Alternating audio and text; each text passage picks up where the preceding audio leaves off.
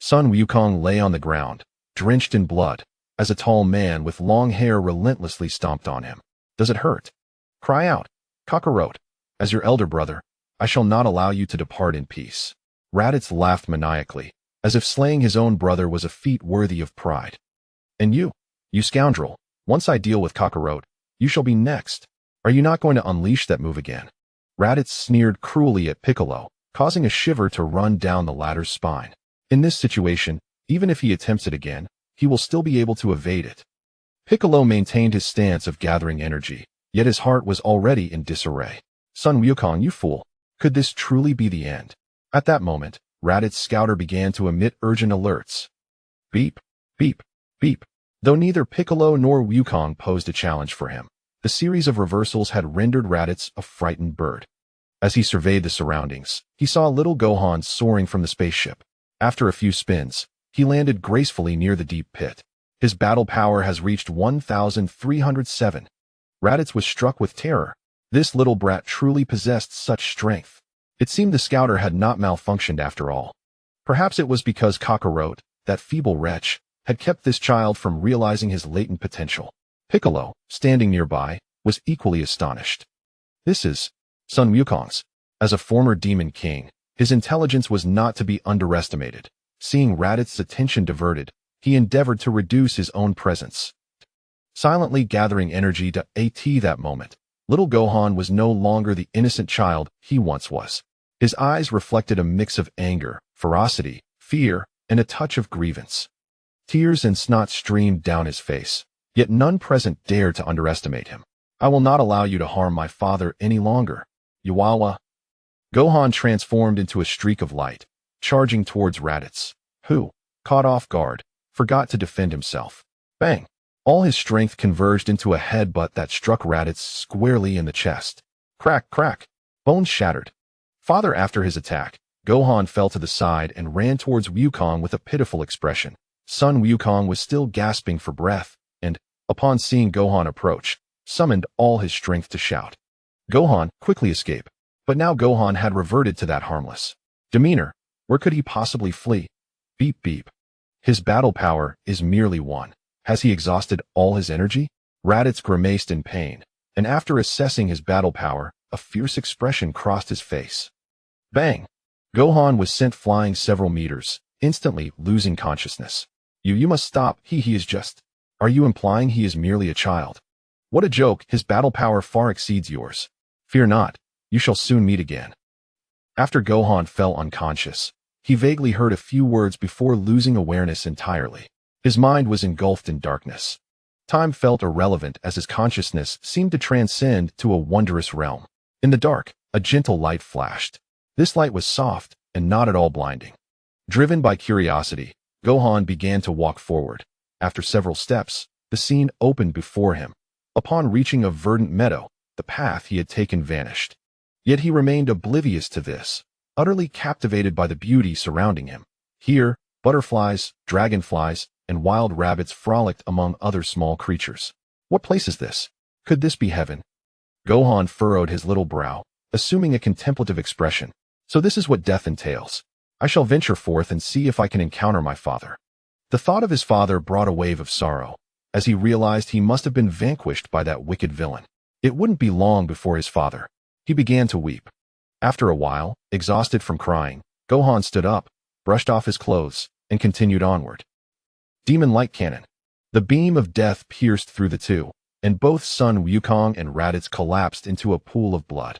Cursed be it. I cannot believe I shall perish at the hands of a wretch like you. Raditz's face contorted in agony as he shouted with his last vestiges of strength. Phew. Piccolo's attack had nearly drained all his energy. You have brought this upon yourself? Yet, I never anticipated that Kakarot would sacrifice his life for this planet. Raditz was nearing death, unable to comprehend why Kakarot would choose to perish alongside him. For a seemingly inconsequential planet. Fool, only you shall perish. Sun Wukong will soon be revived. Wah, what nonsense are you spouting? Seeing Raditz's unwillingness to accept his fate, Piccolo had no qualms about further tormenting him. On this planet, there exists a wondrous object known as the Dragon Ball, capable of granting any wish, even bringing back the dead. Yet, after uttering these words. Raditz's expression shifted from one of resentment to an even more sinister grin. "No, but I didn't tell you. Everything that has transpired here has already been known by my two comrades. They shall arrive shortly." Upon hearing this, Piccolo fell silent. He was not a loquacious individual, yet in this instance, he admitted to having spoken too much. "You weaklings shall be obliterated in an instant." "Then, when will those two arrive?" Wukong, straining with all his might, inquired. Raditz, upon hearing his brother's voice, revealed a chilling smile. "In a year. At most a year, cough cough." He wished to elaborate further, but was choked by the blood he coughed up. At this moment, Piccolo grew even more silent. "A year, merely a year, and stronger foes." He had not yet devised a plan when he heard Raditz rambling on again. "Make sure to enjoy this year. Ha ha ha. You shall be killed in an instant." Initially troubled, upon hearing these words again, Piccolo felt an even greater irritation. "Die!" Piccolo transformed his hand into a blade, striking down, and then the entire world fell silent. "Shut your mouth. Spewing nonsense before dying." Having dispatched the scion, Piccolo felt an unprecedented sense of relief. His previously gloomy mood had brightened. This might just be the most uplifting moment he would experience in the coming year. Chapter 2. The enigmatic space. A whirling hum filled the air as a spacecraft hurtled through the cosmos, carrying Bulma, Krillin, and Master Roshi. "Look, there are people down there," exclaimed Bulma, pointing out several figures lying on the ground, with only one standing. "Piccolo." On a distant planet in the universe, the grim-faced Nappa turned to Vegeta, asking, "What should we do? Are we heading to Earth?" However, Vegeta paid him no heed, engrossed in devouring the flesh and blood of a humanoid creature. What a disgrace. To think a mere fighter with a power level of only 1,000 could defeat him. He gnawed on an arm, the blood splattering like juice, which he licked clean. Before long, the body was entirely consumed. "That Dragon Ball sounds intriguing. Let us move," Vegeta commanded, rising to his feet. "Where to? Are we reviving Raditz?" inquired Nappa. "What a ridiculous notion. Why would we want to revive such a useless being?" Vegeta responded with disdain. "Immortality. How do you feel about that wish?" He posed the question to Nappa, yet his tone brooked no argument. Immortality? Nappa's not-so-sharp mind seemed slow to comprehend. Then we could enjoy the thrill of endless battles. Vegeta continued, his spirits lifted, and he elaborated further. With a whoosh, their spacecraft departed from the planet. "By the way, there is something that piques my interest. Kakarot's son possesses a power level that appears to far exceed that of an ordinary scion child." As the vessel ascended, Vegeta's voice crackled over the radio. "Is that possible?" Nappa, who had just settled down to rest, instinctively replied without thinking. "Impossible. Raditz was severely injured only after being attacked by him." Vegeta analyzed further. "It seems that the hybrid offspring of scions and earthlings are indeed stronger." "I see. If such hybrids continue to proliferate, the resurgence of the scion race is not merely a dream." Nappa, invigorated by the prospect of stronger scions, felt a surge of excitement. "Stop talking nonsense. If that were true, wouldn't our situation be perilous?" Nevertheless, they seemed to have already made up their minds regarding the fate of Earth. Meanwhile, Sun Wukong had searched in vain for any sign of his father. Could it be that Dad is still alive? His eyes sparkled with hope. Indeed, not finding him must mean he hasn't perished. Dad is the strongest. He can surely defeat that villain.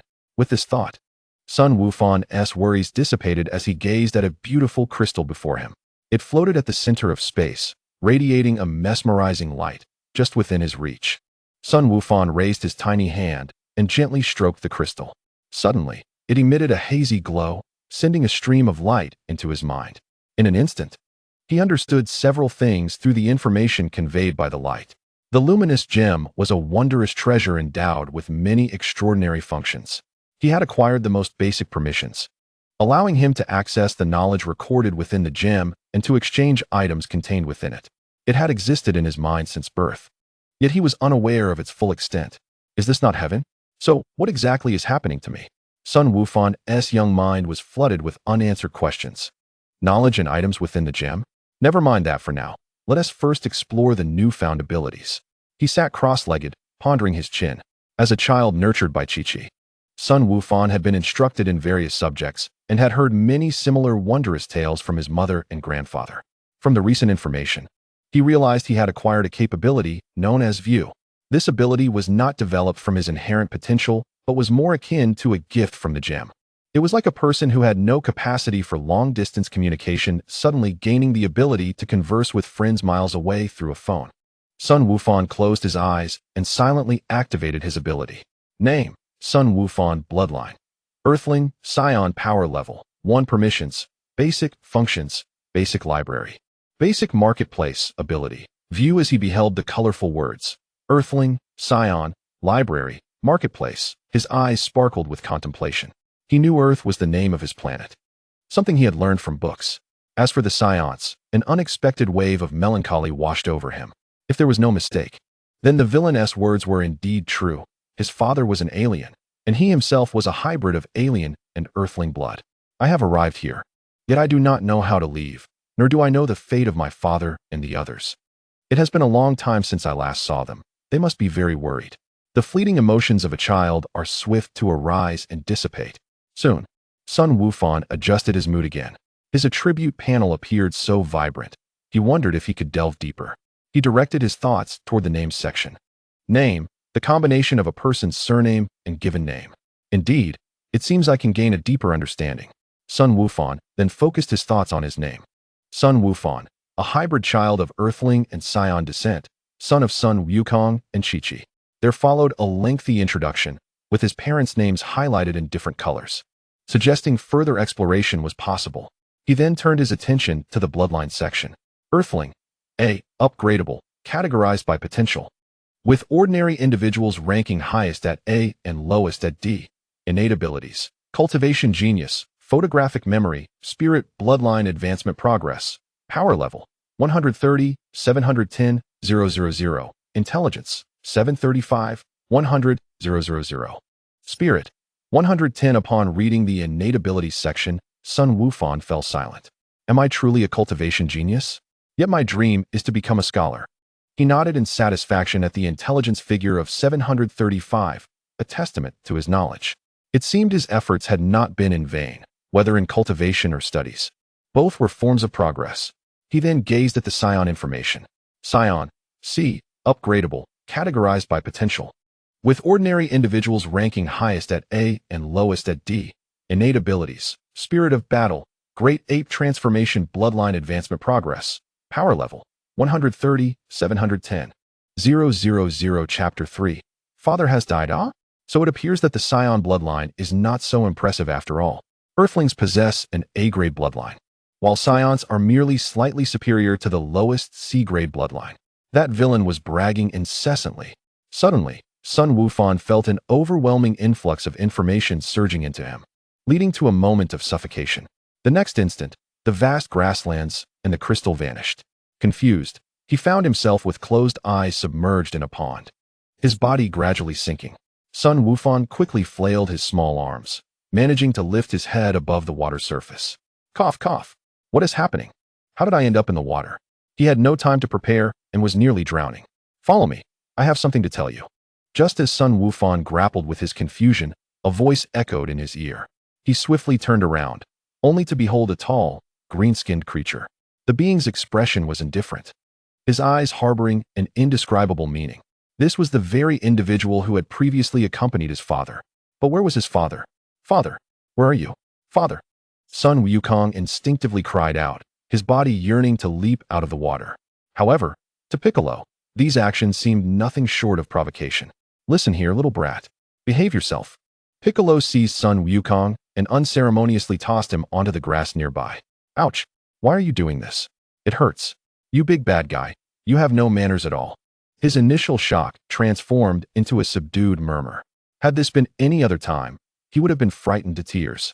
Yet, the rapid shift in circumstances left Sun Wukong bewildered and struggling to comprehend what had transpired. First, I must deliver some unfortunate news. Piccolo seemed oblivious to Wukong's quiet murmurs. Continuing on his own, your father has passed away. You should remember, he died fighting that Scion. Upon hearing these words, Sun Wukong felt as though all the blood in his body had turned to ice. He gazed at Piccolo's face, as if searching for any hint of deceit. No, you're lying. Though he protested verbally, a sense of panic gripped his heart. Yes, here it is. Check it out. Name: Sun Wukong. Continue clicking. Sun Wukong, Half Earthling, half Scion. Father is Sun Wukong. Keep going. Sun Wukong, a Scion raised on Earth. Bloodline, Scion, D-Class. Talents, innocent heart, fighting spirit, great ape transformation, skills, Kamehameha, flight. Key sense, combat power, 416. Status, physical spirit, more. Physical spirit, a kind-hearted hero retains his physical form after death. Seeing that a kind-hearted hero had perished, tears streamed down Wukong's face. He could not bear to read further. He was now certain that his father was indeed gone. In truth, when he first laid eyes on that figure, he had sensed something amiss. Why was he not by his father's side? Why was he here with this creature? The being had fought alongside his father against that villain. There was no reason to deceive him. In Piccolo's eyes, Sun Wukong's expression quickly crumbled after a brief moment of contemplation. He could foresee what the little boy might do next and felt compelled to take preemptive action. No crying, or I shall strangle you. Piccolo spread his arms wide, adopting a fierce demeanor. His exaggerated expressions, coupled with his appearance, indeed made him resemble a formidable monster before the 4-year-old. Sun Wukong's imminent tears were instantly stifled. You must listen to me. Piccolo resumed his previously aloof demeanor. Your father must have spoken to you about the Dragon Balls, right? Within a year, his companions will gather the Dragon Balls to resurrect him. Piccolo sought to explain a few things to prevent the boy from bursting into tears once more. He cleared his throat. However, this is of little importance. Although the one who took you has been dealt with, in a year, 2 even more fearsome opponents will arrive. Even if your father is brought back to life, it will be of no use. What I need from you now is to train diligently with me to protect Earth. Upon finishing, Piccolo turned his head aside. For although he spoke the truth, the notion of protecting Earth coming from the mouth of a fearsome creature was somewhat humiliating. Me? Really? For some reason. A vivid image flashed in Sun Wukong's mind. On a grassy field, the green-skinned creature wore a sinister expression and instructed him, Sun Wukong, eliminate the scions for me. Followed by a sly grin as he hid. You little brat, what are you thinking about? Although Piccolo could not discern the child's thoughts, he could tell from Wukong's expression that he was likely mulling over something inappropriate. Despite possessing the ability to read thoughts, he found no need to do so with the child. Nothing. Nothing. Sun Wukong quickly shook his head, perhaps due to his previous experiences in that strange space. He hadn't immediately refuted the idea. Little brat. Yet, Piccolo was not willing to let him off the hook. Do you wish to witness your own power? The creature lifted Sun Wukong with a malicious grin. Hey, what are you planning? I don't want to. Let me go? Sensing the creature's expression, Sun Wukong felt certain that whatever was about to happen would not bode well, and he struggled with all his might. Yet, his efforts were in vain. This is not up to you. Go. Piccolo hurled Sun Wukong towards a mountain as one would throw a pokeball. Whoosh. You wicked creature. As he hurtled toward the mountain, he feared that if he collided with it, he would surely be gravely injured, if not killed. In the midst of this crisis, Sun Wukong felt an immense power surging within him. His gaze sharpened, and he desperately channeled this energy forward. With a resounding roar, a beam of light, far wider than his own body, shot forth. Boom! The mountain ahead was instantly reduced to dust, and the beam traveled for dozens of kilometers, obliterating every peak in its path. Was this the latent power within me? Moreover, he felt no fatigue. Instead, his body exuded a euphoric sensation. Was this a talent? No. This was power I have always possessed. Chapter 4. Survive beside him. Piccolo had lost his previous nonchalant demeanor. Incredible. Far beyond my expectations. He felt a contradiction. The very one he aimed to train might one day become his rival. Now, do you understand? Piccolo quickly adjusted his mindset. Future matters could wait. The immediate priority was to enhance their power to confront the 2 stronger scions ahead. With such potential, Sun Wukong could not be overlooked. Your potential can only be fully realized in moments of intense emotion. However, relying solely on this fleeting power will not suffice to defeat a scion. What I need to teach you now is how to fight.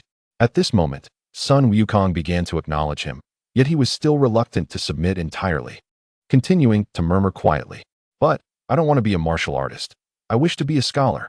Piccolo, with a serious expression, explained with surprising patience. That's fine, but before anything else, we must eliminate those 2 scions. Their goal is to destroy Earth, and should they succeed, there will be no future. Hearing this, Sun Wukong nodded internally, albeit curious as to how Piccolo could hear him so clearly. Did he overhear all his previous murmurs? But if my father can be resurrected, I wish to learn from him. Sun Wukong felt a twinge of guilt and sought to change the subject. Piccolo, however, said nothing more, simply casting a deep glance at him. So what should I do next? Sun Wukong finally relented. You need not do anything. Just focus on surviving for now. Piccolo nodded in satisfaction at his response. He had anticipated that the child would continue to cry for a long time and had even devised methods to intimidate him. Yet, it seemed he had underestimated him. Survive? Sun Wukong was somewhat perplexed.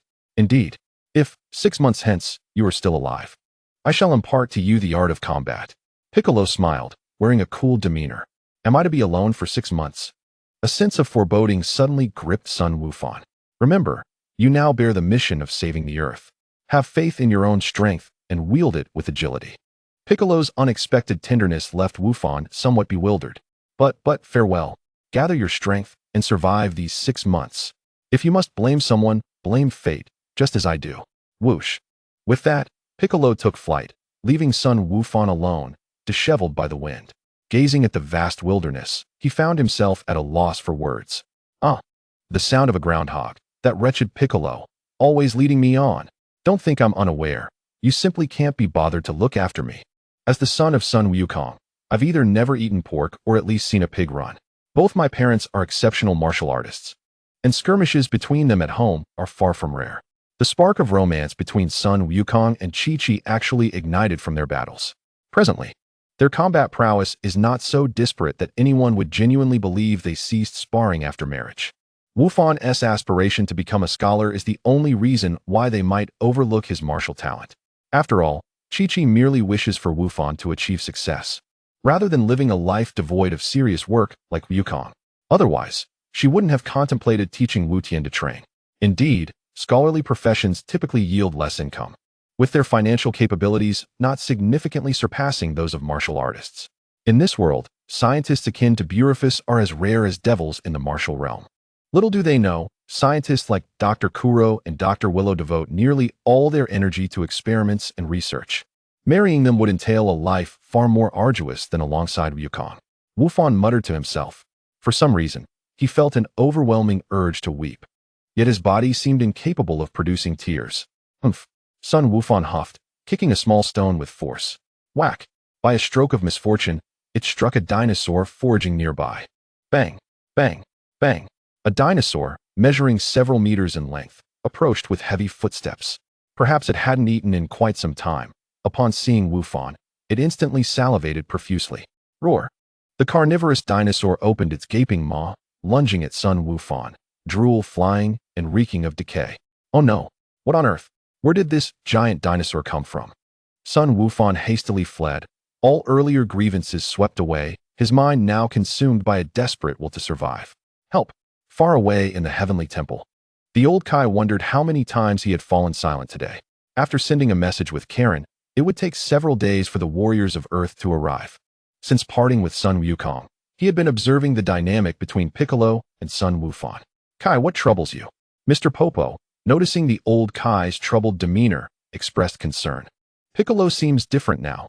Although still malevolent, he is no longer as brutish as before. The old Kai's expression was grave. I share this sentiment. Had it been the former Demon King, he would never have trained Sun Wukong's son. Mr. Popo echoed his thoughts. Furthermore, after Raditz, Wukong's brother, perished, his soul descended to the underworld.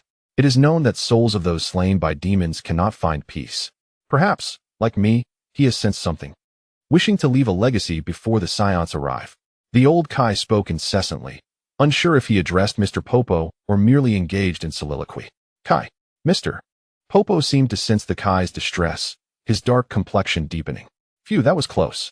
Sun Wukong patted his small chest. He had nearly been devoured by that carnivorous dinosaur.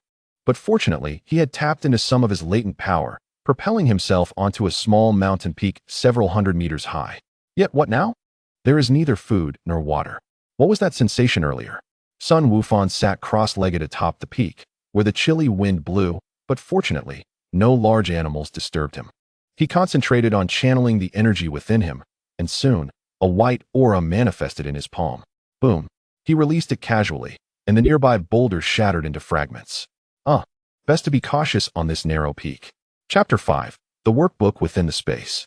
Recently, due to utilizing the latent power of his body, Sun Wukong quickly sensed the presence of qi within. However, how could he delve deeper into understanding his own body? I can check my attributes. Having gained a preliminary understanding of the earlier mysterious space, Sun Wukong was no longer as bewildered as at the beginning. He then settled into a meditative position and closed his eyes. Check. Name: Sun Wukong, bloodline. Earthling, Scion, combat power, 120 permissions. Beginner, upgradable. Functions: beginner library, upgradable. Beginner shop, upgradable. Abilities: view, qi manipulation, beginner. Points: 500 experience, 740 O? Why are there 2 additional entries this time? I must have overlooked them last time. Sun Wukong continued to inspect. Points: the basic currency within the space, acquisition methods are to be explored independently. Special reminder: is this correct? Experience: can significantly accelerate the learning process. Acquisition methods are to be explored independently. Special reminder: is this correct? Select all as yes. After comprehending this, Sun Wukong felt enlightened. Points should be the currency used for purchasing items in the shop, and as for experience, he was not foolish. Though the methods of acquisition remain unknown, his points are not zero. Once this prompt is opened, he will eventually discover the methods. Check the beginner shop. Before him materialized a dimly lit space. Shop items: none. Refreshing requires 1 point. Maximum appearance of blue items. Would you like to refresh? Yes. Refresh successful. Deducted 1 point. Remaining points: 499. Immediately, 3 beams of light appeared before him. Technique: chakra cultivation method. Quality: white price, 99 points. Description: a universally applicable chakra cultivation method in the ninja world, containing basic hand seals, chakra refinement methods, and some low-level ninjutsu. Miscellaneous golden silk gloves. Quality: gray price, 1 point. Description: originating from the martial arts world, woven from platinum silk, as thin as a silkworm's wing. Impervious to blades and arrows. Book: 5-year college entrance examination, 3-year simulation, complete set with analysis. Quality: gray price, 1 point. Description: affordable and high-quality workbook. A favorite among students from a certain world. They all seem quite useful. According to the descriptions, the chakra cultivation method is a training method for ninjas. Although it appears somewhat incompatible with him, it can still serve as a reference for cultivation. The workbook, being something he enjoys, is also appealing, despite his lack of formal schooling. Then, I shall purchase the workbook. Exchange successful, deducted 1 point. Remaining points: 498. Soon, a set of over 10 workbooks appeared before him. Retrieve. One of the small booklets suddenly materialized in Sun Wukong's hand. Withdraw. Then, the booklet swiftly vanished from his hands as if it had never existed. It seemed that the space not only could accommodate his consciousness, but also possessed the ability to store items. However, he was uncertain if his body could manipulate it with mere thought, and thus, Wukong felt compelled to experiment. Notice: insufficient permissions. Please upgrade your Lingbao privileges. Although somewhat disappointed, the thought of the exercise book he had just purchased brought a smile to his face. It was not that he particularly relished solving problems. Rather, clutching a stack of exercise books evoked a comforting sense of maternal presence. In this desolate gobi, it served as a form of psychological solace. He casually flipped open one of the books within the space, but it was entirely incomprehensible. Certain world high school knowledge requires 9 experience points to begin learning. Would you like to study? No. In an instant, Wukong's interest evaporated. Learning required diligent effort to foster a sense of fulfillment. His philosophy was simple: save the best for last. He proceeded to purchase the chakra cultivation method and the golden silk gloves. Transaction successful, 100 points deducted, remaining points: 398. Chakra cultivation method requires 5 experience points to begin learning. Would you like to study? Yes. Learning successful, 5 experience points deducted, remaining experience: 735. For those subjects that did not pique his interest, swift completion was ideal. He tossed the gloves into the space. Soon, a wealth of knowledge regarding ninjas flooded his mind: the refinement of chakra, the 12 hand seals, the body technique, and the fundamental principles of illusions. Suddenly, he felt an unexpected thrill. With eyes wide open, Wukong was pleasantly surprised as a multitude of ninja cultivation knowledge surfaced in his consciousness, akin to having studied for several months. Chakra: beginner, 0-10. shadow clone technique. A faint surge of energy emanated from him, instantly manifesting two identical phantoms. With a mere thought, the two shadow clones swiftly dissipated. Is this the art of ninjutsu? Truly miraculous. However, he wondered if it could deceive Bike. He continued to allocate points. 10 experience points deducted, chakra upgraded to beginner level, remaining experience, 725. 100 experience points deducted, chakra upgraded to intermediate level, remaining experience, 625. Notice, daily experience usage has reached its limit, please rest soon. Before long, an abundance of knowledge regarding climbing trees, walking on water, and the transformation of chakra manifested in Wufan's mind. The foundational ninjutsu of the 5 elements, basic body techniques, and illusions. As a sense of mild fatigue settled in his head, he abruptly ceased. Wufan savored the sensations he had just experienced, akin to years of relentless training. He checked his status once more. His combat power had risen to 135 points, with 398 points and 635 experience remaining. It appeared he could still purchase many items. However, he needed to rest properly, otherwise, his spirit would truly falter. As for the library, it remained largely empty, with only the functions of recording and printing available, which he could not utilize at the moment. Wufan then languidly reclined beside a rock, swiftly drifting into slumber. The pangs of hunger jolted him awake. It was now nightfall, with a bright moon suspended in the sky and stars twinkling. Yet, the sensation of hunger was undeniably unpleasant. Bang! Bang! Huh! Where did that apple come from? Wufan scanned his surroundings. There were no fruit trees in sight. It was likely Bike had tossed it over. Crunch! It was surprisingly sour and unpalatable. Nevertheless, he set that aside. Satiating his hunger was paramount. Soon, he finished off 2 apples. After eating, Wufan stretched lazily. Despite the apples being rather distasteful, he still expressed gratitude to Mr. Bike. Upon hearing the voice, Bike, who hovered in the air, turned a shade of green with anger. That insufferable little brat. I will only assist you this once. Chapter 6. Time difference. A night passed without incident.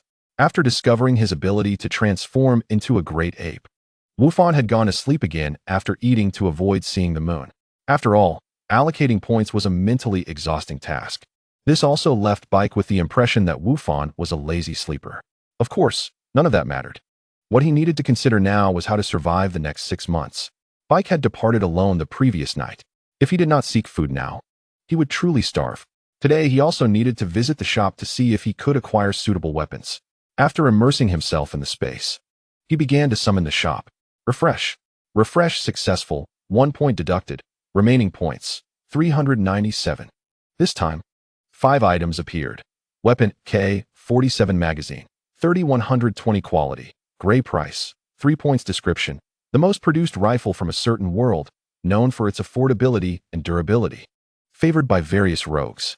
Item, abandoned elixir, 1 vial, quality, gray price, 4 points description. A failed product from a novice alchemist. Containing weak spiritual energy and a large amount of elixir poison. If you are not afraid of dying, give it a try. Item, model 2360, civilian light brain quality. White price, 66 points description.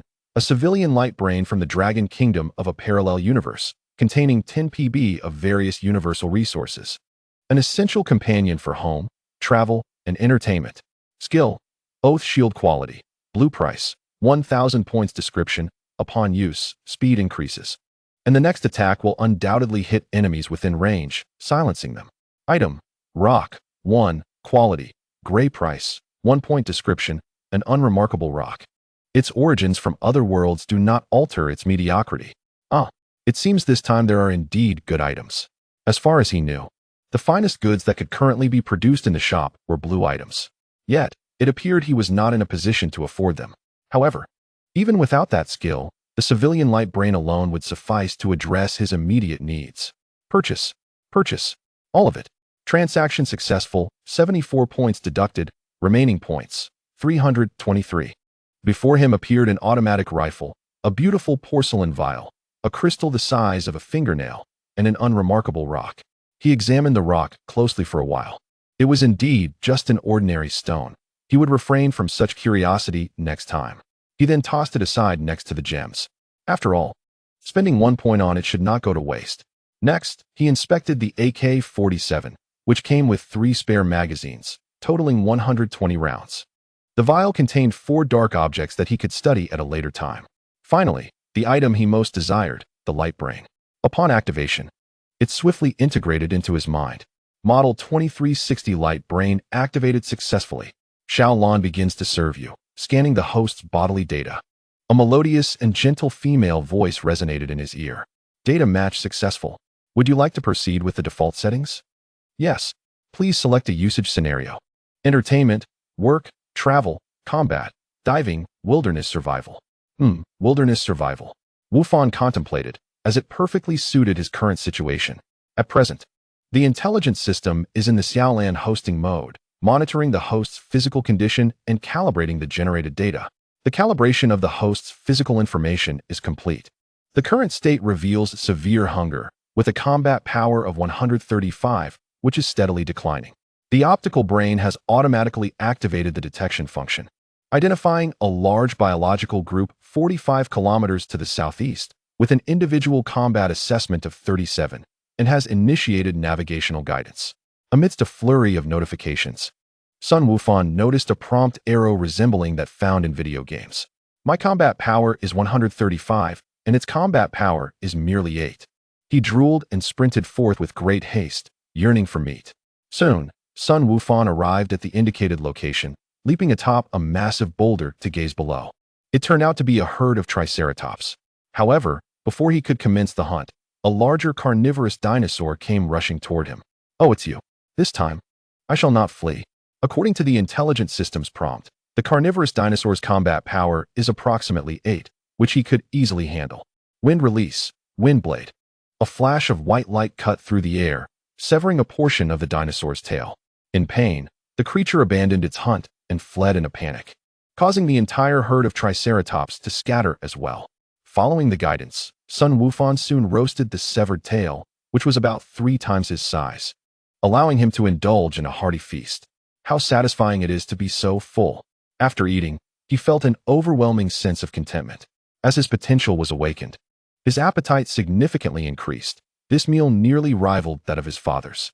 Yet, he lamented that the meat he cooked himself could not compare to the deliciousness of his mother's cooking. How he longed for his mother's meals. Sun Wufan's thoughts were consumed with memories of his mother, yet he feared returning to her side, not only due to his father's demise, but he also dreaded that the courage he had mustered to grow stronger might dissipate inexplicably. Xiaolan, is there a way to contact my mother without her noticing? I wish to assure her of my safety. Detected the host's request.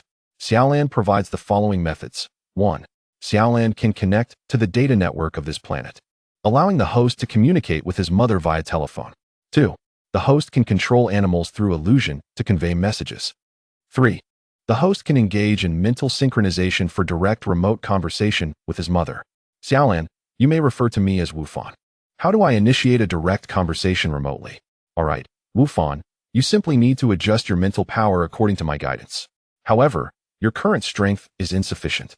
It is advisable to engage in conversation while dreaming. Oh, but it is daytime now. How long must I wait? Sun Wufan felt a tinge of disappointment upon hearing Xiaolan's explanation. Do not be distressed. Based on the information provided, Xiaolan has detected your mother, and she is currently asleep. Is my mother unwell? She has never napped during the day before. A wave of worry washed over him.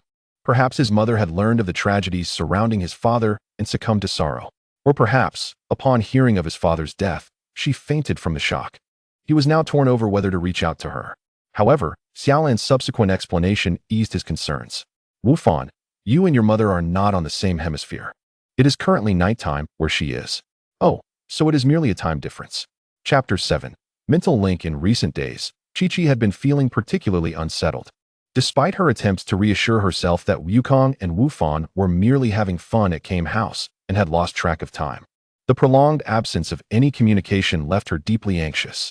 Today, Krillin visited her home, seeming hesitant and tongue-tied, which both worried her and ignited her frustration. This father-son duo must be hiding something from her. She resolved that tomorrow, no matter what, she would go to Kame House to see for herself. Under a cloud of worry, Chi-Chi gradually shed her clothing and slipped into slumber. Mother, mother, can you hear me? In her dreams, Chi-Chi seemed to hear Wufan's calls. She suddenly awoke, disregarding her disheveled appearance, and quickly wrapped herself in a blanket to rush to the door. Her abrupt movement startled Krillin, who was attempting to escape with the Ox King, causing him to scurry back to bed. What is happening? Did Chi-Chi hear my noise? This is terrifying. Krillin trembled beneath the covers. Wufan, Wufan, is it you who has returned? Oh, it turns out he had not been discovered. Wukong, eat more. We have roasted elephant coming up. Hearing Chi-Chi's calls outside and the Ox King's sleep talk deepened Krillin's guilt. He realized he could no longer stay in this place. As soon as Chi-Chi returned to her room, he must escape. After a considerable time, Chi-Chi returned to her room in disappointment. Wufan had not yet come back. Was she simply missing him too much? She buried her head beneath the covers, and the usually strong-willed woman found herself weeping softly. Wufan, my Wufan. Xiaolan, what just happened? I felt as though I had connected with my mother, but then it abruptly cut off. Wufan, it is likely that you are still not proficient enough. Practice a little more, and you will improve. Ah, very well. Son Wufan sat cross-legged on a small mound of earth. Initially serious, but gradually relaxing as he endeavored to stabilize his mental state. Mother, it is Wufan. Can you hear my voice? Crack Xiaolan, it disconnected again. Son Wufan felt a surge of urgency. He was certain he had established a connection. Wufan, analysis suggests your mother may have awakened to your voice, causing the mental dialogue to sever. There are two solutions. The first is to enhance the level of your mental link usage, and the second is to bolster your own strength. However, both methods require a considerable amount of time. Xiaolan's explanation plunged him back into contemplation. Ultimately, was it not that I am still too weak? Strength cannot be rapidly acquired, even though he could unleash tremendous power during emotional surges. Such states were wholly unsuitable for initiating a mental dialogue. Xiaolan, what proficiency level is required? Wufan, you are currently at the beginner level. To achieve flawless communication, you must reach the advanced level. Thus, Son Wufan began to silently chant within his mind. Check. Mental link. Beginner, 12100. Experience, 652 points. His experience had increased, attributed to the use of ninjutsu and practice, yet advancing to the advanced level remained a far-off goal. He began to rapidly brainstorm. Ding Eureka! The chakra training method had mentioned that the shadow clone technique could assist in training. Coincidentally, intermediate knowledge encompassed this advanced ninjutsu. Shadow clone technique. Boom, boom, boom. A cloud of white mist erupted. With all his might, Son Wufan summoned hundreds of clones. The shadow clone technique manifested as the multi-shadow clone technique. Now, let us all practice together. 2 hours later, Son Wufan successfully elevated his mental link to the advanced level, with his experience points rising to 1740. At this moment, his mental state was nearing its limit. This weariness again. No, I must complete this task today. With strong willpower, a warm sensation flowed through his body, and his mental strength surged considerably. Soon, Wufan linked to Chi-Chi's dream.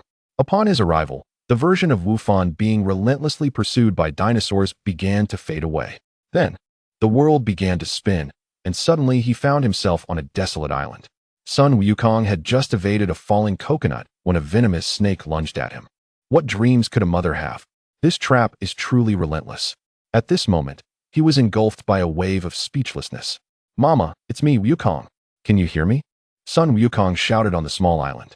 Gradually, a beautiful figure began to take shape before him. It was Chi-Chi.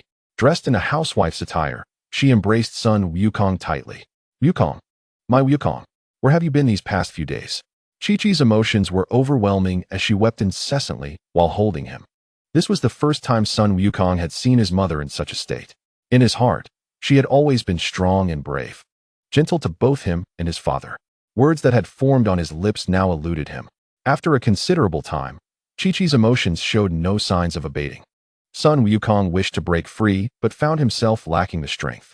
Initially, he thought it was due to the dreamlike nature of the moment, but upon stealthily assessing, he discovered that Chi-Chi possessed a remarkable combat power of 130. Mother, you are so strong too, he exclaimed inwardly. Mother, father is. Sun Wukong's voice trailed off, as the matter was one he found exceedingly difficult to articulate. Wukong, do not mention that irresponsible father of yours. How could he take his son away for so long without returning home? After Chi-Chi stabilized her emotions, she became somewhat irate upon hearing Sun Wukong mention Wukong. With a sigh, Sun Wukong continued, Mother, I have been training with Mr. Bick outside, and I am doing well. Please rest assured. I will not forget my studies at home. You must take care of yourself too." As he spoke these words, tears began to stream down his face. "Wukong, what nonsense are you writing? How could you be with someone as dangerous as Mr. Bick? And what has happened to your father?" Sadness surged within Sun Wukong. At that moment, he felt a wave of nausea creeping in. "Mother, both father and I have gone to train. So do not slack off at home. You never know, the next time I return, I may be stronger than you all." Sun Wukong desperately uttered his farewells, gradually fading from the island. "Wukong, my Wukong." Chi-Chi suddenly awoke from her dream, only to find her pillow completely soaked with tears. "Chi-Chi, Chi-Chi, how are you doing now?" At this moment, the sun had risen, and hearing his daughter's voice, Neo-Mo Wang anxiously called out from outside the door. Slowly, Chi-Chi began to compose herself. "Father, please do not come in. I am not dressed yet." Chapter 8, Daily Training. Wukong, my Wukong. Upon awakening, Chi-Chi found herself alone in the room. Neither Wukong nor Wukong had returned. As she became more aware, she noticed only her pillow, dampened by her tears. My Wukong must be suffering somewhere. Is it true that he is really with Mr. Bick? What on earth is Wukong up to? Chi-Chi's thoughts raced, her expression growing increasingly serious. "Chi-Chi, do you have any problems?" Neo-Mo Wang, having heard his daughter weeping in the morning, approached the door with concern. "Dad, I am fine. Please do not come in." Chi-Chi suddenly realized she was wearing nothing but a light nightgown and hurriedly tried to stop Neo-Mo Wang. "Warning! Warning! Wukong, danger is approaching. Sister Xiaolan. What is happening?" Sun Wukong quickly wiped away his tears and scanned the surroundings, only to discover a dinosaur drooling and cautiously approaching. "You again? How annoying. You truly have no memory." Sun Wukong's expression hardened, causing the carnivorous dinosaur to shiver in fear. Since it had come, he decided to leave something behind. Another flash of white light occurred, and a tail weighing approximately 50 kilograms fell into Wukong's hands. The dinosaur let out a painful cry and fled in panic. "Sister Xiaolan, did I just cry?" Sun Wukong, regaining his focus, observed the meat roasting over the fire, his emotions still tinged with sadness. "Wukong, at such a young age, it is entirely normal to feel sorrow from parting with your mother. Do not worry, mother. I will never cry again." After finishing his meal, he resolved to adjust his spirits and soon constructed a house using earth release techniques. Mr. Bick had once told him that he needed to find a way to survive on his own. Lying on the small bed in the earthen house, he began to contemplate his future. With Sister Xiaolan's assistance, survival should not be too difficult. During this time, he must find a way to grow stronger. After a long day of exertion, Sun Wukong succumbed to exhaustion and fell into a deep sleep, though this time it was not a peaceful one. Due to his heightened mental strength, he often heard the sounds of wild beasts in the dead of night, whether it was incessant howling or rustling noises outside. Although he knew they posed no threat to him, and with Sister Xiaolan's warnings, he often jolted awake. After several such instances, dawn broke once more. The morning sun slowly rose, dewdrops glistened on the grass, and occasionally, the sounds of birds could be heard outside. What a peculiar place this was. Despite being a desert, Sun Wukong stepped out of the temporary earthen house, inhaling the fresh morning air, feeling revitalized. He had not noticed yesterday, but this truly was a beautiful place. Regrettably, the Scions would be arriving in a year. I must protect this beauty.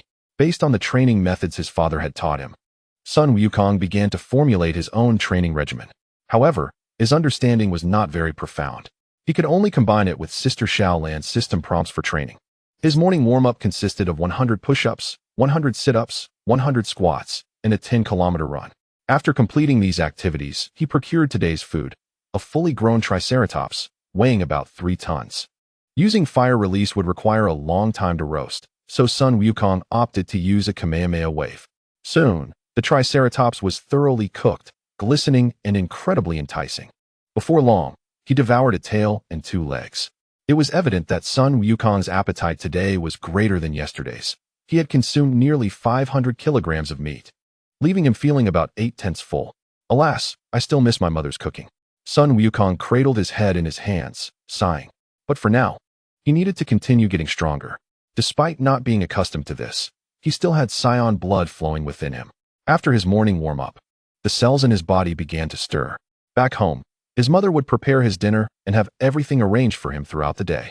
However, with the crisis on Earth imminent, For the sake of his parents and everyone on Earth, son Wukong, you can do this. After placing the remaining roasted meat inside the earthen house, he embarked on the first day of his formal training. 10 kilometers of long-distance running. Experience 1. 100 squats. Experience 1. 100 push-ups. Experience 1. As he continued to train, notifications frequently flashed in his mind. Body check in progress. 95 to limit. Body check in progress. 94 to limit. Body check in progress. 93 to limit. Sister Xiaolan also persistently reminded him in his mind. Due to her analysis, Wufan possesses a physique that is distinctly unusual. If his body reaches its limits, he may experience unexpected growth. As the sounds around him continued to resonate, Sun Wufan gradually emptied his mind, slowly forgetting all external distractions and dedicating himself wholeheartedly to his training. The frequency of the prompts began to decrease, yet by the end of the day, the accumulated experience was more than sufficient to elevate a particular skill to an advanced level. However, he found himself prone to drowsiness after allocating skill points, making it more prudent to engage in this task before resting.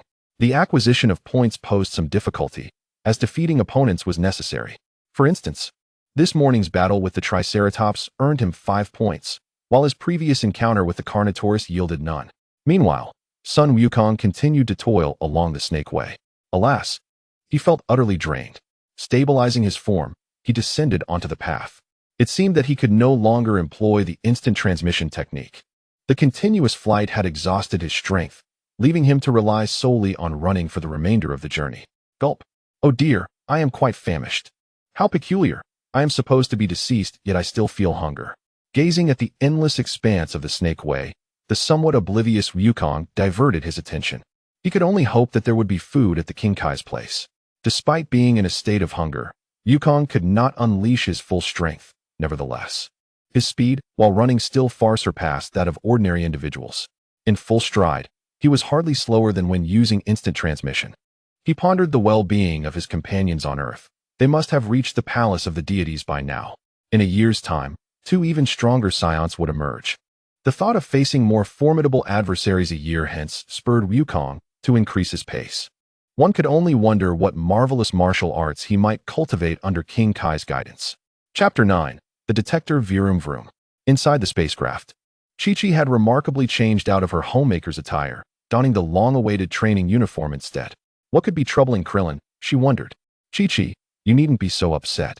He must have had pressing matters to attend to that required his sudden departure. Throughout their journey, Nyoemo Wang had been attempting to console Chi-Chi. After all, Wukong had gone to Master Roshi's, and should Chi-Chi insist on causing a scene, while Master Roshi might not mind, such behavior would still be rather impolite. Dad, this doesn't concern you. He clearly stated he would return by evening. Chi-Chi piloted the spacecraft ahead, listening to her father's voice. Her anger stemmed not solely from Wufan. Had she not known Wukong's nature, she would have been far more than merely upset over his nights away. Wufan was likely in a precarious situation, and Wukong had the audacity to keep this from her, his mother. The morning's abrupt departure of Krillin spoke volumes. She recalled the scene from her dreams. Mom, I am training outside with Mr. Piccolo, and I am doing well. Please do not worry, I will not forget my studies. You must take care of yourself at home as well. Her fists clenched tighter. Children, after all, are prone to play. It is only natural. Wukong had not visited in quite some time, and had likely lost track of time in conversation. Nyoemo Wang observed his daughter's martial arts attire with a somewhat awkward expression. However, upon hearing these words, Chi-Chi's anger only intensified. Her fists clenched, and the spacecraft abruptly surged forward. Father, what do you understand? If he does not study diligently now, how will he succeed in the future? When they had first married, Chi-Chi had admired Wukong greatly. Yet, after years of mundane life, she had come to understand everything about this man. Despite his gentle and considerate nature and formidable strength, Wukong's mind was consumed by training. In the years following their marriage, he had not sought a single steady job. All their expenses during these years had been drawn from Nyoemo Wang's long-standing savings. Although her father would not voice his concerns, she had consistently upheld the role of a devoted wife and mother. However, Wufan was Chi-Chi's breaking point. Wufan was merely 4 years old. What harm could a few days away from studies cause? Like before, they had always been happy together. Nyoemo Wang, seeing his daughter ignore him, continued to urge her to reconsider. Yet upon hearing this, Chi-Chi's frustration only deepened. She felt overwhelmed and did not wish to explain her feelings to Nyoemo Wang. What she truly desired was to visit Kame House to learn everything she sought. If he neglects his studies, will he grow up to be like Wukong, without ambition? In this society, education is the only true path to success. Virum. With a sharp turn, the spacecraft reached its maximum speed. Nyoemo Wang was thrown off balance, gripping the back of his seat for dear life. Chi-Chi, please calm down. Take a deep breath. Inside Kame House, Bulma was diligently repairing the detector, the very one taken from Raditz. First, she needed to analyze the technology within, then fix the malfunction, followed by altering the language settings. Beep, beep. Finally, she would disable the eavesdropping function, and her work would be complete. She had heard from Piccolo that it was this device that had unveiled the secret of the Dragon Balls a year later. Such a potential hazard would not be permitted to remain under her watch as a brilliant scientist. If she could reverse the eavesdropping, that would be even better. Huff, huff. The sounds of heavy breathing disrupted the joy of her recent accomplishment. The sight of Master Roshi and Krillin sprawled out in disarray made Bulma seethe, her pristine forehead beginning to show signs of irritation. Virum, I have toiled all night, and you two are here sleeping soundly. After a swift reprimand, both Master Roshi and Krillin bore numerous bruises. Ouch, that hurts. They realized they were in the wrong and quickly fell silent. Grandpa, come over here. Bulma donned the detector, appearing quite cool, and beckoned to Master Roshi. Did you call me, Bulma? This was the first time the old man had been addressed so, leaving him momentarily stunned. Yet he approached nonetheless. I have successfully modified this device, and the language has been changed to ours. Next, beep, beep. 139. This must be Master Roshi's battle power. Master Roshi was utterly astonished. 139. Remarkable. You can even measure this. Beside him, Krillin was brimming with excitement. Bulma, quick. Check my power level. Krillin leaped onto the couch, eagerly awaiting Bulma's assessment. Krillin's power level is beep, beep.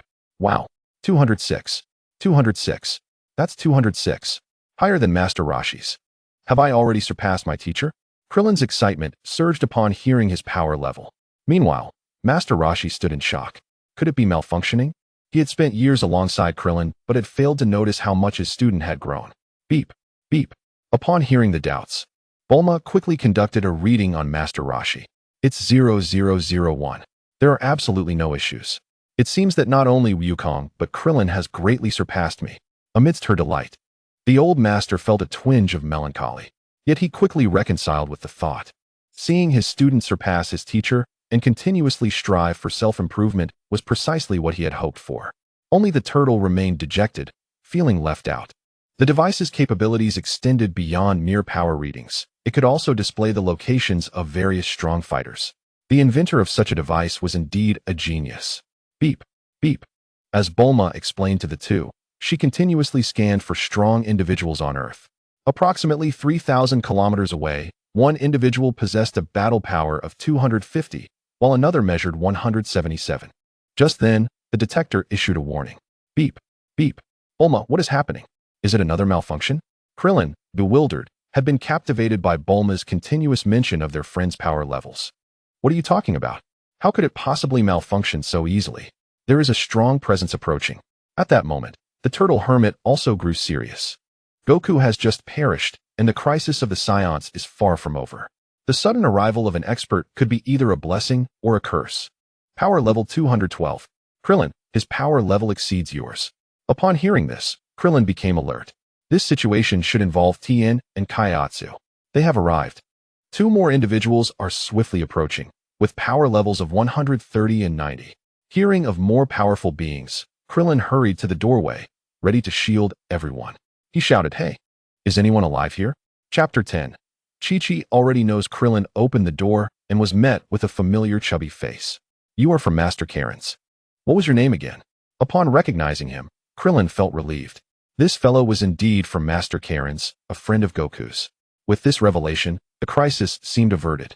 However, did he forget something? I am Yachirobe. You did this on purpose, didn't you? Building a house in this godforsaken place is just infuriating. Seeing no danger, Krillin opened the door wider, and inside, the turtle hermit and Bulma emerged. I am here to relay a message from Master Karen.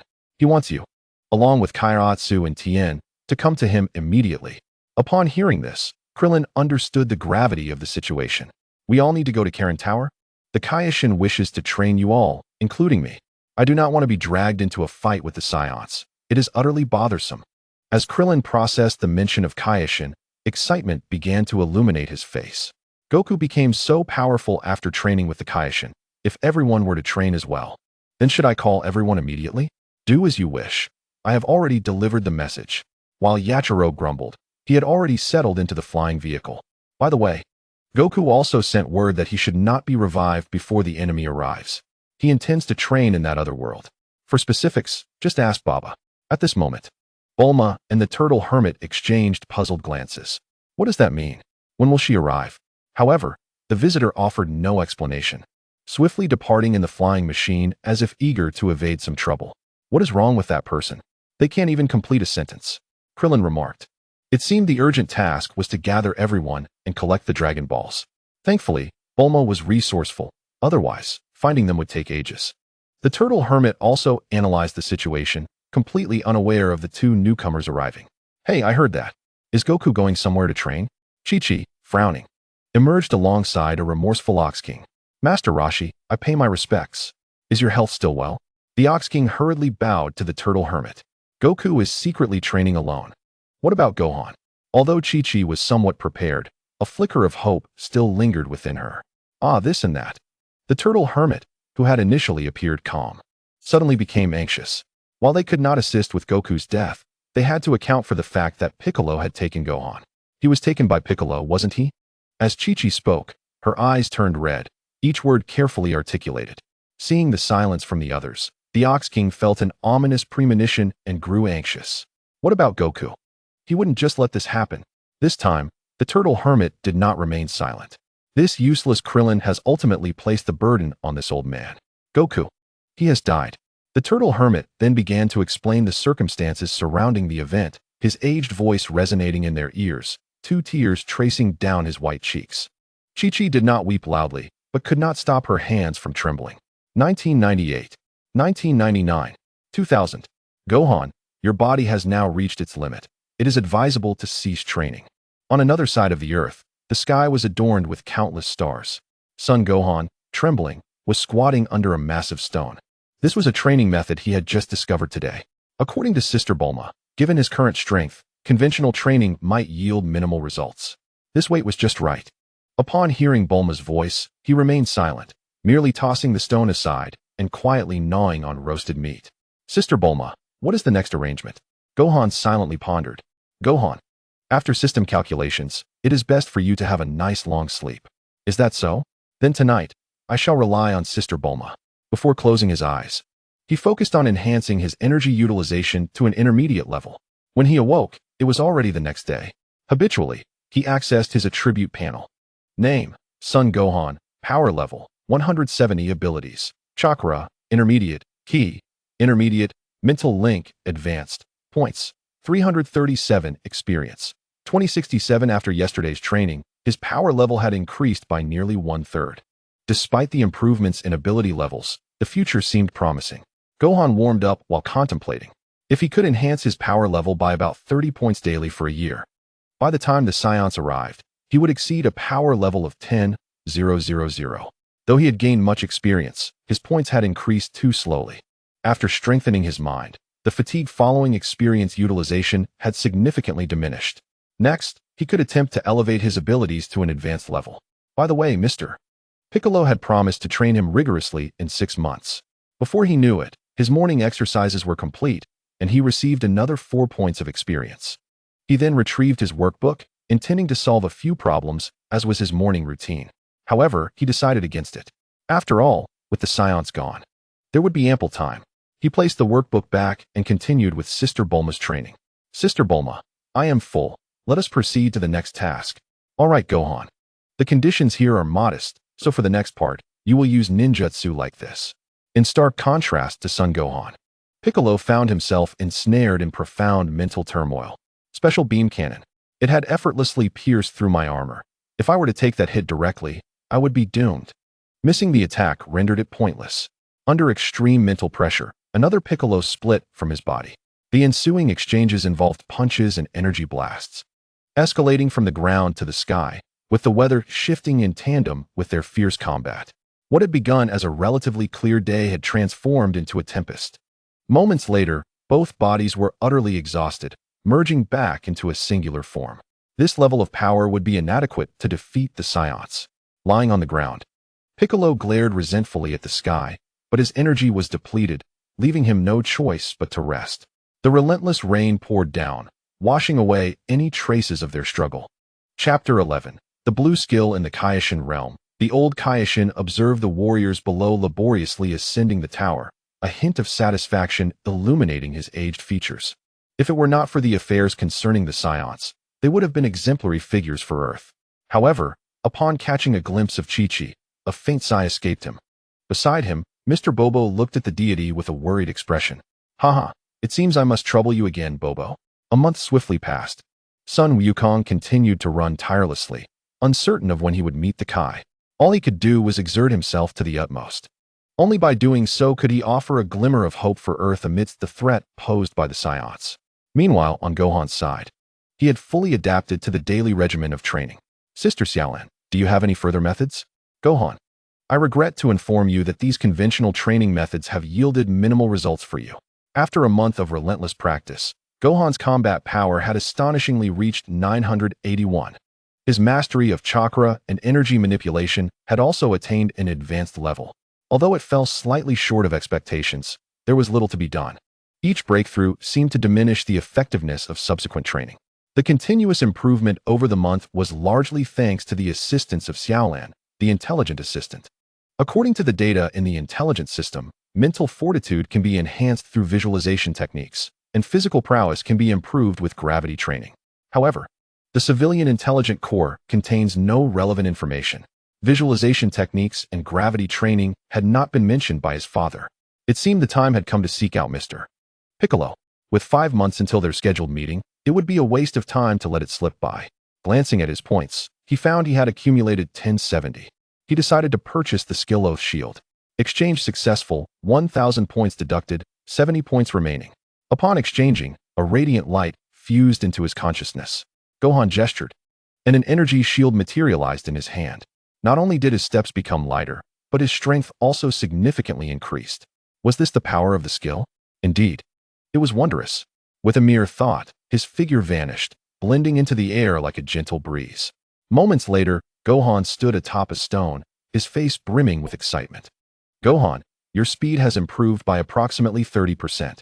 Xiaolan reminded him within his mind. Next, it was time to test his strength. Boom. With a single strike, a boulder the size of a small mountain was utterly shattered. After the attack, all enhancements he had felt faded away. Gohan realized he would need about 8 seconds to gather energy for his next use. He was uncertain whether the silent effect would apply uniformly to different powerful beings. Sister Xiaolan, by how much did that strike exceed my usual power? Gohan, based on analysis, the destructive force you just displayed is approximately double your normal output. Double. Was it truly so? It seemed to him that he could achieve such power with a bit more effort in his regular training. Indeed, Gohan, the system analysis confirms that your previous technique can yield a double effect. With such a significant increase in destructive capability, he wondered if he could employ other forms of attack as well. If Kamehameha could also be amplified, it would undoubtedly serve as a formidable trump card. He continued to refresh the marketplace. Refresh successful, 1 point deducted, 69 points remaining. This time, 2 items appeared in the shop. Item, preservation pill, quality, gray, price, for points. Description, a pill concocted through some nefarious method can ensure graduate school admission for specific individuals. Item, a bundle of vermicelli, quality, gray, price, 1 point. Description, pure sweet potato vermicelli promoted by a certain online celebrity, absolutely devoid of sweet potato content. Gohan thought. Each word was familiar, yet their combination was perplexing. He refreshed again. This time, he did not waste any points. Soon, 3 more items appeared. Item, chicken bones, quality, gray, price, 1 point. Description, leftover chicken bones from a beggar. Item, 300 Tang poems, quality, gray, price, 1 point. Description, a compilation of works from 77 poets. Highly praised by various literary enthusiasts. Item, detailed explanation of basic arrays, quality, gray, price, 9 points. Description: a collection from a certain mortal dynasty, notable for its comprehensiveness. This batch was equally mundane. Nevertheless, upon seeing the literary item, Gohan clicked to acquire it. Instantly, hundreds of books materialized before him, and he promptly stored them in his library. After several more refreshes, he did not encounter any valuable items, finding only a few mediocre ones. The rest were either refuse or mere stones. After purchasing a few relatively useful items, his points were completely exhausted. Gazing at the pile of items before him, Gohan felt a twinge of melancholy. 6 bottles of sugary drinks, a ton of toilet paper, 10 fine iron swords, a single cup, and a vial of body-enhancing liquid. It appeared that the previous blue skill had drained all his luck. Only the cup could be considered a unique item. Item: cup, special, quality, gray. Special: a cup used by the original Spider-Man, featuring the image of a great figure, suitable for visualization. Yet, without the visualization technique, he would have to rely on luck in the future. After glancing regretfully at the body-enhancing liquid, he discarded all the items into the space. It was a valuable item for enhancing strength, but upon analysis, it proved effective only for those with a combat power below 100. He could only blame the marketplace for not providing clear information, wasting his 20 points. A few minutes later, Gohan arrived before Piccolo. At that moment, Piccolo was engaged in meditation, causing the surroundings to swirl with sand and stone, accompanied by flashes of lightning. Gohan chose not to disturb him and patiently waited. 2 hours later, Piccolo opened his eyes, beads of sweat dotting his forehead, his breath slightly quickened. What do you want? Didn't we agree you'd survive on your own for 6 months? Piccolo sensed Gohan's energy, which had subtly approached his own, as survival was no longer an issue. He refrained from uttering any trivial remarks. Mr. Piccolo, please train me now. Gohan's gaze fixed on Piccolo, his resolve unwavering. Oh, is that so? Piccolo chuckled softly, revealing a wicked smile. You wish to seek death so soon? Though he spoke thus, he felt quite pleased internally. The boy had likely reached a bottleneck. His determination indicated that his martial path would extend far beyond this. Even though he might eventually become an adversary, Piccolo was not one to shy away from challenges. From this day forth, your gentle training ends here. What follows will be training more excruciating than hell. Yes, Mr. Piccolo. Chapter 12. Individual training months swiftly passed.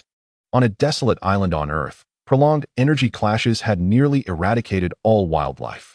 Bang, bang, bang. 2 figures collided repeatedly. Super explosive wave. A beam of light surged toward the ground, threatening to pierce through the heavens and earth, aimed at Gohan. Gohan. Mr. Piccolo's attack has surpassed a combat power of 8,000. Over the past 5 months, Gohan had closed off nearly all notifications to focus on his training. Even Xiaolan had been subjected to numerous requests. No prompts during battles. This was one of the requirements. During this intense battle, the red line of Xiaolan's program was continuously activated. Protecting the host was one of the ultimate directives of the artificial intelligence. The strength of 8,000. I am not without means to contend with. Sun Wukong's gaze sharpened, his youthful body brimming with energy. The 8th gate of Duanjia open. The oath of the shield. With the infusion of these 2 energies, he could easily evade Piccolo's previous full-force attack. However, Sun Wukong chose not to do so. Ha ha ha. A colossal beam of light approached, only to be met with a heavy blow that sent the super explosive wave rebounding back. What? It was deflected. A cold sweat trickled down Piccolo's face, though he was not particularly surprised. The 2 had engaged in countless battles over the past few months, and he was already familiar with some of Wukong's peculiar techniques. Piccolo swiftly dodged, having little energy left to withstand a direct confrontation. Wukong, you have invoked that technique to stimulate your potential. Piccolo's figure appeared in a clearing ahead. Both had long since shed their burdens, their garments tattered and torn. Apologies, Uncle Piccolo, I couldn't help myself, ha ha ha. Sun Wukong felt a bit embarrassed for having broken their initial agreement. Yet, the outcome was now all too evident. Little brat, do you think you have already secured victory? A sly smile crept onto Piccolo's face. Wukong was taken aback. Hundreds of energy blasts surrounded him in the sky. Concentrated demonic energy blast. Attempting to evade was now too late. He could only brace himself for the impact. Boom, boom, boom. Minutes later, as the dust settled, Sun Wukong exhaled a plume of black smoke, his body devoid of any protective clothing. Uncle Piccolo, you can't be serious. Wukong's face was now grimy as he complained while conjuring magic to regenerate a fitting outfit. As Piccolo's prized disciple, possessing the talent of a spiritual entity, it was only natural for him to learn some basic magic. Uncle Piccolo, when did you prepare those energy blasts? I certainly didn't sense their presence until just now. Despite his disheveled state, Wukong voiced his curiosity. Wukong, you have been too complacent. Do you think that merely reflecting my ultimate technique would suffice? At this point, he understood fully. It was the earlier super explosive wave. Piccolo, despite his current limitations, had to adapt due to Wukong's bizarre strategies during their training. Even if he wished to stagnate, it was nearly impossible. Wukong, you have now surpassed me. What are your plans moving forward? Piccolo donned his weights, his expression serious. Over the past few months, Wukong had made rapid advancements, and although he had anticipated being outpaced eventually, he did not expect it to occur so swiftly. The techniques he had crafted were nearly all learned by this young lad, the transformation magic being one of them. The only abilities remaining were those of his own bloodline. Uncle Piccolo, I believe I am still far from sufficient. Scions are not easily defeated foes. In the past 6 months, son Wukong had engaged in more than mere training. Wukong. Piccolo furrowed his brow but quickly realized. His rapid enhancement in power had made him somewhat complacent. He should now exceed Raditz. But if the next 2 foes were of similar caliber, it would be a disgrace to the warrior race. Son Wukong's thoughts diverged completely, fueled by his ever-growing mental fortitude. He had mastered Piccolo's meditative techniques. Each time he rested, he utilized his mind to learn in the void.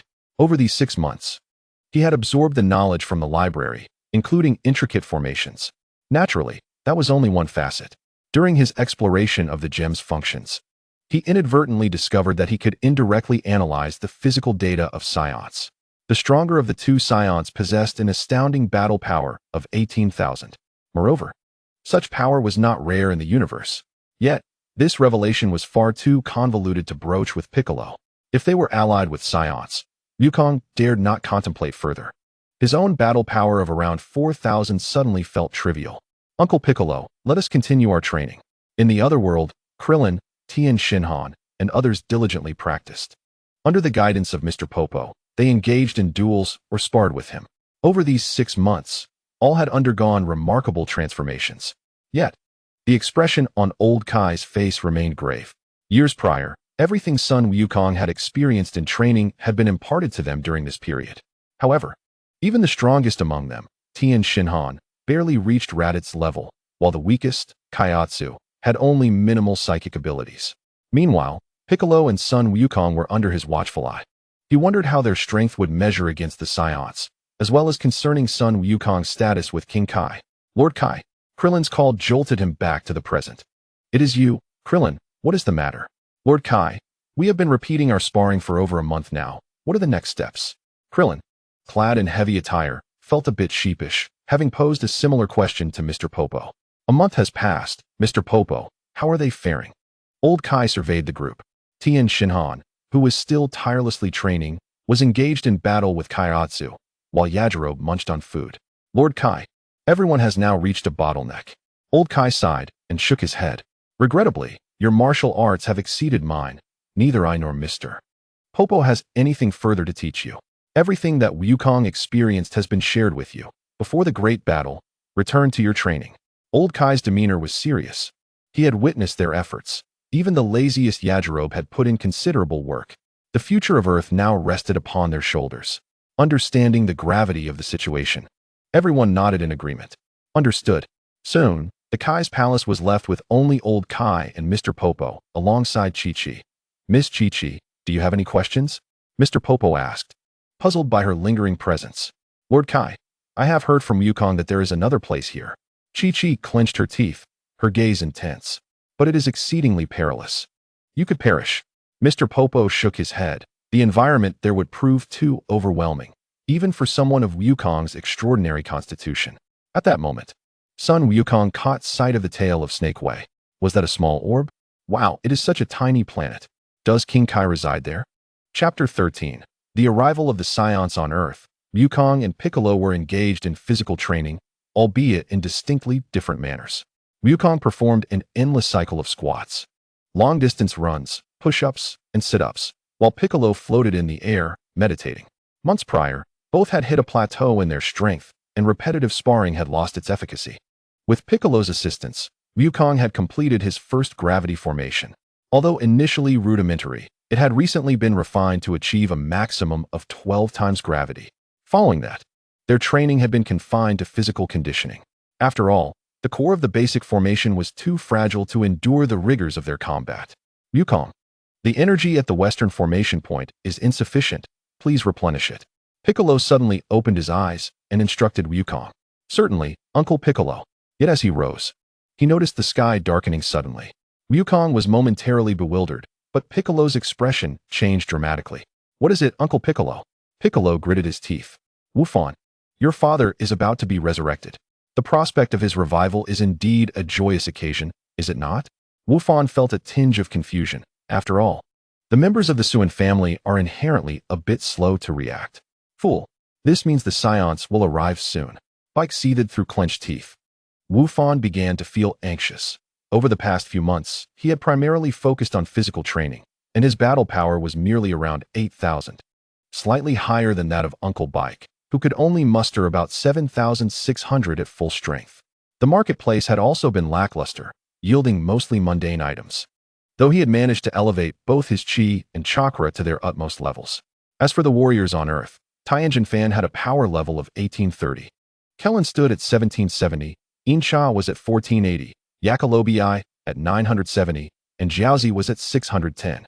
During his training, he had not detected any other formidable energies. He was uncertain of his father's progress in training. Wufan adeptly focused on the words in his mind.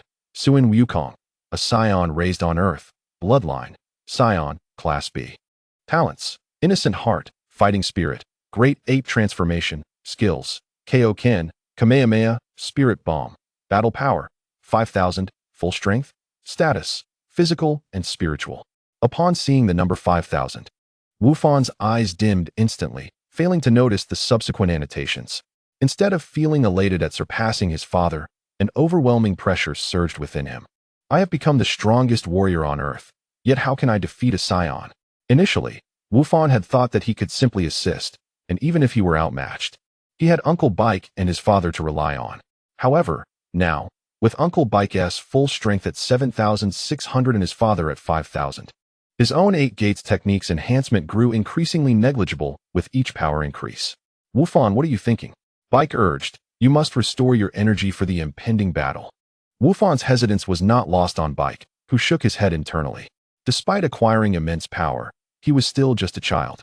The following day, at approximately 11:40, students were preparing to rush out of the classroom, while others deliberated on what to have for lunch. At that moment, 2 spherical spacecraft approached the atmosphere. Like meteors, they plummeted into the heart of a city, demolishing several buildings before landing in the street. How terrifying. What just fell? A meteor? A UFO? The crowd's initial panic transformed into a curious gathering as they pointed and gawked. It is human nature to be drawn to spectacle. As the spacecraft opened, Vegeta and Nappa emerged. Look, there are people coming out. They floated down, prompting the crowd to speculate if it was some kind of trick. Warriors, sensing the overwhelming presence from miles away, jolted in alarm. What a powerful energy. They have finally arrived. Bike clenched his fists, fixating on a particular direction. Wufan engaged in fervent discussion with Xiaolan, seeking a strategy for victory. Suddenly, a massive energy erupted from the landing site of the seance, casting a radiant aurora across the earth, followed by a tremendous explosion felt globally. The energy vanished. Wufan could hardly believe it, his eyes reddening. Now you see, scions are merciless beings. Adjust your state quickly. They will not show mercy simply because you are a child. Bike cautioned, the enemy possesses reconnaissance machines. Suppress your energy levels for now. It may yield unexpected results. Since yesterday, he had sensed that his disciple's mood was off, and while he understood, it was no excuse for weakness. Yes, Uncle Bike. On Vegeta's side, he laughed heartily. Ha! Vegeta, my greeting is quite warm, isn't it? Nappa cackled in the air, showing disdain for the earthlings beneath him. That's enough, Nappa. If you cause too much destruction, this planet won't sell for a high price. Vegeta shot him a glance, unimpressed by such banal greetings. If that Dragon Ball is here, our wishes will be in jeopardy. He glared at Nappa, who, with his simple mind, could easily cause complications. If the scions were down to just them, Vegeta would have eliminated him long ago. My apologies, Vegeta. I completely forgot. Nappa hastily apologized, though he showed no sign of intent to amend his actions. Vegeta was unconcerned. He was confident in his battle power and did not fear betrayal. Next, we seek out the one who defeated Raditz. He should be the strongest on this planet. Where is he? Vegeta continually adjusted his detector. Beep beep. Vegeta, something feels amiss. There are several with power levels exceeding 1,000. Nappa, unusually cautious, voiced his concern. What are you afraid of? Could they possibly pose a threat to us? Ridiculous. They are merely weaklings with battle power of 1,000. Found them. The two strongest are together. Vegeta chuckled lightly, shifting his gaze toward Bike and Wufan. With a rush, they soared through the air, creating sonic booms with their speed. Haha.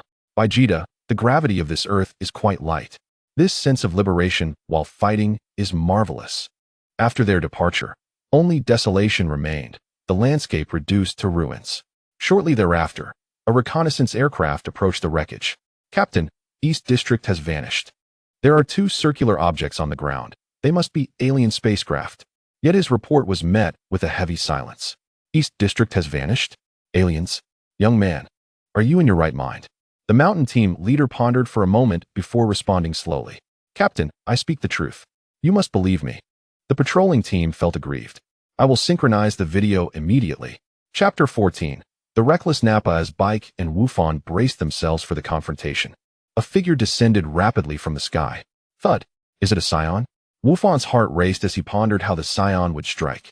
However, upon seeing the person's face, his anxiety subsided. Long time no see, Bike. Kellen greeted upon landing. What brings you here? Are you here to cause trouble? Bike felt Kellen's energy and mocked him. How can you say that? My martial arts have improved significantly. Kellen brushed off the remark. I remember you. You are from the Turtle Hermit. Wufan chimed in. Indeed. I am Kellen. You have grown stronger since last year.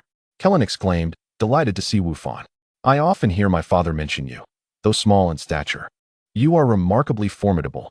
In conversing with Kellen, Wufan felt at ease, completely oblivious to the potential hurt his words could inflict. How could that guy Suin Wukong say such things about me? How infuriating. Kellen felt wounded, but could not bring himself to be angry with Wufan. Despite a year apart, Wufan had nearly caught up to him in height, but he was still merely a 5-year-old child. Kellen could only shift the topic and quietly whisper to Wufan, Wufan. Training with Bike must have been quite challenging. Uncle Bike has always treated me well. Wufan replied. The time for conversation has come to an end. They have arrived. Bike interrupted the two, his gaze fixed intently upon the sky. With a swift motion, two figures descended from above. Ah, they are here. 3 individuals have now appeared, all seemingly possessing commendable abilities. Nappa regarded Goku and the others as one would assess prey, indicating that they had evidently prepared in advance. So, were you waiting for us? Vegeta inquired casually. Indeed. Goku replied with a serious expression. For the sake of caution, I shall ask again. Why have you come here? However, Vegeta chose not to respond to his question. He felt no obligation to answer every inquiry posed by such inferior beings from this lowly planet. That voice. You must be the one who defeated Raditz. Goku's recognition sparked a conversation. Voice.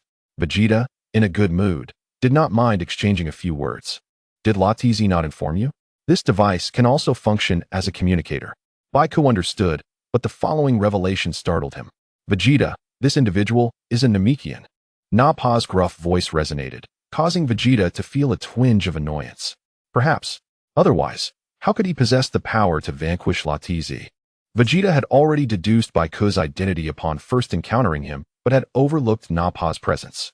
Nappa continued to prattle on. Namekians not only possess formidable combat abilities, but also many wondrous powers. You must have created the Dragon Balls. So hand them over if you know what is good for you. Otherwise, even if you are a Namekian, you shall not stand a chance against us. He felt immensely clever, believing that by exposing Goku's identity, he could shatter his mental defenses. As long as Goku submitted, their mission to Earth would be nearly complete. Vegeta remarked nonchalantly, it matters not. As long as I can obtain the Dragon Balls on Earth and make my wish. The leak of information is inconsequential. Upon hearing these words, Goku understood. The Grand Kai of the heavenly realm, having overheard their dialogue, could not help but reflect. Thank you for revealing my lineage. It has allowed me to know who my ancestors are. However, I must apologize. For I am not involved in the creation of the Dragon Balls. My expertise lies in combat. Baiku assumed a fighting stance, with the two behind him mirroring his readiness. It was about time, Nappa conceded. The opponent will not acquiesce willingly. It is more appropriate to resolve this with force. Vegeta, unusually vocal, added, let me gauge the battle power of my adversaries. Nappa, brimming with confidence, fixed his gaze upon the three. Beep, beep, beep. Battle power, 1220-103-0981. With such a feeble power level, you dare oppose us? How laughable. I shall eliminate all three of you in one go. However, before he could make his move, Vegeta swiftly removed his scouter and cast it aside. Not like that, Nappa. They can instantaneously amplify their strength. These numbers are no longer reliable. Upon hearing this, Nappa also discarded his scouter. You have a point. That fool Raditz put his faith in this device, which ultimately cost him his life. He then began to stretch, preparing for battle. Raditz was a fool, Baiku remarked, visibly taken aback. Baiku, wasn't Raditz the formidable foe you and Wukong struggled to defeat? Krillin, drenched in cold sweat, remained on high alert. Uncle Krillin, I have encountered that Raditz before, Wu Fan whispered to Krillin. This brute's energy is several times greater than Raditz's. And that smaller one is even stronger. Even stronger, Krillin exclaimed. Nevertheless, Vegeta paid little heed to their conversation. I wish to witness their prowess. I refuse to believe they will remain silent. Nappa, do we not still possess 6 seeds of the vegetable people? Vegeta smirked wickedly, issuing orders to Nappa. Nappa, eager to engage, found himself compelled to follow Vegeta's command. Indeed, there are some left. Vegeta, you truly enjoy playing games. He began rummaging through his belongings. Vegetable people? What are those? Krillin asked, bewildered by the voices from the opposing side. Not only Krillin but also Wu Fan and Baiku shared this confusion. However, what transpired next enlightened them on the nature of the vegetable people. Nappa produced a small vial from his possessions. Indeed, there are 6. Using his fingers, he began to poke at the ground. Soon, 6 small pits appeared. The soil here is excellent. It should yield high-quality vegetable people. After placing the seeds within, he retrieved another vial, dripping a green liquid onto each seed. What is that fellow doing? Krillin remarked, a hint of sarcasm in his tone. Yet, a terrifying event soon unfolded. In the astonished gaze of the 6 humanoid beings emerged from the earth. War machines. A term echoed in Wu Fan's mind as he silently reflected. Sister Xiaolon, do you know what this is? They are likely war machines researched by these extraterrestrials. My records contain descriptions of similar beings, though they are more advanced than these. Typically, they are utilized as expendables on the battlefield or for real combat training. The sinister demeanor and murderous glint in their eyes made Wu Fan feel somewhat nauseated. Do not worry, Wu Fan. Their strength is all around the level of 1200. The 3 of you should easily handle them. Upon hearing Xiaolan's reassurance, Wu Fan regained his composure. I am now quite formidable, aside from that smaller scion. I fear no one. Chapter 15. Gradually dangerous. During the time it took to cultivate the vegetable people, Tianjin Fan and the others gradually arrived, along with some personnel from television stations in the distance. Among them was a figure that Wu Fan had longed to see. Mother, my Wu Fan, have you endured much hardship this past year? Chi-Chi rushed forward and embraced Wu Fan. Mother, this is not the time for such matters. Wu Fan felt somewhat awkward, with the imminent threat looming. Humph, you little brat. Baiku, who had been on high alert, suddenly felt as though something had been taken from him. The number of adversaries was growing. How about a game? Vegeta's expression was mocking. The increasing number of opponents did not intimidate him. As a seasoned warrior, although he had not mastered the techniques of Ki, he could still estimate the opponent's strength. Just right. Your numbers match well with the vegetable people. No need for such verbosity. I alone shall dispose of them all. Baiku growled in frustration at the group's relaxed demeanor. Do not say that. Wukong has yet to arrive. We can buy some time. Krillin urged from the side.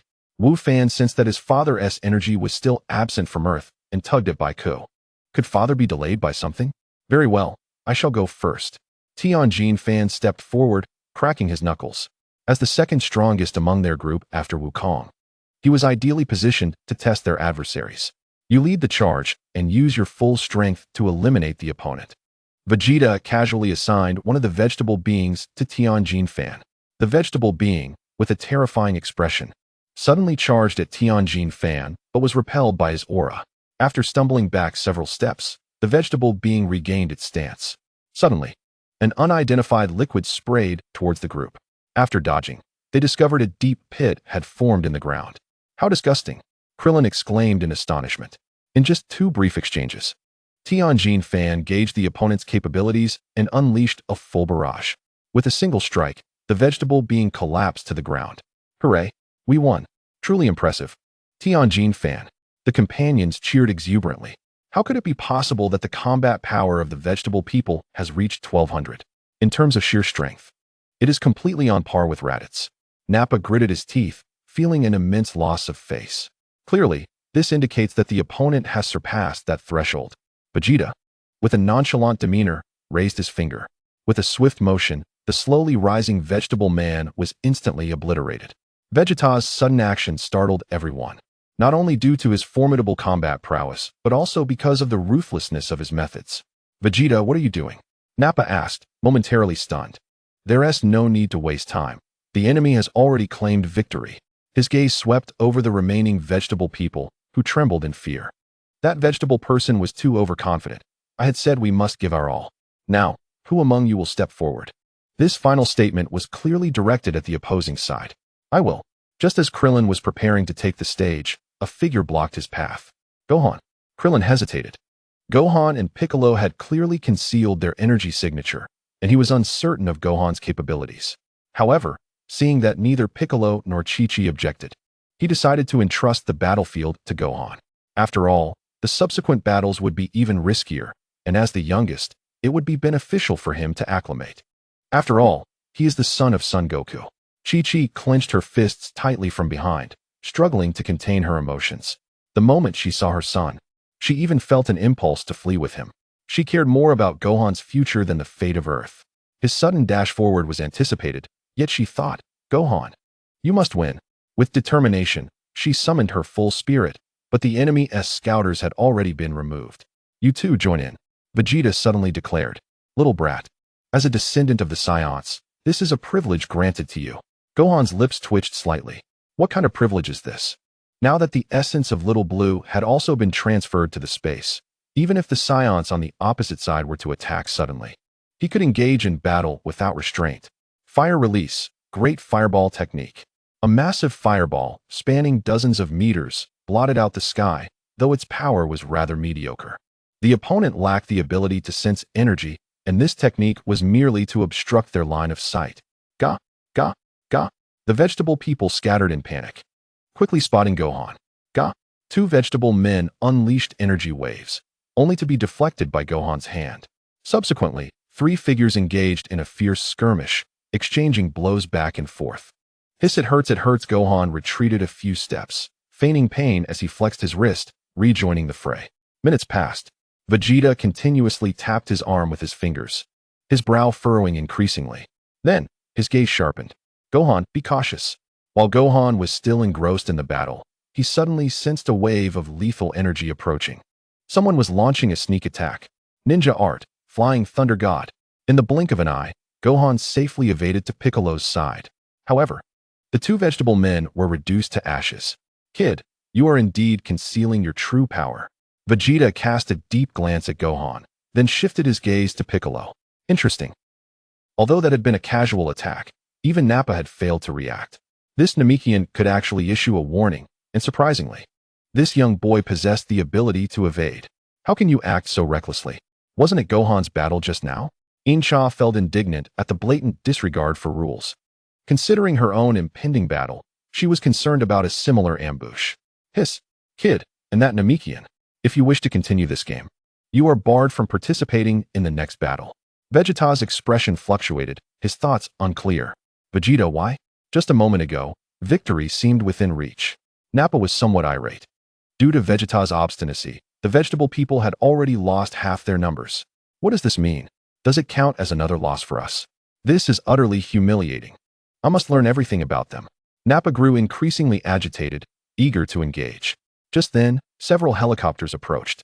Ladies and gentlemen, we are now broadcasting live from close range. Ahead are the Saiyans. The host on the helicopter was exhilarated. They had paid a hefty price to acquire this information from that hefty individual. To their surprise, upon arrival, many competitors were already present. They had heard that several battles had already taken place. In pursuit of fortune amidst peril, they had to find a way to get closer. Chapter 16. Nappa's full power. The noise was unbearable. A streak of white light severed the sky, obliterating several helicopters, leaving no survivors. Nappa was exceedingly vexed. He had grown weary of this tedious game, yet without Vegeta's command, he could only vent his frustrations on these pests. So, do you intend to continue playing this game? Vegeta stared at the others, relishing their torment. However, it seemed that he would soon have to intervene personally. This situation greatly displeased Vegeta. Nappa, you muscle-bound fool. Is there still a need to compete? At this moment, Incha was caught in a dilemma, with Gohan and Piccolo sitting out, and Tien Shinhan just having exited. Only Krillin, Chi-Chi, and Dumpling remained. Krillin had already died once, and Chi-Chi was still a female. This time it's my turn. After a brief conflict, Incha attempted to step forward. Incha. Krillin blocked his path. Incha, even if you win, can you evade their sneak attacks? Krillin, what do you mean? Everyone, stay back. Krillin then fell silent, extending his arms as his energy began to surge impressively. Hiya! A colossal beam of light burst forth from his hands, hurtling toward Vegeta and Nappa, the overwhelming energy forcing Tien Shinhan and the others to leap aside. It was a remarkable display of power, but its speed was too slow, practically inviting evasion. Piccolo commented at the opportune moment. However, as the vegetable people scattered, the Scions on the opposite side showed no inclination to evade. Haha, Krillin chuckled. He was not one to waste energy frivolously. With a forceful twist, the massive beam shot into the sky, startling Nappa, who attempted to block it. Whoosh, whoosh, whoosh. The immense energy divided into 5 segments, each racing toward Vegeta, Nappa, and the 3 vegetable men. Boom, boom, boom. A series of explosive sounds erupted, and the ground ahead was enveloped in clouds of dust. Under such a tyrannical assault, the remaining 3 vegetable men were swiftly taken care of. Wonderful. Tien Shinhan and Dumpling rejoiced in midair. Krillin, you truly excel. Incha also marveled, astonished by Krillin's formidable technique. With a stroke of luck, it was possible that the enemy could be entirely vanquished in one fell swoop. Observing Piccolo's increasingly grave expression as he stared at the smoke, his inner resolve intensified. Unfortunately, with Piccolo yet to take his turn, the opponent had already witnessed this technique. Unbeknownst to anyone, Gohan had secretly formed a hand sign. As the smoke dissipated, it revealed the enemy unscathed. It seems you are not prepared to continue this game. However, that is fine. Once this game concludes, it will be our turn to strike. Vegeta and Nappa emerged from the smoke, their expressions mocking. How can this be? Wasn't it a direct hit just now? How could they remain unhurt? Tien Shinhan's pupils contracted. The earlier attack was no weaker than his Kikaho. To his astonishment, the opponent appeared completely unaffected, save for a thin layer of dust on his armor. I had exerted all my strength. Could this truly be the might of a Scion? Krillin's body stiffened, his tightly clenched fists trembling slightly. Watch me. I will defeat him in one breath. Nappa's expression twisted in rage as he took a step forward. Vegeta, however, merely shrugged, his gaze fixated on Piccolo and Gohan. With a furious shout, Nappa's energy surged forth, causing the very earth to tremble. What is happening? Is it an earthquake? The television crew nearby erupted in chaos. The director exclaimed, "The interference is intensifying. Our latest equipment can't capture any visuals." A staff member, flustered, began reporting amidst the turmoil. "My equipment is perfectly fine. I spent 2 million acquiring this new gear. You must find a solution. What good are you worthless fools if you can only point out problems?" The previously anxious middle-aged man erupted in anger upon hearing his subordinate's report. "You, and you, move closer and observe." His expression darkened. Without visuals, he would be unable to earn more money. Moreover, it seemed those few had caught sight of his disarray. This arrangement was simply perfect for exploiting their incompetence. Rest assured, your bonuses will not be lacking. What are you hesitating for? Do you wish to pack up and leave? The middle-aged man bellowed at his unmoving subordinates. "Mom, I will protect you," Gohan declared with unwavering resolve, having gradually acclimated to the reality of battle. Chi-Chi felt a warmth in her heart, swiftly followed by a wave of concern. How much had Gohan endured to grow into this? Ahead, Nappa's aura continued to escalate. while Kaiatsu attempted to intervene with his psychic abilities, only to be easily swatted aside. The ground shook violently, fissures appearing as his battle power approached 8,000. Gohan had evaded Vegeta's attack, having witnessed it all. Though he still looked down upon Earth's inhabitants, he now recognized the need for caution. "It's you." His body crackled with electricity, an aura of terror surrounding him as he cast a piercing gaze over the crowd. That face, reminiscent of Satan, locked onto the bald Tien Shinhan. "Tien, dodge!" Piccolo shouted. The disparity in their energies made Piccolo certain that Tien was no match for Nappa. Three eyes trained on Nappa. Tien attempted to block the incoming attack. Bam! Piccolo swatted Tien aside and unleashed an incredible aura. A massive spiral of energy surged towards Nappa, but he deftly evaded it, the residual force obliterating several mountains before it ceased. Nappa soared into the air, both astonished and enraged. He could sense that in his full-powered state, this Namekian was not far behind him. Thankfully, he had chosen to be cautious from the outset. Otherwise, he might have truly found himself in dire straits. Cursed wretch! Nappa raised a finger and slashed at Piccolo with all his might. Boom! Following a tremendous explosion, an unfathomable chasm opened before the onlookers. Chi-Chi and Gohan fared better, but many warriors were caught off guard and sustained various injuries. Yet, Piccolo was nowhere to be seen. What happened? Where did he go? Nappa could not believe that this strike had reduced his opponent to ashes, frantically searching the ground. Could he be behind me? He turned, but found nothing. "Nappa, look above!" Vegeta shouted from a distance. Nappa's heart raced, and he hastily dodged. A colossal energy wave grazed his side, scorching him painfully. As the attack was about to strike the ground, it suddenly veered and charged back towards the relaxed Nappa. Do not get carried away. Nappa's aura surged, and he unleashed a verbal onslaught that perfectly countered the previous energy wave. What a pity. Krillin, hiding nearby, commented on the battle. "Indeed, it is quite unfortunate," Yamcha concurred.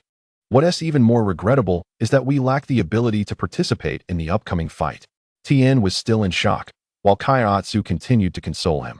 In that brief moment, Tien had recognized the gap. Had it not been for Piccolo, he would have surely perished, despite having trained diligently for an entire year. The other side of Vegeta was growing increasingly agitated as he tapped his arm. "This foolish brute. At this rate, I will inevitably have to intervene. I must devise a plan." Chapter 17. Vegeta's scheme. The two fighters in the sky continued their clash.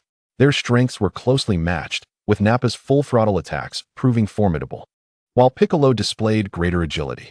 Gohan observed the skirmish clearly, formulating his own strategy. Though Uncle Piccolo's energy fell short, it was only a matter of time before Nappa, the Scion, would meet his downfall. Reviewing Nappa's stats in his mind, Gohan thought, Nappa, Scion Elite Warrior Bloodline. Scion, Class B, Talent, Spirit of Battle. Great Ape Transformation Ability. Key, Beginner, Skills, Mouth Blast, Super Explosive Wave Battle Power. 8,000 Status, Enraged. After silently assessing, Gohan grew more convinced of his hypothesis. The opponent's mastery of Ki was rudimentary at best. While he could easily overwhelm lesser foes with sheer power, he would struggle against an adversary of equal caliber. Especially against a martial arts master like Piccolo, the Scion lineage would be of little consequence. I am furious. I am furious. Nappa was struck again by Piccolo, sending him crashing through several mountains before he soared into the sky. How could a high-ranking warrior of the fighting race be defeated by such a lowly being? Having exhausted all his strength, Nappa, beset by mockery, had completely lost his sanity. "You little brat who can only evade, let us see you escape this time." With reckless abandon, he unleashed indiscriminate attacks on the ground. Boom, boom, boom. Countless explosions echoed as Krillin, Yamcha, and the others scrambled to evade. Yet, the ordinary people nearby were not so fortunate. All media personnel, regardless of rank or position, were annihilated in this indiscriminate assault. What a barbaric fiend. Gohan's eyes blazed with fury, the childish innocence on his face replaced with genuine rage. At that moment, an attack hurtled towards Gohan, a product of Nappa's unrestrained fury. This level of attack, my mother is still behind me. Huh. In a surge of anger, Gohan channeled his ki to block the oncoming assault. Come down, Nappa. Simultaneously, Vegeta grew increasingly agitated and barked orders at Nappa. He had witnessed Gohan's earlier performance. The Namekian could not break through, and then there was Kakaroto's son. Continuing to fight him would yield no results. I have a better plan. I can definitely defeat him. In Nappa's eyes, Vegeta's command to withdraw was tantamount to admitting defeat.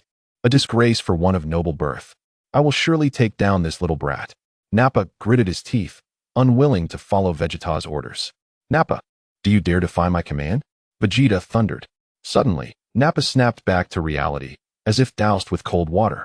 He quickly descended, bowing his head towards Vegeta. I apologize. Vegeta, I lost my composure. Nappa was drenched in cold sweat, his body trembling uncontrollably. At this moment, Bick was breathing heavily, observing the opponent retreat. He refrained from launching an immediate attack. He had long discerned that the two scions were led by the smaller one. Confronting the warrior known as Nappa was already a considerable challenge. Adding the formidable Vegeta into the mix was daunting. Could he rely on Wu Fan? Despite his constant encouragement to Wu Fan during training, when the critical moment arrived, he felt uncertain about this course of action. Even if the adversaries were stronger, their superiority was not insurmountable. It was best to await the return of Sun Wukong. Sun Wukong was training in another realm, and given the nature of his opponent, he would undoubtedly acquire invaluable skills. Together, they would have a chance to triumph. However, after enduring a prolonged battle, Sun Wukong's presence was still absent. Bick pondered the whereabouts of Shun. Nappa, calm yourself. I have devised a brilliant plan. Vegeta remarked with a sinister smile, turning his gaze towards Bick. Why hasn't he that cockroach shown up? According to your accounts, he should have been resurrected by now. Is he being a coward? Vegeta's sudden mention of Wukong left everyone puzzled about his intentions. Wukong must be delayed due to some unforeseen circumstance. He has mastered more advanced martial arts and will surely return. Krillin exclaimed, emerging from a pile of rubble. He will come and deal with all of you disarrayed individuals.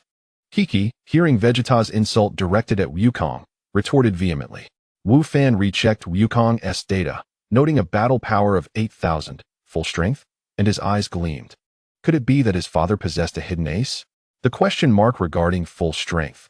Could it imply that his father's ultimate technique unleashed an infinitely powerful assault? Oh, you place such trust in that lower-class warrior? Vegeta smirked at the reactions from the opposition. Very well, we shall wait and see. But we will only wait for 3 hours. After that, we shall not be so accommodating. Vegeta raised 3 fingers, leaving everyone even more perplexed about his intentions. Why 3 hours?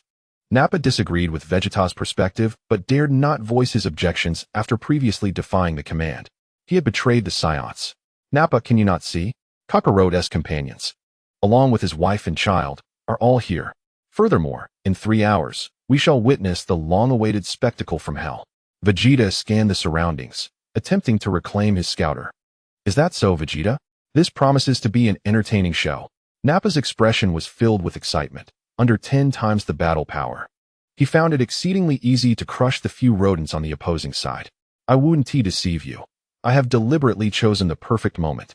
But Kakarote must arrive within 3 hours. Nappa, your earlier attack was reckless. You destroyed the scouter. After searching for a considerable time, Vegeta found nothing and attributed his failure to Nappa's actions. I apologize, Nappa confessed, feeling guilty as he realized the extent of his destructive power. Uncle Bick, what does the opponent mean? On the other side, Wu Fan had been frowning since the beginning.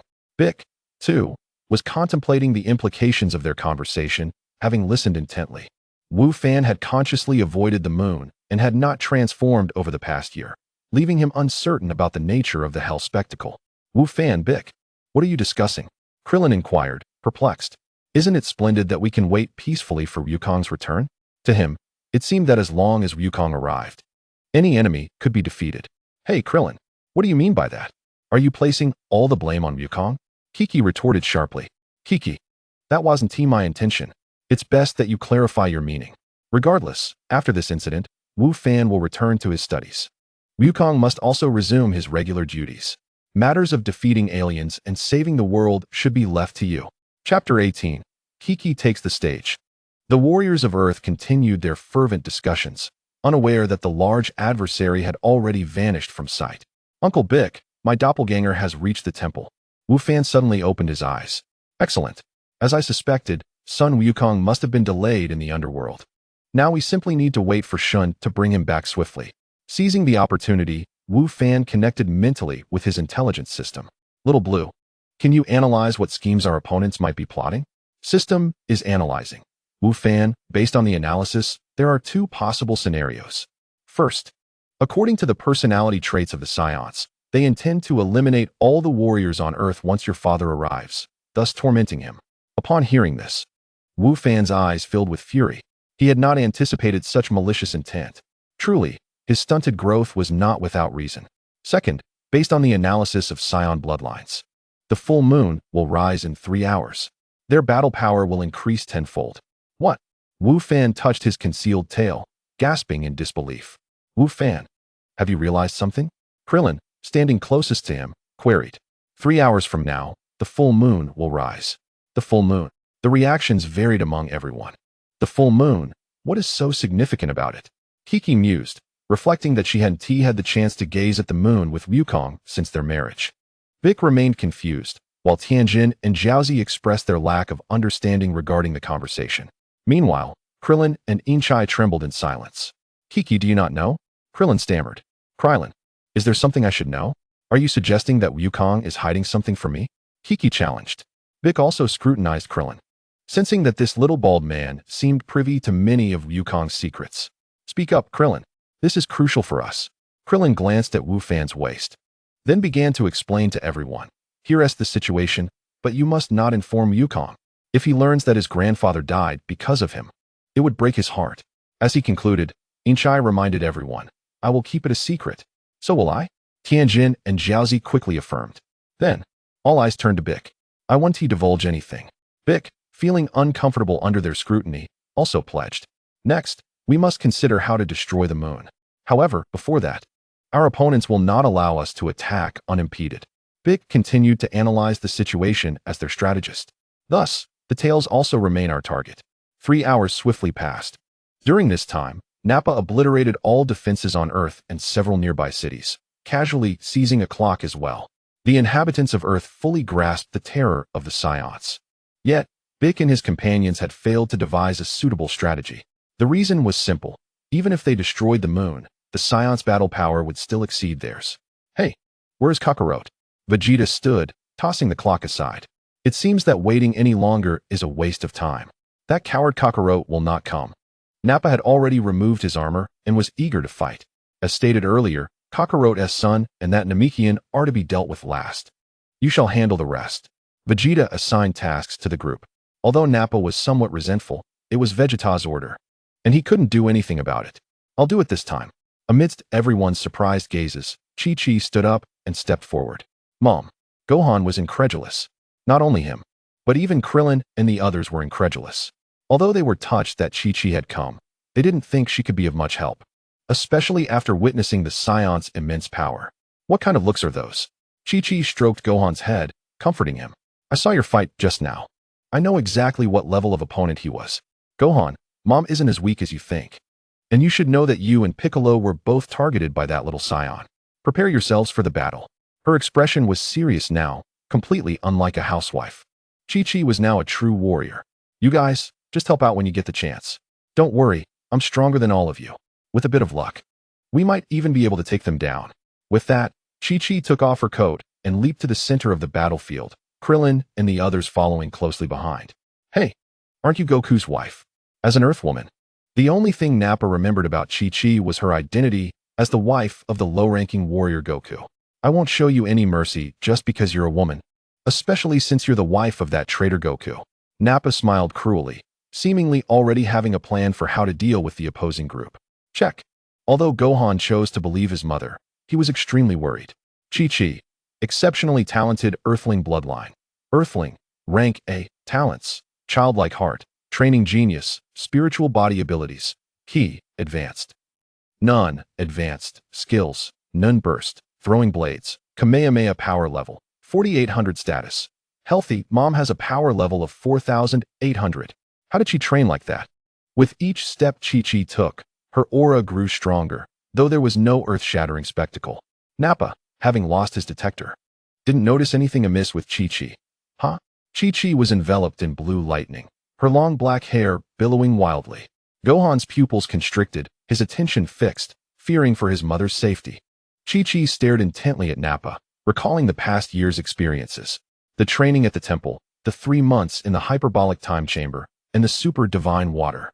The growth in martial arts, the transformation of her spirit, mastering her unique technique. The repeated brushes with death, the suffering she endured this year far exceeded the sum of the previous 20-odd years. For her husband and son, this woman had done everything she could. Next, I will use my strongest technique. Chi-Chi's clear voice rang out, while Nappa maintained his sinister smile. Despite her imposing aura, he didn't believe this woman posed any real threat. Scion, prepare yourself. Psychic Blade. Chapter 19. A new enemy. A streak of light flashed past with incredible speed. Vegeta sensed something was wrong, but it was too late to warn him. In the blink of an eye, Nappa decapitated. An ice axe-shaped weapon returned to Chi-Chi's hand. Chi-Chi's chest heaved. This attack had exhausted all her strength. But thankfully the enemy had been careless. Vegeta Nappa's bald head rolled right next to Vegeta. The Scion's powerful vitality had prevented him from dying instantly. If his head were put back in, and a Senzu bean were given, he might be able to recover. However, that was impossible. I'm so sorry, Vegeta. I was careless this time. I'm so unwilling to accept this. You must revive me. At this moment, he no longer cared about immortality or battle. All he wanted was to live. Vegeta smiled wickedly and extended his hand. It's all right, Nappa. Since you're in so much pain, I'll help you out. A ki blast instantly shot out, obliterating Nappa's bald head completely. Only a burly corpse remained. Useless trash, you weren't much stronger than Raditz. I wonder if Nappa would feel sad if he heard this in hell. Vegeta said this without a shred of emotion. What a cruel guy. Krillin looked at the dead Nappa, his heart trembling even more violently. What kind of race are the Scions? They don't even spare their own comrades. Despite their fear, the others still protected Chi-Chi. Ding suddenly. Gohan seemed to sense something. Here it comes. Whoosh whoosh. Wow, Gohan. That was just a convenient move. Goku, still chewing on a Senzu bean, suddenly appeared on the battlefield, next to a figure identical to Gohan. Bang! The shadow clone vanished instantly after completing its mission. Gohan also gained the memory of what had just happened. His father had jumped down quickly after arriving in the heavenly realm, and he almost missed him. Luckily, the flying Nimbus recognized him. Not only that, he had also obtained 2 Senzu beans from Master Korin. His father ate one to restore his strength, and now there was one left. It said that eating just one of these divine beans can heal all injuries. In that case, trying the 4th gate of the 8 inner gates isn't out of the question. Was that the invading Scion? He's really tiny. Goku looked at the battlefield somewhat blankly. Traces of battle were everywhere, but apart from his friends, there was no sign of life within hundreds of kilometers. There was also a corpse with a tail. It was a Scion. Even the small Scion trembled when he faced him. To defeat another Scion. Wow, amazing. Who did that? Was it Piccolo? Dad.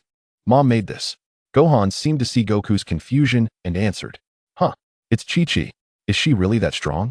Bang. Chi-Chi, who was still recovering her strength, finally couldn't stand it anymore. She was such a big girl, and Goku hadn't even seen her yet. A powerful punch left Goku dazed. So amazing. It really is Chi-Chi.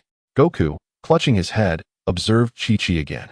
A high ponytail paired with practical martial arts attire. It was the first time he'd seen his wife dressed like this. If it weren't for her familiar face and natural affinity, he might have mistaken her for someone else. After all, her aura was so different from a year ago. Then, after Krillin's explanation, Goku learned the whole story and entrusted the only precious Senzu bean to Krillin for safekeeping. Just then, another spacecraft hurtled towards Earth. This time, however, the spacecraft was far larger than Vegeta and the others. Boom! A massive impact resounded, and the soldiers on Earth's faces grew even more worried. It seemed one problem after another. Vegeta also frowned. Judging from the spaceship's design, it didn't seem to be Frieza's army. Could it be some other force? Hey, you're Vegeta, right? Goku suddenly called out to Vegeta. What can I do for you, Kakarot? Vegeta maintained his cold demeanor. Since your comrades are dead, why don't you run away? There are so many of us, you have no chance of winning. Goku spoke frankly, believing that since Nappa had killed everyone on Earth, and since Vegeta was already dead, there was no harm in letting him go back. The evil auras that had just appeared on Earth were all at least as powerful as himself, and one of them was even stronger than Vegeta. The current situation is dire. Losing even one enemy ultimately increases the odds of victory. Are you pitying me, Kakarot? Rather than engaging in such meaningless banter, it would be more prudent to concern yourself with the future of this planet. I initially wished to hear the insights of this soul compatriot, but to my surprise, As soon as he spoke, I nearly lost my composure. Haha. However, Kakarot, I must admit I admire your tenacity.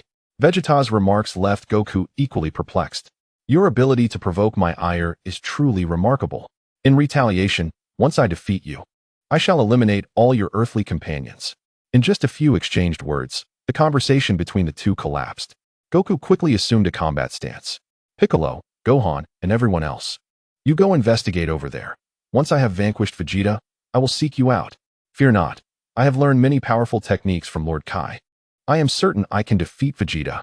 The warriors, observing Goku's resolute demeanor, ultimately decided to depart. After all, on the opposite side of Earth, numerous malevolent energies cannot be left unchecked. Goku felt a pang of reluctance. Kiki, you should also go. If you stay here, you will distract me. With that, Goku turned to Gohan, gently ruffling his hair. Rest assured, Gohan, once this crisis has passed, I will accompany you for some fishing, all right? Father. Gohan remained somewhat silent. Goku, you must win. Let us give it our all. Krillin and the others also extended their farewells. Soon, the battlefield was left with only Son Goku and Vegeta. Kakarot, you should feel honored. A genius warrior like myself rarely engages with lowly fighters such as you. As a scion, one undergoes a quality assessment upon birth.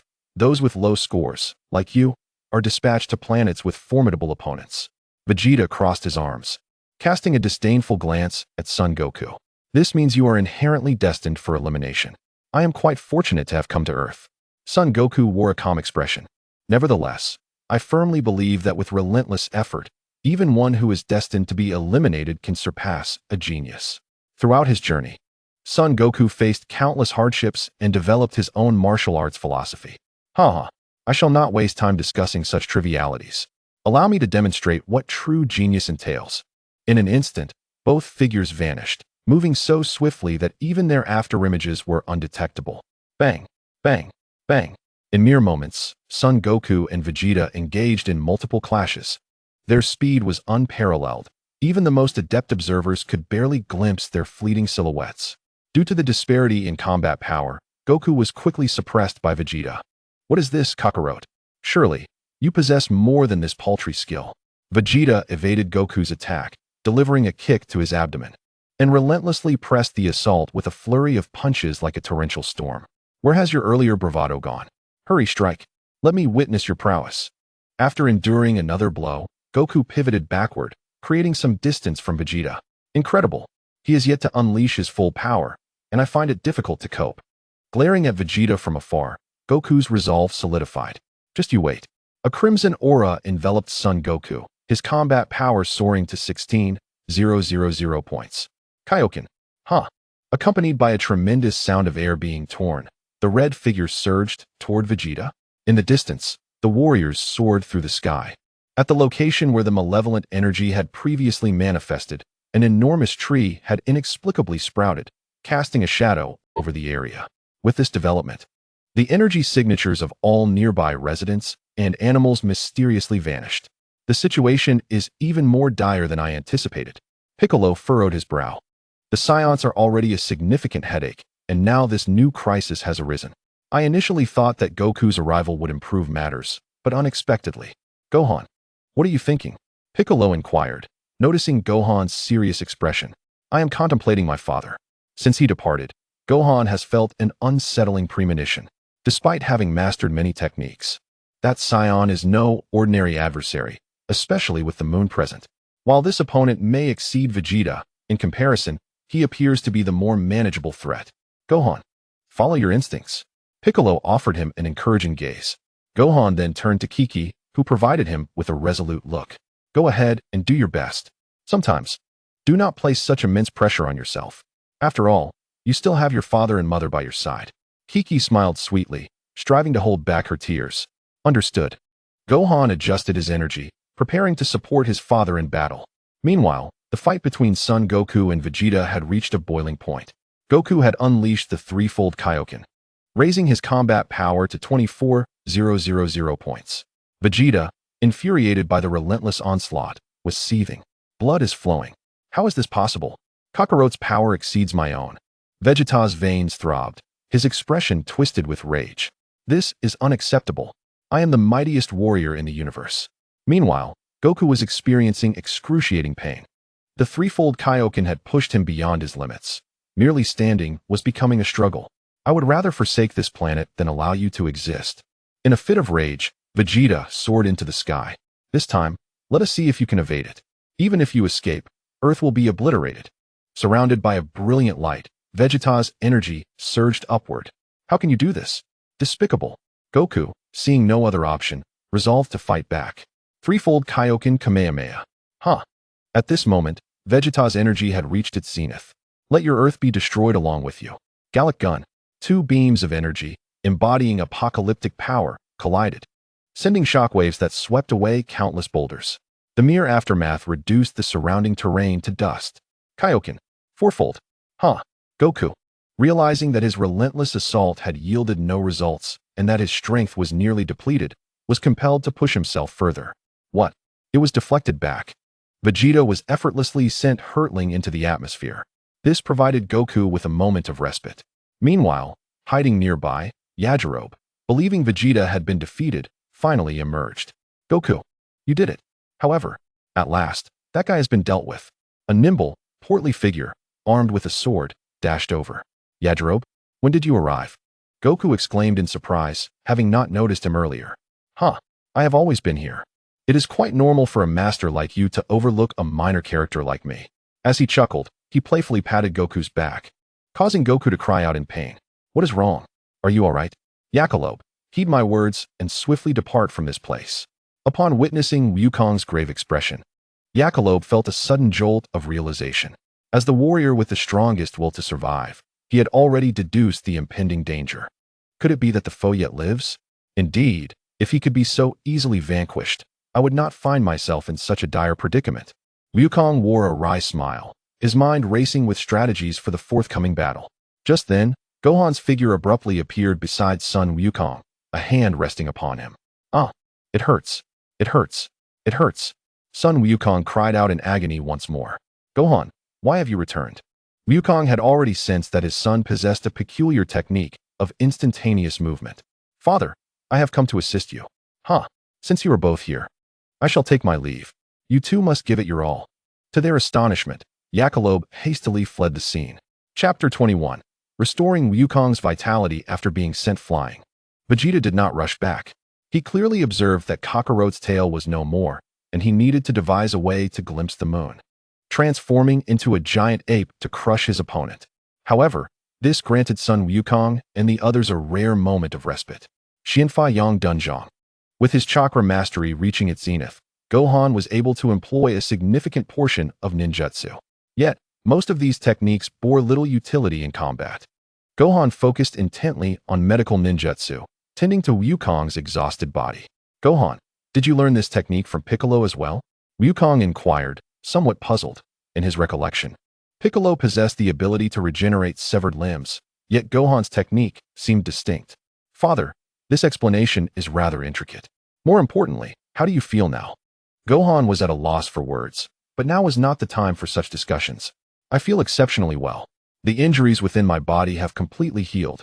This was Gohan's first experience treating such severe wounds, especially those of his own father, which left him feeling somewhat anxious. Examine. Son Wukong, a scion raised on Earth bloodline. Scion, Grade A, talent. Innocent heart, spirit of battle skills. Spirit Bomb, Kaioken, Kamehameha Battle Power, 20,000 status. Fatigue decreasing Gohan. I feel remarkably well now. I can utilize the triple Kaioken without issue. Wukong stretched his body, feeling as if some shackles had been removed. Gurgle, however. I do feel a bit hungry. Gohan was at a loss. The battle had persisted for nearly a day, and he had not eaten anything. Since that is the case, let us press onward. However, Wukong's joy was short-lived, as his expression shifted to one of grave concern. That energy, is it Vegeta? Boom! A massive shadow descended from the sky, crashing to the ground and stirring up clouds of dust. Roar! Ha ha ha! Kakarot, your doom is upon you. The voice of the giant ape was deafening, its boastful tone and tattered armor a testament to its identity before transformation. How could you have become this way? Countless questions swirled in Son Wukong's mind, leaving him momentarily stunned. Let me enlighten you, Kakarot. When a scion transforms into a giant ape, their battle power increases tenfold. Unlike you lowly warriors, as an elite fighter, I will not lose my sanity. Upon hearing Vegeta's explanation, many of Wukong's queries unraveled like threads being pulled apart. No wonder grandfather warned me so emphatically. I finally comprehend. The creature that wreaked havoc at the martial arts tournament and crushed my grandfather was none other than myself. In the face of Vegeta, whose power had surged tenfold, the joy of restoration faded. Father. Gohan was equally conflicted. While he retained his tail, he was uncertain if he could maintain his reason. Gohan, you must take cover. Wukong's expression was resolute, a hint of fatalism emerging. I am sorry, grandfather. If I were to descend to the underworld again, I would surely make amends. Boom. A colossal fist struck, and Vegeta's increased size did not diminish his speed. Rather, it enhanced it significantly.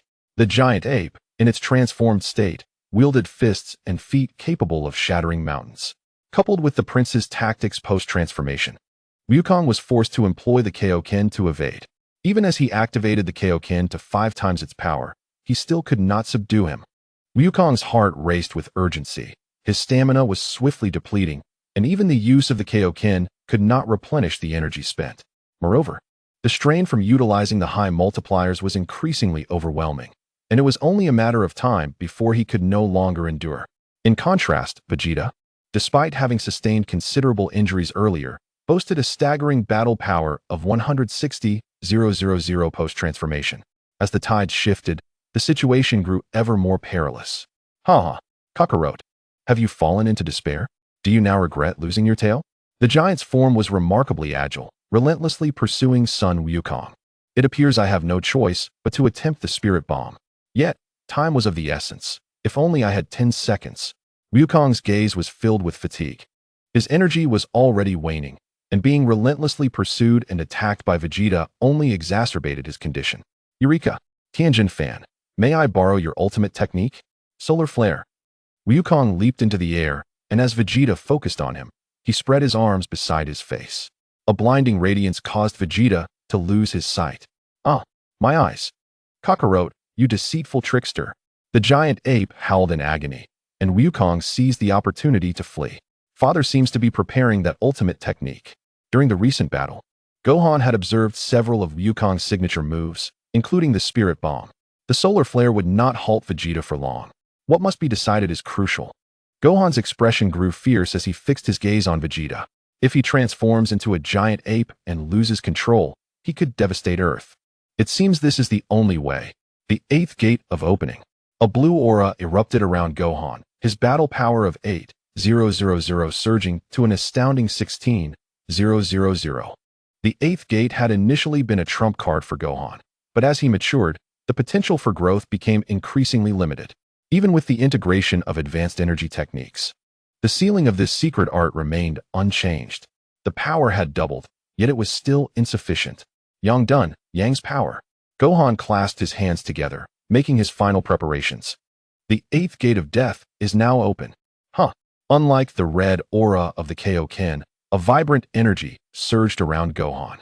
20,000, 30,000, 40,000, 50,000. It finally ceased rising at 120,000. I have only 3 minutes. Any longer, and not even the sins of beings would save me. Beneath the crimson aura, Gohan's pupils vanished.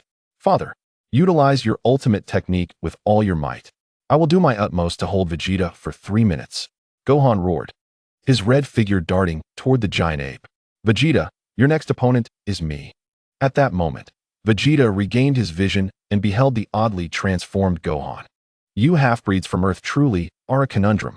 Allow me to eliminate you now. Chapter 22, Vegeta's departure in the distance. Wukong observed Gohan's valiant efforts and swiftly readied himself. He extended his hands skyward, his heart resonating with the world around him. Mountains, earth, oceans, and all living beings of Earth. Lend me some of your life energy. Countless specks of light darted past the earth, flowing into Suin Wukong's body. As he sensed the energy within him, Suin Wukong's expression remained grave. It was insufficient. Far from enough. Wufan was working tirelessly to buy time, and it had to be flawless. Observing the figure engaged in combat with Vegeta, Suin Wukong had already made a decision in his heart. A minute passed under the sun, Countless energies had converged. Ultimately, a pale blue energy sphere, nearly 10 meters in diameter, formed in Suin Wukong's hand. Genkidama. It was indeed Genkidama. The North KO, far away on Kaioshin, leapt up in excitement. The ultimate technique he had taught Suin Wukong had never been used in such a manner before. This was a certainty. Even if that scion transformed into a great ape, it would be of no consequence. Yet, the impending crisis was even more challenging to address. The KO silently contemplated. Wu Fan, quickly move aside. Suin Wukong, holding the Genkidama with one hand, charged toward the battlefield. There was no other option. Wu Fan and Bei Jida were too close together, and the Genkidama was far too large. Fortunately, the opponent's transformed size was also considerable. As long as Wu Fan distanced himself from the adversary, he would not be harmed. Hearing the call, Wu Fan and Bei Jida turned their gazes toward him.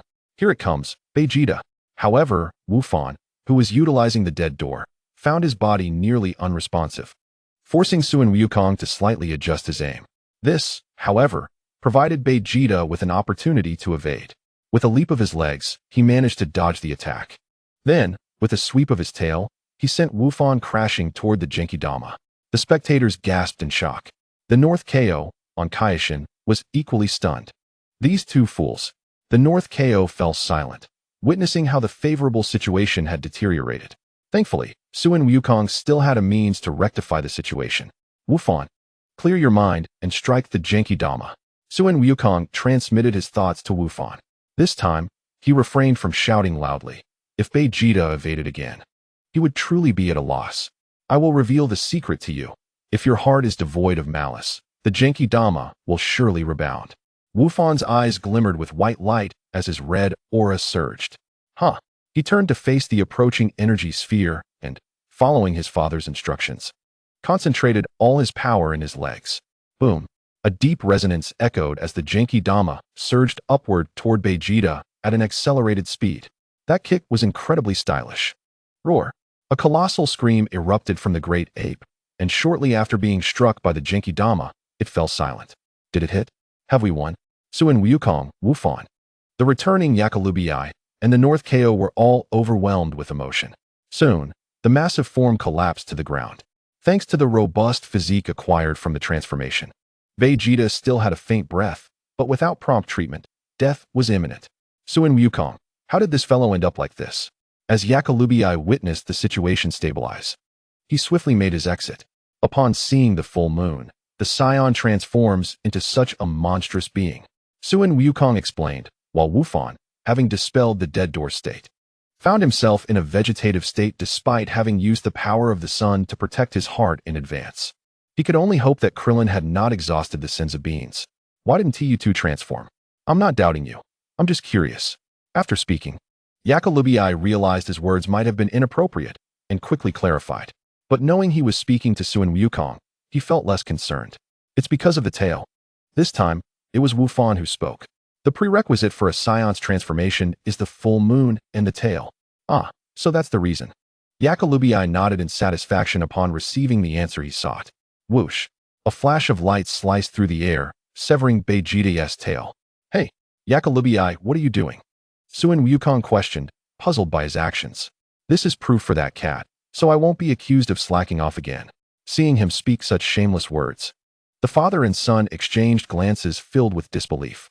Well then, I'll be off. See you. The figure hurriedly departed, vanishing swiftly. Wu Fan, how are you feeling now? Suin Wukong lifted Wu Fan, a bit at a loss.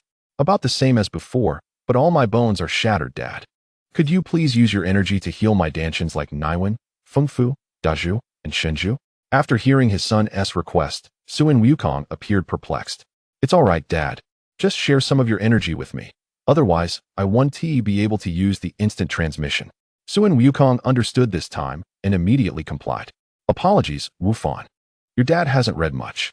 At that moment, a faintly breathing Bei Jida trembled as he retrieved something resembling a remote control from his chest. It's truly strange. This massive Genkidama could obliterate the Earth several times over, yet this remote control remains intact. Perhaps the quality of the clothing is good. Beep beep beep. After struggling to press a few buttons, he seemed to lose all his strength and dropped his hand to the side. Dad, is that Bei Jida? Wu Fan. now unable to move, was placed on the Nimbus by Suin Wukong. Wufan, can we let Dad be reckless just this once and let him go? Suin Wukong said. After training with the KO, I never expected to encounter such a character again. I thought if he were to die like this, it would truly be a shame. Wufan seemed to understand Suin Wukong's intentions. Dad, do you wish to become stronger and face him again in a fair fight? Though he didn't fully comprehend. Wufan chose to respect his father's wishes. As you said, most of the mistakes on Earth were caused by that brute, so letting him escape is not a problem. After all, we all need to become stronger, don't we? Hearing Wufan's encouragement, Suin Wukong felt a sense of relief. While the father and son conversed, Vegeta's spacecraft had already arrived. At that moment, he had climbed beside the spaceship. He overheard the entire conversation between the father and son. For Vegeta, Kakarot's kindness was not only his only chance of survival, but also a source of humiliation. Damn lowly creatures. Next time, you want to be so fortunate, prepare yourselves. Once aboard the spacecraft, Vegeta unleashed a threat. He quickly activated the life support system of the spacecraft and fled the Earth. Chapter 23, Interrupting the Spell. Wufan, we must head to the other side now. Upon hearing his father's words, Suin Wufan gradually sensed the energy around him. Uncle Pike and Mom's energy is steadily diminishing. Krillin and Tianjin Fan have only a faint trace of energy left. The auras of Insha and Jiaozi have completely vanished. Dad, just give me a little more time. I will be fine soon. The damage to his own body was far too severe, even with his father's energy. He needed to adjust his state to use the instant transmission again. If only he could upgrade his chakra once more. His companion's fates hung in the balance, making every second an agonizing ordeal for Suin Wukong. All right, Dad, place your hand on me. Whoosh.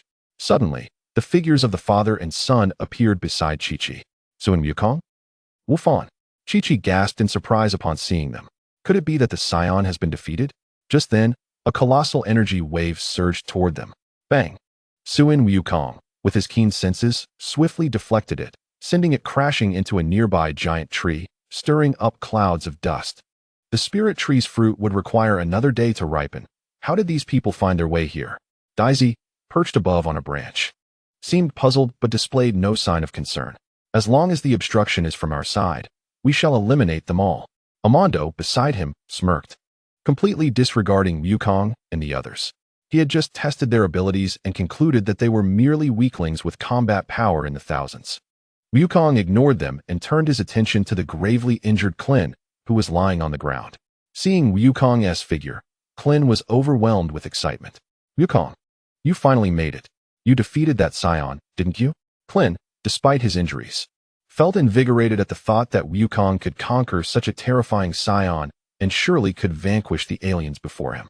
Wukong, the tea and dumplings. Before the enemies noticed, Klin wanted to share the information he had with Wukong. All right, Klin, let me pat your head. What are you going to do? Klin was puzzled but agreed nonetheless. The other party intended to absorb Earth's energy through the spirit tree, and the Senza beans had already been used, along with the hidden ambusher, Tianjin Fan. After Wukong was healed, many martial arts principles that had previously eluded him suddenly became clear. The abilities he was using were the same as those employed by the Supreme Kai before. Though he did not understand the underlying principles, he found them exceptionally effective. Wukong, how did you achieve this? When did you acquire such a unique ability? Let us set that aside for now. Wukong's expression turned serious as he sensed a faint aura from Tianjin Fan in one direction. Emerging from the shadows, two dwarf aliens were holding Tianjin Fan, grinning wickedly. Wukong clenched his teeth, red energy enveloping him. In an instant, he flew to the side of the dwarf brothers. With a single-handed energy wave, he sent the two flying against the rocks. Furious, Wukong launched another energy blast, leaving the two motionless. The rescued Tianjin Fan seemed dazed, repeatedly calling out for Dumpling. Dumpling had already perished once, and he could never return. Memories of their shared moments tore at Tianjin Fan's heart. I am so useless. Faintly, it seemed Tianjin Fan could hear Dumpling's voice. To save him, Dumpling had unleashed his powers but was obliterated by the alien foes, leaving no trace of his body. I will never forgive you. Tianjin Fan's eyes were bloodshot, filled with hatred as he glared at the three aliens above. Re-Eyes and the Lacasse brothers have been defeated? Let us see how strong this guy is. Amando and his companion's mockery faded, replaced by grave expressions. Beep. Beep, beep. The larger of the two who had just arrived had a combat power of 5,000, while the smaller one was merely 300. Only a meager 5,000. Upon hearing Daze's voice, the seriousness in their eyes vanished, returning to their previous mockery. It must be that Rei's and the Lacase brothers were too careless. Truly useless. The opponent is just a weakling with a combat power of 5,000, having just fought against Piccolo and the others. They understood that Earth warriors had techniques to enhance their combat abilities. Thus, they did not overly doubt Wukong's strength. It was merely a technique that could not be used many times. As long as they could evade, the opponent would surely be at a loss. With comrades dead or wounded and his own stamina depleted from continuous combat, Wukong had no time for leisurely exchanges. Kaioken. A burst of red light flashed as he swiftly dispatched the remaining three with a flurry of punches and kicks. Meanwhile, as Wukong approached Klin, Gohan, barely able to move, struggled to rise and leaned against Chi-Chi. Little brat, I saw your tail. A figure resembling Wukong, with a tail wrapped around his waist, revealed his identity. Upon seeing him, Chi-Chi drew out an ice axe, nervously shielding Gohan behind her. With a single blow, the ice axe shattered. In Chi-Chi's fearful expression, Dales appeared before her in an instant, sending her flying with a palm strike and seizing Gohan. Mom. Gohan, now filled with rage, found himself unable to move. Chi-Chi crashed against a boulder, uncertain of her fate. Gohan. Piccolo extended his arm, attempting to rescue Gohan, but was easily blocked. Dales, gripping Gohan, advanced menacingly. Magic light killing cannon. Piccolo aimed at Dales, unleashing his ultimate technique. Boom. As the smoke cleared, it was revealed that Dales had effortlessly blocked the attack with one hand. I remember you should have been heavily injured. How can you still possess such power? Piccolo remained silent, solely focused on counterattacking. Not speaking? Then perish. For Dales, as long as the fruit of the spirit tree could mature, nothing else mattered. Uncle Piccolo. With relentless assaults, Piccolo was nearing his limit. Dales was about to unleash a massive energy wave to eliminate him. Oath Shield. In Chapter 24, eliminate Dales. Gohan, disregarding his injuries, summoned the last of his strength to land a punch on Dales' face. The damage was minimal, yet it successfully interrupted Dales' spellcasting. Piccolo seized the opportunity to evade to the side, striving to stabilize his energy. However, Gohan's strike only served to enrage Dales. You little brat. Dales furiously dragged Gohan to the moon's vicinity, forcefully prying open his eyes. Little brat. Don't you wish to protect this planet? Now, use your power to destroy it. Upon seeing the full moon, Gohan realized the impending doom. A flash of white light crossed his mind, and his eyes turned crimson. His body began to swell, his clothes tearing apart, his mouth protruding, and fangs elongating. Roar. Yet, Gohan's injuries were too severe. Even transforming into a great ape was a struggle. With all 8 gates opened, his bones were shattered. The great ape, after much effort, finally stood up. Roar. After a thunderous roar, it seemed to lose all strength, collapsing forward and stirring up clouds of dust. No wonder you are the son of a lower-class warrior. You truly are pathetic. Dales watched Gohan's display with irritation.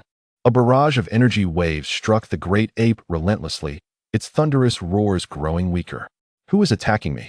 It hurts, it hurts. Roar. What is happening? Why is my mind so chaotic? Illusion, dispel. No. That is not right. Roar, I think I've found the key. Roar, it hurts. I need to move. No, my injuries are too severe. Yet, under the continuous assault, the great ape's roars weakened further, and just as Gohan regained consciousness, he fainted again. Energy cannon. Boom. A sudden attack struck Dales from behind. What was that? The unexpected strike startled Dales, but upon seeing Tianjin Fan, a smirk returned to his lips.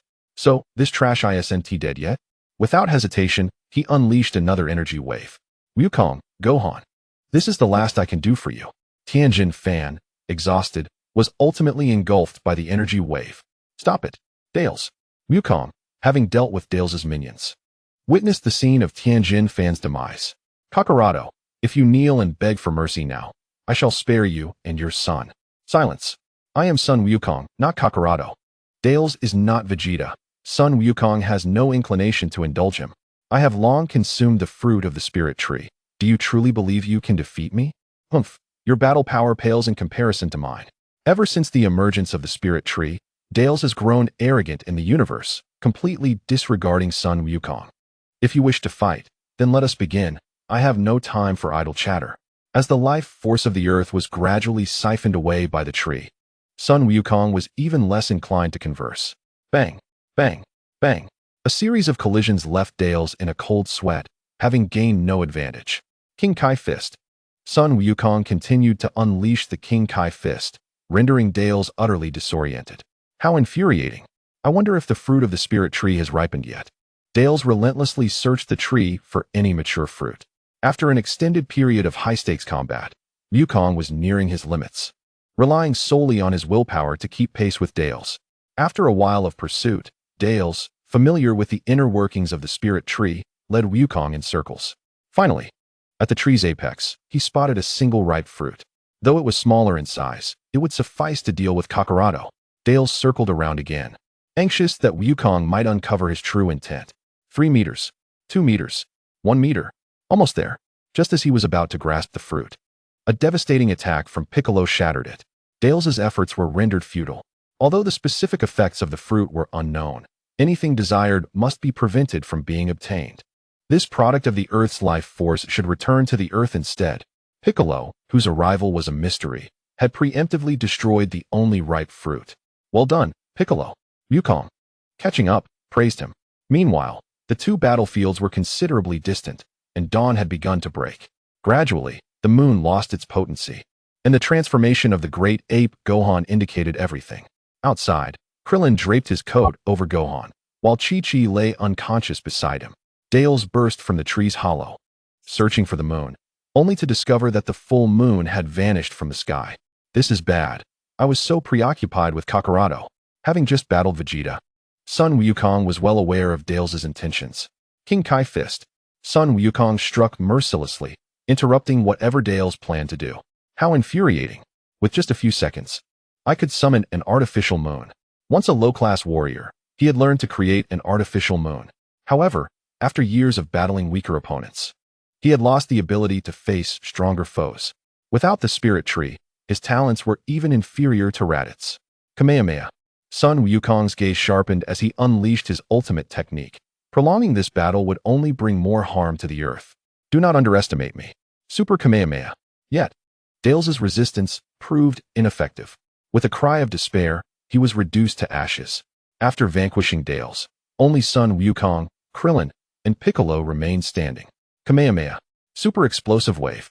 The three exchanged glances and unleashed their respective ultimate moves. However, after the dust settled, the spirit tree still stood tall. It seemed that the spirit bomb would have to be employed once more, drawing upon my final reserves of energy. Mountains, rivers, oceans. Wukong gathered energy. But the Earth's life force had recently been depleted, compounded by the spirit tree's influence, leaving little behind. Thus, Sun Wukong had no choice but to direct his focus beyond the Earth. Piccolo, not idle himself, meticulously checked the fallen aliens, delivering final blows to ensure their demise. Before long, all the aliens were confirmed dead. Only this massive tree remained to be dealt with. Spirit Bomb. It is complete. Wukong held aloft the colossal azure sphere. Though smaller than the one Vegeta had created, it was sufficient to obliterate the spirit tree. Wukong, is this your newly learned technique? How impressive. Krillin marveled from the side. Huh. The spirit bomb was thrown, and the spirit tree was utterly destroyed. Yet, the life force of the Earth that had been ravaged could not be restored to its former state. Chapter 25, Battle Settlement, Scion Arc concluded. Dales was merely a minor character and shall not be elaborated upon. On an aircraft, a little to the left, a bit more to the left, there was a large tree back there. You should remember this direction. Master Karen was persistently directing. Bulma, striving to adjust her mood, piloted the aircraft. Accompanying them were Master Roshi and Yachirobe, who had been brought aboard earlier. As for Oolong and Poir, they were not included this time. I've made a significant contribution this time. I should be allowed to rest first. Yachirobe muttered quietly, pointing at the tail he had brought back. Kid, I can see everything that happens down there. Don't think for a moment that I'm unaware of your actions. The Cat Master, clearly in a foul mood, showed no leniency toward him. Hey, you know how strong those monsters are. It's quite commendable that I had the courage to come here. If you're so formidable, why don't you fight the Scions? Yachirobe retorted, and the Cat Master fell silent upon hearing this. Following that, the occupants of the aircraft remained silent. What is happening to me? Am I dying? Gohan, cradled in Chi-Chi's arms, struggled to open his eyes. But he could not lift them at all. His injuries were too severe. Not only had he activated the 8 gates, but Dales's torment had left him incapacitated. He was unable to move his body or even speak, and his faint consciousness found it challenging to even open his eyes. Gohan called out weakly in his mind. Sister Lon, Sister Lon. Detection of host near death. Preparing emergency measures. Space isolation detected. Emergency measures cannot be completed. Buzz. At that moment, the gem within Gohan's body began to shine. Upon awakening, he found himself in the gem's space. Floating beside the gem was Sister Lan's true form. Sister Lon. How long has it been? Gohan, according to Earth time, 3 days have passed. 3 days? Have I been unconscious for 3 days? To be precise, you are still in a state of unconsciousness. Your consciousness has merely entered this space. What should I do? If this continues, my mom and dad will be frantic. Gohan was particularly anxious. Previously, a mere thought could manifest a result. Gohan, I do not recommend you do that. Your consciousness cannot return now. It is a protective mechanism of your body. However, Wufan was anxiously pacing within the confines of the space, desperately searching for anything that could aid in his recovery. Were there any discarded elixirs? Perhaps some body-enhancing fluid? What a jest! Resorting to desperate measures in such a manner was utterly absurd. But the marketplace. Despite having depleted his points before the battle, without acquiring anything of value, he must have accumulated a considerable amount during this confrontation. Let us check. Name: Sun Wufan Bloodline.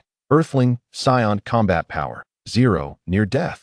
Points: 5,178. Experience: 4632. To his astonishment, he had amassed such a plethora of points. Based on Wufan's reflections over the past year, acquiring experience was relatively straightforward. One could gain it simply through training or learning. And utilizing shadow clones for training proved equally effective. However, obtaining points was a formidable challenge. Previously, he had only managed to garner a meager amount through hunting prey and battling with Uncle Bick. Defeating prey yielded points equivalent to their combat power, rounded to the nearest 10. As for the skirmishes with Uncle Bick, points were only awarded upon victory, amounting to double the combat power. Let us review the sources of point acquisition. Assisted in defeating the Vegetable Man, gained 24 points. Assisted in vanquishing Vegeta, Grade 8 form, gained 320 points. Collaborated with teammates to save Earth once, earned 3,320 points based on contribution. Assisted in defeating the Dales Legion, gained 457 points. Assisted in defeating Dales, gained 300 points. Collaborated with teammates to save Earth once, earned 757 points based on contribution. So that was how it was. Regardless, he could once again patronize the marketplace.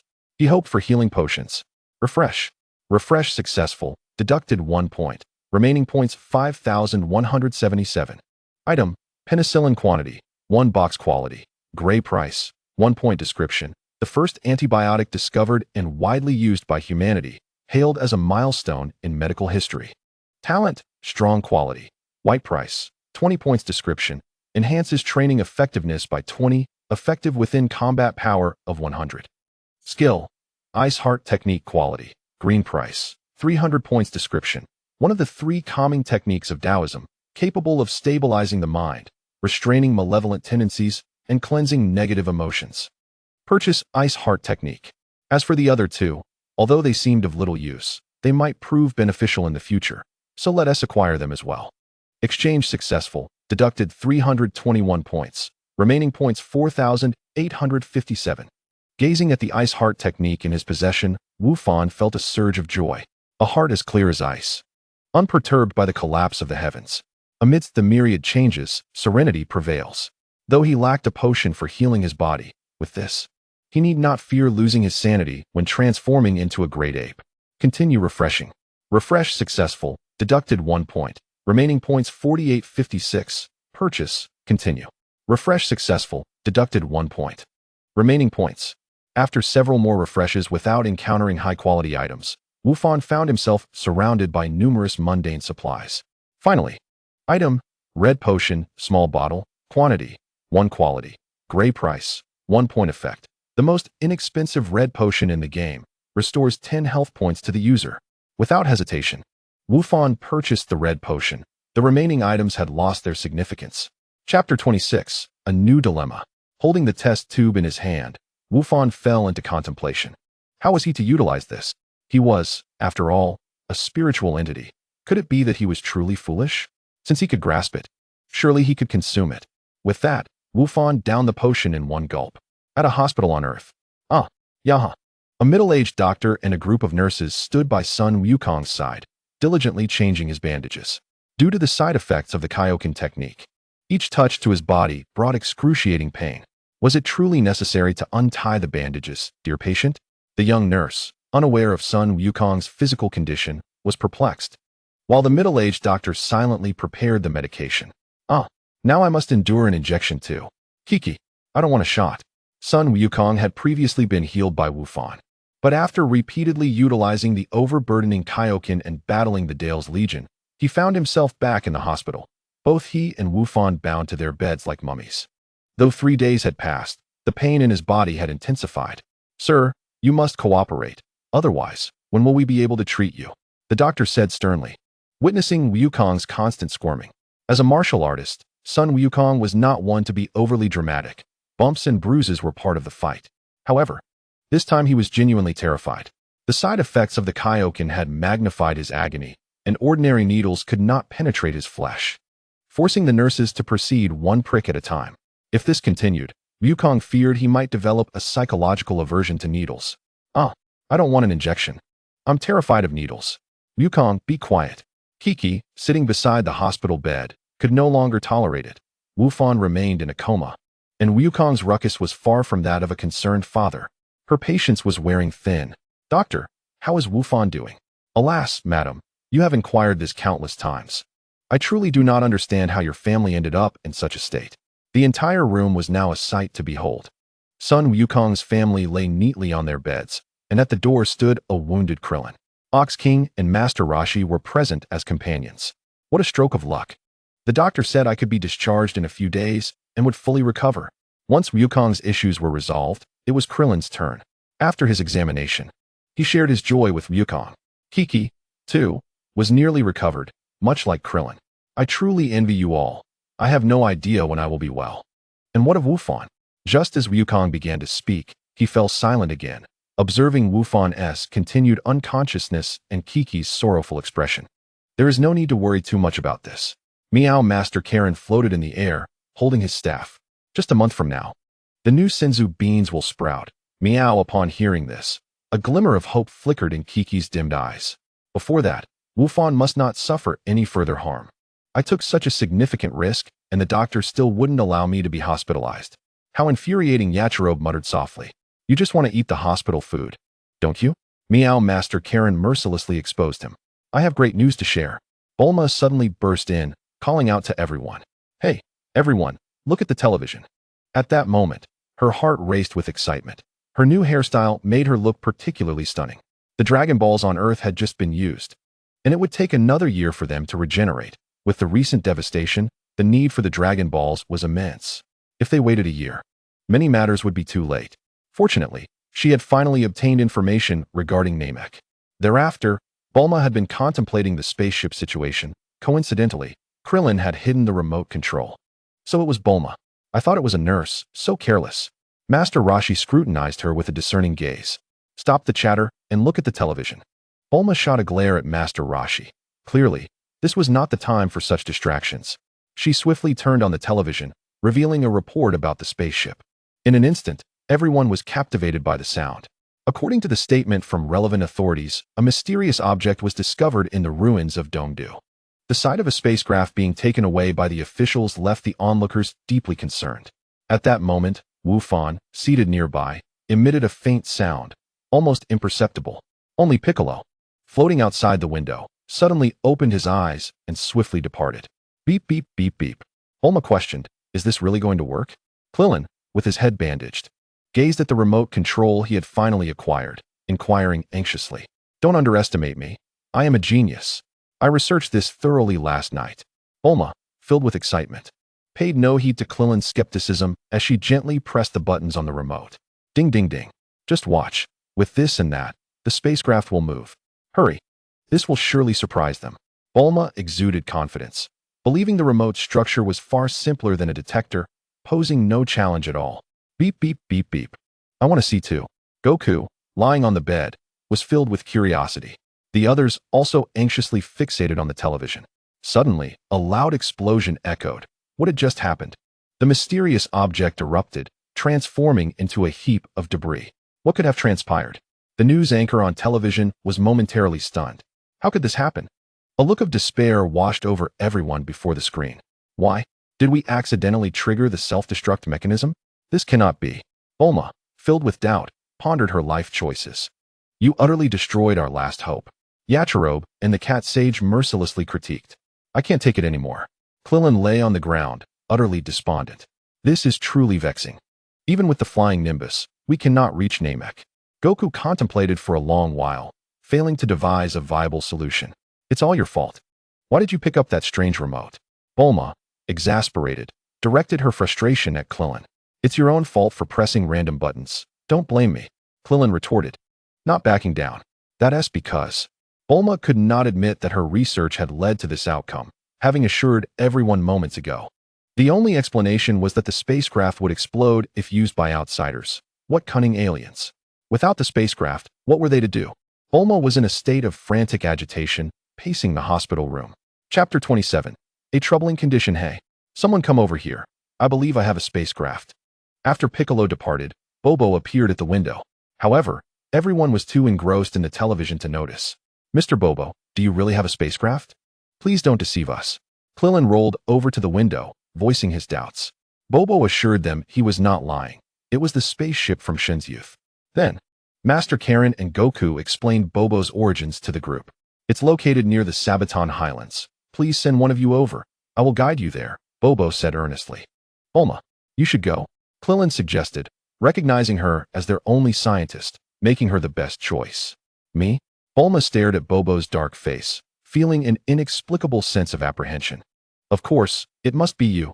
Only you understand the spacecraft, and us going would be pointless. Krillin added. Bulma continued to scrutinize Bobo, feeling even more uneasy as he smiled. Is it truly safe? Don't you think his gaze seems rather dangerous? As a normal woman, she felt perfectly justified in her fear at the prospect of being alone with a stranger in such a desolate location. With her hands clasped over her chest, she left Krillin at a loss for words. Bobo had always been this way. Ultimately, after everyone assured her of Bobo's character, Bulma reluctantly agreed to accompany him. They set off. Once Bulma climbed aboard, the magic carpet soared into the sky under Bobo's control. When they landed again, they had arrived at the desolate Sabaton Highlands. How could there possibly be a spacecraft in a place like this? You wouldn't have any ulterior motives, would you? This region, positioned at Earth's polar extremes, was exceptionally frigid. A gust of wind swept by, causing Bulma to shiver. It wasn't that she held any bias against Bobo. It was simply that he appeared too suspicious. Regrettably, she lamented not dressing more warmly, realizing her delicate nature contrasted sharply with the ruggedness of her surroundings. It should be over there, follow me. The polar landscape, devoid of sunlight, was illuminated only by the moonlight. Bobo's expressionless dark face gave no indication of emotion as he instructed and began to lead the way. Hey, wait a moment. Noting that Bobo ignored her, Bulma hurried to keep up. After a strenuous climb, Bulma finally reached their destination, where Bobo had been waiting. Found it. This must be the spacecraft. Let me examine it. Mom, Dad, Wufan, how are you feeling now? Following the recent incident, the room fell silent once more. Once Chi-Chi regained her focus, she heard Wufan's voice. Oh, my poor Wufan. Chi-Chi leaped off the bed, wishing to embrace him but hesitated, worried about his injuries. Mom, I'm so hungry. Wufan's voice was faint, for not only was his injury severe, but he had also endured a prolonged period without food or drink, leaving him utterly drained. Due to his physical condition, the nurse had to attempt multiple times to successfully administer N4. However, the meager energy from the drip was far from sufficient. Wufan, what do you wish to eat right now? The doctor said you shouldn't consume anything too greasy. Chi-Chi inquired, eager to rush to the kitchen, showing no concern for her own status as a patient. Just something light will suffice. I can't eat much anyway. Wufan replied weakly. Chi-Chi, just keep Wufan company. I'll handle the food issue. Ox King, witnessing his precious daughter and grandson, felt a pang of heartache, and quickly reassured them. Sister Xiaolon, please check my condition. After consuming the red medicine, Wufan's body regained some strength, and his consciousness finally returned, prompting him to silently contact Xiaolon. Understood, Wufan. Alert. Host has exited the critical state. Commencing full body scan. Detected host's vital signs. Heart status. Ventricular rupture, for locations. Lung function. Left lung collapsed, 75. Total blood loss. 43 energy reserve. 0001. Completely exhausted. Bone damage. Comminuted fractures. 128 locations. Genetic changes. Gene lock beginning to loosen. System detected multiple organ failures. Nerve conduction interruption rate at 61. Cellular regeneration system overloaded.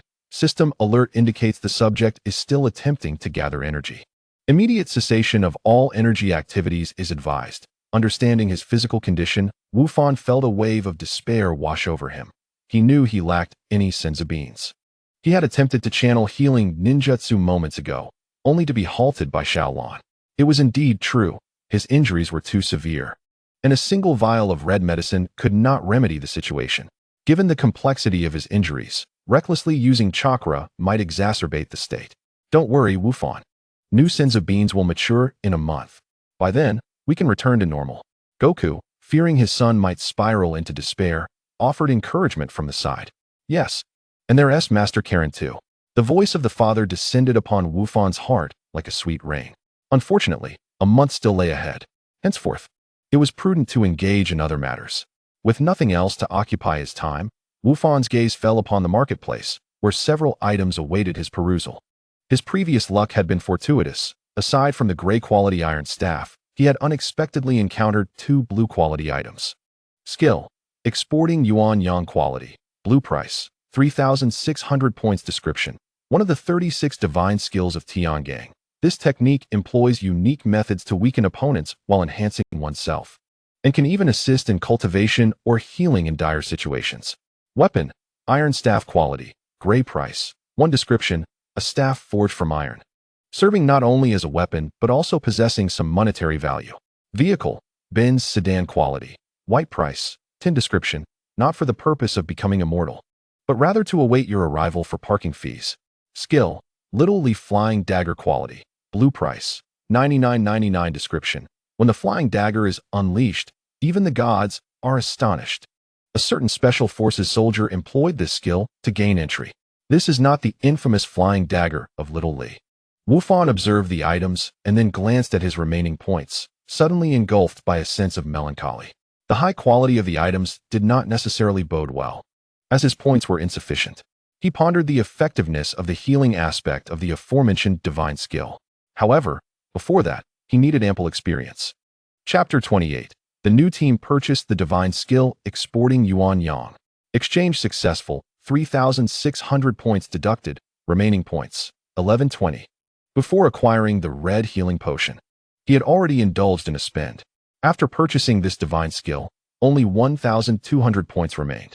Wufan held no particular thoughts regarding the name of the divine skill. He was simply drawn to its healing properties. Furthermore, the final secret technique was beyond his current means. Soon, Wufan came to understand the marvelous essence of the skill. Exporting yuan yang was less a divine skill and more a peculiar method of fortune. It harmonized with the forces of nature, the art of breathing, and the manipulation of qi, allowing one to continuously diminish the opponent's qi during combat to fortify oneself, or to use one's own qi to save others. When cultivated to profound depths, it could harness various powers to incessantly temper or heal the body. This could truly amplify the scion characteristic of becoming increasingly formidable through battle. Yet, to utilize it for healing, a deeper comprehension was necessary.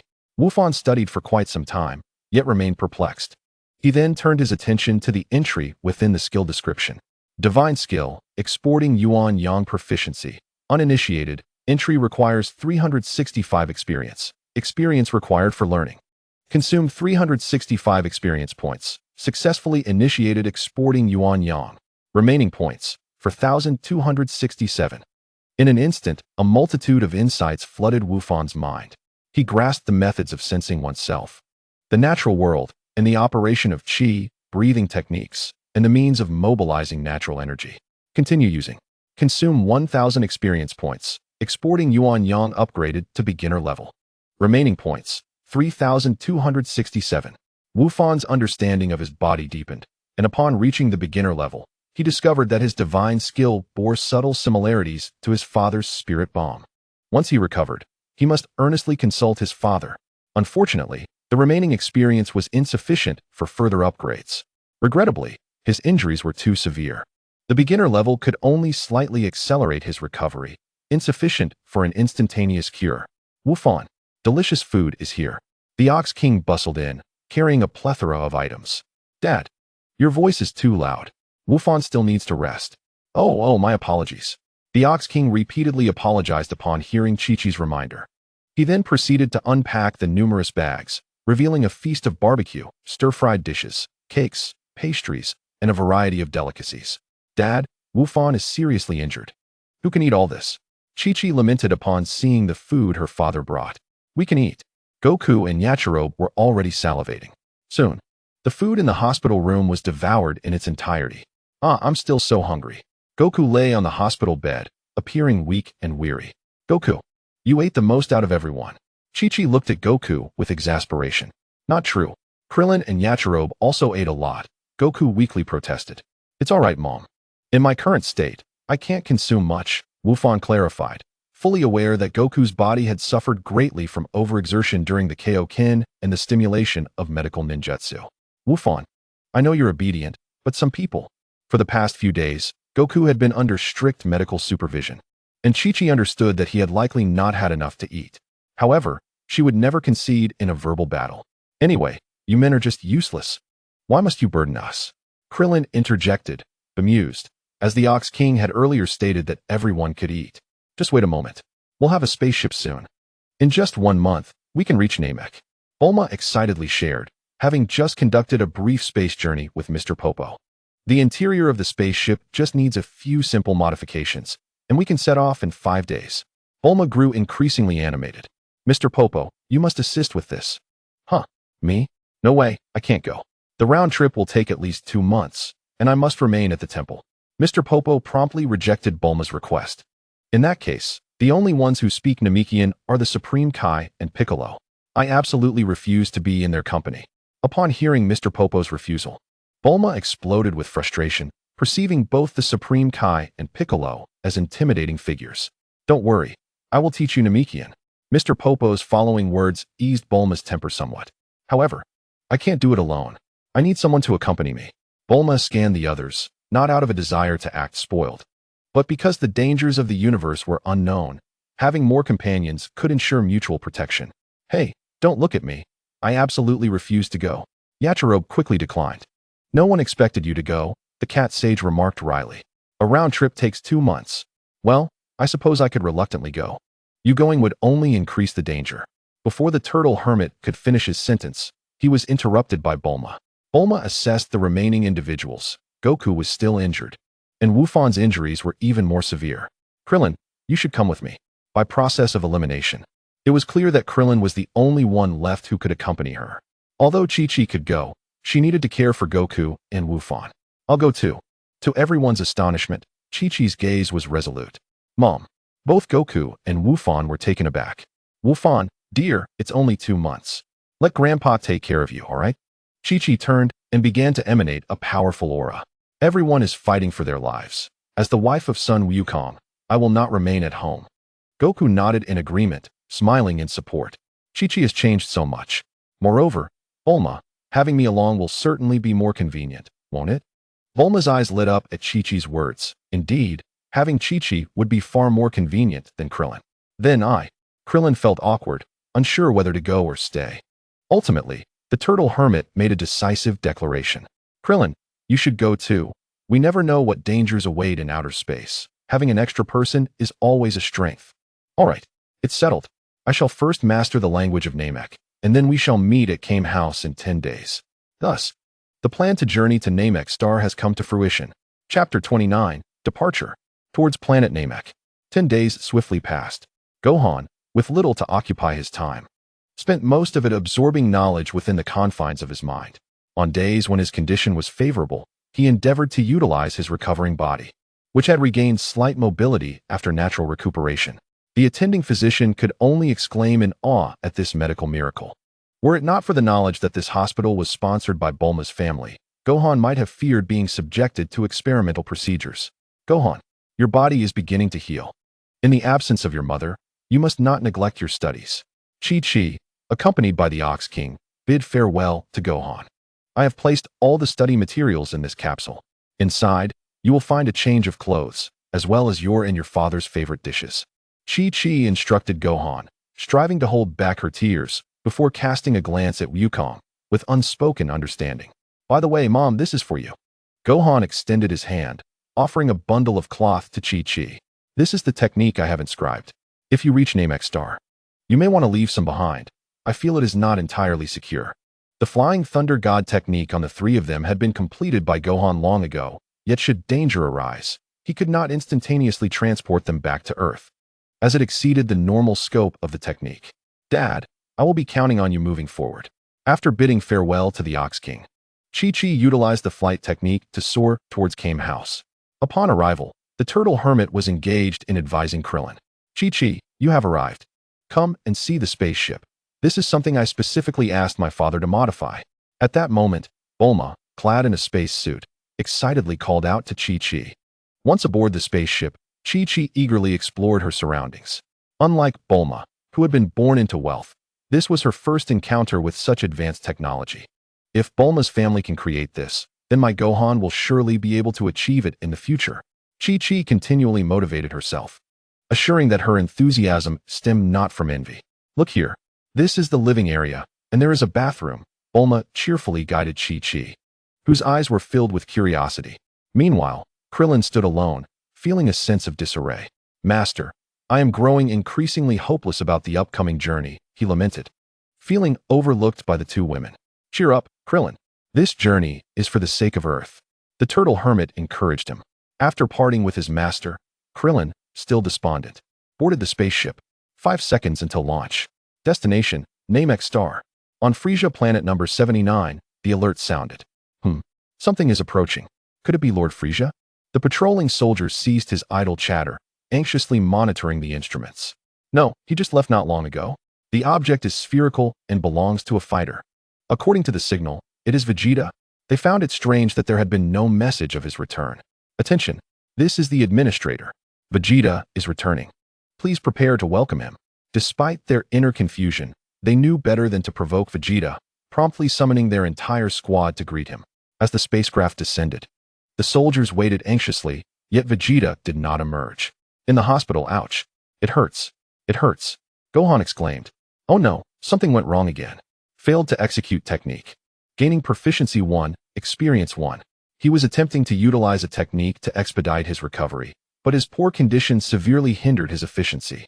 The sound of the notification brought him a modicum of comfort amidst his frustration.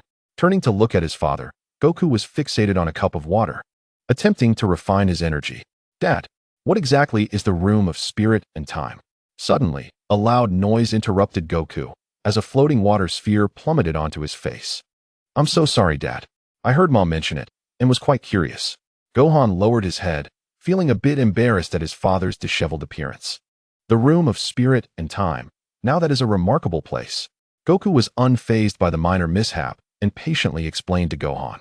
When I heard Chi-Chi speak of the room of spirit and time, I too was astonished. I was there for a month, yet she managed to endure for 3. Goku seemed momentarily lost in thought, pondering something. Is the environment there particularly harsh? Gohan inquired further, recalling that his mother had not elaborated much on it. Indeed, the gravity is 10 times that of Earth. Moreover, the extreme conditions pose a significant challenge to one's physical and mental fortitude. Goku returned to the conversation, elucidating further. If Mom could endure for 3 months, that is truly impressive. Indeed, it is remarkable. What do you think, Gohan? Shall we enter together for training once you have recovered? Goku nostalgically proposed, reminiscing about their past training sessions. But do we have enough time? I still have assignments from Mom to complete, Gohan replied, feeling a twinge of excitement at the thought of visiting such a wondrous place, yet disheartened by the pile of homework awaiting him. Not to worry. A year inside equates to merely a day outside. You need not fear it interfering with your tasks. All right, then it is settled. Once you are well again, I will take you to the room of spirit and time and assess your potential. Goku's enthusiasm grew as he shed the constraints of Chi-Chi's expectations and eagerly planned their upcoming days. But you promised we would go fishing together, Gohan timidly reminded. Yet Goku was too caught up in his excitement to notice. In a desolate area of Earth, Piccolo surveyed his creation with satisfaction. Perseverance bears fruit. After days of hard work, I have finally completed this formation. Although it was not as formidable as the previous one, it would suffice for training. Piccolo, a true genius, learned and grew alongside Gohan. This gravity formation was one of his achievements. Goku and the Scions, await your doom. Our next encounter will herald your end. Piccolo then conjured 2 clones, who floated in the air, engaged in meditation. I cannot shake this ominous feeling, he mused, perhaps due to a kinship instinct, as he sensed misfortune brewing on Namek star. If circumstances permitted, he would wish to meet his kind. However, that human woman would undoubtedly not take him along. And as the Demon King, he would not deign to approach them. He would rather perish than remain aboard the spaceship with those humans. Chapter 30. The Room of Spirit and Time. Several days later. Hey, cough, cough. What are you doing, Son Goku? A middle-aged doctor entered.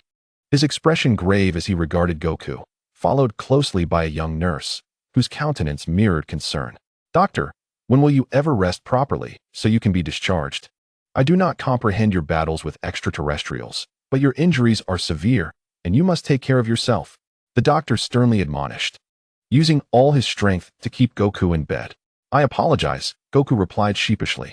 Mr. Sun, and your son, his injuries are even more severe than yours. He cannot eat anything indiscriminately. The young nurse glared at Gohan, who was devouring a piece of roasted meat, her frustration boiling over. What kind of father allows this? Not only is he neglecting his own treatment, but he is also failing to supervise the child. I thought he looked a bit hungry. That is not excuse feeding him such greasy food. Wufan's body remained immobile, and the sustenance in his mouth was undoubtedly offered by Wukong.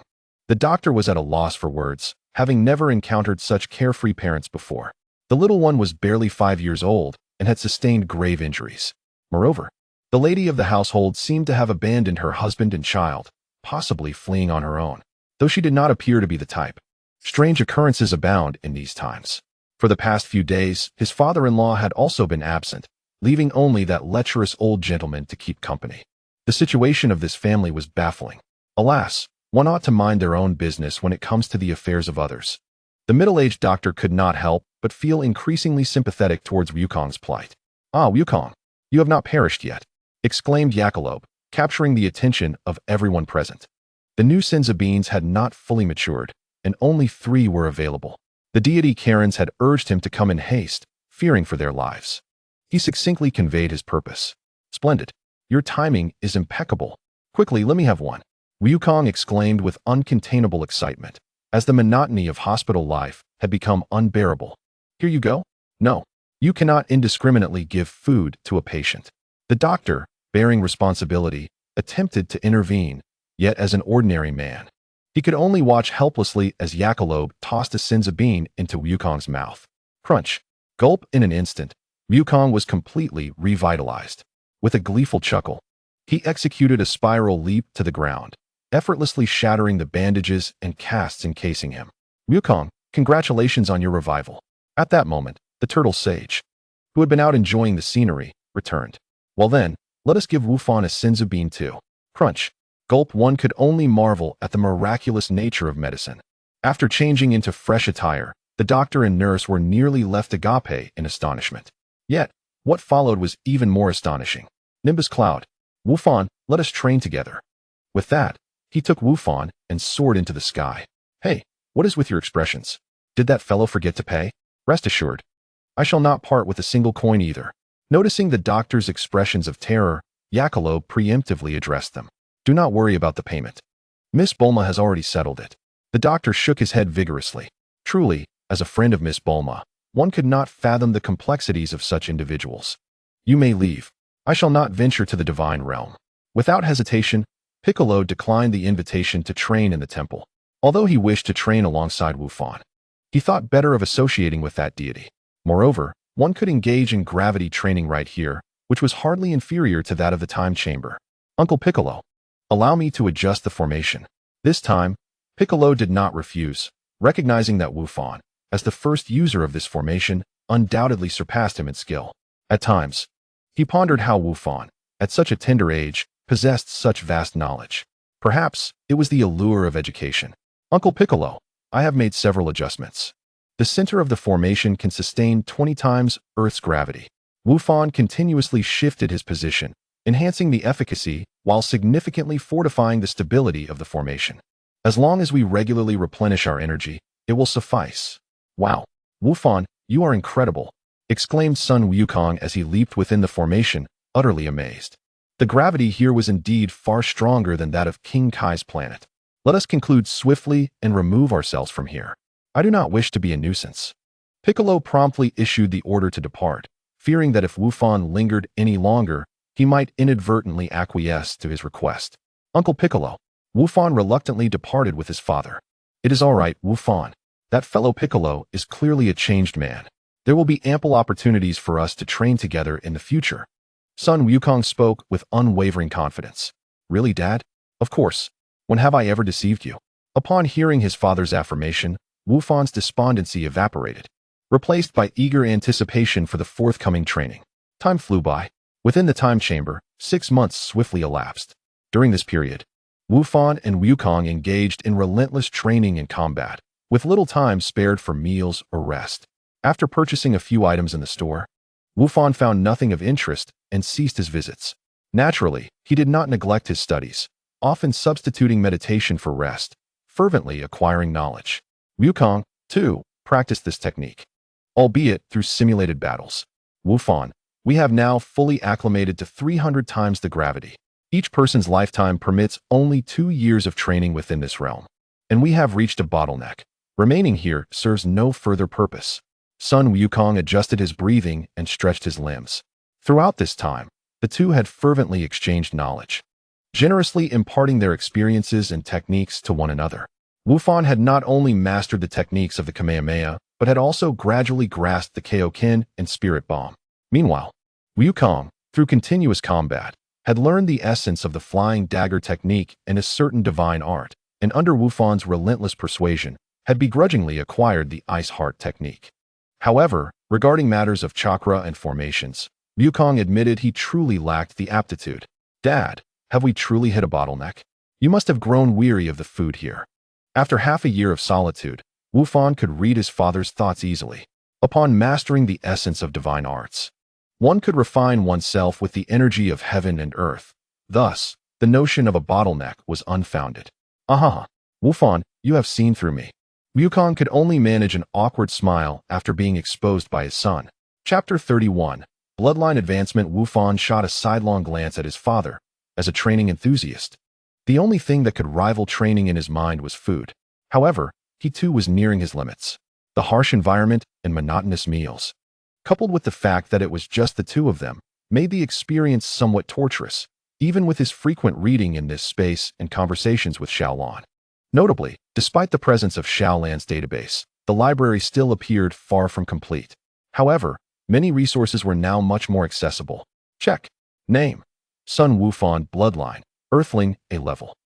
Scion, A level. Talent: Cultivation Genius, Photographic Memory, Spirit Body, Battle Soul, Great Ape Transformation, Combat Power. 1-200-000. Unlocked Permissions. Beginner, Unlocked Functions. Beginner Library, Upgradable. Beginner Store, Upgradable. Abilities: Chakra, Complete. Qi, Complete. Telekinesis, Complete. Divine Arts: Exporting Yuan Yang, Advanced 25, 871-000. Skills: Kamehameha, Demon Flash, Flying Dagger. Points: 1-0-27. 865. Experience: 3-678, 765. Upon entering the time chamber, Wu Fan's combat power was a mere 23,000. After this period of training, it had increased over 50-fold. However, his hair had also grown considerably, and combined with his tattered clothing, he appeared far more unconventional than ever. As for Wukong's data: Name: Sun Wukong. Bloodline: Scion, Grade A. Abilities: Qi, Perfect. Telekinesis, Top Level. Talents: Innocent Heart, Battle Soul, Great Ape Transformation. Gray. Skills: Kaioken, Spirit Bomb. Kamehameha Divine Powers. Extraction of Yuan Yang, modified. 1, 210,000. Combat Power. 1, 500,000. Full Power. Status. Anxious upon his initial entry. Sun Wukong's combat power exceeded 30,000. In the beginning, his progress was somewhat slower than that of Wufan. However, after mastering divine abilities, he surpassed his peers, dramatically breaking through the 1.5 million mark. As his physique continually improved, he could effortlessly unleash the Kaioken at over 10 times his normal state. Furthermore, after acquiring the techniques of Xiao Li Fei Dao, he could direct any ranged attack, including the Spirit Bomb, with pinpoint accuracy, thus rendering evasion futile. The shopping center and library were now ready for upgrades. Additionally, what was the significance of the exclamation mark on the bloodline? Had the advancement conditions been met? Wufan pondered this alongside his father while sharing a meal. Father, once we finish this meal, let us venture forth. However, I require a brief moment for something, Wufan stated. Though he did not let his hands idle. Dining with his father, he knew that if he dawdled even slightly, he would miss out on food. All right, Wufan. Take your time, I shall wait a while longer. Sun Wukong, with his mouth stuffed full, spoke in a muffled manner, his cheeks puffing out reminiscent of a hamster. With a sigh, Wufan diligently swallowed his food and settled into a meditative posture. First, let us inspect the bloodline. The shopping center could be addressed at any time. If any issues arose within himself, they must be resolved immediately. Bloodline, Earthling level. A. Can advance. Talents. Cultivation genius. Photographic memory. Spiritual body advancement conditions. Combat power. 1, 200. 000. Wisdom. 3, 700. 000. Spirit. 195. Detection indicates advancement conditions have been met. Shall advancement proceed? Hadn't the Scion bloodline automatically advanced before? Why was there an inquiry this time? Was there something special about progressing from A to S? Never mind, let us advance. Wufan was not concerned about any potential issues. Initially, his Scion bloodline was only grade C, and now it had ascended to grade A without any peculiar sensations. Following the prompt, Wufan's body began to undergo a profound transformation. As time passed, he felt his cells continuously rupture and reorganize, culminating in alterations at the DNA level. Suddenly, Wufan's mind was flooded with insights, granting him an understanding of his bloodline's essence. The heritage of the bloodline, the arrangement of DNA, shattered and absorbed new nutrients, akin to clearing away the most superfluous parts of a long-accumulated pile of code. However, how was he to fill in these blank segments? Was it food? Wufan abruptly opened his eyes and reached for a plate of dishes to consume. Was it futile? No, there was still some essence. Yet, the inherent value of this food was far too minimal, nearly negligible. What was to be done? At that moment, his body suddenly reacted strongly to certain items within the space. Wufan scanned his surroundings, gradually discerning their significance. Primarily, it was the peculiar plants he had previously purchased, such as dragon blood grass and snow lotus essence, along with various talents and items like strength, beginner, and low-grade spirit stones. Curiously, he had acquired them before, and now they proved invaluable. The most compelling item was the small pouch on his father, which contained the divine beans. He could not waste such life-saving items without dire necessity. Contemplating the commonality among these items, Wufan began to understand. They required some special energy. Thus, he swiftly utilized all the useful items within the space. Progress, 15. His body responded. Indeed, it was effective. With the items depleted, there remained only one option, the shopping center. Over 1 million points should suffice. Minutes later, he realized this was too slow. After refreshing over 100 times, he had only consumed over 20,000 points. Despite his efforts to save time by purchasing everything in one go, most items were trivial necessities. Gazing at the mountain of items amassed and the mere 30 points of progress, Wufan felt a pang of urgency. Check the shopping center. Upgrade. Points earned have exceeded 1 million. You may spend 10,000 points to unlock the intermediate shopping center. Intermediate shopping center. Refresh costs 10 points. With a higher chance of purple items, greatly reduced chance for gray items. Unlock. Prompt. Consume 10,000 points. Intermediate shopping center unlocked successfully. Upon unlocking the intermediate shopping center, the initial one did not vanish, but rather an additional option appeared in Wufan's mind. The highest possibility of purple items. Wu Fan contemplated the remaining points, his mind wandering. He had witnessed the power of blue skills, which were exceptionally formidable. Even the green ice heart technique had numerous remarkable uses. However, the probability of their appearance was exceedingly low. Refresh. A flash of white light appeared. Item, detector quality, white price, 10 points description. The latest model of Frisia's officer detector, capable of measuring combat power up to 500,000. Seeing the familiar design, Wu Fan fell silent. He had secretly hidden two during his battles with Vegeta and others. Although it was claimed to be the latest model, he felt it was no different from the previous ones. Nevertheless, he decided to purchase it, as he could dissect and study it later, being a high-tech product. Continue refreshing. Chapter 32. Super Earthling Continue refreshing. A blue light flashed. Item, ability lock quality, blue price, 7,000 points description, blank ability lock. Requires specific activation methods to endow form and abilities, a crucial tool for unlocking latent powers. Note, the power lies not in the ability lock, but in the user themselves. Continue purchasing. Although it was of little use now, considering the remarkable effects of the chakra system, the latent energy as a new power system was certainly worth acquiring for research. Continue refreshing. After numerous refreshes, each time only one item appeared. Yet purple items were still absent, and blue items were scarce. Fortunately, gray items were also reduced. In the 32 recent refreshes, the following items appeared. Blue. Bodhi seed. Consuming it can induce enlightenment. Rubber fruit. Rubber. Nika. Green. Intelligent core. Elevates technology level of items. Allied base vehicle. Capsule form. Purple cloud wings. Flight technique. Perfect T-virus solution. Unlocks gene locks. Contract sword of victory. Excalibur. Culinary skill card. Lu Maoxing. White. Dragon Slayer's sword. Yi Jing. Rolls-Royce Phantom. Fireball technique. Wind blade kick. X-ray vision. Hacker techniques compendium. Traditional Chinese medicine explanation. Firearms gift pack. The remaining items were predominantly gray, lacking value except for special items, but Wu Fan purchased them all, hoping to encounter unique items like the original Spider-Man's cup again. Let us try once more. Wu Fan swallowed the Bodhi seed. Progress, 15. His body responded. Indeed, it was effective. Subsequently, he consumed all edible items, regardless of whether they were T-virus or rubber fruit, one after another, astonishing Sun Wukong beside him. As he reached 67, the progress abruptly halted. More was needed. Refresh. Suddenly, a radiant purple light erupted within the marketplace, enveloping the entire space in an air of mystery. Dan Yao, Danyep Han Dan quantity, 6 pieces quality, purple price, 660,000 points description, takes effect the moment of death, possessing the ability to resurrect and restore instantly, allowing for a tremendous leap in one's potential. Only the first one is effective for potential enhancement. Wu Fan exclaimed in astonishment.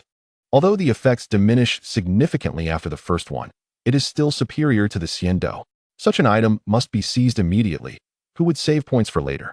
As the points dwindled rapidly, an exquisite jade vial materialized in Wu Fan's hand.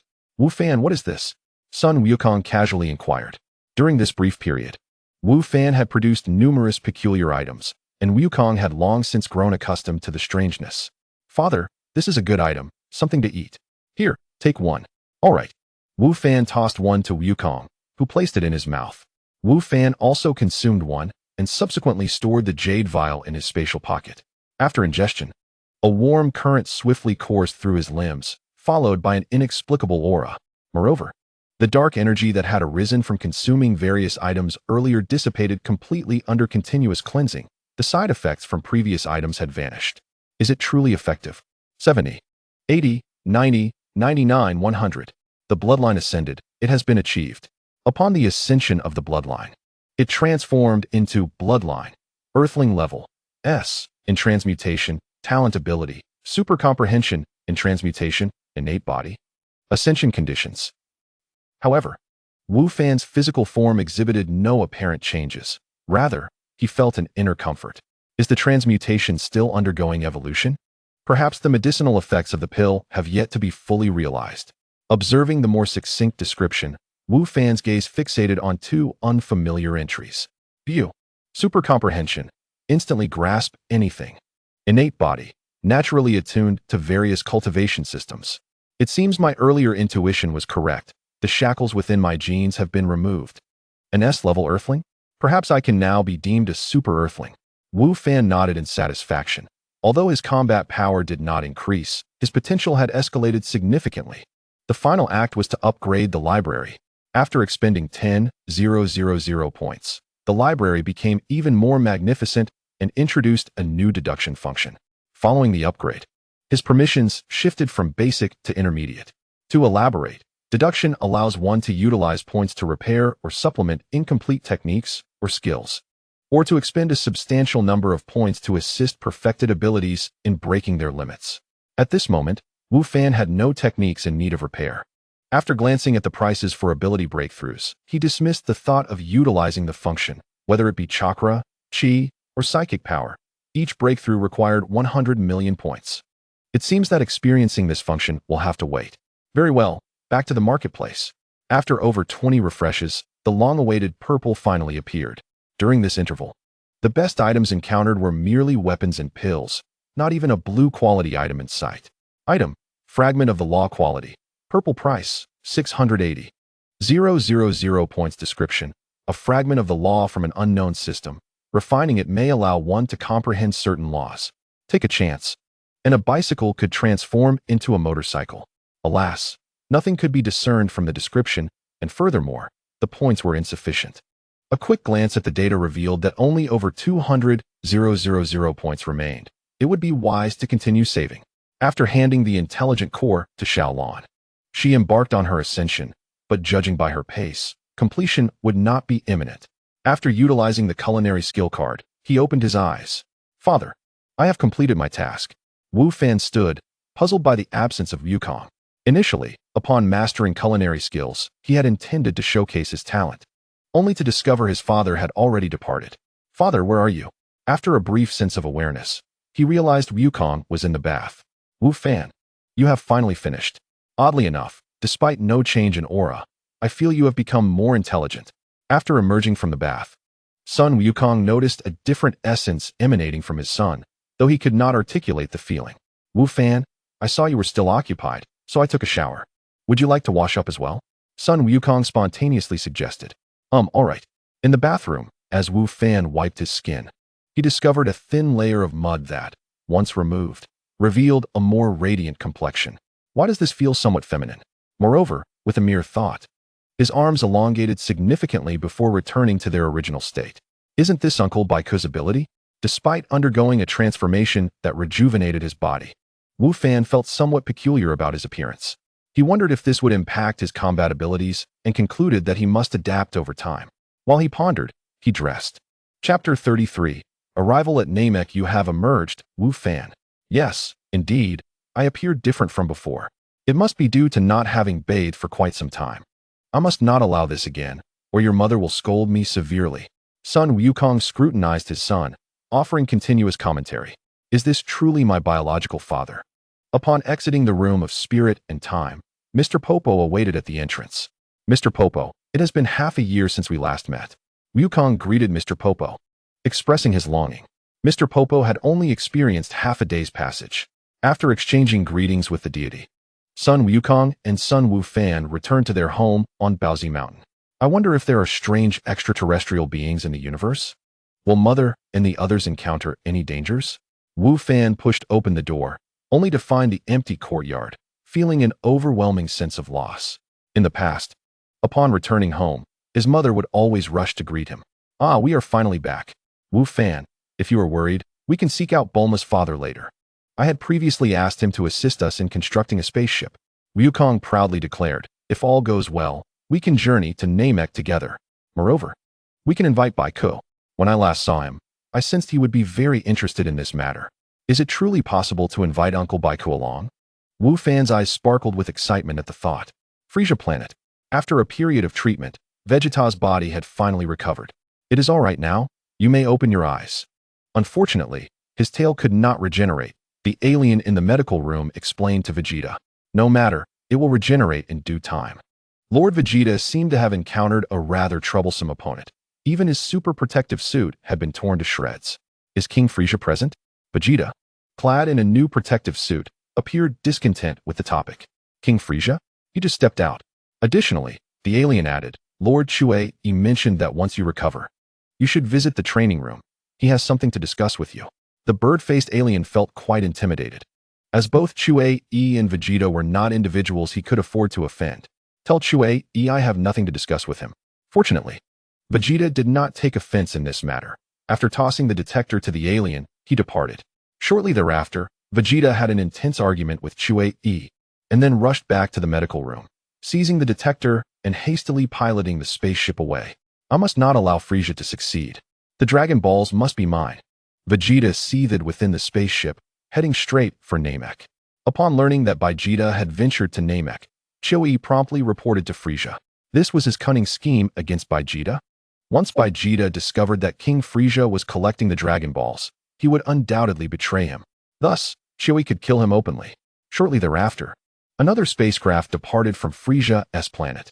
Do not let me catch up to you, Vegeta. It was Chue, tasked with pursuing Vegeta. Near Namek, a white light streaked across the sky. Attention, everyone. Fasten your seatbelts. The landing will be quite turbulent. Bulma instructed Chi-Chi and Klin. All right. After a month of acclimatization, the group had developed a tacit understanding. Rumbling. Marvelous. We have successfully arrived at Namek. Next, we shall test the atmospheric composition. Fortunately, I brought the reconnaissance device. Since arriving here, Bulma had not stopped moving her hands. Although oxygen had been prepared, Klin, what are you doing? We cannot go out yet. While Bulma was still fiddling with her instruments, Chi-Chi firmly grasped Klin, but the hatch was completely opened. Klin, you reckless fool. Why did you rush out? All right, Chi-Chi. Klin did not mean to, haha. Though Bulma was also quite annoyed, seeing Chi-Chi scolding Klin as if he were her son, she could only mediate.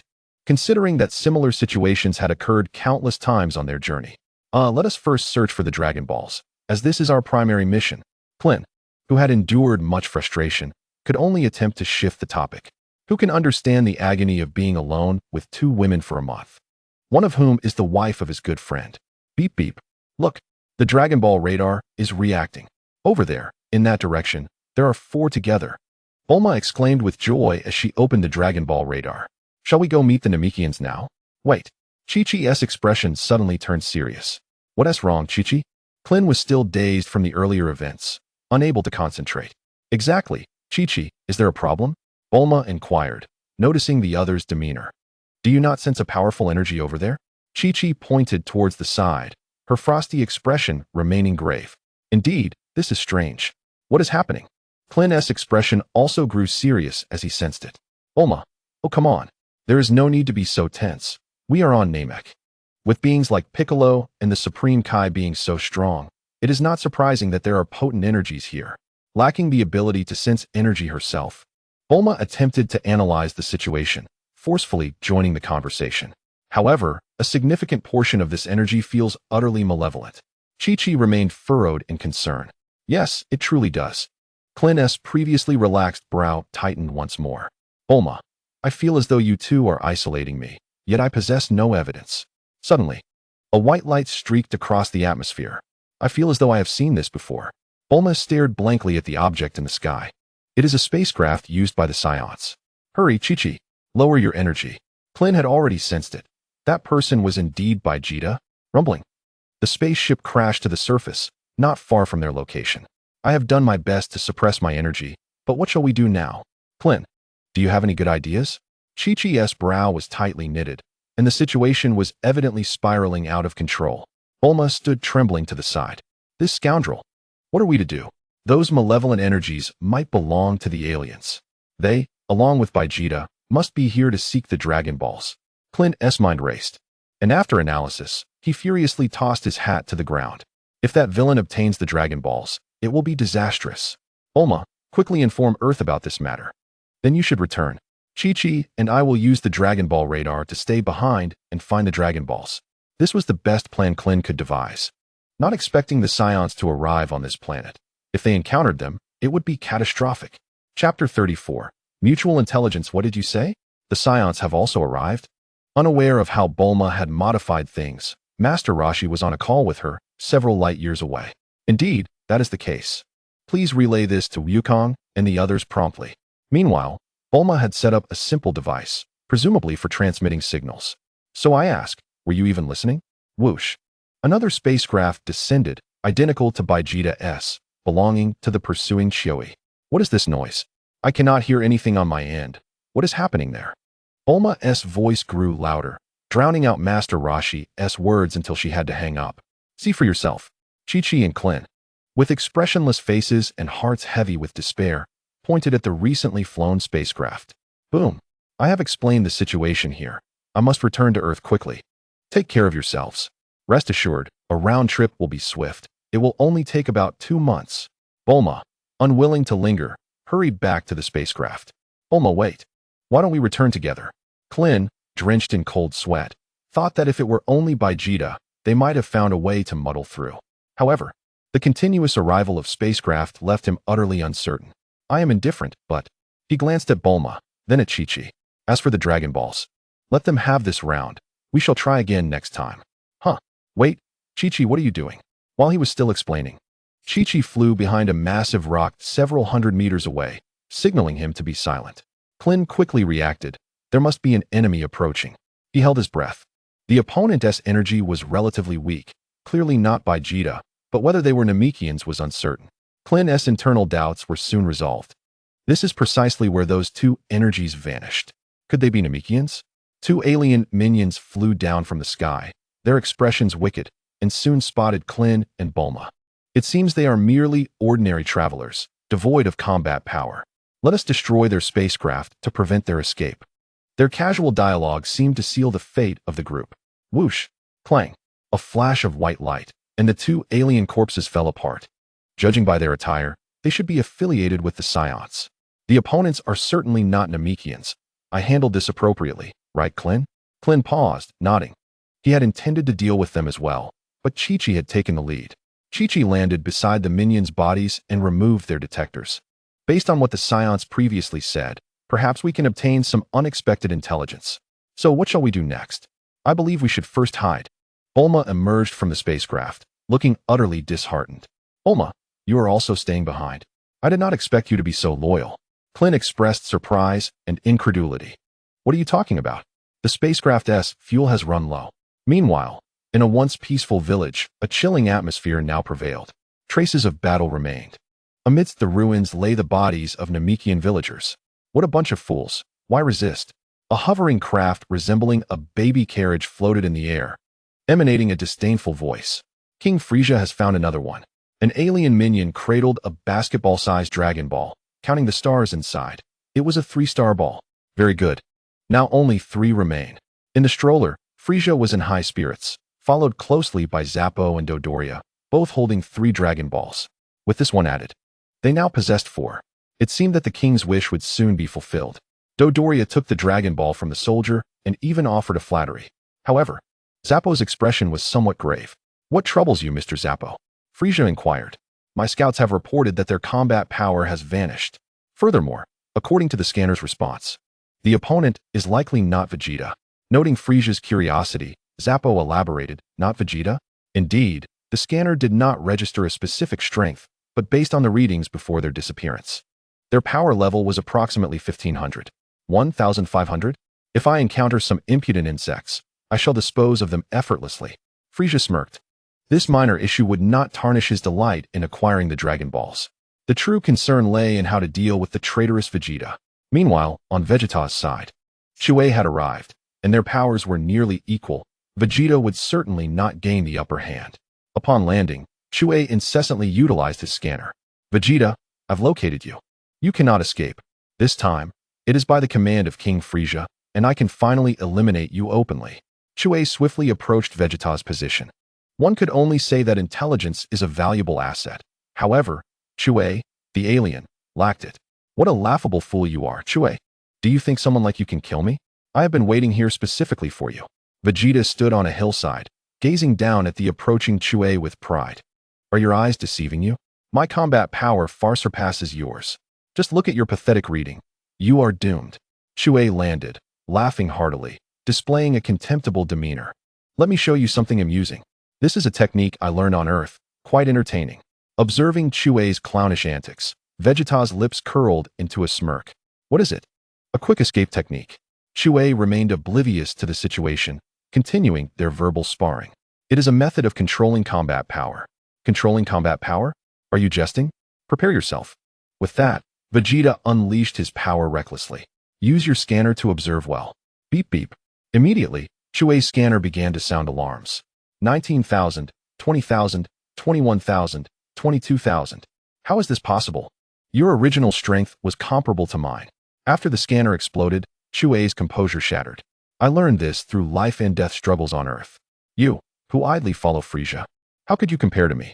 Vegeta's veins bulged as his combat power soared to a terrifying 24,000. Wait, Vegeta, I have a brilliant idea. We can discuss matters. I can assist you. I have long harbored displeasure towards King Frieza. As an insider, we can surely eliminate him together. Chuei began to weave his deceitful tale. Your appearance is utterly repulsive. After showcasing his strength, Vegeta had no intention of engaging further in conversation. He aimed to eliminate Chuei in the next moment. Yes, yes. Lord Vegeta, you are absolutely right. Ah, King Frieza? Huh, you fool. Go die? Chuei attempted to deceive Vegeta and immediately executed the prince's tactic, unleashing a barrage of energy blasts that reduced the surrounding terrain to rubble. Only someone as foolish as you would resort to such despicable theatrics. Now, prepare to meet your demise. Chuei's earlier attack was clearly evaded, and when Vegeta reappeared, he was unscathed. Wait a moment. With a single punch, Vegeta sent him flying and detonated the energy within Chuei. Boom. What a filthy display. Now they were aware of my movements. I must find a way to eliminate Zappo and Dodoria first. Vegeta's mind raced. He had completely severed ties with Frieza and needed to devise a plan to turn the situation to his advantage. With the scanner, he could monitor Frieza's actions. But first, he needed to locate a Dragon Ball and act at the opportune moment. Chapter 35. The action begins. Bang. What is it now, Zappo? Dodoria turned in confusion upon hearing the scanner's explosion. It may be a malfunction. It just reported that Vegeta's combat power exceeds 22,000.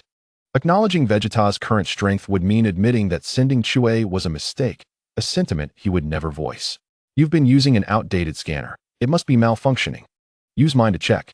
Dodoria seized the conversation. Beep beep beep. What does it say? It has already reached 24,000. Could my latest product also be faulty? Dodoria was utterly astonished. But soon, Chuei's demise made the reality clear. There is nothing strange. Vegeta has been fighting and has naturally improved to this level. Even at 24,000. The two of you together can still manage him. A combat power of 20,000 or slightly more makes no significant difference to Frieza. Report, my king. There is a response. There appear to be a dozen or so Namekians. A squad leader came to report. Let us continue our search for the next Dragon Ball. You must be cautious. Besides Vegeta, there are likely others seeking the Dragon Balls. Frieza commanded his subordinates. With the information regarding the fifth Dragon Ball, Chuei's death became even less significant. Let us depart. Yes. Meanwhile, on Krillin's side, the group had discovered a suitable cave. Due to time constraints, they had not yet equipped the spaceship with the space-folding device. Leaving it behind for now. Krillin, do you sense that they seem to be heading this way? Chi-Chi, wearing a scanner, questioned, perplexed, according to the previous information. These aliens should be heading to the next village. Moreover, they have lowered their energy levels along the way, so their scanners should not detect us. This is bad. We must hide. Krillin sensed the urgency and quickly pulled the two girls into the cave. When they emerged again, the three were drenched in sweat, utterly exhausted. In West City on Earth, upon receiving news from Master Roshi, Sun Wukong immediately set off to Bulma's house with Gohan, eager to find out if Dr. Briefs had completed the modifications. Is anyone home? Is the transformation happening here? Wukong called out loudly upon seeing no one in the yard. Ah, it's Wukong. My. You look completely recovered. And this must be Gohan. He is quite adorable. Mrs. Briefs was watering her flowers, and, upon seeing Wukong, set down the watering can and approached with freshly picked flowers in hand. Master Roshi said Bulma is in danger. I wonder if Bulma's father has finished modifying the spaceship. Wukong got straight to the point, expressing urgency. It seems he still has a bit left to do. He has been working on it. Gohan. There are so many interesting things here for you to play with, Mrs. Briefs teased, recalling Wukong's previous visit when he was the same height as Gohan. Where's the bathroom in Aunt Bulma's house? Gohan, feeling a bit shy, asked, as they had rushed from Master Roshi's house to here. And his father had been in such a hurry. Little Gohan, did you eat something bad? It's just left. Then right after saying this, she skillfully linked her arm with Wukong's and led him towards the yard. I never expected that little Wukong would grow up to be so robust. In a delightful cake shop, I recently discovered the exquisite flavors of their cakes, a revelation I owe to you. Otherwise, I would not have indulged in such delectable treats. Meanwhile, Bulma's mother engaged in conversation, feeling the awkwardness of Goku's presence, who was increasingly embarrassed. Fortunately, her son had left. Otherwise, misunderstandings would surely have ensued. Brother, it seems someone has entered. At that moment, a few individuals lurked outside Bulma's residence, observing intently. What does the intruder look like? He appears to be a robust man accompanied by a child. The lookout reported through a walkie-talkie, peering through binoculars. Fool, why are you scrutinizing the man so closely? Our target is the daughter of the wealthy Briefs family. If we succeed in this endeavor, we shall prosper. The impatient leader shouted at his subordinate. For ordinary individuals, the security of the Briefs household was formidable, equipped with an array of advanced weaponry capable of handling even a small army. The Briefs couple rarely ventured out, so their focus remained on Bulma. However, after several days of observation, they had yet to catch a glimpse of Miss Bulma. We have thoroughly investigated those around her. She has maintained a boyfriend for years, the subordinate explained. The leader's interest piqued, knowing that failing to complete the task would pose a problem with their employer. Is it this person? The distance was too great to discern features clearly, yet the clothing matched that in the photographs. Regardless, capturing the young boy would clarify everything.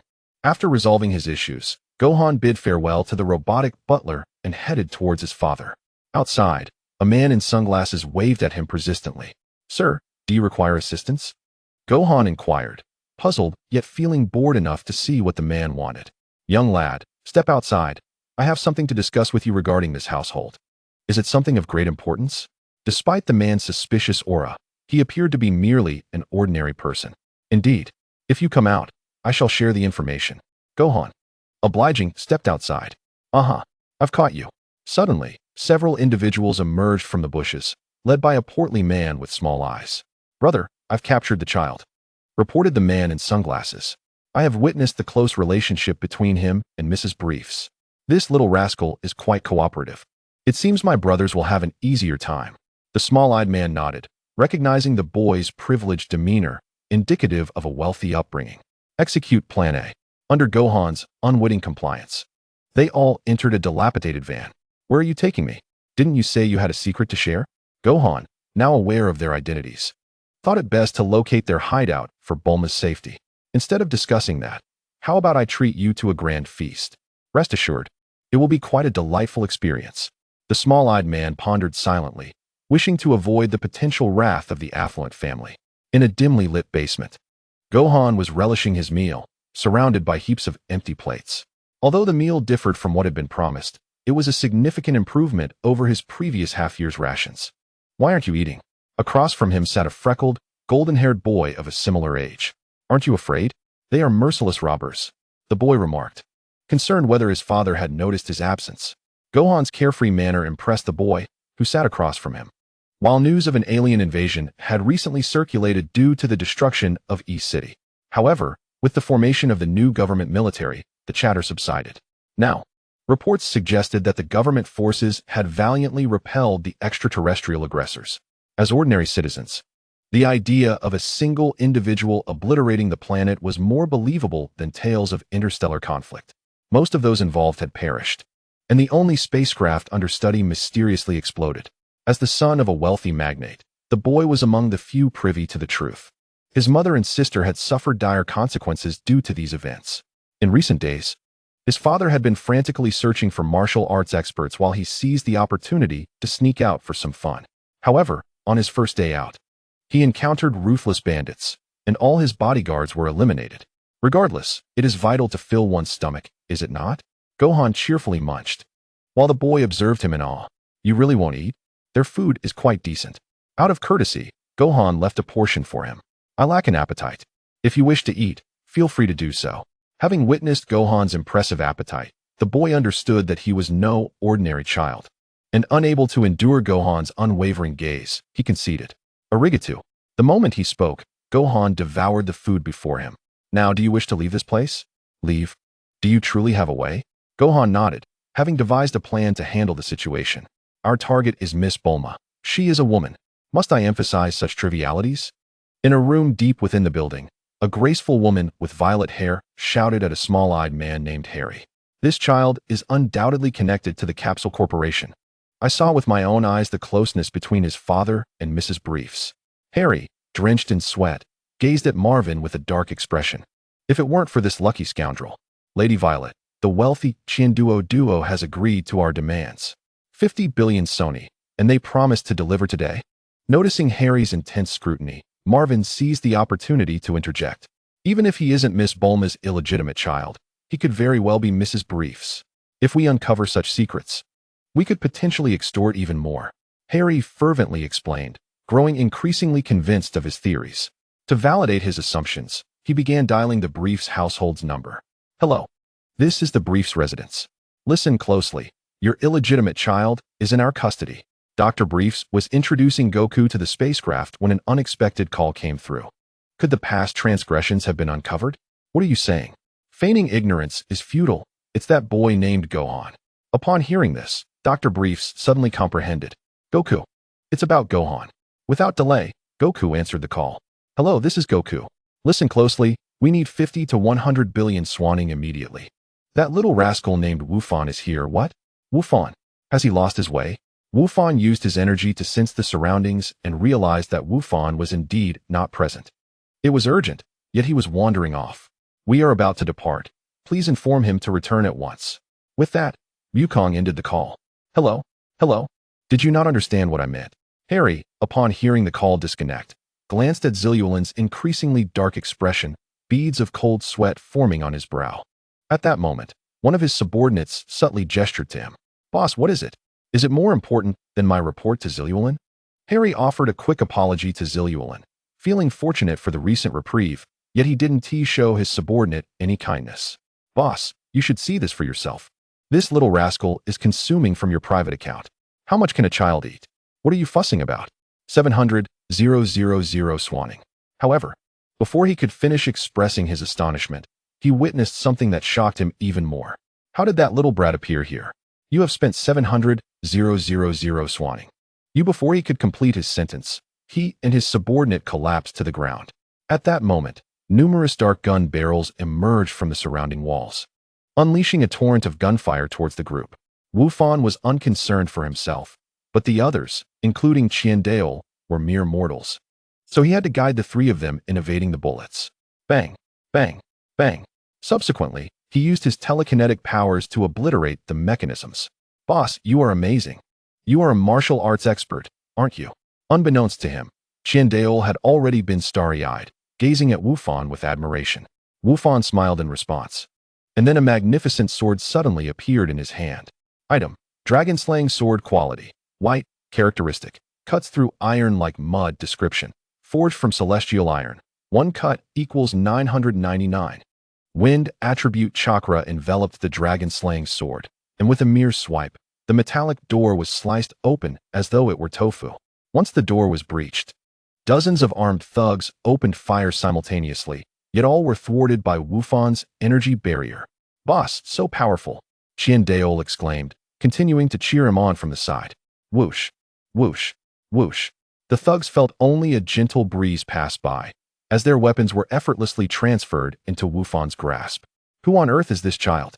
The others were struck with disbelief. As ordinary individuals, they had never witnessed such extraordinary feats. Where did your boss go? One of the subordinates pointed out the window. Hearing this, Wufan swiftly incapacitated the thugs and jumped out the window in pursuit. Boss, wait for me. Qiandale wished to follow Wufan, but found no means to do so, ultimately collapsing to the ground, feigning death to avoid the impending guards. Chapter 37. The honest Do Shabao. Zillulin's mood was utterly wretched. As a remnant of the Red Ribbon Army, she fled with funds when the army was dismantled by Sun Wukong, leading to the collapse of the army's finances. After departing, she had believed she could live freely, having concealed herself well. However, a few years ago, a mysterious figure claiming to inherit the Red Ribbon Army's legacy found her. The mysterious individual's strength far surpassed that of General Blue at the time, dispatching all her subordinates in mere moments. She was left with no choice but to surrender the majority of her funds. Yet, the combat style of this individual bore resemblance to the works of that old fool. Dr. Klo. Thus began her journey anew, occasionally kidnapping wealthy individuals and collecting protection fees from nearby villages. Everything seemed to be progressing positively. Yet today, she heard the name Sun Wukong from that foolish subordinate. Drawing from her years of experience, she immediately resolved in her heart that she must flee. This time, she did not inform anyone, not even taking her belongings. Stop, don't run. Upon hearing the voice, Zilulin turned pale with fright and hastily accelerated her flying device. However, Wufan's movements were even swifter, appearing directly on her aircraft. Little brother, I realize my mistake. Please spare me. I vow to cease all wrongdoing from this point forth. I am willing to devote my life to atone. Sun Wufan was taken aback by the suddenness of her supplication, uncertain how to respond. How can you guarantee the words you just spoke? Zilulin transformed the flying device into a capsule and continued to plead for mercy, her pitiful demeanor suggesting that Wufan was a nefarious villain. Little brother, if you wish, I can disband the entire organization. I can even relocate the organization under your watchful eye, allowing you to observe our every action. I am fully aware of your capabilities. I would never deceive you. Her words plunged Wufan into contemplation. He had initially intended to defeat all the villains and report them to the authorities. However, if she truly wished to reform, that did sound appealing. I've got it. Consume this. Do sha bao?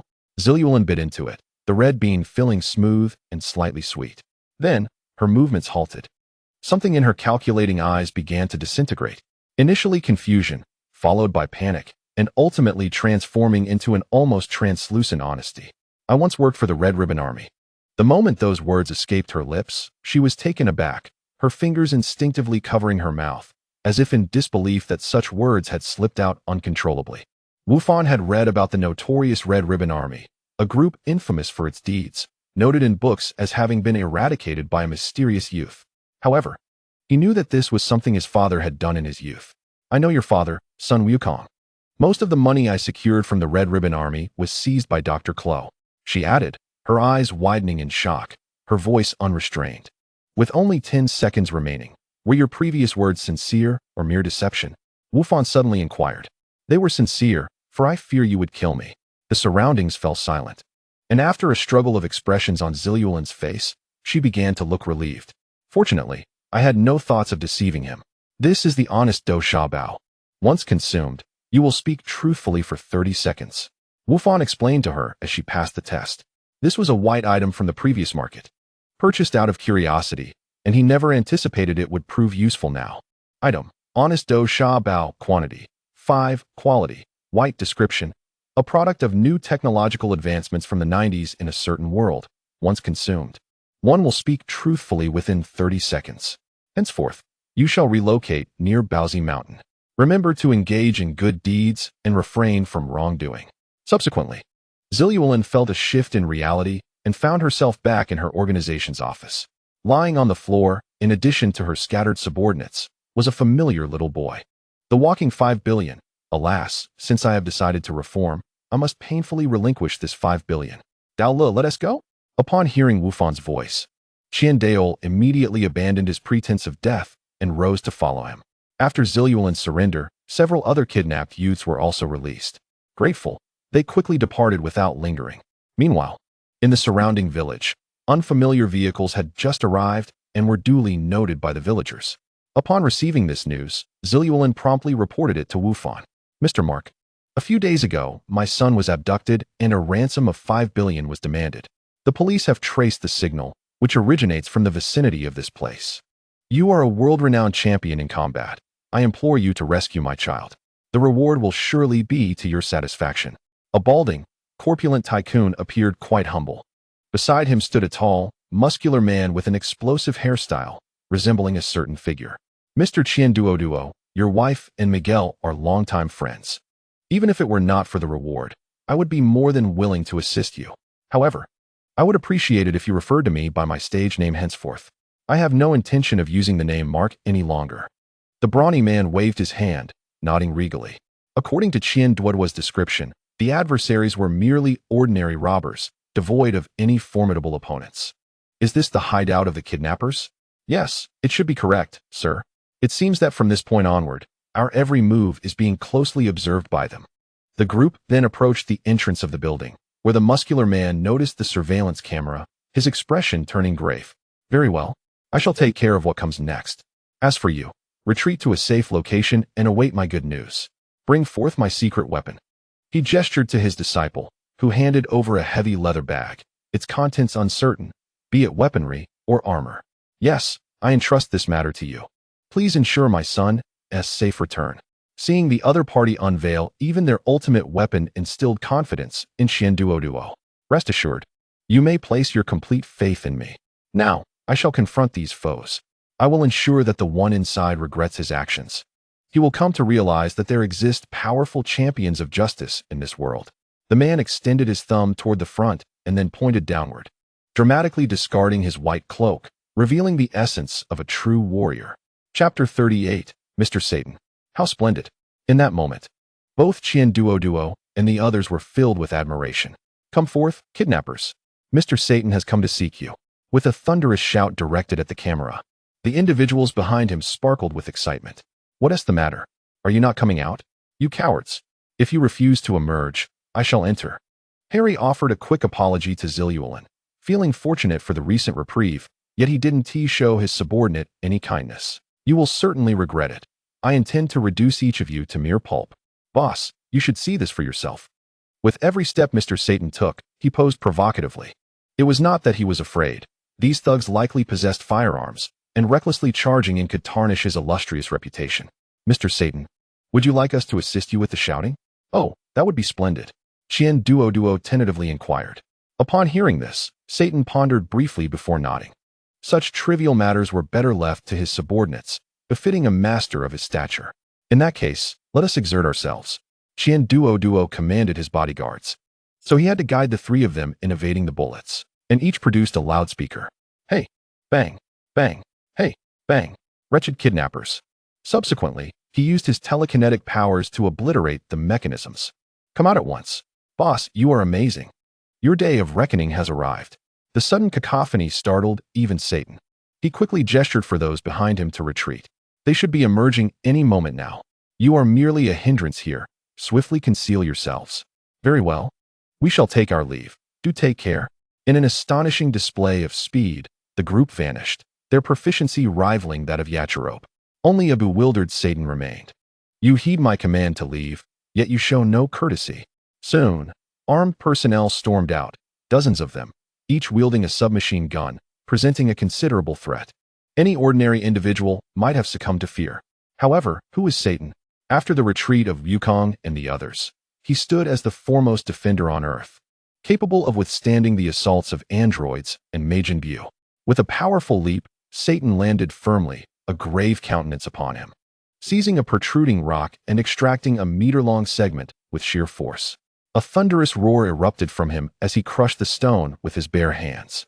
Those present, whether the armed marauders or the onlookers such as Wufan and Zilluo, were filled with astonishment. Observing the expressions of his adversaries, Satan felt a profound satisfaction. If he could compel such a large group to submit without conflict, it would be nothing short of ideal. He then opened the package containing his secret weapon. Inside were several tiles, which he meticulously stacked, 15 in total. With another resounding shout, only a single tile remained. At that moment, a suffocating silence enveloped the air. Excuse me. Sir, we are prepared to turn over a new leaf. Could you spare us? Ultimately, it was Zilluo who shattered the stillness, her lips twitching, revealing the difficulties she had in restraining herself. Oh, so you truly recognize your errors? Indeed. Had you arrived a moment earlier, you would have known that the captives have already been released. We are about to vacate this location. Zilluo's tone was exceedingly sincere, causing even the once confident Satan to feel a twinge of doubt. Yes, sir, they have resolved to mend their ways and are relocating to Baozi Mountain. Qiandale was unaware of Zilluo's intentions, prompting Wufan to clarify while discreetly assessing the older man's capabilities. Upon review, he was taken aback. The man's strength significantly surpassed that of Zilluo, and should conflict arise, both parties could suffer dire consequences. Ah yes, indeed. Qiandale echoed Wufan's sentiments. These two children.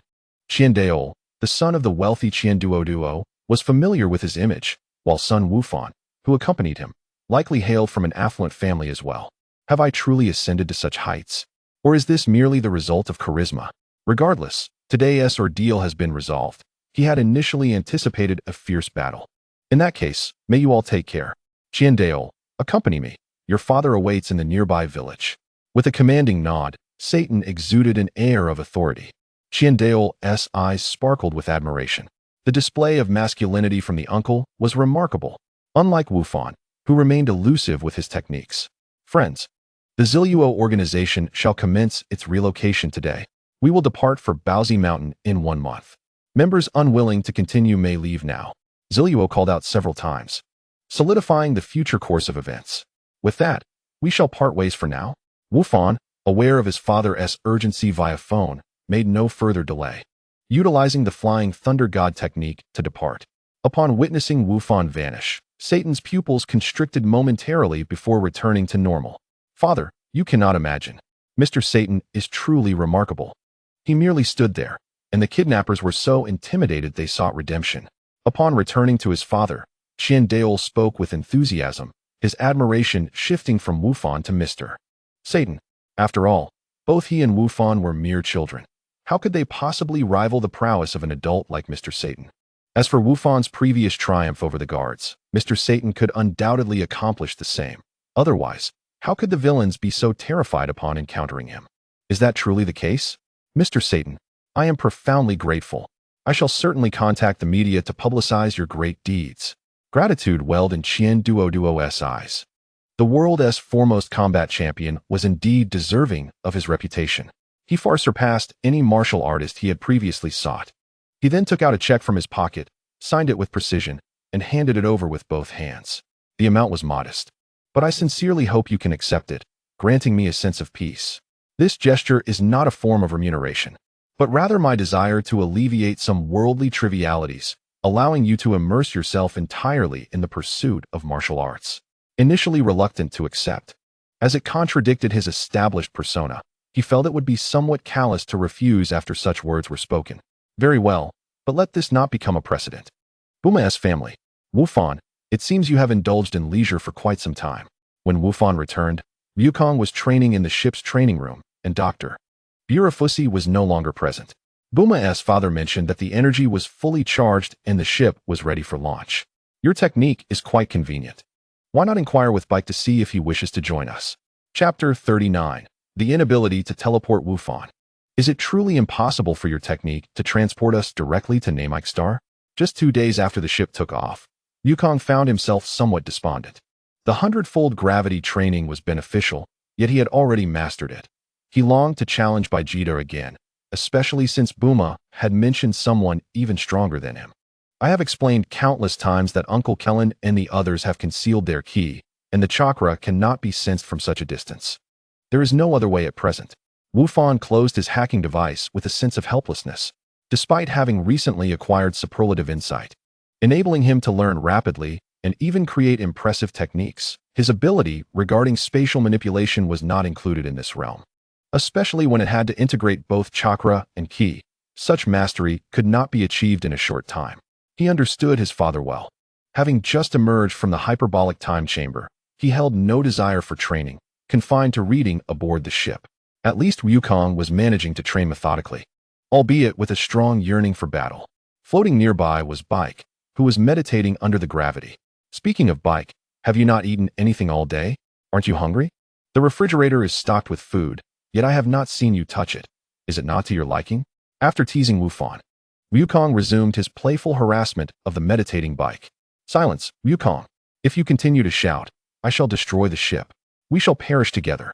Bike finally snapped, having never anticipated that the man he regarded as a lifelong adversary would behave in such a manner. Ahaha. Wukong, recognizing his own fault, merely chuckled from the sidelines. With the ship currently set to 25 times normal gravity, the three were cramped in such a small space, and he could barely manage some warm-up exercises. How dreadfully dull, for its deeds, noted in books as having been eradicated by a mysterious youth. However, if this continues, I shall rust. Father, how about I prepare a meal for you? Wufan suddenly recalled that he had previously integrated a chef's skill, which would serve as a perfect distraction. Wufan, you can cook? Dad, I picked it up casually while reading recently. Wufan was unsure how to explain it to his father, but his words conveyed a similar sentiment. Upon entering the kitchen, he found no cooking utensils. However, it was to be expected, as neither he, his father, nor Uncle Bike appeared to be the culinary type. Rather than prepare utensils, it would be wiser to bring along more food. Fortunately, the ship was stocked with various supplies. There were a cutting board, pots, spoons, and spatulas, but no chef's knife. With no other options, Wufan reluctantly retrieved the Dragon Slayer blade. A single strike produces 1,000, ensuring the dishes will be exquisite. Gazing at the ingredients in the refrigerator, he decided to prepare a large portion of fried rice for his first attempt. Once prepared, in an instant, Wufan's hands moved with astonishing speed, leaving only the afterimage of the Dragon Slayer blade. His knife skills, seemingly honed over years of practice, ensured that each ingredient was cut with meticulous precision, matching the size of the grains of rice perfectly. Fire style. With a snap of his fingers, a suitable flame ignited beneath the pan. In less than 3 minutes, the first dish was complete. As he scooped the fried rice onto a plate, a golden shimmer flashed momentarily. What a delightful aroma! Before Wufan could present the dish, Wukong rushed in uncontrollably. What have you made? I'm not sure what to call it. I just threw some rice together from the fridge. Without waiting for further explanation, he took a spoonful and tasted it. Careful, it's hot. Wukong gulped down a spoonful, savoring it, then widened his eyes in astonishment. Oh, what is this flavor? He then devoured the entire meal Wufan had prepared for the three of them. Wufan stared, incredulous, as neither he nor Uncle Bike had tasted a single bite before it was all consumed by his father. This is truly delicious, Wukong exclaimed, grinning widely, completely oblivious to the fact that Wufan was still a child. Wufan, could you make a bit more? Ignoring his son's forlorn gaze, Wukong playfully pouted. Very well. But this time, you can only eat your own portion. All right, but you must make enough this time. Otherwise, it's certainly won't be enough for the three of us. A few hours later, Wufan said, Father, I believe you are right. We must devise a plan to see if we can reach Namek Star sooner. Observing the chaotic living quarters, Wufan made a sudden suggestion. In just half a day, they had consumed all the food Dr. Burafusi had prepared for them for an entire month. Even Bike, who was known to survive solely on water, had eaten quite a bit. He had initially intended to spare Wufan's feelings by merely sampling the food, yet it had proven too delectable. Wukong's belly had swelled, a look of pure enjoyment on his face. How about we take turns sensing the key around Namek Star? This would not only enhance our training, but also allow us to detect movements on the planet. Bike's face flushed slightly as he proposed. Today had been quite uncharacteristic for him. As the Dark King, how could he act in such a manner? First, we need to locate Namek Star. As long as I can sense my mother and the others' key, I will be able to lock onto the markers they carry. Namek Star. Chi-Chi, who is this little fellow? He looks like a miniature version of Bike. Could this be a Namek Star inhabitant? Buma observed the two who had returned from their investigation, along with the unfamiliar small alien, intrigued by their experiences. In summary, it's a long story. Let us enter first. Chi-Chi and Kellen appeared exhausted. They had narrowly evaded a pink alien and nearly encountered by Jita. Had anything gone awry, they might not have returned. Then let us enter. I have good news to share. Buma opened the capsule house, and the small Namek alien Dondi followed the others inside. My father just informed me that Wukong, Wufan, and Bike have already set off. They will arrive here in as little as 6 days. What? Wufan is coming too.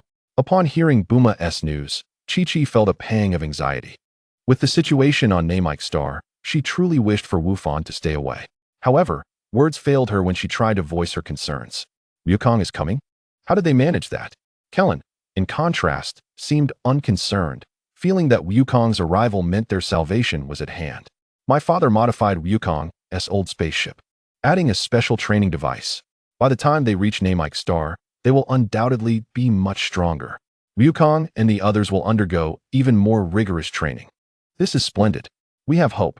Bulma and Krillin were still basking in the joy of Goku and others' arrival, while Chi-Chi appeared rather disinterested, her mood notably somber. One of her reasons for coming to this place was to prevent Gohan from taking unnecessary risks, and unexpectedly, she discovered that Dandy, sitting nearby, shared a similar sentiment. With the entire village slaughtered, he was left all alone, and it was hardly surprising that he felt despondent. By the way, before we arrived, Gohan gave me a package of this. Krillin, Let's scatter it across the planet next time we go out. Chi-Chi, having composed herself, instructed Krillin. Krillin, what are these strips? The symbol on them is a 5-pointed star. Could it be? He recognized the pattern, recalling that Gohan had drawn a similar one on his arm before their departure. This is the Flying Thunder God's mark. Gohan's ability to instantaneously move relies on this. Chi-Chi explained to Krillin, hoping to alleviate her concerns. Since Gohan's arrival could not be averted, they must find ways to ensure his safety to the greatest extent possible. If Gohan can teleport, why doesn't he come directly here? As soon as Krillin voiced this thought, he was met with Chi-Chi's fierce glare. Chapter 40. A ray of hope. I apologize, I did not mean it that way. Krillin felt he had misspoken and was about to clarify, but noticed Chi-Chi gazing into the distance. What is it, Chi-Chi? Krillin, a massive amount of energy has just vanished. He quickly stood up, sensing the atmosphere, and his expression grew grave. Hey, what is wrong with you two? Weren't you just having a good conversation? Bulma, who had been comforting Dandy, noticed their demeanor and sensed that trouble was brewing again. It's the Namekians. They are being killed. Energy is disappearing one by one. The perpetrator is someone we know well, Vegeta. Krillin clenched his teeth, his fists tight with rage. This guy is attacking the village. Vegeta has mastered the technique of sensing energy. We cannot act recklessly. The more Krillin thought about it, the more powerless he felt. Is there nothing we can do before Goku arrives? From the intelligence gathered earlier, it seemed that Vegeta and Frieza's crew had already parted ways. These villains, regardless of who obtains the Dragon Balls, pose a threat to the entire universe. He helplessly struck the ground with his fist, unable to devise a suitable plan. What if we collect one and hide it? Bulma suggested at the right moment. There is some feasibility to that. However, they might kill everyone on the planet for that Dragon Ball. Chi-Chi replied solemnly. Who are you people? How do you know about the Dragon Balls? Dandy, who had been silent, finally spoke up, questioning how they had such knowledge. Moreover, from what they said, more villagers had just been murdered. Please, save us Namekians. Meanwhile, after eliminating Dodoria, Vegeta felt a profound sense of satisfaction. Once he dealt with Zarbon, Frieza would be left without any allies. Soon, according to his plan, he found a solitary village on Namek. Are you still unwilling to hand over the Dragon Balls? Vegeta surveyed the corpses strewn about, his expression merciless. At that moment, the only surviving Namekian elder remained in the village. You are so ruthless. I will never give you the Dragon Balls. Elder Zuno trembled with fury, his gaze fixed intently on Vegeta. Then you shall perish. I will find the Dragon Balls myself. Boom. After a wave of energy, the village was devoid of life. Huh. I thought you had hidden them well, but they were so brazenly displayed. A smirk crept across Vegeta's face, pleasantly surprised that the plan had gone smoothly. The 4-star ball was right there in the largest room. I truly do not understand what these Namekians are fighting so desperately for. They are a stubborn and foolish lot. Plop. The Dragon Ball is right here. Thus, aside from me, Vegeta, no one else will find it. Whoosh. After tossing the Dragon Ball into the lake, Vegeta flew off to plot his next acquisition. Upon learning about Krillin and the others' identities, Dandy informed them of the Grand Elder's situation. After some analysis, they realized that only the last Dragon Ball, belonging to the Grand Elder's subordinates, remained. Frieza's gang no longer had any scouters, but Vegeta did possess the ability to sense energy. We must quickly inform the Grand Elder. Dandy, anxious to the point of tears after hearing Krillin's analysis, exclaimed, Chi-Chi, I will go with Dandy. You stay here with Bulma. Too many people may attract attention.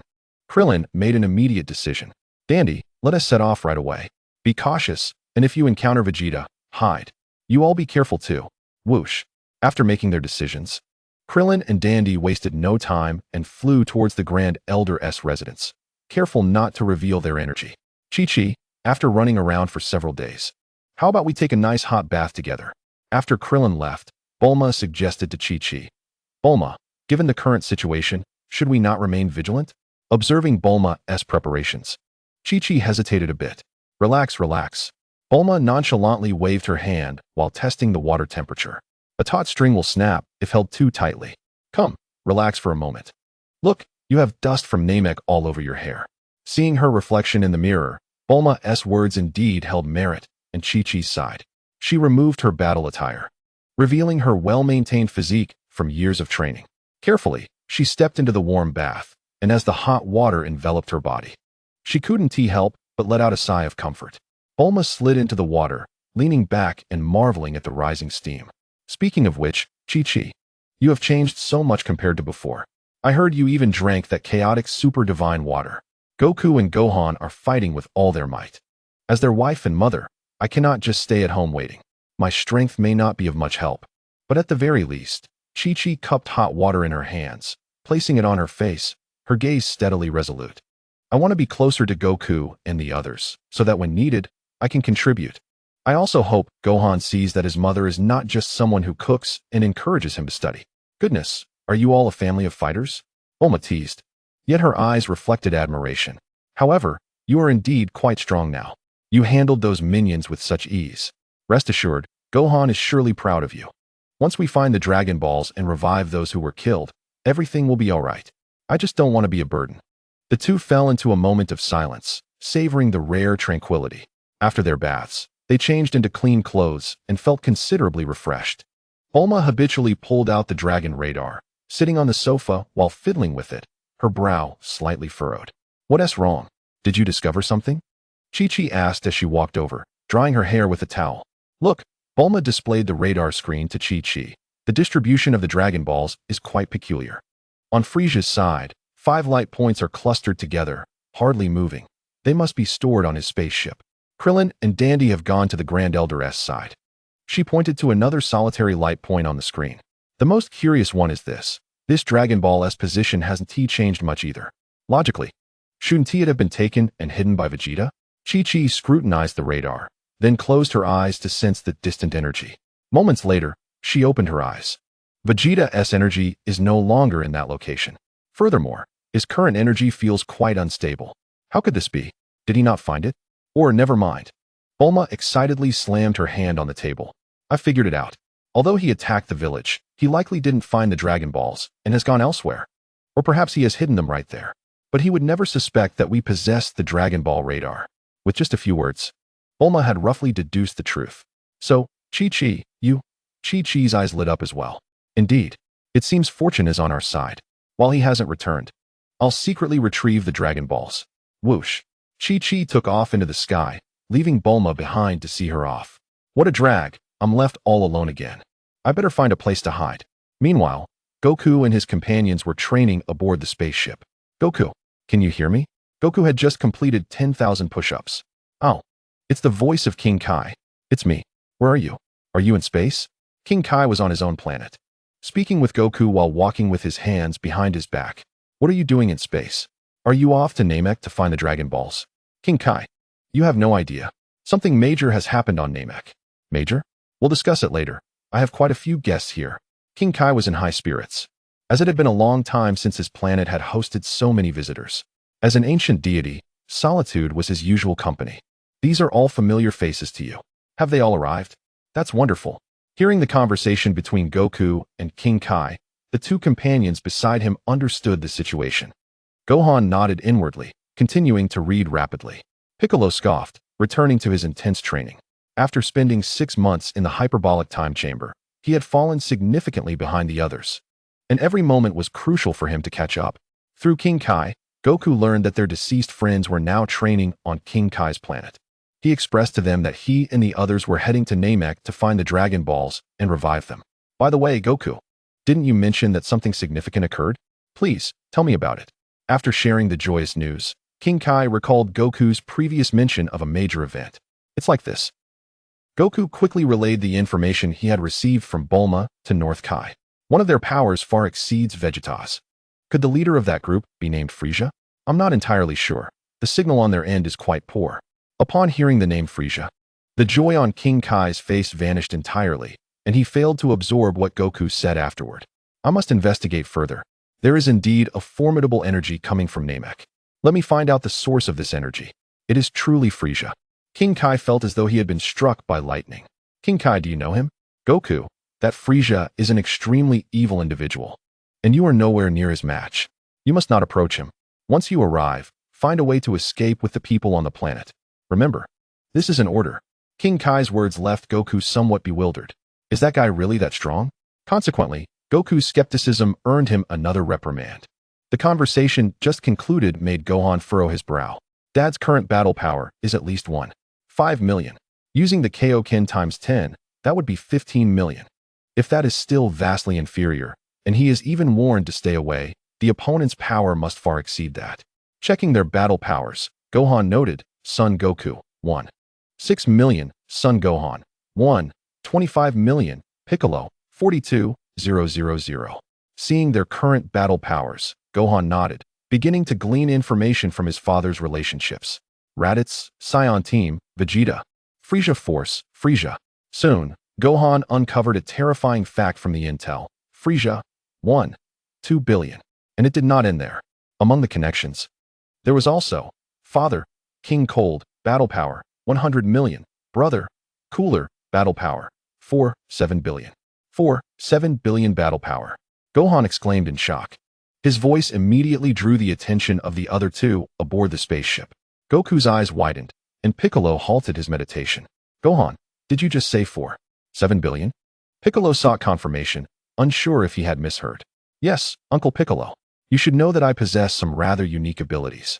Just now, in my investigation, Frieza's battle power is 2 billion. Even though his current state is at 530,000, after a few transformations, his battle power can soar to 2 billion. In his relationships, he also has a father and a brother with battle powers of 100 million and 7 billion, respectively. Upon hearing these outrageous figures, both Son Goku and Piccolo fell into silence. Especially Goku, who felt as though a bucket of cold water had been poured over him, dousing his excitement. I thought that after training in the hyperbolic time chamber, I would be strong enough. It seems I was merely looking at the sky from the bottom of a well. This feeling was akin to his initial encounter with Raditz after 4 years of training on Earth. Piccolo remained silent, solely focused on his training. By the way, Uncle Piccolo. Here, take this. Gohan suddenly remembered and tossed a Nirvana pill to Piccolo. Piccolo had no doubts about Gohan and swallowed the pill without hesitation. What is this? However, after consuming it, Piccolo's experience differed from the others, as his body erupted with a strange light. After a while, the brilliance faded, and his battle power increased from 420,000 to 7 million. This pill actually has such an effect? Piccolo was astonished. But this is the first one that has worked. And I've never seen Uncle Piccolo's situation before. When I took it with Dad, there was no change at all. Seeing Goku nod at him, Piccolo chose not to dwell on this matter. Elevating one's power should have been a delightful experience, but the mere mention of Frieza loomed over Piccolo like a mountain, dampening his spirits. Suddenly, Goku unleashed a tremendous aura. It was the Kaioken times 10. Although he had tried to restrain it, the spaceship still shook violently. Dad, what are you doing? Gohan and Piccolo, standing close together, were unsure of Goku's intentions. Goku did not answer Gohan's question, but instead focused on suppressing his own energy.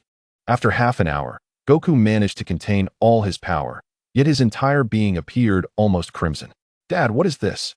You guessed it, Gohan. If I want to face those individuals, the only method I can conceive is this. I have 5 Senzu beans left.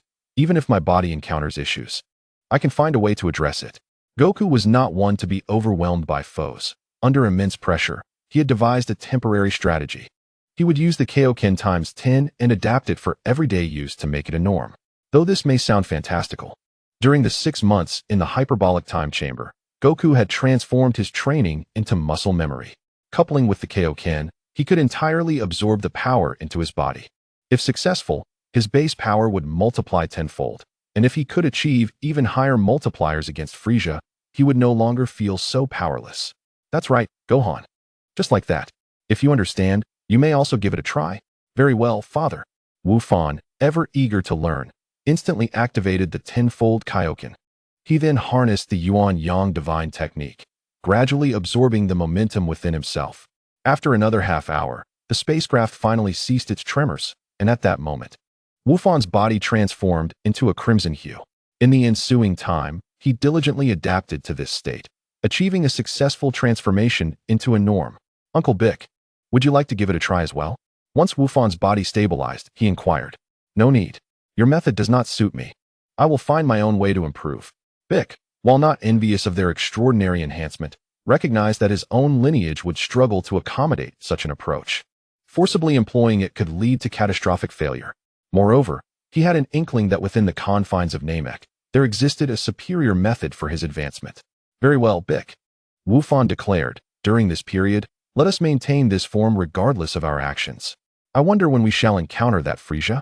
Chapter 42. Unleashing Potential. Namek. After concealing the Dragon Balls, Vegeta encountered Sabo, who had ventured out to scout the remaining villages. He initially believed this to be an opportune moment to eliminate Sabo. Yet he was outmatched by the latter's transformed strength, sustaining severe injuries and plunging into the water. Upon returning with the 5 stolen Dragon Balls, Frieza remained aboard the spaceship.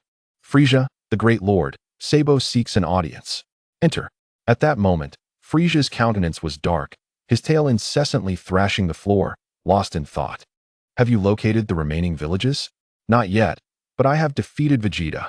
Upon hearing news of Vegeta, Frieza's mood shifted from gloom to brightness. Is that so?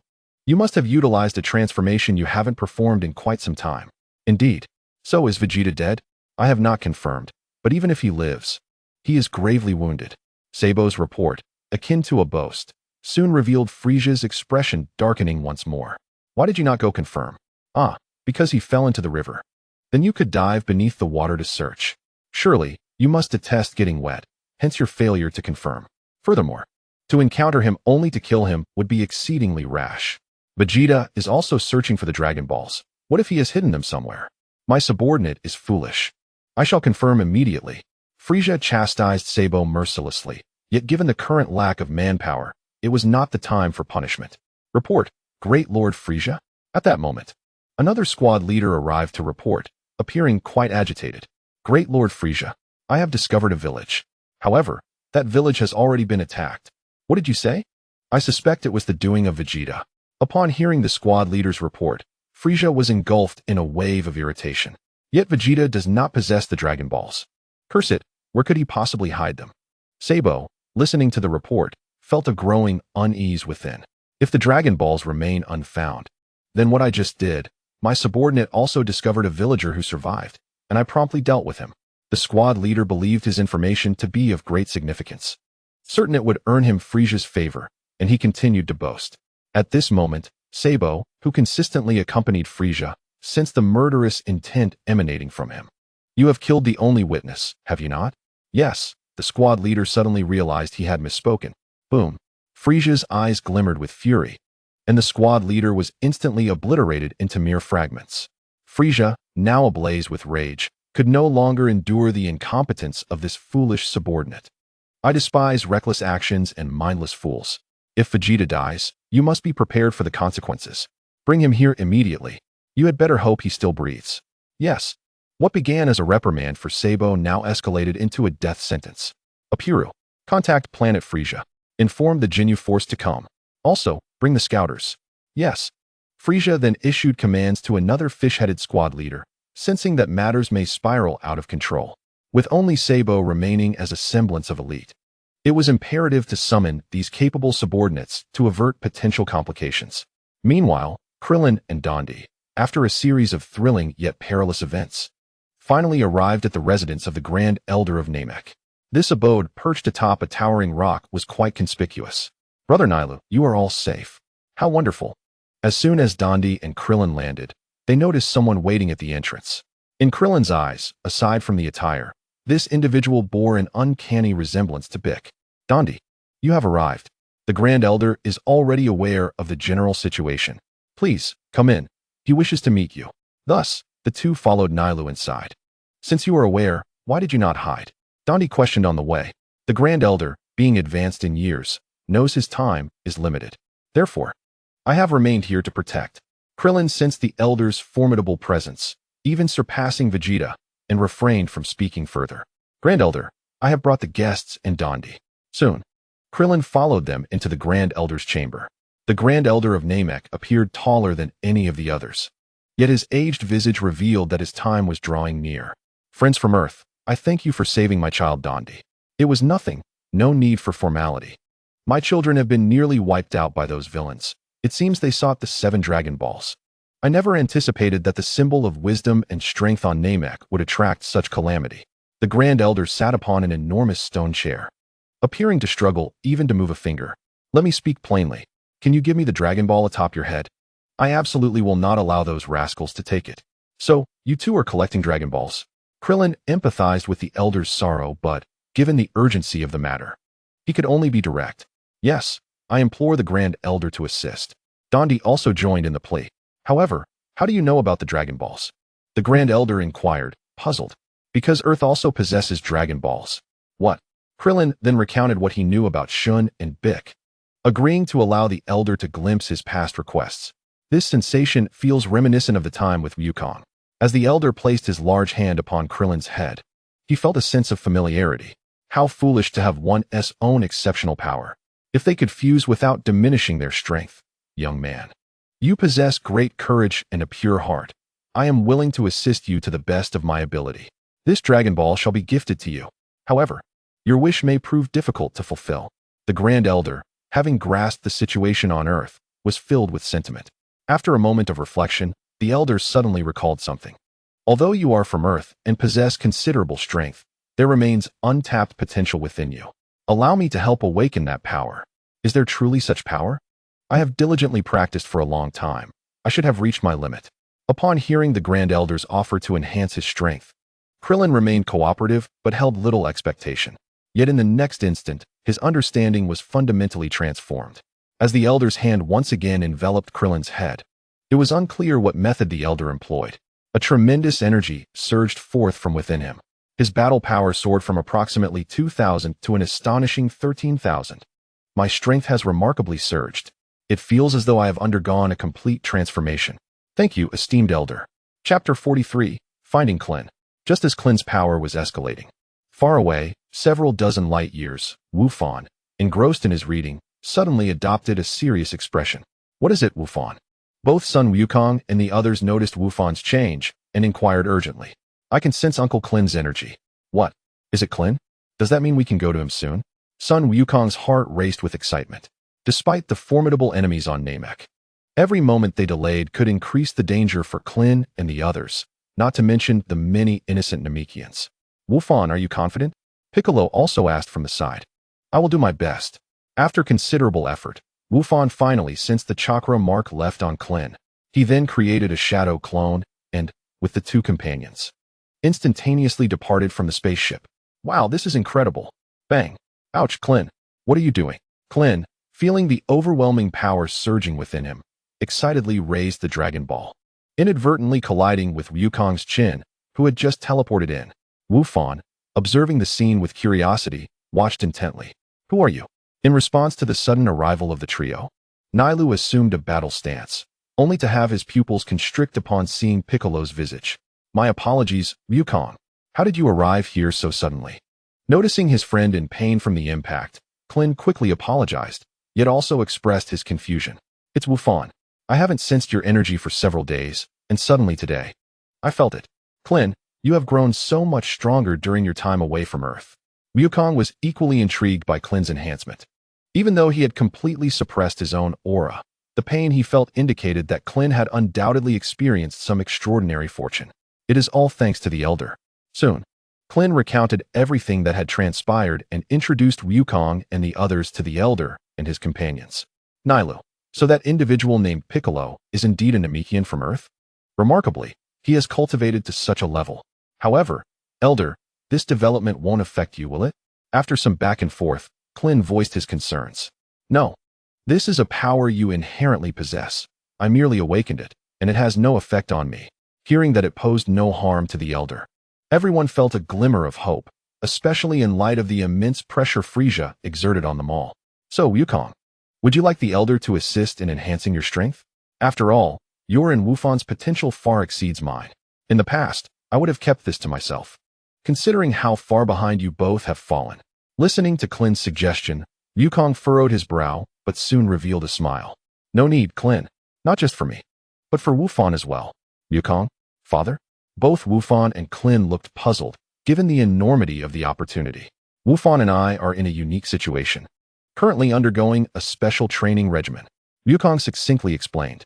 Wufan realized that he had yet to fully adapt to the power of the Kaioken X10. Any reckless enhancement could overwhelm his body. Piccolo, why don't you give it a try? Wukong then nudged the aloof Piccolo with a knowing glance.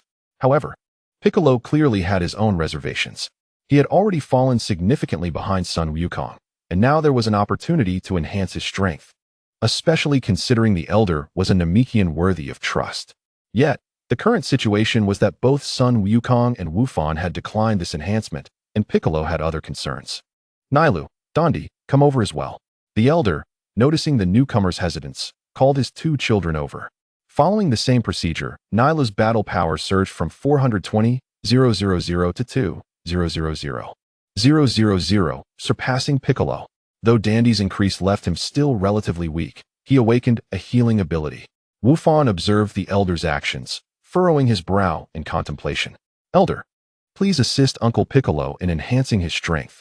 Frisia then issued commands to another fish-headed squad leader, sensing that matters may spiral out of control. Hearing this, Wufan's request left with only Piccolo remaining as a solo somewhat at a loss, semblance of elite. Child, come. I will not pry into your thoughts. I merely wish to enhance your power. With such words spoken, Piccolo felt it would be overly sensitive to refuse. Thus, Piccolo's battle power soared from 170,000 to 200,000. Though still inferior to Wukong, he was now comparable to their level upon exiting the hyperbolic time chamber. Not to mention, he still wore heavy training gear.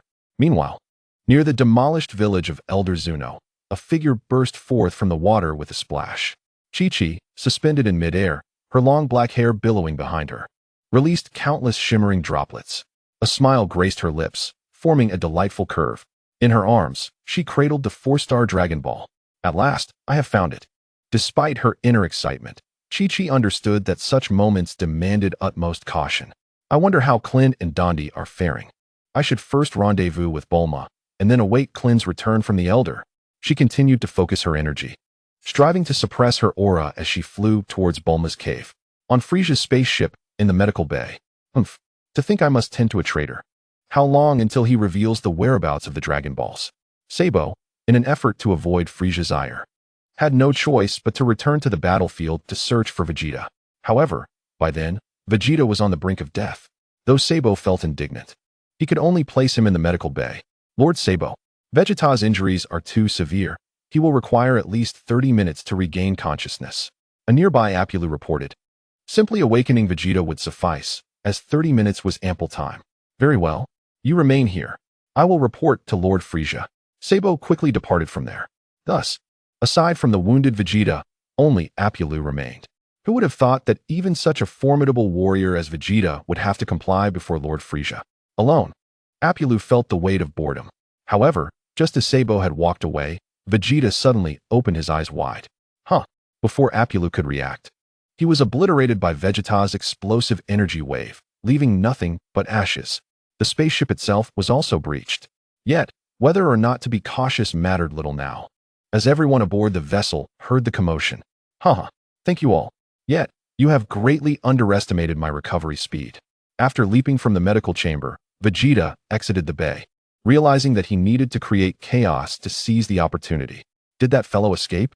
Sabo, hurry and pursue. Frisia and Sabo rushed towards the damaged area of the spaceship, their eyes scanning for Vegeta's figure.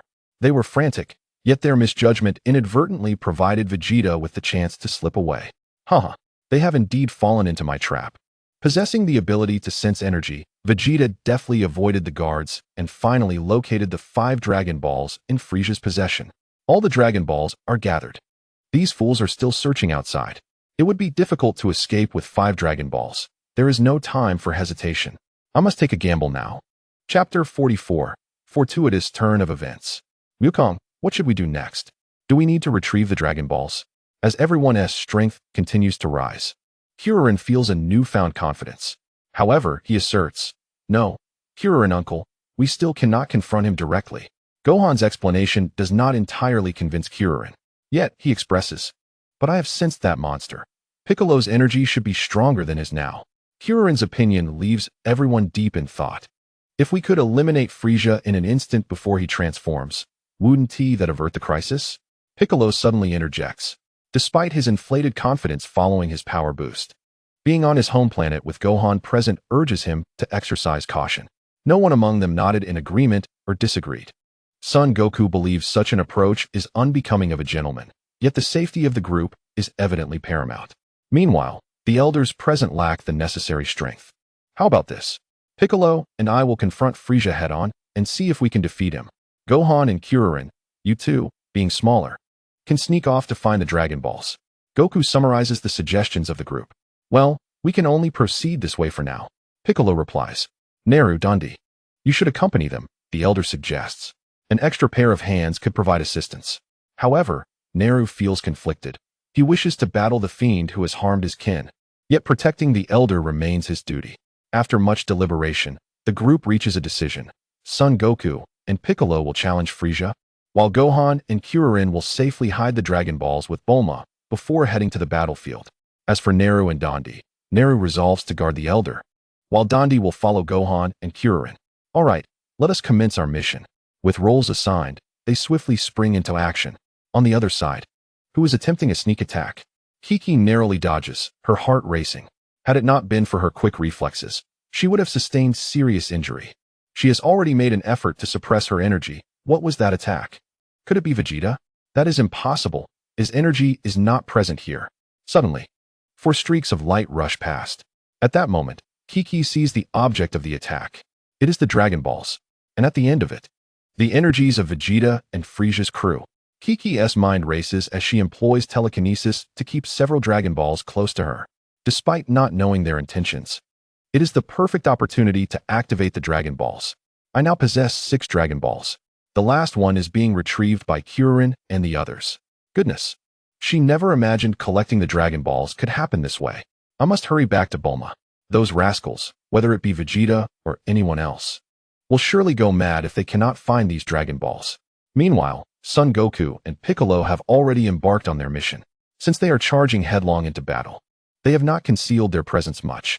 Whether Frieza and his crew can detect their approach without their scouters remains uncertain. As for Gohan and the others, being on Namek allows Gohan to easily sense the flying thunder god technique. It appears that his mother has scattered them. Kuririn, uncle, Dundee, hold on to me tightly. Kuririn nods and gently grips Gohan's arm, having witnessed Gohan's instant transmission capabilities before. Dundee recalls how the others suddenly appeared and mimics their actions. Where's Bulma's mark? Let me search for it. Found it. All right, let us go. Under the watchful eyes of the elder and Naru, the 3 figures vanish. Naru, with your current strength, you should be able to assist those earthlings. You ought to have gone with them. However, Naru insists. I believe it is more important to protect the elder. Please forgive me. If the elder were to perish, all 7 Dragon Balls would vanish, and at that moment, no matter how hard the earthlings strive, their wishes would remain unfulfilled. Oh well, the elder, being a kind-hearted old man, would never blame a child for wanting to protect him. When will Kiki return? And Kuririn, it has been so long without a word. They have left me, a weak woman, here alone. As Kiki is still absent, Bulma decides to indulge herself in a bath alone. The bathroom is filled with music, and coffee sits nearby. Compared to Kuririn and Kiki, she enjoys a moment of leisure. Nevertheless, this tranquility is not quite to her liking. As she finishes and wraps herself in a bathrobe, preparing to change clothes, 3 figures suddenly appear above her in the bathroom. Thanks to Gohan's quick reflexes, he catches the other 2. Otherwise, they would have plunged into the water. That was close.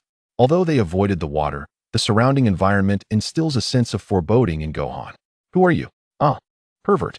Bulma exclaims, reaching for a gun and sending the 3 boys scrambling for cover. Not one to hold a grudge, Bulma soon ceases her pursuit, though her expression remains furious. Kuririn, after spending so much time with the old turtle, you've definitely picked up some bad habits. And Gohan, I'll let this slide since you're just a child, but if this happens again, I will certainly inform your mother. After clarifying the misunderstanding, they finally discuss serious matters. You mean Goku and Piccolo are confronting Frieza, and this in my hand is a Dragon Ball from Namek? It's huge. It's indeed unlike those on Earth. Upon learning Goku has arrived and is fighting the greatest villain, Bulma's excitement surges. With Kiki absent, she feels at liberty to express herself without fear of judgment. By the way, Aunt Bulma, where's my mom? Kuririn uncle said she should be with you. Gohan inquires, echoing Kuririn's concern. Logically, according to their earlier arrangement, both women should be present. Yet, Gohan senses neither of their energies. Only 2 possibilities remain. Either she is hiding her energy or has encountered danger. Kiki. She went to search for the Dragon Balls. You see, despite Vegeta's destructive tendencies, he did not take the Dragon Balls. Given the distance, she should be returning soon. Bulma explains to the group. Hearing this, Gohan begins to concentrate. I cannot sense my mother's energy. How is she hiding it? That's it. The flying thunder god mark. With this thought, the answer swiftly comes to him. Approximately 50 kilometers to the south, a mark is rapidly approaching this direction. At this pace, she will arrive in under 3 minutes. Chapter 45. The death of Sabo. In discussing how to deal with Frieza, Goku and Piccolo have been in constant dialogue. The content of their discussion is as follows. Piccolo. How should we approach the situation? As you wish. I do not wish to collaborate as we did last time. How about a game of rock, paper, scissors? Sounds good. All right. Rock, paper, scissors. 2. Oh no, I lost. The outcome is that if they encounter Frieza, Piccolo will lead the charge, and if he falls, Son Goku will take his place in battle. Piccolo is quite pleased with this arrangement, having witnessed the formidable strength of the father-son duo aboard the spaceship. Despite the significant advancements achieved after the elevation by the Elder, there remained a palpable gap when compared to Sun Wukong. Should Sun Wukong have made the first move, the opportunity to engage may have eluded him entirely. With their enhanced powers, the two swiftly arrived outside Frieza's spaceship, where they fortuitously encountered Sabo, who was preparing to set out once more in pursuit of Vegeta. You two have the face of a scion. Are you accomplices of Vegeta? Sabo exclaimed. Do you know Vegeta? Is he here as well? In response to the mention of Vegeta, Sun Wukong initiated a conversation, while Piccolo maintained an air of aloofness. Indeed, you are Vegeta's allies. I understand now. Vegeta has stolen Lord Frieza's Dragon Balls. You two are here to assist him. Sabo, having just exited the spaceship, made this hasty deduction upon spotting Sun Wukong and Piccolo. Although he was unaware of Wukong's identity, he distinctly remembered seeing a face resembling his when Frieza annihilated planet Vegeta. As for Piccolo, Sabo, with his keen eyesight, could ascertain his Namekian heritage. Sabo, what are you dawdling for? I granted you only an hour. If you cannot locate Vegeta, you shall meet your demise. Due to the angle he was observing from, Frieza had yet to notice Sun Wukong and Piccolo, and he continued to press Sabo. Yes, Sabo, recognizing Frieza's wrath, refrained from further explanation and redirected his frustration towards the duo. You two are quite unfortunate. I am pressed for time. Rest assured, I will dispatch you in an instant without any suffering. Sabo unleashed his aura, showcasing a combat power of 230,000 with great clarity. Piccolo, shall I handle this opponent? As you wish. Piccolo, not being a scion and thus lacking fervor for battle, regarded this weak adversary with indifference. Sun Wukong, however, felt exhilarated. Although he could not confront Frieza directly, engaging this foe presented a delightful diversion. Judging by the opponent's strength, he appeared to be somewhat stronger than Vegeta had been in his untransformed state. Despite not comprehending Sabo's words, Wukong understood it was a call to battle. After several exchanges, Wukong maintained his interest, while Sabo began to grow anxious. I did not anticipate your combat prowess. It seems I must exert my full strength. If not for the time constraint, Sabo lamented, realizing that he needed to transform to deal with these opponents. Transform. Sun Wukong, unfamiliar with Sabo's information, readied himself at the prospect of a transformation, and Piccolo cast a sidelong glance. Those who have witnessed my transformation are destined to perish. Sabo roared as he morphed into a grotesque, demonic form, his power escalating to 280,000. Upon witnessing this, Wukong's expression shifted to one of disappointment, and Piccolo diverted his gaze. Regardless of how you survived the planet's explosion, today marks your end. Hiya! Sabo charged at Wukong, yet his words piqued Wukong's curiosity. What do you mean by explosion? Sun Wukong dodged an attack and inquired further. You can only evade. How pathetic for a scion to be ignorant of how his home planet was destroyed. Sabo's taunts deepened Wukong's confusion. Hadn't the Lord of the Kais claimed that the destruction of planet Vegeta was the work of deities? Was there some hidden truth? Hey, tell me what you know about the destruction of planet Vegeta. Wukong continued to evade. Hee. Curious, are you? Then descend into hell with your questions. Sabo had no intention of explaining, as over 10 minutes had passed since the onset of their conflict, and if he did not resolve this quickly, death would be his only fate. Unable to land a blow on Wukong, he shifted tactics. Die. A massive energy wave surged towards Wukong, followed by a relentless barrage of energy blasts targeting both of them indiscriminately. Boom, boom, boom. Did it end? Although Sabo believed the adversaries were surely defeated, he remained cautious and did not revert from his transformation. As the smoke cleared, he was stunned to find them unscathed. What? Sabo exclaimed in shock. What manner of monsters are these? Wukong, have you had your fun? If you keep stalling, do not blame me for striking. Piccolo, growing impatient, urged from the sidelines. It was evident that he could have easily dispatched Sabo in a single blow, yet he had lingered far too long. Do not worry, Piccolo. I have discerned his tactics. Sun Wukong offered an apologetic smile, signaling his intent to conclude the battle imminently. What do you mean? Do you think dodging my previous attacks means you can defeat me? How laughable. A mere scion and a Namekian. Even the audacity has its limits. Despite his fierce words, Sabo's resolve began to waver as he recognized that these two were beyond his capability to confront. He then recalled Frisia, and despair washed over him.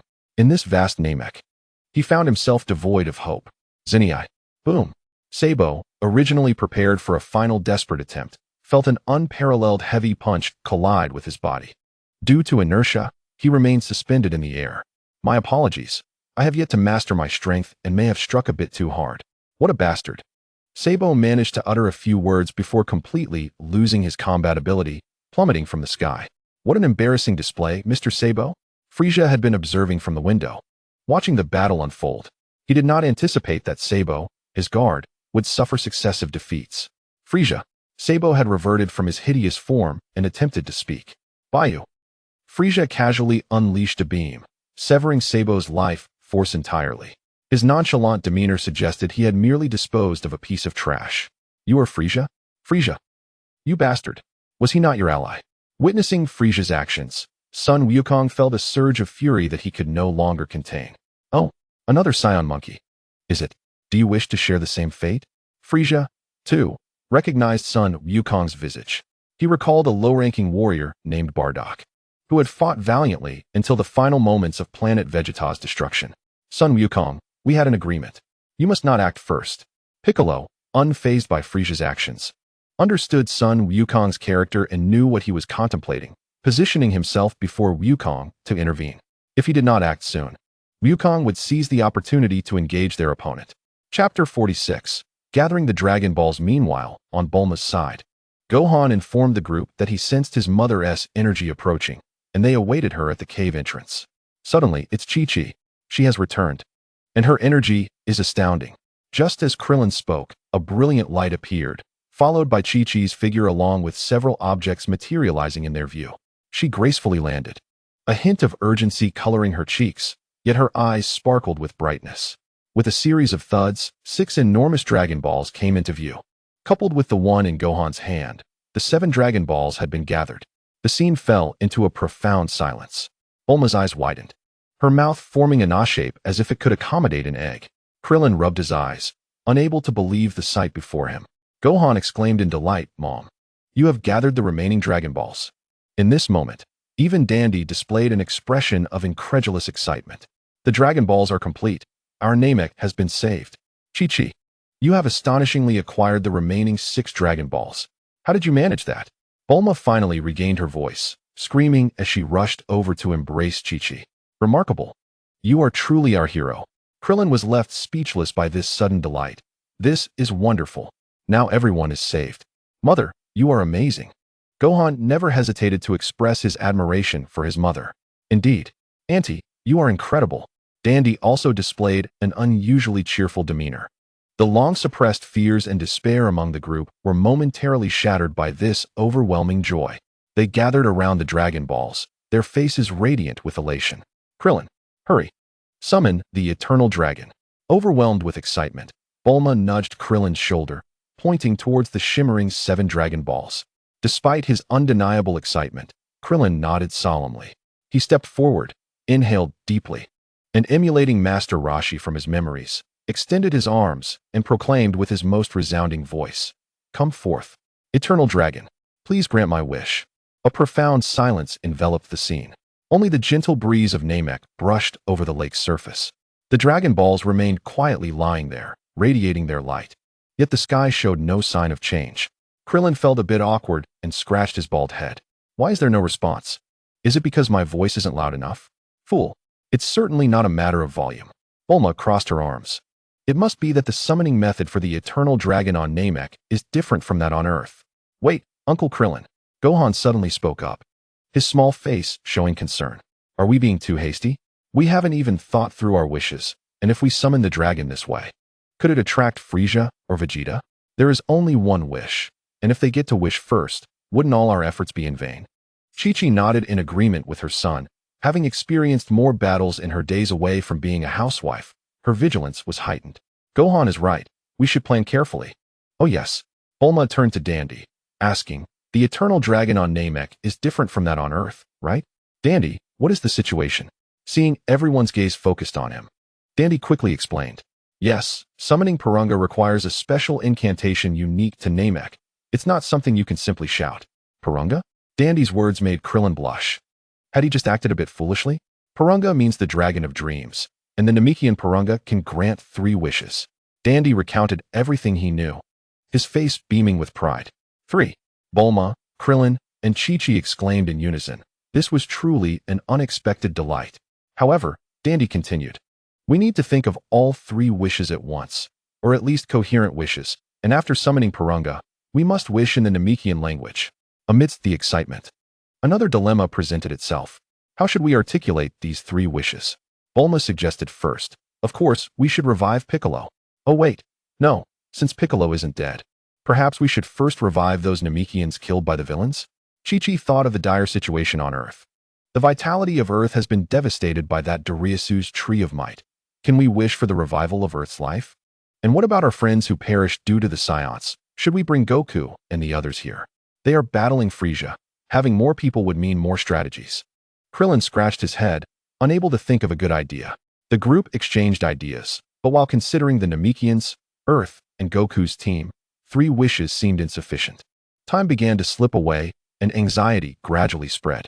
Just then, Gohan's eyes brightened. He gently pressed his head, as if listening to something. Little Blue, can you hear me? I need your help. After a faint crackling sound, a slightly delayed, intermittent voice emerged. Gohan has detected an urgent consultation request. Core upgrade processing energy insufficient. The logic deduction and strategy suggestion module can be temporarily activated. Please state the current situation and objectives. Gohan felt a surge of hope and immediately conveyed in his mind everything regarding the Dragon Balls, the 3 wishes, and the concerns of everyone present. Information received. Based on risk avoidance and maximizing benefits, a suggested plan is being generated. Soon, a glimmer of understanding illuminated Gohan's eyes, and he lifted his head to look at everyone. Mother, Aunt Bulma, and Uncle Krillin, there is one more crucial matter. Upon hearing this, the group ceased their discussions. Dandy, what are the specific limitations regarding the resurrection of individuals by the Eternal Dragon? This is vital. Dandy, under the intense gazes of the crowd, lowered his head. I'm so sorry. I was just about to tell everyone. The Dragon Balls on Namek can only revive 1 person at a time. Dandy's words fell like a bucket of cold water, freezing all smiles in place. Only 1 person can be revived at a time. This harsh limitation shattered all their previous beautiful imaginations, and they were compelled to deliberate more carefully. How could this be? Krillin's voice was dry. This meant they had to choose only 1 person to revive from Tianjin, Jiaozi, Insha, or countless deceased Earthlings. This decision was far too cruel. Bulma covered her mouth. Her eyes slightly reddened. Gohan also grew anxious. He had anticipated some limitations with the Dragon Balls, but never expected them to be this severe. Little Blue, what do we do now? We can only revive 1 person. Little Blue's response was laden with static. Warning, high-intensity energy source detected nearby. Just when they were at a loss, a familiar voice echoed in their minds. Hey, Krillin, Gohan, and everyone else. Can you hear me? It's King Kai. Chapter 47, Vegeta's Fury. While the group wrestled with their wishes, Vegeta hovered in the sky above Namek, his chest heaving with suppressed rage. How could they have vanished? Vegeta growled, his eyes bloodshot. He distinctly remembered the trajectory of the Dragon Balls leading here. Despite the chaos, he was certain this was his last hope for a comeback. Yet, as he pursued with all his might, those trails inexplicably seemed to vanish as if erased from existence. It wasn't a natural fall, it was intercepted. Vegeta instantly concluded. A chilling resentment and overwhelming fury surged to his head. Someone has intercepted the Dragon Balls he painstakingly acquired. even at the cost of betraying Frisia. Who could it be? Was it the minions of Frisia's army? Or the remaining Namekians? Or perhaps it was Kakarot's companions? His mind raced, analyzing every faction present on this planet. Yet, no matter how he ground his teeth, he could not find a single clue. Without the Dragon Balls, not only would he be deprived of immortality, but he could also be easily crushed by Frisia amidst the ensuing chaos. He had to find them. Vegeta forced himself to calm down. The remaining rationality told him that blindly searching was akin to seeking a needle in a haystack. He suddenly remembered the initial Namekian village he had destroyed. There should still be one Dragon Ball hidden there. He had deliberately concealed it, ensuring that no one could find it. Even if there is only one left, it is still leverage. His form abruptly turned, radiating a destructive aura as he sped towards the ruins of the Zuno Elders' village. Meanwhile, near Frisia's spaceship. Hey, Frisia, how could you be so cruel? Wasn't he one of your subordinates? Sun Wukong felt a deep frown crease his brow as Sabo's life force was effortlessly extinguished by Frisia's beam of light. How astonishing, Frisia's cold yet magnetic voice echoed. You appear to be a scion. A mere lower-class warrior has managed to grow strong enough to defeat Sabo. It seems the scion race possesses a certain intrigue. Indeed, the decision to annihilate them was a sound one.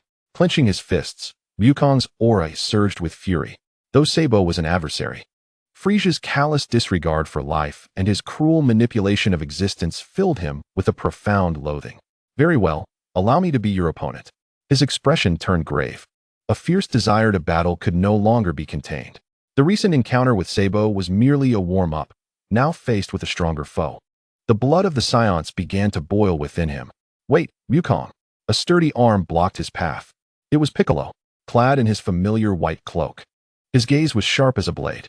According to our plan, I shall engage first. Piccolo's voice was low and resolute. I must ascertain the extent of the disparity between myself and these top-tier warriors of the universe. Conserve your strength and observe for any weaknesses. Fueled by Gohan's peculiar pill and the Elder's potential enhancements, his power had expanded to unprecedented levels. He now craved a true battle. Seeing the determination in Piccolo's eyes, Wukong nodded, retracting his aura and stepping back. Be cautious, this foe is formidable. Piccolo soared forward, confronting Frisia from a distance. Judging by the aura, despite Frisia's overwhelming strength, he did not appear invincible. However, there lurked an unfathomable darkness within him that sent chills down the spine. Gohan's earlier words must indeed hold truth. Frisia regarded the two with keen interest, his tail flicking with a sound like slicing air. A Namekian? When did Namekians and Scions form an alliance? A playful smirk graced his lips. Namekian, I must admit, you seem quite different from the ones I have encountered before. It is evident that among all the Namekians I have met, you are the most extraordinary. Yet Piccolo paid him no heed. His gaze locked coldly on Frisia as his energy began to coalesce, muscles swelling slightly, his aura escalating dramatically. Frisia descended to the ground, a glint of battle intent in his eyes. You possess keen insight, but are you aware of who you are opposing? I am the emperor of this universe, Frisia. I wield the power of life and death over countless star systems. Fragile planets like your Namek have met their end by my hand thousands of times. Here is your chance. Swear allegiance to me, and perhaps I will consider making you my new subordinate, sparing your life. Frisia's demeanor was elegant, and should the other acquiesce, he would not mind granting him mercy. Piccolo, however, remained unfazed, his expression betraying no emotion. Spare me your words, Frisia. Show your true prowess, or you will come to regret it. A hint of disdain crept into Piccolo's smile. The universe's emperor? What of it? I have no interest in ruling the cosmos. You seek to annihilate my homeland and harm my kin. I must defeat you, nothing more. Ah, such camaraderie. Frisia's chilling laughter echoed, but his smile gradually faded, his tone growing cold. Such a pity. It seems you have chosen the most painful path. Before his words could settle, Frisia's figure vanished. Piccolo's pupils contracted. His superhuman reflexes caught a fleeting shadow, and he swiftly pivoted, raising his arm to block. Boom. A tremendous force struck, deepening the gravity of Piccolo's gaze. His speed is remarkable, but then he retaliated with an explosive surge of energy. A resounding roar erupted as a white flame enveloped his green form. The ground beneath him fracturing under immense pressure, forcing Frisia to stagger backward. In the next moment, a knife hand strike, slicing through the air with a piercing shriek. Targeted Frisia's face. Not bad speed, Frisia remarked appreciatively, lifting his right hand to seemingly nonchalantly block. Despite his initial form boasting a combat power of 530,000, his sensitivity and observational skills in battle remained intact. Bang! A muffled thud resounded, shockwaves erupting around the two warriors. Frisia's legs trembled slightly as he was pushed back several meters, the ground beneath him furrowing into shallow trenches. Piccolo, seizing the moment, unleashed an onslaught like a tempest. Fists, feet, elbows, and knees transformed into lethal weapons. Frisia could only rely on his body to defend against the barrage. Bang, bang, bang. Each of Piccolo's strikes was precise and efficient, effectively blocking Frisia's counterattacks. Yet, as Piccolo's offensive intensified, the ease on Frisia's face began to fade. He realized that even in his first stage, he was starting to struggle. Piccolo's strength and speed exceeded his initial estimations. Humph. Piccolo identified an opening and delivered a powerful side kick that struck Frisia's blocking arm. Boom. This time, Frisia was sent tumbling hundreds of meters back, crashing into a rock formation before finally halting. Glancing at his slightly numbed arm, he raised his head to behold the surging Piccolo, and his expression finally shifted. It appears I have indeed underestimated you. Frisia's voice was frigid. Your combat prowess exceeds my expectations. At that moment, Piccolo's fingers came together, preparing for the Mekankasapo, energy compressing at his fingertips. You talk too much, Frisia. If this is all you are capable of, next year on this day will mark your demise. Boom. A spiraling beam of light erupted with destructive force, the explosion reverberating with a ferocity tenfold that of before. Evaded, sensing that Frisia's energy had not waned nor diminished. Piccolo swiftly assessed the situation. As the dust settled, Frisia's figure emerged, suddenly bursting into a sinister laugh. How amusing. Truly fascinating. That last move of yours instilled a sense of danger. It has been ages since anyone has elicited such a thought from me. Frisia cracked his neck, the sound echoing ominously, shattering his battle armor. The fragments flew, embedding themselves into surrounding stones. His energy surged once more. Piccolo. Wukong observed Frisia's escalating power and began to warn him. I know without your prompting. Piccolo was sweating profusely beside him. Frisia was finally about to transform. Next. As you all desire. Frisia's previously diminutive form began to swell, an immense aura erupting from within him.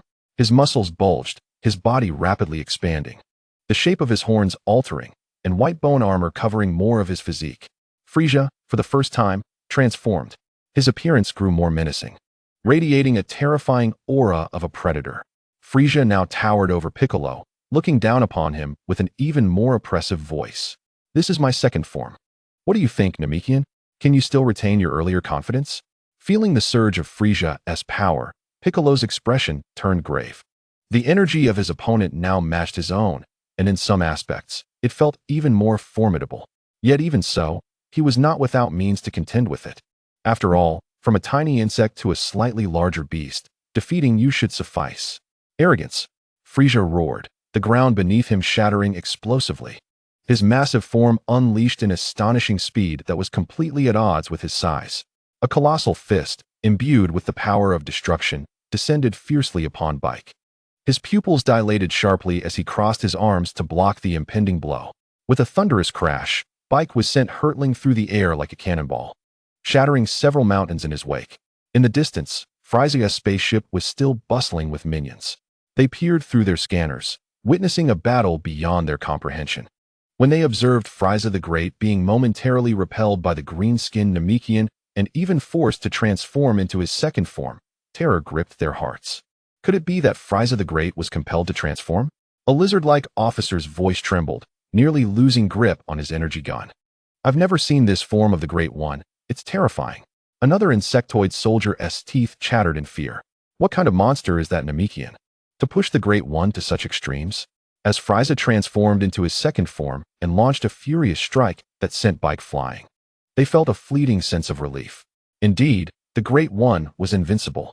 I told you, he was merely toying with him. However, their relief was short-lived. On the battlefield, that green figure slowly rose from the rubble. Though slightly battered, his aura seemed to intensify. Soon, he was once again entangled with the transformed Frisia. seemingly gaining the upper hand. How is this possible? The Great One in his second form cannot swiftly subdue him. The Lizard Commander's forehead dripped with cold sweat, realizing that the situation was spiraling out of control. No, I must report the situation to the Frieza planet headquarters immediately. Has the Ginyu Force been dispatched? Report. The Ginyu Force has already set out, but according to their travel time, it will take a while.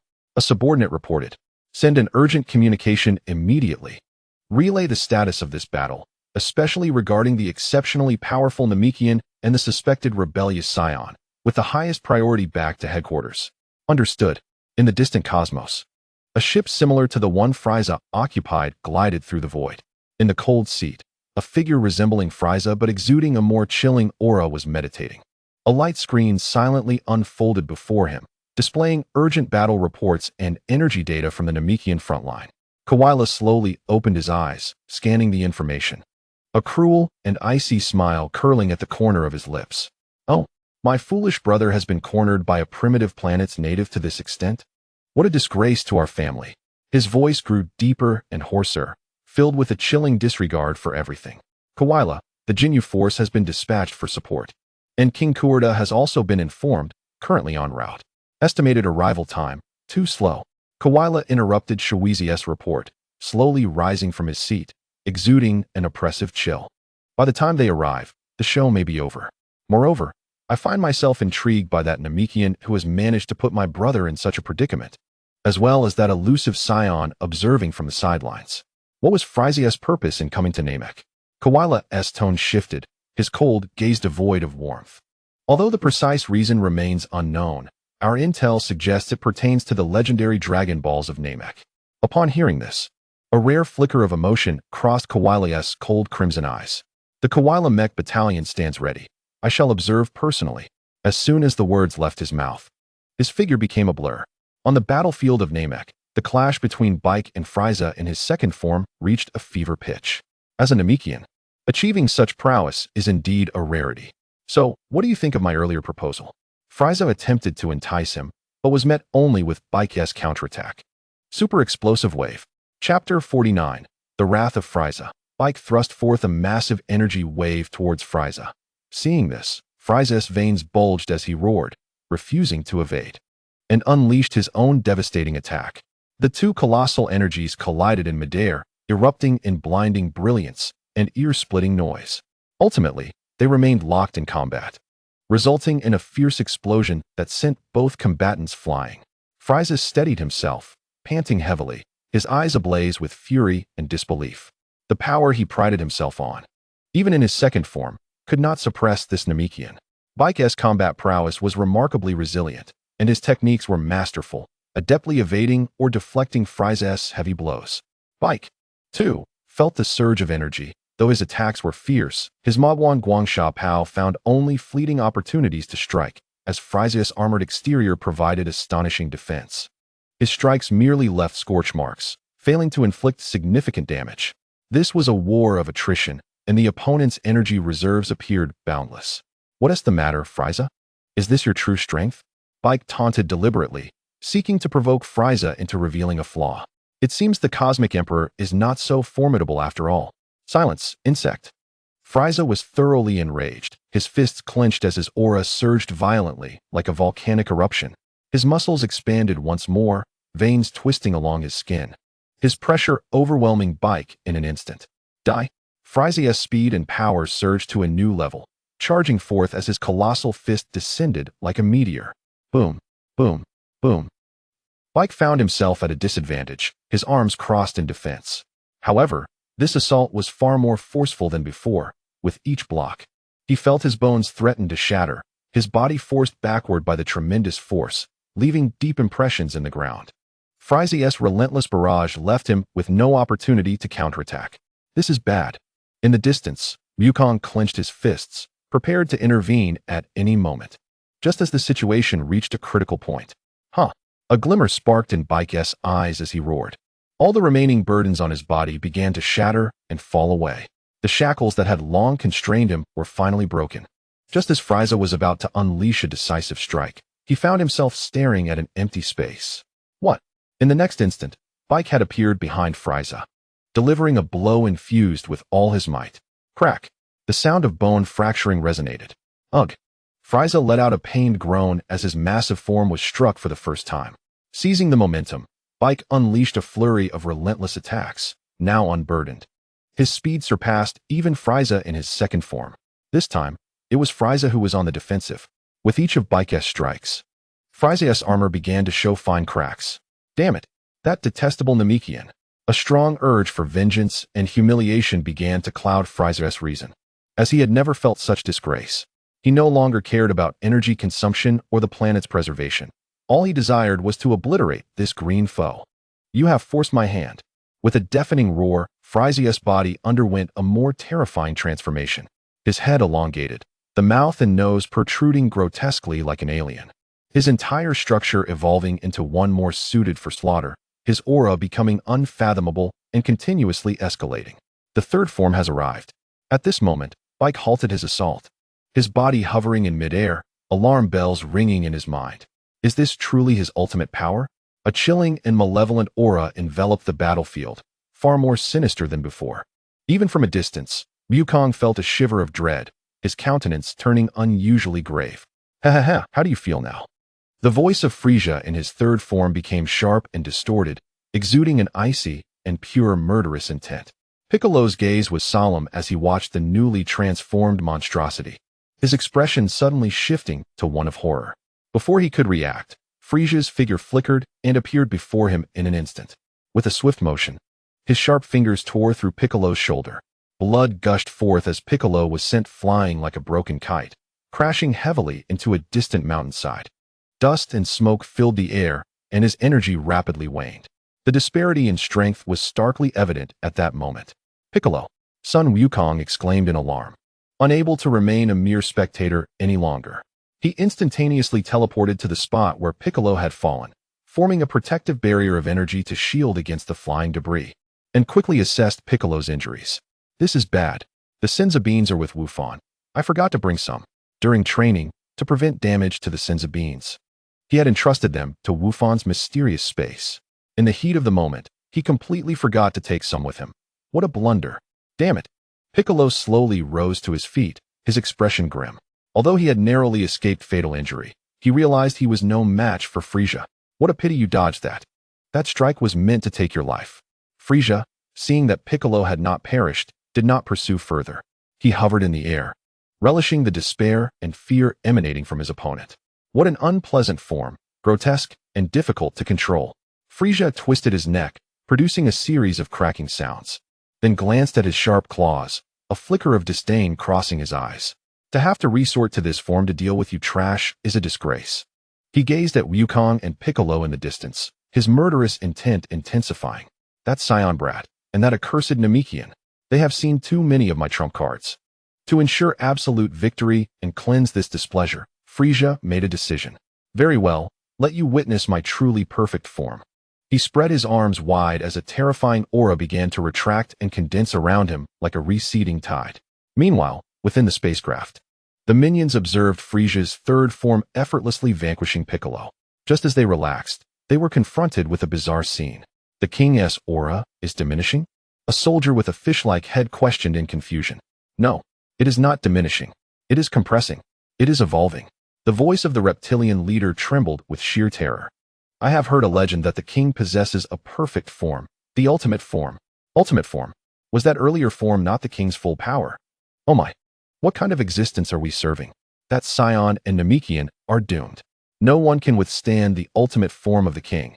Amidst the horrified gazes of all, Frieza's massive third form began to compress, his armored exterior shedding, his physique becoming smaller, fairer, and smoother. The ultimate form, Frieza, appears. Chapter 50, 3 Wishes. Ultimately, all eyes were fixed on the slender figure with a tail, resembling a demonic gentleman. At this moment, although Frieza's aura was subdued, the intangible pressure he radiated seemed to make the entire planet tremble. Several kilometers away, Quila coldly observed it all. Finally willing to reveal your true prowess. My foolish brother. Quila's eyes betrayed no emotion, as if he were watching a play unrelated to himself. His battle power has increased significantly. No wonder he dares to act so arrogantly. His gaze swept over Piccolo and Wukong, but lingered not. His objective was clear: the Dragon Balls. According to intelligence, Dragon Balls indeed exist on Namek. However, it seems the wishes have yet to be fulfilled. Quila's mind worked rapidly. Are the Dragon Balls scattered now? Or have they been hidden by someone? He was not in a hurry to reveal himself. In the conflict between the clam and the heron, the fisherman profits. Let Frieza battle those natives to mutual destruction. Then he would step in to clean up the mess and seize the Dragon Balls. This was the most efficient approach. He continued to observe, his figure fading from sight once more. Simultaneously, on the other side of Namek, Wufan, Krillin, and the others distinctly sensed an aura erupting suddenly, only to retract just as suddenly. What is this aura? It is countless times more terrifying than that previous monster. Krillin's face turned pale, his legs trembling. Not good. It is Frieza. He has unleashed his ultimate form. The voice of King Kai was filled with urgency and fear. There is no time to hesitate. Wish immediately. Follow the plan I just outlined. But Lord Kai, Wufan hurriedly interjected. What if the opponent finds a way to track us down? The three wishes discussed earlier were to restore Earth's vitality, transport everyone except Frieza's forces to a safe place on Earth, and finally, to hide Earth's coordinates. However, Wufan had always harbored concerns regarding the hiding of coordinates. After all, Earth cannot be moved. If the enemy locates other planets in the solar system, they can easily find Earth. Furthermore, if they wish for this, the deceased Namekians cannot be resurrected. There is no time to worry about that. At worst, once we return to Earth, I will find a way to help you all train. This is the only way to protect Earth and all of you. Dandy, hurry. Dandy, also terrified by Frieza's terrifying aura, turned pale, yet he understood the weight of his responsibility at that moment. He no longer hesitated. Facing the shimmering 7 Dragon Balls, he began to chant, Katalata Pajingu. The sky darkened, and thunder rumbled. Purunga, the massive dragon, spiraled into view amidst the dark clouds. State your wishes. No matter what wish. I can fulfill it. Limited to 3. Purunga's authoritative voice temporarily dispelled some of the oppressive terror brought by Frieza. Purunga, the first wish. Dandy, under King Kai's guidance, proclaimed aloud. Please eliminate all negative effects caused by the Tree of Might on Earth, restoring the planet's vitality completely. This wish was straightforward. Purunga's eyes flashed with a crimson light. The first wish is granted. At that moment, far away on Earth, the old Supreme Kai also witnessed the scene, realizing that the planet had fully regained its vitality. It seems that Wukong and the others are proceeding smoothly. I just wonder if Piccolo has encountered other Namekians. The old Supreme Kai was lost in thought, unaware of the events unfolding on Namek at that moment. The second wish. Dandy continued. Just as Dandy was about to articulate the second wish, King Kai's terrified voice erupted in everyone's minds. Wait, the plan has changed. The second wish cannot be made that way. All were taken aback. I sense another powerful and malevolent aura suddenly appearing on Namek. It is Quila. He is Frieza's brother. Even colder and more powerful than Frieza. He is already moving toward you, undoubtedly also in pursuit of the Dragon Balls. He possesses the ability to teleport. Such a large-scale transportation, if detected, they are highly likely to follow you to Earth. The consequences would be unimaginable. King Kai's voice had never been so urgent. Upon hearing King Kai's information, Wufan's heart tightened. Teleportation. This should be a skill even more advanced than the Flying Thunder God technique. Moreover, the adversary possesses an astounding combat power of 4.7 billion. If he truly sets foot on Earth, we might as well prepare for our demise. Listen. The second wish shall be altered. At this moment, transfer the bodies of all Namekians, including those who have perished, ensuring the relocation of the Dragon Ball creator. Gohan, do you not possess the technique of instant transmission? Find a way to act accordingly. Quickly. The situation is dire, without question. Dandy immediately complied, proclaiming the amended wish in the language of Namek. The eyes of Purunga gleamed once more. This wish is quite straightforward. Subsequently, a luminous aura enveloped Dandy. Along with the surviving Namekians engaged in battle, such as Piccolo and the Grand Elder, as well as the deceased Namekians scattered throughout. In the next moment, they all vanished. Teleported to Earth. At this moment, Kvila's focus was entirely on the suddenly materialized Shenron, oblivious to these details. Meanwhile, by the lakeside, only Bulma, Gohan, Chi-Chi, and Krillin remained. Dandy, who could communicate with Purunga, had also been transported away. The third wish. Conceal the coordinates of Earth. the king of the worlds exclaimed anxiously. Yet Kvila was already closing in, and Bulma, gazing at the colossal Purunga, found herself unable to utter a sound beneath the immense pressure of his aura. At this juncture, the Dragon Balls continued to radiate light as Purunga awaited the third wish. However, at that moment, a terrifying presence, exceeding even that of Frieza, surged forth like a tsunami. Kvila's figure loomed above the lake, his crimson eyes immediately locking onto the Dragon Balls and Purunga below. Dragon Balls. His voice was laced with a greedy rasp. Disregarding Bulma and the others, whom he viewed as insignificant insects, and shouted to Purunga in the universal language, "Let me, Kvila, attain eternal life." A profound silence enveloped the scene. The enormous, red eyes of Purunga regarded Kvila with no discernible reaction. What is happening? Kvila furrowed his brow, an ominous premonition swelling within him. Just then, Gohan, grappling with the suffocating weight of terror, suddenly lifted his head and, with a slightly halting yet crystal-clear command in Namekian, shouted at Purunga, "Purunga, we forfeit the third wish. Please disperse the Dragon Balls." In this critical moment, Gohan boldly hypothesized that Kvila might already know the coordinates of Earth. Making a wish to conceal them in his presence would be futile, as he could hear it. This must be stopped immediately. They could serve as a diversion or obstruction to grant Earth more time. Otherwise, if Kvila reached Earth, it would spell their doom. Chapter 51. Dreams shattered in the wake of Gohan's declaration. Purunga's massive head gradually turned toward him, seemingly affirming his intention. Wish cancelled. Then farewell. With that, Purunga soared skyward, and the 7 Dragon Balls transformed into streams of light, ascending into the boundless sky. Kvila stood frozen in midair. His dream of immortality shattered in an instant, mere moments from his grasp. His expression shifted from astonishment to disbelief, ultimately boiling over into an overwhelming fury.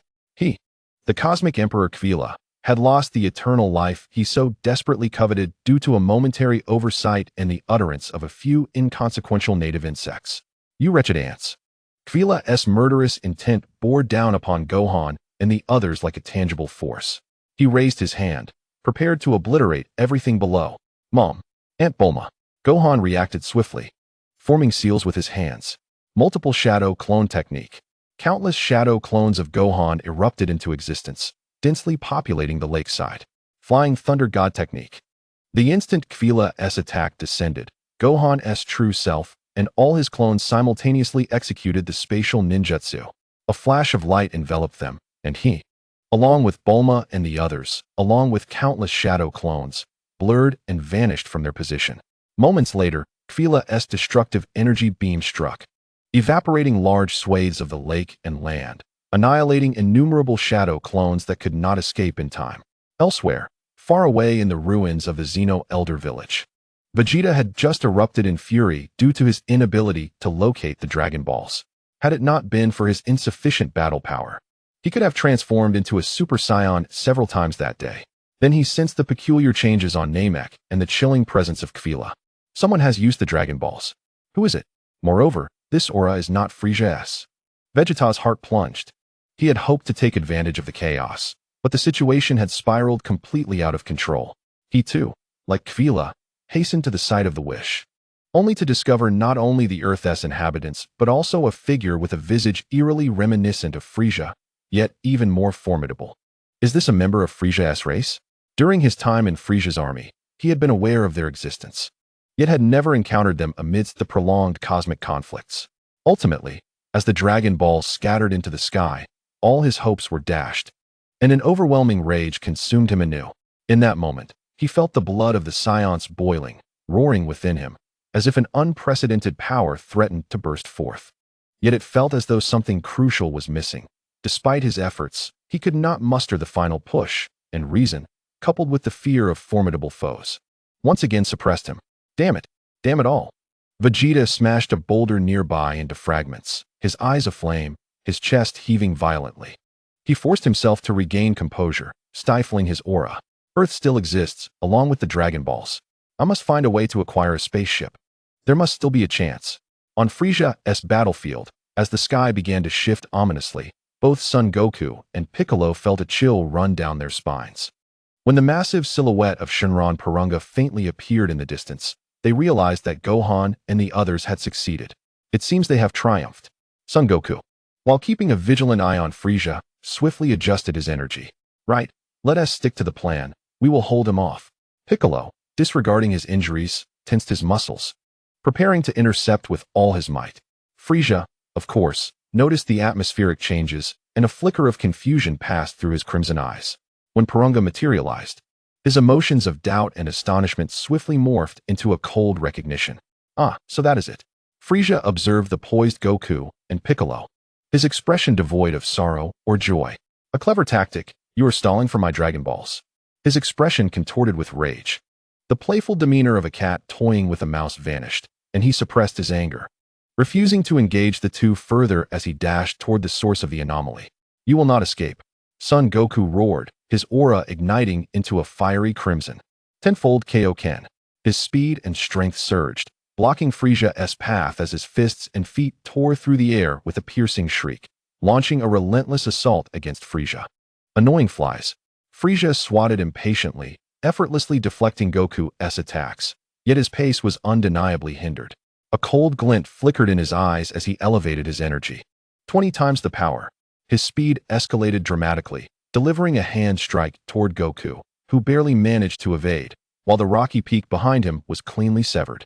20-fold Kaioken. Goku gritted his teeth, pushing the Kaioken to a higher level, his strength surging once more, barely keeping pace with Frieza's 20-fold speed. The two transformed into streaks of light, clashing violently in the air, the sound of energy explosions echoing continuously. However, in the next moment, Piccolo's figure suddenly vanished without warning. Upon noticing this, Frieza comprehended completely. Instant transmission. It's not the Dragon Balls. You wished for him to be sent away. Frieza could no longer contain his fury. How dare you? You audaciously dare to use my Dragon Ball wish without permission? His energy surged like a rocket, escalating to a staggering 30 power level. The terrifying shockwave obliterated the surrounding rocks within hundreds of meters, reducing them to mere dust. Even with the 20-fold Kaioken, Wukong was rocked by this explosive force, causing his blood to surge and forcing him to retreat repeatedly. At a power level of 50, Frieza completely lost his patience. He aimed to crush this bothersome Saiyan monkey with absolute strength and reclaim his Dragon Balls. The battlefield was enveloped by a terrifying energy, reaching an astounding 60 million power level. Frieza eschewed flashy techniques and charged at Son Wukong, delivering a punch that seemed to distort space itself. 30-fold Kaioken. An alarm rang in Wukong's mind. He exerted all his strength, transcending the limits of his current body, as beads of blood began to seep from his skin. He crossed his arms to block, simultaneously channeling all his inner power in an attempt to guide and disperse this destructive force. Boom. Wukong was struck as if hit by the main cannon of an interstellar battleship, hurtling through several mountains like a shooting star. He carved a massive trench in the ground, stretching dozens of kilometers before finally coming to a halt. His arm bones were cracked, and his internal organs suffered severe shock, causing him to spit out a mouthful of blood. His abilities indeed mitigated some damage, sparing him from immediate annihilation. Yet the disparity in combat power between them could not be compensated by mere technique. Frieza hovered in midair, coldly observing the dust-filled ruins below. To withstand my 50 power level strike and survive, you have every reason to be proud, Scion. He prepared to turn towards the Shenlong, only to notice that this phenomenon was slowly dissipating. This signified that the divine power of the Dragon Balls had been entirely squandered by this group of miscreants. How dare they? Frieza's fury reached its zenith. He felt as if he had been mocked by these insects. The illustrious emperor of the universe had just been deceived by a barbaric and crude Scion monkey. He abruptly turned his head, his chilling gaze fixated on Son Wukong, who remained in the ruins. You have thoroughly enraged me. Frieza's voice was devoid of warmth, as if emanating from the depths of the netherworld. I will crush each of you, one by one, with my own hands. Chapter 52. The decision of the group. In a desolate valley, a flash of light appeared. Wufan, Kellen, and Chi-Chi, who was supporting the nearly paralyzed Bulma, emerged. This was the previously designated Flying Thunder God coordinate, to mislead Quila. The other Shadow clones had instantaneously teleported to various locations, but they were still in the process of dissipating. Who was that just now? So terrifying. Bulma's face turned pale, her words tumbling out incoherently. It was Frieza's brother, Quila. Wufan's small face grew serious. The Kaioshin had mentioned that he was stronger than Frisia. The atmosphere instantly thickened. Indeed, during that moment of urgency, the Kaioshin had spoken of it, but under such immense pressure, how many could remain calm? We must leave planet Namek immediately, Kellen urged. I can sense the shadow clones left on the spaceship. Wufan spoke urgently. Mom, you follow my shadow clone. I can continue to use Flying Thunder God to teleport there. This is the safest evacuation method at present. He then shifted his tone, his small face incredibly serious. However, I must stay. Dad is still fighting. And Uncle Bick has already been teleported away. Now he is alone, facing the enemy. I must remain to assist him. No, Wufan. Chi-Chi immediately objected, her voice trembling. You are still so young. Mother will never allow you to face such a monster. If someone must stay, she took a deep breath, her eyes flashing with determination and resolve. Then it should be I who stays. I am not only your mother, but also Wukong's wife. I will not abandon my family to flee alone in such a perilous battle. Kellen then stood up, patting Wufan's shoulder. Wufan, your mother is right. Although you have grown stronger, you are still young, and the road ahead is long. It is the responsibility of us adults to face such dangerous situations. Your mother and I will stay to help Wukong. But, Wufan protested anxiously. Uncle Kellen, Mom, my combat power exceeds yours. Furthermore, if, by any chance, Dad cannot prevail, I can use my abilities to confuse them. This is not merely about brute force. Seeing the expressions on his mother and Uncle Kellen's faces, Wufan realized he could not persuade them to leave alone. Tears welled up in his eyes once more. Then, a glimmer of determination appeared on his face as two pills, radiating with an unusual glow, materialized in his hands. Mom, Uncle Kellen, this is the Nirvana pill. I don't have time to explain how I acquired it. Wufan spoke rapidly.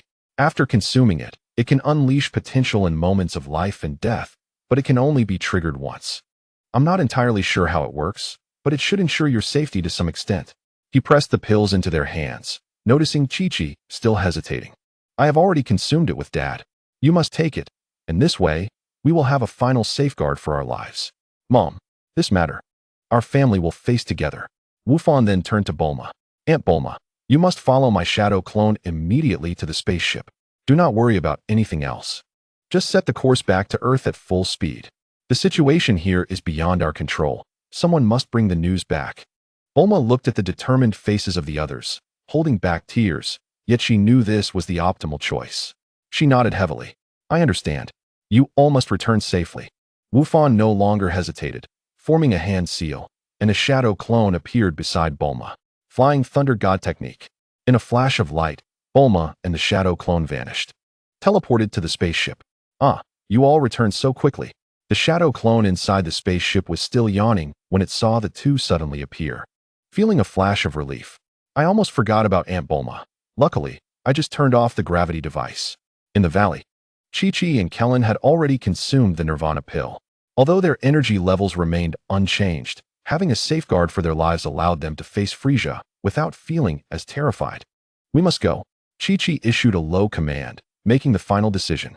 Just as Wukong and Frisia were locked in combat, and Quila was relentlessly destroying Wufan's shadow clones, a ghostly figure was stealthily infiltrating Frisia's mothership, using the chaotic battlefield as cover. It was Vegeta. Drawing on his familiarity with Frisia's forces, he swiftly eliminated all the minions. A bunch of useless trash. Vegeta surveyed the empty control room and the apocalyptic battle outside, a cold smirk curling at the corners of his mouth. Thanks to Kakarot's battle with Frisia, nearly all the minions' attention was diverted. Otherwise, he would not have been able to eliminate them so silently. He could not alert Frisia outside. Otherwise, it would spell disaster. He quickly located a small spaceship and confirmed its energy was ample, ready to activate and escape from this accursed planet at any moment. Next, it was a matter of seizing the opportunity. Despite having the means of escape in hand, he did not leave immediately. He was afraid. The overwhelming pressure of Frisia's 60 million power level and the unfathomable Quila lurking in the shadows weighed heavily on his heart. He had no doubt that if he activated the spaceship at this moment, he would become the most conspicuous target. Then, whether it was Frisia or Quila, a casual strike could reduce him to cosmic dust. He had to wait. Wait for the opportune moment, a fleeting chaos that all-powerful beings are too preoccupied to notice. At this moment, the ship's communicators suddenly relayed information. The Jinyu force has entered the gravitational sphere of Namek, expected to arrive at the battlefield within an hour. This news made Vegeta's heart sink. The Jinyu force, the elite squadron under Frieza, with his mere battle power of over 30,000. Facing them head-on would surely spell his doom. Damn it! Vegeta slammed his fist onto the control panel, leaving a distinct dent on the metallic surface. The situation here would undoubtedly be exposed. I must find a way to escape before their arrival. His gaze shifted once more to the viewport, fixating on the heart of the energy storm. Over there, Kakarot was unleashing tremendous power through that technique known as Kaioken, clashing fiercely with Frieza's final form. It was evident to him that Frieza had yet to unleash his full strength, while Kakarot was merely struggling to hold on, observing the battered figure rising again and again. Vegeta's heart was a tumult of emotions. That lowly warrior, whom he had once regarded as an ant not long ago, had now reached a battlefield he could only dream of, confronting the cosmic tyrant Frieza directly. And he, the proud Scion Prince, could only lurk like a rat in the shadows, waiting for a chance to flee. How dare that lowly warrior? Filled with resentment and jealousy, Vegeta gritted his teeth. Chapter 53. Chi-Chi's protection. With Vegeta's gaze, the battlefield was reduced to scorched earth. Son Goku knelt in the center of a massive crater, gasping for breath. Blood continuously seeped from the corners of his mouth, and his orange GI was tattered and torn. The 30-fold Kaioken was still too taxing. The extreme strain had torn his muscle fibers repeatedly, and Frieza's terrifying power made every block feel like being struck by a planet. How infuriating! Goku looked up at Frieza, who hovered leisurely in the air, filled with a sense of helplessness. The gap was too vast. He had been too naive. Even though he had exerted every ounce of his strength, he was barely managing to hold on under Frieza's onslaught, struggling to mount any effective counterattack. What's wrong? Scion Monkey, where did that momentum of yours go?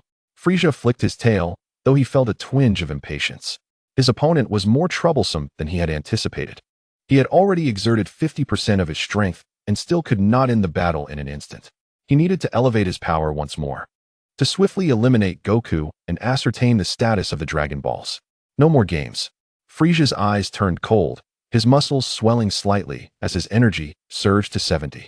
In a flash, he appeared before Goku, sharp claws gleaming with the intent to tear through space, aiming directly for Goku's heart. Goku's pupils dilated, and crimson energy erupted once more. 30-fold Kaioken. He exerted all his strength to dodge to the side while throwing a punch, attempting a desperate maneuver. Foolish. Yet Frieza did not flinch, swiftly seizing Goku's wrist with his other hand. Crack! A crisp sound of bones fracturing echoed. Ugh! Goku groaned in pain as his wrist was mercilessly crushed. Although Frieza's claw missed the heart due to Goku's evasion, it plunged deeply into his shoulder blade, nearly impaling him. With blood gushing forth, Goku's energy had dwindled to a mere flicker. The Kaioken could no longer be maintained, and his aura faded back to its normal state. The game is over, filthy monkey. Frieza coldly regarded the gravely injured Goku, preparing to deliver the final blow. Meanwhile, inside the spaceship, Vegeta's heart skipped a beat at the sight. Would Frieza notice the situation here after dealing with Kakarot? Moreover, he seemed reluctant for Kakarot to perish so easily. Just at this critical juncture, a mental blade, energy slash, Kamehameha. 3 attacks surged from different directions, catching Frieza slightly off guard. He effortlessly dissipated Chi-Chi and Krillin's assaults. But he took the formidable Kamehameha from Gohan a tad more seriously, directing a beam to counter it. Chi-Chi, Krillin, Gohan, what are you all doing here? The severely injured Goku was both astonished and anxious to see his family and friends, with worry flooding his heart. Dad, we've come to help. The 3 spoke in unison as they swiftly descended beside Goku, shielding him. Ha! A family reunion. How touching. Frieza sneered at the poignant scene before him. Was it you who used the Dragon Balls earlier? Perfect. Saves me the trouble of hunting you down one by one. Today, I shall send you all on your way. Seizing the opportunity while Frieza was distracted, Gohan quickly retrieved a Senzu bean and placed it in Goku's mouth, instantly healing his injuries. Goku's energy became more refined, and by a twist of fate, he stabilized the 10-fold Kaioken state, now securing a maximum battle power of 30 million. The group swiftly formed a new battle formation centered around Goku. Just then, a chilling aura, colder than Frieza's, emerged in their senses. Kawaira. Frieza's expression soured upon seeing the newcomer, furrowing his brow. Why was Kawaira here? Who leaked the information? His concealed objective was to monopolize the Dragon Balls. Yet this treacherous fiend had followed him stealthily. You little insect, you've disrupted my plans. Kawaira ignored Frieza, his crimson gaze locked onto Gohan, malice radiating from his eyes. It was this little bug, the one who shattered his dream of immortality. The hatred was boundless. Without hesitation, Kawaira raised a hand and pointed at Gohan. Whoosh! The beam of light surged with blinding speed, instantly crossing space and aiming straight for Gohan's forehead. Gohan, watch out. Closest to Gohan, Chi-Chi instinctively pushed her son aside, driven by a mother-s instinct. Mom, no. In the moment Gohan was pushed away, his pupils constricted, and he screamed in anguish. It was all too late. The deep blue ray silently pierced through Chi-Chi's arm and then through her chest. Following that, a terrifying explosion of energy erupted. There were no cries, no blood. Chi-Chi's figure disintegrated into the finest particles, leaving no trace in Gohan's despairing gaze. Oh, how touching is a mother-s love. Kawaira retracted his finger, his tone devoid of emotion, as if he had merely crushed an ant. He glanced at Gohan, who had teleported away but was still spitting blood from the residual energy wave, a flicker of disgust flashing in his eyes. What a pity. You managed to escape this time. But next time, you won't be so fortunate. The cold voice elicited no reaction from Gohan. He merely stared blankly at the place where his mother had vanished, now an empty void. Only the lingering, terrifying energy fluctuations in the air bore witness to the horrors that had just transpired. Time seemed to freeze. The gentle smile of a mother in her daily life, her busy silhouette in the kitchen, the stern nagging during his studies, the resolute decision to consume the Nirvana pill for his protection, and finally, the anxious yet determined gaze when she pushed him away. All these images flashed before Wufan's mind like a frantic carousel. Why? Mother had clearly consumed the Nirvana pill in advance. If it weren't for my stubbornness, perhaps it is my naivety that has led to this. A torrent of emotions, sorrow, rage, regret, helplessness, swelled within him like volcanic magma, churning and roaring. The crimson aura of the Kaioken surged around him, only to be abruptly suppressed by an invisible force. All energy converged, and the world seemed to plunge into an eerie silence. He felt as though his heart would explode, blood boiling and soul igniting. Chapter 54, The Fury Beyond Limits. Wufan unleashed a roar that transcended human comprehension. The next moment, boom, a dazzling golden light erupted from Wufan's petite frame, soaring into the heavens. The aura pierced through the clouds, painting the entire world in gold. Super Saiyan, Sun Wufan. Thus he descended. The immense energy resembled a cosmic storm, shattering the ground beneath him into a basin. Battle power, 62. 5 billion. You dare to kill my mother. Wufan's voice was cold and hoarse, laced with boundless malice. His golden pupils locked onto the airborne Kefera. The disdain and disgust on Kefera's face were replaced by shock and gravity for the first time. What is this? The golden aura? The battle power has surged to such an extent in an instant. On the other side, Frieza also noticed the intense energy fluctuations from Goku, a result of his wife's tragic demise. The faint golden light emanating from him seemed more dangerous than that little brat. Ho ho ho, you look quite pained, monkey. How does it feel to watch your wife vanish before your eyes, powerless to intervene? Isn't it delightful? But merely observing isn't enough. I must make you experience true despair. His gaze locked onto Krillin, who was momentarily lost in thought due to Chi-Chi's death. This bald-headed fool is your dear friend, isn't he? Watching your friend die before your eyes will surely etch this moment into your memory. Frieza sneered, his tail darting out like lightning, aiming for Krillin's heart. Krillin, no. Goku's eyes widened in fury. His wife had just passed before him, filling his heart with endless sorrow and guilt, and now his best friend was also in danger. He could not allow tragedy to strike again. The golden aura he had been nurturing within him, ready to burst forth, was forcibly suppressed by this more urgent crisis. In its place, a crimson light, transcending limits and burning with life, surged forth. 50 times Kaioken. Goku let out a beastly roar, his aura transforming into a dark crimson that burned like blood. This was a multiplier he had never attempted, a desperate strike wagering his life and future. The blood vessels on his skin burst forth, making him appear as though drenched in blood, yet the speed of his eruption reached an unfathomable level. Whoosh! Just as Frieza's tail was about to pierce Krillin, Goku appeared at a speed beyond comprehension, gripping Frieza's tail tightly. What? Frieza felt an overwhelming force from his tail, a flicker of astonishment crossing his eyes. This guy? How can he still unleash such speed and strength? Get away from me! Goku roared, the dark crimson aura raging fiercely. Frieza winced in pain from the immense strength, but Goku quickly flung him aside. To ensure Krillin's safety, Goku seized his collar and hurled him towards a secure area behind. However, the cost of forcibly activating 50 times Kaioken was immense. Goku's body was racked with pain, and he had temporarily lost the chance to transform. A dying struggle. Frieza shook his stinging tail, his gaze growing colder. Very well, I shall deal with you first, then slowly take care of that little bald head.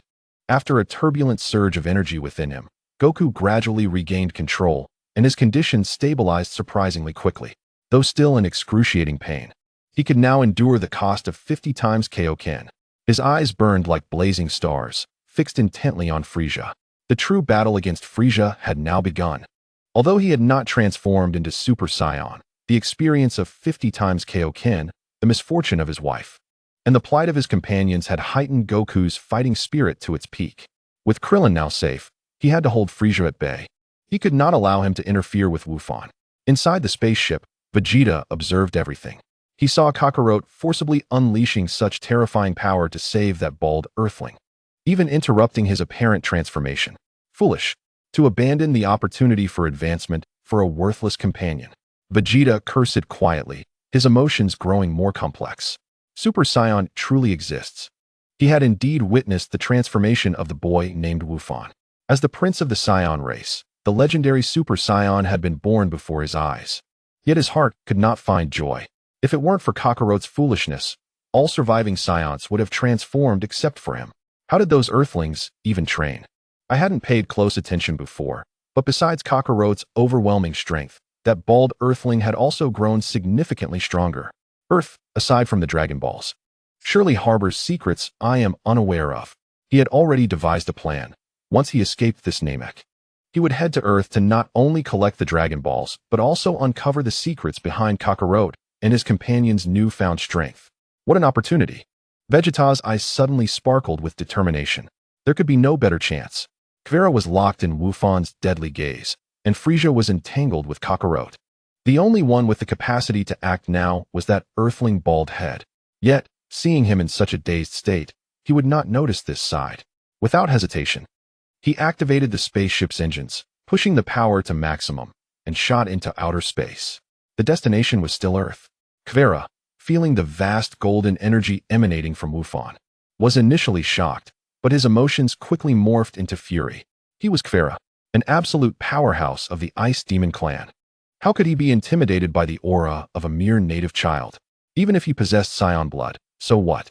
Even if he transformed into the legendary Super Saiyan, so what? He was the Cosmic Emperor, the strongest in the universe. Foolish child, watch me tear you apart. Kvera roared, attempting to regain his psychological advantage through words.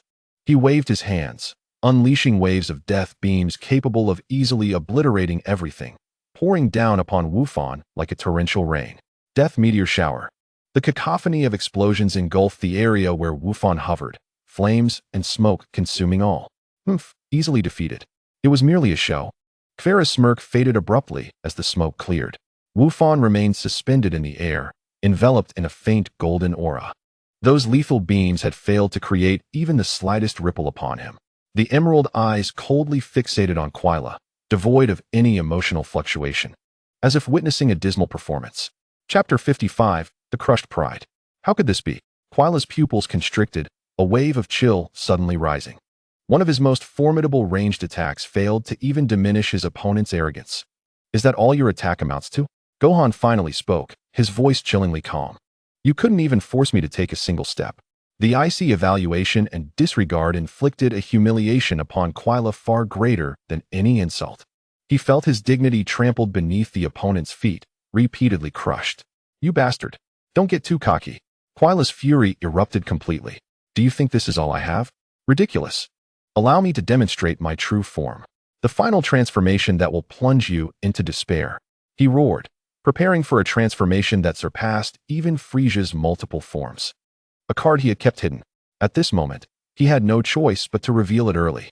Quila's body began to undergo violent changes. Muscles writhed and expanded, the white exoskeleton on his surface further thickening and becoming more grotesque. His energy soared from the previous 200 million, ultimately stabilizing at 4.7 billion. This immense aura swept across the battlefield, even influencing another combat zone. Frisia, engaged in a fierce battle with Goku, using 50 times the Kaioken, found his movements momentarily halted. Shock coursing through him. Quila possessed such hidden power. Amidst his astonishment, a surge of intense jealousy and resentment surged within him. He would not allow anyone to surpass him. Son Goku also furrowed his brow, clearly sensing the terrifying aura emanating from Quila, his heart filled with concern for his son. However, he was currently ensnared by Frisia, unable to extricate himself. If he left, Krillin would undoubtedly be in grave danger. He could only exert himself further to maintain the Kaioken, the crimson energy blazing more violently. Meanwhile, Krillin could only strive to suppress his own aura. In this level of combat, he had no room to intervene. Gohan, Goku must win. He silently prayed. In the distance, hidden within the spaceship, Vegeta, witnessing Quila's final transformation, was not shocked but elated. Let them fight. Let them all fight. A maniacal grin spread across his face, as Frisia and Kakarot were evenly matched. While Quila's duel with the Super Saiyans became shrouded in uncertainty due to his transformation, the ensuing chaos was the opportunity he had awaited. Now is the time. Farewell, fools. The Dragon Balls of Earth will be mine. The pride of the Saiyans and the ambition for immortality are trivial in the face of survival.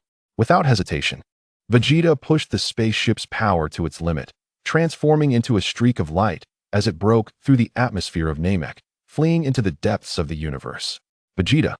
Frisia, witnessing the escaping spaceship, ground his teeth in rage, yet Goku's relentless assault left him no room to divert his attention. Goku merely cast a sidelong glance before refocusing all his energy on the formidable adversary before him. At this moment, Quila reveled in the overwhelming power bestowed by his final transformation. Huh, can you feel it, little one? This is true power. Kneel and beg for mercy now, and I might grant you a swift death. He anticipated seeing fear and shock on Gohan's face. However, he was met with disappointment. Gohan's expression remained unchanged, his demeanor as cold as ever, the golden aura burning steadily, as if his transformation made no difference whatsoever. Quila was driven to madness by such utter disregard. Die! His massive form suddenly appeared before Gohan, his fist imbued with unparalleled momentum, crashing towards Gohan's face. He aimed to obliterate that detestable, cold visage. In response to this strike, Gohan finally moved. He simply raised his right hand slightly, opening his palm. Boom! A thunderous sound erupted. Quila's heavy punch was effortlessly caught by Gohan with a single hand. The shockwave from their clash stirred waves of energy. Yet Quila could not advance an inch. The sinister grin on his face froze. Gohan lifted his head slightly, his icy voice resonating. Not much, really. I don't believe it. Quila frantically attacked, raining down punches, knees, and tail strikes like a storm upon Gohan. Yet they were effortlessly deflected, unable to subdue his opponent. A glimmer of malice flashed in Quila's eyes. He feigned a full-power punch directed at Gohan, only to change tactics at the last moment, concealing his tail, which aimed for Gohan's temple. Then, clang! A sharp metallic sound rang out. Quila's tail struck Gohan's head, bursting forth a shower of sparks. Failing to penetrate even slightly, his expression became utterly frozen. His full-force sneak attack yielded no results. Are you done? Gohan's cold voice jolted him from his stupor. Then, it is my turn. Before his words faded, Gohan, who had been on the defensive, transformed his right hand into a fist. Bam! A powerful straight punch landed heavily on Quila's abdomen. Quila's eyes bulged out, his massive body curling into a shrimp-like form, intense pain forcing him to clutch his abdomen, his feet trembling as he stumbled back. Crack! The second punch. It landed squarely on his chin. The sound of cracking bones echoed as Quila was propelled upward by the immense force, the exoskeleton on his face shattering entirely. Upon hitting the ground, Quila continuously spat blood, his once mighty aura rapidly waning. His body uncontrollably shrank and distorted. Just 2 punches. He was forcefully reverted from his final transformation back to his original form. No, It can't be. I am Quila. I am the strongest in the universe. He collapsed to the ground, his energy diminished to its lowest point. Watching Gohan approach step by step, his heart raced uncontrollably, his taut spirit on the verge of breaking. The relentless blows, especially the humiliation of being reverted to his original form, utterly shattered his pride. I lost. I admit you are strong, Quila muttered, lowering his head, his voice hoarse. Yet in his crimson eyes, madness still burned. But you will not escape unscathed. Since I cannot attain immortality, let you worthless insects perish alongside Namek. Quila shot up into the sky, soaring high above Namek, raising his hands, all the energy within him wildly gathering above. Ultimate Planet Destruction Bomb. Chapter 56. Defeating the Mighty Foe. The colossal energy attack emanated light that obscured the stars, a terrifying pressure enveloping the earth, as if the apocalypse were imminent. Ha ha ha. Die together. Quila's body continued ascending. Neither the Scionts, Earthlings, nor Namekians were races capable of surviving in the universe if he destroyed Namek. The humiliation of today would remain unknown. No matter how strong you are, once I obliterate the planet beneath you, you will still meet a tragic end like insects in the next moment. Damn that Quila, that waste. He must intend to perish alongside the planet with the planet destruction bomb. Frieza saw his actions, his heart filled with urgency and hatred. If Quila succeeded, he too would suffer severe consequences from the fallout. At that moment, he suddenly noticed Goku faltering, struggling to maintain the 50 times Kaioken. Now's my chance. Die. Frieza clasped his hands together, unleashing several razor-sharp energy discs aimed directly at Goku. Cutting discs. This was a long-held secret move. Whoosh, whoosh, whoosh. Goku, relying on his keen instincts, narrowly evaded, but still sustained several wounds from the sudden assault. Take that. Wukong, enduring excruciating pain, pushed forward with both hands as the disc struck once more, unleashing a deft surge of energy that sent Frieza's attack spiraling back. What? No. Frieza's eyes widened in horror, attempting to evade, but it was too late. With a sickening sound, his form was cleaved into several pieces. At that moment, the ever-expanding sphere of destruction in the sky had reached a diameter of over 100 kilometers. Regret your arrogance, for I have been granted ample time to charge. You and your planet shall be obliterated together. Zenai. Kawaira roared frantically. Gohan, whose expression had remained stoic, now watched the descending attack with eyes ablaze with murderous intent and icy resolve. Your sins are unforgivable. Gohan's golden aura surged, surpassing his previous limits. He clasped his hands at his waist, energy converging with ferocity. Kamehameha. A brilliant blue beam soared into the heavens. Upon contact, there was no stalemate. No explosion. Gohan's Kamehameha effortlessly penetrated the colossal sphere of destruction. As its core energy shattered, the massive energy orb disintegrated. No, this is impossible. The Kamehameha maintained its momentum, striking the astonished Kawaira, the powerful shockwave twisting and dismantling his form. No. With a final scream, the ice demon was vaporized in the light. Yet, this was not the end. The Kamehameha burst beyond the atmosphere, traversing the pitch-black expanse of space, and collided violently with the blazing star at the center of the galaxy. The surface of the immense star rippled under the impact of the beam. The once dominant Kawaira left not even a trace of ash. Gohan slowly lowered his hands, suspended in the air, his golden aura still ablaze. With a single strike, a formidable foe had been turned to dust. The threat to the planet had been extinguished before it could manifest. Gohan and Krillin gazed up at the golden figure in the sky, murmuring. It was hard to fathom that such a small body could achieve this feat a year ago. When Gohan first arrived at the Kame house, he appeared devoid of any combat prowess.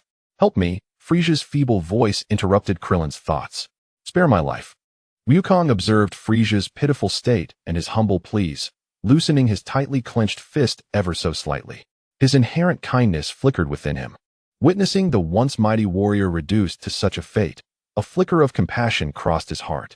Wukong, you cannot save him. Krillin flew toward Wukong, his tone charged with urgency. Have you forgotten how many innocent Namekians he has slaughtered? Throughout the universe, he has obliterated countless planets. During my journey with Bulma, I encountered numerous orphans, all victims of this Frieza.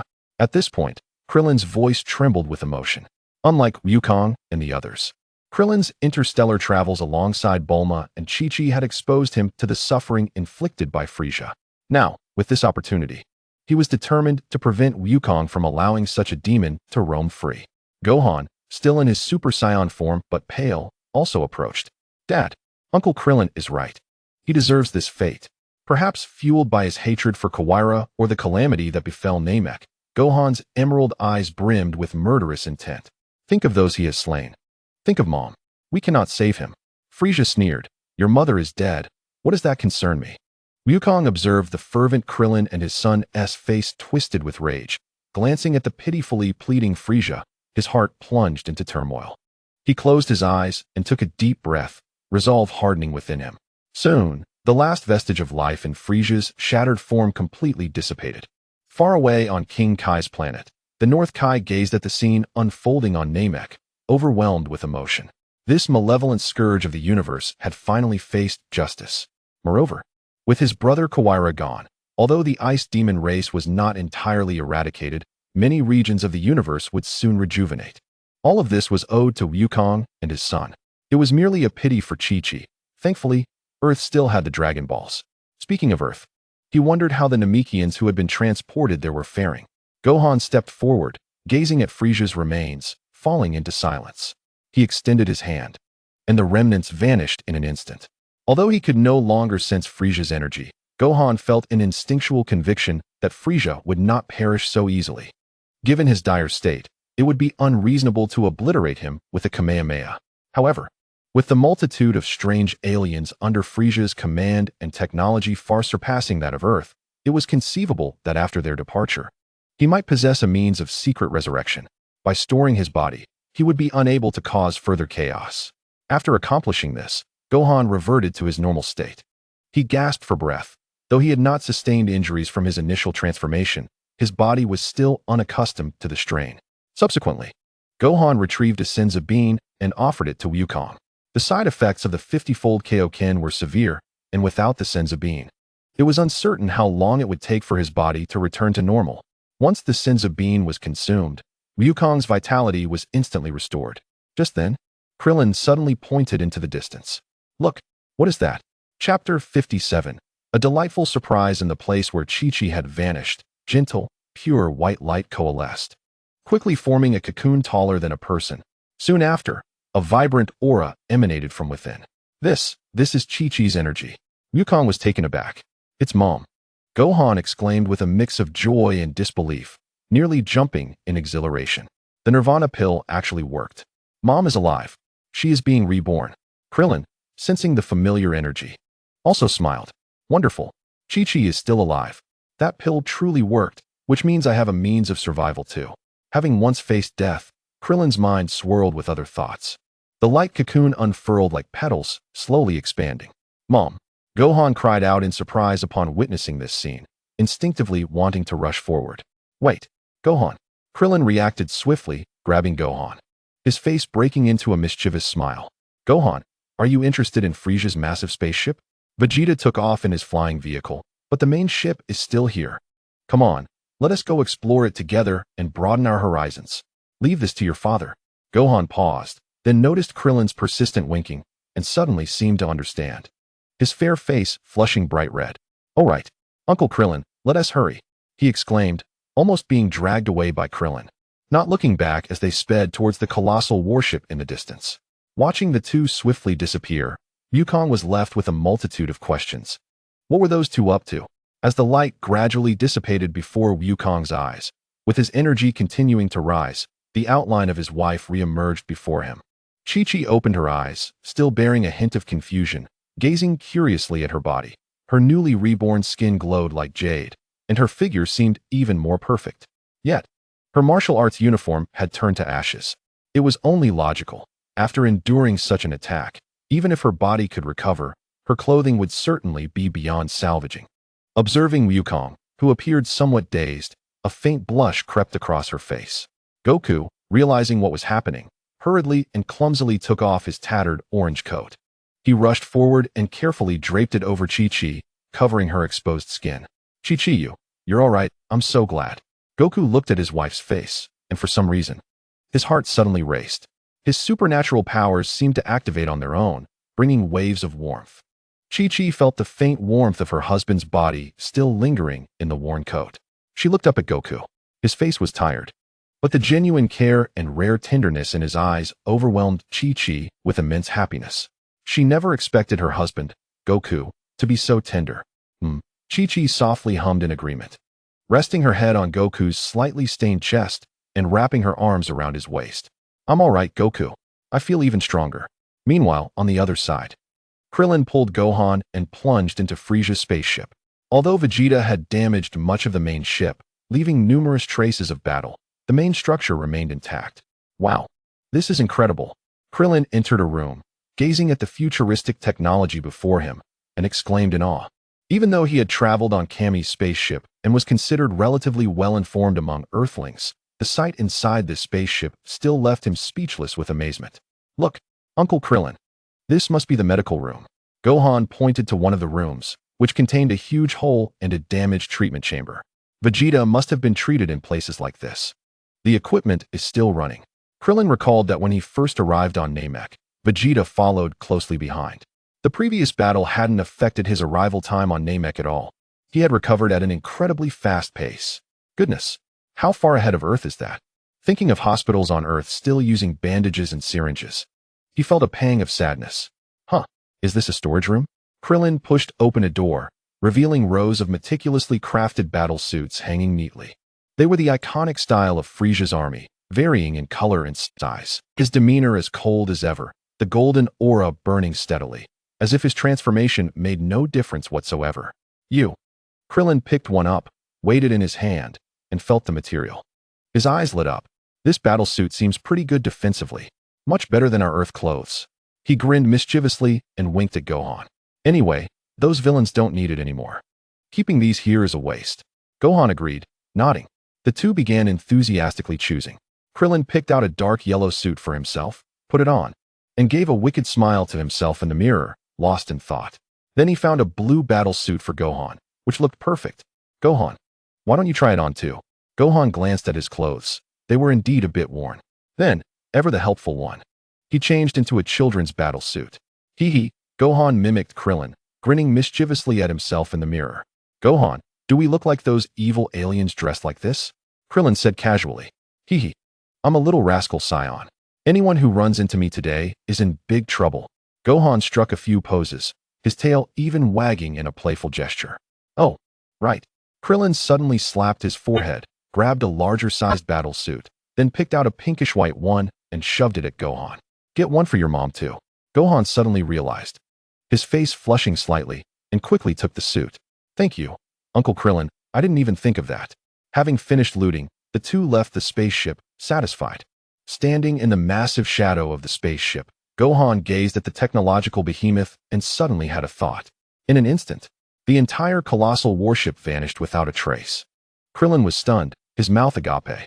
Gohan, how did you do that? Where's the spaceship? Gohan looked at his hand in surprise. Uncle Krillin, I was just trying to use my ability to recall it, and I didn't expect it to actually work. Krillin was stunned for a moment before suddenly slapping his thigh and bursting into laughter.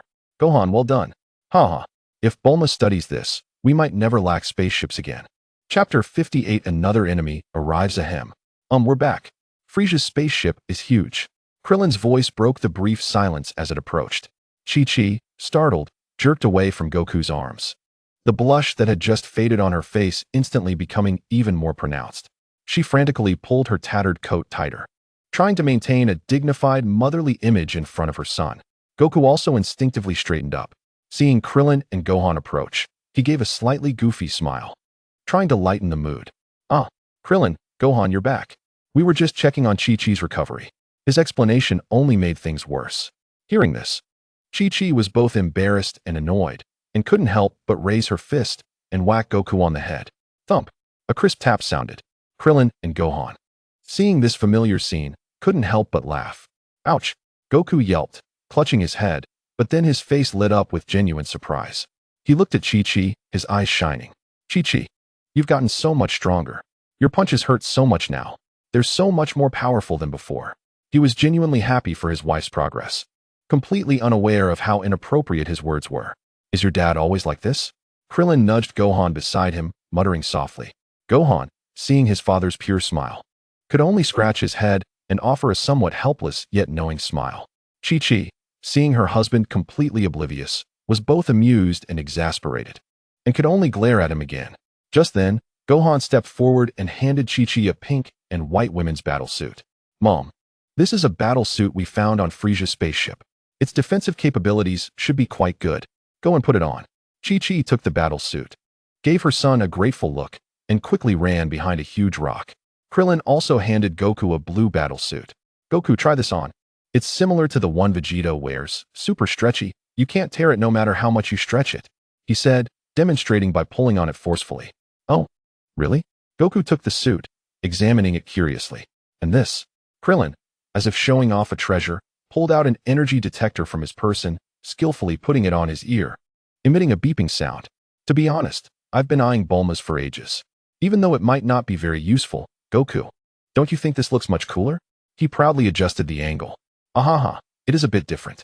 Goku smiled obligingly and changed into the battle suit, but felt a little awkward. However, I still feel more comfortable in my old martial arts uniform. No, Goku, wear it a little longer. Krillin quickly dissuaded him, a mischievous smile on his face. Your outfit is all tattered. This one looks much better.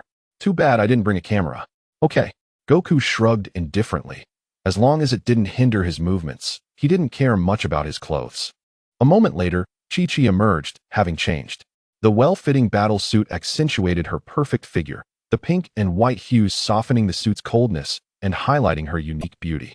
She had her long hair neatly tied back, making her look dashing and with a completely different aura than before. Klin's eyes sparkled with excitement as he couldn't help but murmur to himself, contemplating how fortunate Wukong, the martial arts enthusiast, must be to have wed a wife as beautiful as Chi-Chi, who is now also incredibly powerful. Hearing Klin's quiet lament, Wukong remained oblivious to the underlying envy. Instead, he affectionately draped an arm around Chi-Chi's shoulder, breaking into a hearty laugh. Hee. Indeed, Chi-Chi has become quite formidable. This natural and endearing gesture struck Klin, who had been single for quite a while, like a crushing blow. Humph, I will definitely find a cooler and stronger girlfriend in the future, Klin whispered to himself, though his conviction faltered slightly in the latter half of his statement. Meanwhile, Gohan observed the amusing interaction among the adults, stifling a smile. This small interlude of laughter lightened the heavy atmosphere following the battle. The group gathered to strategize their next course of action. Wukong scratched his head and spoke first. Frisia has been defeated, and Chi-Chi has been revived. Shouldn't we return to Earth? Piccolo and Dandy must be waiting anxiously. Klin nodded in agreement. Indeed, given the current state of Namek, it is not prudent to linger. The Namekians also require assistance. However, just as their conversation concluded, the anxious voice of King Kai echoed once more. Wukong, this is bad. The Jinyu force has arrived.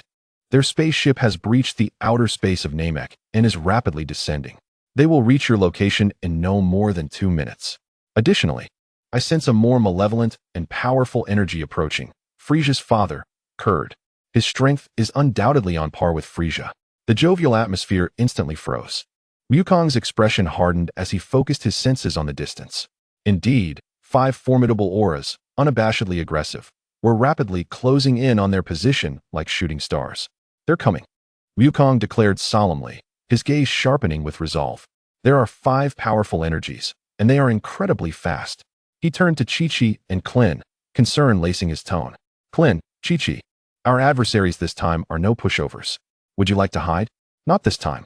Chi-Chi immediately retorted, her eyes resolute and even tinged with eagerness. Though their energies were formidable, they were not insurmountable. I want to test my strength now. Chapter 59. The king is missing Wukong. You must be cautious. King Kai realized from the expressions of the group that they were preparing for a direct confrontation. Although Wukong's current strength should suffice to handle the Jinyu force, he felt compelled to issue a warning. These 5 are Frisia's most capable subordinates.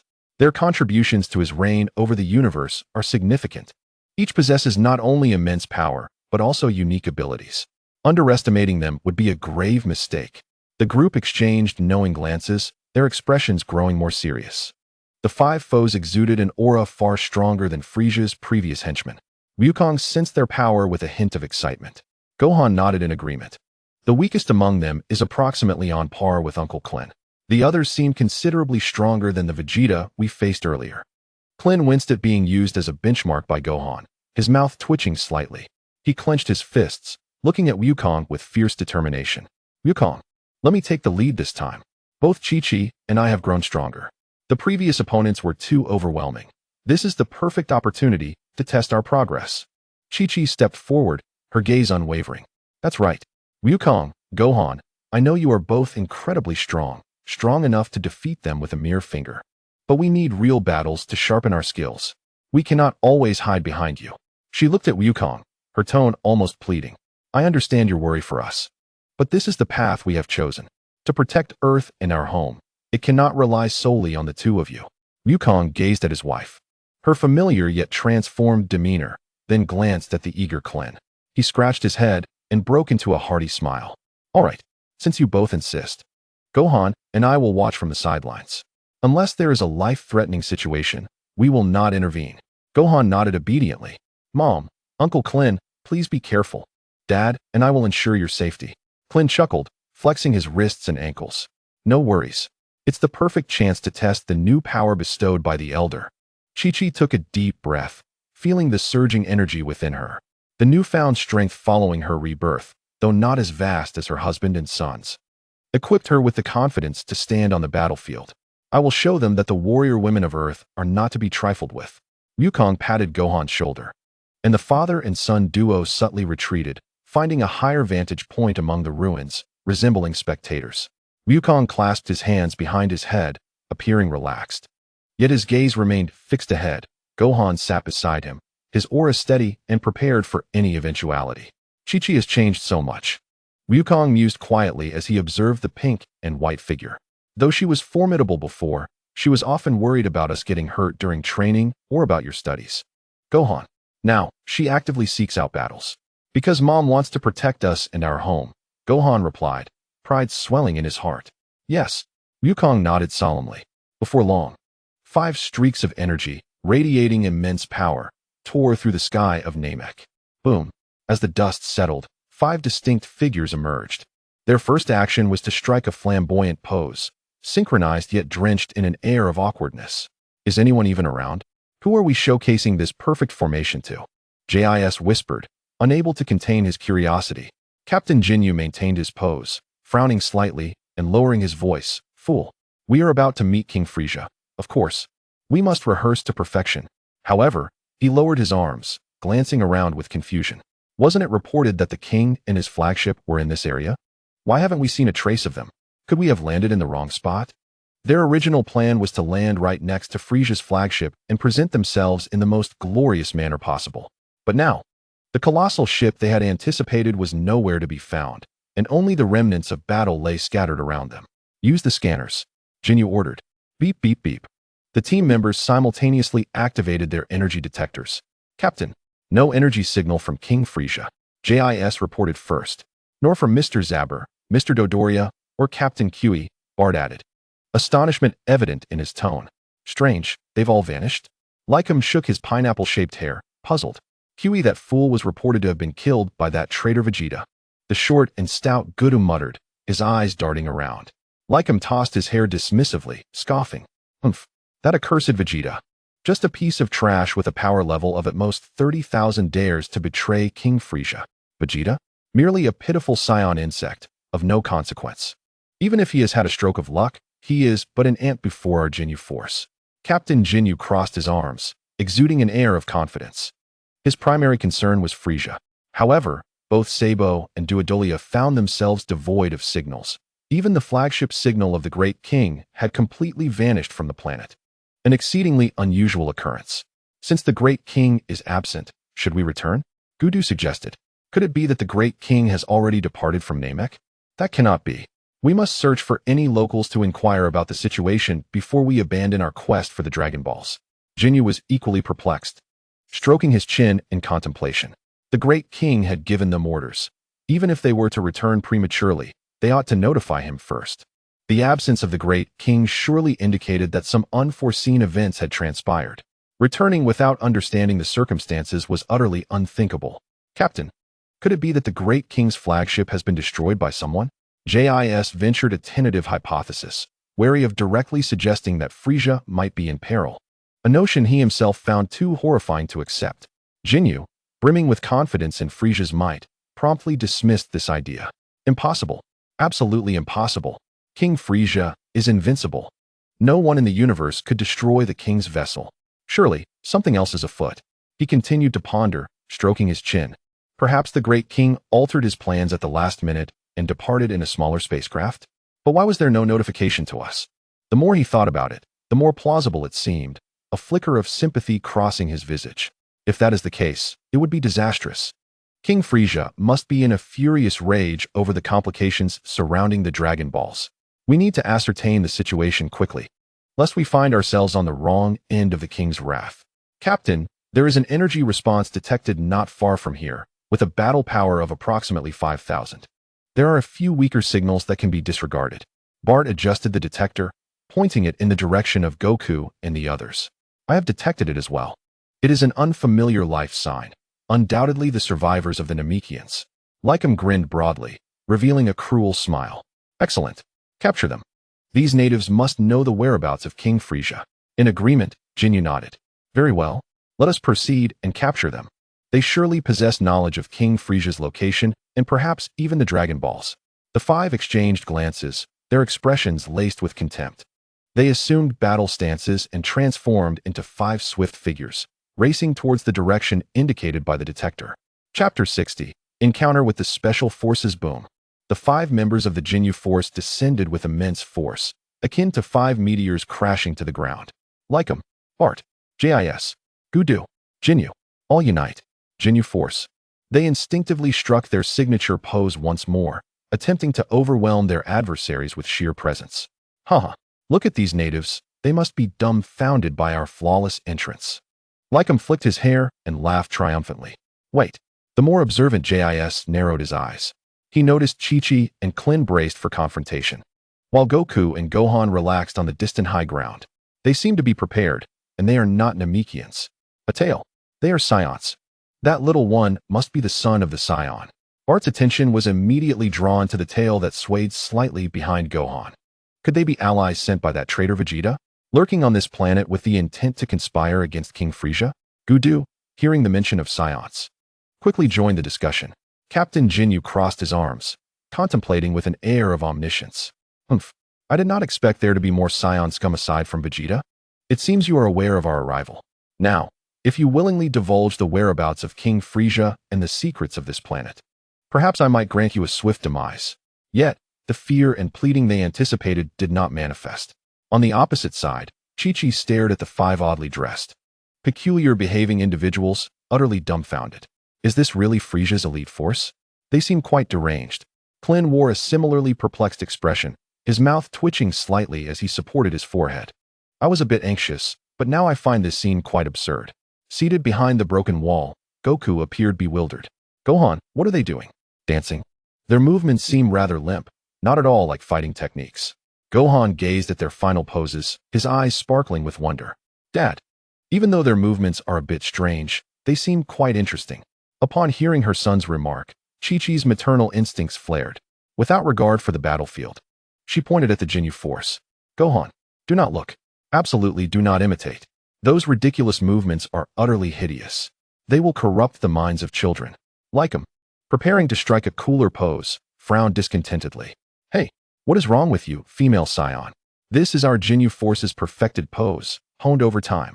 The most magnificent and artistic stance in the universe. Do you not appreciate it? Captain Jinyu, irritated by Chi-Chi's remarks, waved his hand dismissively. What was he thinking? Discussing art with these rustic Scions? Enough. Lycum, stop wasting time with them. Quickly decide who will step up first for some warm-up. I suggest those two standing in front. The ones sitting in the back are clearly minor characters, too frightened to move. Beep. JIS activated his energy detector, eager to reconfirm the power levels of the individuals before him. Captain, confirmed.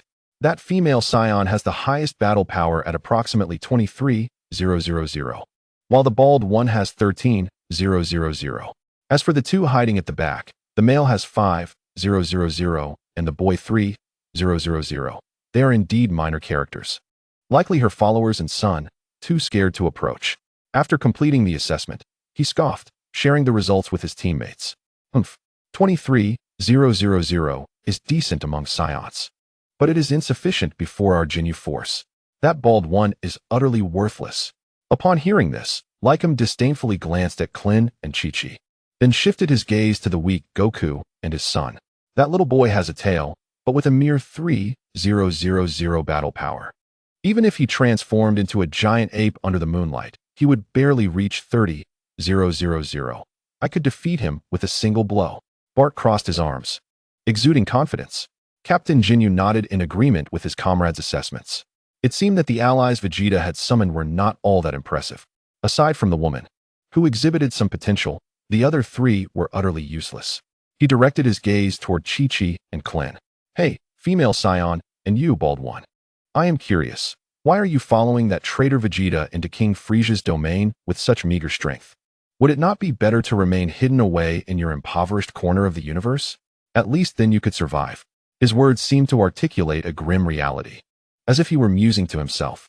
Even the little one you have painstakingly raised will meet the same fate as you. Very well. I will take on that female Scion. You handle the bald one and the other two. However, just as Jinyu made his decision, he was met with unanimous dissent from his team. Captain, I disagree. Yes, that's right. It's always you taking the spotlight. Exactly. Faced with the clamor of his team, Captain Jinyu felt overwhelmed. Enough. This time, I shall refrain from participating. Decide your battle through a game of rock, paper, scissors. All right, let us determine who goes first. With no objections from the others, they began to form a circle, seemingly indifferent, and commenced their playful contest. Rock, paper, scissors. Rock, paper, scissors. I have won. The first match shall be entertained by me, Gudu. Soon enough, the weakest in combat and the most unsightly, Gudu, emerged victoriously from this competition. Gudu, why not deal with that bald fellow? He appears rather feeble, perfect for you to stretch your limbs. The remaining three continued their game, and through a few exchanges, they decided Gudu's opponent. Subsequently, the remaining combatants were chosen. After Gudu's bout, Lakumu would face the female Scion, and ultimately, Bait would handle the last two inept challengers. They always assign me the task of cleaning up the rubbish.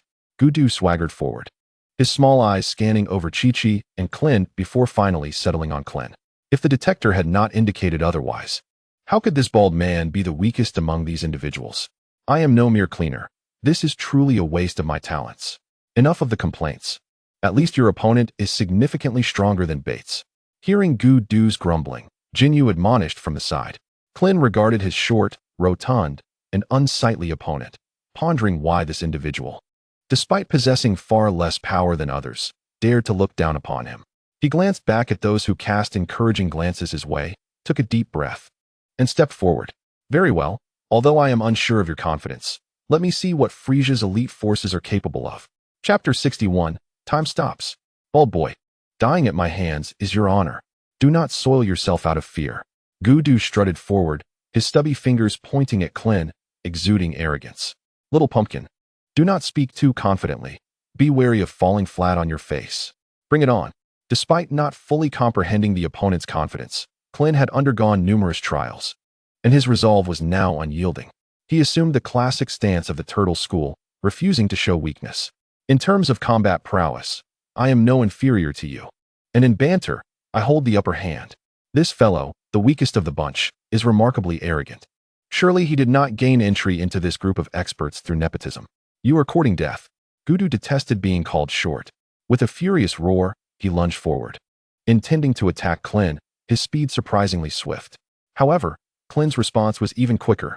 Kamehameha. Whoosh. The blue energy beam surged forth.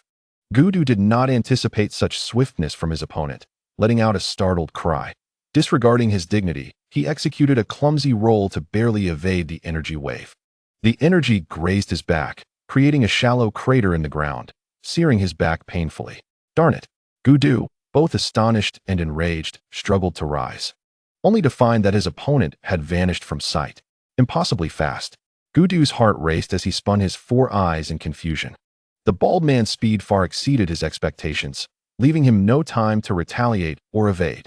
In a moment of desperation, he shouted, "Time stops!" An invisible wave spread, plunging the battlefield into a monochrome silence. Within the realm of suspended time, Goku gazed at the immobile Klin before him. Just as he contemplated delighting in his impending attack, he realized that Klin had charged too swiftly and was now perilously close. If he attacked now, he would lack time to retreat to safety. Damn it! Goku cursed inwardly, opting to create distance instead. He quickly took cover behind a large rock, eager to deactivate the time suspension and catch his breath. Time resumed its flow. Klin merely felt a blur before him, as Goku, who had been mere inches away, had vanished. Soon, sensing his opponent's energy, he immediately resumed his pursuit. On a distant ridge, Wukong ceased his leisurely demeanor, his brow furrowing slightly. Gohan, did you catch how that short, plump fellow moved? It feels rather peculiar. It is not solely speed. Gohan observed intently, shaking his head. Father, I couldn't fully see. It seemed he did not charge in a straight line, and his movements were somewhat obscured. The King Kai was right. These individuals are indeed suspicious. Gohan's mind focused, his attention sharpening. A flash of data appeared before his eyes. Name, Goku, talent, mastery of telekinesis, affinity for time, mutant, battle power, 10,000, abilities, chi, telekinesis, skills, time stasis, binding technique. Time stasis. Gohan's mind raced. This rotund fellow could manipulate time. He immediately concentrated on the entry for time stasis. Deeper information unfolded, detailing how Goku utilized his unique psychic abilities in conjunction with mental power to create a localized field of time suspension. So, it is through the manipulation of time flow via extraordinary abilities and unique talents. His superior intellect allowed his mind to operate at lightning speed, while the innate body produced from his bloodline breakthrough provided him with a natural affinity and understanding of various power systems. Gohan instinctively attempted to replicate Goku's energy manipulation, seeking to grasp the sensation of distorting time. On the battlefield, Goku was soon re-encountered by Klin, who continued his pursuit. Goku, now in a state of disarray, felt a loss of face. He abruptly leaped back, hands thrust forward, veins bulging on his forehead, and bellowed once more. Time stops. Once again, centered on Goku, an invisible wave radiated outward. Everything around, the swirling dust, Klin's astonished expression, even the flow of air, suddenly fell into absolute stillness. The entire world transformed into a monotone black and white. Only Goku, the wielder of this power, retained his colors, moving freely within this realm of suspended time. Hee. Stuck now, are you, bald one? Goku held his breath, raising his fist, prepared to deliver a forceful strike. Yet as he contemplated, he decided to distance himself and rest for a moment. He must have been too careless, as this bald fellow had noticed something. Otherwise, how could he have been found so quickly? However, in his flustered state, Goku completely overlooked the subtle ripples emanating from the seemingly powerless boy with merely 3,000 battle power, who stood in the background.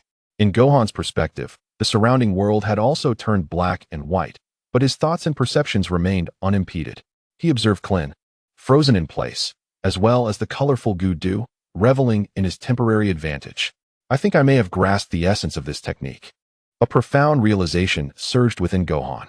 He had not expected that his mere attempt at mimicking the principle would yield such success. Though the range might be limited and the duration brief, he had undeniably touched the realm of time. If even the weakest among them possesses the ability to freeze time, then what of the others? Gohan's gaze swept over the remaining individuals. Wow, what did that overweight fellow do? How did he suddenly vanish again? After the display of abilities, Wukong sat up straight in astonishment. Father, it is time suspension. He can halt localized time. Gohan relayed the information he had gathered to Wukong. Chi-Chi, hearing this, furrowed her brow, casting a disdainful glance at Goku. Time suspension? That clearly does not sound like a legitimate ability. This group is indeed suspicious. On the Jinyu Force side, Likomu crossed his arms, displeased, and snorted. Goku, that useless fool, was forced to run around from the very start. Truly embarrassing our elite squad. Jeez also shook his head. Confronting an adversary with a mere combat power of 13,000 proved to be exceedingly arduous. Bati's voice echoed. Indeed, pathetic. As Goku attempted to evade, he found himself relentlessly bombarded by Klin. Having lost the advantage of a surprise attack, his time-stopping technique yielded little effect, forcing him into a desperate retreat. Dodging Klin's unrelenting barrage, he was further tormented by the merciless taunts of his teammates. Gudu, are you performing a dance? Counterattack already. You fool. This is a disgrace to our special forces. The continuous pursuit and the jeering of his comrades pushed Gudu to the brink of exasperation. He leapt backward again, eyes wide with fury, fixating on the advancing Klin, and grasped the air with both hands. Jin Fa-Jishu. An invisible force instantly enveloped Klin, binding him tightly. Ha! You can't move now, bald head. Gudu finally caught his breath. Panting heavily, he approached the immobilized Klin, a lewd and cruel smile spreading across his face. You were so arrogant just moments ago. Now, let me savor your demise. Shall I start by breaking your limbs? Or shall I tear that loathsome mouth of yours apart? Suddenly, a sense of dread washed over Klin. How could he have underestimated Gudu's cunning abilities? He struggled vigorously, but the invisible bindings only tightened. At that moment, Wu Fan, who had been intently observing from the background, perceived a flash of insight. He clearly recognized the mechanics of Gudu's psychic powers, which manifested as a technique to solidify his abilities into binding restraints. So, this is how it works. Combining qi and psychic energy to simulate the effect of physical confinement, Wu Fan mused silently. Drawing upon his innate talents, he cautiously attempted to harness his qi and psychic force. A delicate sensation tingled at his fingertips. Had he succeeded? It was surprisingly simple. Previously, he had absorbed knowledge of such powers from Baiku, albeit rarely applying them in battle. He discreetly glanced at the still arrogant Gudu, who remained oblivious to the fact that his signature move was being pilfered by a mere child. TSK, you look rather tender, bald head. I shall roast you and consume you later. Gudu continued his incessant chatter towards Klin. Once I finish with you, that woman will be next. I will bind all of you and let those two useless ones watch as we do as we please. Hearing such vile words, Chi-Chi's expression grew increasingly frigid. Silence. You wretched creature. Your words will corrupt the minds of children. A glint of cold light flashed in her eyes as she pointed her finger like a blade, her arm slicing forward with force. A delicate, silken white energy blade was unleashed, tearing through the air. As Gudu was mid-sentence, he suddenly felt a chill at his neck, and all sound ceased abruptly. He widened his eyes in disbelief, attempting to lower his head, only to find he had lost control of his body. In the next instant, his head severed from his body, purple blood gushed forth like a fountain, and his corpulent form collapsed to the ground. Chi-Chi! Wu Kong and Wu Fan exclaimed in astonishment at Chi-Chi's sudden action. How infuriating! This was supposed to be my battle with that bald head. Gudu's severed head rolled on the ground, his expression one of shock and terror in his final moments. I never imagined I would be slain by such inferior beings. I had yet to execute the traitorous Vegeta. How utterly unsatisfactory. The head, stripped of its body, soon lost its vitality. Meanwhile, Chi-Chi's countenance remained icy. Such a foul-mouthed, lewd individual is a threat that must be eliminated. What if Wu Fan inadvertently learns his abilities and becomes a little rogue? He must be eradicated immediately. Wu Kong scratched his head, contemplating that his wife's reasoning held a semblance of merit. Wu Fan, meanwhile, sighed with relief, grateful that his mother had not detected his attempts to learn in secret. On the side of the Jinyu force, the members stood momentarily stunned as Gudu was swiftly dispatched. Useless, Li Kumu scolded. As expected, unreliable. JIS shook his head. Bate turned to Jinyu. Captain, shall we change our entrance pose again? Ignoring Gudu's demise, they resumed their previous stance. Time froze for a second. Indeed, far inferior to before. Captain Jinyu crossed his arms, nodding solemnly. Once this battle concludes, we must redesign a more perfect pose that better reflects our strength. Now, Li Kumu, it's your turn. Don't embarrass yourself like Gudu. Rest assured, Captain. Li Kumu tossed the scouter to JIS and stepped forward. Woman, I, Li Kumu, shall be your opponent. The Jinyu force, Li Kumu. He struck an exceedingly flamboyant pose, leaving the opposing team in awe. Chi-Chi could no longer contain her fury at his audacious behavior. She would not allow these indecent individuals to corrupt her Wu Fan. Are you finished? Chi-Chi shouted in anger, her aura igniting like a detonated explosive. The white energy surged upwards, cracking the ground beneath her feet. Beep, beep, beep. The remaining member scouters blared alarms, their readings fluctuating wildly. 30,000, 50,000, 80,000, finally stabilizing at a figure that left them all agape. 98,000. W what? 98,000, JIS exclaimed, nearly dropping his jaw to the floor. How is that possible? It was just 23,000. This woman had concealed her true strength. Bati's voice trembled in disbelief. Even Captain Jinyu, always composed, revealed a grave expression. This figure was alarmingly close to his own 120,000 combat power. Yet, in the midst of striking a pose, Li Kumu remained oblivious to it all. He twisted his waist, arrogantly pointing at Chi-Chi. Woman, prepare to tremble before my magnificent stance. Before he could finish, a blur raced before his eyes. Chi-Chi's figure appeared before him in an instant. Her elbow, imbued with nearly 100,000 combat power, crashed directly into his chin. Crack! The sound of bone fracturing echoed. Li Kumu's arrogant expression froze, his eyes bulging as his massive form was lifted off the ground, sent flying backward. Bang! Another resounding thud echoed. Li Kumu collapsed, dazed, his consciousness fading. Li Kumu, JIS, and Bate cried out in shock. Captain Jinyu's eyes nearly bulged with rage. If this continued, all the perfected combat poses he had developed would be rendered useless. This woman was undoubtedly a formidable foe. They could not engage her individually. Altogether, subdue her. Upon hearing the command, JIS and Bate charged at Chi-Chi with all their might. With 98,000 combat power, they believed they could hold their own against her, especially with their leader's 120,000 power backing them. As Captain Jinyu surged forward, gathering immense energy, he intended to launch a surprise attack from the side. This strike would be swift and fierce. Should it connect, Chi-Chi would undoubtedly suffer grave injury. However, in that fleeting moment, a terrifying aura descended upon Captain Jinyu, akin to an awakening behemoth, crashing down upon his heart. It felt as if advancing even a step further would result in him being reduced to cosmic dust. Jinyu's movements froze instantly, cold sweat soaking his back. Chapter 63. Soul Exchange. With great difficulty, Jinyu turned his head to discern the source of the ominous aura. It was the man he had always regarded as a mere minor character. Sun Wukong remained seated, his gentle eyes calmly observing the situation. Wasn't this fellow's battle power supposed to be 5,000? How infuriating! In the brief moment of delay, two muffled sounds echoed through the arena once more. Bang! Bang! After Chi-Chi dispatched Li Kumu, she swiftly delivered two precise side kicks that struck Bart squarely. Bart felt darkness envelop him, unable to emit even a scream before succumbing to severe injuries and losing consciousness. Jez, sensing the dire predicament, quickly retreated, hastily distancing himself from Chi-Chi, fearful of meeting Bart's fate.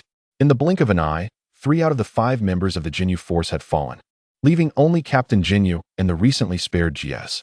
The captain, Jez's heart raced, astonished as he gazed at Jinyu, perplexed by his earlier reluctance to act. Jez, what was the battle power of that man you just detected? But Jinyu's expression was now ominously dark, utterly unconcerned with the feelings of his sole remaining comrade. 5,000. ISNT, that woman, the main force. Jez was momentarily taken aback, instinctively responding. Fool, Jinyu growled. When I attempted to rescue Bart, I sensed an overwhelming pressure. That aura was truly comparable to that of Lord Frisia. It must be him. What? Lord Frisia's level. Jez found it hard to believe. Yet he began to understand why the captain had behaved so unusually. Then, Captain, what should we do next? Jinyu's face twisted into a sinister smile as he slowly removed his scouter and handed it to Jez. Upon witnessing this motion, Jez instantly grasped the implication. Captain, are you planning to use that? However, although that woman's battle power is high, it is still inferior to yours. Humph, Jinyu scoffed. Who said I intended to deal with that woman? Based on my analysis, that man is likely the strongest. He has merely concealed his power through some unknown method. If I'm not mistaken, Lord Frisia's disappearance may very well be related to him. A greedy expression crept across his face. Once I possess his body, who in this universe could possibly challenge me? Perhaps I could even claim Lord Frisia's position for myself. Naturally, he would not disclose these thoughts to Jez. In a swift motion, Jinyu raised his hand without warning and struck his own chest with a powerful punch. Spit. He coughed up blood, his energy instantly waning. This scene left everyone in stunned silence.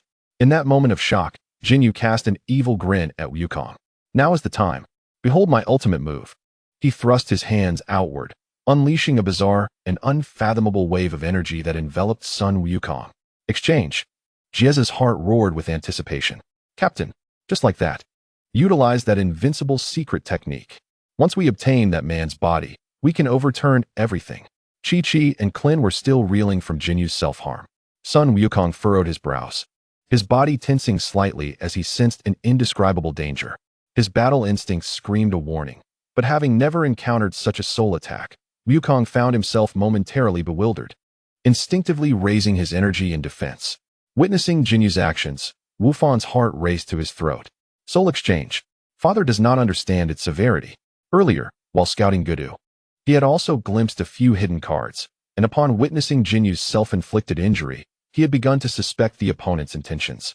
Imagining his father fixated on Jinyu's form, still clad in his orange martial arts uniform, Wufan's heart rebelled against the idea.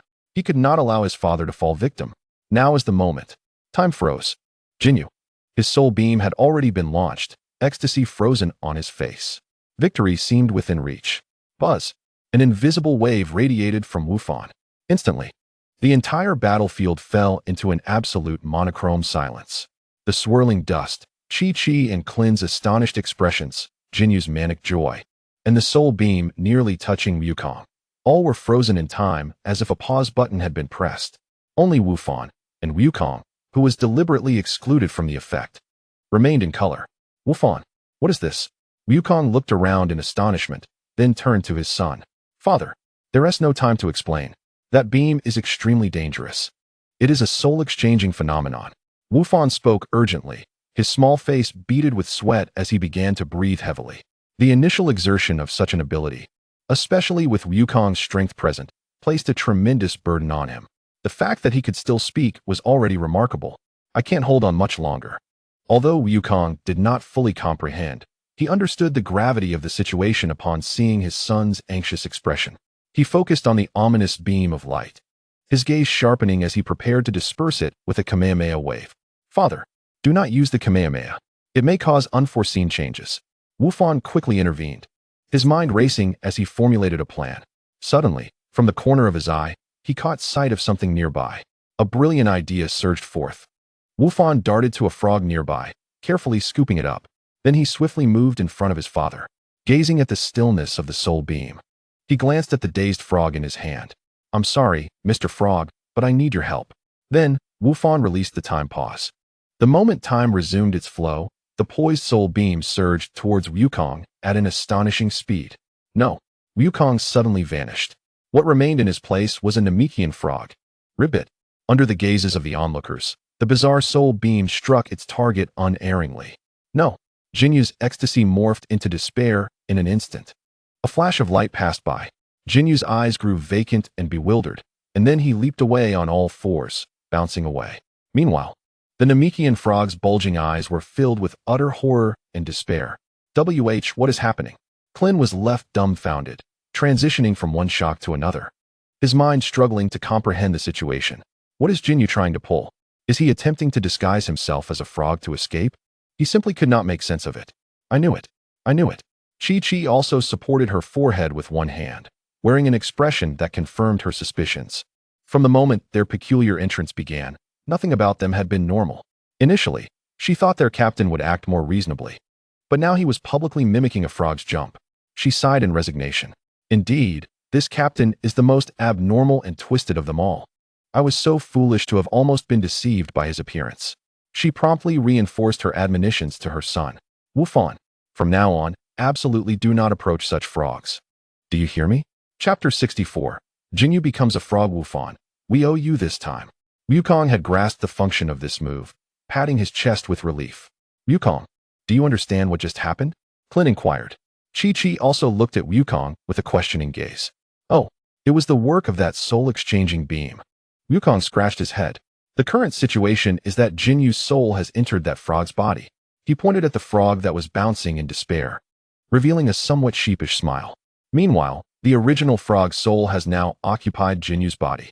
So this frog is actually Jinyu himself? Kellen gazed intently at the still jumping Jinyu and the frog before him, feeling overwhelmed by the sheer volume of information, which caused his CPU to experience a slight overload. He appeared rather distressed.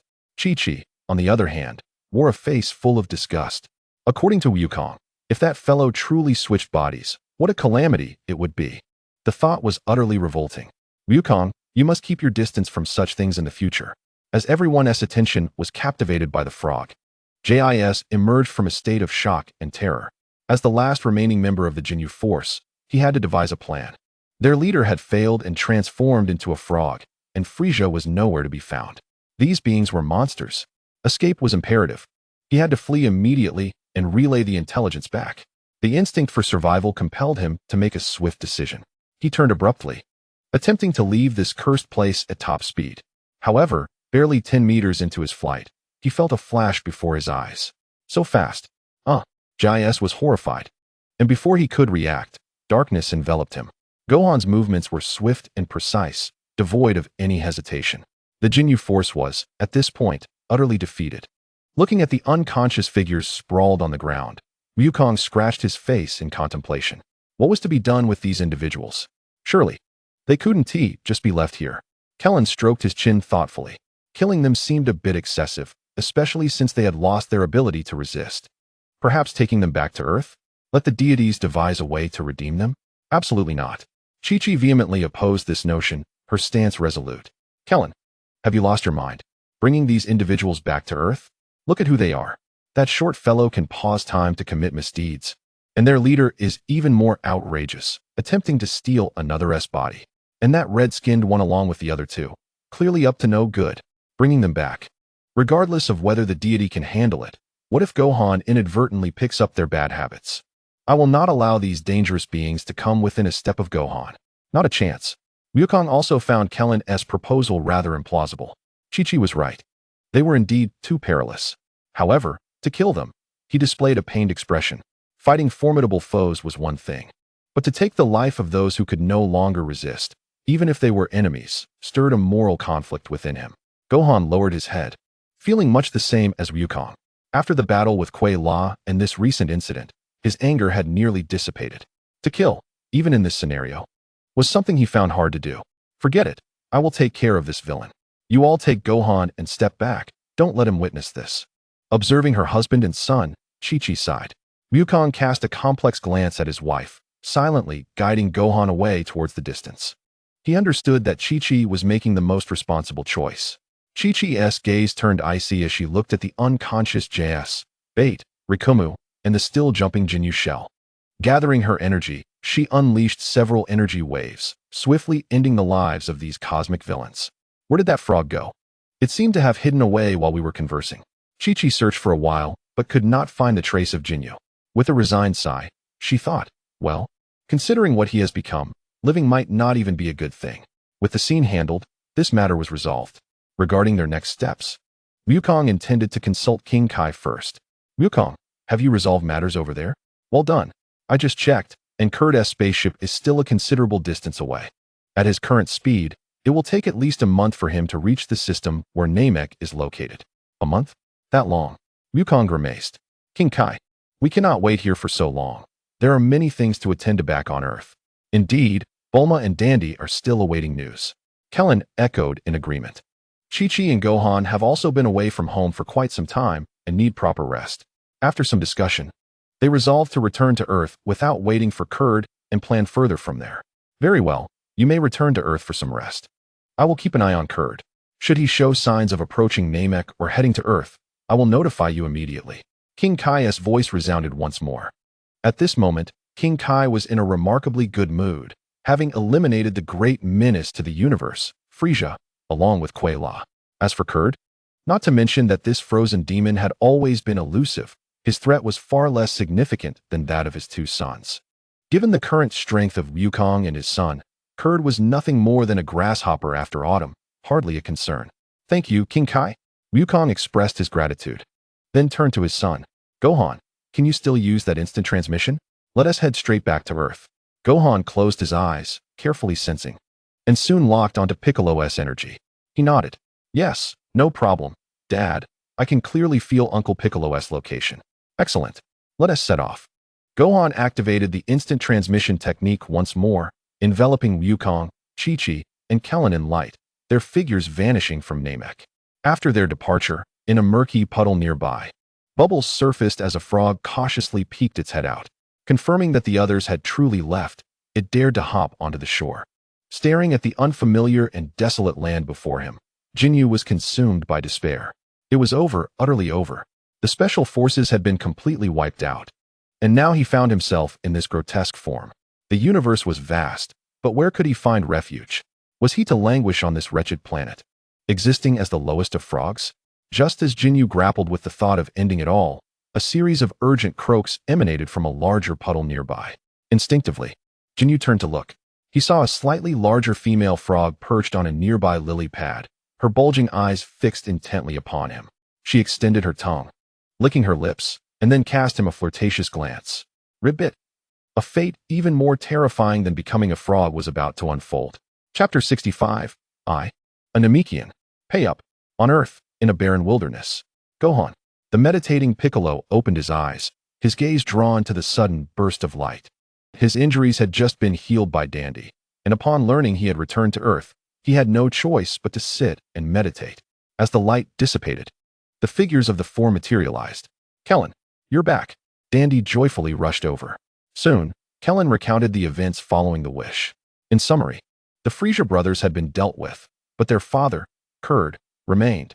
Upon hearing about Gohan's transformation, Piccolo appeared momentarily stunned. Yes, King Kai mentioned that in about a month, this Kurd fellow would return to Namek. Once this matter is resolved, peace should be restored to Namek. Wukong nodded. During this time, he would also try to experience Gohan's state. The surviving Namekians, aside from the Grand Elder, Dandy, and Neru, were reduced to merely 3 combat-type Namekians. All others who had been transported back were lifeless bodies. Although Piccolo had already explained to Dandy and the Grand Elder that the Dragon Balls on Earth could resurrect the deceased en masse, and Kellen had confirmed this. Witnessing so many of his kin lying cold and still cast a heavy pall over the atmosphere. Upon arriving on Earth, numerous challenges presented themselves. Although Wukong and his companions assisted in dealing with the recent adversary, the coordinates of Namek had been exposed, leaving uncertainty regarding future invaders. To ensure the tranquility of Namek, it was imperative to make wishes to the Shenlong to relocate and conceal the planet, as well as to resurrect the Namekians and Earthlings, among other desires. The Dragon Balls of Namek had just been utilized, and even though only 2 wishes were granted, it would take nearly 100 days for them to regenerate. The Dragon Balls of Earth required an even longer recovery period, nearing 11 months. This indicated that Nilou and his companions would need to reside on Earth for at least a year. Nilou and the 3 other combat-ready Namekians were formidable warriors. Enduring the elements and surviving in the wild posed no challenge for them. However, the Elder, advanced in years and nearing the limits of his lifespan, had been greatly weakened by these events and required a stable environment and meticulous care. Dandy, still a child, also needed a relatively normal environment for growth. It was unacceptable for them to endure the hardships of nature. Nilou gazed at the Elder, weakly leaning against a rock, and then at the young Dandy, his face displaying a resolute expression. He approached Wukong and Piccolo. Mr. Wukong, Piccolo, we are immensely grateful for all you have done for us. From this point forward, we cannot trouble you any longer. During our earlier conversation, my fellow Namekians and I have decided to seek employment within the cities of Earth. In the coming days, we will rely on our own strength to earn money to support the Elder and raise Dandy. The crowd was taken aback by Nilou's earnest declaration. Working in the cities of Earth? After a brief moment of shock, tears of gratitude welled in Kiki's eyes. She grasped Wukong's arm, her tone filled with indignation towards her husband. Wukong, listen, even the Namekians, who have left their homeland, understand the responsibility of working to care for the elderly and children. How commendable. Look at you. You only focus on training and fighting, neglecting family matters. Gohan's tuition, household expenses. Wukong could only scratch the back of his head and grin foolishly, utterly unable to refute her. Gohan and Krillin exchanged looks, bemused, having never anticipated Nilou's perspective. Krillin remarked, with their resemblance to Piccolo, working in the city without causing a ruckus would be a miracle. The great Demon King's planet is in turmoil, and they are displaced. With a critically ill mother above and a 3-year-old brother below, it's quite a predicament. Soon, an image of Piccolo carrying a bag on a construction site lingered in Krillin's mind. Namekian, pay me. Uncle Krillin, what were you just thinking about? So lost in thought. Gohan's voice snapped Krillin back to reality. Oh, nothing. Krillin quickly dismissed the chaotic imagery. I believe working in the city may be somewhat impractical. You may not be aware, but due to our Earth gods, many Earthlings harbor misconceptions about your appearance. He felt it necessary to inform them, lest they attract trouble. However, the dilemma of how to accommodate the elder and dandy remained a pressing concern. At that moment, Wukong suddenly slapped his forehead. Ah, right. We can ask Bulma for help. Her home is quite large. Accommodating the elder and dandy would be no problem. Moreover, her father, Dr. Brief, is a genius scientist. He might even assist in examining the elder's health. Everyone suddenly recalled. Indeed, Bulma is still aboard the spaceship. Gohan exclaimed, I'll go fetch Aunt Bulma right now. His figure vanished in the wilderness and almost immediately reappeared, this time with Bulma, who had just been on the spaceship. Bulma's hair was somewhat disheveled, and she bore an expression of shock.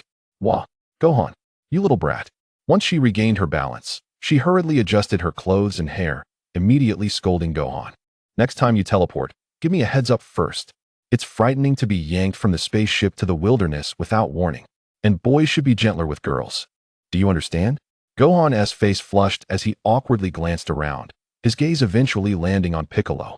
Piccolo crossed his arms and snorted, turning away. Humph. Why are you looking at me? I don't understand your human customs. Gohan felt even more embarrassed. Bulma observed Gohan's demeanor and could only sigh in resignation. Well, I should have gotten used to this family by now. She waved her hand dismissively, indicating her lack of desire to argue. At that moment, Wukong eagerly interjected, pointing at Nilu and the other adult Namekians. Bulma, we need to trouble you with something. It's about wow. So many Piccolos. Bulma gasped, instinctively taking a step back. Wukong replied, Piccolo, are you being polite? Following this, Wukong described the situation regarding Nilu and the elder. However, Bulma's gaze toward the Namekian warriors suddenly took on a peculiar expression. All right, I understand. The notion of working is a bit too formal.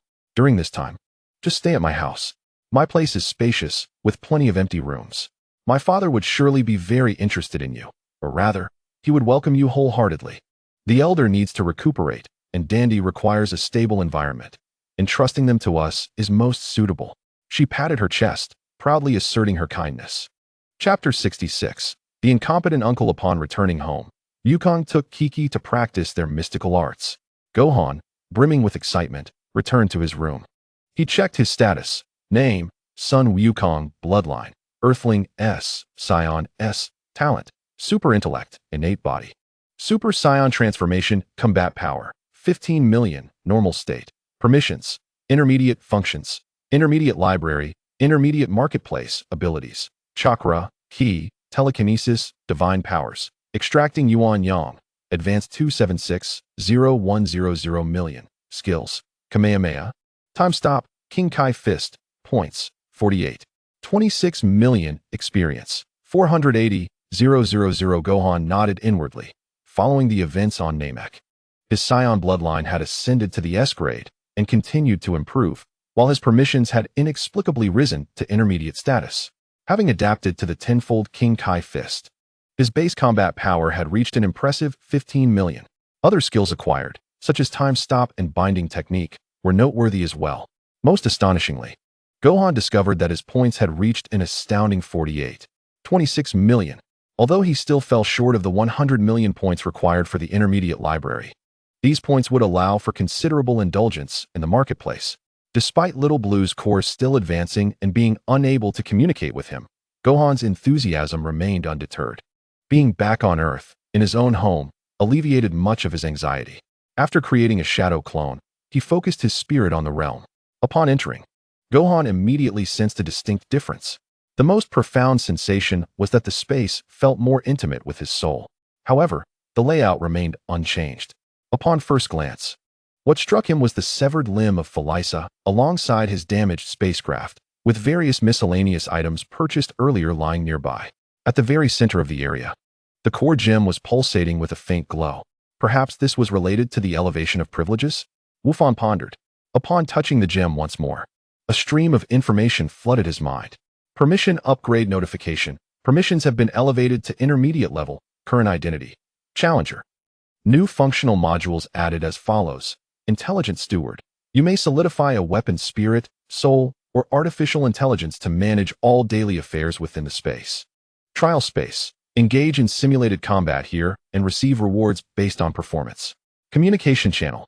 Consume 10,000 points to capture temporal turbulence, with a chance to establish contact with powerful beings from myriad realms. Such a plethora of functions had unexpectedly emerged, and he was grateful to have checked immediately. Wufan felt a surge of relief, tinged with a hint of annoyance. Such significant information should have been proactively indicated. It was entirely his fault for disabling all notification prompts. He suppressed the immediate urge to shop and decided to explore these new features first. The 3 newly unlocked functional modules were evidently far more enticing than mere purchasing. First was the Intelligent Steward, solidifying a weapon's spirit, soul, or artificial intelligence to manage the miscellaneous items. Wufan contemplated the function's description, intrigued. This seemed extraordinarily convenient. Possessing an aid to manage the increasingly complex space would allow him to focus more intently on cultivation and learning. He attempted to initiate the operation, and a virtual list appeared, prompting him to select a target for solidification. The first thought that came to mind was the intelligent brain Xiaolon. As a sophisticated artificial intelligence that had always aided him, it was the ideal candidate. However, when he attempted to lock onto Xiaolon, the system responded, "Target intelligent brain Xiaolon is currently in a state of deep upgrade and integration, unable to be selected. Please choose another target." Disappointment washed over him. Xiaolon was not an option. Weapon spirit? He lacked even a decent weapon. Soul? Where could he find a suitable soul? He certainly could not capture the soul of that frog from Jinnu. The mere thought was awkward. It seemed this feature would remain unusable for the time being. Reluctantly, Wufan set aside the Intelligent Steward and turned his attention to the next module. Next was the Trial Space. Simulated combat? Rewards based on performance? Wufan's curiosity was thoroughly piqued, and he expended 10,000 points to unlock this feature. With a thought, his consciousness instantaneously seemed to enter a void. Countless ethereal figures flickered with faint light, continuously manifesting before him. Most were shrouded in dense mist, obscuring their original outlines, evidently due to his insufficient strength or inadequate permissions to unlock them. Upon closer inspection, he noted that only a few figures were illuminated. Among the familiar faces were the inept uncle, Raditz, Colleen, and the Jinnu force, predominantly categorized under Earthsea warriors, Science, and the Phylysa Legion. Each flickered with varying hues of white, yellow, red, and multicolored lights, corresponding to their respective strengths. What surprised him further was that the most radiant figure belonged to a strange entry labeled Artificial Human. Artificial Human? Was this an adversary stronger than Phylysa and his ilk? Wufan frowned. He also noted the status of his relatives. He saw a red silhouette of Suan Wukong, alongside a multicolored silhouette of True Suan Wukong. True father? Wufan was puzzled. Similarly, beside Suan Wufan was True Suan Wufan. Alongside Chi-Chi was True Chi-Chi. Alongside Colleen was True Colleen. And alongside Bika was True Bika. Only the 5 of them appeared unique. Could it be due to consuming the Nirvana pill?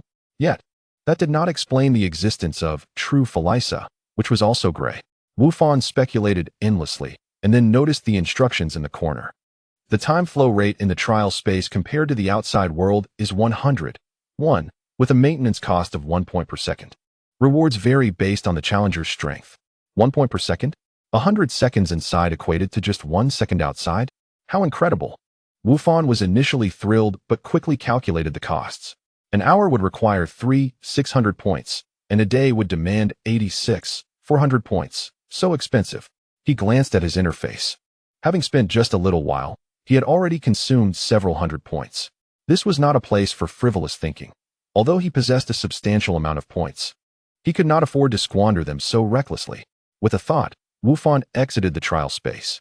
However, he remained curious about the rewards. Generally speaking, the probability of gaining rewards from victories would surely surpass that of defeats. Wufan took a deep breath, recalling the figures that had appeared earlier. Who should he start with? Perhaps he could first test his skills against the inept uncle? Chapter 67. Wufan's Waterloo. Finally, Wufan turned his gaze to the communication channel. Upon activating this module, he could periodically receive information from other worlds, akin to a high-dimensional radio. Additionally, he could actively consume 10,000 10,000 points to attempt to capture signals from different temporal spaces. The specifics were clearly outlined above. Consume points to intercept temporal turbulence, with a chance to establish contact with life forms from myriad realms. The contact object is random. The content of communication is random, and the consequences are at your own risk. Spending 10,000 points for merely a chance at contact? Even if contact was made, it might not necessarily be a good thing. Wufan's face scrunched in concern. This sounded akin to gambling. He felt an uneasy flutter in his chest. If he engaged in such activities, his mother would surely scold him mercilessly. Moreover, 10,000 points was no trivial sum. If he squandered them or contacted some malevolent entity, it would be disastrous. After careful consideration, Wufan resolved to spend 10,000 points to unlock it, while setting aside the other functions for now due to their high risks. Taking a deep breath, he redirected his attention to the trial space. Observing the illuminated silhouettes of earthlings, such as the inept uncle, he felt a twinge of dark amusement but quickly shook his head, dismissing the thought. No, I cannot engage in combat with my Earth comrades. I would undoubtedly hold back, merely wasting precious points. He understood his nature well. Facing familiar companions, it was challenging to unleash his true combat potential. If he were to train, he needed to seek out those malevolent extraterrestrials. His gaze swept over Felisa, Kuei-La, and others, ultimately fixating on a yellow silhouette. King Kuerda, it is you. Wufan's expression hardened. Lord Kai had mentioned that this fellow would come to Earth for revenge in a month. It was perfect to test his strength here first. Upon selecting Kuerda Wong, detailed battle setup options immediately appeared before him. Equip weapons. You may load weapons onto the opponent without damaging the original body. Wufan glanced at the available options: the Sword of Victory, the Dragon-Slaying Blade, AK-47, and the Iron Sword. It seemed that any equipment acquired within the space could be simulated for use. Mode selection: Normal. Simulate the target's conventional combat intelligence and strength. Unlimited. Strength remains unchanged, but the target will transform into an unwearied, extreme combat machine. There is a small chance to trigger status enhancement during battle. Note: Unlimited mode offers double rewards. Environmental simulation: Namek, Earth, Zero Gravity Universe, Ice Planet. Unlimited mode. Double rewards. Wufan's eyes sparkled at the mention of rewards. Although it noted that the combat style might become extreme, he did not take much heed. He recalled that King Kuerda's combat power was approximately around 100 million. Although remarkably powerful, in his Super Saiyan state, with a strength of 5 billion, he should have no trouble. For the environment, let's choose Namek, as it is somewhat familiar. Selected: Kuerda Wong, Infinite Mode, Namek environment. The battle is about to commence. Wufan felt a flash before his eyes. The next moment, he found himself on a verdant landscape, the very visage of Namek. What a striking simulation. Just as Wufan marveled at the scene, he sensed a powerful and chilling aura emerging from the distance. Gazing afar, Kuerda Wong appeared distinctly different from his two sons, towering and robust. Here he comes. Wufan took a deep breath, preparing to charge ahead and seize the initiative. Yet Kuerda Wong showed no inclination to seek an adversary. He raised his hands high, and a terrifying energy instantly coalesced in his palms. However, the target of that energy sphere did not seem to be Wufan. What does he intend to do? A sense of foreboding surged within Wufan. In the next moment, Kuerda Wong let out a sinister laugh, and the colossal energy sphere came crashing down upon the surface of Namek. No. In an instant, Wufan comprehended the opponent's intentions, his expression shifting drastically. He sought to rush over and intervene, but the distance was too great, and Kuerda Wong's movements were swift and resolute. Boom! The destructive energy penetrated the crust, reaching the core in an instant. The entirety of Namek emitted a mournful wail.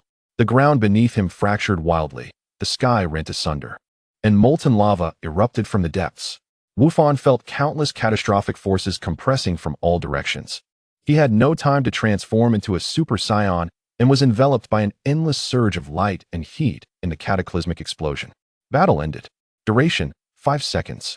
Points consumed: 5. Rewards obtained: 0. Evaluation: Cosmic Strategic Genius. You have chosen the most efficient method to accompany Namek to its demise. Under an absolute advantage in strength, you successfully allowed your opponent's AoE skill to execute a precise decapitation of you. Might I inquire if this strategy was conceived with your toes? Wufan, Consciousness jolted back to the system space, stood dazed, unable to regain his senses for a considerable time. What on earth? He had only been in for 5 seconds. Losing 5 points was trivial, but the crucial matter was that he had not even seen Kurita Wong's face clearly, and the opponent had mercilessly obliterated the planet. What kind of battle is this? How can such a thing exist? This is utterly devoid of martial ethics. Gazing at that infuriating evaluation, Wu Fan's face flushed with indignation. He finally understood what extreme battle style meant.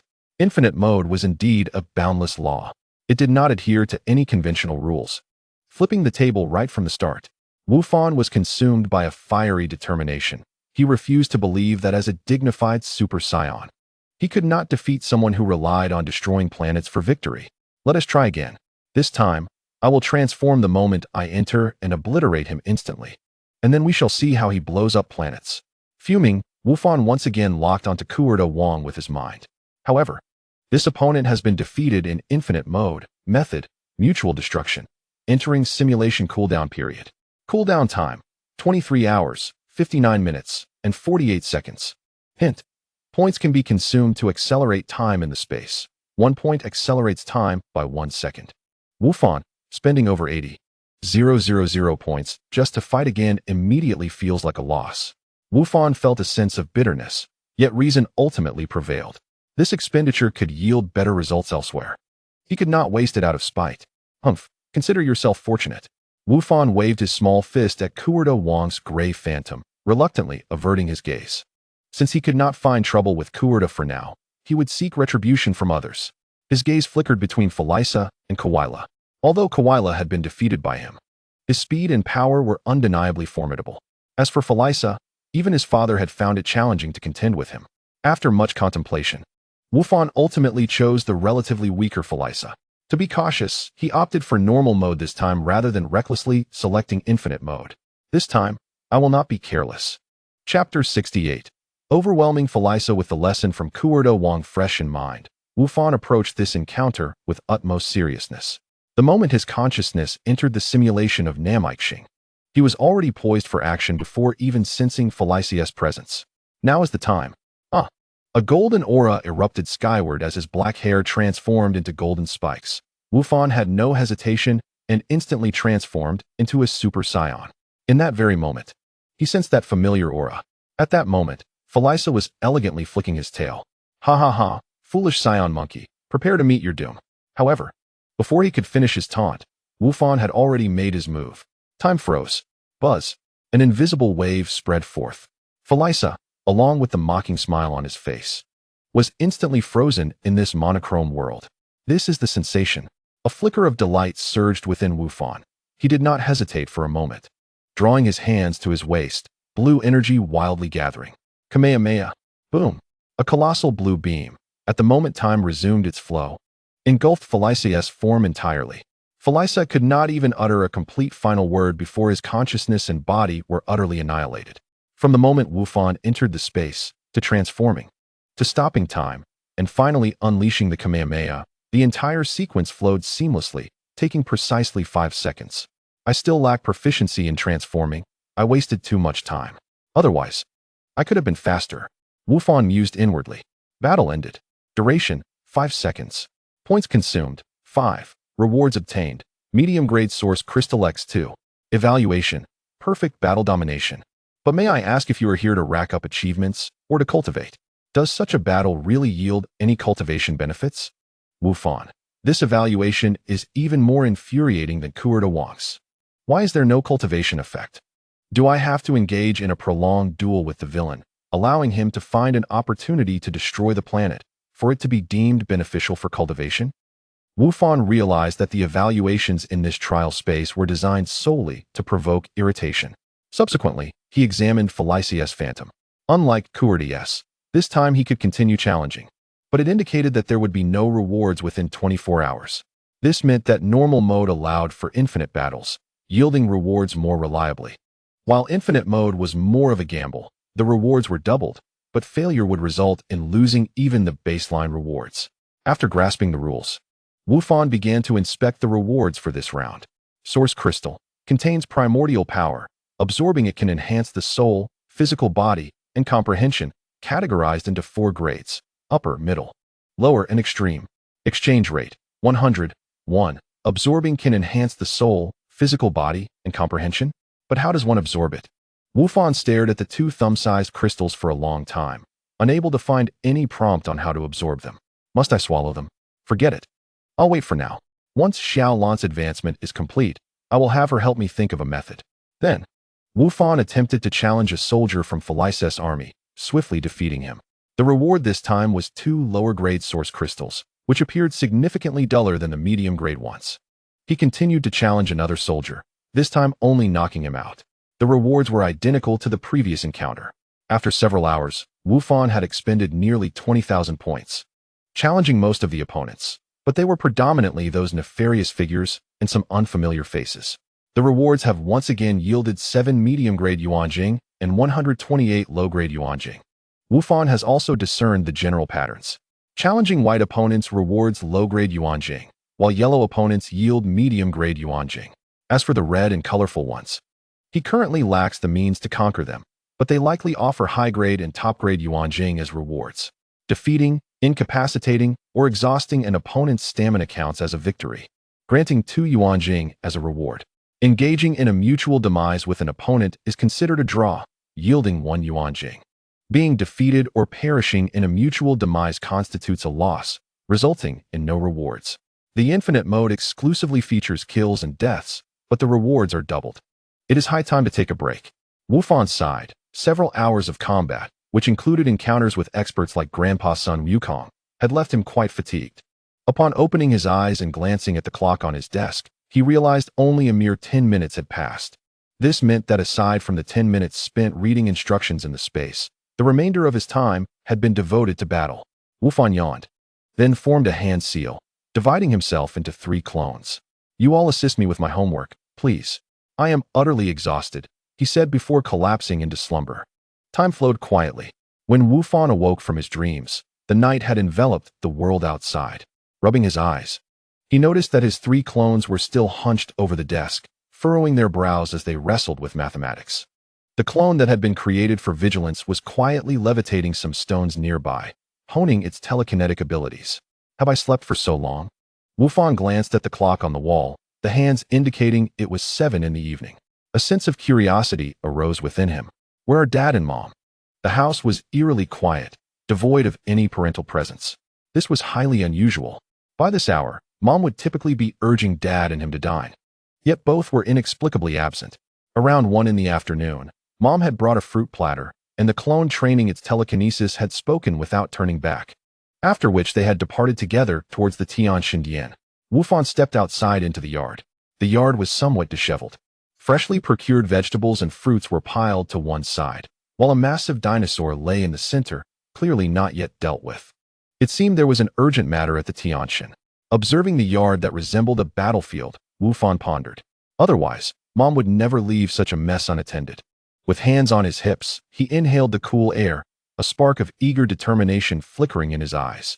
All right, in that case, I shall tidy this place before Mom and Dad return and prepare dinner. A smile graced his face. Perfect timing to showcase my newly acquired culinary skills to Mom. Without further ado, he formed hand seals once more. With a series of puffs of white smoke, 20 shadow clones suddenly appeared in the yard, creating a lively scene. You 5, thoroughly clean the house. Wufan swiftly assigned tasks, gesturing towards the dinosaur carcass. 1 dinosaur will surely not suffice for Dad. You 10, go into the mountains and fetch some fresh ingredients. Be cautious. The remaining 5, assist me in dealing with this and preparing the meal. Yes. The 20 clones responded in unison, brimming with vigor. The yard quickly became bustling. The 5 clones responsible for household chores sprang into action, sweeping, wiping windows, and organizing items with remarkable agility. Wufan approached the dinosaur. With a thought, the dragon-slaying blade materialized in his hand. Using the dragon-slaying blade to process the dinosaur felt fitting. With swift motions, the enormous creature was rapidly disassembled. The entire process of skinning, deboning, and cutting meat was seamless. Ever since his bloodline evolved, his body had acquired some incredible extensions, akin to Uncle Bick. However, he was not accustomed to that combat style. Nevertheless, extending his arms at various astonishing angles to handle ingredients and cook was quite convenient. Fire release, tiny flame. Water release, vegetable wash. Telekinesis, stir fry. As the clones showcased their talents, the aroma began to waft through the yard. The wood supply is insufficient. We need to create some new storage racks and tables to organize the items. One clone exclaimed. No problem. Wufan's main body replied, clapping his hands together as chakra surged within him. Wood release, 4 pillars house technique, modify. Countless wooden planks sprouted from the ground, morphing and swiftly assembling into several multi-layered storage racks and a large dining table. This was not the end. He employed earth release to flatten and reinforce a corner of the yard, enhancing the environment's tidiness and order. Even without work, selling furniture could yield great profits. Wufan mused unconsciously. Before long, the hunting team returned, laden with abundant game and several large baskets of wild fruits. Just as Wufan was immersed in his industrious endeavors. On the Nimbus cloud, Wukong and Chi-Chi were soaring towards home. Chi-Chi leaned gently against Wukong, a sweet blush adorning her cheeks. And the bond between them was evidently more intimate and harmonious compared to before. Time passes swiftly. It felt as though they had spent months within the time chamber. Yet only half a day had elapsed outside. Chi-Chi adjusted her hair, feeling somewhat nostalgic. Both she and Wukong bore wear and tear on their martial arts uniforms. But their auras had become substantially more refined. Indeed, Wukong nodded vigorously, his face radiating pure joy. Chi-Chi, you have become so strong. You have changed so much. He scratched his face, a hint of bashfulness coloring his cheeks. I never expected to have such an exhilarating spar with you. It feels like we have returned to the time when we first met. Upon hearing this, Chi-Chi felt her face warm slightly. She shot him a reproachful glance, but refrained from retorting, instead allowing a gentle smile to curve her lips. She reminisced about what had transpired earlier that afternoon. The sun was shining brightly. Wukong was warming up in the yard, occasionally stealing glances at Chi-Chi, who was hanging laundry, wearing an expression that suggested he had something on his mind. Observant Chi-Chi had already noticed her husband's unusual behavior. She set aside her tasks and approached Wukong, hands on her hips. What is it, Wukong? If you have something to say, just say it instead of pacing around. Well, Chi-Chi. Wukong rolled over, unusually shy, with a hint of redness creeping to his face. It's just, Chi-Chi observed his rare awkwardness and, coupled with his furtive glances toward her, a thought suddenly flashed through her mind. Her face flushed with color, and her voice lowered a notch. Why you're not thinking about? No.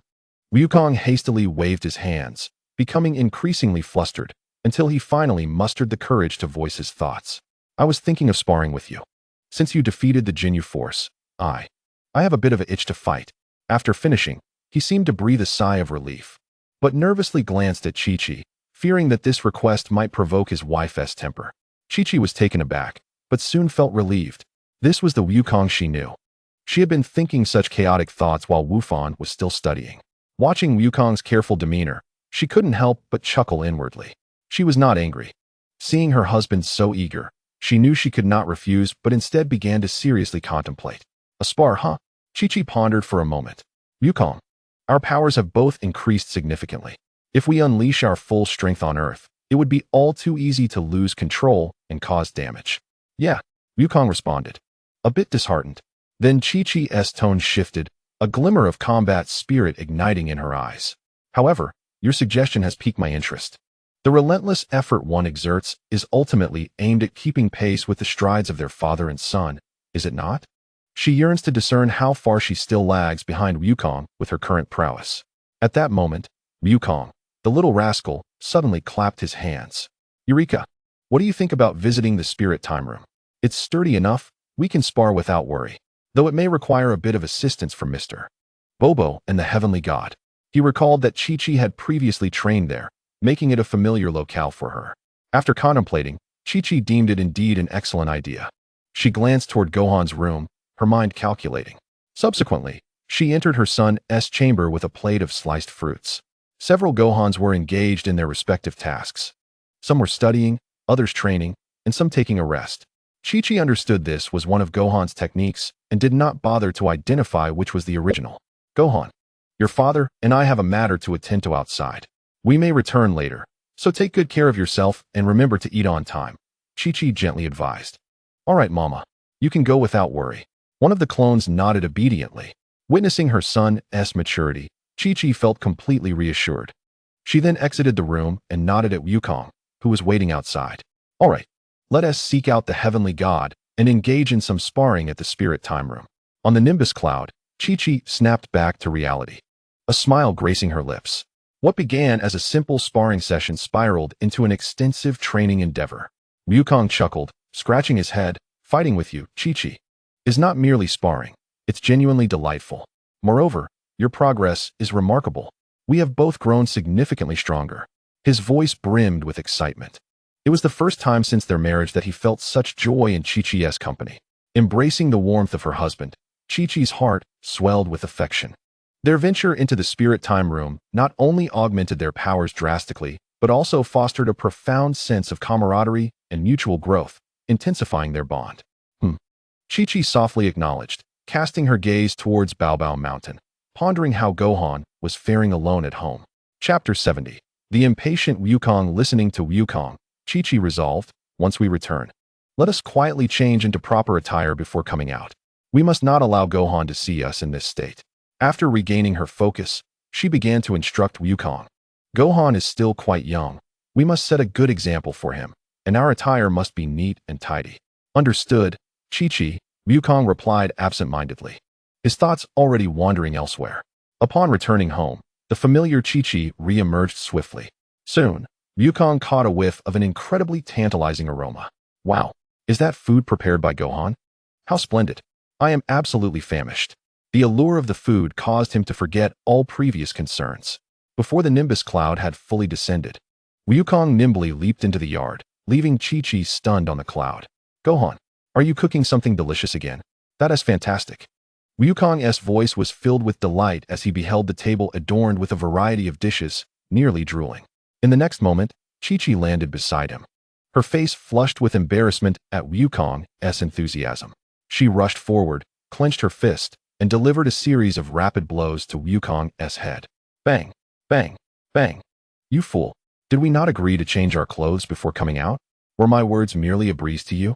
Chi-Chi attempted to lower her voice, yet her frustration was palpable. Ouch, that hurts.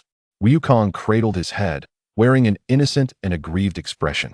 But Gohan's food smells so good, and I'm on the verge of starving.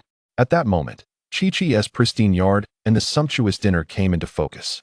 Gohan, did you prepare all of this? She paused her punches, glaring incredulously at Wukong, but her heart brimmed with pride for Gohan. Indeed, Mama. Gohan replied with a cheerful nod. I noticed you both were away for some time, so I thought to tidy up and prepare dinner. You did exceptionally well. Chi-Chi genuinely praised. Of course. You have no idea how incredible Gohan has become. Gohan, we can eat all of this, right? Wukong said casually, his eyes glued to the roasted meat, nearly drooling. Chi-Chi noticed Wukong's gluttonous demeanor and disheveled appearance, and her recently quelled anger began to resurface. What is this? How could I not notice this side of Wukong while in the time room? He is truly infuriating. Wukong, right now? Go and change out of those filthy clothes immediately. You look utterly disgraceful. However, it was too late. Just as Chi-Chi spoke, Wukong had already seated himself at the table, chopsticks in hand, and food stuffed in his mouth, mumbling incoherently with delight. I'm digging in. Chi-Chi's hand froze midair, and she helplessly supported her forehead. Oh well, it's not like this is anything new. She shook her head, deciding to change into clean clothes before savoring her son's culinary skills and slowly holding Wukong accountable. Just as Chi-Chi returned to her room, Gohan could no longer contain his curiosity. Dad, did you and Mama visit the heavenly god for something important? Not the heavenly god. To be precise, we went to the spirit time room. Wukong replied, his mouth stuffed with roasted meat, his throat working rapidly. Gohan quickly offered him water and patted his back. Ahem. Chi-Chi and I underwent specialized training. Chi-Chi has become incredibly formidable. Gohan, some of those techniques of yours are quite suitable for your mother, and I directly taught them to her. Wukong continued, as the dishes on the table disappeared at an astonishing rate. That is fine. It was never a secret. Gohan observed his father's eating pace, feeling that perhaps they had not prepared enough. You have no idea. Chi-Chi's strength has now reached a level comparable to Bic. Mother's strength? Uncle Bic? It was challenging for Gohan's mind to connect those two concepts. Nevertheless, he understood that during this training in the time room, his mother had shown remarkable progress. Thus, he silently contemplated. Checking his status. Name, Sun Wukong, Bloodline, Scion, S, Ability, Ki, Complete, Telekinesis, Top Tier, Talent, Childlike Heart, Battle Spirit, Super Scion Transformation Skills, King Kai Fist. Spirit Bomb, Turtle School Qigong, Divine Ability, Extracting Yuan Yang, Modified, Top Tier 271, 01 billion, Battle Power, 50 million, Full Power.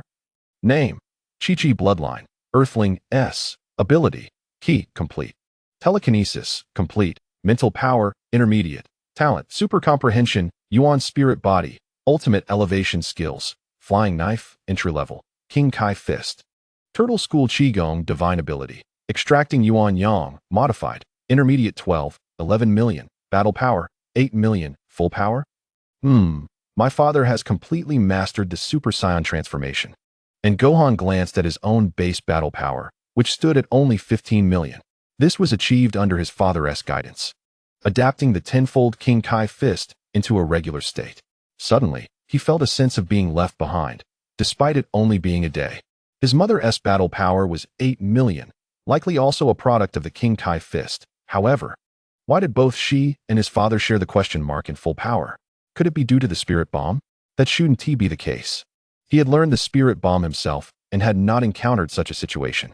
Dad, did you just say that Mom is stronger than Uncle Bick? What do you mean by that? Gohan inquired, not getting caught up in confusion, but directly questioning Wukong beside him. Wukong diligently chewed the food in his mouth a few times before swallowing it whole. It was her ultimate technique. Did I not mention earlier that she learned many of your moves in the time chamber, and then she developed a new ultimate technique? At this point, Wukong's expression turned somewhat serious. You should have seen similar moves before, but this time there has been a significant breakthrough. Its destructive power surpasses that of Bai Ku's ultimate technique. Moreover, there is no way to evade it. Can transforming into a Super Saiyan help? Wu Fan raised his hand to inquire. I haven't tried that either. Chi-Chi seems to disapprove of that transformation, but it should be similar, right? Haha, at this point, Wukong's voice began to dwindle. Furthermore, ever since I trained in that technique, my temperament has changed significantly. Does a technique really affect one's emotions?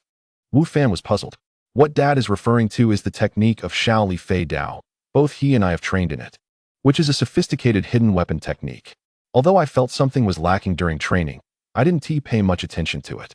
The last time I trained, I accidentally transformed, and your mother was furious. Why would she be angry? Wu Fan asked, confused. I never said you couldn't transform. Just then, Chi-Chi emerged from changing clothes, her face still adorned with a hint of annoyance. Dressed elegantly in casual home attire, her skin was as fair as freshly fallen snow. Perhaps due to her rebirth, her demeanor resembled that of a blossoming young maiden. However, the father and son before her had never cared much about such things. We'll all train together. I want to interfere. But that transformation of yours, with your golden hair, makes you look like a delinquent. And you expect me not to be upset? Her gaze flickered, momentarily passing over a certain Super Saiyan child. The ancestral pressure made Wu Fan shudder. Two delinquent youths. One big and one small. What a sight. Chapter 71. Chi-Chi's helplessness. The overall atmosphere during dinner was quite joyful, if one overlooked the occasional minor interruptions.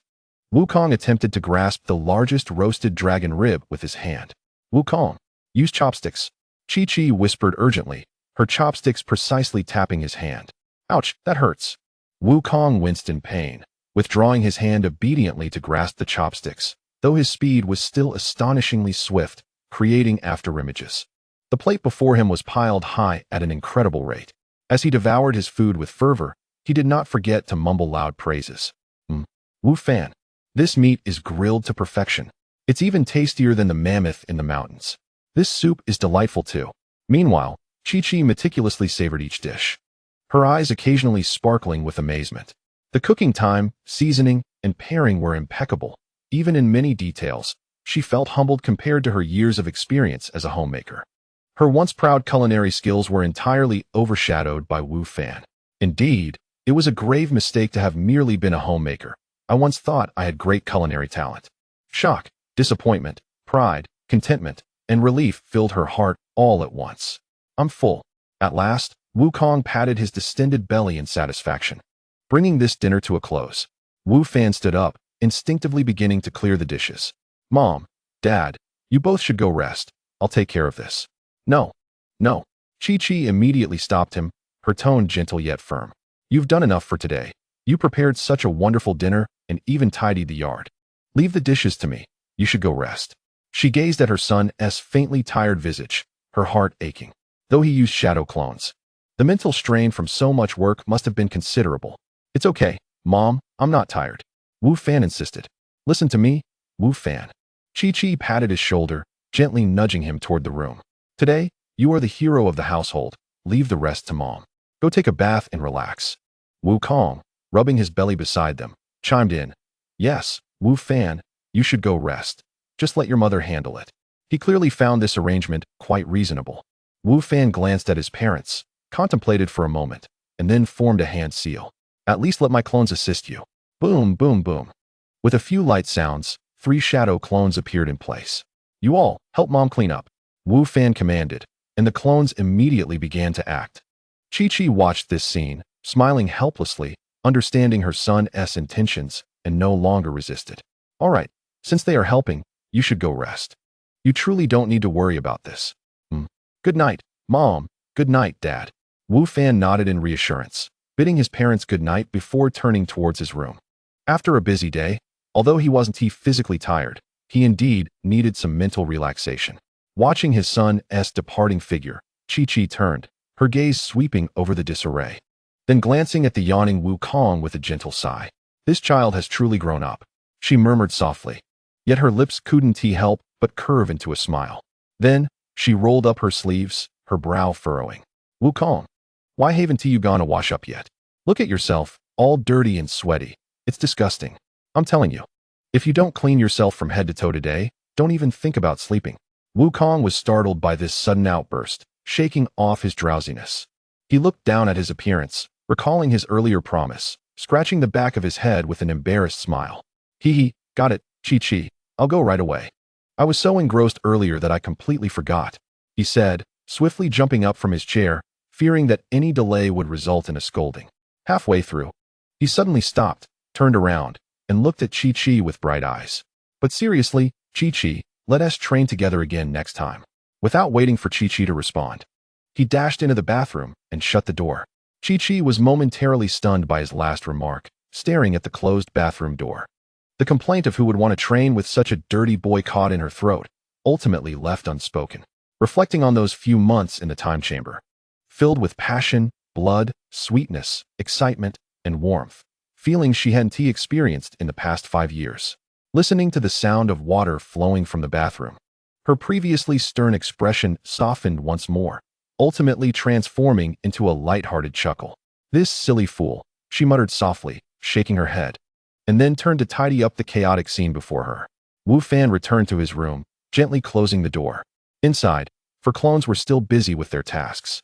Observing this scene, Wu Fan thought of his parents' praises, and a profound sense of fulfillment welled up within him. What a fulfilling day, he stretched and spoke to himself. However, perhaps having slept too much during the day, lying in bed now, he found himself unable to sleep, feeling rather invigorated instead. After tossing and turning several times, he decided to abandon the idea of forcing himself to sleep. Since he couldn't fall asleep, he might as well browse the shop. It had been a while since he had thoroughly explored it. Skimming past the beginner shop, he immediately purchased a fragment of the law worth 680,000. Name, Fragment of Infinite Law. Category, Special, Quality, Purple. Description, a fragment containing a hint of the infinite law, which can be used to comprehend the law or as material for crafting. Infinite law? Wu Fan furrowed his brow. He hadn't studied this before. What could it be? Yet, it sounded extraordinary. Check it out. The laws are the fundamental principles and order that constitute all things in the universe, embodying the underlying logic of power and phenomena. Concepts such as the passage of time, the expansion of space, the birth and death of matter, and the transformation of energy are governed by corresponding laws. To comprehend and master these laws signifies a transformative leap from merely wielding power to commanding the rules. The infinite law is an exceptionally unique existence among the laws, possessing the potential to transcend conventions, surpass definitions, and endlessly evolve, accommodating all possibilities. Mastery of the infinite law allows one to surpass all established frameworks. With capabilities that are nearly limitless, Wu Fan's mind was stirred. This sounded far more formidable than techniques like the Kaioken or chakra. How might one grasp the laws within these fragments? Wufan silently pondered. Chapter 72. The Crystal Necklace. After instinctively posing his question, Wufan suddenly realized a wave of melancholy washing over him. Indeed, he had grown accustomed to consulting Xiaolan. The information he sought required relentless searching, and previously, Xiaolan had assisted him, quickly retrieving information and elucidating it in the simplest and most comprehensible manner, even offering suggestions that rendered him oblivious to any inconvenience.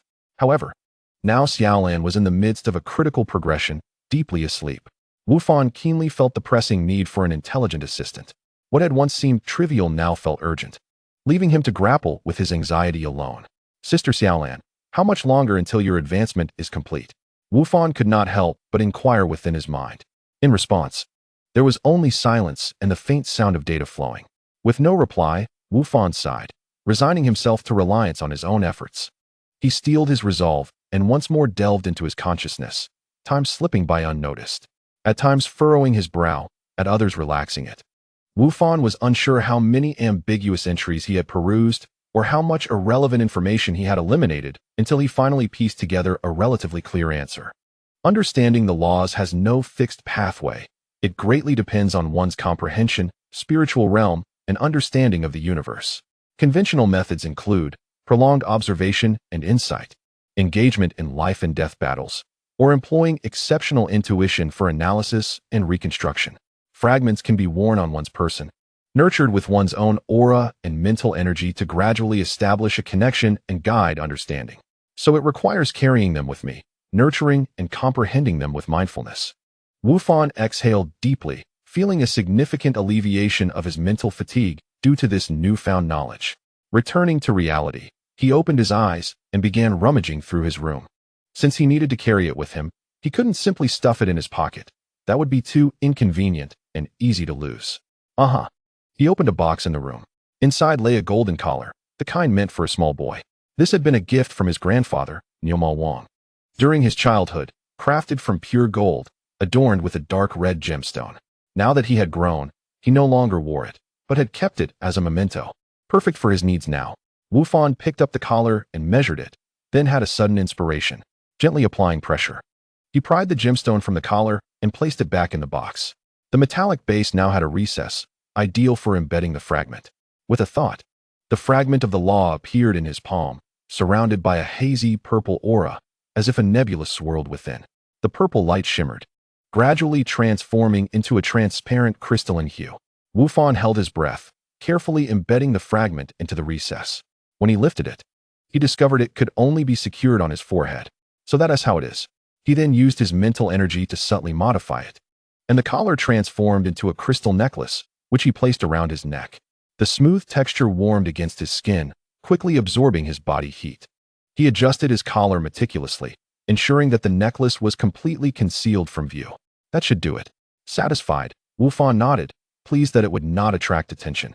With his mind at ease, he prepared to explore the shop once more, hoping to encounter other fine items. Refresh. Skill card, Godly Speed, green. Purchase, continue refreshing. Martial technique, Sunflower Pointing Hand, white. Purchase, continue refreshing. Ability, Plant Entanglement, white. Spirit Tool, Spirit Sword Box, purple. After a long wait, a purple item finally appeared. But this time it was a weapon. Name, Spirit Sword Box, category, Spirit Tool, quality, purple, price, 660,000 points, description. The sword box can change shape at will, containing the 10 finest spirit swords of the cultivation realm. Be cautious, for the combined might of the 10 swords is even more lethal. Wufan's eyes brightened. A purple weapon. The white dragon-slaying blade was sharp enough. How formidable would a purple one be? Purchase. Purchase. A small box appeared in his hand. Upon probing it with his mind, he established a connection, and with a thought, the box began to morph repeatedly. A staff, bracelet, cloak, ring, book, backpack. Finally, it reverted to a small box. But how should he test it? Frisia. Once more entering the space, Wufan focused his thoughts. Wait. A flash of sparks erupted from the box, and Frisia's head rolled away. Gasp. How terrifying. Wufan drew in a sharp breath. This weapon could act at will, making it utterly unpredictable. Moreover, it sliced through Frisia's body as if cutting through tofu. The name of the weapon was rather peculiar. Continue. Continue. Talisman. Invisibility talisman. White. Storage bag. Green. Weapon rack. Sea purple gold beam. Imitation. Blue. Weapon. Vibranium warblade. White. Scripture. Tripitaka. Purple. After more than an hour. Having spent over 1,000,000 points, Wufan finally felt content. Besides the Tripitaka, he had acquired another purple item, an ephemeral divine weapon. Using his mental energy, he neatly stacked all these items in the space. Next, he began a continuous cycle of meditation and cultivation. Before long, dawn broke the next day. After finishing breakfast, Wukong's family heard a clamor outside the yard. Led by Zillulan, dozens of individuals stood outside the fence in a grand procession. Who are you? Wukong scratched his head, gazing at the large crowd before him, his face a picture of confusion. Upon seeing Wukong, Zillulan's eyes lit up. Mr. Suan Wukong, long time no see. You may not remember me, but I am Zillulan. I was fortunate enough to witness your prowess in the Red Ribbon Army. Her expression was one of eagerness, laced with a hint of nervousness. You mean the Red Ribbon Army? That rings a bell, but who are you again? Wukong racked his brain, struggling to recall this woman. We have collectively reformed and plan to resettle in Baozi Mountain. From now on, we shall be neighbors, and we hope for your kind guidance. Zillulan spoke rapidly, her words tumbling out like a barrage. While Wukong was still trying to process this, Chi-Chi emerged carrying a dishpan, immediately spotting a voluptuous woman smiling at her husband. Her brows knitted sharply, her gaze piercing, an invisible low pressure enveloping the atmosphere. Wukong, who is she? Her voice carried a chill. The tension in the air grew awkward and palpable. Zillulan's smile faltered as she sensed Chi-Chi's hostility, inwardly cursing her own enthusiasm. This is bad. I may have been too forward.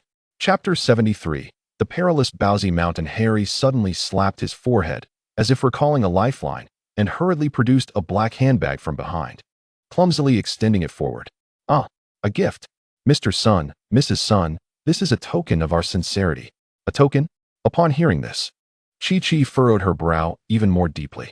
Not merely a token, but also rent. Zillulan quickly interjected to clarify. We believe that Bao Zishan falls within the realm of Mr. Sun's family estate. As our organization intends to settle here and disrupt your tranquility, it is only right that we pay rent. As she spoke, she gestured for Harry to open the handbag. Upon opening it, neatly stacked bills were revealed. Though not a vast sum, there was 100 million Sony. This amount was meant to cover a year's worth of rent. Please be sure to accept it. Zillulan and her subordinates bowed deeply, appearing exceedingly respectful. Rent? 100 million Sony. Wukong and Chi-Chi were momentarily stunned. Wukong had no concept of money, while Chi-Chi's eyes widened in astonishment at the sight of so much cash, instinctively covering her mouth. Isn't this too much? How could we accept such a generous offer? The hint of jealousy Chi-Chi had felt earlier was swiftly diluted, her tone softening. Yet she maintained her composure and voiced her concern. You don't intend to have Wukong assist you in any nefarious endeavors, do you? She glanced at Wukong. You must not engage in wrongdoing while here. Otherwise, I will not let you off easily. Wukong also sensed something amiss and echoed Chi-Chi's sentiments. Just then, sensing the commotion outside, Wu Fan emerged. Upon seeing Zillulan and her group, he quickly deduced the situation. Zillulan, upon spotting Wu Fan, felt as if she had found a savior. Mrs. Sun, rest assured, we shall not engage in any wrongdoing again. Young brother Wu Fan has thoroughly educated us. Seeing Wu Fan's tacit agreement, Chi-Chi let out a sigh of relief. Well then, for the time being, I shall hold on to this money for you. Since we will be neighbors, let us coexist harmoniously. After bidding farewell to the Sun Wukong family, Zillulan and her group hurriedly departed, seeking a favorable site to establish their new base. Chi-Chi, being astute, turned to Wu Fan and said, Wu Fan, go and keep an eye on them. Ensure they do not encounter danger, and ascertain whether they are truly behaving. Understood, Mom. Wu Fan nodded and quietly followed behind. The group arrived at a small, flat expanse of land and began their planning. Boss, we've handed over all the money. We are now broke. What shall we do about next year's 100 million Sony? Ma Wen and Harry looked around at the primitive forest with long faces. Fools, why not earn more money? This desolate wilderness is where the treasure lies. Do you think I chose this place for no reason? Zillulan shot them a glare, her tone filled with confidence. As a former high-ranking member of the Red Ribbon Army, she could immediately discern where precious metal veins might be located. To her, Bao Zishan appeared to be an undeveloped treasure trove. However, the harshness of reality soon descended. The group's enthusiasm had barely lasted when the sky suddenly darkened. A pterosaur with a wingspan exceeding 10 meters let out a piercing shriek and swooped down. Open fire. Luo Lan reacted swiftly, issuing the command to attack. The members of the organization raised their machine guns and began firing, but ordinary bullets had little effect on the colossal pterosaur. The creature quickly became enraged, extending its claws directly toward the commanding Luo Lan. At that moment, a beam of light pierced through the pterosaur. The massive beast let out a mournful cry as it plummeted from the sky, crashing to the ground and kicking up a cloud of dust. The group followed the direction of the attack to see Wu Fan gently lowering his finger. After landing, Wu Fan wore a look of slight confusion. So, you truly intend to settle here? Such large dinosaurs are quite common in Bao Zishan. Luo Lan, still shaken, was drenched in cold sweat, regretting her decision. Gazing at the enormous corpse on the ground and recalling the earlier calm, she suddenly felt a chilling sense of dread. At that moment, she genuinely grasped the perilous nature of Bao Zishan. Indeed, the fact that such a precious land remained undeveloped until now was not without reason. Who could have predicted that this seemingly tranquil forest concealed such terrifying creatures? Observing their pale faces filled with fear, Wu Fan felt a twinge of compassion. After all, he was a kind-hearted child. Since his mother had asked him to come, he would lend a helping hand. You all should take cover over here. Wu Fan directed them to retreat to a safe area. He then soared into the air, hovering above. Amidst the astonished gazes of the onlookers, Wu Fan gathered radiant energy in his hands. Kamehameha. With a resounding boom, the earth trembled, and a large area was flattened in an instant. A vast, level plaza was formed ahead, but that was not all. Wu Fan formed another set of hand signs. Wood release, wooden pillar technique. Instantly, rows of wooden villas sprouted from the ground, arranged neatly in 5 substantial rows. Following this, he changed his hand signs once more. Earth release, earth wall technique. A solid earthen wall rose from the ground, securely protecting the entire residential area, all executed fluidly and seamlessly. Below, the members of Luo Lan's organization, including Luo Lan herself, who considered herself worldly, gaped in disbelief, their eyes bulging and jaws nearly dropping to the ground. A silence of several seconds ensued. Then, an ear-splitting cheer erupted. Incredible! This is nothing short of a miracle. Long live young Master Wu Fan. We shall follow you from now on. Ma Wen and Harry were particularly ecstatic, their words tumbling over themselves in a flurry of flattery. Wu Fan, blushing from the praise, felt embarrassed and repeatedly waved his hands. No, it was just a small effort. As for the rest, such as the furniture inside, you will have to figure that out yourselves. Young Master Wu Fan, you are far too modest. This is a tremendous favor. The eager subordinates, fearing they might miss out on this golden opportunity, quickly began to prepare for the detailed work. After a flurry of arrangements from Luo Lan, her subordinates produced capsules and busied themselves. In no time, the open space was filled with smoke, and various tools began to appear. The site operated in an orderly fashion, leaving no need for Luo Lan to intervene. She brushed off the dust from her hands, surveyed the bustling construction site, and finally fixed her gaze on Wu Fan. Taking a deep breath, Luo Lan composed her expression. Young Master Wu Fan.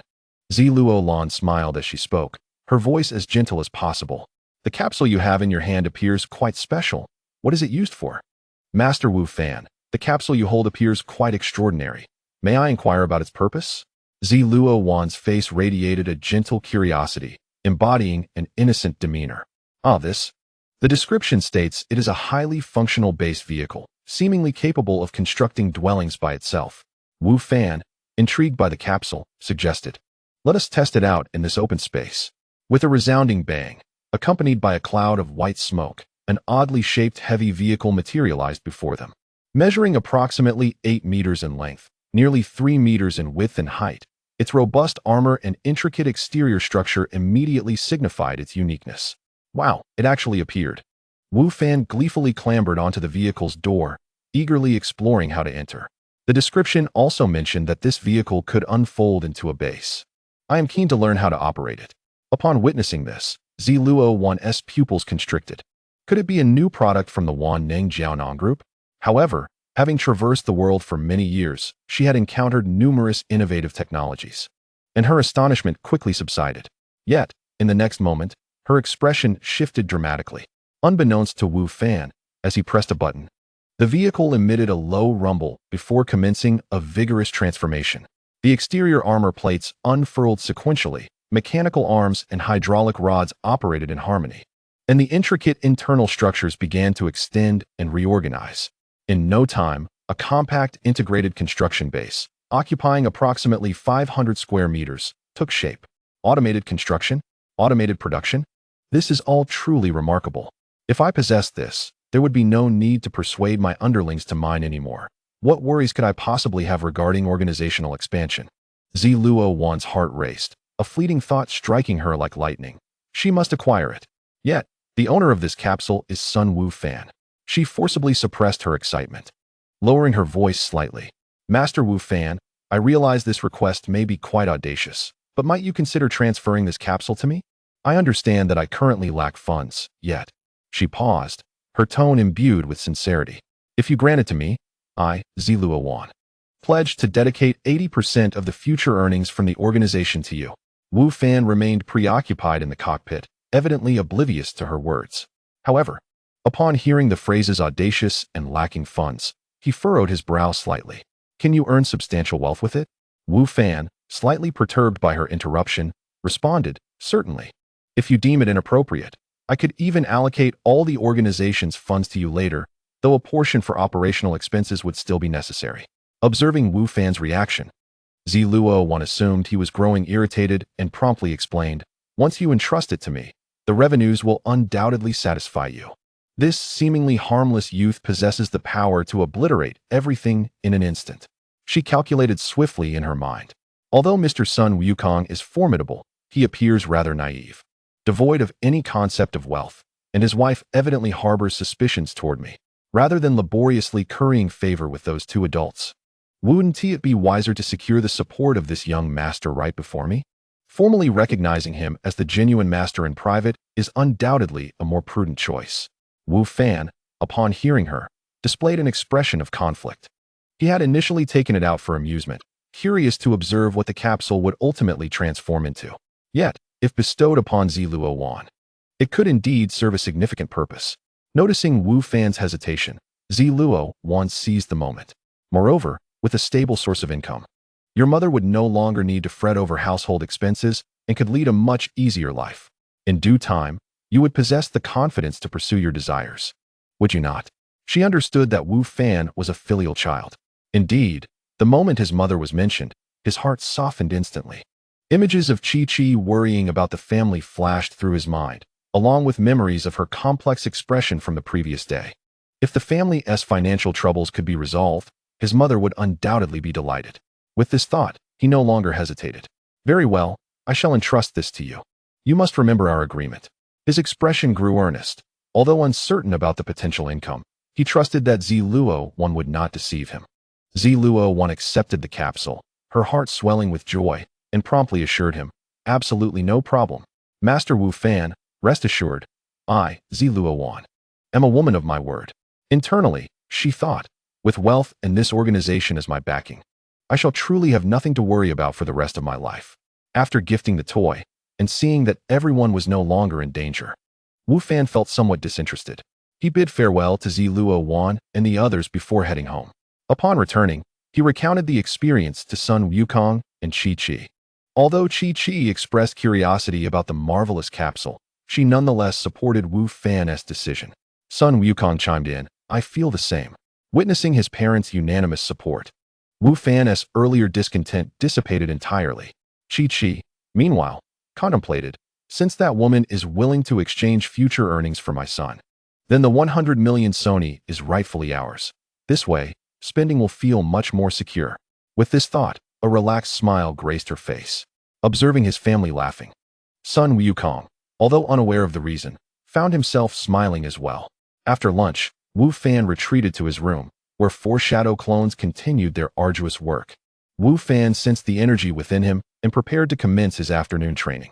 He positioned himself in the center of the room and formed a hand seal. Release. The 4 shadow clones dissipated into white smoke, along with the previous clones he had summoned.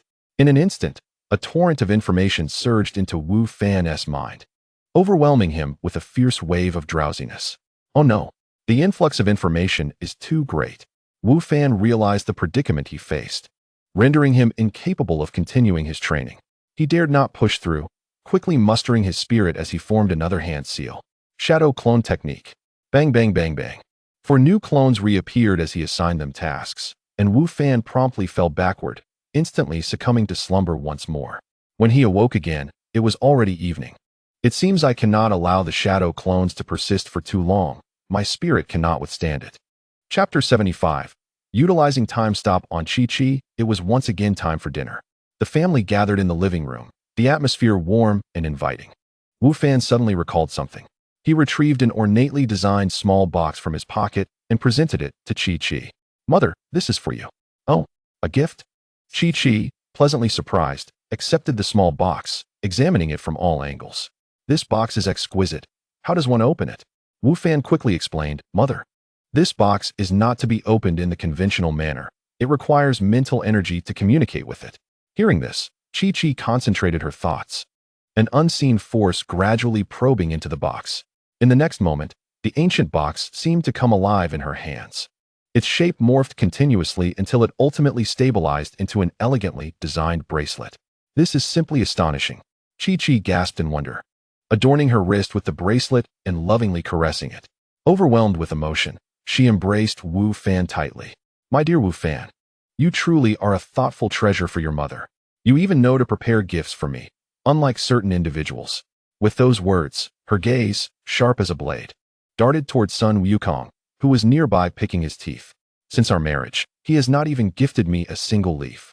Sun Wukong, caught off guard by the glare, shivered and sheepishly scratched his head with a goofy smile. Wu Fan observed his father's awkward expression, feeling a twinge of guilt, as if he had unintentionally dug a pit for him. Then, Wu Fan, do you have a gift for your father as well? Sun Wukong inquired cautiously, a hint of anticipation in his voice. Yes, of course. Wu Fan nodded eagerly, retrieving a long, deep purple staff from his spatial pocket. Its quality may be slightly inferior to that of his mother's, yet it remains a commendable weapon. A weapon? Sun Wukong's voice suddenly dulled. He has become accustomed to unarmed combat, finding little interest in weaponry. Observing this, Wu Fan promptly began to extol the remarkable qualities of the staff. Father, does it not resemble your former Ruibang? It can also change size at will, and when infused with energy, its weight significantly increases, thereby enhancing its offensive power. Really? Just like my old Ruibang? Wukong's eyes sparkled with excitement. That staff had accompanied him throughout his growth and was steeped in memories. However, it was currently connected to the Karen Tower leading to the temple. He took hold of the Zijin Liang, feeling its weighty presence. A familiar warmth surged within him, washing away his previous disappointment and replacing it with a joyful smile. It can become heavier with energy infusion? I shall give it a try? Wukong exclaimed enthusiastically, instinctively wishing to channel his energy into the staff. Wait, Wukong, father, don't do it inside, came the simultaneous cries from Chi-Chi and Wu Fan. Yet, it was too late. With a hum, as energy was infused, the Zijin Liang shimmered momentarily, its weight abruptly increasing. Crack! Boom! The wooden floor of the living room could not bear the burden and was smashed through, dust swirling around. Wukong! Chi-Chi's furious shout nearly lifted the roof off. After a flurry of apologies amidst chaos, the living room finally returned to a semblance of calm. Wu Fan wiped away the non-existent cold sweat from his forehead and retreated to his room. Several clones continued to study quietly, as if oblivious to the tumult outside. Wu Fan planned to enter the trial space once more. The 24-hour time limit had elapsed, and he was now eligible to claim his rewards. However, upon entering the space, he noticed a subtle change in the opponent's shadow. The usual combatants, such as the weak uncle, the Jinyu Force, and Klin remained unchanged. Yet, the shadow of true Frisia was now flickering with light. Huh, wasn't this icon gray before? Curiosity piqued, Wu Fan concentrated and selected it. Detection indicates the trialist possesses Frisia's cellular structure. Would you like to activate the True Frisia challenge permission? After confirming the activation, the shadow of True Frisia transformed into a striking red, indicating yet another formidable adversary. He decided against confronting this tough opponent for the time being. His gaze swept across the other shadows, only to unexpectedly discover another shadow had also changed. The shadow of True Chi-Chi had shifted from white to a menacing red. Why has Mother turned red as well? Is it due to that sword box? Wu Fan's mind was filled with questions. Did the enhancements from items also factor into the trial space? He suppressed his doubts and proceeded with his daily trials. Several hours later, amidst the monotonous cycle of combat, he earned 12 mid-grade source crystals and 128 low-grade source crystals. This regimented fighting became somewhat tiresome. Suddenly, a bold thought emerged. Should he challenge the red opponents? After all, he wouldn't truly die. It would merely serve as an experience. He checked the list of currently red characters: Sun Wukong, True Chi-Chi, and the recently activated True Frisia. After much deliberation, Wu Fan resolved to challenge True Chi-Chi. Mother was likely the weakest among them. Even if she defeated him, he wouldn't be too disheartened. With that in mind, he selected the environment of the King Kai's simulated battlefield. Meanwhile, in the real world, Chi-Chi, in her slumber, vaguely heard an ethereal voice resonate in her mind. Trialist Sun Wu Fan invites you to engage in a consciousness battle. Victorious participants may receive rewards. Do you accept? She faintly heard mentions of Wu Fan and combat. Driven by maternal instinct and concern for her son, she murmured in a half-dream state, "Agree." Consciousness connection unstable. Entering auxiliary hosting mode. The voice echoed once more. In the trial space, within the King Kai's simulated battlefield, Wu Fan's consciousness effortlessly entered the arena. Upon seeing his mother-esque figure appear in the distance, he dared not be complacent and immediately unleashed his energy, transforming into a Super Saiyan. Chi-Chi's consciousness, upon entering, was initially somewhat dazed and intended to inquire about Wu Fan's situation. However, upon witnessing her son transform without hesitation, she instantly became alert. Wu Fan should be resting now. What scheme lies behind your impersonation of him? I will not let you succeed. Mistakenly believing the figure before her to be an imposter, Chi-Chi felt a mix of shock and anger. What terrified her even more was her inability to utter a word. Could it be that both Wu Fan and I are being controlled? Under the influence of the hosting drive, she instantly adopted a combat stance. In the next moment, her expression turned vacant, imbued with a sense of profound sorrow. Wait! A sharp command rang out. A streak of light darted past at incredible speed. Wu Fan's pupils constricted. An unprecedented aura of death enveloped him in an instant. He could even feel his soul tremble. There was no escape. He comprehended the meaning behind Wukong's previous words. Time stood still. At this critical juncture, he could only unleash this trump card. Chapter 76. Unable to confront Wu Fan. Yet, that streak of light maintained its terrifying speed within the realm of time, not fully immobilized. Thwack! His consciousness was instantly pierced through. Challenge failed. Wu Fan's consciousness returned to his body, his eyes snapping open, drenched in cold sweat, his heart racing wildly. When did Mother become this formidable? He felt a lingering dread. No wonder Father had said that before. That earlier aura was far stronger than usual. Moreover, that attack evidently bore the power of the sword box. Meanwhile, in the bedroom, Wu Fan. Chi-Chi jolted awake, her chest heaving violently. She immediately sensed the energy from the adjacent room. Wu Fan was still there. Confusion enveloped her, yet a vivid image of her slaying Wu Fan lingered in her mind. The despair, all too real, causing her eyes to moisten unconsciously. Chi-Chi, what troubles you? Wukong, wrapping his arms around her softness, murmured sleepily. It's nothing. Perhaps just a nightmare. Chi-Chi leaned against her husband, still shaken. Although she believed that Wu Fan was a mere illusion, that feeling lingered. Moreover, what were these two additional objects in her hands? Instinctively, she began to channel her flying knife technique, striving to calm her mind. Suddenly, a slight tremor permeated her aura. Had she actually broken through? Meanwhile, lying in bed, Wukong mumbled again in his drowsiness. Chi-Chi's energy is so strong. He turned over and fell back into a deep sleep. The following morning, sunlight streamed through the window into the dining room. The breakfast that should have been warm and inviting was overshadowed by a subtle tension. Chi-Chi quietly prepared breakfast, her movements slower than usual, her gaze occasionally drifting towards Wu Fan, who was engrossed in his meal. Despite repeatedly assuring herself that it was merely a nightmare, the despair felt too tangible. making it difficult for her to face Wu Fan's innocent eyes. Wukong noticed his wife's unusual demeanor. Once Wu Fan finished his meal and returned to his room, he approached Chi-Chi with concern. Chi-Chi, what's wrong? You've seemed off since this morning, restless. Chi-Chi opened her mouth, but the words caught in her throat. How should she respond? Should she confess that she had killed their son in a dream? Anyone would deem her mad upon hearing such a thing, even with Wukong, her most trusted confidant. She found it hard to voice, let alone confront the guilt that stemmed from within. A thought began to crystallize clearly in her mind. She needs to grow stronger, to gain a clearer mastery over her own powers, and must never allow even the slightest possibility from her dreams to become reality. She raised her head and gazed at Wukong with an almost pleading look. Wukong, she suddenly spoke, her tone resolute yet tinged with a hint of desperation. Let us train together in the spirit time room once more. Wukong was taken aback. Although he was delighted to hear about training, this unexpected request left him puzzled. Chi-Chi, why are you bringing this up all of a sudden? Has something happened? Wukong, think about it. The Kurd King is indeed heading to Namek in a month. But if he cannot find the Dragon Balls there, or if he deems it of no value, could his next target be Earth? Chi-Chi endeavored to analyze the situation, striving to fortify her argument. We must become stronger to safeguard Earth, to protect our home. Yet, Lord Kai did not mention he would come to Earth. Wukong scratched his head, feeling that his wife's concerns were somewhat exaggerated. Lord Kai didn't say it, so you won't proactively inquire? Chi-Chi's impatience grew. What if he truly comes? With our current strength, won't Earth face disaster again? We cannot always wait until danger arrives before we prepare. All right. Wukong was slightly bewildered by Chi-Chi's rapid-fire questioning.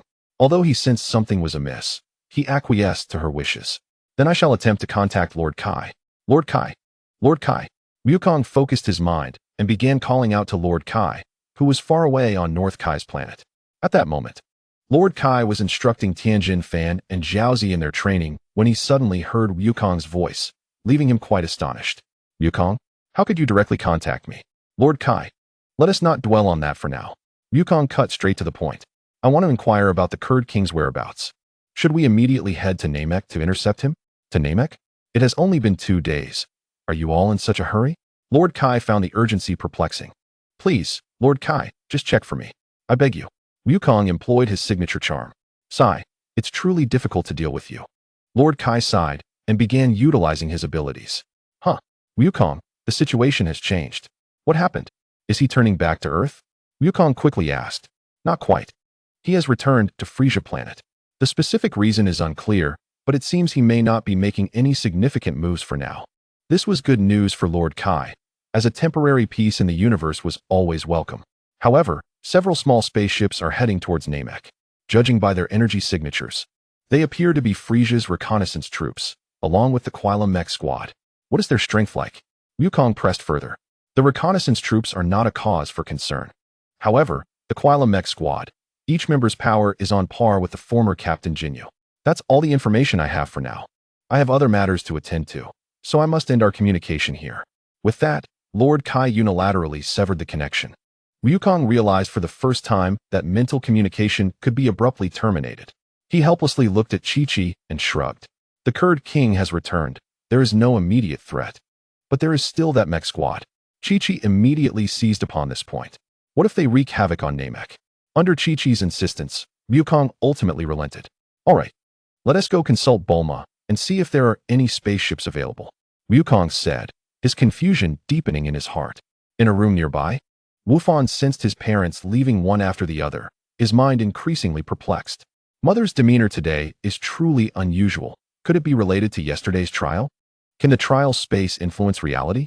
This thought tightened his chest. He immediately focused and began meticulously reviewing detailed information regarding the trial space. After some searching, he finally found the key.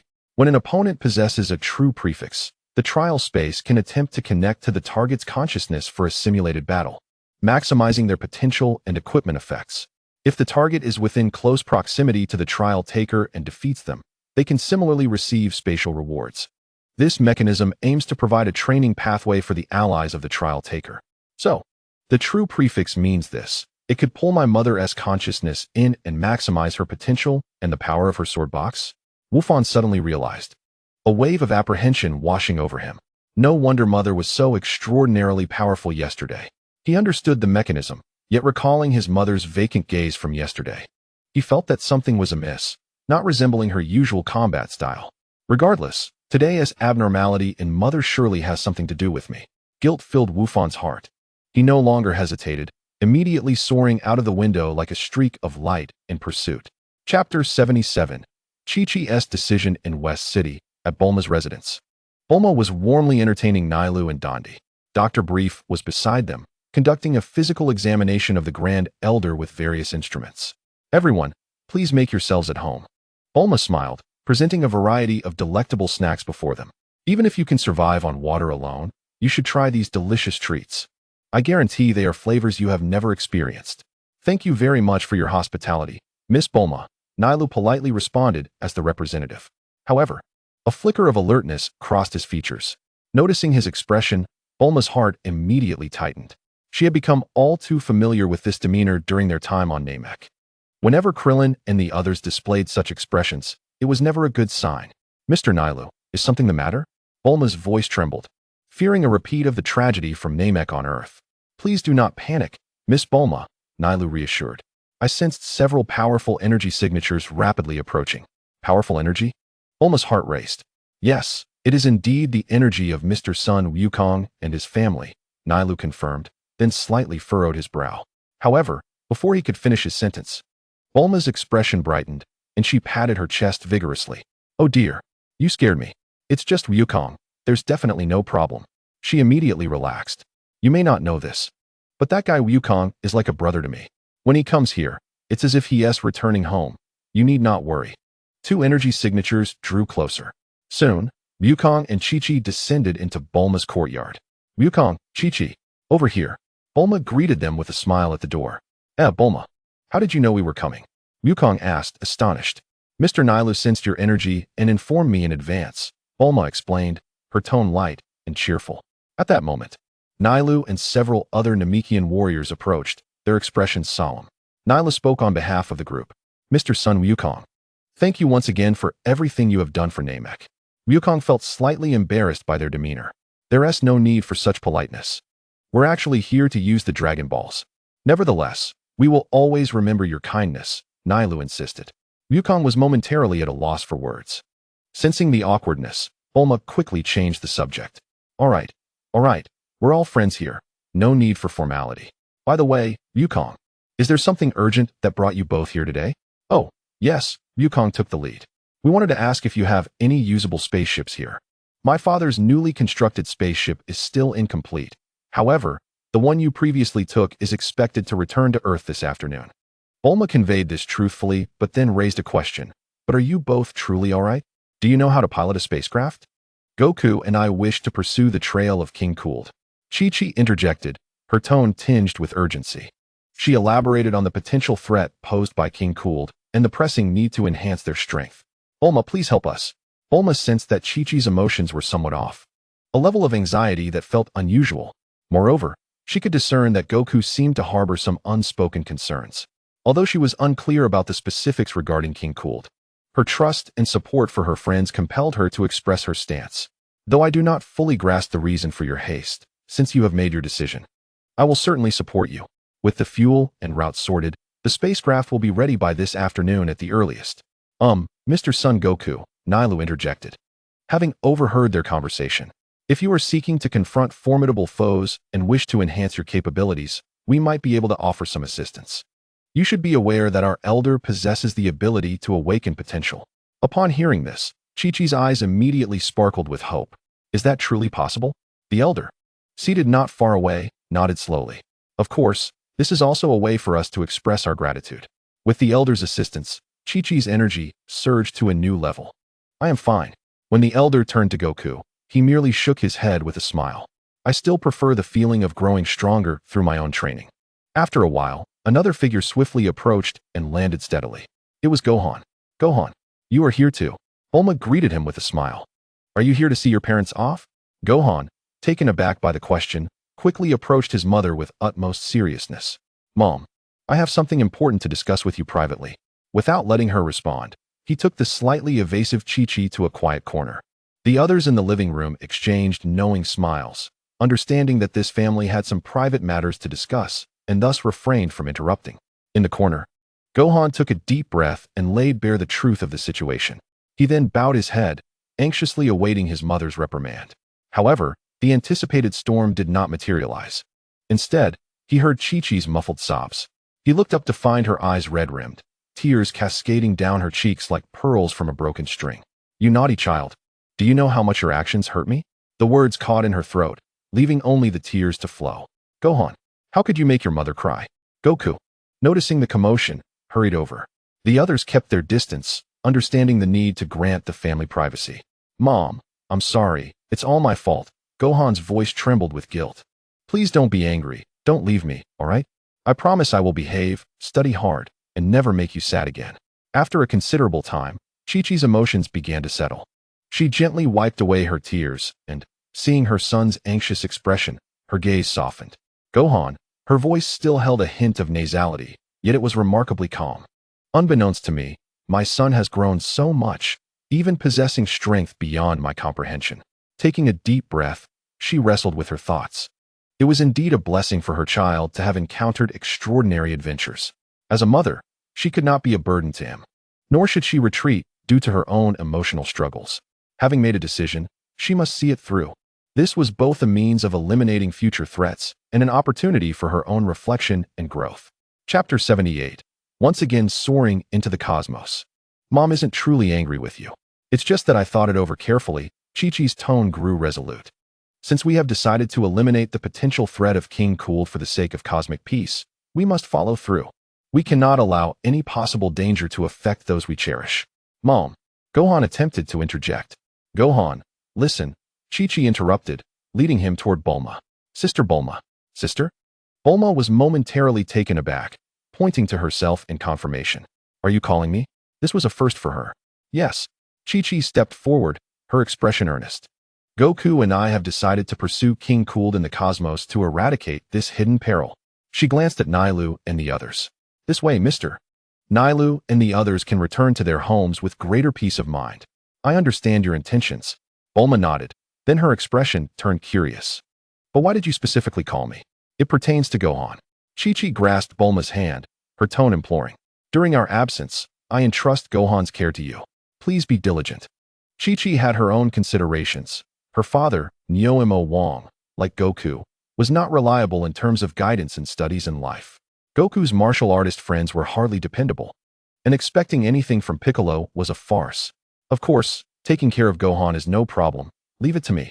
Bulma readily agreed, but then her expression became concerned. "However, are you really certain about embarking on this cosmic adventure? It is exceedingly perilous. If my parents are going, then I should go too." Gohan exclaimed eagerly. "No." Chi-Chi's tone was unusually firm. "You must remain on Earth. Your task is to study.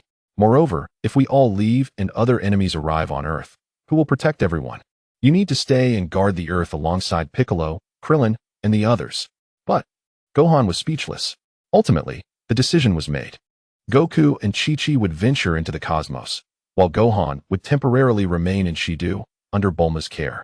The time spent together is always fleeting. The repairs and refueling of the spacecraft were soon completed.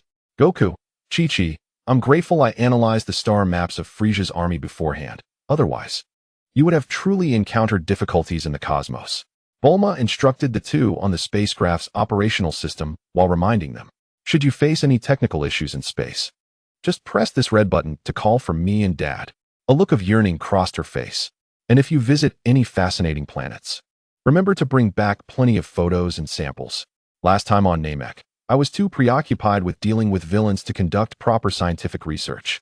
My sister Ta-EC is also traveling in the cosmos. I wonder when I'll meet her again." Bulma continued to chatter away as Goku and Chi-Chi listened intently. Meanwhile, Gohan stood off to the side, gazing at his parents about to depart, his face etched with disappointment and longing, resembling a forsaken little creature. His emotions were as complex as those of an old man mourning his deceased son. Quietly, he approached his parents, pulling out a small cloth pouch. "Dad, Mom, these are the remaining sins of beans from before. Please take them." He raised his head, striving to project his voice. "I will study diligently and train hard. When we meet next, I..." The promise hung on his lips, but he struggled to articulate it. Despite possessing formidable strength, he was still merely a 5-year-old child. He felt profound regret. Had it not been for that incident in the trial space, perhaps their family would not have to part ways again. Gohan, don't wear that expression. Wukong retained his characteristic cheerful demeanor as he playfully ruffled his son's hair. When you think of us, can't you just teleport here to find us? Chi-Chi gently crouched down, enveloping Wufan in a warm embrace, placing a tender kiss on his forehead. Wufan, you must behave. Our first destination is Namek, where we shall meet that mech squad. The family held each other tightly. After a brief farewell, the spaceship's engines roared to life, slowly ascending into the sky, ultimately transforming into a brilliant streak of light. Wufan, don't be too sad. Wukong and Chi-Chi will surely return soon. Bulma stepped forward, offering quiet reassurance. Yet she understood well that, given the couple's nature, this journey would not conclude swiftly. Skillfully, she shifted the topic. By the way, in a few months, the best elementary school in Shidu will commence. Since I've promised Chi-Chi to look after you, I will be responsible until the end. At this moment, Wufan seemed to suddenly recall something. Aunt Bulma, before school starts, may I take care of some personal matters? Of course. Bulma readily agreed. After all, you will be staying here for the foreseeable future. Wufan nodded, quickly sensing the familiar and potent energy. In the next instant, he formed hand seals. Flying Raijin no Jutsu, his figure instantly vanished from the spot. At that very moment, he reappeared on a familiar island, a place where he had once trained alongside Uncle Piccolo. Piccolo was diligently training alone. Upon sensing Wufan's presence, a subtle smile flickered across his lips before he resumed his usual expression. Wufan, what brings you here? He inquired calmly. Uncle Piccolo. Wufan rushed to him, recounting the secret of the trial space and the events of the past 2 days. You mean to say that when your mother was fighting, her consciousness seemed somewhat off? Piccolo astutely grasped the crux of the matter. Indeed, Uncle Piccolo. That sensation was extraordinarily peculiar. Piccolo rose, a glimmer of interest flashing in his eyes. Excellent. Now, let us engage in battle using your space. A smile crept upon his lips. I wish to experience firsthand what is truly happening. Yes, Wufan responded earnestly. He then concentrated, locating the shadow of true Piccolo within the trial space, sending a challenge to Piccolo and pulling his consciousness into the trial realm. After a familiar whirlwind of sensation, their consciousnesses arrived in the environment of the King Kai's planet. As soon as Piccolo entered, he keenly sensed the abnormality in the environment. The gravity here was approximately 10 times that of Earth. He quickly made his assessment. Immediately, a strange sensation surged throughout his body, as if a long-lost part of him had been perfectly restored. Chapter 79, Arrival in Shidu. A torrent of power continuously erupted from within him. He slightly clenched his fists, reveling in this unprecedented level of strength. He even felt that this power surpassed that of the former Frisia.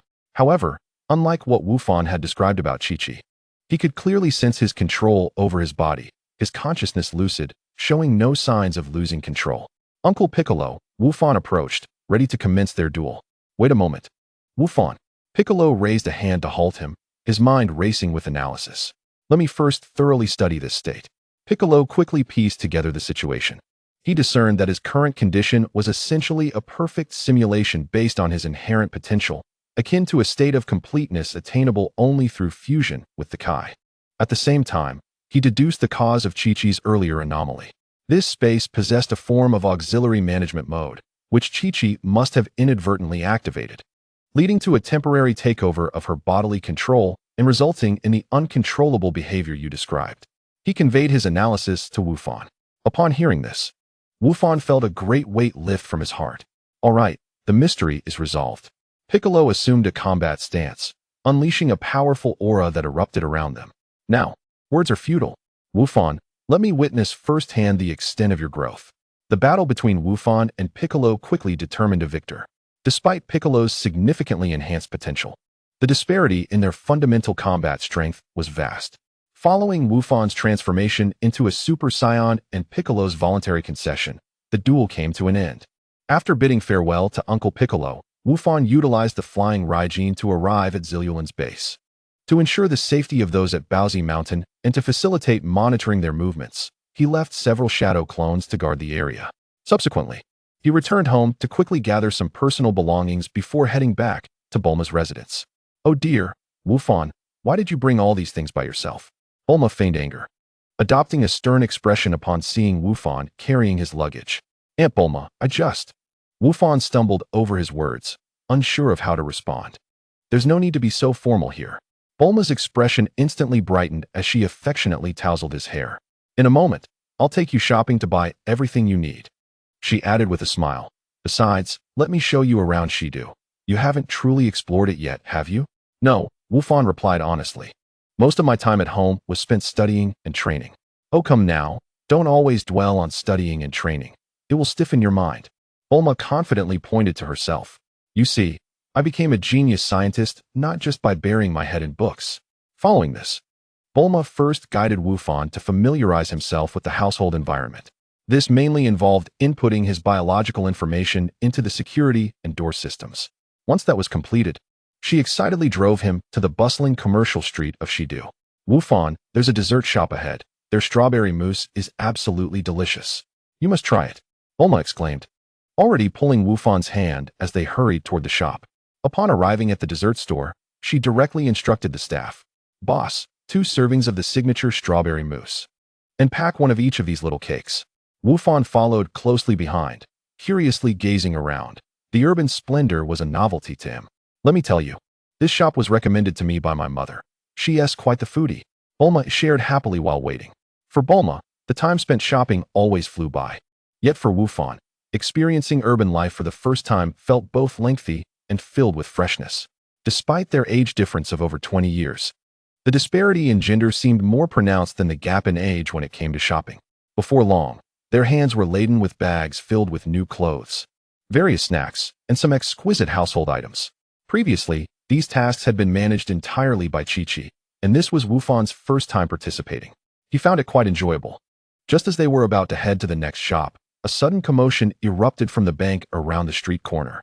Screams, shouts, and gunfire shattered the tranquility of the neighborhood. Oh no, it's a robbery. They have guns. Quick, call the police. How long until they arrive? In an instant, the entire street descended into chaos, with pedestrians fleeing in panic. What a downer. Of all times, Bulma frowned in displeasure. In the blink of an eye, the crowd around them had dispersed. Wufan immediately activated his mental perception, swiftly grasping the situation within the bank. The interior was in disarray, with employees trembling in fear on the floor. 2 armed robbers stood guard at the entrance while 2 others frantically stuffed cash into bags. A security guard lay on the ground, wounded from a gunshot. This detestable group. Anger flickered across Wu Fan's youthful face. Be careful, Wu Fan, Bulma admonished, unfazed by the chaos, having weathered many storms in her life. If Sun Wukong's son couldn't handle a few armed robbers, it would indeed be a grand joke. Shadow clone technique. Wu Fan swiftly formed seals, creating 2 clones to protect Bulma.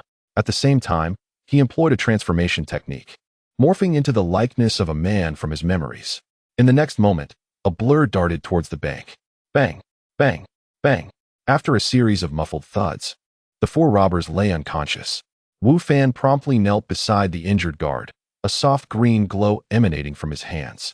Having completed his task, he instantly teleported back to Bulma's side, dispelling the ninjutsu. As the sirens of police cars echoed in the distance, Wu Fan and Bulma had already slipped away, as if they had never been there. The police handcuffed the robbers, questioning nearby witnesses. All the robbers have been taken down. Who did it? The speed was incredible. All we saw was a blur. However, that silhouette seemed somewhat familiar. Could it be Mr. Satan? At that moment, Bulma, with Wu Fan in tow, was driving her luxurious sports car down the highway, reveling in speed and excitement. Oh yeah, this is exhilarating. Bulma skillfully maneuvered the steering wheel, her excitement palpable. Approaching 30, she still radiated the energy of a youthful girl. Once home, and after tidying up, her curiosity turned to Wu Fan. By the way, Wu Fan, who was that uncle you transformed into at the bank? I seem to have a vague recollection, but can't quite recall his name. He was just an uncle I had seen before. I don't remember his exact name, Wu Fan replied honestly. I thought if I used my own appearance, it might attract unnecessary trouble, so I randomly changed into someone else. Chapter 80. Bulma is about to break down, Wu Fan, you can transform? Can you change into any form like Oolong? Is there a time limit? Bulma's curiosity ignited, bombarding him with questions. Neither the transformation nor the clone technique has a time limit. As long as I wish, I can maintain them indefinitely. Wu Fan explained, demonstrating on the spot. He first created 2 shadow clones. Then both the original and the clones began to change simultaneously. Satan, Krillin, Master Roshi, Wukong, Piccolo, and Yamcha, all manner of figures rapidly cycled through, dazzling to behold. Wow, that's amazing. This is far superior to Oolong's transformation technique. Bulma exclaimed, her eyes sparkling with admiration, unable to refrain from applauding. Suddenly, a brilliant, or perhaps wicked, idea flashed through her mind. She leaned closer to Wu Fan, a mischievous smile gracing her face. Wu Fan, with your transformation and clone techniques, you could create countless handsome men, and with no time constraints, could you conjure up a few eye-catching gentlemen for me to see? Handsome men. Although Wu Fan did not fully grasp Bulma's intentions, he obediently nodded. What should they look like? He recalled the posters and magazines he had seen, as well as the people he had previously encountered. Thus, he directed his clones to transform into stylish, well-groomed male models. The inspirations drawn from Wukong, Vegeta, and Yamcha were unmistakable. Bulma gazed at the trio before her, a warm flush spreading across her face as she instinctively touched her nose, only to find it bleeding. Aunt Bulma, are you all right? Wu Fan exclaimed, alarmed, rushing to her side, forgetting that he was still maintaining his previous appearance. And no, I'm fine. Don't come any closer. Bulma exclaimed, tilting her head back as she frantically searched for tissues, feeling her nosebleed intensifying with the approaching handsome Wukong. Oh no, I can't take it anymore. The visual impact is too overwhelming. I'm about to break down. After a moment, Bulma finally managed to stop the bleeding, a faint blush still adorning her cheeks. She cleared her throat, feigning seriousness. Cough. Wu Fan, listen. Just pretend nothing happened earlier. If a third party finds out, especially your father or Yamcha, you will be in big trouble. Understand? She threatened, shaking her fist. Wu Fan, instinctively recoiling at Bulma's fierce expression, lowered his head and replied softly, Why yes, I understand. He silently contemplated how he might have inadvertently made another mistake. Bulma, observing his demeanor, couldn't help but stifle a laugh internally, while maintaining a serious facade. Her gaze inadvertently drifting toward the remaining handsome clones. Bulma mused, upon closer inspection, Wu Fan is quite handsome in his own right. Just imagine how he'll look when he grows up. With his ability to transform and create clones at will, who would not want to marry him? The thought sent warmth coursing through her nostrils again, and she quickly shook her head to dispel such chaotic notions. Aunt Bulma. Wu Fan's timid voice interrupted her thoughts. Which room will I be staying in tonight? You haven't assigned me yet. Huh, which room? Bulma paused momentarily, then casually replied, How old are you? At your age? Shouldn't you be sleeping with your parents? Wu Fan's face flushed slightly. Indeed, before training with Uncle Piccolo, he had always slept with his parents. Observing his shyness, Bulma softened her tone and gently ruffled his hair. You don't need to be so reserved. Those who know me understand that I'm not as harsh as I seem. I'm quite easygoing. She winked and smiled. Before your parents return, you can share a room with me. After all, you're still so young. Even if you wanted to cause trouble, you wouldn't have the strength. Wu Fan's face turned even redder, nearly burying himself in his collar. But Bulma suddenly raised her voice, extending a finger, her expression turning serious. There's one crucial condition.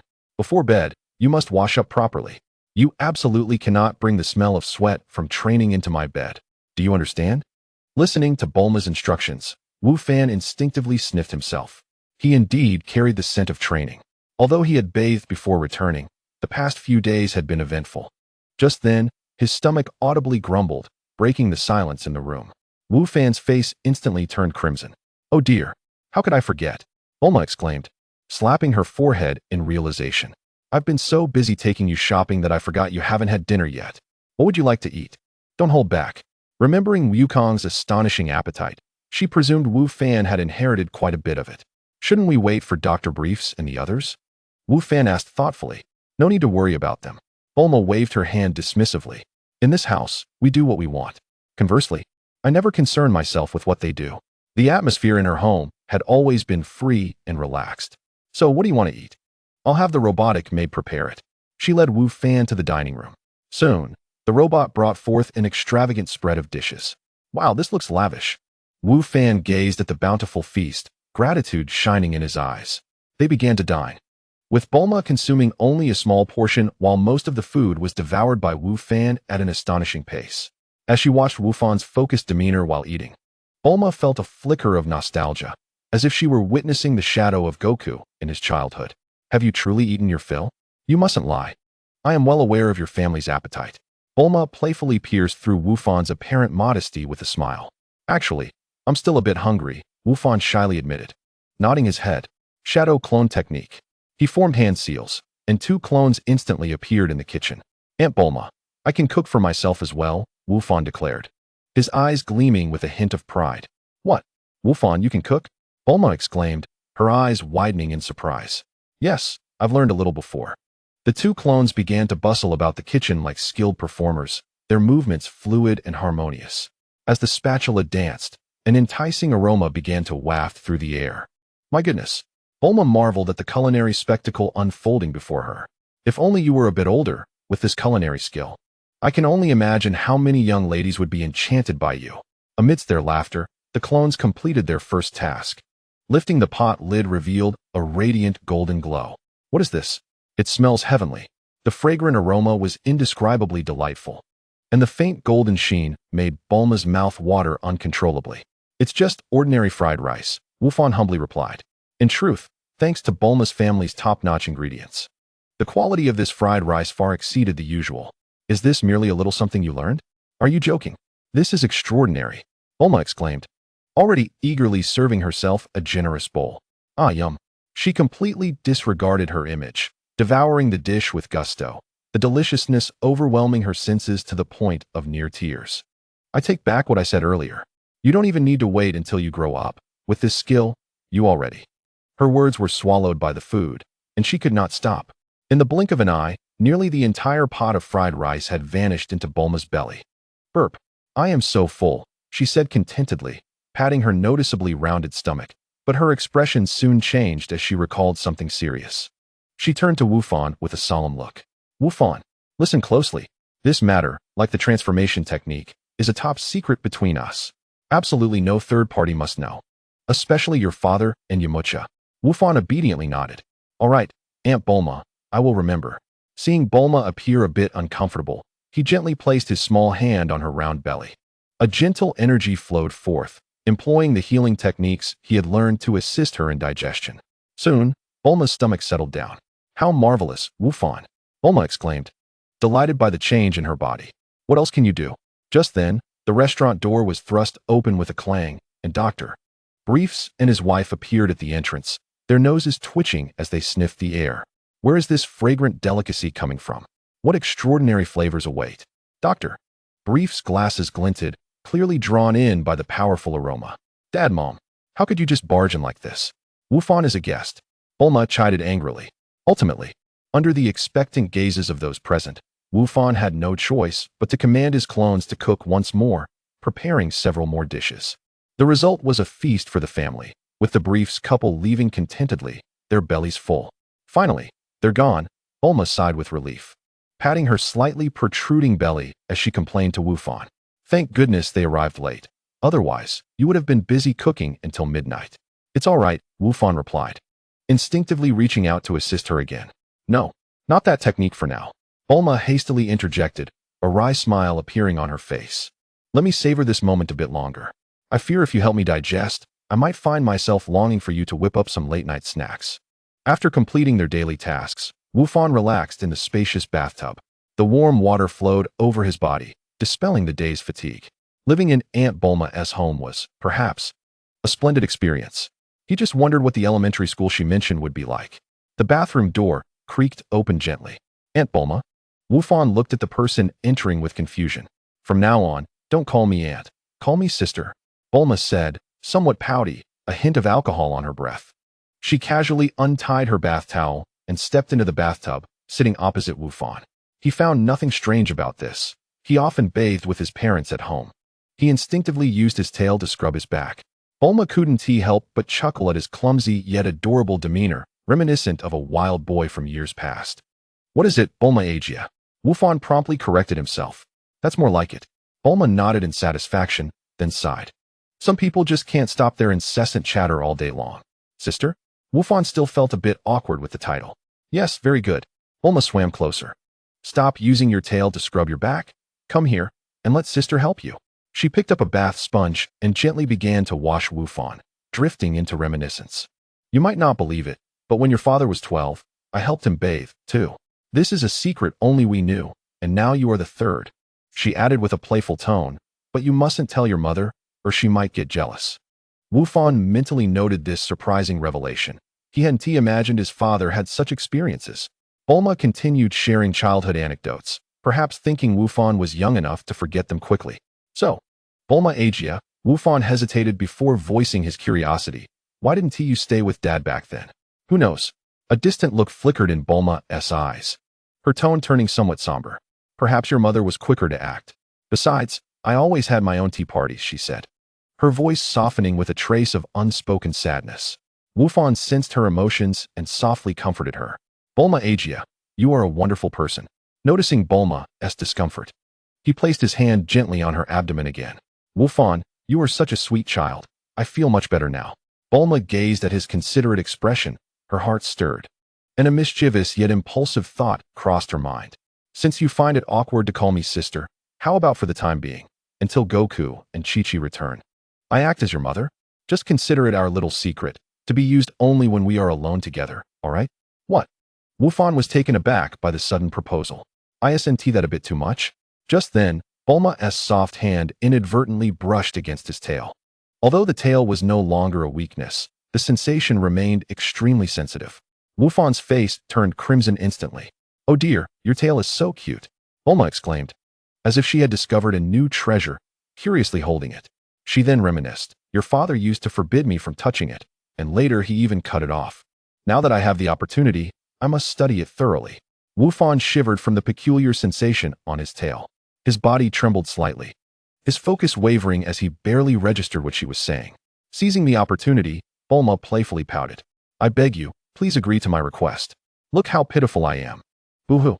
Under Bulma's persistent coaxing, Wufan, feeling a bit dazed, finally nodded. All right then, it's settled. Bulma chuckled triumphantly, a glimmer of mischief dancing in her eyes. After all, Chi-Chi entrusted you to me, and they won't be back anytime soon. Don't forget our agreement. She winked at Gohan, her expression tinged with cunning. Chapter 82. It's blue, not green. The following morning, sunlight streamed into the bedroom. Gohan lay there like a rag doll, unwittingly cradled in Bulma's embrace. Mom and Dad, he murmured softly in his dream, tears soaking the shoulder of Bulma's nightgown. The faint sounds did not rouse the deeply sleeping Bulma. As Gohan groggily awoke, he registered the soft sensation behind him and paused for a moment, realizing, indeed, he was at Aunt Bulma's house. However, her arms wrapped tightly around him rendered him immobile. He hesitated to struggle, fearing it might hurt her.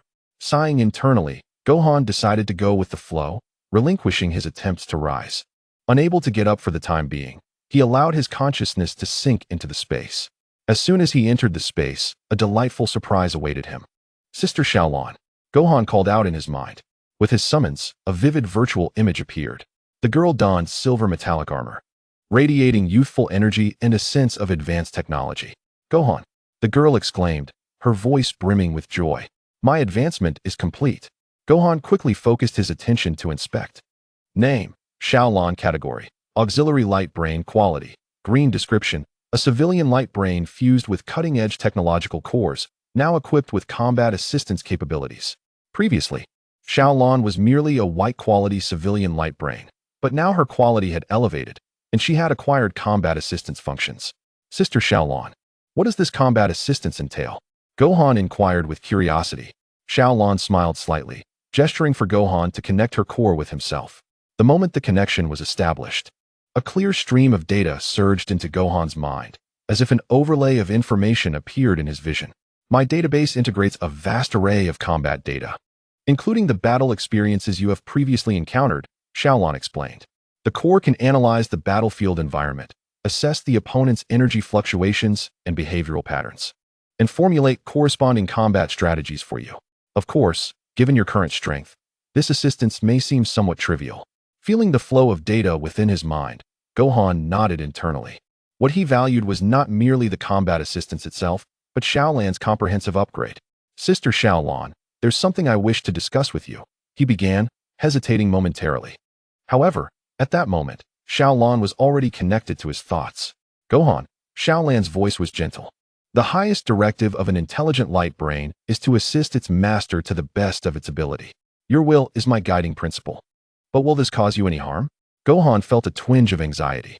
Please do not worry, Gohan, Xiaolan reassured him. Essentially, I am a self-aware segment of data. As long as the core data remains intact, you can possess countless Xiaolans. The solidification module merely allows me to serve you more stably.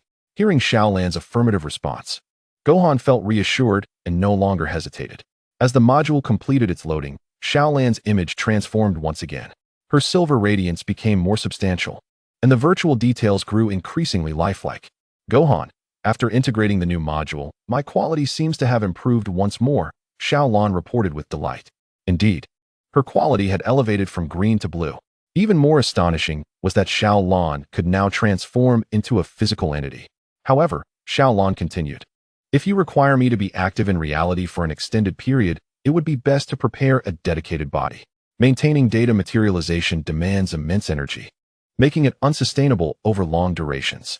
She further explained that if relying on her own energy, she could sustain daily activities under sufficient light, but during high-intensity combat, materialization could last at most 3 minutes. Gohan began contemplating how to procure a suitable body for her. Perhaps I could seek Aunt Bulma's assistance. He immediately thought of the brilliant scientist. In the external world, Bulma rubbed her eyes awake. Ugh, my head feels a bit dizzy. Did I say anything strange to Gohan last night? She mused, her memories hazy. Looking down at the still sleeping Gohan, she unconsciously pulled him closer. Aunt Bulma?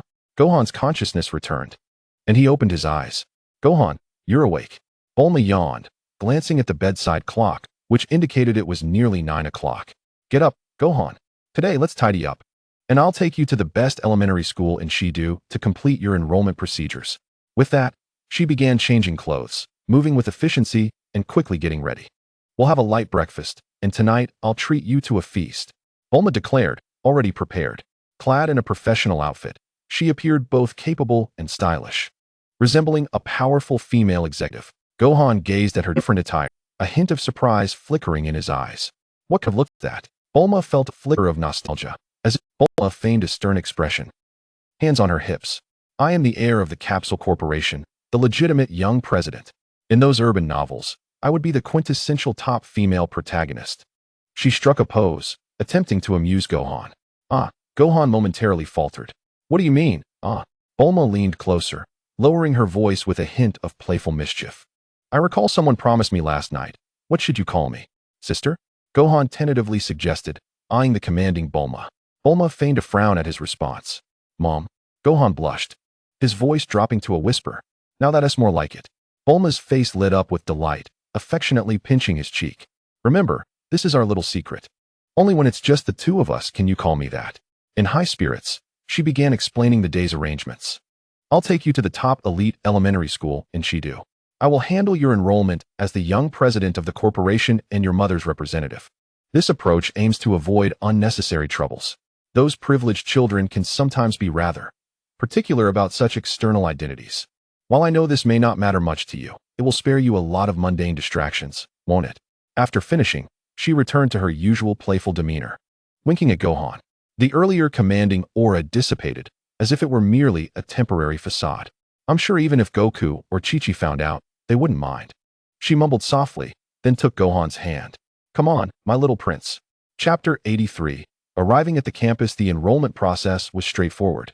Upon receiving the appointment from the Capsule Corporation, the school's admissions office was well prepared. However, whispers inevitably circulated within the office. Did you hear that the child coming to transfer today is the son of the young president of the Briefs family? Isn't Miss Bulma still unmarried? Who can make sense of the affairs of the wealthy? Look at the documents. The child's surname is Sun, not bearing the Brief surname. It's likely. All right, stop gossiping. They'll be here shortly. After Bulma promised to donate a library to the school, the procedures were swiftly completed. Gohan's advancement to the 3rd grade became a natural outcome. Of course, for Gohan, this was hardly a challenge. He had already mastered the curriculum to a collegiate level through his shadow clone technique. Yet, as Bulma had mentioned, the students at this institution were not as simple as they appeared. There were indeed a number of prodigies among them.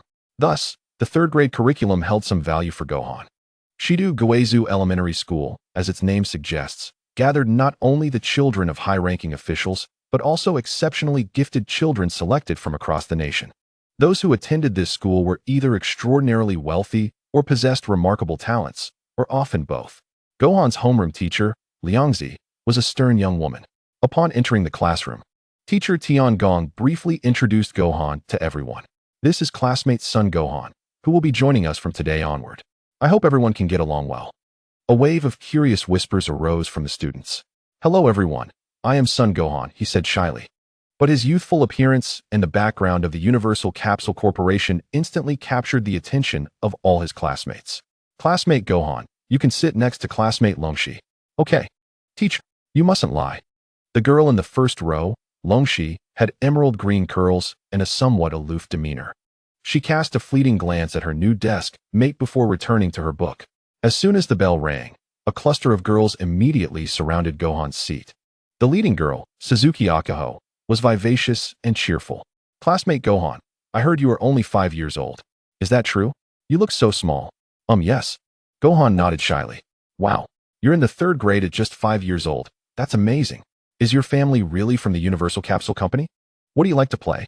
The girls bombarded him with questions, and Gohan could only manage polite responses. Longxi scoffed, seemingly unable to tolerate the surrounding commotion. She closed her book, stood up, and left her seat directly. Meanwhile, the boys had also taken notice of the lively scene. A group of boys led by Shapuna huddled together, their eyes occasionally darting toward Gohan, who was surrounded by girls. So what if his family has money? What's so impressive about that? Shapuna remarked, visibly displeased by Gohan's delicate features. One of his companions immediately spurred him on. Hey, Shapuna. I heard that kid is the young master of the Universal Capsule Corporation. Do you dare to provoke him? Another chimed in. Exactly. Look at his delicate skin. One punch and he'll probably cry for ages. As his companions continued to taunt him, Shapuna felt his pride wounded. Who's afraid of whom? He's just a transfer student. Wait and see. He began plotting to find an opportunity to humiliate Gohan. Time passed swiftly, and the morning classes soon concluded. Classmate Gohan, would you like to join us for lunch in the cafeteria? Suzuki Akaho offered enthusiastically. 2 classmates stood beside her, evidently her regular companions. Thank you for the kind invitation. But I prefer to eat at home, Gohan politely declined. Home. Suzuki Akaho blinked in surprise. But I remember your house is several dozen kilometers away from school. There's hardly enough time for a round trip at noon. Before she could finish her sentence, Gohan smiled slightly, and his figure vanished from sight. He disappeared? Suzuki Akaho and her companions stood dumbfounded. Longxi, who had been quietly reading, also revealed a flicker of surprise in her eyes. She closed her book, contemplating thoughtfully. It appeared that her new desk mate was no ordinary person. Meanwhile, Shapuna and his group, gathering their courage, had arrived early at the school gate. Under the blazing sun, they stood there like fools. I bet that guy knows we're looking for him and is too scared to come out. Shapuna wiped his sweat. Feeling exasperated, one companion timidly reminded him, but he shouldn't know our plan, right? Another companion, being more pragmatic, said, fool. Isn't it better that he hasn't shown up? Do you really want to provoke someone from the Universal Capsule? Upon returning home, Gohan was immediately excitedly approached by Bulma. Gohan, I have great news for you. What is it, Bulma? Under Bulma's intense gaze, Gohan's voice diminished to a whisper, his face reddening. Mom, that's more like it. Bulma smiled in satisfaction, but her expression quickly turned serious. Gohan, don't think that just because Chi-Chi isn't here, you can relax. While I may not be as strict as she is, my expectations are equally high. She continued. I've arranged for you to consult with the Grand Elder and the warriors from Namek about your training this evening. Don't underestimate them. While they may not match you science and raw strength, they can impart invaluable knowledge in other areas. Gohan looked at Bulma with gratitude. Despite his young age, he could genuinely feel the thoughtful arrangements and efforts she had made for him. She truly cared for his well-being. Thank you, Mom. This time, although his voice remained soft, it carried a hint of sincerity. He extended his small hand and gently embraced Bulma. Upon returning to school in the afternoon, Gohan had barely settled in his seat when Longxi unexpectedly spoke up. There will be a comprehensive assessment this afternoon. Gohan eagerly inquired, What subjects will we be tested on? However, Longxi merely glanced at him before refocusing on her book, saying nothing further. Gohan paid it no mind. After the morning classes, he had indeed experienced the distinct nature of this school. The third-grade mathematics curriculum had already delved into calculus, interspersed with advanced concepts. This upcoming assessment would serve as a perfect opportunity to gauge his true level here. With this thought, a flicker of anticipation crossed Gohan's face. Longxi, observing him from the side, grew increasingly perplexed. Was he exceptionally confident, or was he completely unaware of the exam's difficulty? Judging by Gohan's demeanor, Longxi silently contemplated. Perhaps, aside from his special status and peculiar abilities, he possessed an element of innocence as well. The afternoon examination proved to be quite challenging, with questions far exceeding the ordinary level. Even Gohan found himself needing to ponder many of the problems carefully. The results would be announced the following day. But Xiaolon had already graded his paper. 98 points, he thought, noting that a minor oversight cost him a point. He estimated he would rank second, with the silent Longxi likely taking first place. Xiaolon's system scanning never faltered unless the teacher was unreliable. Gohan couldn't help but reflect. How many geniuses exist on Earth? After the examination, the remaining time was designated for free activities akin to a physical education class. Gohan initially planned to return home early but was blocked by Shippuna and his group. Shippuna, what do you want? Suzuki Akiho interjected fiercely. If you're trying to bully classmate Gohan, I will definitely tell the teacher. Standing protectively in front of Gohan, she resembled a mother hen guarding her chicks. Shippuna and his friends were considerably larger, making the other students hesitant to step forward. What nonsense, Suzuki, Shippuna retorted. We merely wish to engage him in a fair competition among men. With that, he brandished a baseball bat. Shippuna is not foolish. Engaging in a brawl at school would undoubtedly lead to disciplinary action. He has pondered this carefully. The opponent, being so young, would certainly not excel at baseball. Thus, he intends to use sports as a pretext to embarrass Wufan with a game in which he lacks proficiency. Upon witnessing the opponent brandishing a weapon, Wufan's demeanor shifted instantaneously, instinctively adopting a combat stance. A faint aura leaked from him, directly targeting Shippuna and his companions.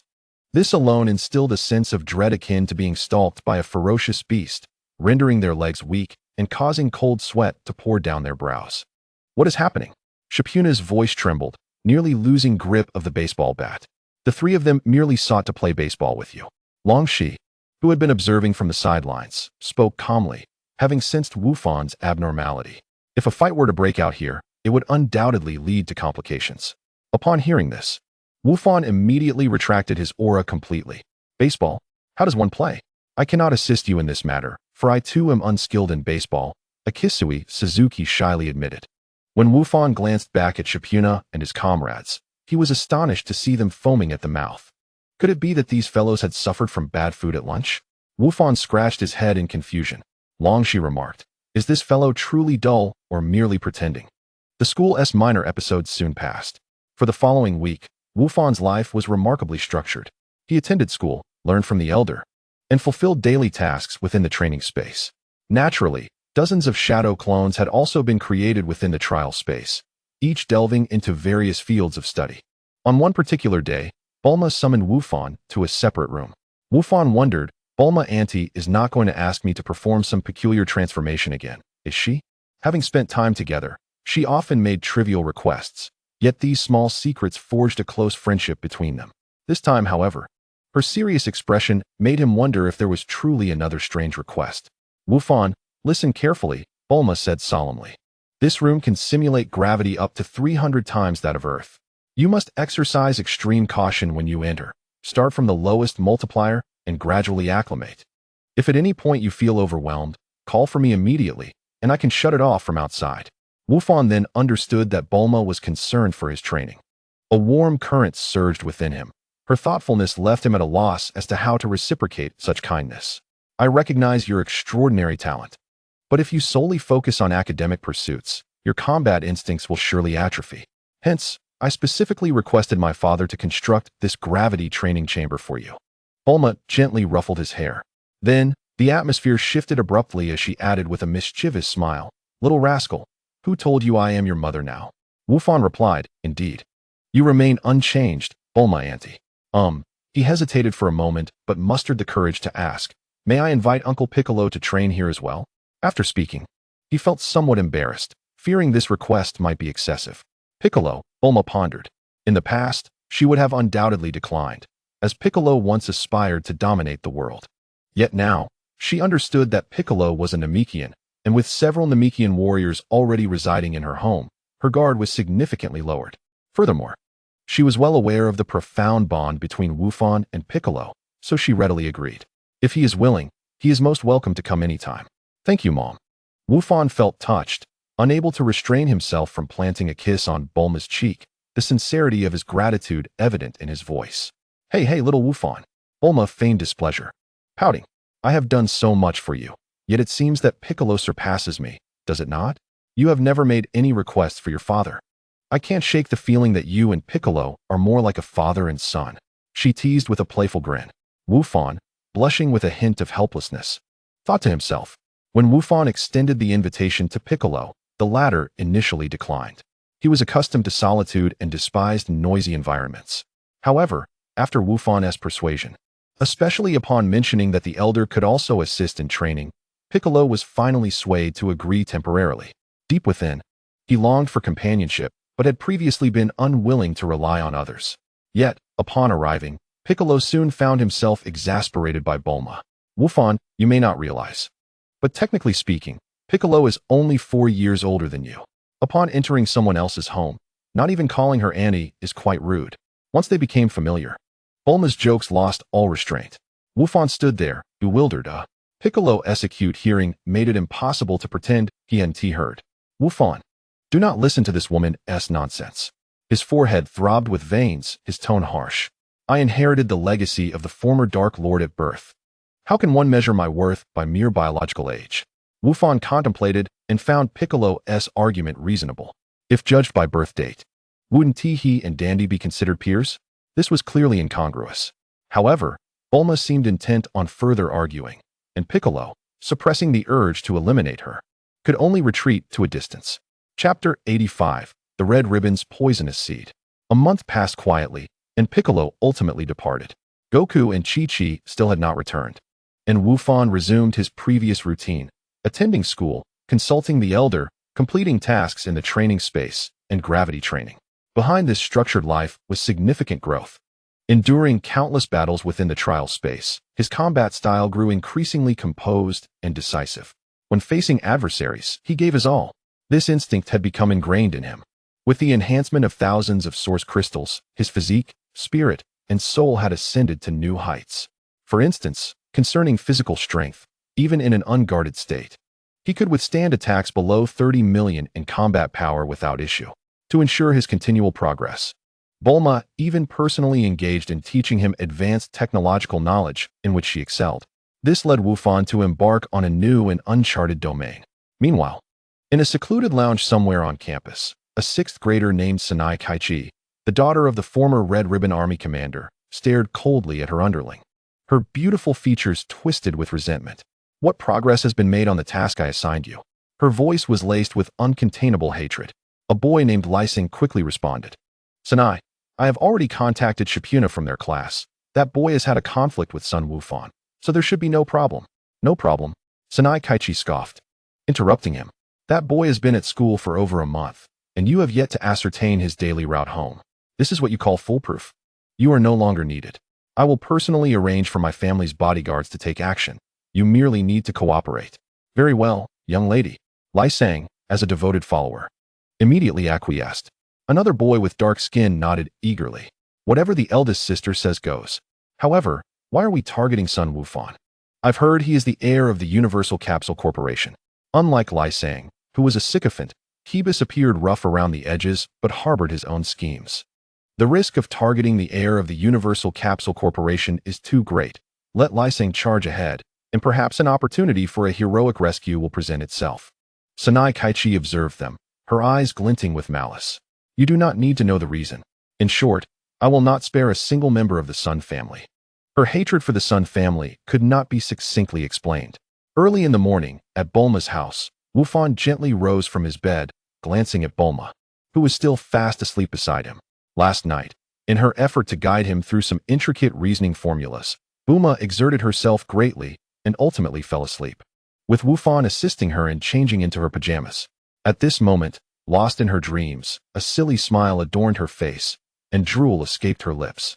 Wufan, chuckling softly, gazed at her comical yet charming sleeping visage, filled with gratitude. She was merely an ordinary person, lacking the extraordinary mental prowess he possessed. Moreover, even the low-grade source crystal contained energy beyond the capacity of an average individual. Aunt Buma has worked so hard to teach me, he pondered. Should I perhaps prepare a gift to express my gratitude? With this thought, he delved into the depths of his consciousness. Xiaolon, please retrieve my current data. Since the Intelligent Steward module was solidified, Xiaolon had managed the entire space meticulously, becoming Wufan's most capable assistant. Name, Suan Wufan Bloodline, Earthling S. Scion S. Talent, Super Comprehension, Innate Body, Super Scion Transformation, Combat Power, 45 million, Normal State. Abilities, Chakra, Qi, Telekinesis, Divine Skills, Extraction of Yuan Yang Skills, Kamehameha, Time Stop. King Kai Fist, Points, 51. 32 million, Experience, 7. 12 million. The points and experience had accumulated further compared to before, but the source crystal was nearly depleted. Xiaolon, please assist me with shopping in the marketplace. Utilize all 5 million points from the intermediate marketplace and 1 million points from the beginner marketplace to make purchases, regardless of what it is. Remind me once it's completed. Understood, Wufan. Leave it to me. Xiaolon responded with efficiency. After issuing his instructions, Wufan prepared breakfast as usual and then set off for school. In the classroom, sunlight streamed through the glass windows, casting dappled shadows upon the desks. Longxi rested her chin on one hand, while the other mindlessly twirled a pencil, her gaze unfocused as it lingered on the blackboard. Wufan glanced at her, sensing something was amiss today. Typically, she sat upright, her eyes attentive, even giving him a gentle nudge on the arm when he occasionally lost focus. However, since entering the classroom that morning, she had appeared restless, dropping her pencil several times. As he watched her bend down to retrieve it once more, he fell into silence. Their relationship was fairly ordinary, consisting mainly of necessary academic exchanges, yet he had an instinct that his desk mate was preoccupied with something troubling. During study time, Longxi gazed out the window in a daze. Wufan scribbled a few words on a piece of draft paper and pushed it towards her. Are you all right? Longxi jolted back to reality, staring at the words on the paper in surprise before glancing quickly at Wufan and shaking her head. It's nothing. Her voice was low and somewhat dry. She hastily drew a simple, smiley face on the paper to express her gratitude, crumpled it up, and held it tightly in her palm, her gaze returning to the outside world, her fingertips turning slightly pale from the pressure. Wufan withdrew his gaze, respecting her desire for privacy, and sensed that there was nothing unusual in the atmosphere around them. Meanwhile, in an abandoned factory, a voice broke the silence. Boss, why are we kidnapping Longxi's sister? I've heard her relationship with Suan Wufan isn't particularly close. I've heard that the girl named Suzuki has a good relationship with him. Could it be that someone has received erroneous information? Kabasi's dark face flashed with confusion. The implication of his words, unmistakable. We do what Sana says, no need to question it. Lisong immediately reprimanded, glaring at Kabasi, who seemed to challenge his position as the boss's right-hand man. However, Kabasi was mistaken. The abduction of the young girl was entirely Sana's decision. Though he too was filled with doubt, he firmly believed that Miss Sana's actions were justified and that his unwavering obedience would surely surpass the ambitions of Kabasi. In the center of the factory, Sana Keki, adorned in exquisite attire with fiery red hair, sat elegantly on a clean old crate. Her slender legs dangled in the air as she gently swayed them, her white shoes immaculate. The frostiness of her demeanor was in stark contrast to her appearance. Behind Sana stood two muscular men, their expressions devoid of emotion. Upon hearing the conversation between her subordinates, a slight smirk graced her lips. She disregarded them, her gaze sweeping over the trembling figure of a small girl. This was Longxi's 5-year-old sister, Bulai's. The girl's large eyes were filled with terror, her whimpers muffled by duct tape over her mouth. Explain? She certainly had no intention of clarifying anything to these two fools. Lisong, a mere sycophant, was simple-minded. A little flattery was enough to secure his loyalty. As for Kabasi, Sana Keki's expression grew dark at the thought. This fellow's father had once been part of the Legion. and after its collapse, he swiftly established his own power. Kabasi's approach was likely under his father's orders, hoping to extract some of her secret information. Moreover, he might even be seeking leads on the doctor, as the mad scientist held coveted technology that many desired. Chapter 86. The squad moves out. Kidnapping Bulies was, of course, not merely a strategy to lure Suan Wufan out. Based on her information, the Longxi sisters, like herself, possessed special potential. Longxi had already demonstrated some form of superpower. Otherwise, as orphans, the two would never have been able to attend such an elite primary school. Though her younger sister was still small, data indicated that her potential might even surpass Longxi's. The mere mention of Suan Wufan's name made Sana Keki's nails dig painfully into her palm. His ever-smiling face and hypocritical eyes ignited a profound loathing within her. It was that so-called righteous father of his who, through despicable means, caused the Red Ribbon Army to collapse overnight, leading to her father's untimely demise. The doctor's account claimed it was an accident, but she had glimpsed the secret files, revealing the truth of the matter. All of this she buried deep within, revealing nothing to anyone. To others, she was merely a girl from a fallen family, with a somewhat eccentric personality. No one knew of the vengeful flames that burned within her. That boy was as slippery as an eel, vanishing without a trace after school. Once, they had reached the classroom door only to find him gone in the blink of an eye. It must have been Lisong and Kabasi's incompetence that allowed him to escape. Since direct action was unfeasible, she would target those closest to him. Longxi was his deskmate. No matter how indifferent their relationship, if her sister were to come to harm because of him, would he remain unaffected? After all, he was the son of the so-called righteous Suan Wukong. Perhaps, with a stroke of luck, she could even attract Suan Wukong, the culprit behind it all. Even if they were truly as cold-hearted as they seemed, Sana Keki's gaze shifted back to Bulies. Handing the small girl over to the doctor could also secure his support. The doctor had now turned the tables, expanding his influence and eagerly conducting various experiments, particularly interested in subjects like this one. Utilizing this little girl might yield the strength required to confront Suan Wufan. It was a plan that would kill two birds with one stone. Lisong, keep a close eye on that child. Don't let her escape or get hurt, Sana Keki instructed coolly. Yes, Sana. Lisong immediately squared his shoulders. As if accepting a sacred mission, he strode over to Bulies, glaring fiercely at her in an attempt to intimidate her into silence. But this only made the little girl tremble even more. Kabasi moved to stand beside Sana. Shauna, should we not contemplate our next steps? What if Sun Wukong does not arrive? Or if Longxi reports to the authorities? Should we conceal ourselves? Or perhaps relocate to a more clandestine location? He appears genuinely concerned for the other party. Shauna Keki cast him a sidelong glance, her heart filled with derision, yet her expression remained inscrutable. This place is secure. As for alerting the authorities, she glanced at the two individuals behind her. They will manage it. Kabasu, you need only focus on your assigned tasks. Kabasu nodded in agreement, falling silent, yet his mind raced with calculations. His father had instructed him to get close to Shauna to establish a connection with the doctor. This kidnapping, although fraught with peril, undoubtedly presents a remarkable opportunity. He must ensure the plan's success, at the very least. He must firmly secure that little girl as a gift for the doctor. In the classroom, Longxi's heartbeat quickened. The palpitation felt like a tidal wave, the faint sound of weeping echoing in her mind. It must be Blaisel. Something has happened to Blaisel. The sisters had relied on each other since childhood, sharing a peculiar bond. What should she do? Inform the teacher? Would the teacher believe her intuition? Moreover, they might not be able to assist at all. Call the police? She didn't even know Blaisel's precise location. A sense of helplessness threatened to overwhelm her. She instinctively glanced at Sun Wukong beside her. He had asked her something moments ago. No, that won't do. He cannot help. They are hardly acquainted, and this situation may well involve him. Longxi suddenly recalled that a few days prior, several upperclassmen seemed to be watching Sun Wukong closely. One girl's hostility towards him was almost palpable. Could it be that Blaisel's abduction is a consequence of her association with Sun Wukong, the anger directed at her?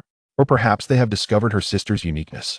Though Sun Wukong appeared engrossed in his textbook, he remained acutely aware of Longxi's distress. Her breaths were rapid, beads of sweat forming on her forehead. There is definitely something amiss. Moreover, there seemed to be a faint energy fluctuation in the air, akin to a psychic field. This fluctuation emanated from Longxi. Connecting the dots with her anxiety, Wukong formed a vague hypothesis. Could it be related to her family? As time slipped by, in the derelict factory, Shauna Keki gripped her phone tightly, excitement surging within her. Dr. Kalu had accepted her proposal. If she could hand over the little girl, she would acquire the long-desired power, making her revenge against the Sun family no longer a distant dream. Sister, how much longer must we wait? Lysan beside her inquired impatiently, the prolonged darkness making him uneasy. Be patient. You will understand in due time, Shauna Keki replied coldly before turning to another individual. Kabasu, take your team to the entrance outside and report any unusual movements immediately via the intercom.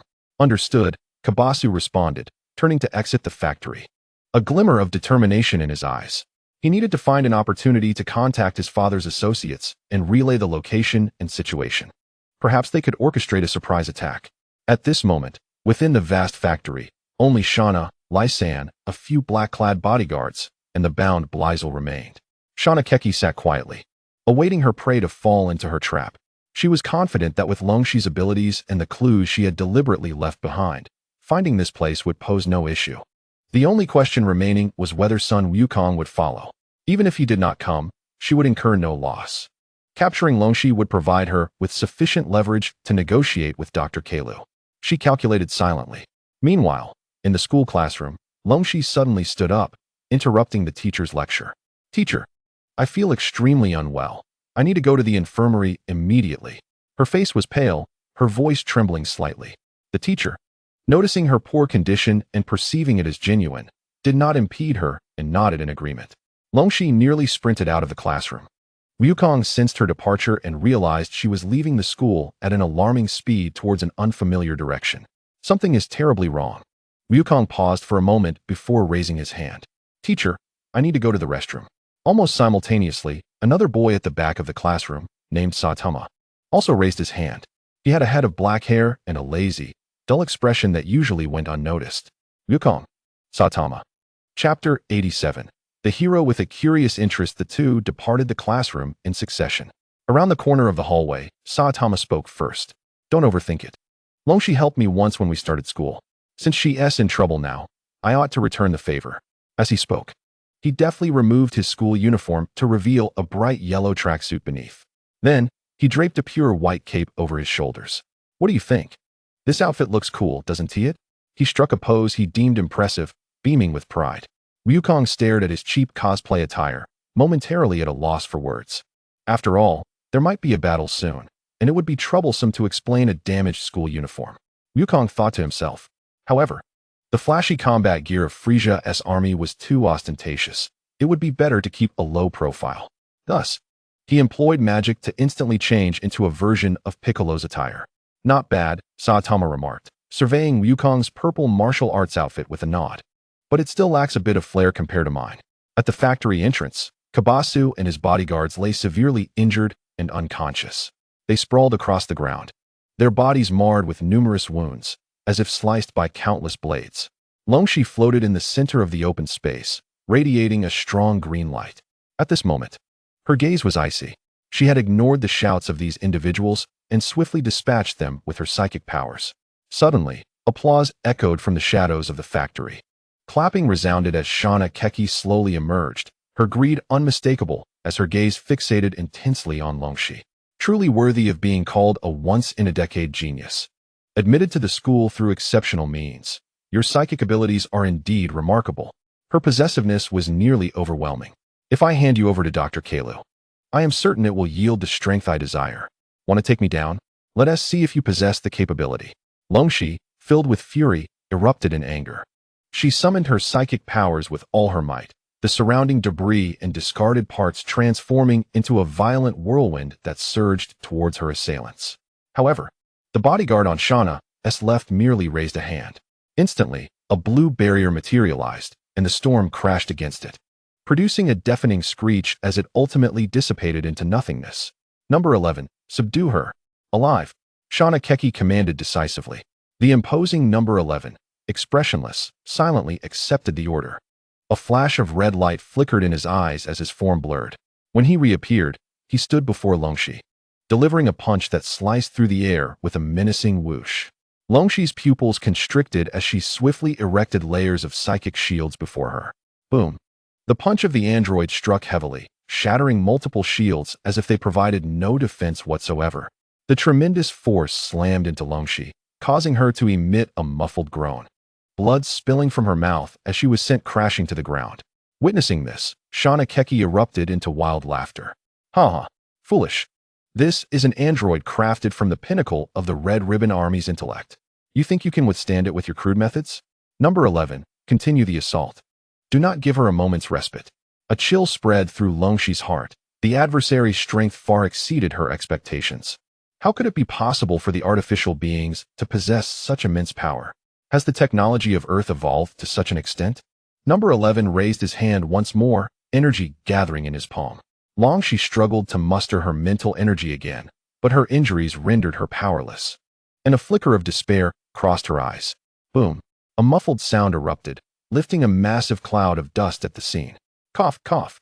As the smoke cleared, only a vast pit remained. Number 11. What has happened? With such a powerful attack, surely the opponent has been obliterated. Shanai Kaichi exclaimed anxiously. This was an essential experimental subject for Dr. Kalu, and she could not afford to destroy it recklessly. Number 11 gazed skyward, unleashing another tremendous energy wave. Bang! The colossal assault was effortlessly halted by a single hand from the opponent. What? Shanai Kaichi's expression froze, transforming into shock as she recognized the figure before her. It was her arch-nemesis, Sun Wu-Fan. After the initial astonishment, a twisted joy surged within her. He indeed came. Are you all right?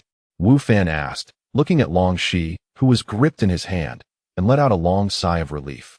Fortunately, he had left a mark on her earlier. Otherwise, he would not have arrived in time. Longxi remarked, that guy, Saitama, must have taken the opportunity to rescue someone.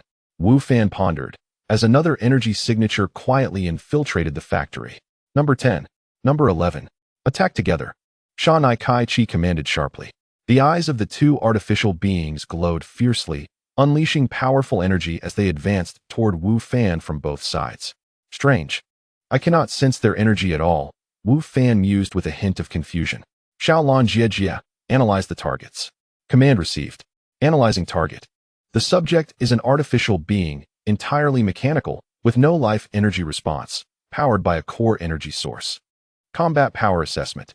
Individual equivalent to the level of the Jinyu Force members. The level of the Jinyu Force? Wu-Fan's gaze sharpened.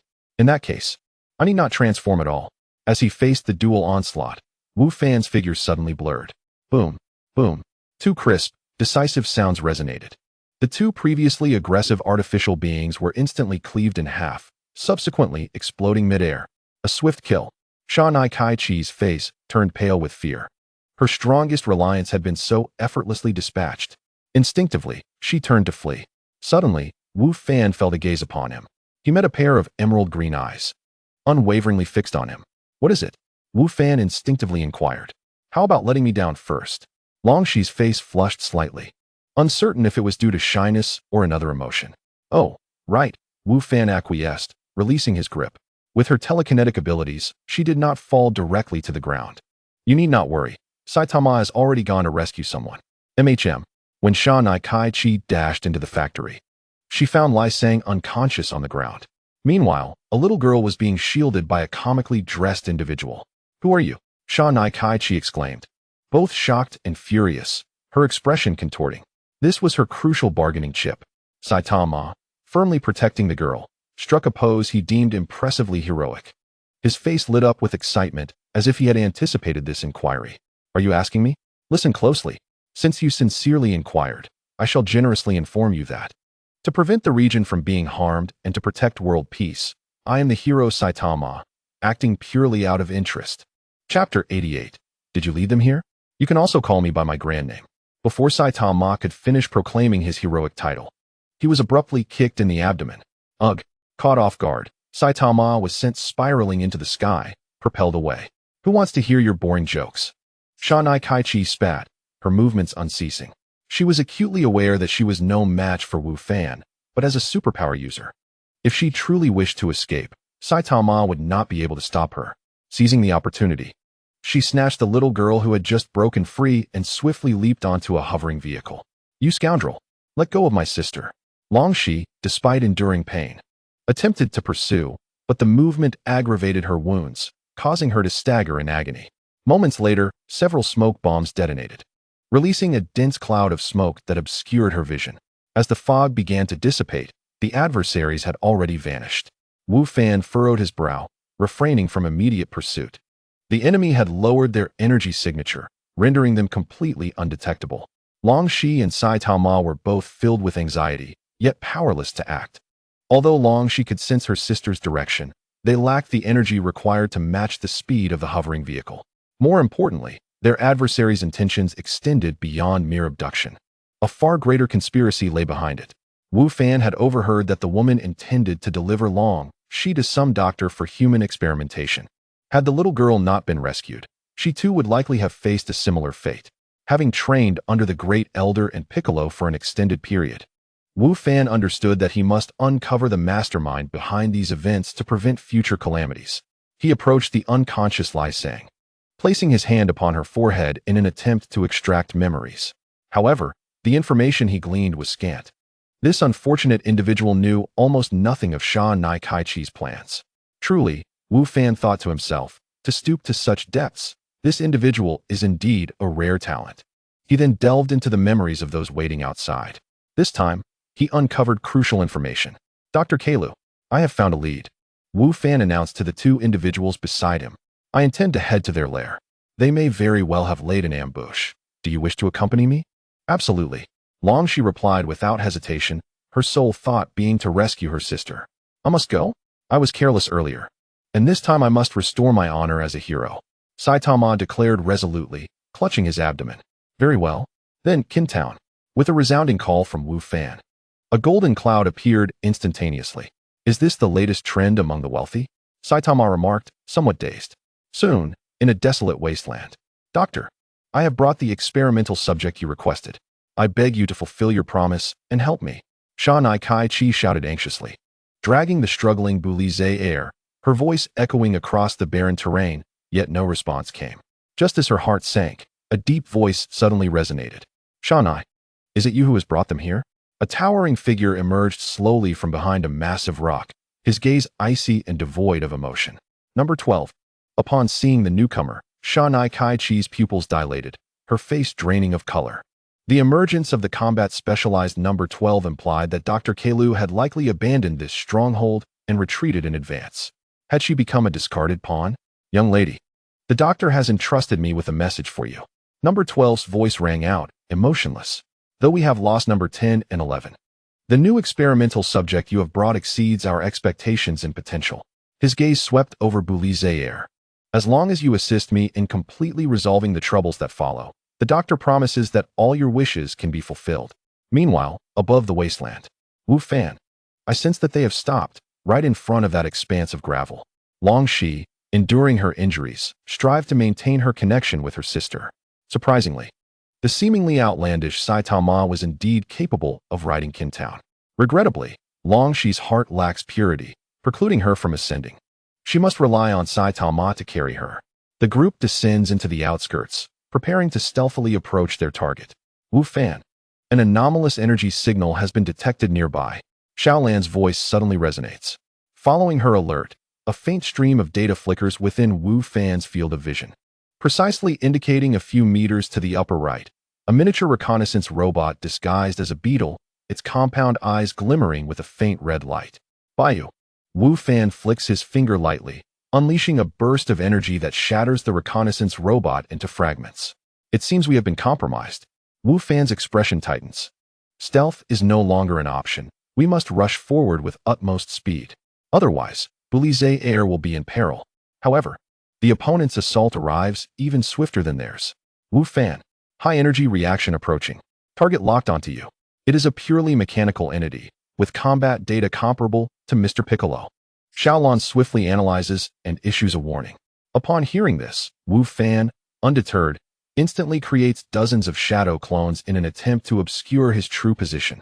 Yet, the gaze of number 12 remains steadfastly fixed on Wu Fan's true form. Primary target, Sun Wu Fan. Directive, eliminate. Life and death are irrelevant. The massive form charges like a cannonball, its colossal fist aimed directly at Wu Fan's face. If there is to be blame, let it rest upon your scion bloodline data, which has been fully collected, rendering it devoid of research value. The logic of number 12 is stark and merciless. However, the scene he envisioned of his target being severely injured fails to manifest.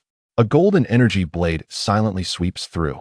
Number 12's forward motion abruptly halts, his immense form splitting cleanly in two, crashing down onto the sandy ground, its intricate mechanical structure sparking with electricity. Bayu. Another energy wave swiftly penetrates his power core. Such an advanced mechanical body presents an excellent resource for Xiaolan's creation of a physical form. It must not go to waste. With a wave of her hand, she absorbs number 12's body into her spatial dimension. Nearby, Saitama gazes in astonishment, the shock he has experienced today surpassing that of the entire past year. He nudges Longshi beside him, lowering his voice to inquire, Longshi, has the Universal Capsule Corporation's technology advanced to such a level? Who exactly is Sun Wufan? Despite its wealth, the Universal Capsule Corporation has always maintained a low profile. He had never heard of them possessing such formidable power. I do not know, Longshi murmurs, her face etched with complex emotions. The artificial human, of which she feels utterly powerless, proves to be so easily vanquished before Wu Fan. Moreover, in the midst of battle, he can still contemplate how to utilize the spoils. Chapter 89, for artificial humans. In another subterranean laboratory, the lighting is dim, with only the flickering screens of instruments providing illumination. A plump middle-aged man stands respectfully to the side. The principal figure in the lab is an elderly man, gone of frame, yet with eyes sharp as a hawk. It is none other than Dr. Kelluo and his assistant. Doctor, is it truly safe to leave now? 13 to number 15 at that abandoned outpost? The portly assistant inquires with a hint of concern. If the experimental subjects that arrive are destroyed by them, our loss would be. No need for concern, Dr. Kelluo interrupts, his voice cold and raspy. The abilities of that little girl are merely embellishments. The truly critical core material has already been identified. He points a bony finger at the main screen, which displays a tranquil town scene. The camera focusing on a pair of remarkably beautiful twin siblings. Their names are La Bai Si and La Zili, based on my extensive observation and analysis. Their physical attributes have achieved a perfect S-class. They are the ideal vessels for the eternal energy furnace. Only through their bodies can the perfect number 17 and no 18 be realized. A fervent glimmer sparkles in Dr. Kelluo's eyes. I need you to make another trip, employing all necessary means to bring them here, he commands his assistant. As for Shanai, that fool. A hint of derision curls at the corners of Dr. Kelluo's mouth. I have shown great mercy by leaving those failed old models for her. Let her serve as a litmus test for those 3 failed creations and see what surprises she can bring me. Understood, Doctor. The plump assistant comprehends the unspoken intent, a peculiar smile gracing his face. He then gradually melds into the shadows, just as Wu Fan and the others arrive. Shanai Kai-Chi has already infiltrated the abandoned laboratory with Bulize Air in tow. The interior of the laboratory is vast and silent. Evidently, Dr. Kelluo has long since relocated the core data and equipment, leaving only a few cumbersome incubation pods behind. Her gaze is immediately drawn to several massive incubation pods, clearly marked with 12, 13, 14, and 15. Aside from the already vacant number 12 pod, the other 3 chambers show no signs of having been opened. Could these be the doctor's latest research achievements? It is said they possess the power to obliterate the earth. Shanai Kai-Chi's expression gradually contorts. If I can control them, exacting revenge on Sun Wukong and his family will be effortless. At that moment, the monitoring screen she carries suddenly goes black. The external reconnaissance robot has been destroyed. It appears they have come for her. A glimmer of madness flickers in Shanai Kai-Chi's eyes. She hesitates no longer and swiftly rushes to the control console. Recalling a method the doctor had inadvertently demonstrated, she presses the emergency awakening sequence for the 3 incubation pods. Virum. Following the sound of data processing, the pod doors slowly open. Number 13 emerges as a long-haired, alluring man. Number 14 manifests as a muscular brute with long braids. And number 15 appears as an oddly shaped elder with a sinister gaze. The 3 simultaneously open their eyes. Truly, as expected of the doctor's latest creations, they exude an extraordinary aura. Shanai Kai-Chi forces herself to remain composed, attempting to adopt the demeanor of a controller. Greetings, young lady, number 13 speaks first. his voice laced with a magnetic allure. Yet, his peripheral vision has already locked onto the remote control in Sha Nai Kai-Chi's hand. Are you addressing me? Sha Nai Kai-Chi blinks, instinctively tightening her grip on the remote. Of course, you are the young lady of the Red Ribbon Army, the new generation of poison. No. 13 comments, his body inching closer. Do not come so close. Stay over there. Sha Nai Kai-Chi senses the danger he poses and attempts to command him to maintain distance. However, in the next instant, number 13's figure vanishes from her sight. Sha Nai Kai-Chi feels a tightening around her neck, a strong grip seizing her throat, lifting her effortlessly off the ground. The remote in her hand is easily snatched by number 14, who crushes it into fragments. The feeling of freedom is delightful. Number 13 grins wickedly, slowly applying pressure. As for you, like that fool of a doctor who aspires to control us, you too must be eliminated. No, Sha Nai Kai-Chi's eyes brim with terror and despair, her struggles gradually fading. Crack.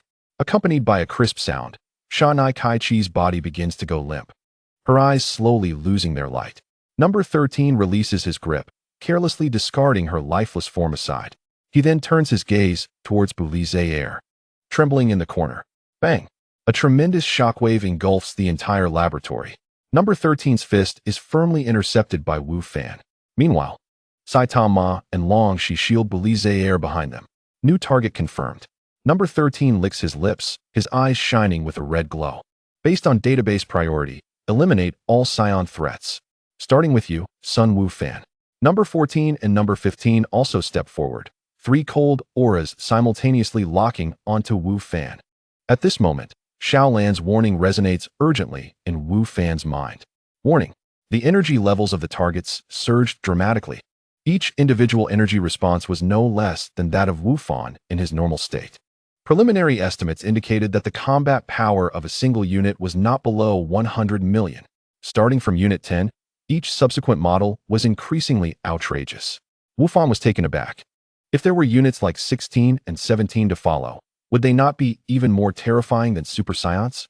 He certainly recalled the colorful figure with the prefix of android within his trial space. Indeed, these androids were far more fearsome than Frisia. As his thoughts whirled, his hands remained in constant motion. The 3 present, Longxi and the others, could not withstand the aftermath of such a battle. Time froze. A hum resounded as an invisible force field instantaneously expanded, solidifying the entire space. Longxi's anxious expression, Saitama's attempt to charge forward, Brizzle's teardrop, and even the dust swirling in the air were all momentarily crystallized in time. Wu Fan swiftly created 3 shadow clones, each lifting one of the frozen companions, and teleported them to a rocky outcrop several kilometers away, where he established a simple protective energy shield.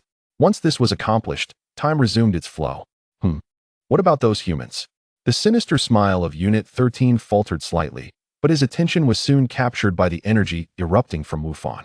A golden aura surged skyward as his black hair transformed into gold, and his pupils shifted to emerald green. Super Scion transformation. Without the slightest hesitation, Wu Fan pressed his hands against his forehead, channeling energy into them. Magic Flash. Chapter 90. Super 13. Compared to the Kamehameha, this technique was executed with greater swiftness. A blinding beam of light formed instantaneously, engulfing the 3 androids. Boom! A deafening explosion followed. The furious energy swept through the surroundings, creating a shockwave that radiated outward in a circular pattern, leveling the ground within several thousand meters around the laboratory. Thick smoke and dust ascended, forming a small mushroom cloud. As the haze gradually dispersed, a massive deep pit was left on the ground. Within the depths of the pit stood Units 13, 14, and 15, their clothing tattered and revealing bodies glinting with metallic sheen. However, their core components remained intact. What? They endured a direct hit from my magic flash and still didn't breach their defenses? Wu Fan's pupils narrowed, a bead of cold sweat forming at his temple. The strength of their bodies far exceeded his expectations. Wu Fan, their external armor possesses exceptional strength. We must target their energy cores. Xiaolan swiftly analyzed. Understood. The 3 androids exchanged glances, their electronic eyes flickering with data streams. After enduring a hit, they fully entered combat mode. Annihilation mode, activate. The 3 figures transformed into afterimages. launching an offensive against Wufan from different angles. Each collision erupted with the sound of clashing metal, energy shockwaves exploding in every direction. Wufan maximized his speed, weaving through their assault. Seizing an opportunity, he unleashed a devastating punch, striking Unit 14 squarely in the chest. Then, a sweeping kick struck Unit 13's neck, followed by a knife-hand strike at the joint of Unit 15. Crack, clang. The ear-piercing sounds of metal fracturing resonated as the bodies of the three androids were broken into several segments, parts scattering across the ground. Ouch! What are these creatures made of? Wufan shook his slightly numbed fist, grimacing. Having consumed a vast amount of source crystals, his physical strength had reached an extraordinary level. Yet he was taken aback by the recoil that left his hand aching. However, a sudden transformation occurred, centered around Unit 13. The scattered mechanical debris, especially the core module located in the chest, suddenly emitted a powerful gravitational pull, attracting and merging with one another. Warning: high-energy reaction detected. The target is undergoing structural reorganization. Energy levels are rapidly escalating. Xiaolan's alarm blared once more. In Wufan's astonished gaze, a terrifying mechanical giant rapidly took shape. Unit 13's once white exterior turned blue, and its white hair transformed into red. The figure was now unrecognizable from its original form. Super 13. They can actually fuse. Wufan was utterly dumbfounded. Energy assessment complete. After fusion, the target's energy level has surpassed 3 billion. Xiaolan provided the chilling data. What? 3 billion? Wufan's heart trembled. That figure exceeded his own, as his super scion state was only 225 billion. Yet there was some good news, Xiaolan added. The fusion did not alter their metallic essence. Their physical defense strength remained comparable to their individual states, not increasing proportionately. The energy growth primarily manifested in destructive power. That is still terrifying. Wufan's expression turned grave. Just that destructive power alone was enough to overwhelm me. Eradicate the scion. Super 13's voice was gruff as his colossal form loomed before Wufan, a massive fist slamming down with force. Wufan crossed his arms to block. Boom. An indescribable force struck him. Wufan felt as if he had been hit by a meteor. The pain coursed through his arms as he was sent hurtling backward, crashing through several mountains before finally coming to a stop. He knelt on the ground, gasping heavily. A trickle of blood escaped his lips as his trembling arms bore the aftermath of the impact. The disparity in strength was overwhelming. Super 13 hovered in midair, eyes locked on Wufan, as energy began to coalesce within his chest. The crisis had reached its peak. A dark red energy sphere rapidly expanded, ultimately reaching a terrifying diameter of over 100 meters before hurtling toward Wufan. The world trembled under the cataclysmic energy. The crisis had reached its zenith. Wufan's pupils constricted as he sensed the power contained within that energy sphere, capable of instantly vaporizing tectonic plates, perhaps even penetrating the Earth's core. He could not evade. Should the energy detonate on the ground, the entire planet would face annihilation. He could only withstand it. Super Kaioken. A glimmer of resolution flashed in Wufan's eyes as he roared. The golden aura enveloped in a layer of crimson light surged violently. He poured every ounce of his strength into a fierce knee strike, aiming to redirect that colossal dark red energy sphere into outer space. However, the scene he envisioned did not unfold. The moment of contact, the energy sphere grew increasingly unstable, and the violent energy erupted. Boom. The world dimmed. It was as if a star had exploded on the surface of the Earth. The destructive shockwave obliterated everything in its wake. At the very center of the explosion, Wufan appeared diminutive, instantly engulfed. In that fleeting moment, he couldn't even employ his teleportation technique. Time itself eluded him. After the explosion, he felt as if all his bones were fracturing, his internal organs subjected to violent shock, a surge of blood erupting from his mouth. He strained to maintain his Super Saiyan state, but the aura around him had noticeably dimmed, and the Super Kaioken state could no longer be sustained, forcing him to revert. Damn it, the Senza beans are all gone. Wufan knelt on the glass-like ground, gasping heavily, agony tearing through his body. The disparity in strength was insurmountable. Was there truly no way out? Should he attempt to use his shadow clones to teleport Super 13 to the sun? No. The clones would likely be vaporized long before they approached the sun's searing heat. Just as despair threatened to overwhelm him, the necklace pressed against his chest, one that had remained dormant, suddenly radiated a mysterious purple glow. What is this? Wufan was momentarily taken aback, only to soon sense a wondrous connection forming between his spirit and the fragments of his being. An enigmatic understanding surged within him, as if a barrier that had long obstructed his path had been abruptly shattered. The concept of the infinite laws had been grasped, an entry-level understanding that allowed for limited modifications to reality. He had only begun to scratch the surface. The effect was roughly akin to enhancing or diminishing a known concept by a factor of 2. Realizing this, he felt a surge of determination. A bold strategy crystallized in his mind. Xiaolan Jejia, are there items in the space that can heal quickly? The faster, the better, Wufan silently inquired. Although the comprehension of the infinite essence was an unexpected delight, his physical condition had rendered him incapable of exerting his full strength. He had already filtered through the optimal options based on his current state. Following Xiaolan's response, a stream of information flowed directly into Wufan's mind.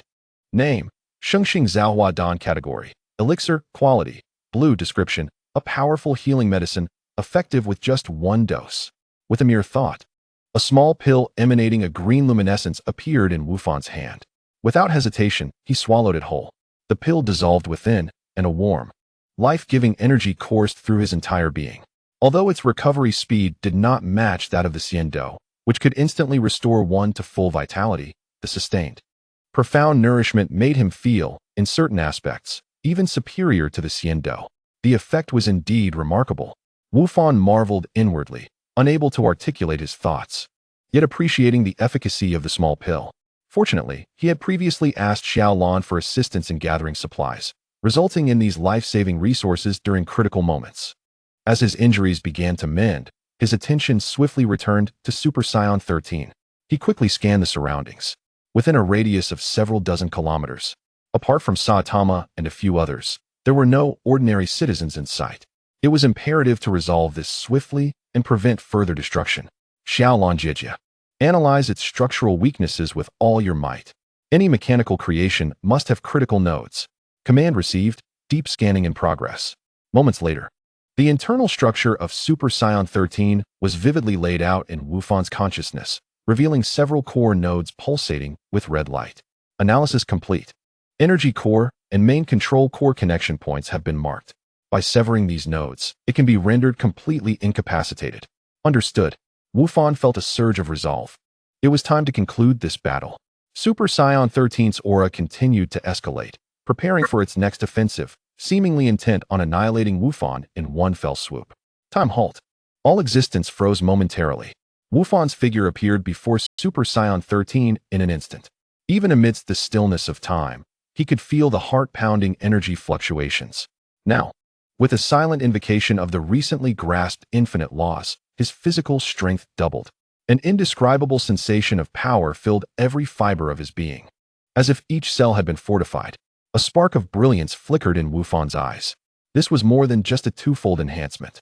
If his body could previously withstand an attack with a battle power of 30 million, now it could endure an onslaught of 300 million without faltering. This comprehensive enhancement led Wufan to believe that even if he were to exhaust all his energy now, he could still forcefully eliminate Frisia purely through physical strength. Without a moment's hesitation, the instant time resumed its flow. Wufan's hands became mere shadows. How is this possible? Super Saiyan 13's eyes brimmed with disbelief. Just a moment ago, he perceived Sun Wufan from afar, yet inexplicably, he now stood before him. At the same time, his core circuitry was seized by Wufan. The energy pathways had been completely grasped. Be still, Wufan softly uttered, simultaneously activating a second, more intricate application of the law. Law modification, target material quantity, reduced by half. The invisible force of regulation manifested. The molecular count of the node was halved at the fundamental level of the law. Crackling. The red light in Super Saiyan 13's eyes extinguished, the energy core in his chest dimmed, and his massive form lost all support. Reverting to the appearance of the previous white-haired man. Gasping for breath, Wufan half knelt on the ground, panting heavily, beads of perspiration dotting his forehead. The consumption of energy within was not significant, yet the exertion of the law twice, especially with the second instance of precise control, drained his mental faculties considerably. A profound mental fatigue washed over him. akin to enduring several consecutive days of complex calculus problems. The power of the laws was formidable, yet the mental burden was equally staggering. After securing the remains of Super Saiyan 13 into the system space, Wu Fan instructed Xiaolan to conduct a thorough scan of the area, ensuring no lingering threats remained before returning to Bulma's home with Long Shi and the others. You mean to say you encountered androids? Their battle power exceeds that of ordinary Super Saiyans? Bulma's brow furrowed upon hearing the account. Wu Fan elucidated the sequence of events, emphasizing the mastermind, Dr. Gero. Subsequently, he retrieved several android remains from the space. Upon seeing these technologically advanced mechanical bodies, Bulma's eyes gleamed with excitement. I will conduct extensive research on this matter with my father, but she pointed to an incongruous presence among the remains, that of Sanakiki. What is the meaning of this? Wu Fan was momentarily taken aback. At the time, the situation was critical, and I feared the aftermath of the battle would affect it, so I hastily collected it. Suddenly, he realized something, a chill creeping down his spine. Wu Fan remembered that his system space could not accommodate living beings.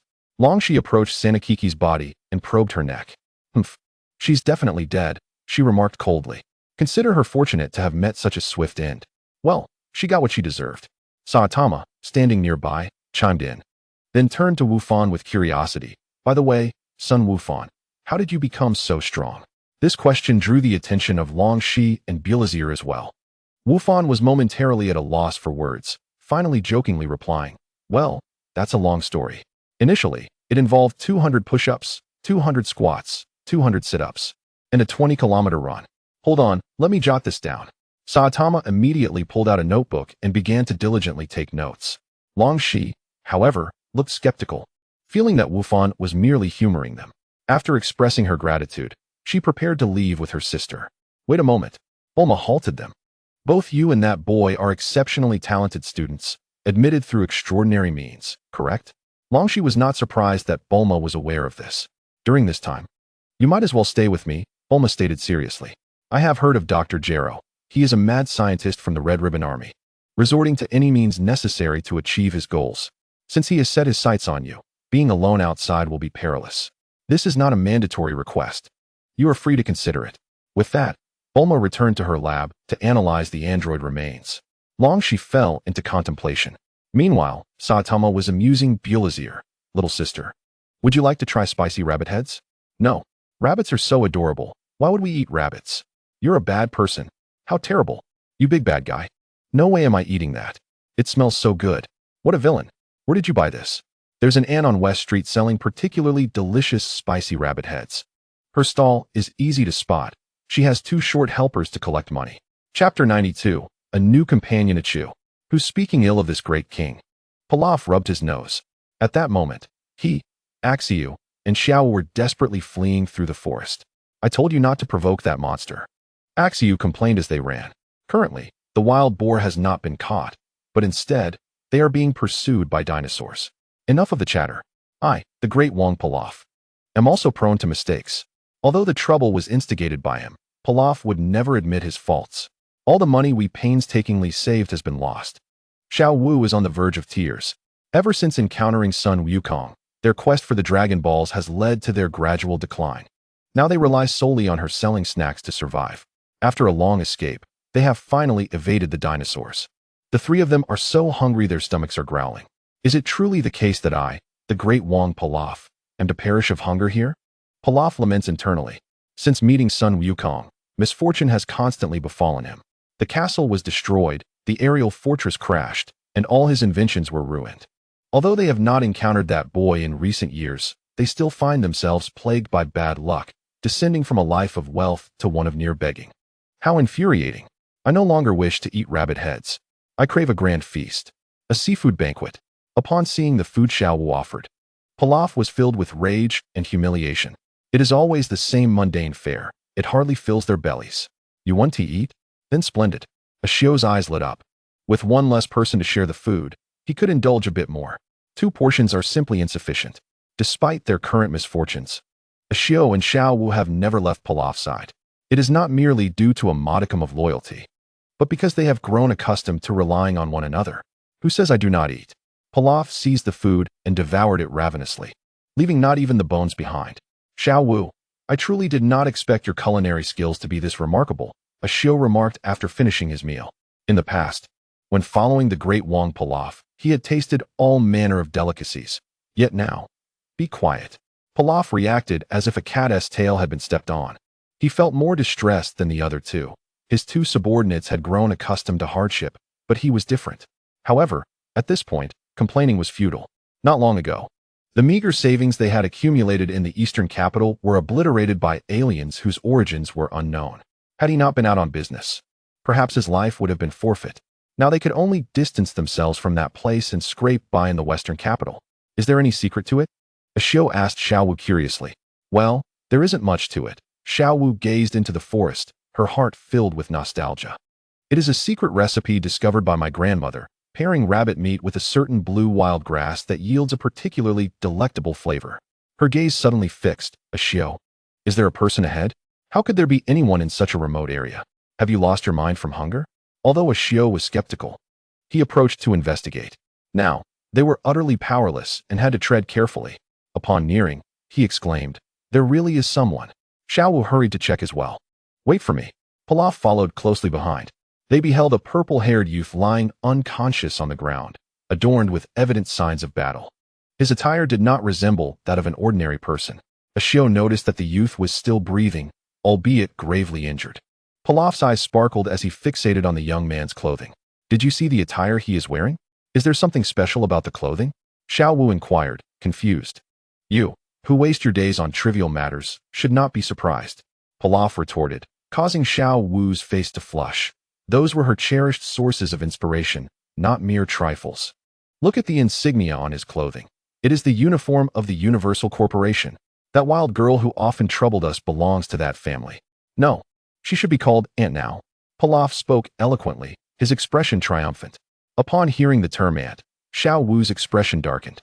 Throughout these years of setting up stalls, she despised being called aunt. Regrettably, her prime years have passed, and she has not even dated a decent man. Seeing such a young lad able to enter the Universal Group, he must be a young master of some family, even if he isn't excessively wealthy. Providing us with starting capital would be sufficient. Pilaf's eyes gleamed with ambition.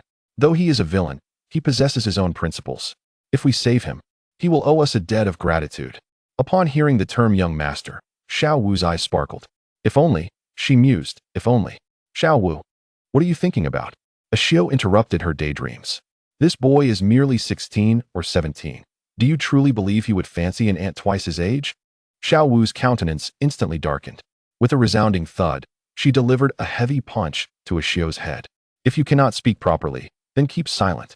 If you continue to ramble, there will be roasted fox for dinner. Xiao Wu declared angrily. Xiao shivered in fear. Yet, how are we to rescue this lad? None of us are doctors. Xiao Wu posed a practical question. In such a desolate area, there was no place to seek a physician. Don't look at me. I have no idea. I am not a doctor. Xiao shook his head. Relying on you incompetent fools, we will never achieve anything significant. In the end, it all falls to me, the great Wang Pilaf. Pilaf gritted his teeth. He had been disappointed by these two subordinates countless times. Yet what could he do? For all this time, they were the only ones who remained by his side. Hey, hey, hey. He jumped around the unconscious youth, startling the two into alarm. Great Wang Pilaf, you will surely kill him. Xiao exclaimed anxiously. This was their hope for a turnaround.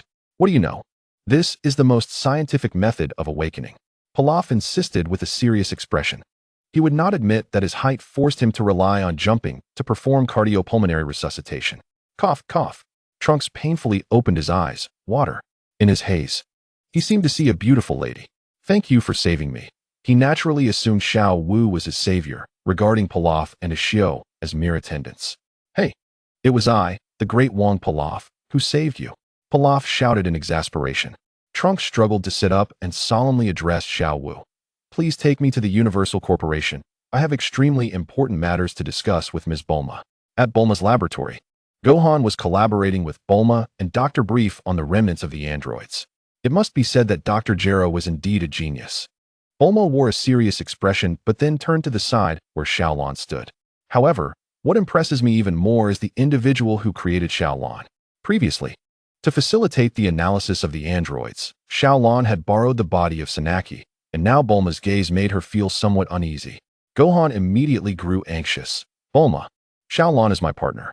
Look at how frightened you all are. Bulma waved her hand. I merely spoke casually.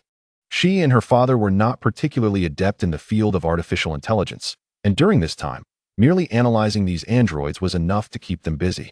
By the way, I've also collected Frisia's mothership. Would you like to study it together? Gohan gestured for Xiaolon to project a holographic image of the spaceship. The physical object is far too large to contain. Perhaps next time. Bulma shook her head. We must first resolve the immediate crisis. Gohan nodded and joined his doppelganger in the research. Chapter 93, Trunks' Journey Home. Meanwhile, Saitama and his companions were seeking guidance on training from the Namekians. Upon learning that Gohan trained under 300 times gravity, Saitama promptly abandoned the idea of training alongside him. What nonsense! He grumbled. My constitution cannot endure such torment. However, he was quite intrigued by the techniques Gohan imparted. They seemed capable of rapidly enhancing his strength. Gohan had previously assessed the attributes of the three. Long Shi, Earthling S-class lineage, with talents in super spirit and telekinesis. Beauty Zaire, Earthling A-class lineage, with talents similar to her sister. Saitama, Earthling S-class lineage, with talents in super physique and strength in adversity, alongside a plethora of question marks. Since Saitama could ride the Nimbus and the three seemed fairly righteous, Gohan did not conceal much. These companions with special talents might very well be the hope for Earth's future. Having one more warrior to defend the Earth is always beneficial. At least, that is how Gohan perceives it. The two sisters, despite their earnest efforts, found themselves unable to master the divine abilities that were bequeathed to them. Asu, you possess such remarkable treasures, exclaimed Pilaf from his hover car. I never brought it out before because it was of no use. Asu explained, while secretly contemplating that he would not have revealed this treasure had it not been to curry favor with young Master Trunks. Suddenly, the vehicle came to a halt. What happened? Asked Xiaowu. We're out of power, Asu replied, wiping the cold sweat from his brow. This vehicle hasn't been used in ages. A trace of anxiety crossed Asu's face as he hurriedly clarified, it's entirely normal for it to run out of power after being idle for so long. No worries. I have a backup generator. Asu fumbled to pull out another capsule.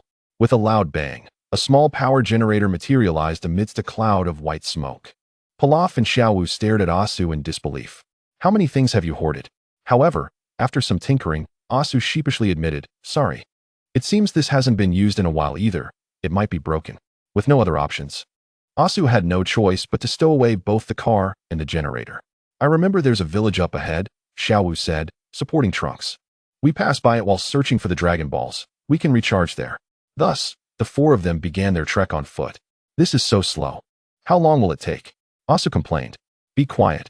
It's all your broken vehicle's fault. After being unused for so long, it could only run for a short while.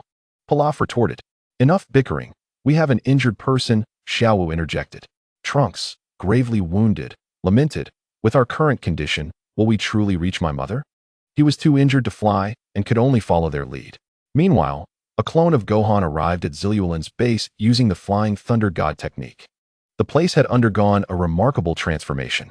A month prior, it was merely a rudimentary camp constructed with ninjutsu.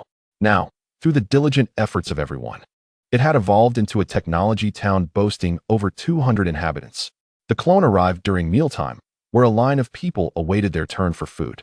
The clones that had stayed behind took on the responsibility of cooking. No cutting in line. Everyone gets their share.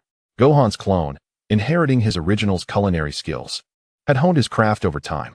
The dishes he prepared not only delighted the palate, but also provided special enhancements, invigorating the workers who labored eagerly for a taste of the meal. Upon seeing the clone, Mawin greeted him warmly. Young Master Gohan, is that you in person? It's just a clone. Where is Sister Zilulin? In the newly built CEO's office. You wouldn't believe it. The boss is planning to construct the world's largest ecological park. After receiving the necessary information, the clone did not linger and vanished instantly. Hey, young Master Gohan, why did you leave? Mawin pondered, reflecting on how wise the boss's decision had been. Now they had exquisite meals without the need for constant travel. Zilulin, are you there? Gohan called out as he entered a villa. Hearing his voice, Zilulin hurried out to greet him. Oh, Gohan, what brings you here? since getting to know Gohan better. She no longer addressed him formally as young master. Of course, this was also Gohan's request. He felt embarrassed by the constant use of such titles. Zilulin, curious, noted that this was the first time Gohan sought her out. I have a matter to discuss regarding Dr. Kuro and the androids. Gohan spoke candidly, leaving nothing unsaid. He recalled Zilulin mentioning that Dr. Kuro had once sent androids to extort her. Are you referring to Dr. Kuro? Zilulin mused, realizing that the confrontation was inevitable. However, having chosen to side with Gohan, there was no turning back. She could only devote herself wholeheartedly to his cause. In her eyes, Gohan, despite his youth, possessed formidable strength that far surpassed that of the old man. Thus, she shared with Gohan all the secrets she knew regarding the Red Ribbon Army. I see. Gohan's clone remarked, furrowing his brow. Farewell, Sister Zilulin. With a sudden bang, the clone vanished. So it was just a clone. Zilulin observed the disappearing figure, feeling a pang of disappointment. Back at the laboratory, the original Gohan's eyes lit up upon receiving the transmitted information. I understand now. What have you discovered? Bulma inquired, puzzled. Having seen Gohan dispatch a clone to gather intelligence, she didn't expect such swift results. Gohan explained, it's just this and that. After enduring considerable hardship, Pilaf and his companions finally arrived at the village Xiaowu had mentioned. I remember there's a big store there. It must have a power source. Asu exclaimed upon arrival, thrilled at having encountered civilization after such a long trek. He eagerly led the group in a particular direction. After walking a few dozen steps, they found themselves in a bright and bustling marketplace. I can't believe such a remote village has a store like this. It's rare that it hasn't gone out of business. Pilaf remarked in astonishment. Hello, welcome. How may I assist you? The young female shop assistant greeted warmly as they entered the store. Hello, do you have a power source? Asu inquired directly. Under different circumstances, he might have enjoyed browsing. But now, he was intent on recharging the vehicle. I am the store clerk, the young lady replied politely with a smile. No, I meant the kind that you can plug in. Suddenly, the air fell silent for a few moments. Ah, pervert, the young girl exclaimed. The others reacted in shock as they were promptly ushered out by the store manager. Asu, I never imagined you were this kind of person. No, rather, this kind of fox. Pilaf chastised. Indeed, I was completely mistaken about you, Xiaowu added, recalling their time working together. Trunks remained silent, having just joined the group. These were his saviors, and he felt it inappropriate to voice his thoughts. What is wrong with you all? I only wanted to recharge the car, Asu protested. Recharge? What do you mean? Pilaf suddenly realized something, his face flushing. Regardless, speaking so loudly to that young lady was inappropriate. How many times have I taught you to be polite to others? Do you even understand the concept of politeness? Xiaowu and Trunks echoed their agreement. Trunks, if you want, I can take a look at that device of yours. I learned some repair skills from my mother. In the future, fighting against androids will require various resources, and mechanical repairs are essential survival skills, especially since I have a genius mother. However, he lamented that he might never return. All right, but young master, can you really fix such things? Asu questioned. Although he could manage repairs himself, he lacked the necessary tools and realized it would take an eternity without help. He figured recharging would be more efficient, but who knew the girl would react so strongly? Well, it had to be this way. At least two heads are better than one. Outside a quaint and harmonious little town, as the sun dipped below the horizon, Lazili and Labis returned from school, with the sister carrying an easel and the brother clutching his work uniform. The doctor said mother will improve after 3 more doses of medicine, Labis said, wiping his sweat, his eyes gleaming with hope. Then we can take mother to see the fireworks festival. Lazili gently adjusted her brother's collar.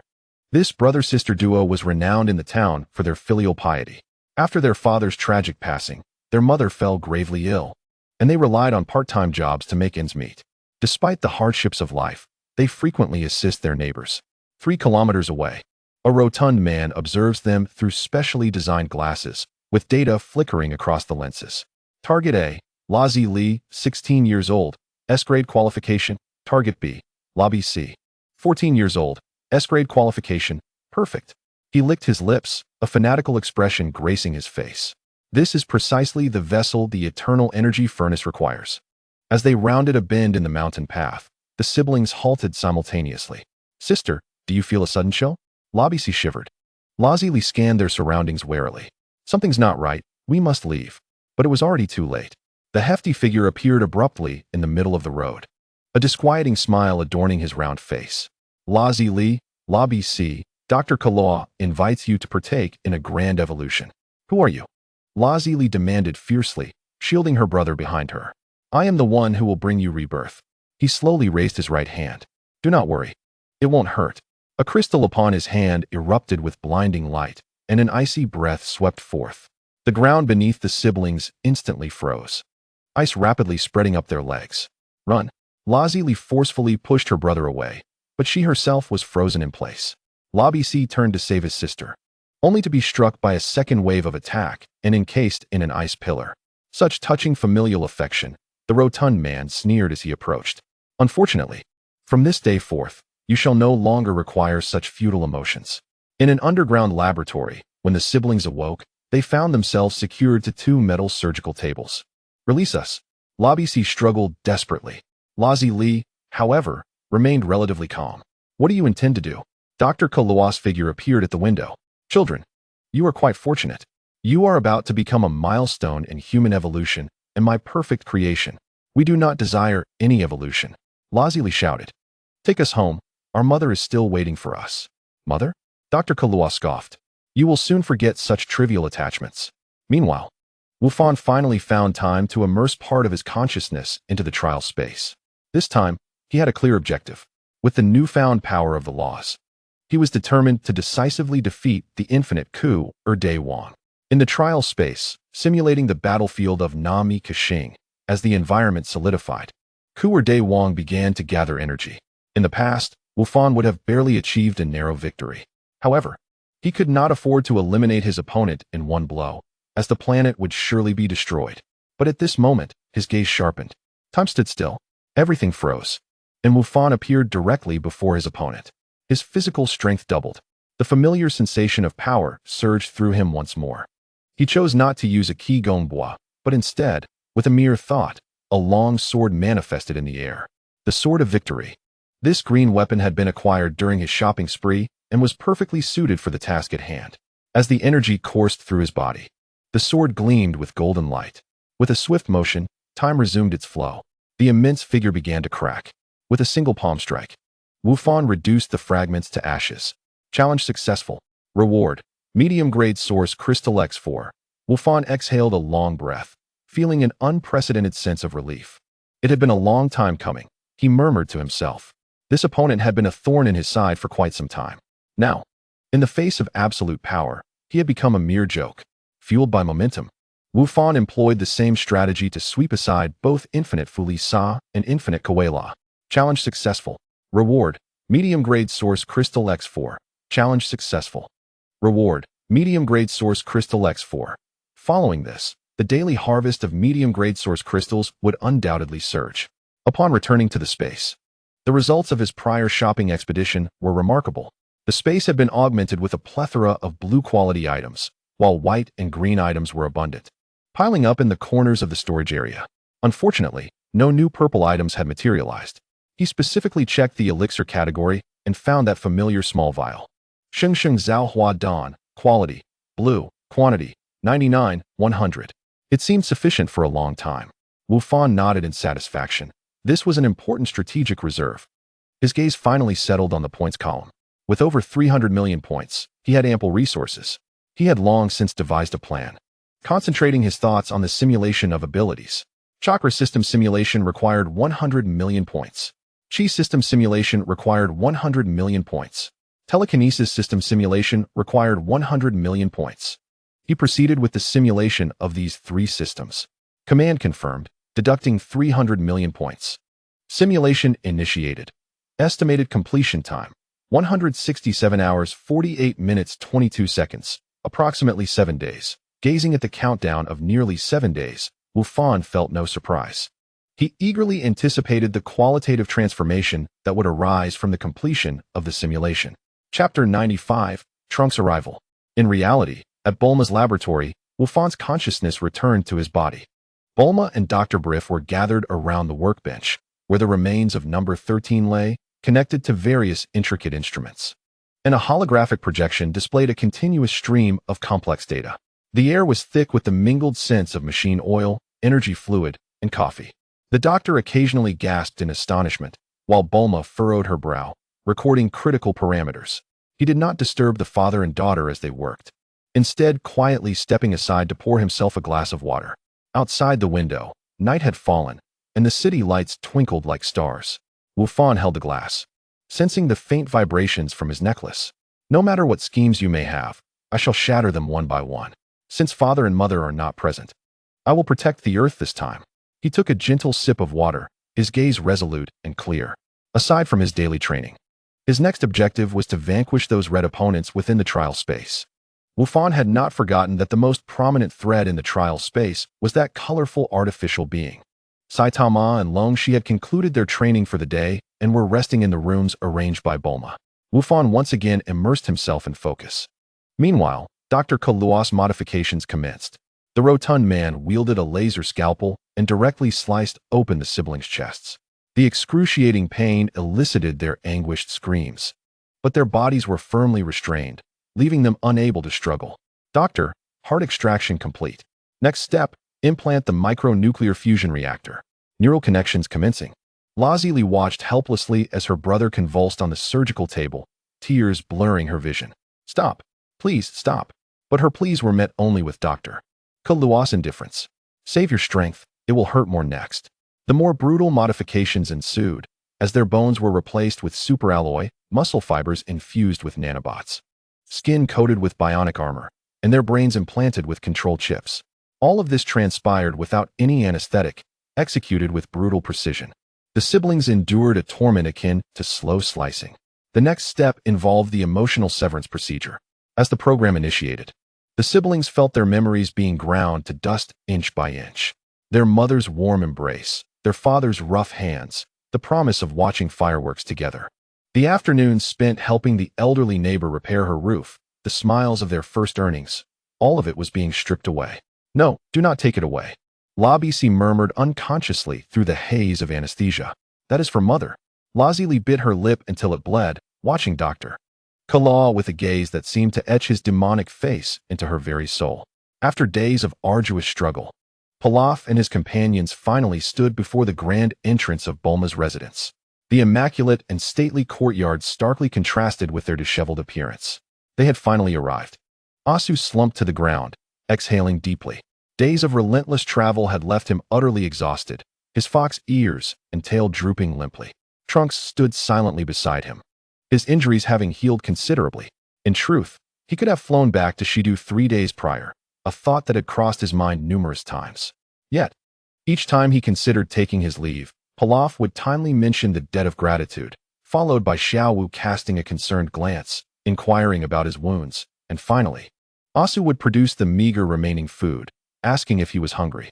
Faced with such benevolent rescuers, Trunks found himself unable to utter a word of departure.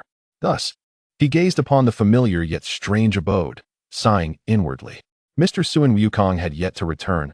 Whether it be a day sooner or later, perhaps it made little difference. He could only continue to console himself internally.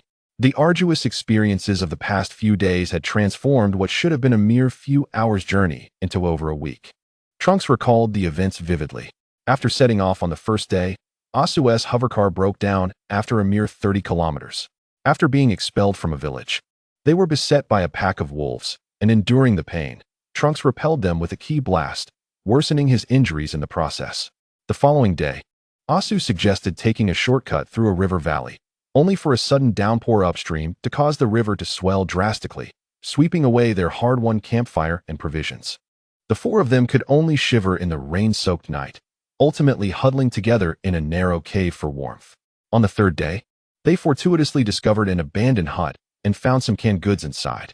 Just as they prepared to heat the food, Pilaf accidentally knocked over a can, unleashing a swarm of killer bees, forcing them to flee for hours on end. The fourth day saw them resting in a grassy field. Asu confidently asserted that he knew of a sweet, edible wild fruit, only for Pilaf to greedily consume a few, resulting in immediate vomiting and diarrhea, leaving him so weak that they had to take turns supporting him to walk. The subsequent days were no better. Could one truly be this unfortunate? Trunks reflected as he stared at their destination. These trials had proven more exhausting than battling the androids. He even doubted whether his arrival had brought misfortune upon them. Shaking his head to dispel such thoughts, he reminded himself that the most pressing matter was to reunite with his mother and convey the impending crisis. Taking a deep breath, he approached the door, with the other three following closely behind. As he was lost in thought, a boy clad in a yellow tracksuit emerged from within, leading a young girl by the hand. "Who are you all?" Saitama inquired, curiously observing the weary group, their appearance betraying the hardships they had endured. Trunks stepped forward, addressing the matter directly. "I have urgent business that requires an audience with Ms. Bulma." "Ah, it's the aunt from the snack stall." Saitama suddenly pointed at Xiaowu, interrupting Trunks mid-sentence. Xiaowu's face flushed crimson at being called an ant in front of Trunks, wishing she could vanish into the ground. Trunks frowned slightly and, to avoid complications, revealed the emblem of the Wanding Group on his sleeve. "I am with the company, and I have important matters to report to Ms. Bulma. Please allow me this favor." He assumed Saitama was a security personnel and thus clarified his identity. "If you want to enter, then just go ahead," Saitama shrugged nonchalantly. "I'm not the doorman." Trunks and the others exchanged glances. Trunks, relying on his memory, was about to step inside when he noticed Saitama still following him. "Weren't you going to ignore us? Why are you still tagging along?" Pilaf expressed his dissatisfaction first. "I was going to take her to buy snacks." Saitama indicated the little girl beside him. "But since the snack stall aunt is here, why would I go outside?" Pilaf's demeanor changed instantaneously, expertly donning a businesslike smile. "Please, esteemed customer." After some haggling, Xiaowu reluctantly wrapped up 4 rabbit heads and 2 pounds of smoked meat. "That'll be 200 suni." "Now that's more reasonable," Saitama replied with satisfaction. "I thought you were going to raise the price." Xiaowu forced a smile, suppressing her irritation. "We welcome your next visit." Pilaf and the others bowed in unison to see them off. Trunks silently observed this scene, now convinced that these 3 benefactors indeed led a rather frugal existence. Chapter 96. The warriors gather again. Bulma, rubbing her sleepy eyes, arrived at the door. After days of arduous effort, she and her father had finally comprehended the workings of those androids. Today was supposed to be a day of rest. She had not anticipated visitors. Upon seeing the guests, she paused in surprise. The purple-haired boy before her evoked a sense of inexplicable familiarity, as if she had seen that face somewhere before. Especially those eyes that felt so familiar. "Who are you?" Bulma inquired, puzzled. "Ms. Bulma, my name is Trunks," the boy replied politely, bowing. "I have something of utmost importance that concerns the survival of Earth, and I need to speak with the warriors immediately." Before Bulma could ponder further, her gaze fell upon the trio behind Trunks. Her eyes widened in astonishment. "Pilaf, what are you doing here?" "Ah." Pilaf immediately panicked. Trunks quickly interjected, "Ms. Bulma, please do not misunderstand. They rescued me in the wilderness when I was injured and unconscious. They brought me here." Bulma scrutinized Pilaf and his companions with skepticism. "You lot, capable of saving someone?" Xiaowu quickly chimed in. "It's true. Although we've had some past grievances, this time it was indeed young Master Trunks who needed assistance." "Young Master?" Bulma keenly picked up on the term, but refrained from probing further. She looked back at Trunks, and that inexplicable sense of closeness compelled her to trust the boy. "All right, come in." Bulma stepped aside to let them in. "But you 3, she pointed at Pilaf and his companions. "Be on your best behavior and head straight to the kitchen. No wandering about." Yes. Pilaf and his companions, as if granted a reprieve, followed the robotic maid toward the kitchen. Meanwhile, in the gravity chamber, Gohan suddenly opened his eyes. A powerful aura had suddenly emerged at Bulma's residence. Though lacking any malevolent intent, its strength put him on high alert. What an immense presence! And it feels so unfamiliar. His frequent training within the trial space had made him particularly attuned to the auras of both enemies and allies. Gohan deactivated the gravity environment, wiped the sweat from his brow, and thought, "I should check on the situation." As he entered the living room, he found a purple-haired boy standing before Bulma. Both turned to look at him simultaneously. Trunks' heart raced. Is this boy Gohan? He appears significantly younger than before, but it is undoubtedly him. At this point in time, he should only be around 4 or 5 years old. Why is he here? And this aura? Gohan was assessing Trunks as well. The purple hair. The uniform of the Wanding Capsule Company. The aura is pure, but carries a sense of weariness. "Hello, I am Suin Gohan." Gohan initiated the conversation. "May I ask who you are?" "Trunks," the purple-haired boy replied respectfully. "I apologize for my abrupt visit. I have something of great importance to discuss." Gohan noticed the injury on Trunks' body. "You're injured?" "Just a minor wound. It's nothing serious," Trunks managed a forced smile. Gohan focused his mind, and an influx of information surged into his consciousness. Name, Trunks, bloodline, Scion, S, Earthling hybrid, B, talent, super bloodline, super Scion transformation, battle power, 5000. 000, normal state, ability, key, advanced, swordsmanship, intermediate, identity, son of Bulma and Vegeta, time traveler what? Gohan's heart raced with shock. Is he the son of Bulma, hailing from the future, and a super Saiyan at that? He has conjured a myriad of chaotic thoughts alongside Vegeta and Wufan. Trunks, caught off guard by his unabashed gaze, took a cautious step back. What had just transpired? He felt as though Wufan had seen right through him. Upon realizing the identity of his counterpart, Wufan promptly produced a Shengxing Zhaohuadan. Consuming this will be beneficial for your injuries, he stated. Trunks accepted the pill, hesitating briefly. It wasn't a Senzabine, which left him perplexed. Despite his youth, he reassured himself that Wufan wouldn't play a prank. Under the earnest gaze of Wufan, he ultimately ingested the pill. A gentle energy surged throughout his body, visibly healing his wounds and significantly enhancing his aura. Trunks stared in astonishment as his battle power soared to 6 million. Thank you, Wufan. He expressed his gratitude. In truth, I require your assistance. I need to gather all the warriors of this era. There is something of utmost importance to convey. Wufan nodded, I understand. You rest here while I summon everyone.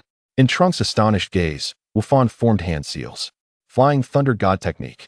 With a whoosh, Wufan vanished in an instant. What was that technique? Trunks stood dumbfounded. Instantaneous movement? No, it felt entirely different. The last time he traversed, Wufan hadn't mastered this technique. Goku had yet to return. How had he acquired it? Could it be that my arrival has caused a butterfly effect? Bulma beamed at Trunks' surprised expression. Impressive. Isn't it? This is a technique developed by Wufan himself. Trunks fell into contemplation. The trajectory of this era seems to deviate from the historical account I am familiar with. Is it due to my arrival, or perhaps because of Sha Lu, or some other reason? In the living room, as they awaited, Bulma couldn't help but glance at Trunks repeatedly, only to find their eyes locking. Have we met somewhere before? She finally inquired. Although this young man wore the company uniform, she was certain that the Universal Group did not employ him. Trunks felt a pang of anxiety and feigned calmness. I believe not, Miss Bulma. This is our first encounter. He secretly mused about how youthful his mother appeared in this era, forcing himself to divert his gaze. Kalin Ta, Kalin Shinran. Yachi Lua Bei Xianshang. There is an urgent matter. Please accompany me to Bulma's residence. Yachi Lua Bei, indulging in a feast, expressed his discontent. What urgent matter? Don't you see I am replenishing my energy? Kalin Shinran struck him on the head with his staff. Enough nonsense. If Wufan can come here, it must be significant. Ouch. Fine, I'll go. Subsequently, Wufan similarly located Bika, Kalin, and Kuei Shinran. In the living room, Trunks swiftly scanned the assembly. He recognized Bika, Kalin, Kuei Shinran, Kalin Shinran, and the reluctant Yachi Lua Bei. Yet he did not see the one he longed to meet. As expected, Sun Wukong was still in the cosmos, yet to return. Chapter 97. The news of the androids, a flicker of disappointment crossed Trunks' heart, but he quickly suppressed it. This aligns with history. I had mentally prepared myself. So, young man, Wufan says you possess crucial information regarding the fate of Earth? Bika spoke first, arms crossed. Trunks took a deep breath, standing tall, his purple hair swaying slightly. Before I proceed, allow me to reintroduce myself. My name is Trunks, and I hail from approximately 20 years in the future. Future? Kalin exclaimed, nearly leaping from his seat. You mean time travel? How is that possible? Kuei Shinran adjusted his sunglasses, his eyes widening. Young man, this jest is not amusing. I am not jesting. Trunks asserted with a serious demeanor. In my time, Earth is being ravaged by androids, and humanity teeters on the brink of extinction. I risked traversing time to alter this grim future. Yachi Lua Bei, while munching on Senzabine chips, mumbled, that sounds rather convincing. You claim to come from the future? I could just as easily declare myself a cosmic emperor. Kalin Shinran struck Yachi Lua Bei on the head. Be quiet, Yachi Lua Bei. However, he too regarded Trunks with skepticism. But he is correct. How will you prove that you truly hail from the future? Bika squinted, coldly crossing his arms. Indeed, you must present evidence. Trunks surveyed the crowd, inhaling deeply, his fists gradually clenching. In that case, he declared solemnly, I shall provide proof in the most direct manner. A powerful aura suddenly erupted. Trunks' pupils transformed into a vibrant green. Golden energy surged skyward, and his hair turned golden. The entire living room was enveloped in formidable energy. What is this? Colleen gasped in astonishment. The transformation of a Super Saiyan. Bulma nearly dropped what she was holding. A Super Saiyan. Kuei Xianren's sunglasses slipped to the tip of his nose. Incredible, another Super Saiyan. Bika's expression grew grave. The golden aura, it is undeniably that of a Super Saiyan. Yachi Loabe's chip bag fell to the floor, his mouth agape. This must be a joke. Maintaining his Super Saiyan form, Trunks spoke with poise. Now do you believe me? In my era, Super Saiyans are no longer mere legends. He gradually restrained his aura, returning to his normal state, and retrieved a small vial from his pocket. This is further evidence, an antidote for the heart virus. In a few years, Sun Wukong will contract this virus, and without this medicine, he will perish. Bulma accepted the vial, scrutinizing it closely, then produced a small device to conduct an analysis. The structure of this medication was indeed advanced. The nanomedical technology was still in theoretical stages. Thus, Bulma handed the medicine to Wufan. Since it is intended for Goku, Wufan, you should hold on to it for safekeeping. Wufan accepted the vial. His expression complex. He had verified Trunks' identity and understood that this warrior spoke the truth. The android virus, Wufan murmured. It appears we face threats beyond our imagination. Trunks surveyed the astonished assembly, gravely stating, Now, may I have your undivided attention?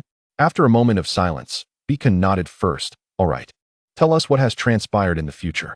Trunks inhaled deeply and began recounting the despairing future. In my timeline, approximately 1 year later, I first encountered Sun Wukong and informed him of this impending crisis. Trunks paused, observing the reactions of those present. At that time, Frieza and his father, King Cold, were en route to Earth for revenge. Colleen exclaimed, Frieza is still alive? In my original timeline, indeed he is, Trunks affirmed. However, I arrived ahead of schedule and eliminated them in their arrival at Earth as a Super Saiyan. He continued, afterward, I warned Sun Wukong about the impending android crisis 3 years hence and left him the antidote for the heart disease. Then I returned to my own time. Biko inquired, and then? According to plan, I traversed time once more, arriving at the precise moment before the androids made their appearance. Trunks' voice deepened. Unlike my timeline. At that time, we initially faced androids number 19 and number 20, which were the creations of Dr. Gero himself. However, the battle proceeded relatively smoothly, and we managed to defeat them.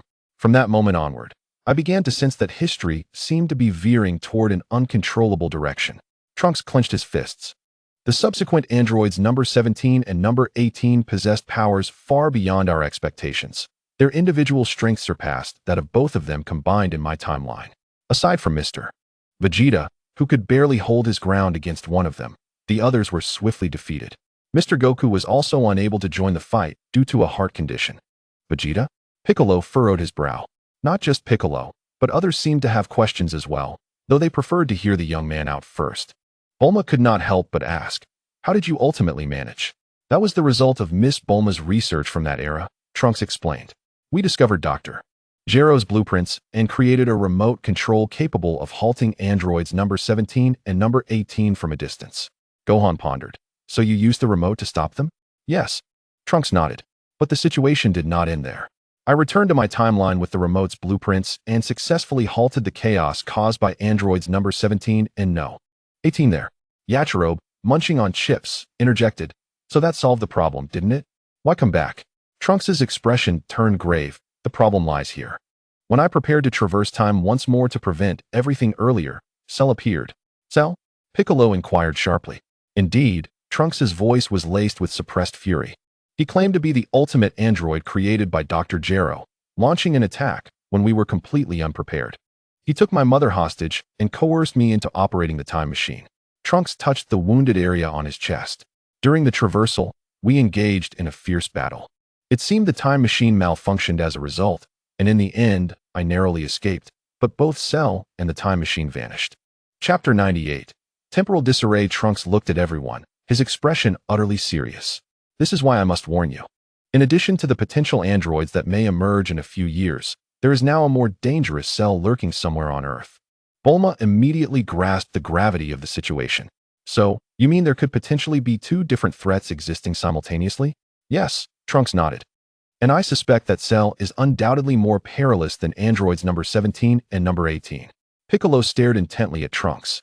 So, what we are facing now is primarily the potential appearance of androids, as well as the already lurking Cell. Yes, Trunks confirmed solemnly. We must locate Cell as swiftly as possible while also preparing for the emergence of the androids. Yachirobe could not help but complain. What is going on? So, you are saying all these troubles are brought by you? Master Korin struck him on the head with his staff. Be quiet. Trunks is here to alert us. That is the crux.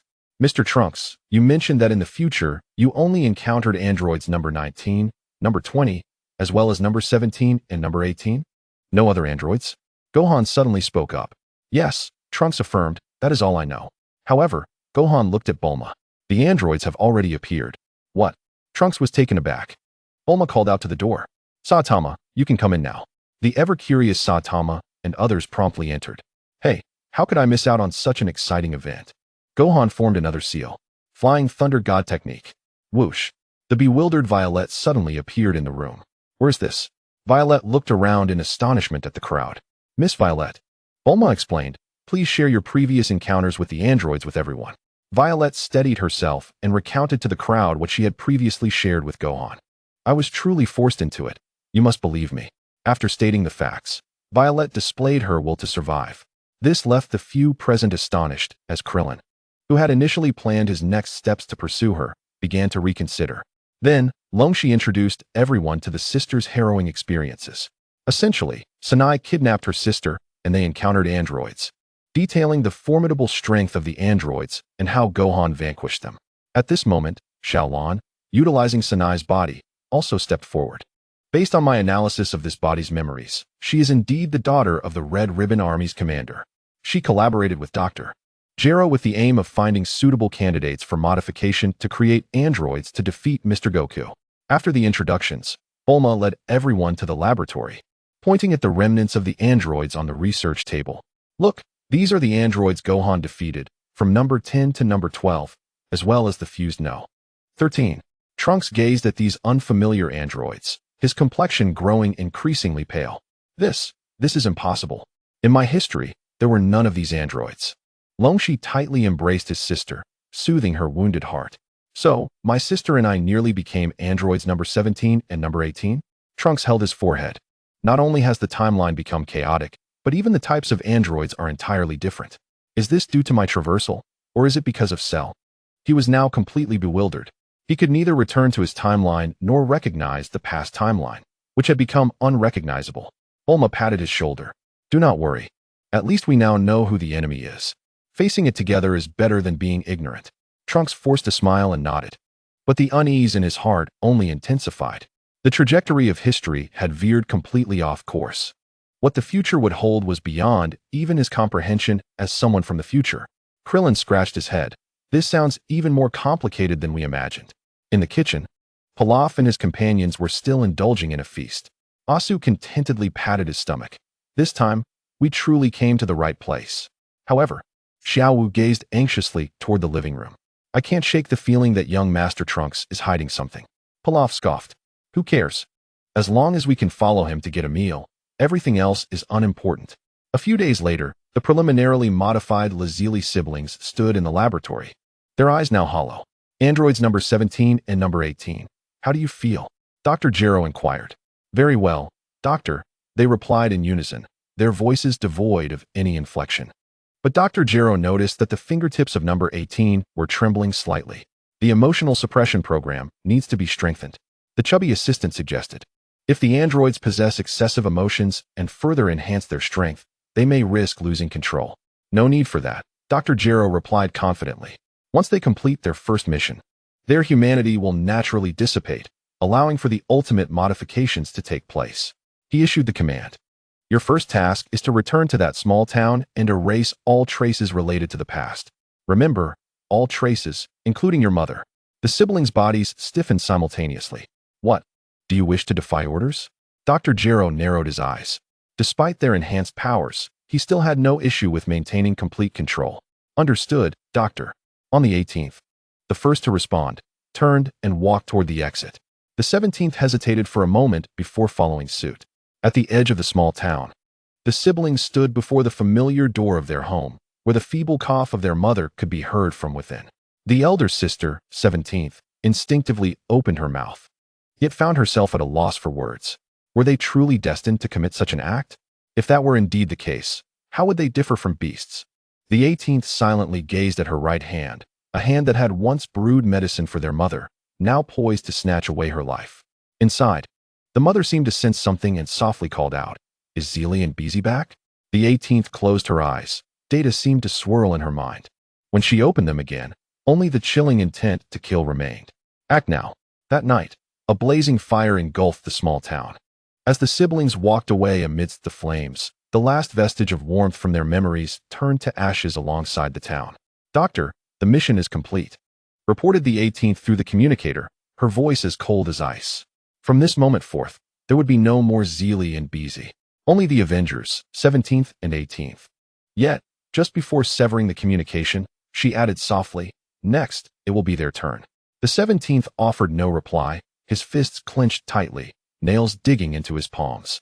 Indeed, this one was now our new father. Chapter 99. The summoning of the dragon. Again, after the events concerning Trunks concluded, the group gradually exited. Gohan was preparing to utilize the instant transmission to send them off when Zilulin cheerfully halted him. "Please wait a moment."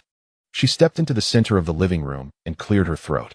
"Now that the crisis has temporarily abated, I would like to take this opportunity to introduce the recent developments of our new Zilulin organization." Bulma leaned against the doorframe, crossing her arms with an amused expression. "Recruiting in my home? You certainly have boldness." Zilulin remained unperturbed, displaying a professional smile. "Miss Bulma, I assure you, it is all for the sake of Earth. Our organization is currently dedicated to environmental protection and urgently requires various talents." She began to enumerate the benefits. "We offer comprehensive insurance, weekends off, and a minimum of 30 days of paid vacation annually. The starting salary in the first year is 500,000 Sony, with rapid promotion based on capability." 500,000. Pilaf exclaimed, his eyes instantly transforming into dollar signs. "That's 150,000 for 3 people. So, they could earn money quickly? We are willing to join." Aishio and Xiao Wu vigorously nodded, eager not to miss this opportunity. Saitama listened in astonishment, discreetly nudging Longshi. "Shouldn't we give it a try? This compensation is far more practical than attending a prestigious school." Longshi shot him a glare. "Don't even think about it. We need to train." Her voice gradually dwindled, clearly swayed by the generous offer. Nevertheless, regardless, she and Saitama had resolved that as Earthlings, they must contribute in times of crisis. Before that, they needed to acquire formidable strength. Zilulin continued sweetening the deal. "We also provide employee dormitories, free meals, and annual trips. Outstanding performers can even receive special cuisine prepared by Master Gohan as a reward." Special cuisine by Gohan. Even Trunks was intrigued. Having known Gohan for so long, he had never heard of Gohan's culinary skills, although his mother, Chi-Chi, was quite the cook. Indeed, Zilulin proclaimed proudly, "Master Gohan's doppelganger will always assist, and his dishes not only restore stamina, but can temporarily enhance combat power." Gohan, now holding his forehead, found himself at a loss for words. In that moment, Pilaf had already produced a resume from seemingly nowhere. "Miss Zilulin, please look. This king, no, I, Pilaf, possess extensive team management experience." Aishio and Xiao Wu hurriedly chimed in. "We can do anything." Zilulin accepted the resumes with satisfaction. "Excellent. You can report for duty tomorrow." She turned to Saitama and the others. "If you change your minds, you are always welcome." Bulma finally couldn't contain her laughter. "Are you trying to poach from my household? But this is rather amusing." Ultimately, Pilaf and his companions left joyfully with Zilulin, ready to embark on their new careers. Although Saitama felt a pang of envy, he was forcibly pulled away by Longshi to the gravity room. Trunks watched this unfold and couldn't help but shake his head with a wry smile. This era seemed far more interesting than he had anticipated. "Our utmost priority now is training." Longshi took her sister Blizel and headed toward the gravity room. Given the imminent dangers of the future, they too must exert their efforts. In the end, Trunks naturally stayed at Bulma's house, although he never revealed his identity. Residing in this familiar yet unfamiliar home, gazing at the visage of his mother, who appeared 20 years younger, provided him solace.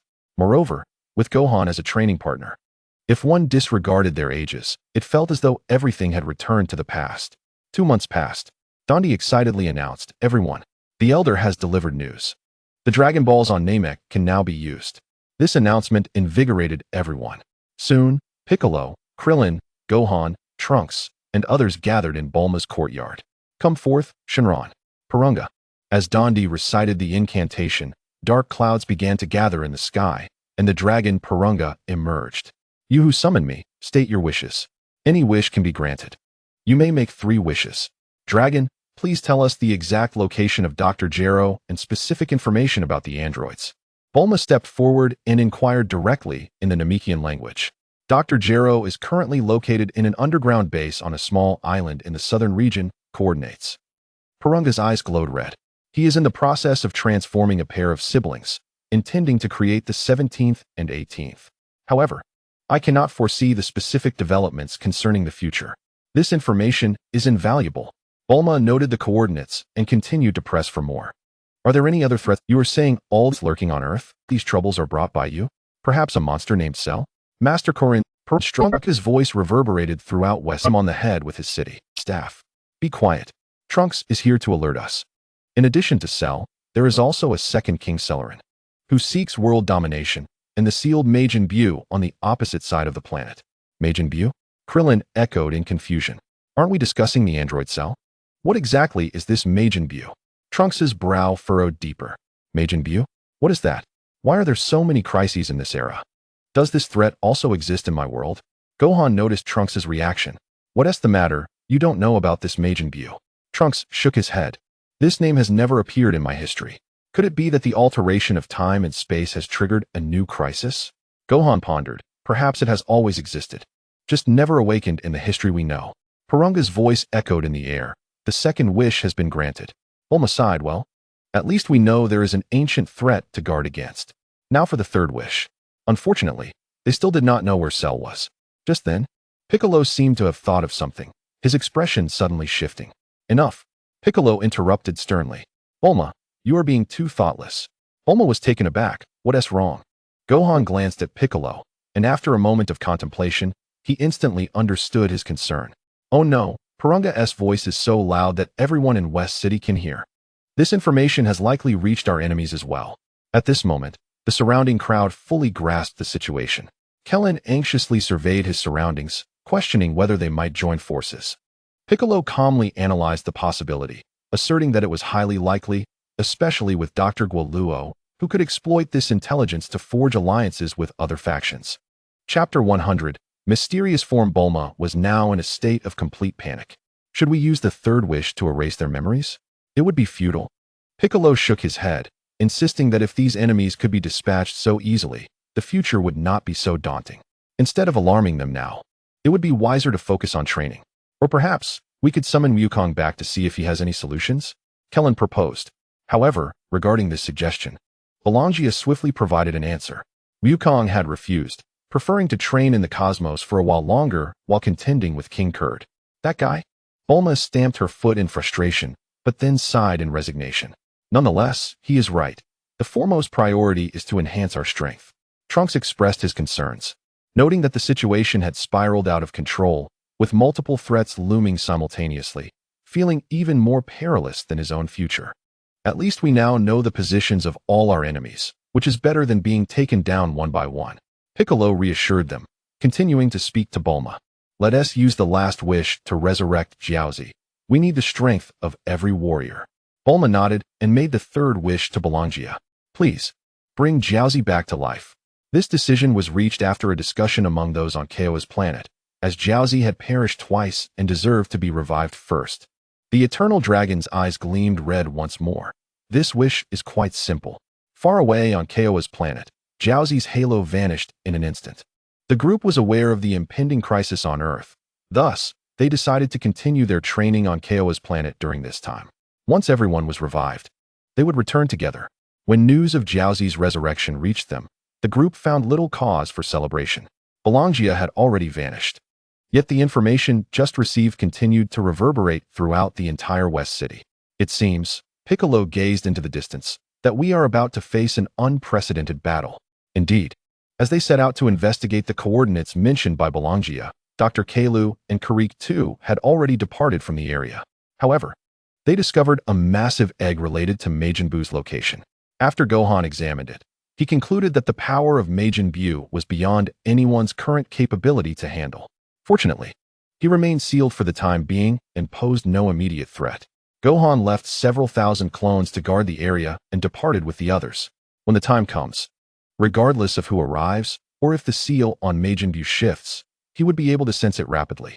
That evening, within the gravity chamber, Gohan was enveloped in a white luminescence amidst a 300 times gravity environment, his aura markedly different from before. Through a thorough system analysis, he had acquired a more profound method of training. So this is it. Gohan opened his eyes, a silver-white energy stream materializing in his palm. Is this the higher energy form? This energy stemmed from a fusion of chi, chakra, and telekinetic force. Remarkably, it could interchange freely among the three forms of energy with ease. Trunks pushed open the gravity chamber door and halted abruptly upon witnessing the energy in Gohan's grasp. What energy is this? I have never felt such an aura. A slight smile graced Gohan's lips. Hee, Trunks, behold. The silver energy continuously morphed, at times transforming into golden flames, other times into chakra, and then vanishing into the void. Incredible! Trunks exclaimed in astonishment. But that is not all. With a mere thought, Gohan enveloped himself in the silver energy. Amidst the dazzling white light, his form began to transform. His previously youthful features grew resolute, and he stood significantly taller. Although his hair remained black, the essence of his being had entirely changed. Simultaneously, on the opposite side of Earth, Piccolo suddenly opened his eyes. Is that Gohan? It seems I must intensify my efforts. Trunks involuntarily took a step back. What form is this? It feels even more powerful than the Super Saiyan transformation. Gohan sensed the surging power within him. This is the combat form of this energy, though I have yet to decide on a name for this enigmatic state. How much has my battle power increased? Approximately 1,000-fold, Gohan stated calmly, adding that this was merely a preliminary mastery. Trunks shook his head in disbelief. 1,000-fold? That far exceeds the Super Saiyan enhancement. Its advantages do not end there. Gohan extended his finger, the silver energy swirling at his fingertips. It can transform freely as needed, with almost no energy loss. At that moment, the gravity chamber door slid open, and Bulma entered with refreshments. Upon seeing Gohan's new form, she nearly dropped the tray she was holding. Gee, Gohan, is that you? It is I, Aunt Bulma. Gohan reverted to his usual appearance. Bulma circled around him, marveling at how the previous form made him seem years older. Trunks interjected. Moreover, the increase in battle power surpasses that of a Super Saiyan transformation. Remarkable, Bulma enthusiastically praised. If Wukong saw you in this form, he would definitely clamor to learn it. Shall we test our combat skills? Trunks suddenly suggested. I couldn't wish for anything more. However, I have a better idea. A smirk graced Gohan's lips as he proposed a visit to a very special place. The two sat opposite each other, closing their eyes. Bulma was quite accustomed to this, having witnessed their meditative training many times. Upon reopening their eyes, they found themselves in a different environment. Trunks stared in astonishment at his hands, feeling the power surging within him. My strength has increased by more than 10-fold. Gohan's expression grew serious as he explained. This space can unlock the full potential of its visitors. Let us begin. The recent trial space, True Trunks, was undoubtedly a formidable opponent, sufficiently challenging for him to prepare himself. The two instantly transformed into streaks of light, colliding with one another. Even a mere clash of their fundamental battle powers generated shockwaves powerful enough to tear the surrounding terrain apart. Trunks roared, his golden aura soaring as he transformed into a Super Saiyan. His power skyrocketed in an instant. Gohan also transformed immediately, and as they clashed once more, each strike seemed to resonate with spatial vibrations. Still not enough. Trunks sensed Gohan maintaining an effortless demeanor, but now, his ordinary Super Saiyan form was no longer his full strength. Channeling the latent potential within, he willed his energy to surge again, his muscles growing more robust. His actions undoubtedly advanced the Super Saiyan transformation into a new echelon. Gohan attentively observed Trunks' transformation, soon mirroring the changes in his own form. So that is how it works, by drawing chi from the surface into the body to enhance battle power. Trunks exclaimed in disbelief. You learned it after just one glance? Continue. Trunks, I believe you can achieve even more. Gohan smiled, gesturing for him to go on. Trunks gritted his teeth, and under the influence of his energy, his muscles began to swell. Noticing Gohan had not continued to transform, Trunks pressed on with his assault. Meanwhile, Gohan, while evading Trunks' powerful strikes, contemplated deeply. The increase in strength was substantial, yet the speed had diminished. After observing several rounds, he successfully replicated this form, but also informed Trunks of the flaws he discovered. Trunks nodded, striving to perfect his control over his energy. Chapter 101, 10 billion energy. It must be said that a state which typically takes years of diligent training to break through could be fully experienced under the complete activation of potential. After undergoing several transformations, Trunks' hair cascaded down to his waist, his brow became pronounced, and his aura reached unprecedented heights. At this moment, he could feel that his existing potential was nearly exhausted. This ultimate transformation could yield a normal state amplification of 400 times, but it placed an immense burden on his body. In optimal physical condition, he could sustain a battle for a maximum of 3 minutes. Then, to his astonishment, this transformation was also replicated by Gohan. You can learn this too, Trunks exclaimed in shock. Although it was merely a transformation that took a considerable amount of time, it left him utterly astounded. This transformation, along with the previous ones, was a manifestation of the potential foreseen by the trial space. Having glimpsed a mere fragment of the future, he felt immensely satisfied. According to his own estimation, even if he advanced a level further in his Super Saiyan transformation, he would not feel so powerless against the previous cell. However, Gohan did not appear to exhibit any enhancement.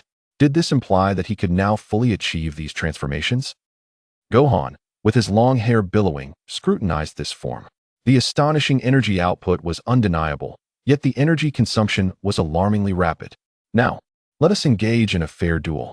Gohan suddenly reverted from his Super Saiyan 3 transformation, his aura becoming deep and restrained. Next, allow me to present my latest mysterious form. After transforming, he suppressed his power to match Trunks' level. The two clashed once more. Trunks' heavy punch was caught single-handedly by Gohan. The forces were equal, but your energy drains faster. Gohan calmly analyzed. With a roar, Trunks shouted, aware of these shortcomings. But now victory could only be sought through a swift resolution. Each of his subsequent attacks was infused with cataclysmic energy. Gohan, however, displayed extraordinary skill. Flying Thunder God, Magic Flash, Gentle Fist Blood Strike. Countless elusive techniques left Trunks feeling vexed. What are these techniques? 2 minutes passed, and Trunks began to pant. Why has your energy not diminished at all? The mysterious form emphasizes the quality of energy rather than quantity, and this brings to mind another of my techniques. Gohan blocked a wave of sword energy. Not only does it not rapidly deplete my energy, but I also grow stronger with each battle. If you have time, I can teach you. Trunks gritted his teeth, but ultimately reached his limit, his Super Saiyan 3 form forcibly dissipating. I lost, he said, kneeling on one knee. Is this the power of a higher realm? Gohan extended his hand. No, it should be a different path. Your transformations, this is the first time I've seen them. Trunks suddenly felt a wave of shame. Before this, he could only transform into a regular Super Saiyan. Although he would revert to his original form upon returning to reality, he had at least glimpsed the potential of the future. The two opened their eyes, only to find Bulma still there. Have you two finished meditating? Hurry to the lab. As they walked toward the lab, Trunks quietly expressed his gratitude. Thank you, Gohan. You have illuminated the path ahead. Gohan smiled. It is mutual. This is my first time seeing your forms as well. However, Trunks curiously asked, was that your full power just now? Before Gohan could respond, Bulma interrupted, stop chatting. Come over quickly. I have something wonderful to show you. The three arrived at the lab, where Bulma looked at Gohan and proudly pointed to Xiaolon. Ultimately, this is all thanks to your Xiaolon. Gohan and Trunks exchanged curious glances. Bulma entered a series of commands at the console. Xiaolon, initiate the evolution protocol. As the numerical commands flowed, Xiaolon's body began to undergo changes. Her fiery red hair gradually transformed into a shimmering silver, her figure became more statuesque, and her youthful visage morphed into that of a 16-year-old girl, clad in silver armor imbued with a sense of technology. This was the appearance of the previous apparition. This is astonishing, Gohan exclaimed. Has this body been fully refined? But that is not all. Bulma continued excitedly with her operations. Several energy cores in the lab suddenly soared, and converged into Xiaolan's body. Her form shifted again, becoming even taller and more voluptuous. Her silver hair flowing as though caught in a breeze, exuding an enchanting allure. Trunks was left dumbfounded, blood trickling from his nose.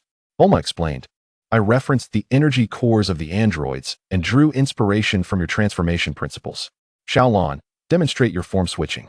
Xiaolan nodded and instantly reverted to her silver-haired girl form. This is the living form, with a combat power calculated to be approximately 500 million. She then transformed into her taller form. This is the battle form, with a combat power around 10 billion. Furthermore, this body can continuously enhance its strength by absorbing various energy sources. Natural energies like solar and wind power are excellent quality sources. So, does that mean she can grow stronger just by basking in the sun? Gohan quickly checked Xiaolan's status, stunned to discover her quality had risen to purple. Bulma Annie, how did you achieve this?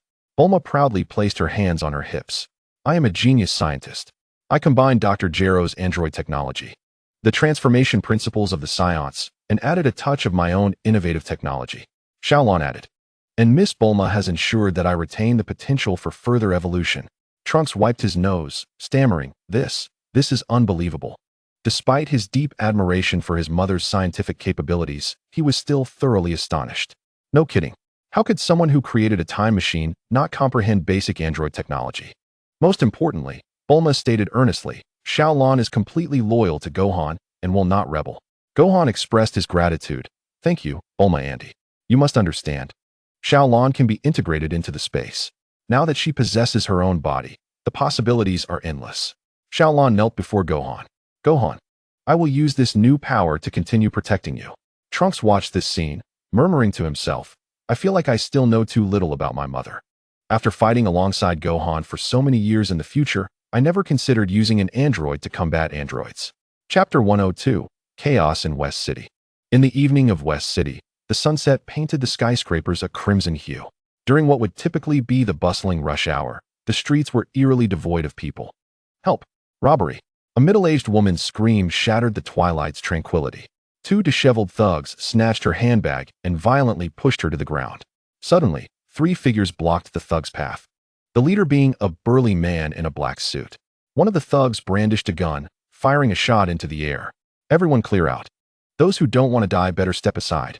The thug leader waved his gun, attempting to intimidate the opposition. Put down the bag and get lost. The burly man sneered. This district is our territory. The thug retorted defiantly. First come, first served, you understand? We had our eyes on this score first. Let us see how much weight you truly carry. Moments later, three robust men departed with grace, leaving only the lifeless bodies of two thugs sprawled upon the ground. In another part of the street, a knife-wielding assailant cornered an elderly man against the wall, while several accomplices were ransacking a nearby jewelry store. Trembling, the old man extended his wallet, pleading, Please, this is the money for my grandson's medical treatment. The old fool speaks too much. The thug snatched the wallet and plunged a knife into the man's abdomen. Suddenly, the roar of an engine echoed from across the street as a black SUV screeched to a halt. Four masked gunmen leaped from the vehicle. Hand over all valuables. The leader fired a shot into the air. The robbers in the jewelry store raised their hands. Brothers, let us follow the order of arrival. Bang! A gunshot rang out, and one thug collapsed to the ground. Haha, this place is now ours. The leader of the gunmen sneered. The surviving knife-wielding thug knelt and begged for mercy. Big brother, spare us. We will give you everything.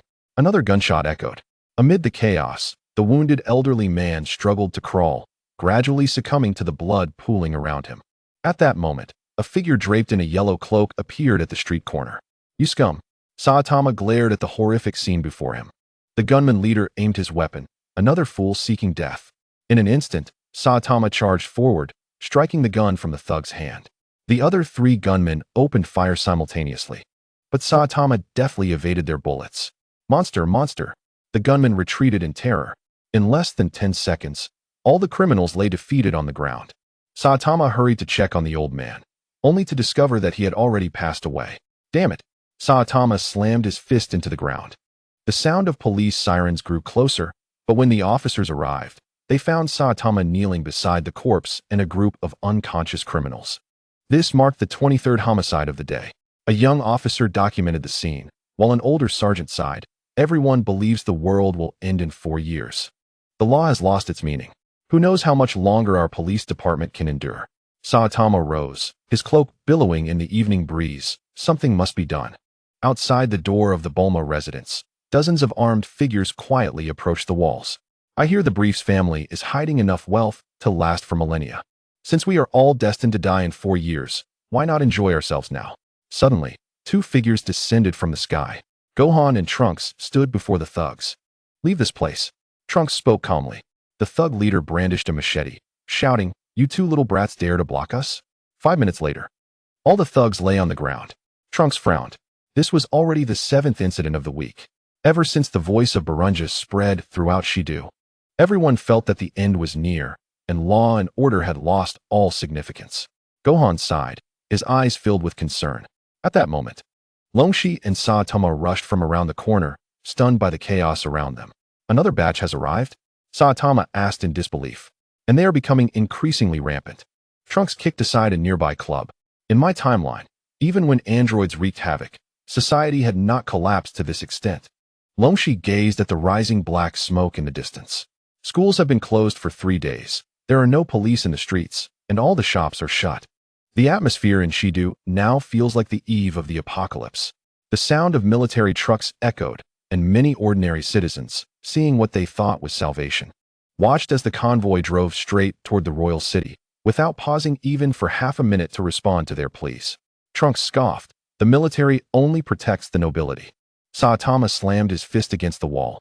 Do they really just stand by and watch Shidu fall apart? The following morning, more thugs gathered outside the door. This time even arriving in modified vehicles, attempting to ram the gate. Hand over the supplies. Someone shouted. Gohan and Trunks emerged once more. This time they held nothing back, flipping the vehicles and using their energy to incapacitate all present. This cannot continue, Gohan remarked, observing the increasing number of thugs drawn to the scene. For every group we repel, more will come. At that moment, their communicator buzzed, and Bulma's voice came through. Everyone return. There is something important. Upon returning to the hall, Longshi and the others were already present, and Bulma was frowning at a fine invitation. In light of the rapidly deteriorating security situation, to maintain social order in Shidu, the Brief's family is specially invited to attend a conference. After reading the invitation, she looked towards her father, who was playing with a cat. Dad, what do you think? Dr. Briefs did not look up. Not interested. You handle it. Bulma turned her gaze to Gohan and Trunks. You 2 will accompany me. I want to see what these wealthy individuals are up to. A conference? Trunks asked, puzzled. On the surface, they claim to be recruiting strong individuals to maintain order. But in reality, Bulma sneered. Most simply want to form private militias to protect their own assets. Gohan recalled the chaos in the streets. If it could truly restore order, it wouldn't be a bad thing. You think too simply. Bulma picked up another document. The initiator is Agni, who has recently been stockpiling weapons and supplies. This guy might very well become the second Red Ribbon Army. Trunks pondered. In my timeline, similar organizations appeared, but they ultimately became tools for exploiting ordinary people. Therefore, we must go. Bulma stood up, not only to see their plans, but also to prevent them from profiting from this crisis. Saitama eagerly suggested, should we form our own organization to protect ordinary people? Longshi shot him a glance. First, ensure you can protect yourself.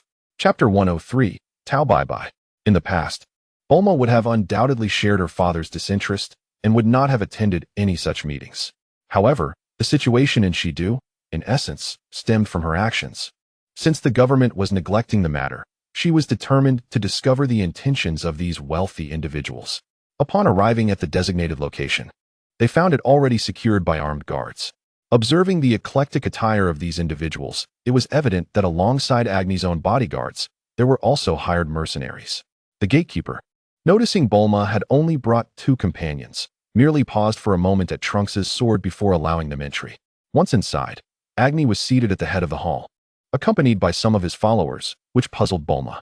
In Shidu, Agni did not rank first in wealth, power, or the number of subordinates.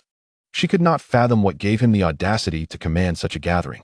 Upon seeing Bulma arrive, Agni's expression softened, as everyone knew that the news of the impending crisis in 4 years had originated from the Brief's family. The attendees were either wealthy or influential, and many had some understanding of the Dragon Balls. However, The monster they had witnessed that day bore little resemblance to the legendary Shinron. Some had even heard rumors that the Universal Corporation was harboring several beings akin to Piccolo the Demon King. Aunt Bulma, can these things be eaten? Gohan inquired, noting the abundance of untouched food on the table, which seemed wasteful. Of course they can. Bulma smiled sweetly, convinced that no one would resort to poisoning here. Moreover, there was no poison on Earth potent enough to affect Goku and his family. At worst, they might suffer a mere bout of stomach discomfort. Indeed, Gohan soon found himself rushing to the restroom in distress. Toxicity in the food. Bulma's pupils contracted as she realized her negligence. Had Gohan been an ordinary child, it could have been fatal. Before she could express her anger, Agni proclaimed, "All right, we shall not wait any longer. It is time to begin." Behind him, a massive screen illuminated. That young man from the Universal Consortium, having consumed those dishes, must be dealt with before the others can react. Those who arrive late can consider themselves forfeited. Everyone, including Bulma, was curious to witness Agni's scheme. The screen displayed a series of criminal incidents from recent days, affecting everyone from the common folk to the elite, culminating with the wealthy like themselves. The government has abandoned us, as figures of the upper echelon in Shidu. We must shoulder the responsibility of this city. Agni surveyed the crowd. I propose the establishment of a mutual aid association. If everyone contributes half of their wealth, I assure you of safety in Shidu. What? The hall erupted into a cacophony of voices. Some shouted in anger, others merely spectated, while a few sought to leave.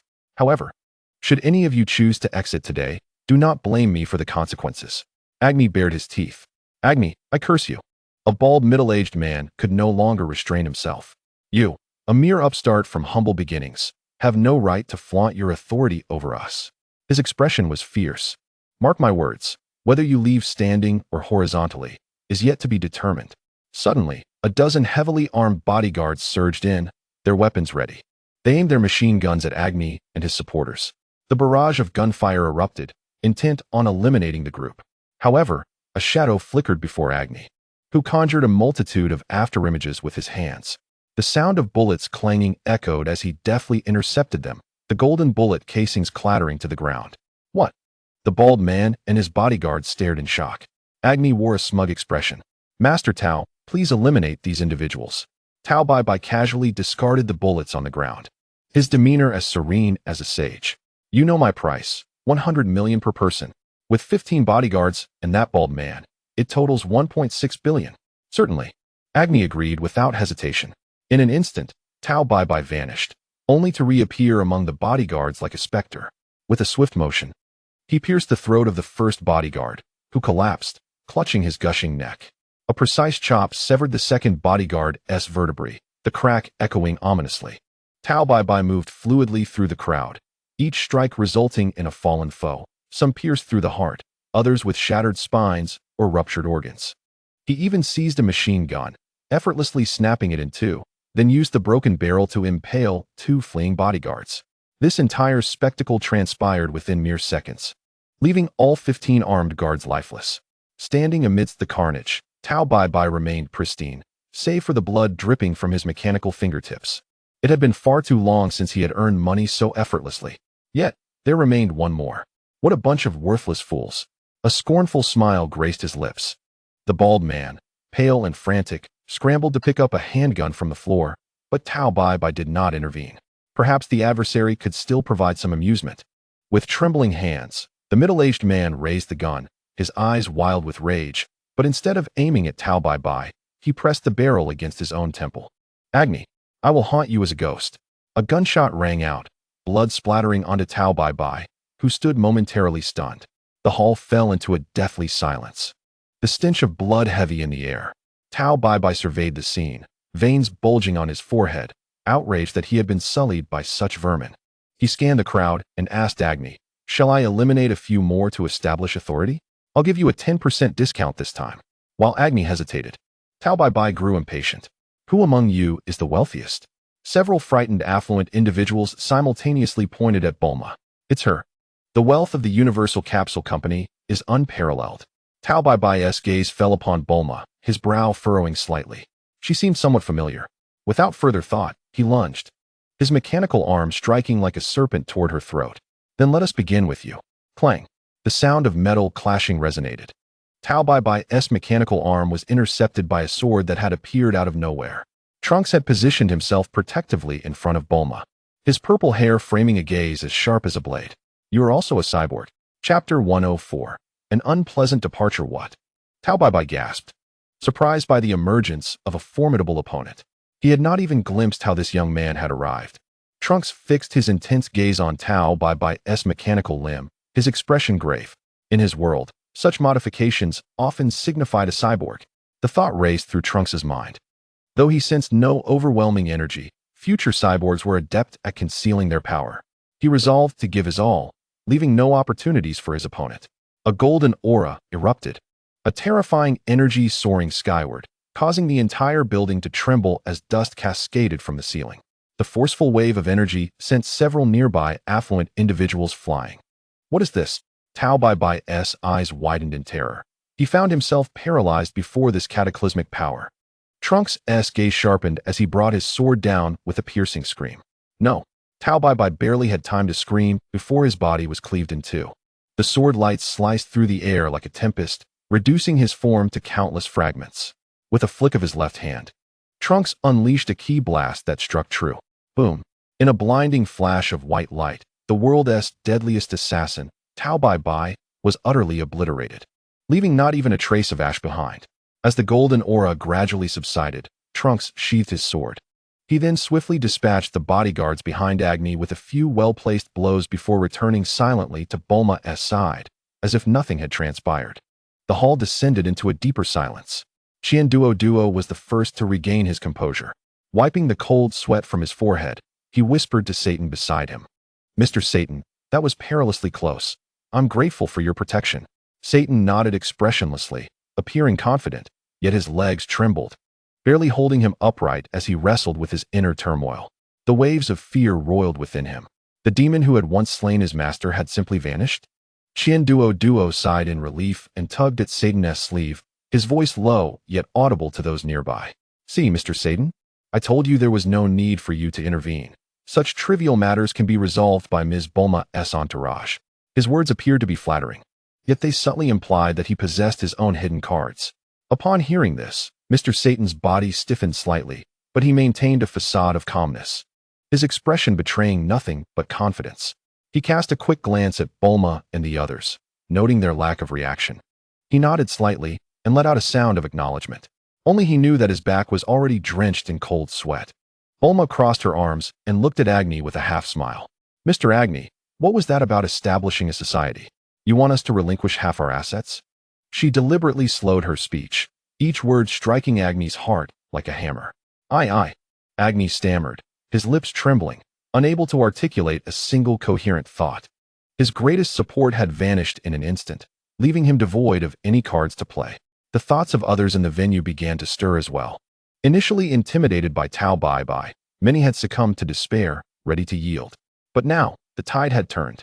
Bulma's side displayed overwhelming strength, and it seemed Bulma looked down upon Agni's plans with disdain. Agni, have you caused enough trouble?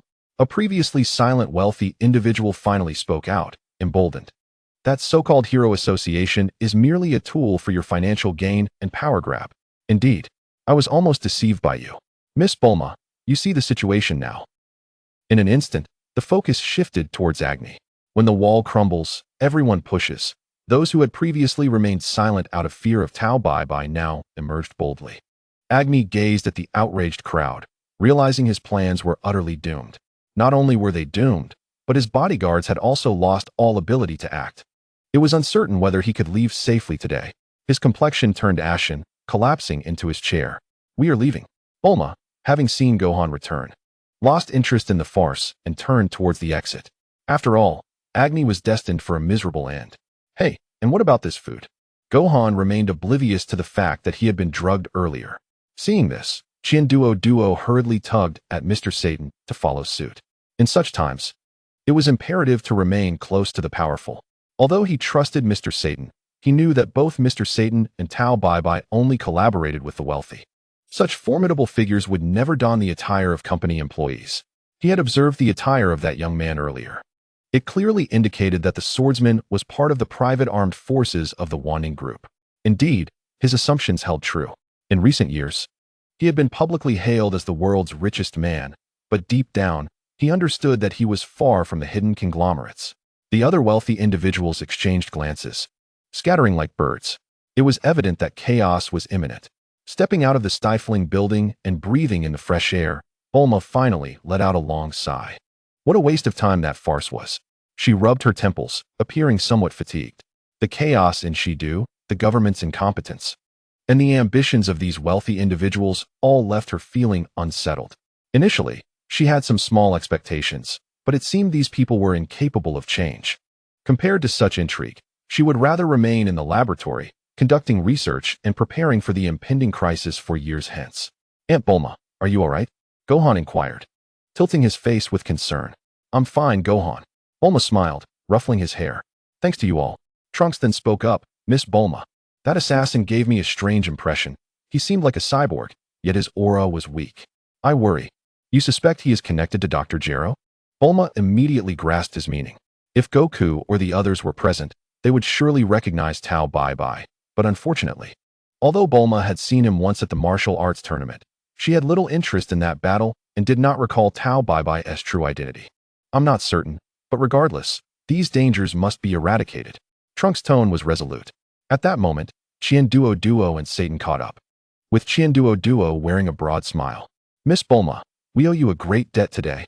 Otherwise, we might have been skinned alive by that Agni fellow. Bulma shot him a glance. While she couldn't say she particularly liked the shrewd man, she didn't harbor any dislike either. Chapter 105. Vegeta arrives on Earth. Duo rubbed his hands together and edged closer to Bulma. Agni is merely a lucky nouveau riche, relying on some washed-up assassin he summoned from who knows where, foolishly aspiring to be the emperor of Shidu. Truly, he is unaware of his own limitations. He then shifted his tone, his smile fading slightly. However, Miss Bulma, this indeed highlights a pressing issue. Shidu is in complete disarray, the government is paralyzed, and laws are rendered meaningless. Those with even a hint of ambition are eager to stake their claims. Occurrences like today are bound to repeat. As the two conversed, others who had emerged joined the discussion. Agni's heart could be condemned, yet the issues he raised were undeniably real. Shidu cannot continue in this state of chaos.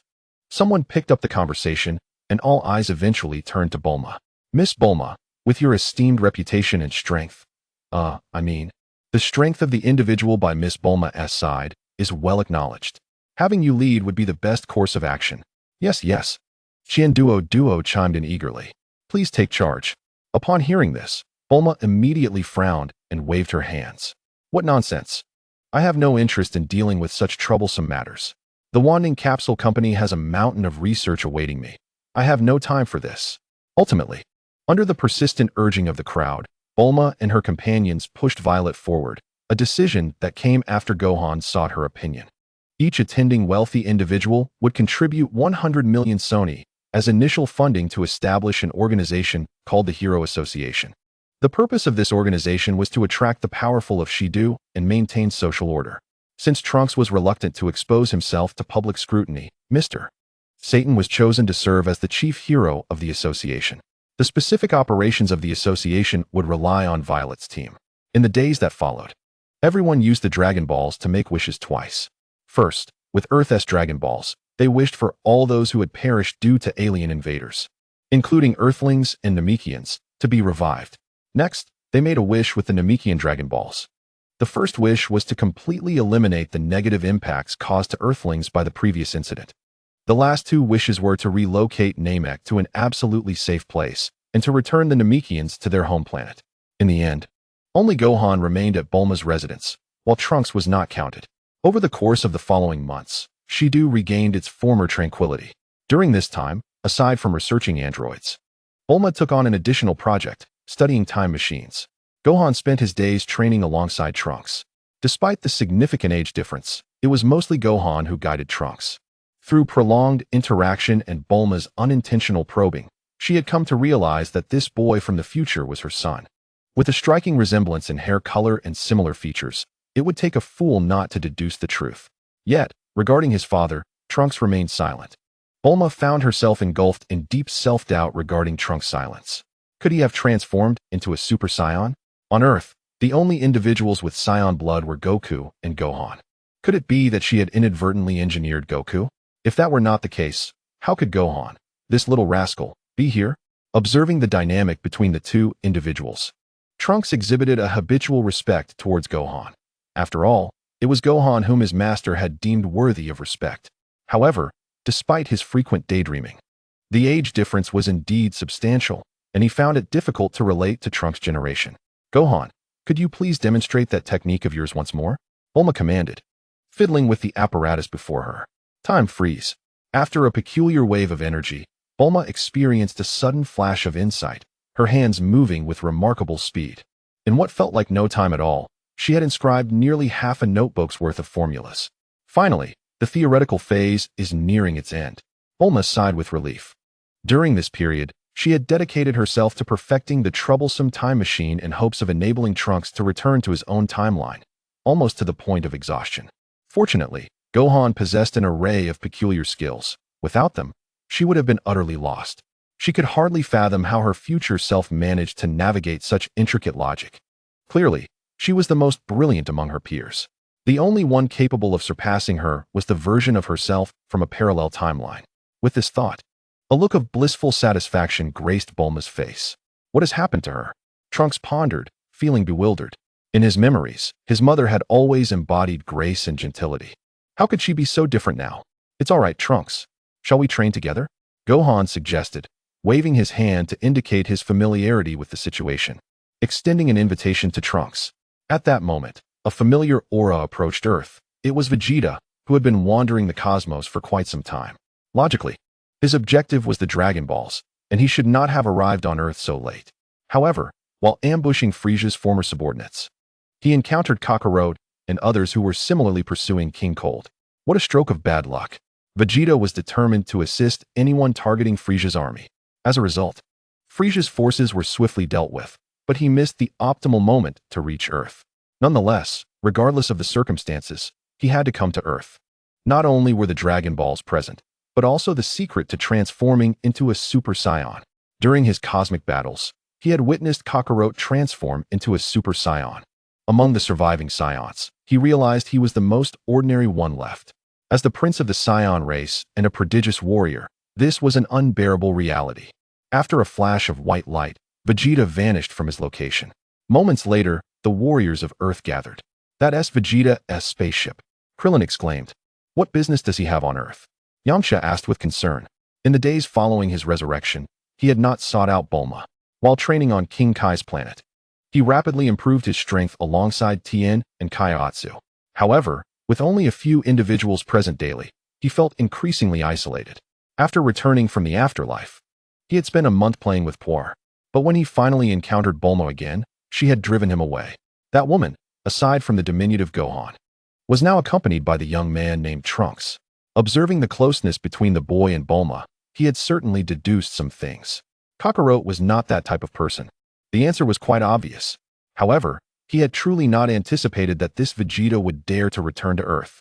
Chapter 106. The News of Goku Gohan. Can you sense his energy? Piccolo inquired, opening his eyes. I can't, Uncle Piccolo. He has completely concealed his energy. Gohan responded after a prolonged effort to detect Vegeta's presence. Despite having previously marked him with the Flying Thunder God technique that was on his clothing. Upon returning, Vegeta was clearly not wearing the same battle attire as before. This is manageable, Bulma interjected, noticing the frowns on everyone's faces. Since Vegeta arrived in a spaceship, we can simply hide it and wait for him to find us. Bulma, what are you planning? Yamcha asked, somewhat perplexed by her intentions. Bulma then produced a small device from her person and connected it to the spaceship's main body. With a loud pop, Vegeta's spaceship was transformed into a capsule. This simple gadget was recently developed by my father, and it's all thanks to Gohan. Bulma explained as she stored the capsule. Gohan blushed slightly at the praise, feeling somewhat bashful. If he wants the spaceship, he can come to my house to look for me. After all, with both Gohan and Trunks, two Super Saiyans here, we need not worry about any destruction. Bulma appeared unconcerned, but Yamcha was nearly grinding his teeth in anxiety.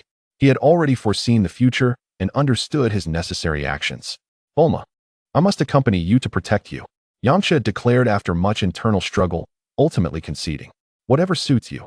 Besides, I've added a few more training rooms to my house. And no one will stop you. Bulma waved her hand dismissively, still seeming a bit annoyed. In that case, let us return. Tien, uninterested in familial matters, decided to leave with Kaiatsu. I feel the same. Krillin echoed. Shall I escort you? Gohan politely offered, noting that the flying thunder god technique would indeed be quicker. No need. Traveling is a form of training. Tien refused, and the others echoed his sentiment. Ultimately, Gohan and the others returned to Bulma's home, but this time, Yamcha accompanied them. Once home, Bulma heard her mother calling out. Bulma, do you know? Today, a handsome young man arrived at our house. That high forehead is undeniably attractive. Upon hearing this, the group quickly deduced it must be Vegeta. How had he found his way here? This was only his second visit to Earth. Bulma was genuinely astonished. While she had indeed concealed his spaceship, such rapid dissemination of news seemed improbable. Mom, where is he now? Bulma inquired urgently. Oh, I noticed he was a bit dirty. So I sent him to take a shower. Bulma's mother replied cheerfully, as if she had just experienced something amusing. Does he really obey you so easily? Gohan asked, surprised. In his memory, while Vegeta wasn't particularly strong, he had barely lasted a few seconds against him in their training space. His pride and character should have made him resistant to such compliance. That Vegeta is surprisingly adorable, Bulma's mother remarked, rendering Bulma utterly speechless. Meanwhile, Trunks quietly mused. Is this how my parents first met? By this calculation, I am witnessing history unfold. Only Yamcha, standing aside, clenched his fists tighter in frustration. When Vegeta emerged, having changed from his battle attire into a stylish outfit, he gritted his teeth, clearly displeased. Yet Gohan felt a strange familiarity with his new appearance. Hey, what brings you to my home? Bulma demanded, hands on her hips. During this time, she had come to understand the nature of the androids, and had even crafted a simple intelligence device for herself, mirroring that of Bulma Blue. Otherwise, during the confrontation with the androids, relying solely on energy signatures to locate the enemy would undoubtedly lead to significant setbacks for Goku and the others. Even though Vegeta had concealed his energy, she still detected that his level was only around 1 million. If this were a year ago, Bulma would have been exceedingly anxious. However, given the shifting circumstances, she now perceived that, with the continuous evolution of adversaries, someone like Vegeta had clearly fallen out of the spotlight. Despite his tea-drinking habits, Kellen and others cannot compare. However, on Earth, a warrior like Goku is more than capable of overpowering Vegeta. Ignoring Bulma, Vegeta glanced past her at Trunks and then turned his gaze to Gohan. Son Gohan, Kakarot mentioned to me that you are the one to seek out should any troubles arise on Earth. Vegeta's demeanor was cool, leaving Gohan momentarily stunned. Did my father send you to find me? Has he mentioned when he will return? Gohan was taken aback. Realizing Vegeta had been in contact with his father, had they encountered one another in the cosmos? We parted ways on planet Frisia number 29. He was heading to planet Yardrat. He is likely still training in the universe, with several stops ahead, so he may not return for a year or more. During their previous battles, Vegeta had learned many techniques from the Goku couple. He was not one to easily owe a favor. Yet he shared some information about the universe with Kakarot. Although the allure of visiting those star systems and mastering unique techniques was compelling, his primary desire remained to uncover the secret to transforming into a Super Saiyan, as well as the mysteries of the Dragon Balls. According to the original timeline, Mr. Goku was expected to return in about 4 months, accompanied by King Cold and his son. Trunks attempted to explain the history he knew, but was swiftly interrupted by Vegeta. I don't know where you got your outdated information, but both King Cold and Frisia have been dealt with. Vegeta cast a lingering glance at Trunks, feeling an inexplicable familiarity with the boy, as if he too were a Saiyan. No, that was impossible. The Saiyan race had dwindled to just a handful, even if he were a half-breed. He shouldn't be of this age.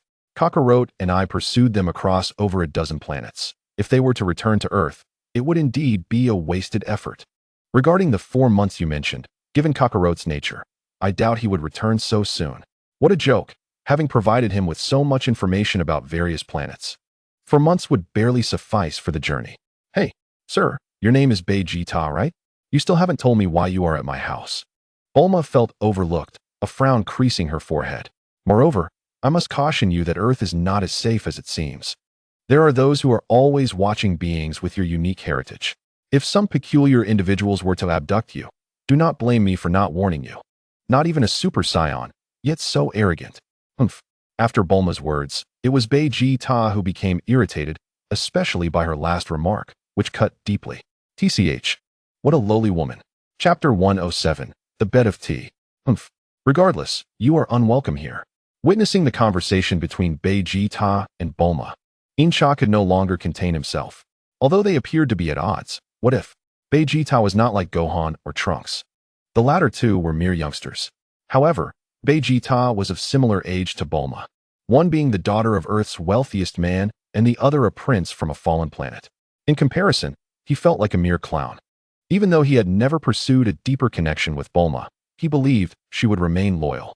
After all, before this, there were few men on Earth who surpassed him. Goku was superior in every way, yet he was emotionally inept and already married. Tien Shinhan was even less impressive, merely wandering around with Chaozu. As for Piccolo, their species was entirely different, and Kellen, in his eyes, was destined to inherit the teachings of Master Roshi, potentially ending up alone. But what was the sudden appearance of Vegeta? Miserable fool. Vegeta cast a glance at Insha, dismissing him entirely. He sensed that the other's strength had risen to match that of the Ginyu Force members. However, the gap between them was not significantly different from their first encounter. Aunt Bulma. Gohan looked to Bulma for help, genuinely perplexed as to why his father had sent Vegeta to him. As a mere child, what could he possibly do? Gohan, isn't that Videl who listens to you? You could have Vegeta stay with her. Bulma smirked slightly. The new organization. The Hero Association lacked formidable heroes. What do you think of Vegeta? Gohan pondered. Could he agree? Moreover, the Hero Association was meant to assist ordinary people. Vegeta Gohan found Bulma's suggestion highly implausible. He had witnessed the ferocity of Scions firsthand. Although he too was a Scion, it would likely be fine if his father took on such a role, but to have Vegeta in that position, the situation seemed entirely different. Why not let him stay with me? No way. Bulma immediately retorted, but was interrupted by Insha. Vegeta, do you dare to compete with me? Insha mustered his courage and stepped forward. I know I am no match for you, but let us have a contest.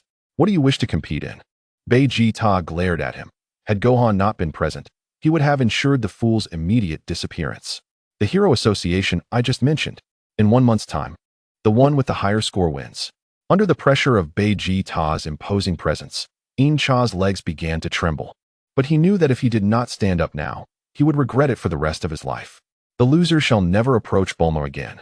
He stated emphatically, fists clenched tightly. Insha, Bulma was taken aback, unsure why Insha was reacting so intensely. However, she was no fool. She could deduce what had motivated him. Previously, she had merely been oblivious to the situation. Oh, so your reaction is due to this lowly woman. Vegeta smirked. It appeared this fool's hostility stemmed from this reason. Yet, these individuals were all friends of Kakarot, especially this woman, who had been mentioned more frequently than Gohan during the days spent with Kakarot. Fine, I accept your challenge. With this woman, the secret of Kakarot's strength cannot be kept. Since this fool was so eager to offer up the challenge, it would be too courteous to decline.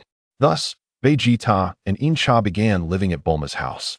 The following day, under the guidance of Long Shi, they arrived at the assessment site of the Hero Association. The evaluation consisted of physical tests and written examinations. The results of the direct assessment, however, were astonishing. Although both achieved perfect scores in the physical tests, trouble arose in the written portion. Insha was unqualified academically and could not answer a single question. Vegeta's situation was even more absurd. As an elite warrior of the universe, he was fluent in the languages of multiple planets, but was utterly clueless about Earth's script.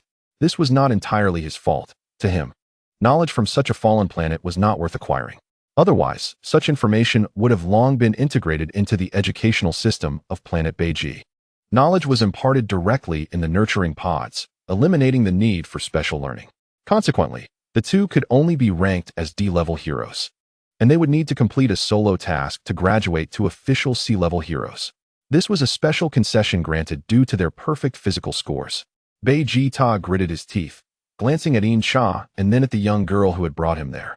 Long Shi, with nothing else to do, decided to take the test herself, scoring 90 in physical and a perfect score in the written examination. In that moment, he became the youngest B-level member of the Hero Association. What a boast. You merely attained the same score as I did. Observing the smug demeanor of Insha, Vegeta felt a surge of indignation. I had expected the Scion Prince to be formidable, yet he is no more than an equal to me. Unable to even ascend to the rank of a formal hero.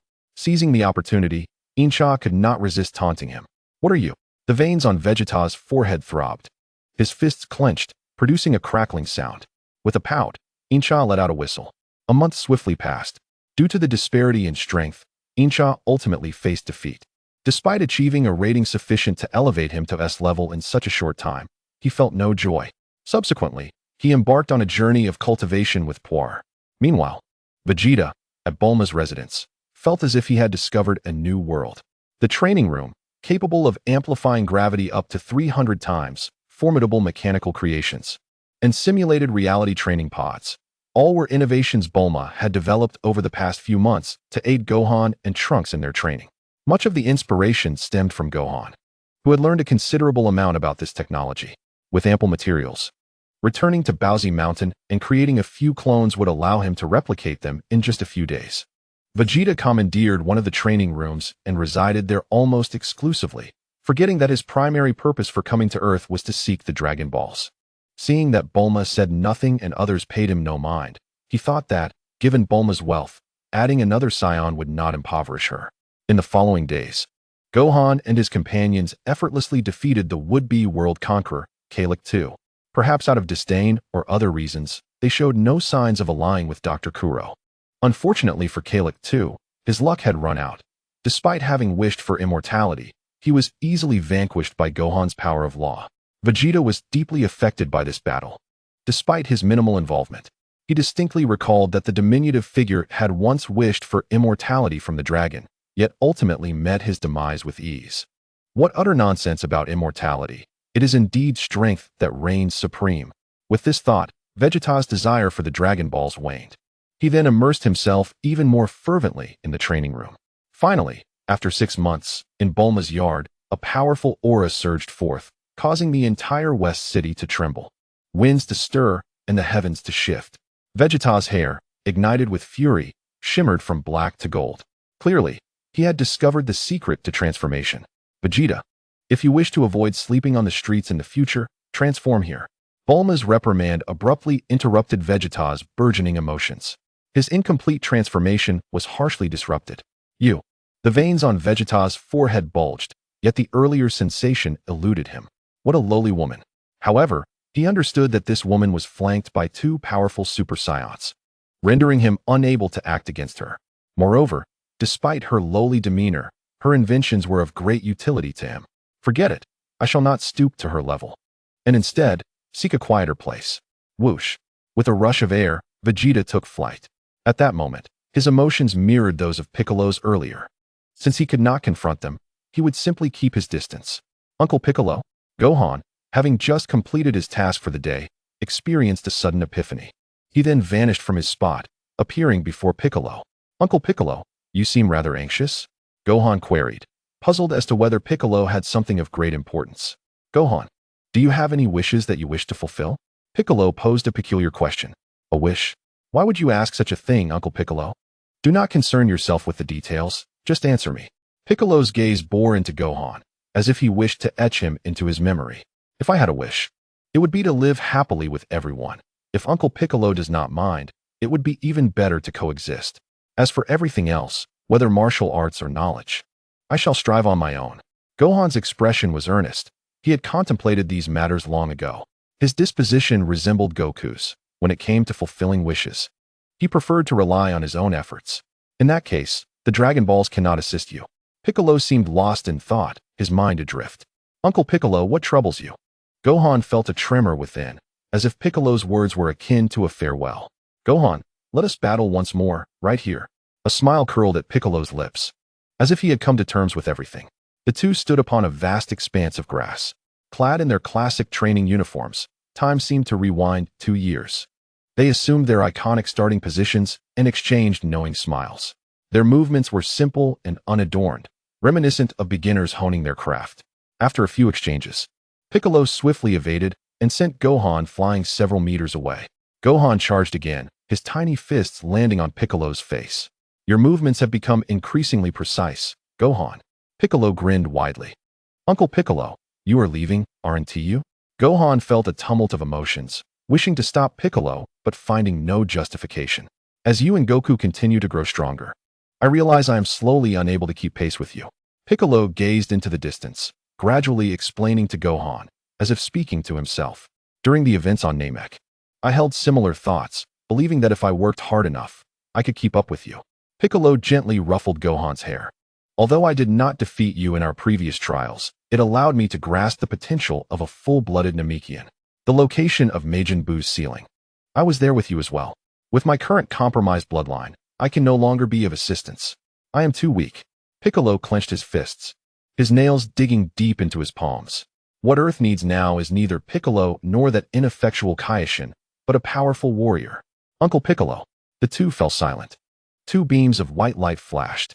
Shortly after, Gohan and Piccolo arrived at the Kaioshin's temple. The Kaioshin approached slowly, looking even older than before. Mr. Bobo quietly followed behind, his dark face betraying no emotion. You know why I am here, Piccolo stated bluntly.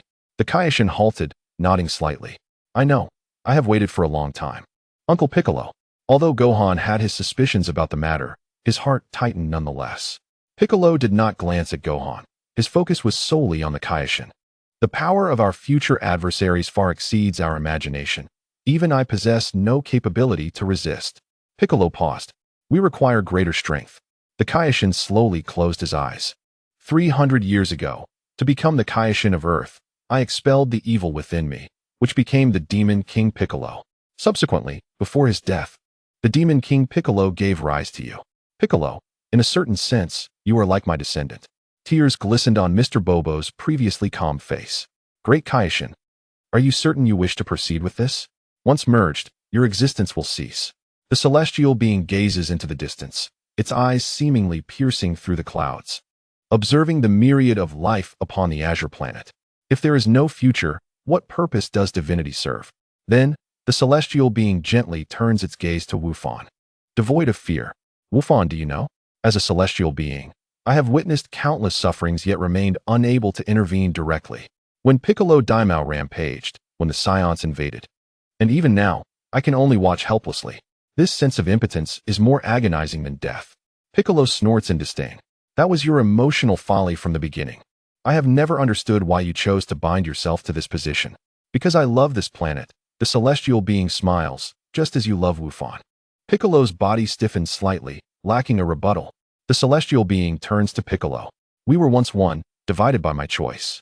Now, to protect the world we cherish, it is time to become whole once more. However, the cost is that your consciousness will vanish. Piccolo's tone is flat. No, it will not vanish. The celestial being shakes its head. I will merge with you. You are younger and possess greater potential than I. I will become a part of you. My knowledge, my experience, my love for the earth will all become your strength. The earth will lose an impotent celestial being and a world-conquering demon, ultimately gaining a powerful guardian. Chapter 109. Piccolo's renewed training. Wufan rushes between the two, his eyes glistening with moisture. Uncle Piccolo, is it not possible for you to remain separate? I promise I will strive to become stronger and defeat all foes. Piccolo does not answer this question. He turns his head aside, his voice unexpectedly gentle. Do you remember our training a year ago? In the beginning, we fought beasts in the wilderness, first learning to survive. Wufan nods, tears blurring his vision. At that time, I only thought of making you a tool to defeat the Scions, Piccolo admits candidly. But at some point, everything changed. I began to genuinely care for your growth and your safety. He pauses again. That is why I must do this. To protect you. To safeguard this world with you in it. The celestial being steps forward, standing opposite Piccolo. Then, let us begin. Mr. Popo's voice trembles slightly, tears glistening in his eyes. Thank you, celestial being. Thank you, Popo, the celestial being replies gently. For hundreds of years of companionship, please continue to guard this temple, regardless of what the future holds. Wait, Wufan cries, tears streaming down his face. At the very least, let me assist you properly. Piccolo nods, placing a hand on the celestial being's shoulder. Wufan then extends his hands, infusing mysterious energy into Piccolo's body. This technique was learned from the Grand Elder of Namek, capable of guiding a person's inner potential and optimizing it based on one's own mastery of rules, yielding results far superior to the original. A brilliant light erupts, illuminating the entire temple. Wufan and Mr. Popo stand silently, allowing the radiance to envelop them. As the light gradually fades, only one figure remains at the center of the temple. Judging by its form, it is still Piccolo, yet not entirely. He stands taller, his eyes sparkling with an unprecedented wisdom. Slowly, his energy becomes unfathomable, his body shifting from green to yellow, then to orange, and finally back to green. The reborn Piccolo gazes down at his hands, gradually acclimating to this entirely new body. He closes his eyes, a torrent of memories surging forth, not only Piccolo's but also those of the celestial being, and finally, the potential information guided by Wufan. Various memories intertwine. Wufan cautiously approaches. Uncle Piccolo?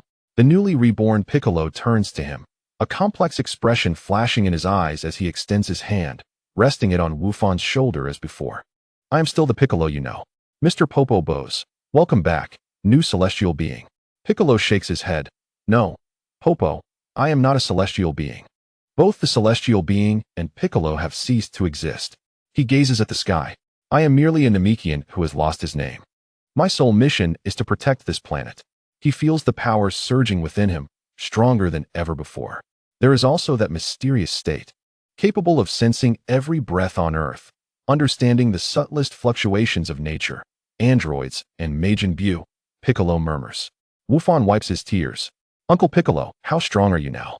Strong enough. At least not much weaker than your mysterious state. Piccolo responds succinctly. But it is still not enough. I need to adapt to this new power.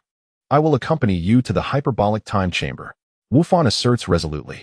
Piccolo looks at him, a slight smile forming at the corners of his mouth as he nods. Of course, no problem. The two turn to leave.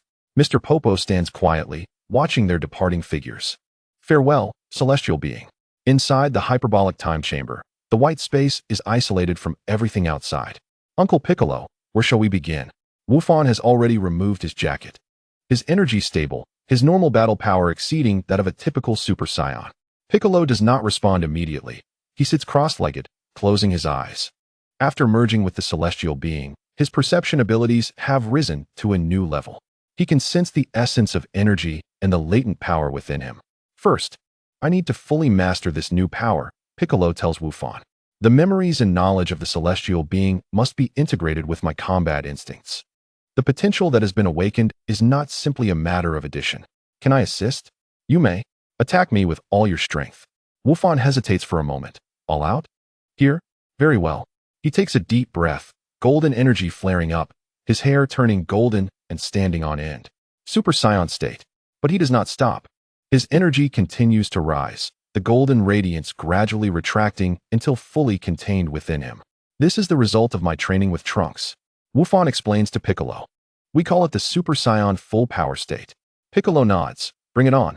Wufan instantly disappears from his position, reappearing at Piccolo's left side, delivering a powerful punch. Piccolo raises his hand to block, the impact sending shockwaves rippling outward, creating waves in the surrounding space. Not enough. Piccolo stares at Wufan. This is not your true strength. What are you worried about? Wufan stammers. I do not wish to hurt you, Uncle Piccolo. You know my current power. Precisely. Piccolo sheds his weighted clothing. I need to understand your limits to find my direction. You have guided my potential, so you surely know my power exceeds this. Do not hold back next time. Wufan gazes into Piccolo's determined eyes and finally nods. His energy surges once more, causing the entire time chamber to tremble slightly. In an instant, brilliant light explodes forth. His energy soaring skyward, blue arcs of electricity flickering amidst the flames. This is the second tier of Super Saiyan. After several exchanges, Wufan delivers another punch, striking Piccolo in the chest, sending him sliding back several meters. Uncle Piccolo, are you all right? Wufan rushes forward anxiously. I am fine. Piccolo raises his head, reassuming his stance. Come again. I will attempt different methods afterward. Days pass. The full force strike of Super Saiyan 2 drives Piccolo to the brink. In that moment, a barrier within him shatters. Piccolo's body suddenly erupts with an unprecedented energy. His skin tone begins to shift, transitioning from deep green to yellow-green, the patterns on his body gradually fading away. His muscular contours become more defined, and his energy purer. This is, Wufan exclaims in astonishment, stepping back. In this state, I have encountered it during the fusion process. Is Uncle Bick adapting so swiftly? Bick gazed at his hands, exclaiming, "This is a breakthrough of my own potential." The yellow form? One might refer to it as such. Bick felt the flow of power within him. Without any external forces, it was purely through surpassing his own limits. This sensation was truly distinct. In an instant, he appeared before Wugen, his speed so remarkable that Wugen could scarcely react. With a single punch, Wugen barely managed to block it, yet his body was propelled away by the overwhelming force. How formidable! Chapter 110. Divine Protection. Wugen steadied himself in midair. "Uncle Bick, your power has increased at least threefold." Not merely that. Bick clenched his fists, sensing the changes within. "I had only exerted about 30% of my strength just now." "Incredible!" Wugen exclaimed in admiration. "Wugen, how much power are you currently using?" Bick, based on his understanding of Wugen, knew he had not unleashed his full strength. The power displayed earlier had already overwhelmed him, so he did not press the matter further. How should I explain this?" Wugen pondered. If he were to admit it was his full power, he still retained the Super Saiyan third stage and the mysterious form, which could also stack.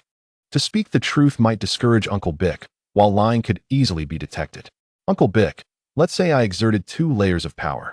Bick responded. "Your naive expression allows you to utter such cruel words."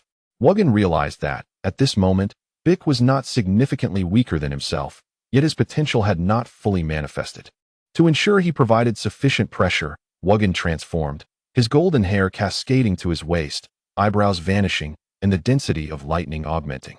Meanwhile, Bick's aura, under the intensifying pressure, began to waver. The yellow radiance started to blend with orange, growing ever more intense until it completely enveloped the yellow. His eyes turned red, muscles bulged, and his expression radiated authority and a formidable presence. "Is this the orange form?" Wugen leaped back cautiously. "The power of Shenlong," Bick's voice resonated. "I never anticipated that within my deep-seated potential lay the strength of Shenlong. Knowledge of Dragon Balls, wishes, and energy transformation into divine power has now become my strength." The orange form of Bick emanated an astonishing aura, warping the very fabric of the time chamber. "Be cautious, Wugen," Bick declared before vanishing in an instant. The ensuing battle transcended all previous levels. This time, Wugen found himself on the receiving end. Should he switch to the mysterious form, perhaps he could alter the tide. Yet, his inner self insisted he must rely on the power of Super Saiyan third stage. Only by feeling pressure could he achieve a new breakthrough. In the unseen corners, each exertion of his utmost strength added a hint of red to his golden hair. Training continued. 1 month, 2 months, 3 months. Time within the time chamber flowed differently than in the outside world, where only a few hours had passed. Uncertain of how long had truly elapsed, a primal force erupted within Wugen.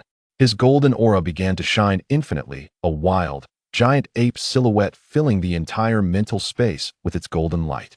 The explosive energy alone rivaled that of dozens, even hundreds, of sun fists.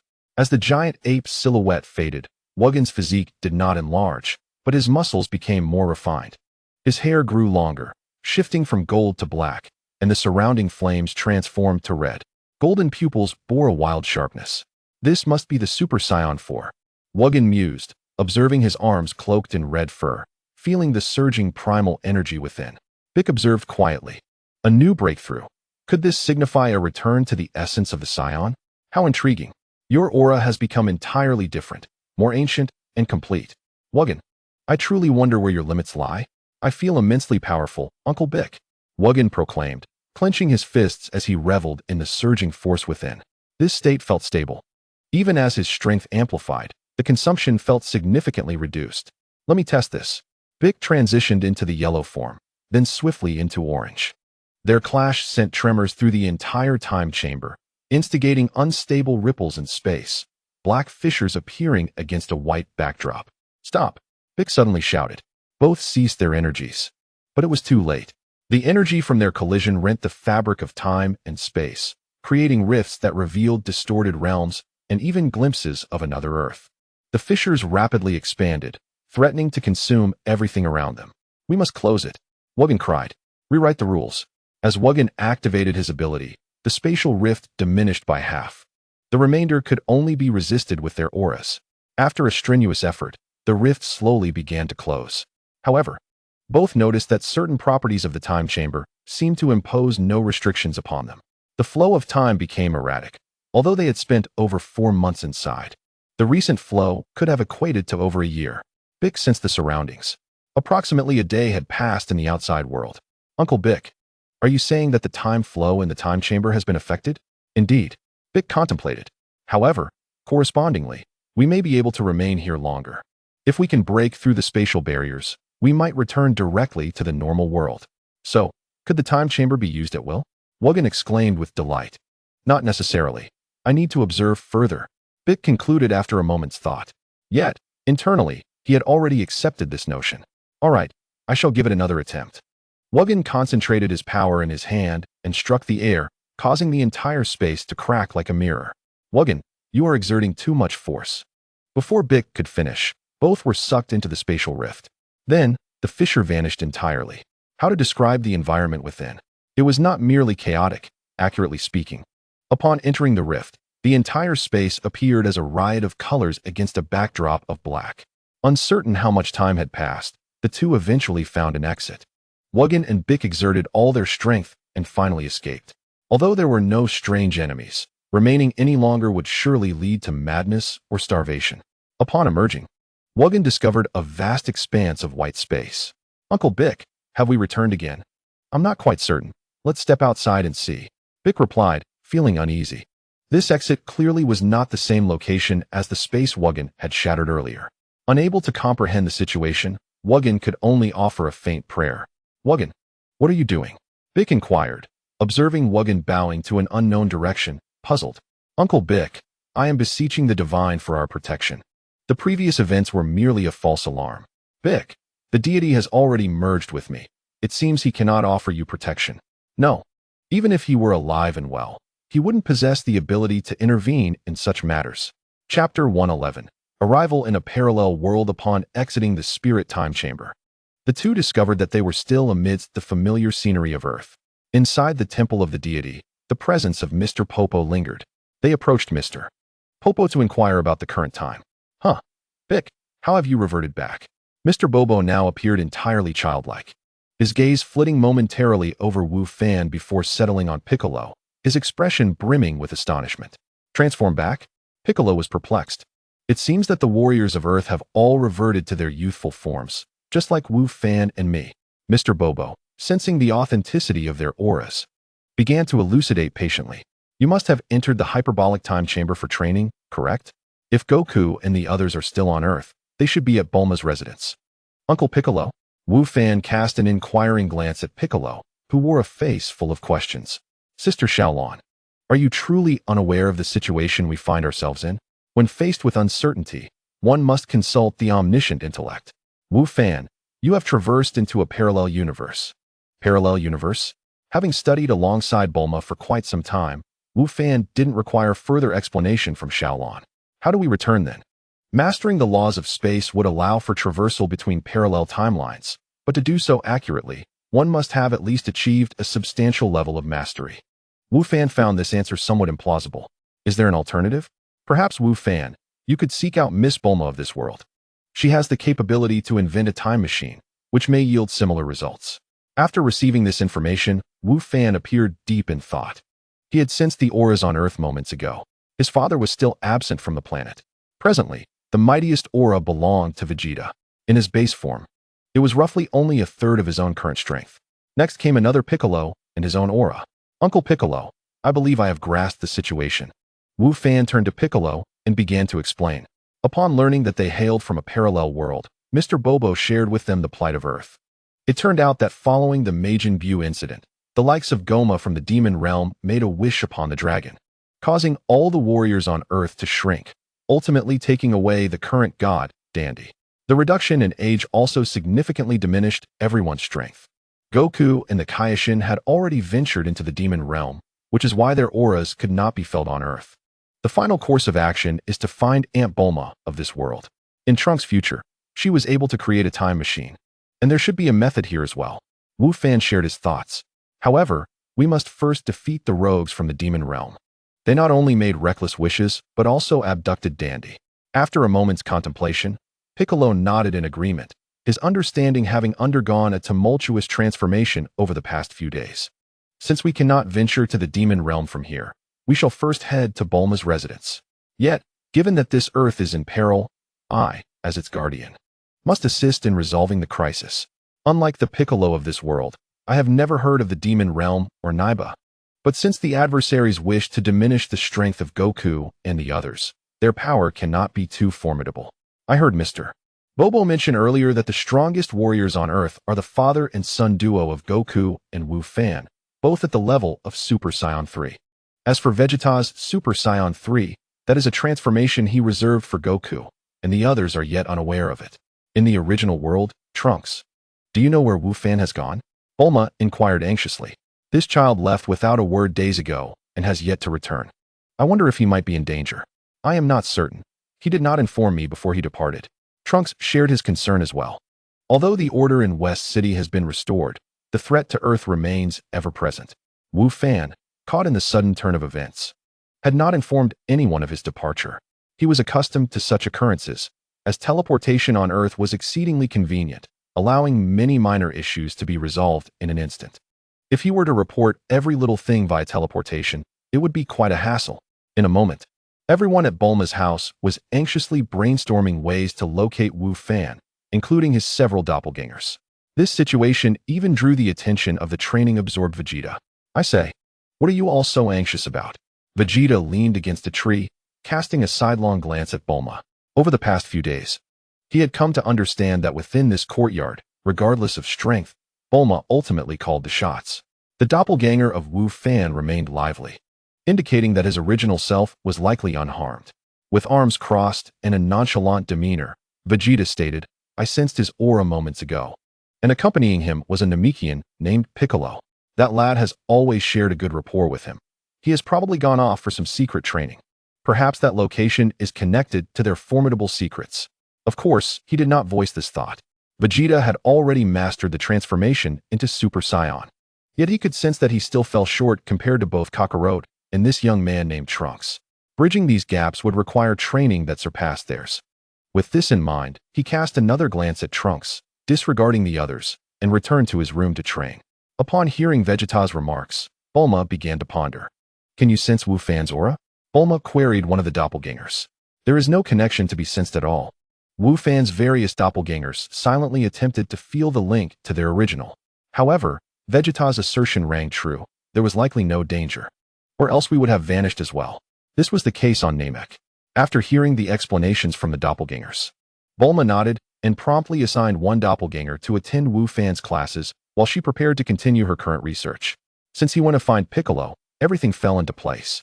Piccolo and those Namekians have always possessed peculiar abilities. Perhaps they have ventured into some extraordinary space for training. If they are indeed training in an alternate dimension, and I managed to create the time machine, it may very well surprise them. With this thought, Bulma organized the remaining doppelgangers, summoning Trunks to assist in the unfinished project. Chapter 112, Vegeta's Provocation. Upon learning of the circumstances surrounding Earth in this timeline, Wu Fan immediately began to teleport with Piccolo. Had he arrived just a moment earlier, he might have encountered Bulma and the others. Unfortunately, the spaceship remained in disrepair, and there were no materials available at the God Temple. According to Mr. Bobo, Jebet had taken the spaceship to Bulma's house in search of alternative materials.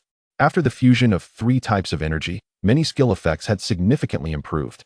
Although utilizing the energy from the fusion was somewhat cumbersome, Wu Fan was not yet entirely adept at it. However, as long as he remained within his perceptive range, he could effectively teleport. Who goes there? Vegeta sensed 2 new auras in the courtyard and rushed out. These 2 powerful auras rivaled his own. Even if he had not been transformed into a child, Piccolo and son Wu Fan, upon seeing their appearances, he did not relax, but rather became more vigilant. He had seen the shrunken Wu Fan, who appeared slightly older than his current form. Moreover, if this Piccolo was indeed Piccolo, who was the one he had just encountered in the hall. Noticing Vegeta's reaction, Jebet and the Piccolo of this world also emerged, ready for confrontation. Who are you 2? And what is your purpose here? Where should I begin? Wu Fan scratched his head. In the past 6 months, aside from studying, I have been diligently honing my skills, and I must admit that I have become quite inept at engaging with others. Allow me to elucidate. The reticent Bic, who also shares a disinclination for conversation, can only step forward to elucidate the circumstances surrounding the two of us. Are you suggesting that you hail from alternate parallel universes? During our training in the spirit time room, we inadvertently shattered the fabric of space, leading us to this universe, while hoping that Bulma could engineer a time machine to return us.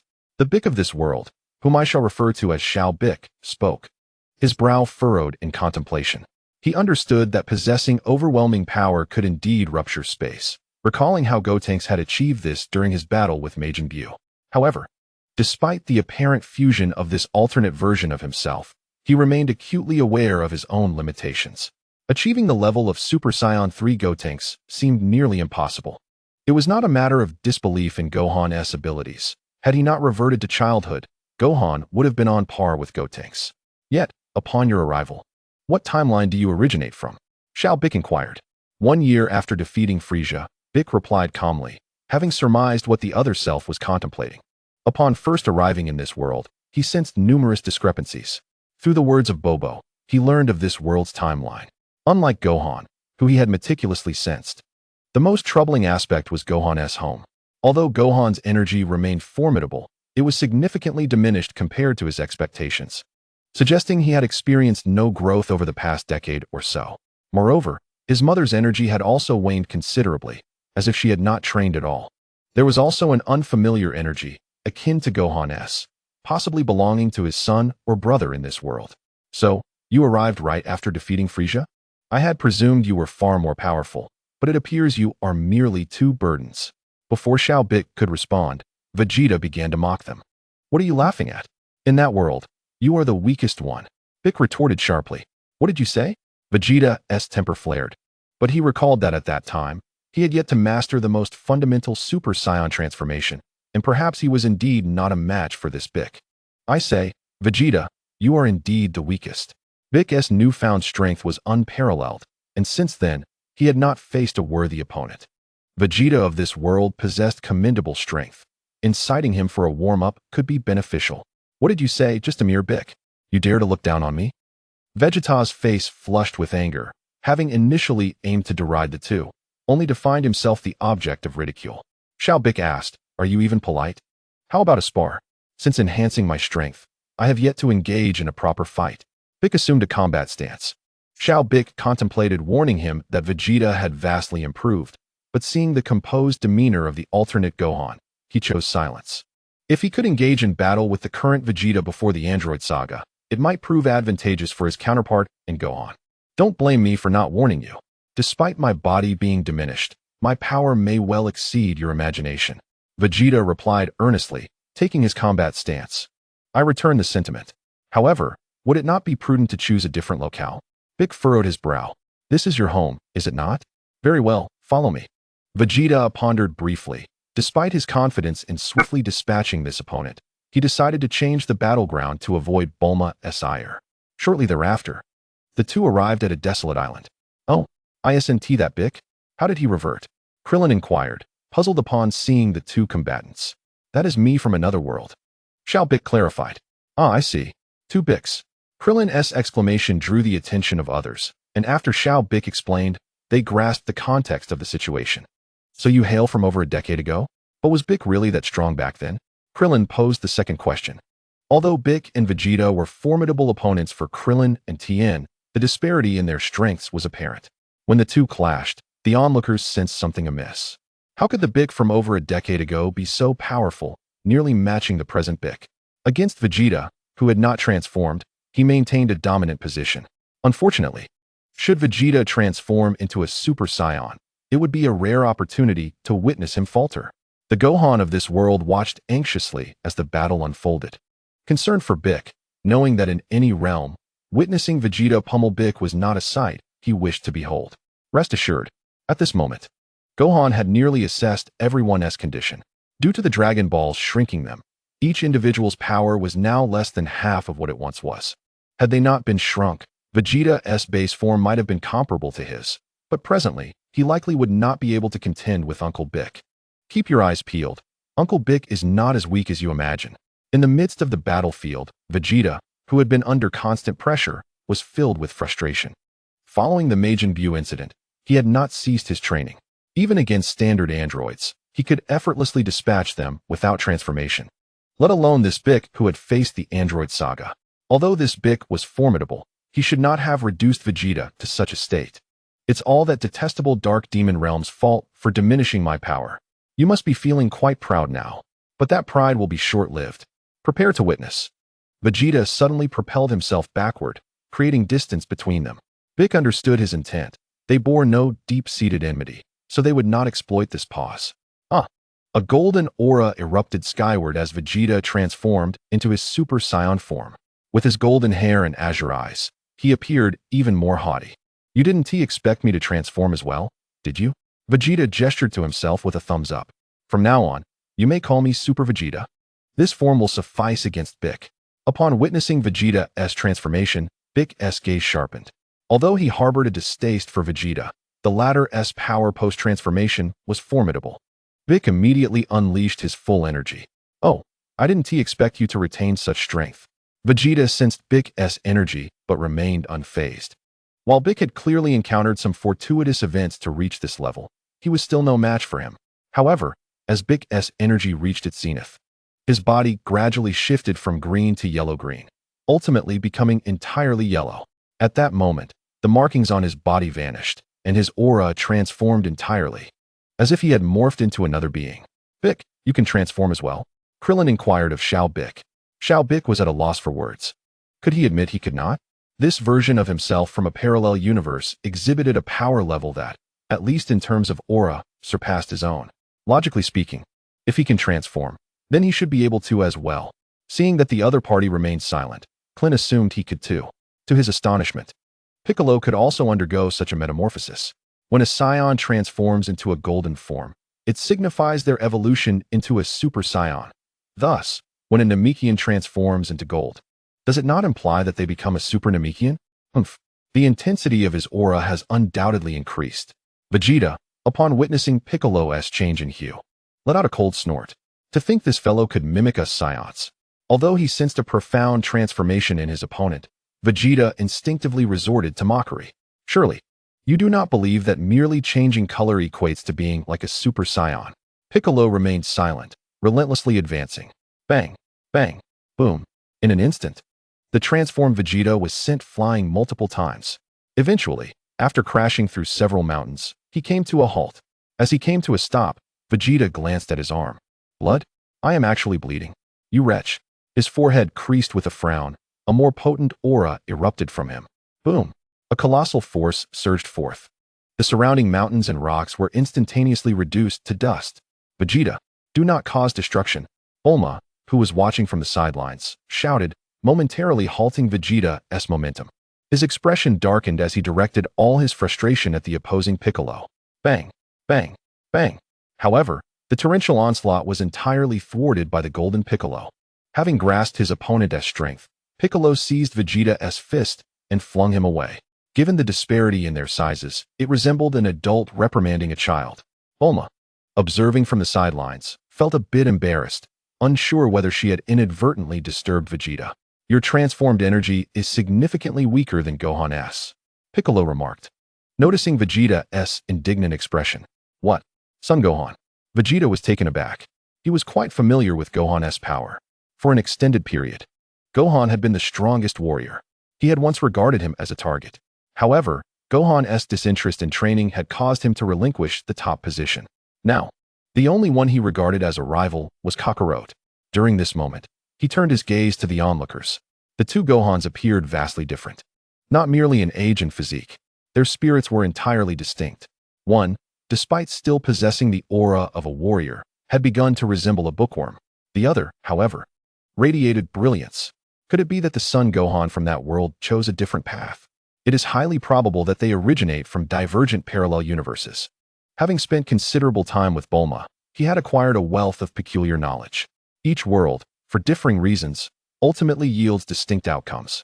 Who knows, in some timeline, he might have consistently bested Kakarot, commanding a legion of Saiyan subordinates, becoming a dominator of the universe. The mere thought was somewhat exhilarating.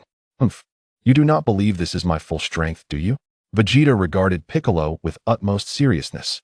At this moment, He had come to regard this Namekian as a worthy adversary. Although there was a time when he had seen this fellow merely as Kakarote's caretaker, he now recognized him as a formidable opponent. Piccolo was also on high alert. Indeed, his opponent was not weak and possessed the foundation for further transformations. Just then, the diminutive Bubbles flew in, accompanied by a rotund blue figure. "Greetings. I am Hibisai. I have been sent by King Caden to escort you." The plump figure, with a red face and pointed ears, wore an expression as stoic as Bubbles. He looked around at the group, noting that there were more than a dozen individuals, while that one named Wukong had mentioned only 3 or 4. "May I inquire, who among you intends to go to the demon realm?" Ahem. The battle concluded without resolution. Despite Vegeta enduring significant blows, the sparring nature of the encounter meant he sustained little damage. Ultimately, it was Vegeta, Little Piccolo, and Bulma who followed Hibisai to the demon realm. "Gohan, please provide an explanation," Piccolo inquired of Gohan. As the spacecraft departed, the others gradually left, leaving behind Gohan, Piccolo, and this world's Gohan, hereafter referred to as the Mo Gohan. Earlier, Gohan had wanted to assist, but Gohan had intervened. "Uncle Piccolo, you are underestimating me." Gohan teased Piccolo. "Are you suggesting?" Piccolo asked, somewhat astonished. "Indeed, when that individual arrived, I detected spatial fluctuations." He then furrowed his brow slightly, appearing contemplative. "The powers of metamorphosis hold far more significance than mere appearances." Gohan grinned, then waved to the Mo Gohan. "So what do you say? Would you like to accompany us to that demon realm?" Although the perception was somewhat vague, reaching that place should not pose a problem. The Mo Gohan was momentarily taken aback. "Huh? Me?" Chapter 114. Arrival in the Demon Realm. "Vegeta, do you want to take one of the pills that Gohan provided?" Bulma retrieved a small green pill and inquired. As soon as she produced it, the medicinal aroma made everyone feel considerably better. Vegeta pondered for a moment before swallowing one. "Once we enter that demon realm, it is likely we will have to contend with that so-called god of balls. It is best to maintain peak condition." The green pill dissolved instantly upon entering his mouth. Though its potency was not as rapid as a senzu bean, it continuously rejuvenated his body, besides alleviating some physical injuries. The majority of the medicinal power lay dormant within, and he even sensed a significant increase in his potential. "This pill is excellent. But how do we enter that demon realm?" Vegeta inquired, feeling quite content as he observed the spacecraft still in the original universe, directing his question to the pilot, Hibisai. However, after waiting for a considerable time, there was still no response. "Hey, what is the matter with you? Did we not converse quite amiably just now?" Vegeta was perplexed by the other's demeanor. "You are not the king, so why act so haughty and ignore me?" Vegeta exclaimed, infuriated. "Meanwhile, what is the situation, Gohan?" Piccolo asked from the side. Gohan placed his finger on his forehead, continually sensing the energy of Vegeta and the others. "As long as they traverse once more, it should be fine." A few minutes later, "All right, please hold on to me tightly." The two grasped Gohan's shoulders, and suddenly, the three vanished. Whoosh! Plop! Plop! Plop! After a brief jolt, the group lost their balance and fell into the water. "Wow, the energy in this place is abundant," Gohan exclaimed as he emerged from the water. Although the gravity is similar to that of Earth, the air density is several times greater. The concentration of energy in this realm has significantly increased, and the atmospheric pressure is also dozens of times that of Earth. This is truly an excellent place for training. Gohan could not help but express his admiration.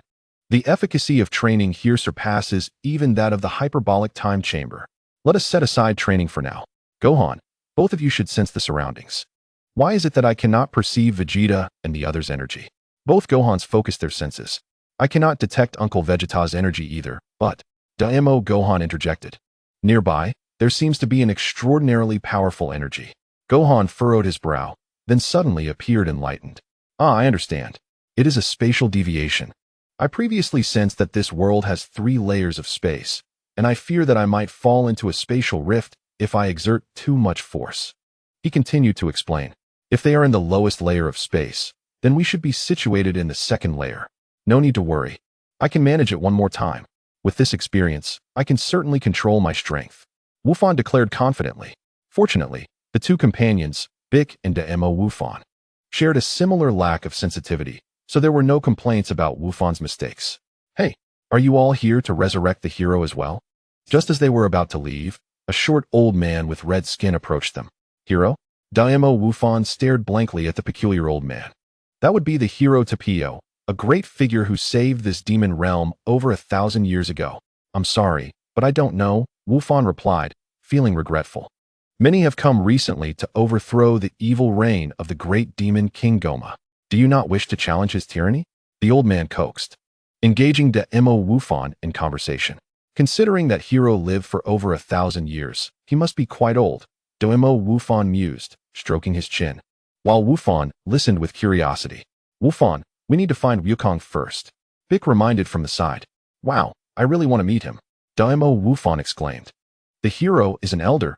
Could that old man Tapio be you? Wufan seemed to have made a realization and began to answer eagerly. I suppose I have wasted my breath, Bick muttered, only to hear Wufan's voice again. But old sir, you don't seem very strong. Can you really defeat that great demon king? The old man jumped in shock at Wufan's words. Bah! Who said I could defeat the great demon King Goma? Cold sweat trickled down the old man's face as he shook his head vigorously. Although Goma was somewhat weaker compared to previous demon kings, he was still a formidable opponent. What merit do I have to defeat such a being? He then produced 2 music boxes. The hero is sealed within these 2 boxes. If you can open them, the hero from over 1,000 years ago will be revived. I believe that since you have broken through the seals in this area, you must have a way to unlock these boxes. The old man's expression appeared benevolent, but a glint of cunning flashed in his eyes. Bick, this old fellow is hiding something. There is immense dark energy concealed within these 2 boxes. To avoid raising the old man's suspicions, Bick mentally alerted Wufan. Uncle Bick, I can sense it too. However, there are 2 smaller energies inside, one of which is nearly extinguished, Wufan replied. Wufan, you decide how to handle this. Bick urged. Old sir, how do we open this box? Wufan asked, feigning eagerness. I have spent 30 years searching for these music boxes to revive the hero. They need to be set in motion. The old man appeared quite excited, and Wufan and his companions feared he might collapse from the anticipation. Is it difficult to set them in motion? Daimyo Wufan inquired curiously.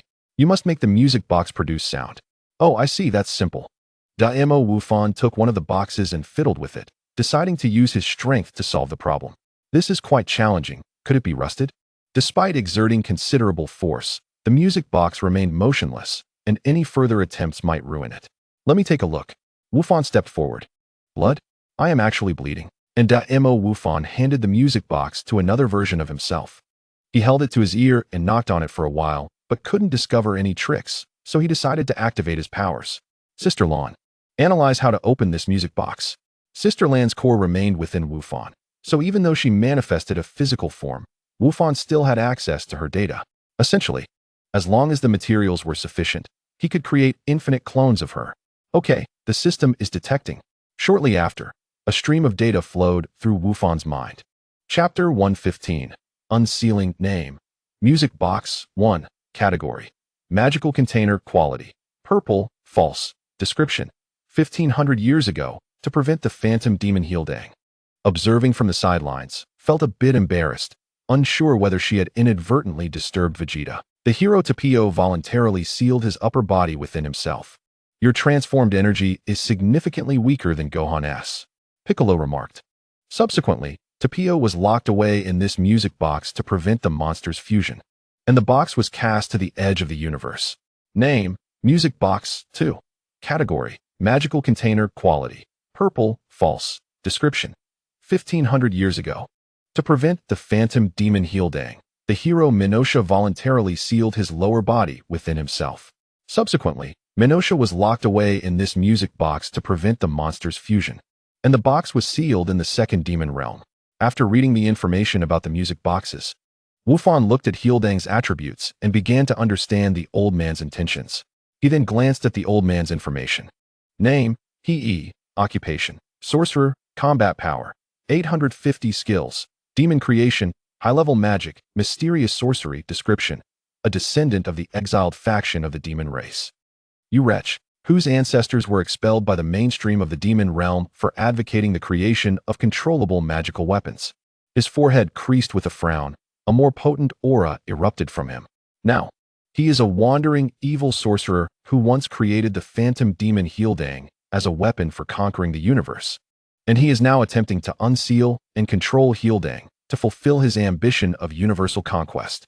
Indeed, this old man is not a good person, Wufan silently thought, as Sister Lan's information quickly entered his mind. In summary, there are several methods. Firstly, the most reliable but also the most troublesome is to find the 7 Dragon Balls and make a wish to directly release the sealed hero. However, there are other urgent matters, and the Dragon Balls have lost their effectiveness, so this option is eliminated. Secondly, the least reliable but simplest method is to use brute force to destroy the structure of the magical music box. According to Sister Lan's analysis, it would require a full-powered blow in Super Saiyan 3 form, but it might endanger the hero's life, hence this option is also eliminated.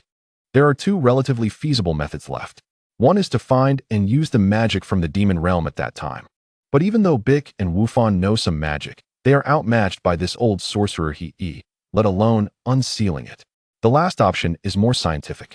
It involves having Sister Lan conduct a comprehensive analysis of the music box's magnetic field, identifying 2 corresponding patterns, and then achieving energy resonance to simultaneously loosen the seals of both boxes.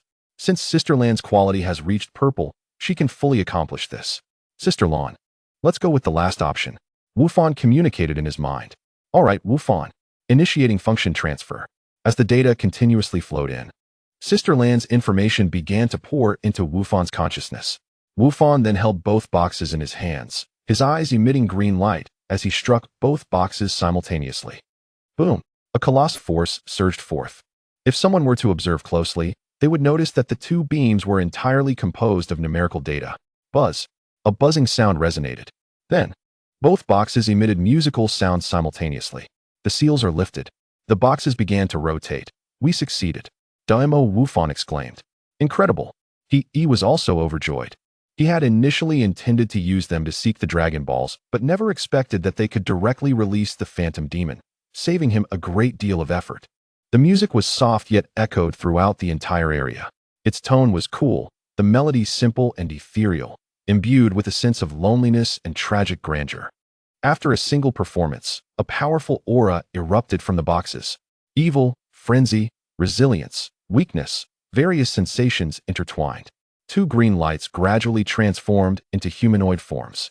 Despite their differing skin and hair colors, they were unmistakably similar to the Kaioshin, both being of the Grind race. The setting of the film revolves around heroes from the planet Kinazi in the southern galaxy, where the inhabitants share similar appearances. The distinction in the Daimo universe is evident. Those with pointed ears belong to the demon realm, and this universe has altered that portrayal. As Baiku and others focused on the 2 individuals, Hi's eyes glimmered with a red light, his magical energy surging. An aura of malevolence and madness expanded, causing the 2 music boxes to explode. Just as the situation began to spiral into chaos, a distant flute melody resonated, gradually calming the previously agitated atmosphere. After the melody concluded, the tension dissipated entirely, and Tapai opened his eyes, while Minua Sha collapsed to the ground. Are you all right? Wu Fan hurried over and offered Minua Sha a small green pill. Fortunately, they had released him early. Had they waited any longer, it might have been irreversible.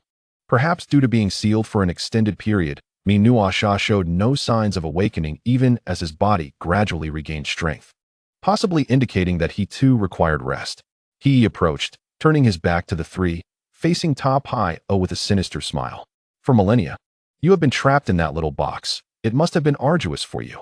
He's red face beamed with a smile that filled Ta Pai O with disgust. You meddlesome fools. Let us return. Ta Pai O exclaimed anxiously, glaring at He. That is no longer possible, for the music box is broken. He chuckled wickedly, his gaze fixated on the ancient sun in Ta Pai O's hand. It was this very object that could soothe and temporarily suppress the Hildergan within him. Daimo Wu Fan, sensing the escalating tension, swiftly intervened. Do not be angry. We have only just escaped from that place. Shouldn't we all remain amicable? Do you realize the grave mistake you have made? He then scooped up Minua Sha and flew away from the scene. What grave mistake? Daimo Wu Fan was puzzled, unsure of what the other party was attempting. After all the effort to rescue him, not even a word of gratitude was offered. He attempted to pursue, but was suddenly pierced by a spiraling beam of light from the nearby Namekian. Why did you? He never comprehended why the attack came so unexpectedly. You think you can use us and just leave? How presumptuous. Goku, noticing he was still alive, unleashed another energy wave. After the smoke cleared, nothing remained of the elder He. Thus, the ambitions of this evil wizard, who sought to conquer the universe, ended before they even began. Uncle Goku, what shall we do next? We must follow those two. Since we have caused this trouble, we must find a way to resolve it. Chapter 116. Wanpa Planet as Wu Fan and the others pursued Tapio. The original world S. Wukong and Chi-Chi found themselves in trouble. Chi-Chi, why do you say that uncle harbors ill intentions? Wukong inquired, munching on food. Though that uncle is also a scion, he is completely different from Raditz and the others. On our first meeting, he showered me with so many treats. Wukong, you may not have noticed, but this so-called Wanpa Planet, aside from him and his subordinates, the others are almost like slaves. Chi-Chi, with her head down, refrained from eating. What if you had not lost your memory as a child? Would the Earthlings end up like those people? Chi-Chi pondered, somewhat distressed. Suddenly, a large hand wrapped around her. What are you daydreaming about? If that uncle truly is a villain, we can just defeat him together. Besides, isn't Vegeta starting to improve? Wukong maintained his cheerful demeanor, reassuring Chi-Chi not to worry too much. Kakarot, I never expected you to be the legendary Super Saiyan. A robust youth followed Paragus, who spoke enthusiastically without noticing his son's transformation. This planet was originally called Wanpa Planet. We now wish to rename it New Vegeta Planet. With your assistance, we can surely restore the glory of the Scions. I heard you met Prince Vegeta not long ago. I wonder when you can introduce him? Before Paragus could finish, his son's frenzied voice interrupted him. The controller in his hand flickered, and Broly gradually regained rationality, returning to his previous melancholic state. However, the conversation could not continue further. After they departed, Wukong was drenched in cold sweat, feeling a sensation he had never experienced against formidable foes before. It was as if his very bloodline was being suppressed. Chi-Chi, you were right. That uncle indeed has much he is concealing from us. Wukong's expression turned serious. Over the past year, with Vegeta guiding them through the universe, the couple had traversed numerous planets and learned many peculiar techniques, yet none had the overwhelming presence of Broly. The previous uncle claimed Broly was weaker than himself. Wukong, with his kind heart, was not blind to reality. The two soared out of Paragus' palace, flying towards the outskirts. The remnants of ruins on the planet clearly indicated that it once boasted a highly advanced civilization, now devastated by overwhelming force. The level of civilization appeared to be no less than that of present-day Earth. At the edge of the ruins, there were various pits where slaves toiled. Grandpa, a peculiar-looking young one, helped an elderly member of his kind. I am fine. The dark-skinned elder waved his hand, though he coughed incessantly. We are not slacking. It is just that Grandpa is unwell, the younger one explained upon seeing Wukong and Chi-Chi, mistaking them for overseers. Do not be afraid. We are not overseers. Wukong quickly clarified. However, establishing a nation here seems entirely absurd. Who knows? We were captured here because of our Super Saiyan lineage. The little one continued to work while explaining. Moreover, the food is pitifully scarce. Those Scions are truly the demons of the universe. His words made Wukong glance at his hands, filled with perplexity. What had he done to bring about such a fate for them? If that were the case, he indeed had to save them. Suddenly, in a moment of distraction, the little one was kicked to the ground by an overseer. The elder attempted to help him up, but was relentlessly whipped by the overseer. Wukong's gaze sharpened, and he unleashed an energy cannon that sent the alien overseer crashing against the wall. As he had not exerted much force, the overseer was not in any mortal danger. Yet, as he began to rise, a whistle blew sharply. A dozen overseers, clad in similar attire, armed to the teeth, rushed over. Upon seeing this, Wukong assumed a fighting stance. Hey, Kakarot, how did you end up in such a remote place? Paragus arrived, and upon recognizing Wukong's identity, the overseers quickly retreated. Wukong's enthusiasm had vanished. Do not take it so seriously, Paragus spoke lightly, soothing Wukong and instructing the slaves to rest. You may not have had enough to eat due to Broly earlier. Now that he is resting, he should not disturb us again. How about we share another meal? Given that he had not eaten enough before, Wukong could not refuse Paragus' offer. Once they had eaten their fill, he would surely clarify the situation. It is imperative to ensure one is well fed first. Otherwise, should a confrontation arise, these delectable dishes would be squandered. Wukong indulged voraciously in the banquet prepared by Paragus, while Chi-Chi took it upon herself to bring some food to the slaves. Everyone, take your time, there is plenty here. Upon realizing that Paragus was not a benevolent figure, Chi-Chi wasted no time, filling her bracelet's space with provisions, which she generously distributed among the individuals present. Earlier, you mentioned the Super Saiyan. Was it Paragus? Chi-Chi inquired, observing that most had nearly finished their meals. No, it is not him. Thank you so much, big sister. The sweet smile from Chi-Chi elicited a warm response. Since it was established that Paragus was not the one, it must be the youth named Broly. His initial entrance had elicited a significant reaction from Wukong, suggesting he was far from ordinary. It was crucial to warn Wukong to remain vigilant. Later that evening, Wukong and Chi-Chi had just finalized their strategy when suddenly, a colossal figure burst through the door. Both were startled and swiftly evaded. Chi-Chi felt immensely relieved, grateful for her experiences of nights spent in the cosmos, which had accustomed her to hardship. Otherwise, they would have faced dire consequences. Indeed, as Frisia had remarked, these Saiyans, excluding Wukong, exhibited utter disregard for manners, resembling wild monkeys. Even Wukong seemed to fit this description. Chi-Chi's thoughts were interrupted by the ensuing chaos. After dodging to safety, the Saiyan known as Broly pursued Wukong with the fervor of a rabid beast, attacking while emitting wild cries, akin to those deranged murderers on Earth. This particular maniac not only possessed a twisted personality, but also exhibited formidable strength. Broly's roars reverberated through the air. Chapter 117. The legendary Super Saiyan. The chase ensued, with Broly relentless and fierce, leaving Wukong scrambling to defend himself. Fortunately, Wukong's body had undergone rigorous training, rendering him far more resilient than mere flesh and bone. After enduring several of Broly's assaults, he found himself invigorated rather than injured. He recognized Broly's immense power. They were both yet to unleash their true capabilities. It had been a long time since Wukong had encountered an adversary worthy of his full effort. As they raced through the vicinity, nearly everyone was roused from slumber. With a swift sidekick, Wukong sent Broly staggering back, blood seeping from the corner of his mouth. Yet this only ignited Broly's ferocity. With a sweeping gesture, a barrage of energy blasts rained down upon Wukong, who could only evade desperately. Broly, seemingly spurred by some unseen force, felt his power surge, the blue aura transforming into gold. His muscles swelled, and a manic grin spread across his face, as though a long-sealed demon had been unleashed. At this moment, Paragus arrived, shouting, "Stop! Broly, cease this at once." However, the control device in Paragus's hand flickered with diminished efficacy. The sight of Kakarot Wukong and the relentless stimulation from Paragus's device drove Broly into a complete frenzy.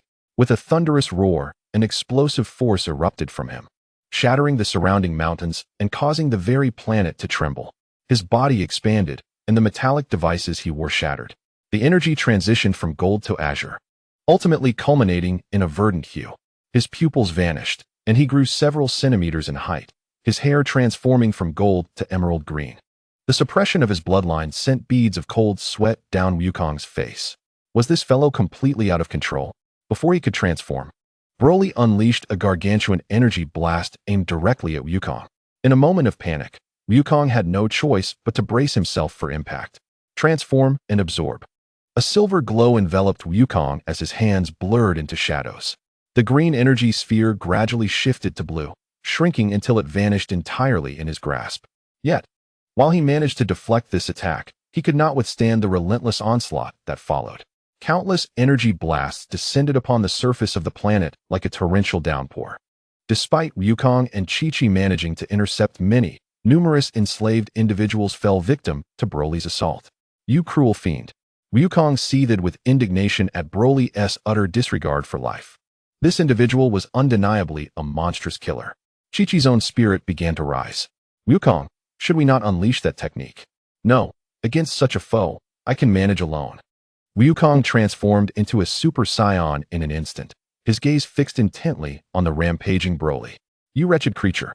Chi-Chi, find a way to rescue these innocent souls while I work to subdue this menace." Wukong became a streak of golden light, charging towards Broly.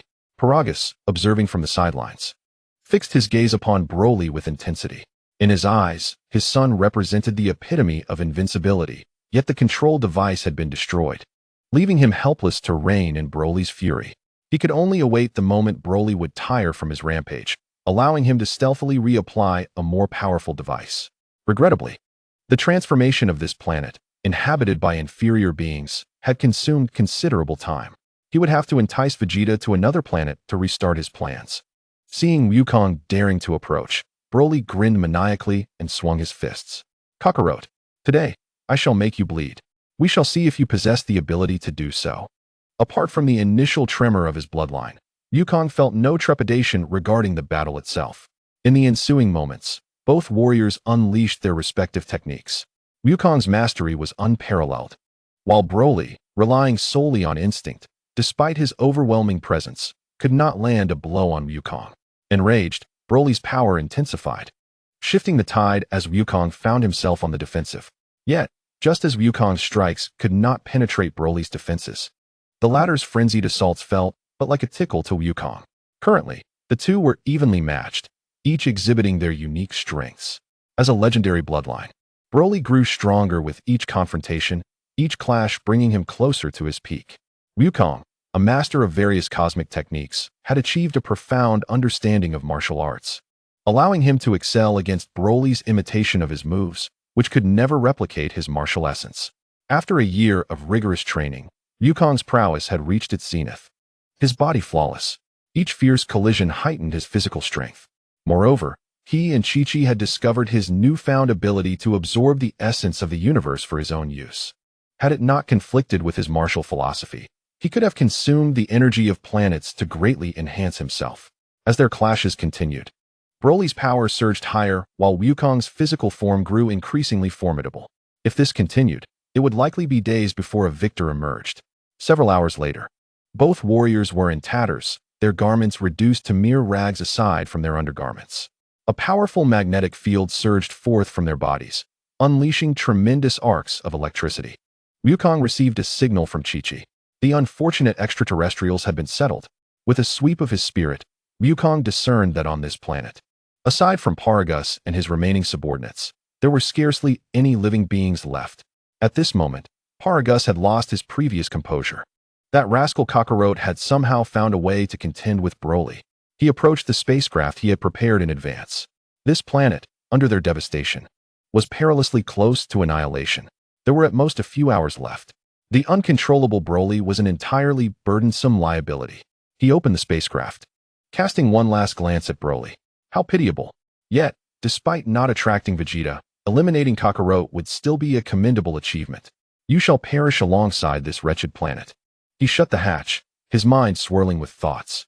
If Broly were to perish with this planet, it would be unavoidable, although the latter had consistently caused him trouble.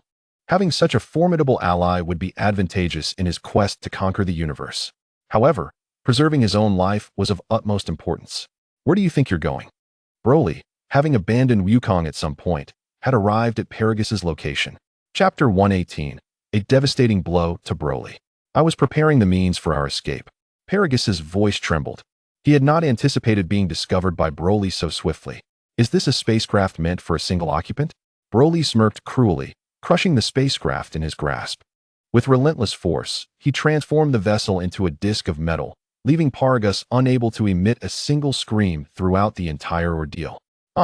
Broly's expression twisted in rage as he hurled the metallic disc into the void of space. Do you think I would perish so easily? Broly's demeanor regained its calm as he spoke to himself. In mere seconds, the last vestiges of his familial bonds dissipated. At this moment, Wukong and his companion also soared into view. Wukong, if you do not unleash your full power, do not blame me for intervening. Chi-Chi cast a disapproving glance at Wukong's tattered appearance, feeling somewhat disgruntled. While she had successfully settled so many, Wukong had yet to sort himself out. Please don't act this way. Chi-Chi, I have finally encountered such a formidable adversary. Moreover, that was my utmost effort just now. A bead of cold sweat trickled down Wukong's brow. Chi-Chi's bloodline suppression was certainly no less formidable than Broly's. However, just as Wukong finished speaking, he saw Chi-Chi raise her hand. Chi-Chi, you wouldn't dare to use that technique, would you? This is my battle, and it is rather inappropriate for you to intervene. Ask Broly if you don't believe me. Wukong sensed the intensifying pressure radiating from her, and though he wished to protest, He saw her petite frame's aura gradually reaching its zenith. Hey, Broly, if you wish to live, then step aside. Realizing he could not dissuade her, Wukong turned and shot off into space at the utmost speed. Broly, still bewildered by the intentions of the two, suddenly felt a wave of deathly energy wash over him. 10 swords unite. Broly, receive my blade. A glimmer of brilliance flashed in Chi-Chi's eyes as a slender blade of energy tore through the fabric of space. The suffocating sensation of impending death instinctively compelled Broly to evade. In the next instant, the entire Wampa planet was cleaved in twain by that razor-thin blade of energy. The blade pierced through the entire star system, leaving behind a trail of spatial rifts in its wake. Surrounding the planet, a vast region of death had formed. Following that singular strike, Chi-Chi's energy plummeted sharply. Wukong, you scoundrel, you just had to alert the opponent. Chi-Chi glared fiercely at Wukong above her. This habit of his had yet to change. Had it not been for Wukong's reckless chatter, she would have ensured that their enemy had no chance of survival. Please don't say that. Before Wukong could explain himself, a frenzied Broly charged after them, obliterating the remnants of the rocky terrain with his overwhelming aura. The deathly energy he had just experienced compelled him to eliminate the two before him. Initially, it was only Kakarot. Now, a new name had been added to the list of those who must perish. Oh, Broly descended upon them like an unstoppable force. Boom! A massive pillar of violet and gold struck Broly with astonishing speed. Broly was sent flying. The velocity of his retreat was exponentially greater than that of his approach. Emerging bloodied from the rubble, Broly crawled out after being pierced through half of the Wampa planet. Kakarot. His body trembled, for the first time since the battle began. His aura began to wane. On the opposite side of the planet, Wukong had, at some point, acquired a golden rod. That last blow, having not held back, had imbued the rod with a weight exceeding 1 billion tons, combined with his own strength. However, given Broly's constitution, it should pose no issue. Wukong shielded Chi-Chi, knowing she was out of sorts and would not engage in a drawn-out duel. Having battled such a formidable opponent for several hours, he had a fair understanding of Broly's physical prowess. He should not be capable of being obliterated by a single strike. According to Chi-Chi's earlier calculations, 1 unit of energy could enhance the weight of the rod by 1 ton. Upon acquiring the rod, he had initially intended to wield it playfully. However, after augmenting its weight, the training effects had proven unexpectedly beneficial. Unfortunately, during the battle on Frisia's planet, he had forgotten to relieve its weight. Regardless of who was struck by it, death was certain. Even a near miss resulted in injury. Since then, Wukong had been hesitant to use it as a weapon. In that moment of urgency, he had acted without restraint, uncertain of Broly's current state. At that instant, Broly had already traversed most of the planet's expanse. Kakarot, do not think you can so easily shake me off. Broly, now bloodied and in a disheveled state, appeared even more menacing. Chi-Chi, how are you holding up? Wukong, instead of addressing Broly, turned to Chi-Chi with concern. Although he was eager to continue fighting, he understood that if he followed his instincts at this juncture, he would undoubtedly face reprimand. After fighting alongside Chi-Chi so many times, he had nearly grasped the rules of engagement. Much improved now. Chi-Chi sighed. She could certainly perceive Wukong's thoughts, and she was already content with how far they had come. Yet, the expenditure of energy was considerable, and this planet was on the brink of destruction. The gases in the atmosphere had begun to dissipate. Before the two could finish their conversation, Broly charged at them once more, heedless of the consequences. Bam! Another strike sent Broly hurtling several hundred kilometers away. This time, Wukong had not used his full strength, yet it was sufficient to send him flying for a while. The energy within this brute was potent, yet he had no comprehension of how to wield it. Chi-Chi assessed Broly, commenting, with your current strength, he can serve as a punching bag, but as an adversary, he still falls short. Moreover, his temperament is excessively volatile. Therefore, do not consider bringing him to Earth. Such a being would wreak havoc. Wukong pondered this matter, while Broly was indeed a formidable opponent. Bringing him to Earth without caution posed a genuine threat. Unlike Vegeta, this individual was entirely uncommunicative. He did not wish for Earth to face an unwarranted calamity. Perhaps it would be best to let him remain quiet for a while and reassess how to manage him when it was safe. Wukong nodded in agreement. When Broly soared towards them once more, without waiting for his charge, Goku instantaneously teleported behind him. Energy extraction. A silver luminescence flickered from Goku's palm as he directly siphoned Broly's energy from within, forming a cerulean energy sphere in his grasp. Stripped of his energy, Broly reverted to his black-haired form and collapsed.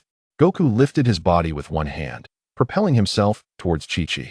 Fear not, Broly, once we reach a safe haven, I shall return it to you. Chapter 119, Settling Down at Kaioshin Planet. Goku, it's you, exclaimed the North KO, startled by the sudden appearance of several figures while he was idly tending to his duties. Did you not venture into the cosmos for training?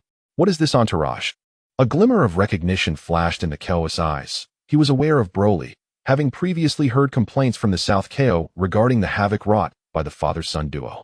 With the warriors of Earth having returned, Kaioshin Planet had reverted to its former desolation. It seems Goku intends to give me some work, he mused. Ah, KO-sama. This fellow is Broly, another scion like myself. Goku gestured towards the prostrate Broly, introducing him to the KO. Given his current frail state, could this be your doing, Goku? The North KO scrutinized the energy sphere in Goku's hand, his expression turning grave. I taught you the Genki-dama, not for such purposes. If you do not restore his energy soon, he may perish here. My apologies, KO-sama. Goku quickly responded, hastily injecting the energy sphere back into Broly's body.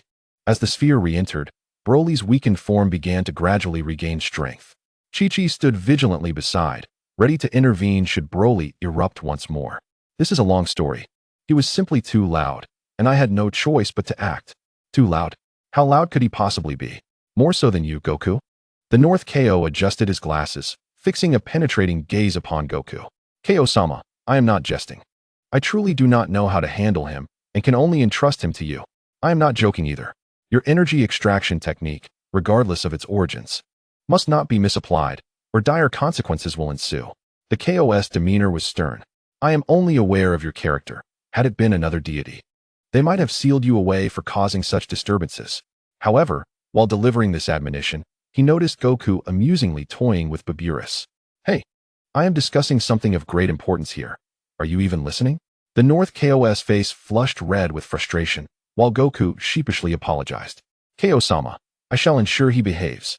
Chi-Chi bowed in gratitude to the KO. Goku isn't inherently malevolent. It is merely that this individual is rather exceptional, and you will soon understand. Enough. You two are in accord, and I can hardly argue with you. Just know this is a serious matter. The North KO, recognizing they had comprehended the gravity of the situation, ceased his lengthy discourse. At that moment, Broly remained unconscious. Thus the atmosphere was relatively tranquil. After a while, I have gleaned a sufficient understanding of his condition. The malevolent energy within him arises from numerous factors.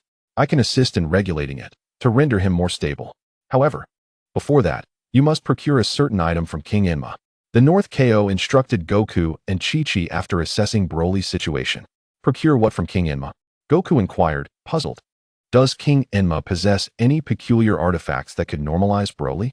I shall tell you, simply bring him along, and follow the necessary procedures. It is that straightforward.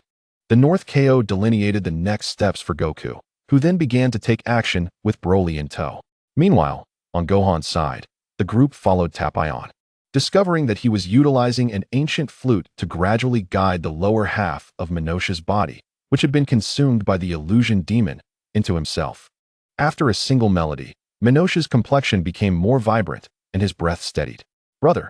Upon awakening, Minosha realized his lower half was missing and saw his brother in immense agony. The death of the old wizard had not liberated the brothers. What are you all doing here? Tapion brandished his sword at Gohan and his companions. Do not be so defensive. We merely wish to assist you. Great Demon Gohan raised his hands in a gesture of peace. I appreciate your potion, but please, keep your distance. I can no longer suppress the creature within me for much longer. Tapion endured his pain, attempting to shoo them away. Sister Xiaolan, is there any way to aid him? Gohan silently communicated. Given the current situation, the only solution was to annihilate the illusion demon entirely.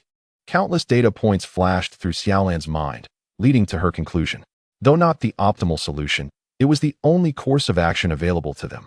Alternatively, in the time ahead, Gohan could focus on mastering sealing techniques and formations, yet even with his talent, it was not something achievable in a short span. Gohan furrowed his brow.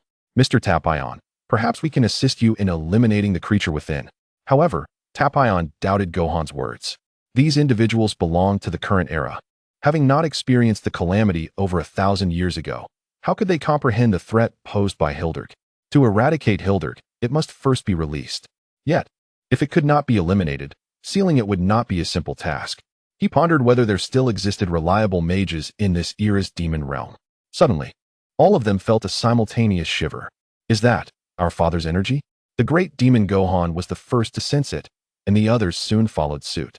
Aren't you two the heroes of this world? We must defeat the great demon Goma shortly. If you have no other matters to attend to, would you join us? Gohan leaped over Tapion to directly ask Minosha behind him. Brother?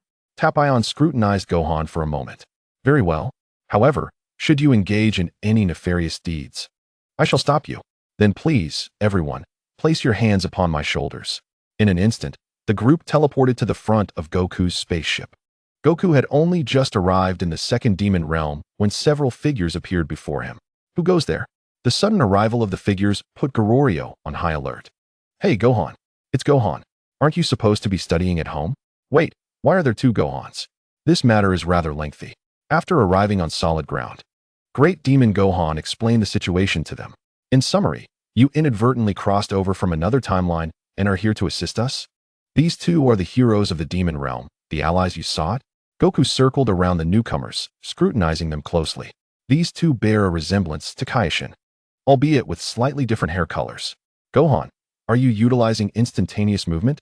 Chapter 120, Capturing the Sea Monster. Goku gazed at his son from another world with great curiosity. Despite having attempted instantaneous movement himself, he still could not traverse the cosmos. Moreover, since his body had shrunk, his control over energy had diminished, significantly impairing the effectiveness of instantaneous movement. Otherwise, he would not have to toil so hard on his journey. It can be considered instantaneous movement, though it does have its limitations, Gohan explained. To master this technique flawlessly, one must undergo dedicated training for a period. That is still quite impressive. I cannot even arrive directly. If one could teleport continuously, the subsequent actions would become significantly more convenient. Lord Kaioshin, what shall we do next? Damo Wufan inquired directly. We plan to take a brief respite while we await Mr. Vegeta and the others, Xian responded, glancing at Tapio and his companion, each bearing a sword reminiscent of the Kaioshin's sword, along with an ancient flute at their waists. Nearby, there floated a planet that had once been inhabited by the Namekians. Wufan looked up and indeed spotted a verdant green planet. The group soon descended upon the planet. During their flight, they occasionally glimpsed remnants of the previous habitation, the crumbling walls and ruins clearly abandoned for countless years. Incredible, it is nearly identical to the former Namek. Wufan exclaimed in awe. I'm so hungry. Goku's untimely voice interrupted.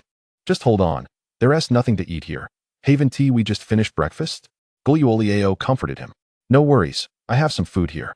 Wufan looked at Goku, who was about his height, realizing that according to this timeline, his father in this universe must be around 40 years old, yet he resembled a child.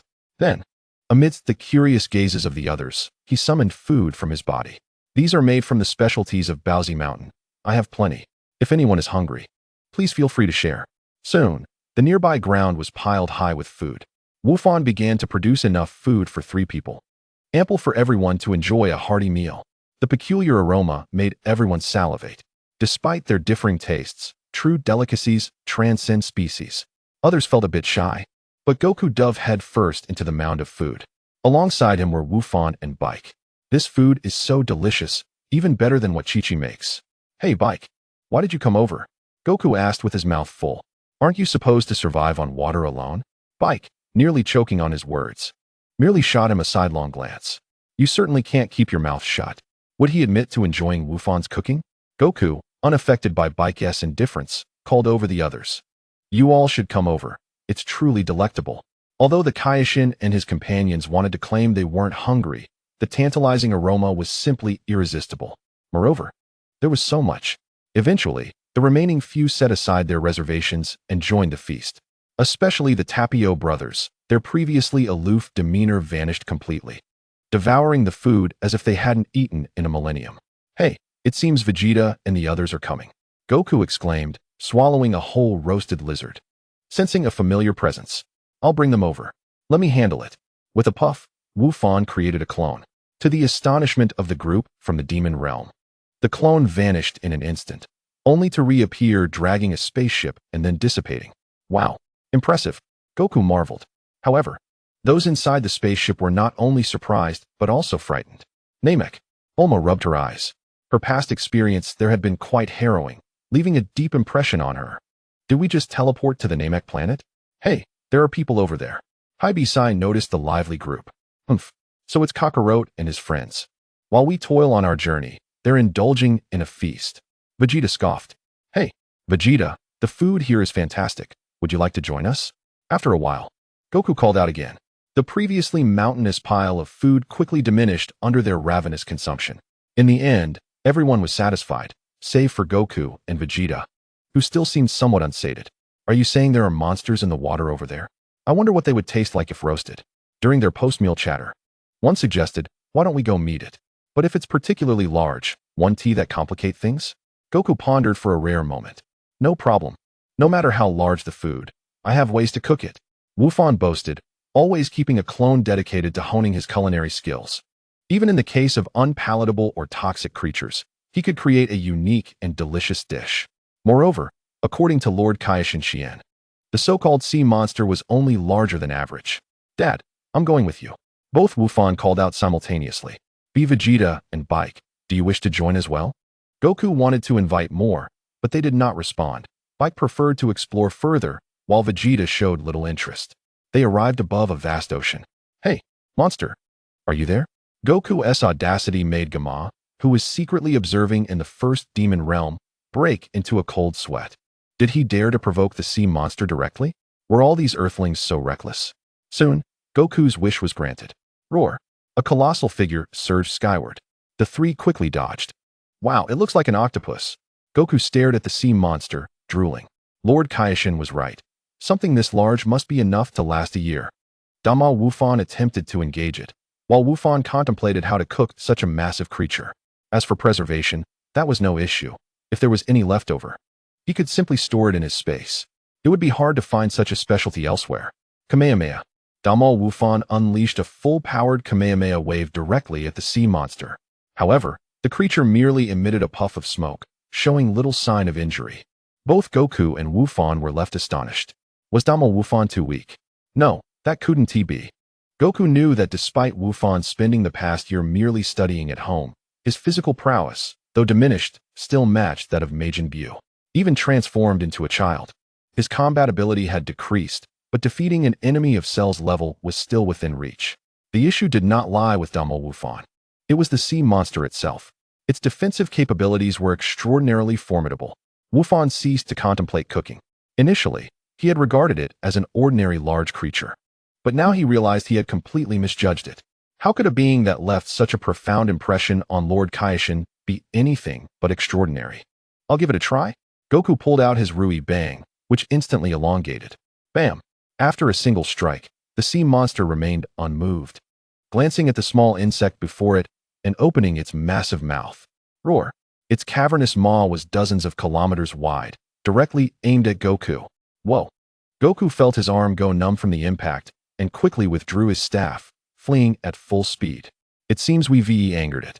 Dama Wufan floated behind the sea monster, watching the two chase each other, sweat streaming down his face. Despite the creature's speed not being particularly fast, its body was exceedingly tough.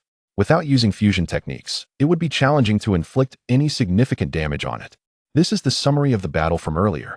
Wufan pondered for a moment before instantly appearing behind the sea monster, his fingers radiating a sharp aura. The clang of metal rang out amidst the dance of blades. Yet not a single mark was left on the creature's body. It seemed that today, it was impossible to feast upon it. Wufan had initially intended to slice off a small piece to taste, but he never anticipated that even this would prove exceedingly difficult. Meanwhile, Goku, who had been relentlessly pursuing, had transformed into a Super Saiyan. Countless small blasts struck the sea monster, but aside from a cloud of smoke, it bore no scars. Goku, realizing the futility of the situation, could only teleport back. The sea monster, having lost its target, slowly sank back into the depths of the ocean. It appeared that there was no way for me to confront this creature in my current state. Even with Goku utilizing his Super Saiyan transformation, His previous attempts had not even managed to impede the monster's movements. Continuing to transform further would likely be futile, as there was no deep-seated enmity between them. It was merely curiosity that compelled them to expend such energy, which was hardly worthwhile. I too had tried. The creature's body was simply too resilient. Wufan felt a tinge of regret, as the flesh of such a being would undoubtedly be nourishing. Upon returning to their resting planet, they were not empty-handed. The sea monster's body was indeed too tough. Thus, they settled for hunting other marine creatures. The group discarded their catches onto the ground. Wufan immediately conjured clones, and several of them retrieved cooking utensils, their knives moving with the grace of a dragon in flight. Techniques such as swordsmanship, telekinesis, ninjutsu, and even ki blasts flowed seamlessly, devoid of any hesitation. As the final touches were applied, a gentle halo emerged from the center of the dish. The golden light gradually faded, leaving behind a lingering aroma. Wufan, do you possess such culinary skills? Goku inquired, nudging him with his elbow. How could that be? I have never cooked a meal at home. The mighty Wufan responded anxiously, as his father was well aware of his daily studies, leaving no room for such skills. The others were equally astonished. Please, everyone, partake. Wufan clapped his hands, and his clones vanished in an instant. I never expected to witness such a splendid performance. At that moment, an unfamiliar figure appeared before them. You are the legendary Namekian, Naiba? I truly wonder if this name holds an implication for Bick. Upon seeing the newcomer, little Bick exclaimed in surprise as he approached. Uncle Bick, do you know this old gentleman? Wufan asked, but Bick had no recollection of the elder. After some exchanges, they learned more about Goma, the peculiar old man who had created 3 Dragon Balls and the Dragon God in the demon realm. It seemed that Dandy would not face any immediate danger. As for little Bick and the other Namekians, they were merely residents who had migrated from the second demon realm. Little Bick and the Kaioshin nodded in agreement. Yet Bick remained utterly perplexed. Neither the former demon king Bick nor the memories of the old god contained any mention of these matters. Before his travels, he had conversed with the Grand Elder of Namek. The Grand Elder and his father, Cat adds, along with the earlier Namekians, had always been native to Namek, and there had never been any talk of migration from other places. He refrained from arguing or asking questions, instead delving deeper into contemplation. It appeared that this parallel universe, despite harboring similar individuals, was fundamentally different. According to the Elder, Namekians were regarded as exceedingly precious beings in the demon realm. However, in his own universe, Namekians were slaughtered by the Frisia force as if they were mere refuse. This young man harbors within him the insect from the supergiant star, does he not? Moreover, it has been cultivated with dark magic. I truly wonder what you young ones aim to achieve. Naiba observed Tapioh with a peculiar expression, seemingly lost in thought. Supergiant star? Minnow Satan inquired with curiosity. Old man, are you referring to the insect known as Hildag? Indeed, I never tell lies. To seal such a creature within your body, you cannot be merely seeking to harness its power. Naiba teased, seemingly oblivious to Tapioh's condition. However, the seal upon you is rather crude. I can hardly fathom how you manage to endure it. So, old man, do you possess a means to deal with Hildag? Tapioh asked eagerly, sensing the elder's implication. If possible, he wished to rid himself of this torment. He could scarcely sleep, burdened by the need to suppress Hildag. Only Tapioh's powerful bloodline allowed him to withstand such pressures. Had he been an ordinary earthling, he would have surely perished within a few days. Just a few minor techniques. Naiba replied, extending his right hand and mumbling incantations. A colorful light coalesced above his palm, each hue intricately outlined by unique patterns. Soon, this extraordinary energy entered Tapioh's body. A brilliant light erupted from him, and the malevolent aura that had plagued him vanished entirely. Give it a try? Now, you should be able to tap into a portion of that creature's abilities. The elder spoke in a calm tone, as if he had accomplished something trivial. Chapter 122. The second Dragon Ball, a strange mist emanated from Tapioh, transforming into a tail-like appendage that swept through a grove of trees before dissipating back into him. Thank you, Mr. Naiba. Tapioh knelt, his gratitude for Naiba overflowing. It is of no consequence, as long as you refrain from wielding that power for nefarious deeds. Naiba reassured him. Let us depart swiftly. With so many attacks, Goma must have already detected our presence. Duralio felt they had lingered long enough and urged the group to move. Indeed. All right, let us go. Goku responded first, and the group prepared to board their ship. Can we not utilize instant transmission to locate the dragon god?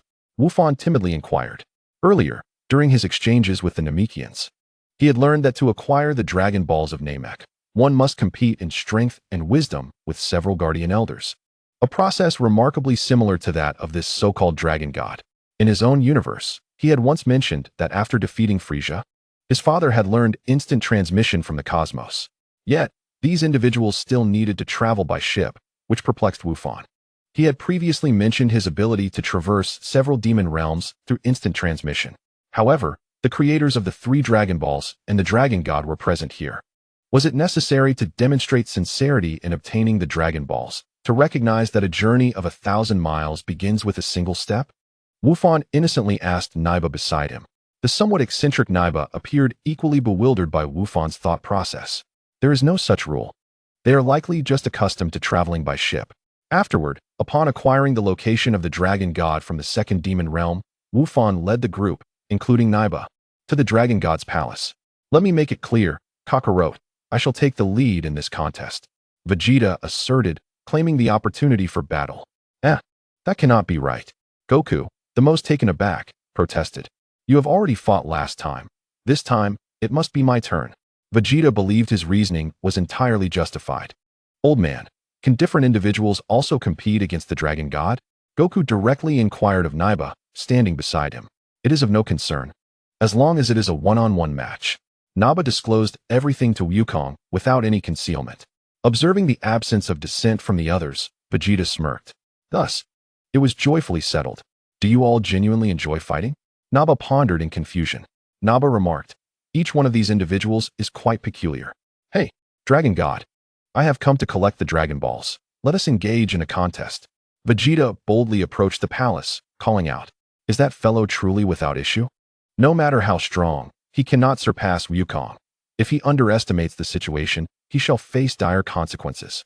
Panji harbored doubts regarding Vegeta's strength, believing that it would be far more prudent for Wukong to intervene. There is no need for concern. You may simply observe.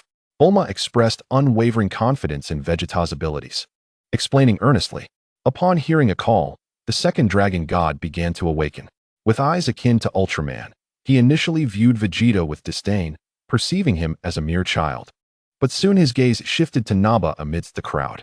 He promptly drew his weapon, treating Vegeta with the seriousness he deserved. Following a series of tentative exchanges, the two transitioned their battle from the ground to the air, and from the air to the water. Unexpectedly, the previous monster had swum over to ambush the two fighters, prompting Vegeta to transform into a Super Saiyan. I shall handle this. Gohan greeted the others before swiftly relocating the massive sea creature to the opposite side of the second demon realm. With distractions eliminated, Vegeta, having failed to gain the upper hand, transformed into Super Saiyan 2. After 2 transformations, he began to gradually overpower Dragon God 2. Allow me to assist you. Naiba, witnessing the stalemate, summoned forth a glimmering magic light from his hands. In an instant, Dragon God 2 seemed to have his latent potential ignited, resulting in a significant boost in power. Vegeta was propelled backward by the immense energy emanating from his opponent. What are you doing? Piccolo shot a piercing glance. Although he held little fondness for Vegeta, the elder's actions were clearly unprincipled. Do they not relish fighting? This is my special consideration. Naiba's words were light and breezy, devoid of any turmoil. Yet, the skilled individuals present could sense that he held no malice, merely a penchant for mischief. After suffering several setbacks, Vegeta was cast into the sea. A colossal golden light soared into the heavens, splitting the ocean into 2 halves. At this moment, Vegeta's hair stood on end, his eyebrows vanished, and his entire body radiated with sparkling lightning. He opened his eyes, glanced at Piccolo, and then directed his gaze towards Dragon God 2, instantly sending him plummeting into the water. Piccolo scoffed. Vegeta pursued him into the water, where Dragon God 2's trident danced in a dense flurry. Yet the attacks that had previously strained him could now be deflected with a single hand. However, as he grasped the trident, it snapped. The trident, which had accompanied Dragon God 2 for many years, was shattered into 2 pieces. Next, it was Vegeta's turn.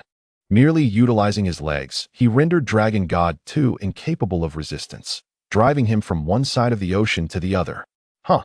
A single Gallic gun struck true, followed by a heavy punch, causing Dragon God 2's body to traverse several planets before coming to a halt. I concede. Acknowledging that his current strength was vastly inferior, Dragon God 2 surrendered. Vegeta showed no concern that his opponent would renege, letting out a huff before reverting to his normal state. Upon returning to the temple, Dragon God 2 utilized magic to restore the trident. The strength test completed. The next phase would be a test of intellect. I shall commence with the questions. You must respond within 10 seconds. Dragon God 2 extracted the test questions, his magical energy shimmering as he posed the upcoming query. Little demon boy Xiaoqiang set out for a walk with 15 cookies given by his mother, consuming 1/3 as he strolled. He encountered Goat Zyro, who wished to have half of the remaining cookies. Thus, he shared half with him. Zyro, feeling guilty, returned 2 cookies. And when he later encountered Dog Sanlang and attempted to give him a cookie, he was suddenly robbed of 3 cookies by Monkey Silang. Suppressing his anger, he continued on, eventually meeting Snake Ilong, to whom the kind-hearted Xiaoqiang wished to give all his remaining cookies. The question is, how many cookies did Ilong receive? Although Gohan and others perceived this riddle as merely elementary, the 2 scions present, including Wukong, appeared utterly perplexed by the answer. Vegeta had only caught snippets of the lengthy question and failed to grasp its essence. With 5 seconds remaining, Vegeta gritted his teeth, treating it as a riddle akin to a dead dog fan's broken lantern, pondering for a moment. 0 cookies. He tilted his head to the side, declaring that snakes do not eat cookies. Chapter 123. The weakened warrior's Dragon God 2 did not trouble Vegeta. Upon receiving a reasonable explanation, he handed over the Dragon Balls. After all, these individuals had come with Naba. My apologies for failing to safeguard the Dragon Balls. Dragon God 2 bowed to Naba in apology, having felt Naba's magical energy moments before, yet still losing the battle. It is quite all right. This is excellent. You have performed admirably in battle. Thank you, he. After comforting Dragon God, Naba grinned mischievously, akin to a crone. Dragon God 2 paid no mind, returning to his original position, standing as still as a statue. After acquiring the Dragon Balls, the group did not linger. Gohan promptly teleported everyone to the first demon realm. However, upon entering this space, they were immediately besieged by a large contingent of demon troops. A deluge of gunfire rained down, causing the group to scatter in search of cover. Must we truly flee? Gohan questioned inwardly.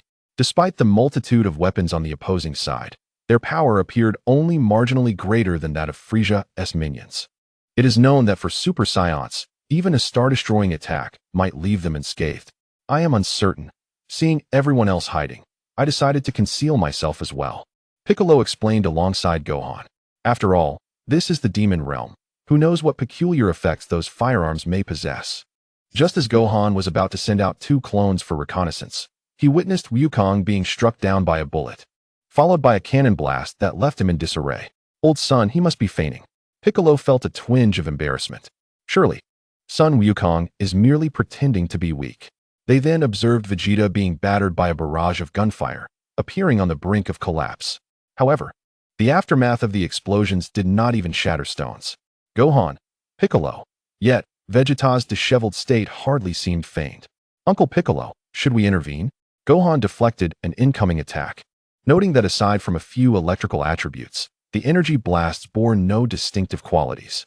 He then casually surveyed the state of several minions, discovering that the strongest among them boasted only a power level of a few hundred, with the weakest possibly unable to best Satan.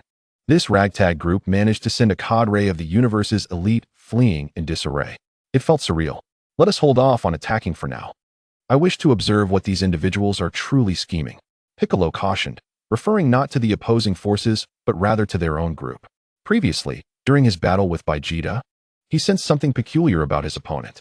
Observing their disheveled appearance now, a sudden suspicion arose within him. Once again, an inconspicuous attack rendered Vegeta's body incapacitated for an extended period. I understand now, Wufan. Piccolo discerned the underlying issue. It was not that these adversaries were exceptionally powerful, but rather that the defensive capabilities of their side were woefully inadequate, whether it was due to reverting to a childlike state or some other reason. Their reaction time and defensive prowess had diminished significantly. When I fought Vegeta before, he had only recently transformed into a child and still retained the reflexes of an adult.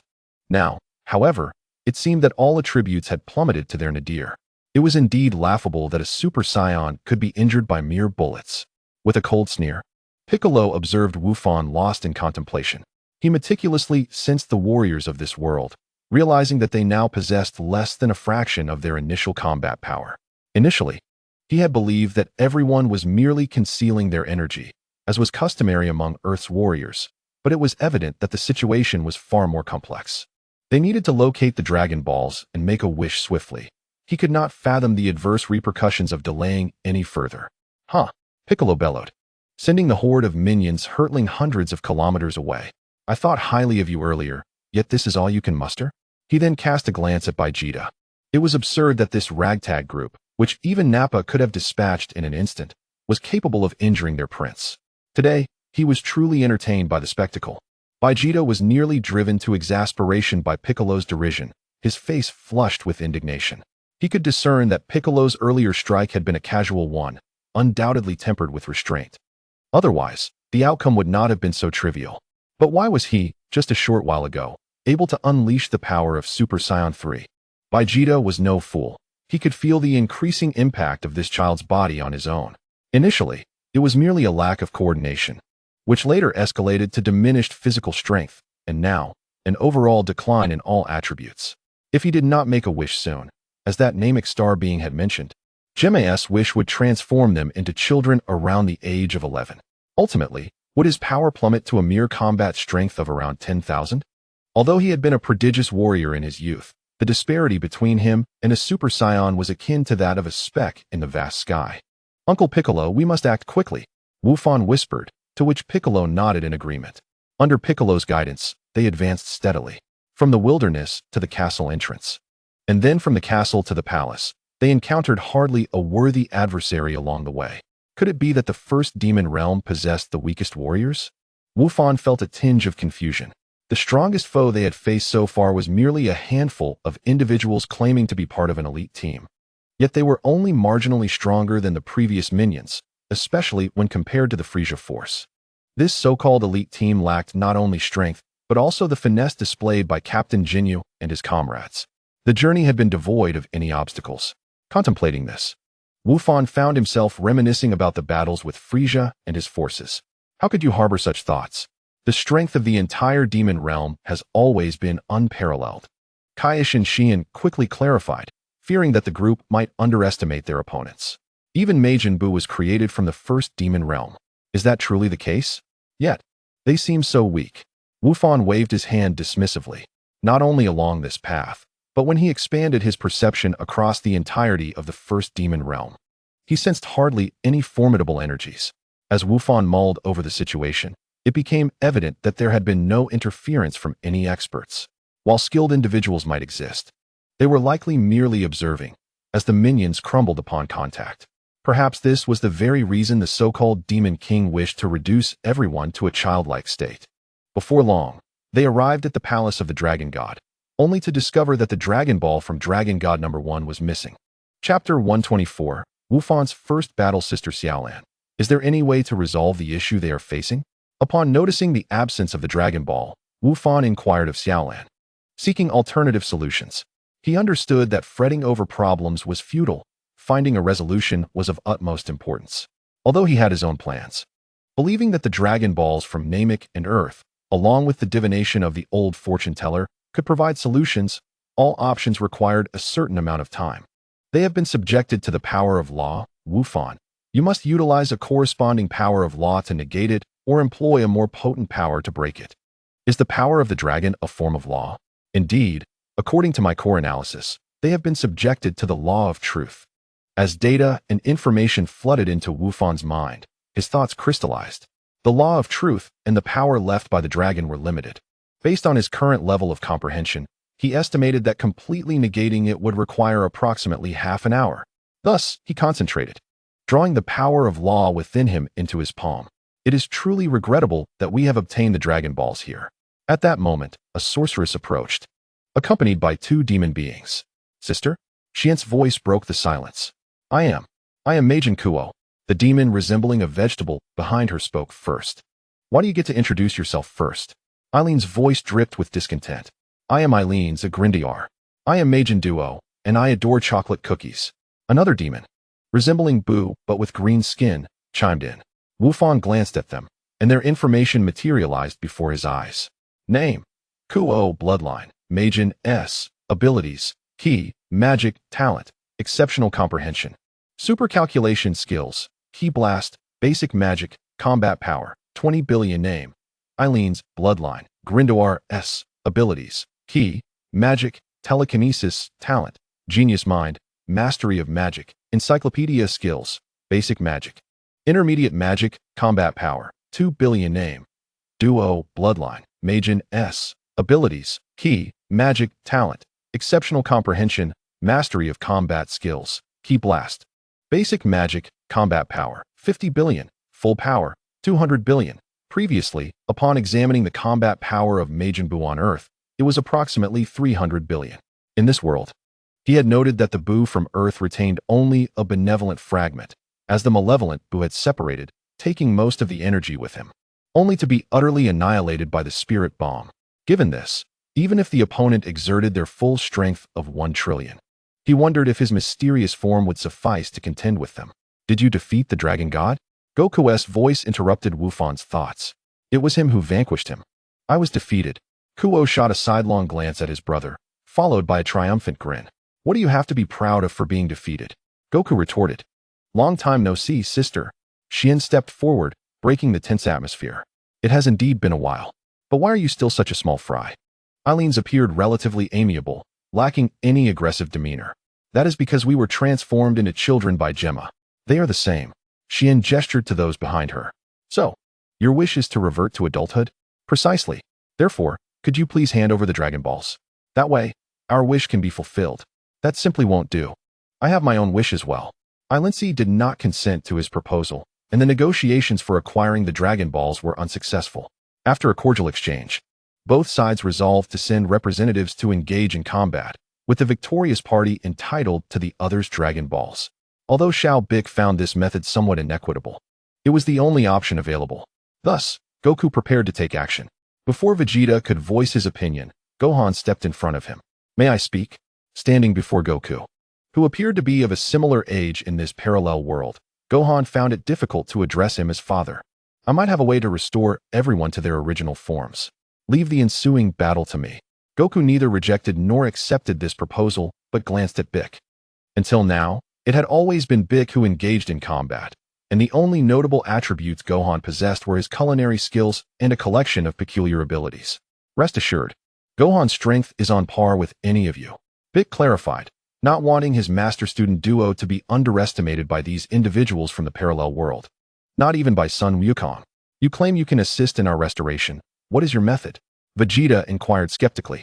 This is how it works. Gohan proceeded to divide the concentrated power of the laws into several smaller portions, each merging into the bodies of the group.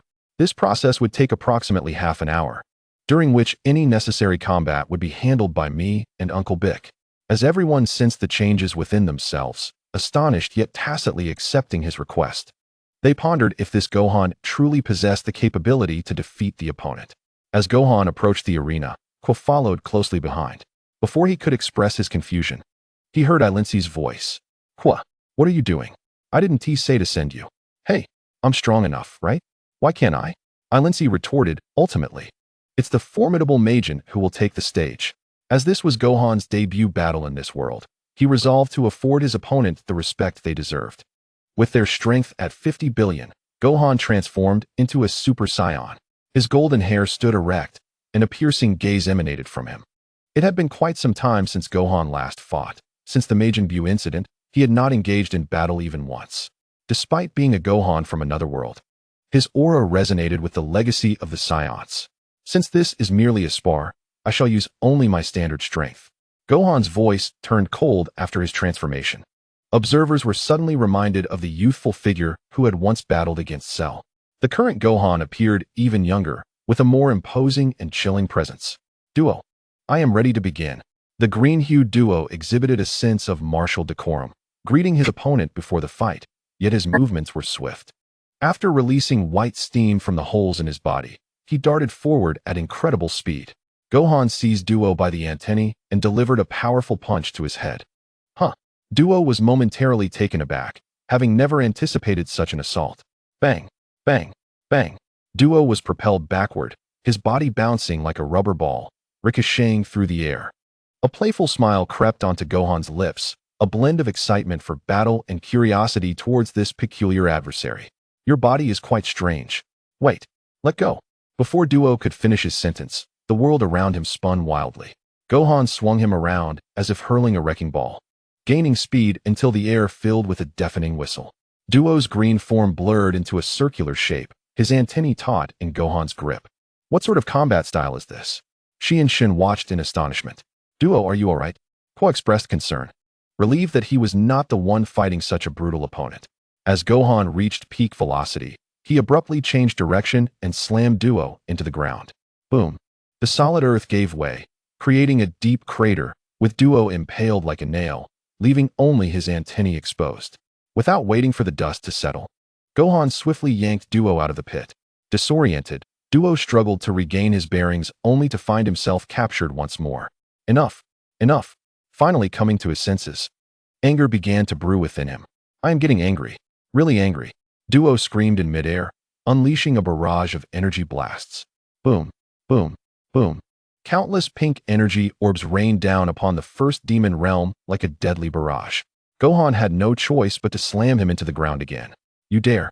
Duo's body trembled slightly, steam rising from the holes in his body. How could this mortal from the lower realm be so audacious? Ilinsi's pupils constricted. Such mockery of a Majin was something she would never dare attempt. Hiss.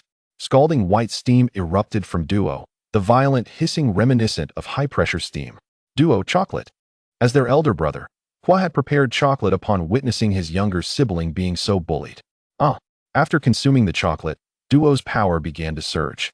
60 billion, 80 billion, 100 billion, and it continued to rise. Gohan sensed the change and would not remain idle. Golden flames erupted around him, causing the ground to tremble. The golden aura that enveloped him intensified, crackling with energy like lightning. Super Saiyan 2. Once Duo stabilized his power, he launched a remote attack with his arms. His body, a blend of flexibility and toughness, aimed to perplex Gohan. Suddenly, an attack from afar struck. Boom. Though not particularly powerful, it interrupted the clash between the two. You lot are far too noisy. Let me see what is happening. With a physique akin to Jiren and a head more comical than a clown's. As if adorned with a helmet, it was none other than Goma, fused with the third eye of the demon. Indeed, I am the Dark Overlord, Goma. Goma struck a pose he deemed impressive from a high vantage point. The third eye. Ilinsi's eyes widened at the sight of the eye on Goma's forehead. What is special about three eyes? Gohan inquired, noting the astonishment among the denizens of the demon realm. Mr. Tianjin has three eyes. Is there anything surprising about that? The third eye of the demon is a legendary and terrifying artifact. Those who possess it gain unparalleled power, becoming sovereigns who reign supreme. Naiba gasped, explaining. Who would have thought Goma could find it? Thank you for your detailed explanation. Now everyone knows about the terror of this reborn being. Goma boasted arrogantly. What do you plan to do? Will you engage us? Goku's expression turned fierce. Of course. Having acquired such formidable power, I must surely test it. Goma assumed a battle stance. Old son, you have 15 minutes left. Bick interjected. Earlier, Gohan had instructed that if a battle occurred midway, their previous efforts might be in vain. From here on, others could join the fight. As for you lot, just wait and see. Bick cast a glance at the others from this world. Gemma harnessed his magical prowess, enveloping the entire continent in a shroud of energy. Without hesitation, Bick appeared before him in an instant, delivering a powerful punch. The audacious Gemma, who had just been boasting moments ago, was sent crashing to the ground. Yet, his third eye emitted a violet glow, augmenting his physical form several-fold. Altogether, cried the Tapiu brothers, brandishing their swords as they charged forward, while Gurolio unsheathed his weapon and opened fire. Even Ilinsi dispatched her demon brethren to join the fray. In mere seconds, every combat-ready individual surged into battle.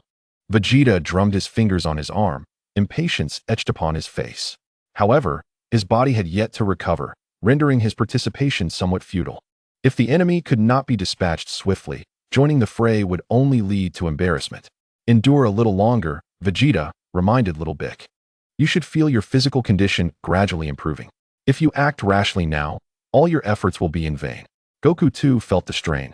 But with the Dragon Balls still unclaimed, he could not wish for direct assistance. Humph. Vegeta scoffed, turning his head aside. While Bick and the others engaged Gemma, Gohan found himself entranced by the eye on his forehead. This sensation felt eerily familiar. Compelled by an unseen force, he retrieved the crystal from his possession. After absorbing the external violet radiance, the crystal's hue appeared to deepen. The old man had mentioned that acquiring the third eye of magic would grant unparalleled power. Gohan fixated on the crystal in his hand, lost in thought.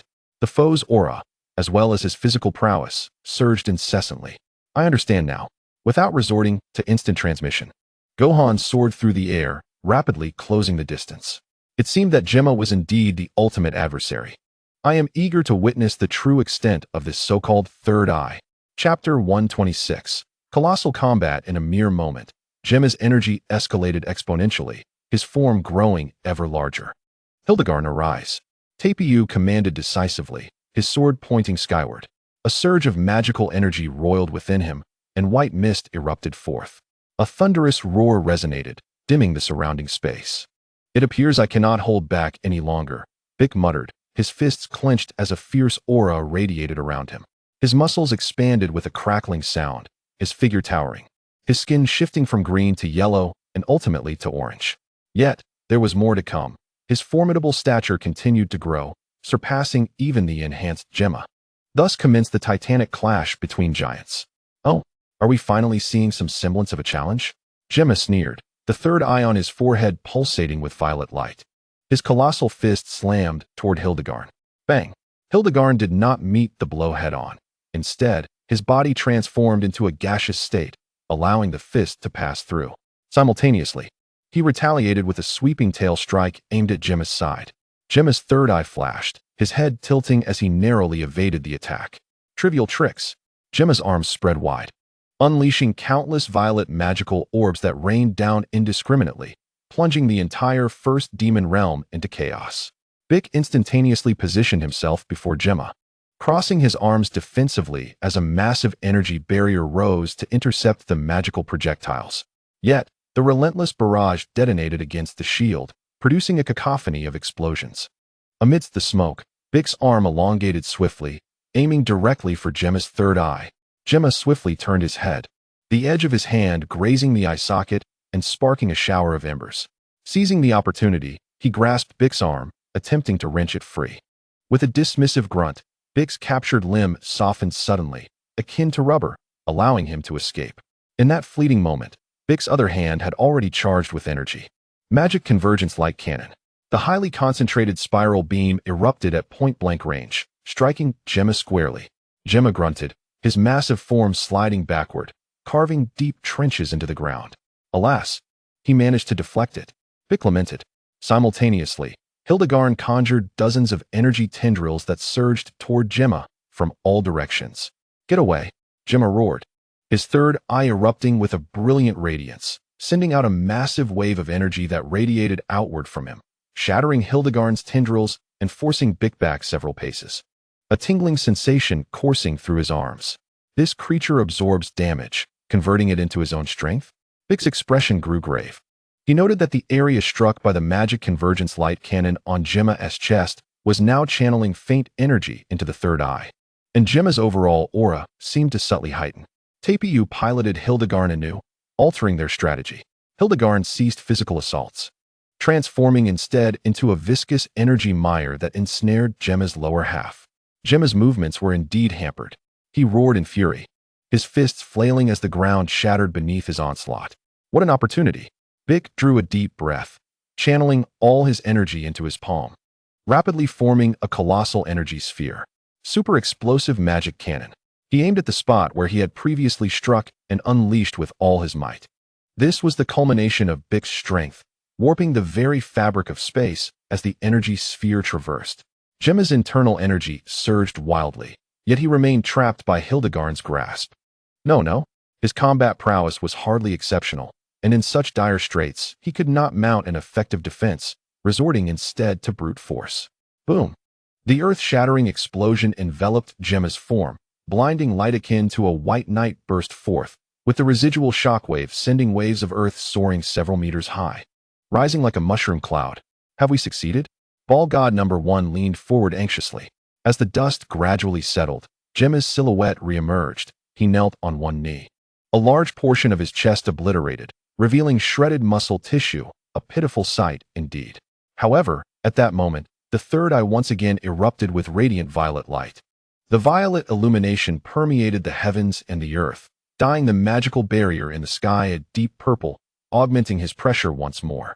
Ho, ho, ho, Gemma rasped, slowly rising to his feet as the wound on his chest healed instantaneously.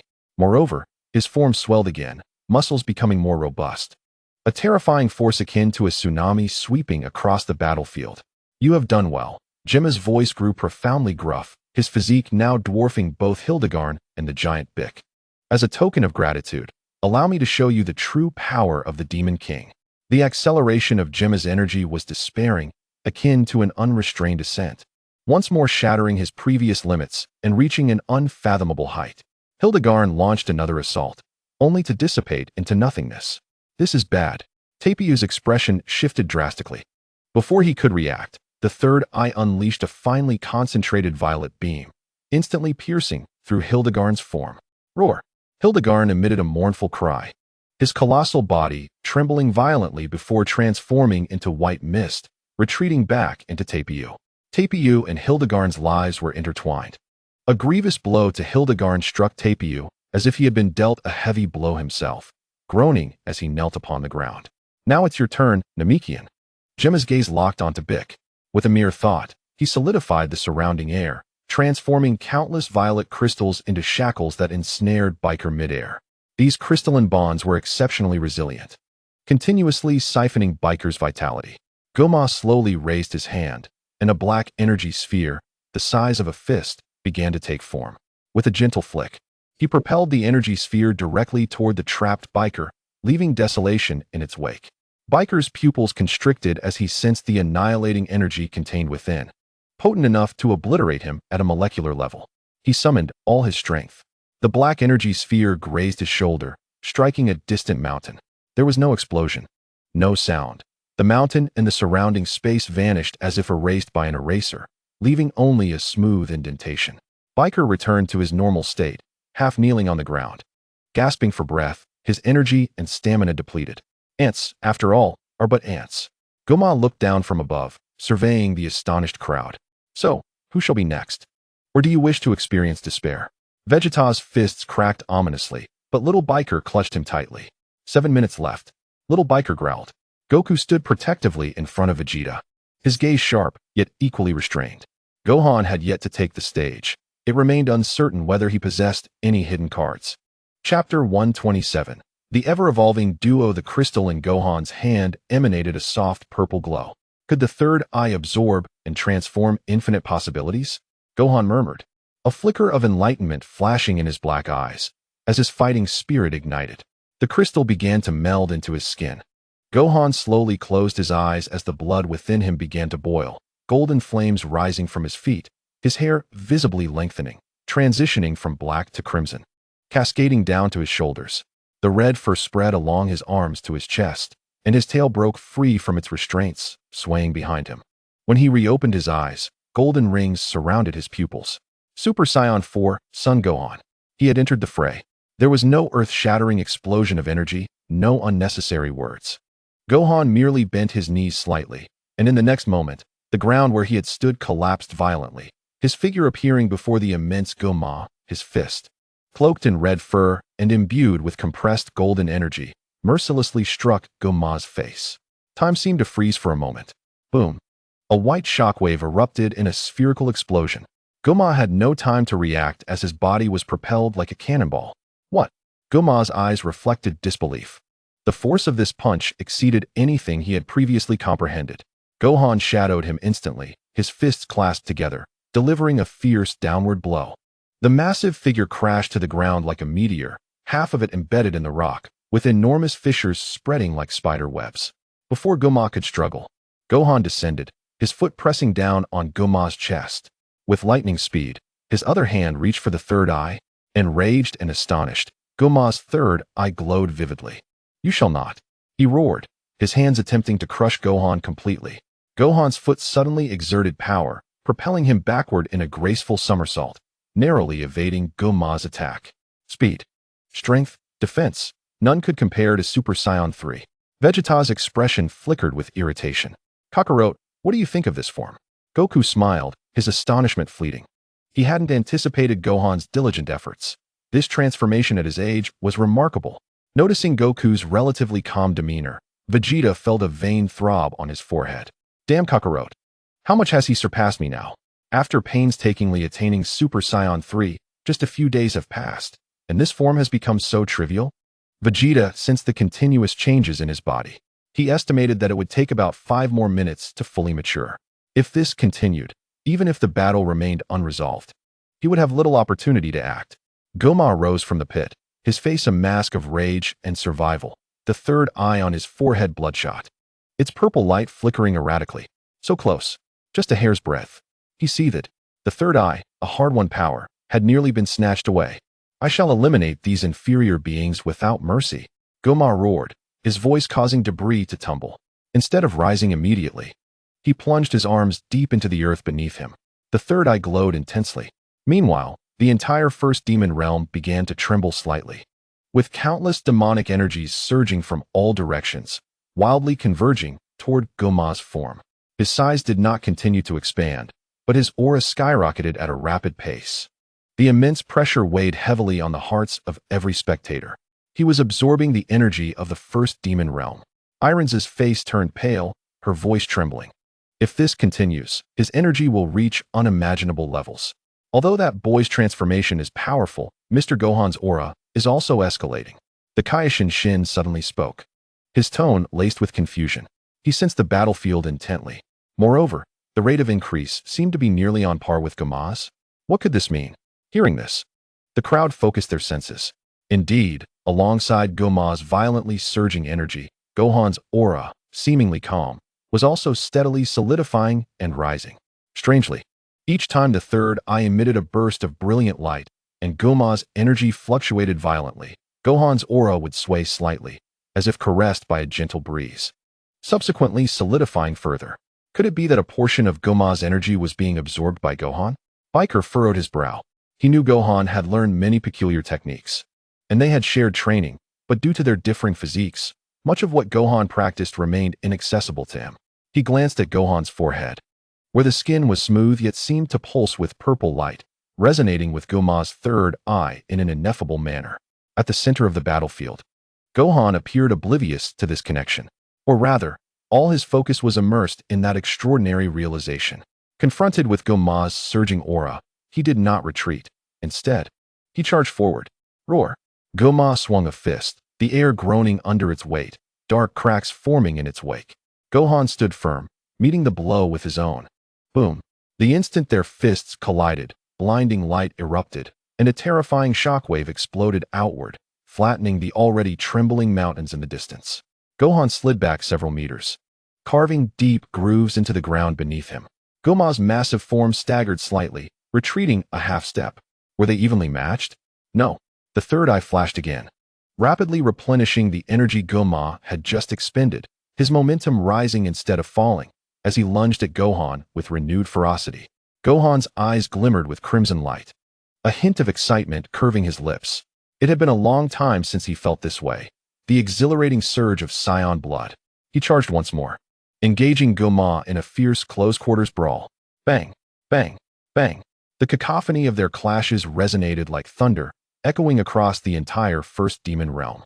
The two figures danced amidst the chaos, their every encounter unleashing cataclysmic explosions and shockwaves. The aftermath of the battle has unleashed a devastating storm, forcing the onlookers to retreat repeatedly, barely managing to stand firm under the protective shield. How terrifying! Shin's face turned pale, his voice dry. We cannot even approach a battle of this caliber. Lindsay bit her lip, her beautiful eyes fixed intently on the third eye on Jimmy's forehead. We must find a weakness. At this rate, even if Wufan can temporarily hold his own, Jimmy's power seems limitless, and I dare not contemplate Wufan's stamina. Sister. Shin anxiously glanced at her. You mentioned that the third eye of the demon is a legendary artifact. Is there any weakness? Any records or legends would suffice. Chapter 128. The weakness of the third eye. Lindsay observed the clash between the two combatants, taking a deep breath to calm herself. Kuo, fetch the book on magical artifacts from Library 37. On it. Time ticked away, and the battle in the distance grew increasingly intense. Gemma, frustrated by his inability to gain the upper hand, became more agitated, ceasing to limit himself to close combat, unleashing destructive beams from all over his body. Wufan, however, faced this with composure, his momentum only increasing. The two fought from the ground to the sky and back again, leaving devastation in their wake. The spatial structure of the first demon realm becoming increasingly fragile. I'm back. Kuo rushed in, carrying a massive tome. Thank you for your patience. You've worked hard. Lindsay quickly began to examine the book, but her pace of research made Kuo uneasy. Let me help you. Soon, Kuo found the desired information at lightning speed. What does it say? Sheen inquired at the opportune moment. I found a method. If we strike the back of his head 3 times with force, the third eye will fall. Upon hearing Lindsay's words, the group felt a sense of relief. Otherwise, the opponent's boundless power would truly become insurmountable. Piccolo immediately directed his full strength toward the battlefield. Wufan, listen carefully. Attack the back of his head 3 times. That is the weakness of his third eye. The words reached Wufan's ears. However, engaged in a rapid exchange with Gemma and sending him flying hundreds of meters with a single punch, Wufan showed no sign of hesitation. As if he hadn't heard a thing. He didn't even glance in Piccolo's direction, transforming once more into a streak of radiant gold. Entangling himself with the roaring Gemma, Wufan, Piccolo called out again, his brow furrowed. No need to shout, Piccolo, Vegeta said coldly, crossing his arms. Yet, his gaze remained fixed on the aerial dance of combatants, his expression complex. That boy, Wufan, 1T follow instructions. Why? Sheen exclaimed, unable to contain herself. This is the best opportunity to defeat him. Must we watch as he grows stronger endlessly? Lindsay and Kuo also looked at Vegeta, confusion filling their eyes. Vegeta scoffed, a smirk forming at the corner of his mouth. Why? He is not like that fellow from this world. This Wufan is a true warrior. Winning by exploiting the weaknesses pointed out by others would tarnish a Scion's pride, especially in a battle of equal strength. He must rely on absolute power to crush his opponent. That is the Scion way of fighting. What nonsense! Sheen retorted, exasperated. What does pride matter at a time like this? That is the third eye of the demon, a legendary artifact capable of annihilating everything. This is not the time to cling to honor. The safety of the universe is at stake. Be quiet. Vegeta interrupted impatiently, his gaze still locked on the battlefield. You don't understand. This is not stubbornness, it is conviction. Furthermore, he paused, glancing at Goku, who was intently watching the fight. Pay close attention. That boy is not merely fighting. The group fell silent, taken aback by Vegeta's observation. Kakarot. His power is rising almost in tandem with Gemma's absorption of the demon realm's energy. Moreover, his expression conveys something special. Expression? Goku didn't quite grasp Vegeta's insight. I don't see any difference. Piccolo, intrigued, scrutinized Wufan once more. Indeed, deep within Wufan's pupils, amidst the boiling fighting spirit, there seemed to be another layer of meaning. It's focus, little Piccolo explained. Wufan always has that expression when solving problems. He crossed his arms, whispering to Piccolo, although he was reluctant to divulge Wufan's private matters. He reasoned that sharing a bit more with this alternate version of himself wouldn't hurt. Could it be? Piccolo mused, contemplating the astonishing thought that surfaced. On the battlefield, Gemma's aura surged several-fold once again. He cackled maniacally, his hands clasped, as magic and power intertwined. Soon, a destructive beam hurtled towards Wufan. Wherever the beam passed, space was effortlessly torn apart, revealing the chaotic turbulence behind it. Wufan looked up, gazing at the cataclysmic strike, a flicker of solemnity crossing his eyes. Yet more prominently, it was a moment of clarity confirming his hypothesis. So that's it. Absorption, transformation, infinite growth. The essence is not creation, but connection and the plunder of the demon realm's source. Seizing all energy for oneself. The so-called infinity is merely a fallacy built upon a limited vessel. He murmured softly, his voice only for his ears. The crystal embedded in his forehead glimmered with purple light, resonating subtly with his understanding of the laws. He felt his grasp of the infinite laws shifting from a mere surface understanding to an unprecedented speed of growth. Twofold, threefold, fivefold. Now, tenfold. The energy within him was not surging wildly. Yet, the crimson golden aura grew ever more solid and reined in, each strand of energy becoming increasingly vibrant. As if imbued with life, harboring explosive power. As the beam approached relentlessly, Wufan took a deep breath, slowly drawing his hands to his waist, forming a stance familiar to all present. Is that the Kamehameha? Goku's eyes lit up. The crimson golden energy, mingled with a hint of nascent essence, surged wildly in Wufan's palms. Initially, the radiance was merely dazzling, but as the energy coalesced, it deepened, as if he held a universe on the brink of eruption in his grasp. Kamehameha. With a resounding shout, Wufan thrust his arms forward. Tenfold. Just as the purple beam was mere meters away, Wufan unleashed the Kamehameha. The collision occurred without any stalemate, Gemma's attack fracturing inch by inch. Wufan's Kamehameha struck directly against Gemma's chest, without any hesitation. Time seemed to freeze at that moment. All spectators held their breath, eyes wide open. There was no earth-shattering explosion. The Kamehameha enveloped Gemma's body with an unstoppable force. As the beam surged skyward, it tore a massive rift in the first demon realm. After the blinding light faded, Gemma's figure had vanished. Did we succeed? Qiushin Ihao asked tremulously. Chapter 129. A new transformation. The Kaioshin Shin clenched his fists tightly, palms slick with sweat. Such a powerful Kamehameha struck directly at him, should it? Lindsay covered her mouth. Piccolo's gaze remained fixed on the spot where Gemma had disappeared. No. Piccolo and Vegeta shouted in unison. As if to affirm their ominous premonition, a chilling scene unfolded. In the void, countless fleshy buds and violet strands of energy intertwined frantically, flesh and energy writhing as if boiling. In the blink of an eye, Gemma restored to his original form.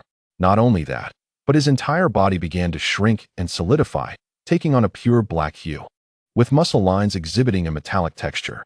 How could he, reduced to ashes, still be alive? Xian's voice shifted in tone. No, this is not immortality. This is fusion. He has completely merged with the third eye of the demon. Nibie trembled, a bead of cold sweat trickling down his forehead. At this moment, Gemma moved his neck slightly, emitting a sound akin to metallic friction. His voice took on a layered quality. Thank you for that strike. It shattered the shackles of my old form, allowing for perfect fusion. This is the true visage of the demon eye. Wufan's aura still burned fiercely but was evidently suppressed. Now it is my turn. Gemma raised a pitch-black palm, fingers gently curling. Without warning, the space around Wufan suddenly collapsed, an unseen immense force pressing in from all directions. Wufan let out a low growl as his crimson golden aura surged, forcibly expanding a domain, yet his body was still slightly bent from the pressure. He pushed off the ground, causing it to explode, his figure darting towards Gemma like a shooting star. Too slow. Gemma's eyes flickered slightly. Bang, bang, bang, bang.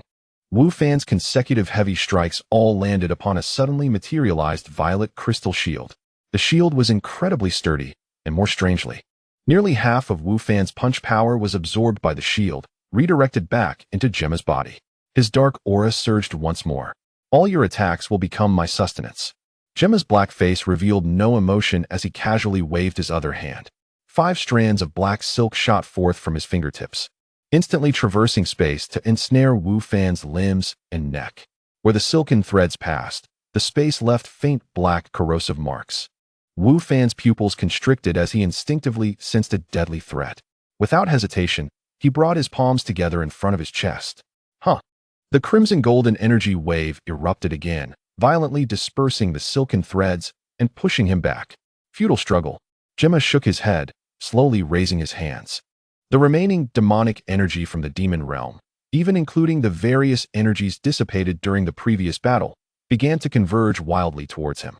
In his palms, a tiny, pitch-black point of light was condensing. Become nothingness. The black point of light shot forth silently, initially the size of a pinhead, but it began to expand rapidly.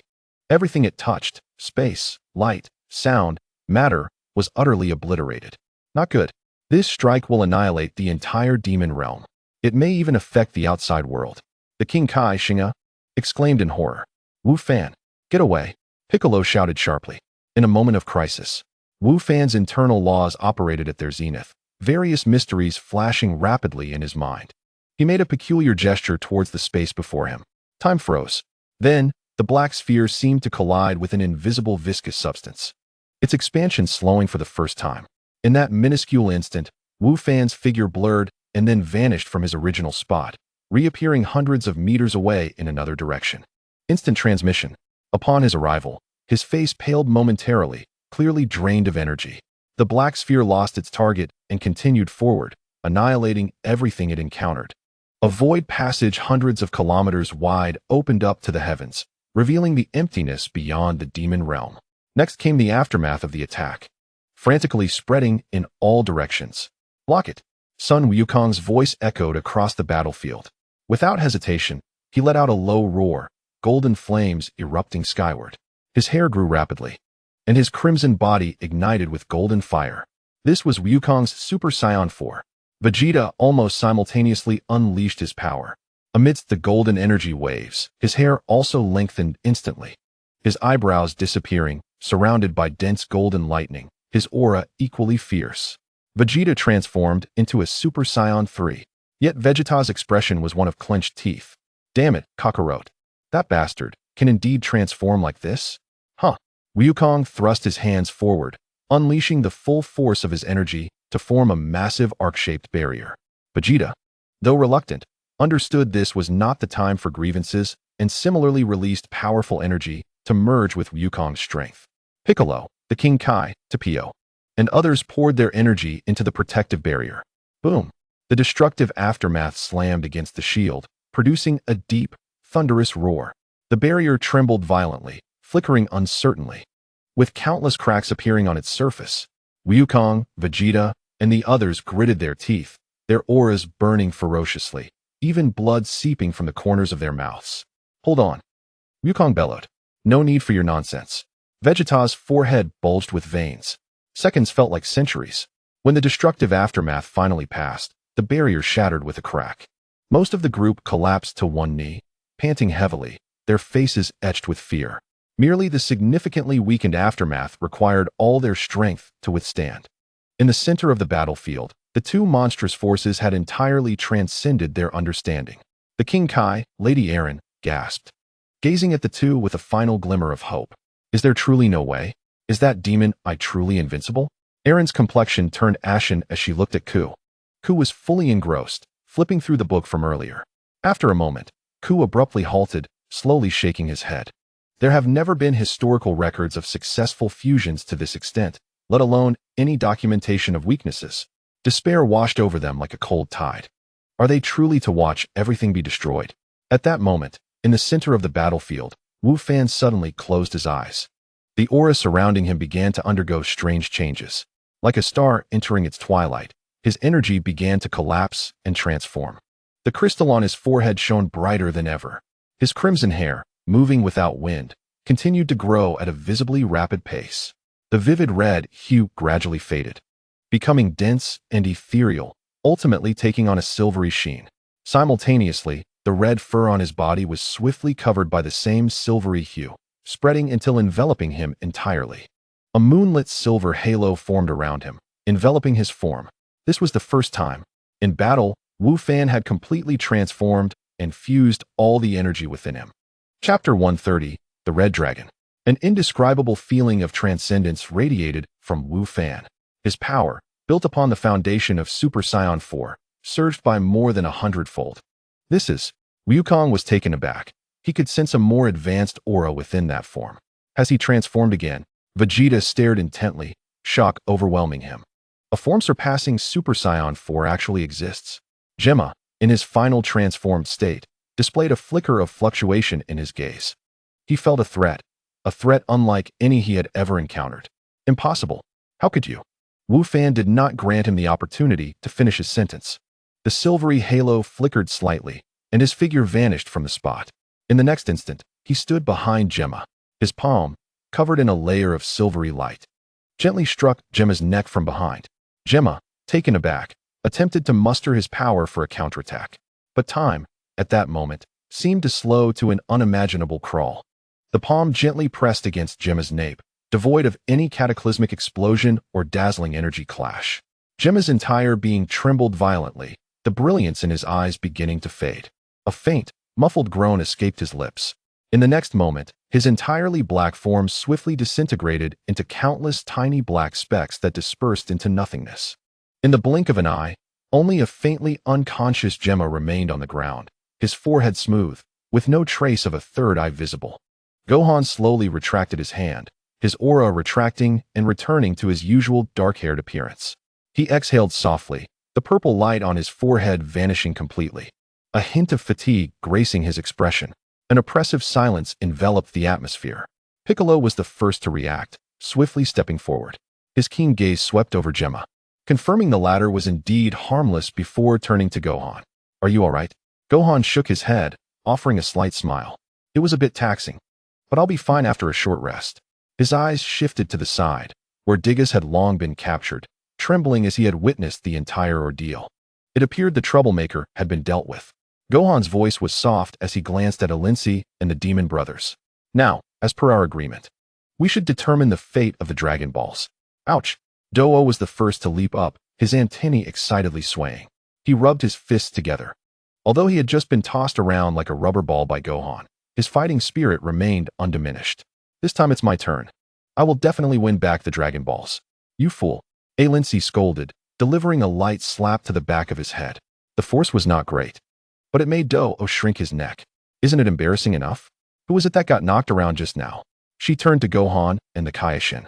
Taking a deep breath, her beautiful face taking on a serious expression. "In this match, we concede. The Dragon Balls are yours." "Why?" Do-O and Kuo exclaimed simultaneously, puzzled. Alinci shot them a glare. "Do you think we have any chance of victory? Besides..." She glanced at the unconscious Gemma, a flicker of complexity crossing her eyes. With the emergence of the third eye of evil and such a turn of events, the demon realm does not require unnecessary conflict. Kaioshin Shion nodded, handing over the Dragon Ball that belonged to him to Goku. 3 Dragon Balls gathered before Gohan and his companions. "Now, let us see what kind of Shenron this world will summon." Goku excitedly placed the 3 Dragon Balls on the ground. Gohan stepped forward, placing his hands above the Dragon Balls, uttering words in Namekian. "Come forth, Shenron. Grant my wish." The Dragon Balls erupted in a dazzling brilliance, the lights soaring into the sky, gradually coalescing into form against the desolate sky of the demon realm. Soon, a dragon covered in crimson scales and muscular sinews coiled majestically in the heavens. Its appearance was strikingly similar to that of the Shenron from Namek, though the colors were vastly different. Furthermore, Gohan could sense that this Shenron was extraordinary. The power emanating from it was significantly greater than his complete form. "State your wish." The dragon's voice was deep and resonant, echoing throughout the cosmos. "I can grant any one wish." All eyes instinctively focused on Gohan. What wish would he make? To resurrect the deceased? To gain greater power? Goku rubbed his chin, beginning to speculate. Could Gohan wish to return to his original world? Vegeta scoffed, crossing his arms. "Humph, a dull wish." Meanwhile, Piccolo observed Gohan in silence. Under the collective gaze, Gohan raised his head. "My wish is to restore the demon realm to its state before the destruction." This wish left everyone momentarily stunned. It was a simple request. The dragon's deep voice resonated. "Very well." In the next instant, its scarlet eyes ignited with a crimson glow. A miraculous scene unfolded. The terrifying void-like rift was smoothed out as if erased by an invisible hand, the spatial ripples undulating and rapidly mending, returning to its former state. The shattered mountains, the collapsed earth, the obliterated forests, and the distorted spatial structure. All the scars left by battle visibly healed at an astonishing speed. The fallen rocks rolled back into place. The charred soil regained its fertility, and even tender green shoots began to sprout. The rampant magical energy permeating the air was replaced by a refreshing stream of energy. Within mere breaths, the devastated demon realm was rejuvenated. As the red light retracted, the dragon's massive form began to sway. Farewell. Boom. The 3 Dragon Balls shot apart, the dragon transforming into countless twinkling stars. "Such a wish," Alinci murmured, gazing at the revitalized land, her eyes filled with disbelief. She had expected these warriors from the lower realm to pursue more personal desires. Shion let out a long sigh of relief, a look of contentment gracing his features. "With this, the balance of the demon realm is preserved. Thank you, Mr. Gohan." His gaze towards Gohan was filled with gratitude and admiration. Thus, the chaos caused by Gemma has been thoroughly resolved. Piccolo summarized, glancing at the still unconscious Gemma and the trembling Digas in the corner. How should we deal with these two? If left unchecked, they might pose a risk. Let us imprison them for now. Alincy had already prepared for this. Retrieving an ancient-looking small bottle from her bosom, she then floated over to Gemma and Digas. After a brief incantation, two faint lights flashed, and Gemma and Digas were swiftly drawn into the small bottle. A gentle mist enveloped the interior, obscuring their figures, leaving only vague outlines visible. This way, they will be unable to commit further misdeeds. Gohan nodded in agreement at Alincy's actions. Suddenly, Alincy spoke up. With Gemma defeated and the position of the Demon King vacant, the demon realm cannot be without a leader, otherwise, chaos will soon ensue. Who should be the next Demon King? Chapter 131. The storm concludes. Everyone's gaze instinctively landed on several figures from the demon realm. Kaioshin Shion scratched his head, looking towards Alincy. How about you take the position? Haven't you always been interested in leading the demon realm? Alincy smiled wryly, shaking her head, her expression tinged with melancholy. I indeed wish to. But the demon realm reveres strength. Without formidable power to instill fear, even if I were to sit upon that throne, I would soon be overthrown by other ambitious contenders. Her words were both candid and laden with resignation. Although she had Do-O and Ku-O, who possessed considerable combat strength, witnessing the battle today had drained their confidence. The Tapio brothers had been sealed for too long, completely unaware of the current situation outside. As for the individuals from the third demon realm, it was best not to mention them. At that moment, Naiba slowly proposed. According to the oldest tradition, the warrior who defeats the Demon King is the first candidate. His voice was soft, yet his gaze inadvertently drifted towards the diminutive figure. Swish. Almost everyone's attention immediately converged on Gohan. Me? Gohan pointed at himself, a look of clear astonishment on his face. To become the Demon King? This suggestion was incredibly outlandish. A child from Earth, who had crossed over from a parallel world, was to become the Demon King of the Demon Realm? The situation was utterly absurd. But I still have to go to school, Gohan instinctively blurted out, only to realize how ridiculous that reasoning sounded. From today onward, feeling a sense of urgency, I haven't even had the chance to brush my teeth. Let's not discuss this another day. Observing the eager gazes of Alincy, Naiba, and even the Kaioshin, his voice dwindled. Goku's eyes brightened as he patted Gohan's shoulder and laughed heartily. Be the Dark Lord? That sounds quite intriguing, Gohan. Vegeta, however, scoffed dismissively. What a dull identity. Piccolo fell into contemplation. Just as Gohan was pondering how to decline, an alarming realization struck him. Oh no. Goku suddenly slapped his forehead and exclaimed. I've been so caught up here. Earth, Krillin, and the others. And Yamcha, Tien, everyone is still in their childhood forms. This outburst instantly diverted everyone's thoughts. Right. I almost forgot the main issue. Gohan also came to his senses. The pressing matter was to return to Earth and resolve their diminished sizes. As for the Dark Lord issue, that could be deliberated later. Miss Alincy, Naiba, and esteemed Kaioshin, Gohan spoke rapidly. You shall maintain order in the demon realm. Regarding the selection of the Dark Lord, we shall discuss it once I have resolved matters on Earth. Alincy and the others raised no objections. Gohan wasted no time, signaling for Goku and the others to gather around. He extended his hands, resting them on Goku and Vegeta's shoulders, while Piccolo and the others also held onto each other. Everyone, hold tight. We are leaving. The space slightly warped, and in a flash of light, their figures vanished from the demon realm.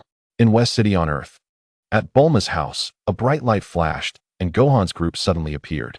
As soon as Bulma landed, she hurriedly rushed to the communicator inside the house. Hello?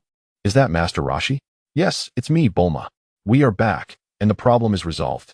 Tell everyone to gather at my house quickly. Gohan has a way to restore everyone. Yes, right now? The news of their return spread rapidly. Before long, their friends began arriving one after another. The first to arrive was Krillin, riding a motorcycle that was clearly too large for his current form. He wobbled to a stop, carrying a miniature Android 18 and a small baby on the bike. Gohan, Goku, you're back, Krillin exclaimed, excitement evident on his face, but then his expression turned sour. Please help out. This is so inconvenient. Android 18 crossed her arms and huffed, remaining silent. Shortly thereafter, Tien descended with Dend. Tien wore a serious expression, striving to maintain a masterful demeanor, but his diminutive stature diminished the gravity of his appearance. Den floated beside him, curiously looking around. Yamcha also arrived in a vehicle, with the shrunken Puar in the passenger seat. Upon disembarking, he tidied his hair in the rearview mirror, sighing slightly. The most spectacular entrance was made by Mr. Satan, who arrived in a specially designed airplane, clad in a custom miniature champion's outfit, standing at the front of the plane, attempting to strike a pose of world champion authority.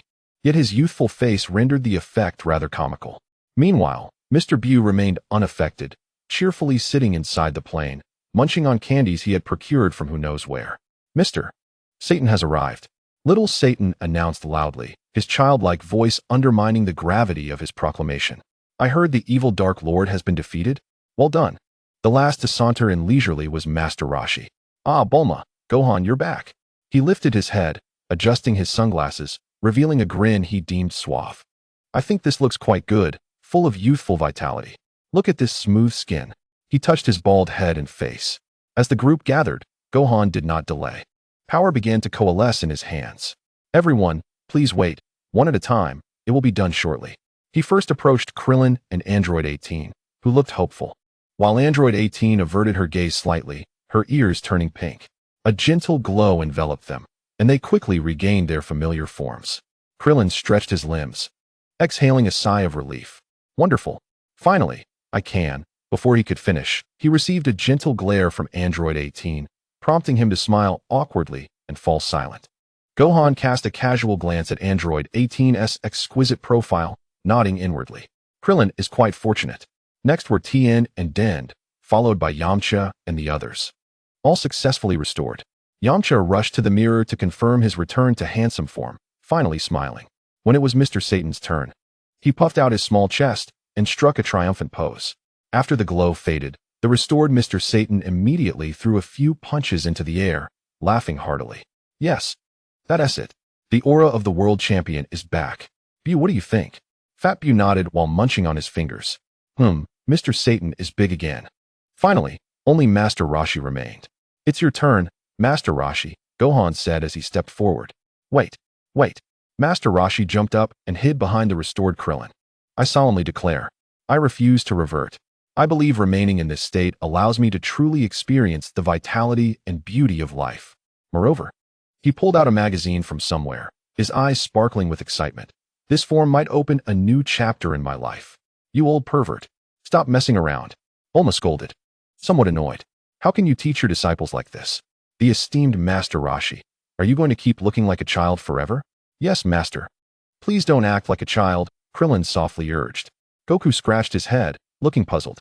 But Master, doesn't this make you weaker? Nonsense. I've clearly noticed that my energy is purer than ever. Master Roshi retorted, hands on his hips, standing his ground.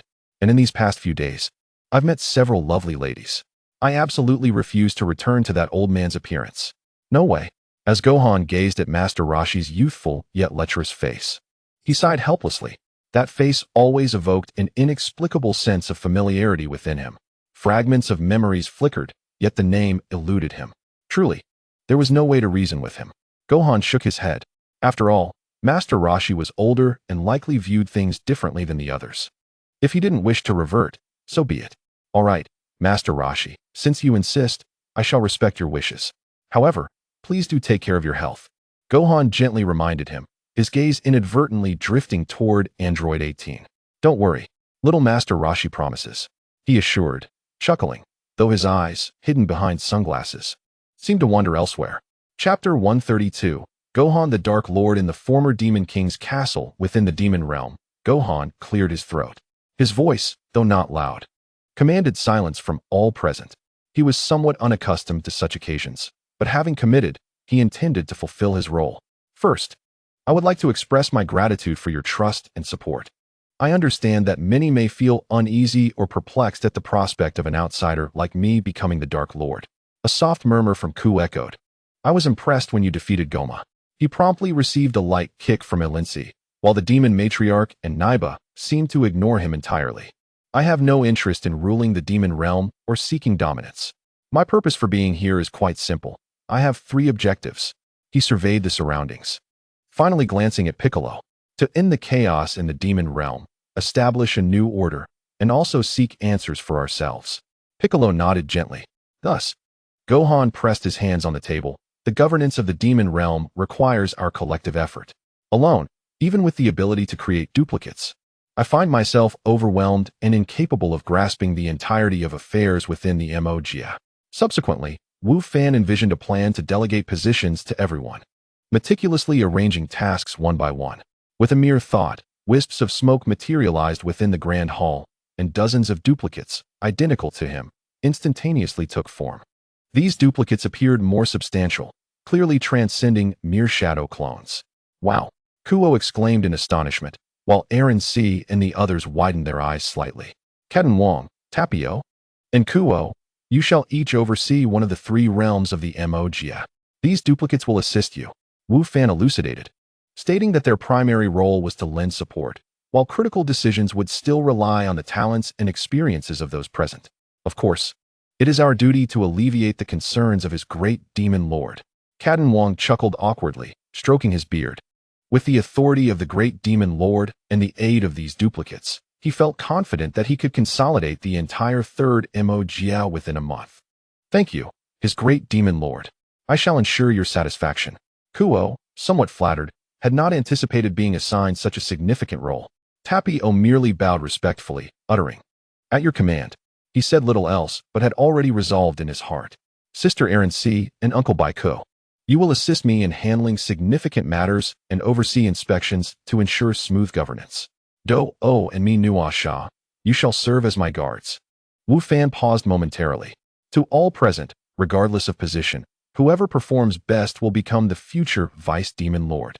At this proclamation, the attendees were visibly invigorated, especially Kuo and Kaden Wong, who could hardly contain their eagerness. Naturally, it was primarily about the honor and increased responsibility. As for salary, does the MOGA even have a salary system? Wu Fan turned to Aaron C. for clarification. Aaron C. sighed. It could possibly be established. Following a detailed discussion, Kuo, Tapio, and Kaden Wong, tasked with managing the 3 realms of the MOGA, departed from the Demon King's palace. Aaron C. would thereafter assist Wu Fan with official duties and impart knowledge of the MOGA, while Baiku was responsible for inspections. Baiku, accepting Wu Fan's arrangement without objection, preferred the role of inspector over the monotonous task of handling paperwork. Once roles were assigned, Wu Fan turned to the remaining individuals. Elder Mo Pu and Mr. Naiba, I currently possess scant knowledge of the MOGA. To govern effectively, I cannot rely solely on strength. Therefore, I wish for you both to be my mentors. When time allows, please teach me about the MOGA alongside Sister Aaron C. Aaron C. was momentarily taken aback, realizing Wu Fan was emphasizing this request again. It was clear he sought knowledge beyond mere cultural insights. He was referring to cultivation and ancient secrets. Teaching the Demon Lord? It felt more peculiar than being his subordinate. However, she quickly recognized this might be the best opportunity to understand this new Demon Lord and ensure the wisdom of the MOGA was not misapplied. Very well, but my teaching will be rigorous, Elder Mo-Pa replied, her voice hoarse as she tapped her cane. The ancient magical wisdom is not easily grasped, young one. You must have patience. Nai-Ba chuckled, feigning nonchalance. I possess a wealth of knowledge regarding the customs and hidden tidbits of the MOGA. I shall share everything with you, Lord Wu Fan. Ultimately, in the Grand Hall, aside from the 2 guards, only he and Baiku remained. Baiku approached the window, pausing in silence before speaking. I truly did not foresee you agreeing to this role as the great Demon Lord. There was a rare hint of sentiment and puzzlement in his voice. This is quite unlike your usual disposition. Wu Fan joined him at the window, gazing at the peculiarly styled city, a complex smile gracing his features. Uncle Baiku, he said softly, teasingly, didn't he you once envision training me to become a great Demon Lord? Now, as it stands, my reign surpasses even that of the illustrious Baiku. Baiku regarded Wu Fan, whose clear, smiling eyes reminded him of the days spent training in the wilderness. You're quite the smooth talker, he scoffed, turning away, though the corners of his mouth twitched slightly. You always manage to come up with new tricks. Wu Fan chuckled, then adopted a serious tone. Uncle Baiku, the MOGA connects myriad realms, housing countless ancient records and magical knowledge. Once I complete my studies here, should any crises arise, we shall no longer live in fear. The knowledge of the MOGA is profound, and its records on spatial dimensions and temporal rifts could hold the key we seek. By assuming the mantle of Demon Lord, not only can I stabilize the situation and aid the MOGA in its development, but I will also facilitate the mobilization of resources and access to forbidden knowledge. Who knows, one day we may traverse parallel dimensions at will. He looked at Baiku, his eyes bright with hope. This may take considerable time, but Uncle Baiku, this earth possesses the room of spirit and time. Baiku observed Wu Fan, the boy he had watched grow, no longer a mere disciple in need of protection, but a partner capable of standing beside him and even leading the way. Well, do as you wish, Baiku finally remarked, turning to exit the hall. Just don't delay the important matters. And remember, now that you are the Demon Lord, be unyielding when necessary. Not all beings in the MOGA will be as agreeable as today as few. Understood, Uncle Baiku, Wu Fan replied with a smile. Chapter 133, The Cultivation of the Great MOGA. Sister Aaron C., please come in. Wu Fan sensed several presences lingering at the door. Despite his overwhelming strength and a demeanor more gentle than previous demon lords, Aaron C. and the others dared not approach as casually as during the era of Goma. They understood that even if Wu Fan were reluctant to assume the role of the great demon lord, commanding this universe was merely a matter of intention. His presence within the MOGA as the demon lord could serve to intimidate those of ill intent. The group entered, carrying an array of ancient-looking books, while Mi Nua Sha and Do O remained discreetly stationed at the entrance of the grand hall. Very well, Lord Wu Fan. Let us begin with the fundamental worldview. Aaron C. scattered the books, causing them to float in midair. The world we inhabit is far more vast and intricate than you previously perceived. Opening the first book, Aaron C. revealed a three-dimensional magical image depicting the continuous fracturing, evolution, and amalgamation of the universe. Let us start from beneath our feet. The MOGA is not a singular planet or continent, but a relatively independent multidimensional layered spatial conglomerate. The first MOGA we currently occupy is the core layer of the MOGA, where magical energy is most potent, and the rules closely align with the essence of magic.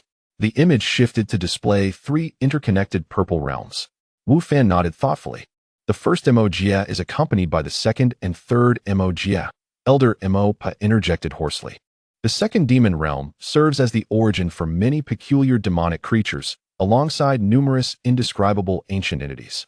The third demon realm, in contrast, is relatively vast yet barren, acting as a gathering place for various lower-tier demons, exiles, and rather unruly merchants. Previously, interactions were solely facilitated through the esteemed Lord Tsusao, but now, thanks to Lord Wu Fan, each dimension has regained the freedom to travel. She cast a fleeting glance at Wu Fan, seemingly attempting to discern the thoughts of this new demon king. As the merging of worlds often first brings about chaos, I shall remain vigilant, Wu Fan diligently noted, understanding the implications behind the words of the sorceress. He had previously heard from Naiba that before Tsusawa's reign, the three demon realms were interconnected, but due to various reasons, the passageways had been sealed. One critical reason was the intrusion of some malevolent demons upon the benevolent races of the demon realms. Alincy continued, shifting the conversation from the demon realms to other worlds. The imagery transformed into 12 spheres, each adorned with distinct colors. Currently, it is known that there are 12 primary material universes, each mirroring yet independently existing, overseen collectively by the realm kings and destruction gods. In a certain sense, our demon realm possesses layered connections with all the primary universes. Wu Fan quickly jotted this down, realizing he was previously unaware of the existence of 12 universes. The mention of destruction gods was yet another novel term, likely akin to the realm kings in divinity. What of the realm king's domain in hell? Wu Fan inquired, recalling the realm kings and the former king of hell. Naiba eagerly interjected, his expression quite theatrical. The realm king's domain is the exalted abode of deities, situated at the pinnacle of dimensions. Currently, the great demon realm has no authority over them. As for hell, he chuckled, it is indeed a significant place. It serves as the resting ground for souls from all universes, governed by the king of hell, with stringent rules. In time, dear demon king, you will come to understand that some entities within our demon realm are inclined to experiment with peculiar soul spells, occasionally leading to minor frictions with hell. Alincy shot Naiba an irritated glare. That old fool. The boundaries between hell and the demon realm overlap in certain areas, creating a true no man's land where occasional escapes of the deceased or soul thefts by demons may occur. The former demon king, Goma, seemed to have some aspirations regarding that region, though he never possessed the capability to act. Wufan frowned slightly. This too sounded like a potential hazard. Well, that is the general background. The sorceress tapped her staff upon the ground. Noticing the conversation straying too far, she redirected the topic. Such matters will become clear in due time. Now, let us delve into the basics of magical application. In the seventh universe of the original world, in the office of the King of Hell, a stark contrast to the leisurely demeanor of the Realm King, the King of Hell was overwhelmed, engrossed in the review of towering piles of documents. Beneath the massive desk, a long queue of souls awaited judgment or reincarnation, as any delay was unacceptable. Suddenly, three figures materialized out of thin air: Sun Wukong, Chi-Chi, and the unconscious Broly. Pardon the interruption, King of Hell. Sun Wukong cheerfully waved towards the desk, placing Broly down. Chi-Chi stood beside Wukong, curiously surveying the surroundings. She glanced at the unconscious Broly on the floor, and then at the mountain of papers on the vast desk. Hoping the situation would not prove too troublesome, the King of Hell lifted his gaze from the documents, visibly relieved upon seeing Sun Wukong. This was a familiar face, albeit synonymous with trouble, yet preferable to other uninvited calamities. Ah, it is Sun Wukong. The King of Hell set down his pen, his voice echoing through the hall. The Realm King has already informed me of your visit. He mentioned you wished to borrow the soul purification machine. His gaze swept over the unconscious Broly, particularly noting the wild power emanating from his body, causing his eyelids to twitch involuntarily. Yes, yes. Sun Wukong nodded vigorously, pointing at Broly. This fellow here, Broly. His mind is, well, how should I put it, quite chaotic. One might say he has issues, as he cannot control his own fury. The Realm King told me that the machines of hell might assist. The King of Hell pondered for a moment, contemplating. The soul purification machine is indeed designed to cleanse souls burdened by excessive obsessions, allowing them to reincarnate peacefully. However, using it on the living, a flicker of hesitation crossed his eyes, yet recalling that it was a directive from the Realm King, he nodded. Since it is the Realm King's arrangement, very well. Recently, a machine has just completed maintenance. Let me check the records. He flipped through a thick ledger, his fingers gliding across the pages. Ah, found it.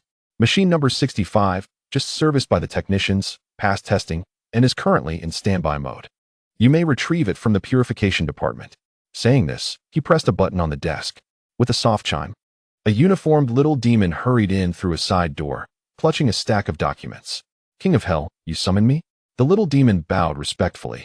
Yes. Take Sun Wukong to the purification department and retrieve the number 65 soul purification machine, as approved by the Realm King. The King of Hell instructed succinctly. Understood. The little demon bowed again, then turned to Sun Wukong and Chi-Chi, gesturing for them to follow. Please, this way. Chapter 134, The Fat Lady? After traversing several long corridors and riding an elevator, Wukong and the others finally arrived at the so-called purification department. It resembled an unusually styled workshop. The space was exceedingly vast, seemingly without end. Countless oddly shaped machines emitted a gentle hum, exhaling gray mist. Uniformed little demons, holding record boards, shouted numbers between the machines, creating a bustling scene. Zone 65. Where is Zone 65? The guiding little demon shouted hoarsely. Over here. Just completed the final checks. A voice responded from afar. They followed the sound and approached a relatively new machine. This machine was cylindrical, approximately 3 meters tall, encased in silvery gray metal, with intricate runes etched upon its surface. Several little demons were engaged in final inspections nearby. Machine number 65. Maintenance confirmed complete. Energy circuits clear. Purification module efficiency up to standard. Memory filtering parameters reset to default. One of the little demons reported to the guide. It can be activated. But what about the retrieval form? Which department is it for? Which area's souls will it be used on? The guiding little demon pointed at Sun Wukong and Chi-Chi behind him. It is for this Mr. Sun Wukong. Approved by the Realm King. A living person? Several little demons exclaimed simultaneously, gathering around, curiously and astonishedly examining the two, and the unconscious Broly at their feet. The soul purification machine is meant for souls. The souls of the living are closely tied to their bodies, forcibly cleansing them may have unpredictable side effects. In severe cases, it could lead to unstable souls or even result in idiocy. One little demon dressed as a technician stated, his expression serious. Sun Wukong scratched his head, feeling uncertain. The Realm King only mentioned it would be useful, but how exactly do we use it? Is there a living mode? The little demons exchanged glances. Then all shook their heads in unison. The manual only details the procedures for souls. No living person has ever been tested. The technician demon looked at Sun Wukong, exchanging glances with the other little demons. He then walked over to the machine, opened a panel, operated a few controls, and handed Sun Wukong a palm-sized controller. Although the Realm King can sometimes be unreliable, he is ultimately a high-ranking deity commanding a galaxy, and his arrangements may hold profound significance. Since this is the Realm King's directive, this is a portable controller. Basic operations are quite simple. Insert the target, press start, and select the purification intensity. However, do remember, this is the purification standard for the departed souls. We strongly advise the living to inquire clearly before proceeding. Sun Wukong took the controller, curiously pressing the buttons on it. The small screen illuminated, revealing a series of incomprehensible symbols. Oh, understood. Thank you. He comprehended only the general idea, but thought that it would be fine to ask the king of the realm later. Chi examined the controller carefully, then glanced at the silver-gray machine. Feeling that using a device meant for purifying souls on the living seemed highly questionable. How are we supposed to take that machine with us? Sun Wukong inquired. The technician chief pointed to the controller, pressed that green traction button. Sun Wukong complied. The machine emitted a faint hum, steadily levitating off the ground and quietly following behind the controller. All done, mission accomplished. We can return to report now. The guiding spirit exhaled in relief. Upon returning to the Yama Palace, King Yama nodded as he observed the machine floating in. The paperwork is complete. Sun Wukong, remember to use it cautiously. The apparatus of hell operates under principles and effects that are entirely different from those of the living world. Understood, King Yama. Thank you. Sun Wukong waved cheerfully in farewell. Thank you for your trouble, Chi added politely. King Yama watched them initiate instant transmission, shaking his head. What scheme is the king of the realm concocting this time? Using a soul-cleansing machine against the legendary Super Saiyan? Alas, I hope he doesn't damage my machine. The budget has been quite tight lately. He sighed, returning to the mountain of paperwork that seemed never-ending. King Kai's planet. King Kai? We are back. We acquired the machine. Sun Wukong raised the controller. North Kai hurried over, first checking on Broly to confirm he was still unconscious, then scrutinizing the floating machine, stroking his chin. It appears to be a new model. The runes are more intricately engraved than the older version. Hell's technology is indeed advancing. King, can this machine really be used on the living? Chi could not help but inquire. The little spirits of hell said they had never tried it. It could be dangerous.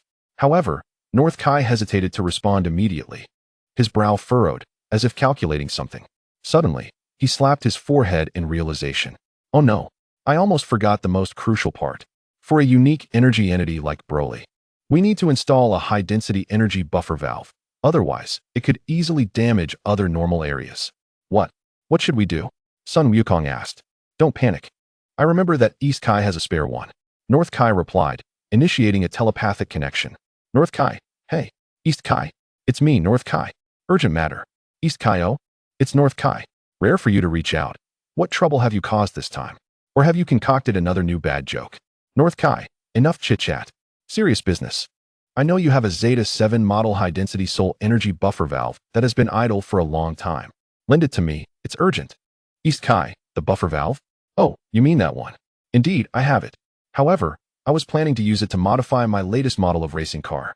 Lend it to you? Absolutely not. North Kai, your pathetic racing car doesn't need such a high-end buffer valve. This is a matter of life and death. It's serious. East Kai serious? When has your North Galaxy not been serious? Last time, the time before that, and even before that. North Kai, this time is different. It's Broly, the legendary Super Saiyan. East Kai, Super Saiyan? No wonder. However, when asking for help, one must have the proper attitude. What about the time you mocked my taste on Great King Kai's planet? I haven't forgotten that. North Kai. All right. Let us not dwell on that. Will you lend me the buffer valve, or not? East Kai. Not lending it. Figure it out yourself. By the way, your jokes are not funny at all. Goodbye. The telepathic communication was abruptly severed. North Kai's face flushed crimson, trembling with rage. How outrageous. That petty, fat woman. She can't even discern what is serious. King. What happened? Did you get it? Sun Wukong asked, bewildered. North Kai, still fuming, found his frustration vented through Sun Wukong's inquiry. Get what? All your fault. Every time. It's your troubles. Scion. Super Scion. Legendary Super Scion. Each one more troublesome than the last. Now look, the machine is borrowed, but the crucial component is missing. That fat woman has been holding a grudge for 30 years over a trivial matter. Sun Wukong was taken aback by the outburst, retracting his neck. Fat woman? Which fat woman? Chapter 135, Returning to Earth. Chi tugged at Wukong, signaling him to hold his tongue for the moment. After a while, as North Kai's anger subsided, Wukong cautiously approached again. King, what now? Can't we use the machine? North Kai huffed a few heavy breaths. It can be used, but without that buffer valve. Its effectiveness will be severely compromised, and the risks are substantial. After all, we are dealing with a living person, particularly one as troublesome as Broly. He sighed. If you truly wish to use it, I can now explain the specific principles to you. You can take it back to Earth and consult with Earth's scientists to see if they can replicate a substitute. However, you have no more than a week. The underworld is in urgent need of it. Bulma. Sun Wukong's eyes brightened, just as Bulma would think of him when in danger. Wukong thought of her when faced with a dilemma. She will surely have a solution. Chi nodded in agreement. Bulma should be able to help. Besides, it has been a long time since we returned to Earth. I wonder how Gohan is doing and if he is attending classes properly. Let us settle it then. North Kai perked up. I will now transmit the principles and blueprints to you. Wukong, focus. There may be a lot of information.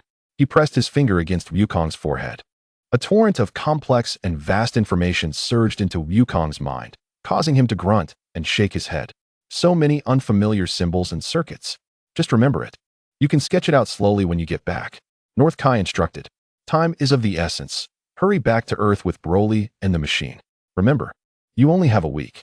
Exceeding that time could lead to complications with King Yama. Understood.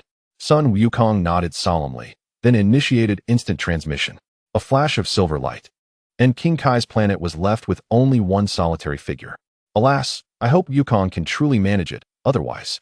North Kai shook his head, hands behind his back, and after a few seconds of worry, suddenly burst into laughter, seemingly having thought of a new bad joke. Meanwhile, on Earth, West City, the space slightly warped. Immediately, two figures, one tall and one short, appeared amidst the crowd.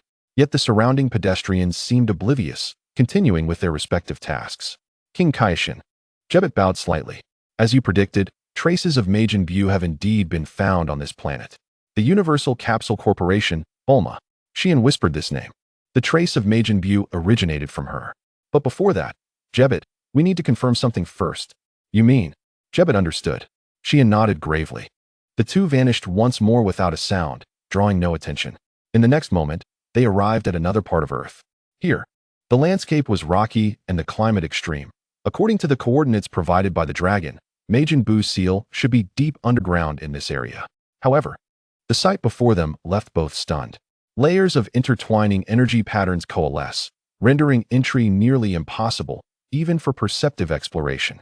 What is this? Jebite could not help but exclaim. Upon attempting to touch the outermost layer, he was immediately met with a gentle recoil, accompanied by a subtle mental prickling. What an exquisite energy structure. It is certainly beyond any known magical or divine system. Xian's brow furrowed, growing increasingly alarmed. The complexity of these formations was unprecedented. Some configurations were so obscure that even he found them perplexing. This is neither the work of deities nor any known demonic art. Xian spoke gravely, the style emphasizing qi, intertwined with various unknown systems. Could it be the handiwork of earthlings? This conjecture was almost beyond his comprehension.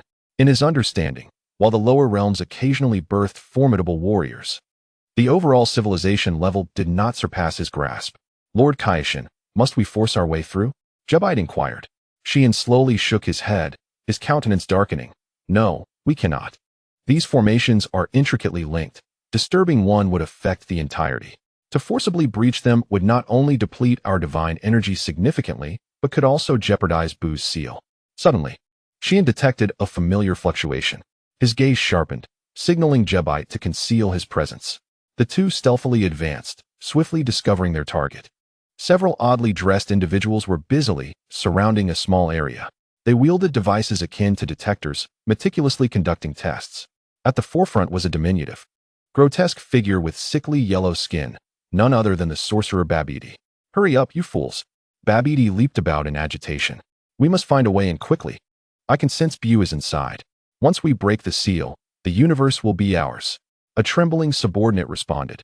"Master Babidi, the protective formations here are exceedingly strange, with an absurd variety, and our progress in cracking them is painfully slow. I do not care. It must be breached." Babidi irritably waved his short arms. "If that Kaioshin discovers us, we are in deep trouble. We must hasten."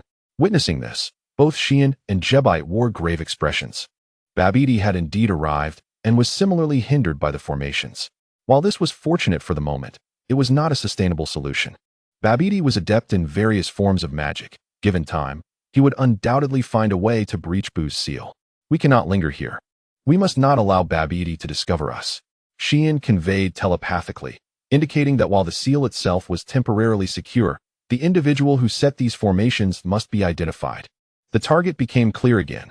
Return to Shidu, the Capsule Corporation, Bulma's residence. Xian resolved, despite initially wishing to limit their interactions with Earthlings. The mortal beings of the lower realms are frail and greedy. In the face of a threat like Majin Bu, they might provide minimal assistance, but could certainly cause considerable trouble. The two instantaneously teleported away, leaving a cursing Babidi and his entourage behind. In Shidu, at Bulma's house, the atmosphere in the backyard was lively, yet subtly tense. After returning via instantaneous movement, Sun Wukong and Chi-Chi found Bulma, accompanied by the unconscious Broly and the soul-cleansing machine.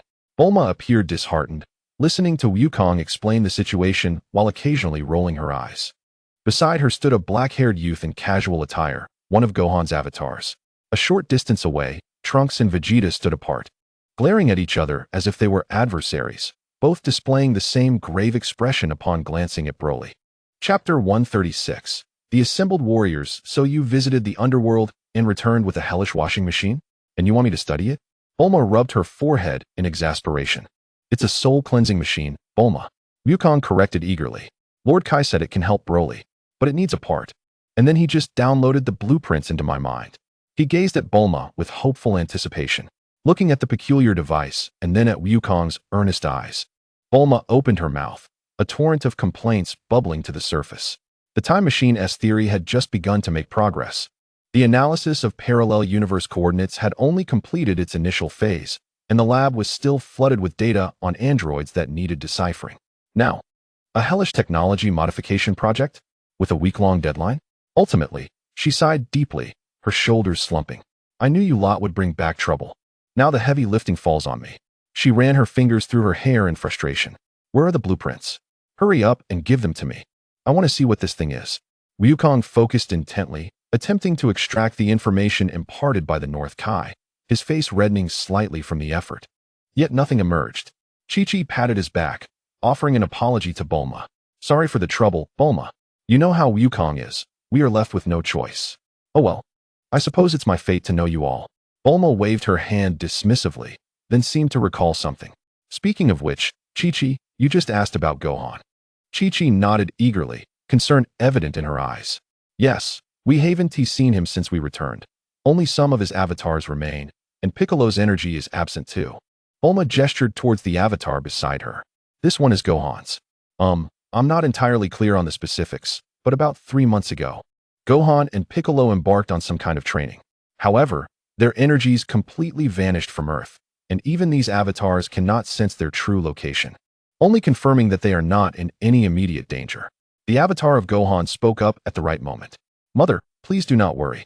I can sense that the main body is safe.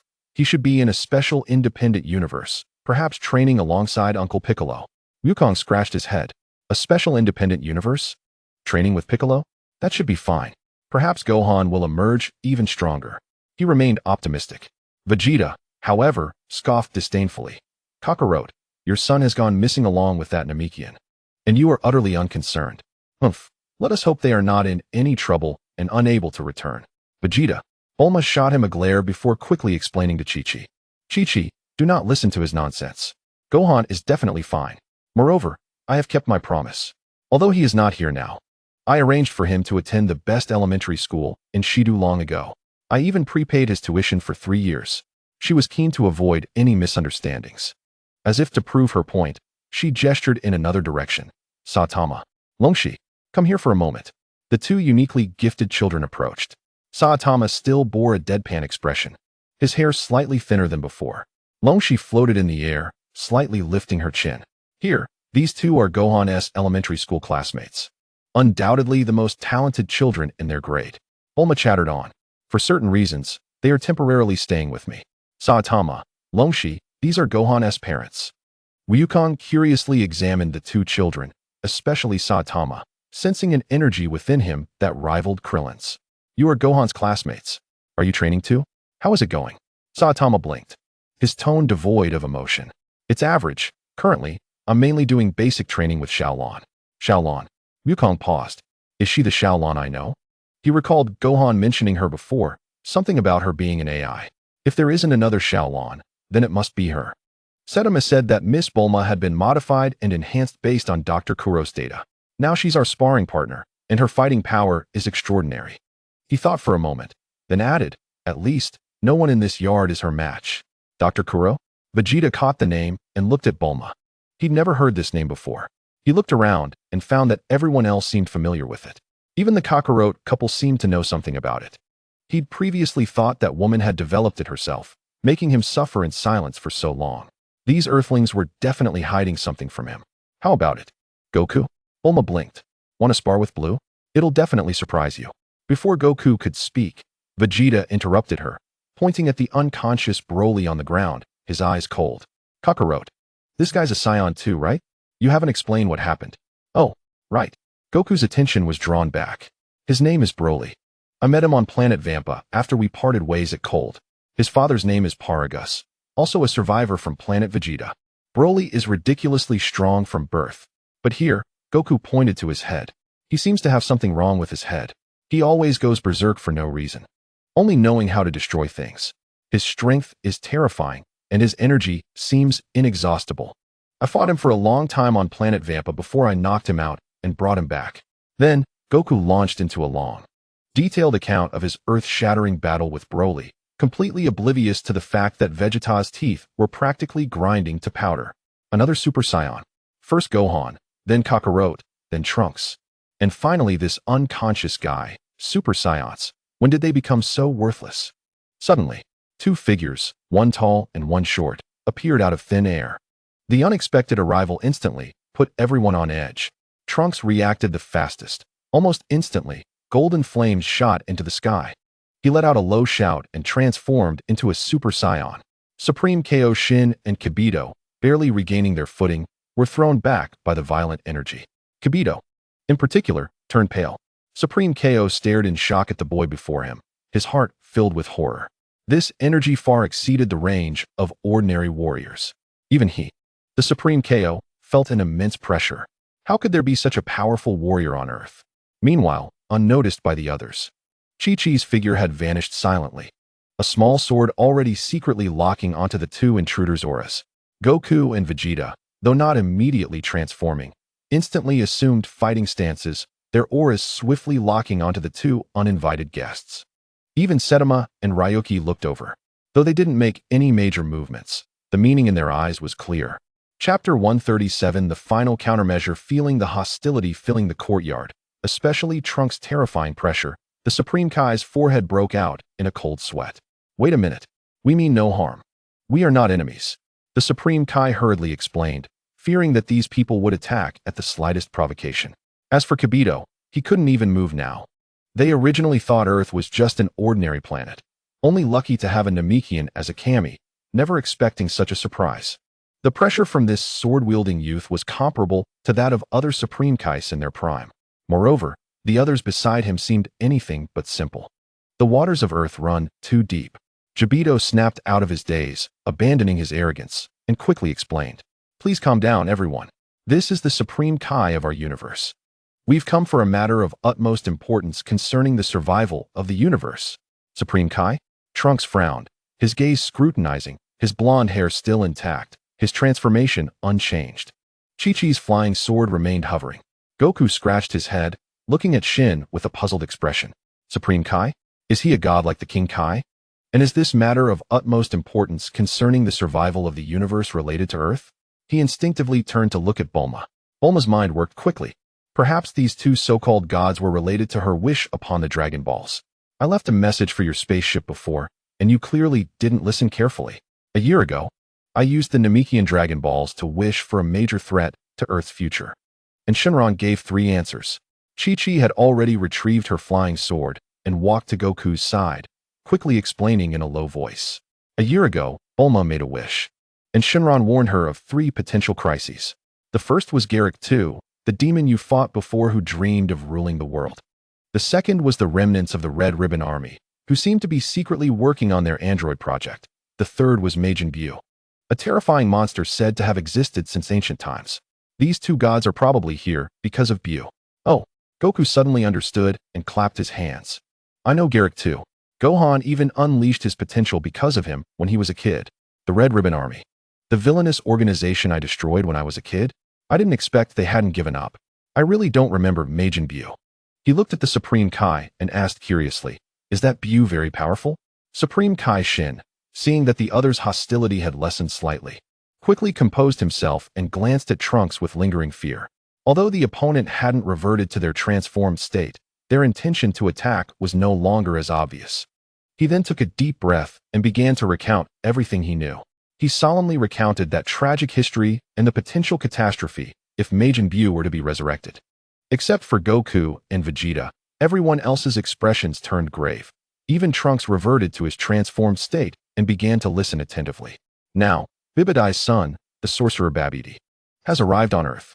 Shin's voice was filled with fear. His goal is to break the seal left by his father, to resurrect and control Majin Buu. We received the news and came to investigate, only to find that the sealed land was protected by extremely complex layers of formations, preventing even us from entering.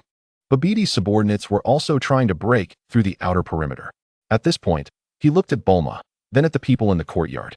We initially thought that Earth's warriors might need help, but now it seems that Earth's power far exceeds our imagination. Especially that master who set up the formation in the sealed land. His gaze swept over everyone. Finally, their gaze fell upon Bulma and Gohan's clones. We didn't confront Babidi directly. Our immediate priority is ensuring the seal on Majin Buu remains intact. Therefore, we've come here to request the assistance of the master who set up the formation, to help us move Majin Buu's sealed body to a safer location. His tone was very humble, almost pleading. He couldn't help it. The strength of these earthlings before him made him dare not act like a Supreme Kai. The courtyard fell silent for a moment. Bulma looked at Gohan's clone, then at the others. Why don't we just go and take care of that guy named Babidi and his henchmen? Upon hearing this, Goku's eyes lit up instantly. That's right. That's a good idea. Vegeta's lips curled into a smile. Humph, finally said something decent. A mere magician dares to cause trouble here. The Supreme Kai and Kibito were startled and hurriedly waved their hands. No, it's too dangerous. Although Babidi himself wasn't very strong, he possessed many evil spells and controlled many powerful warriors. Moreover, should the turbulence of battle disturb the seal, they would indeed suffer from psychological trauma. If they could survive, they would certainly not wish to take the initiative. Although the Kaioshin's power is rather average, he possesses considerable experience. Despite Trunks' commendable strength, he would undoubtedly be no match for Majin Buu, even if he were 10 times stronger. Observing the cowardly demeanor of his opponent, disdain radiated from Vegeta's countenance, and the remnants of his earlier respect for the divine authority had vanished without a trace. Though Goku did not express his sentiments as overtly, his expression mirrored Vegeta's thoughts quite closely. Since the Kaioshin was reluctant to act, fearing for the seal and apprehensive about Babidi's progress, I shall venture to the periphery of the seal's domain, slightly adjust the formation, thereby increasing the challenge for Babidi and his entourage, and perhaps offer them a small surprise. After contemplating, Gohan's doppelganger adjusted his glasses. Although I am merely a manifestation, if I am not attacked, this task is feasible. However, prior to that, I require someone to safeguard me. This way, Babidi will be kept occupied, granting us ample time for training or other endeavors. This proposal sounded much more prudent. The Kaioshin hesitated for a moment, then ultimately nodded. If it would not disturb the seal and could effectively hinder Babidi, it might be worth a try. He found himself at a loss. He was too afraid to strike, yet feared that defense would falter. His initial intent had been to arrive on Earth early to conceal Majin Buu's seal, but had encountered Babidi and his minions instead. Thus, without further ado, Gohan's doppelganger closed the book in his hands. I shall not go. Broly will undoubtedly be restless, and someone must keep an eye on him. Chi-Chi interjected, indicating that the time was right for her to discuss the machine with Bulma, especially with only a week remaining. Chi-Chi referred to the soul-cleansing machine, and the others did not conceal this information, as the Kaioshin was well aware of its presence. They understood that such a device appearing in the mortal realm was against the rules, yet with a formidable enemy at hand, he had no inclination to ponder such matters. Therefore, he chose to disregard it. The Kaioshin then nodded towards Jebbit. Jebbit comprehended immediately and focused his energy, enveloping Goku, Vegeta, Trunks, Gohan's doppelganger, and the Kaioshin.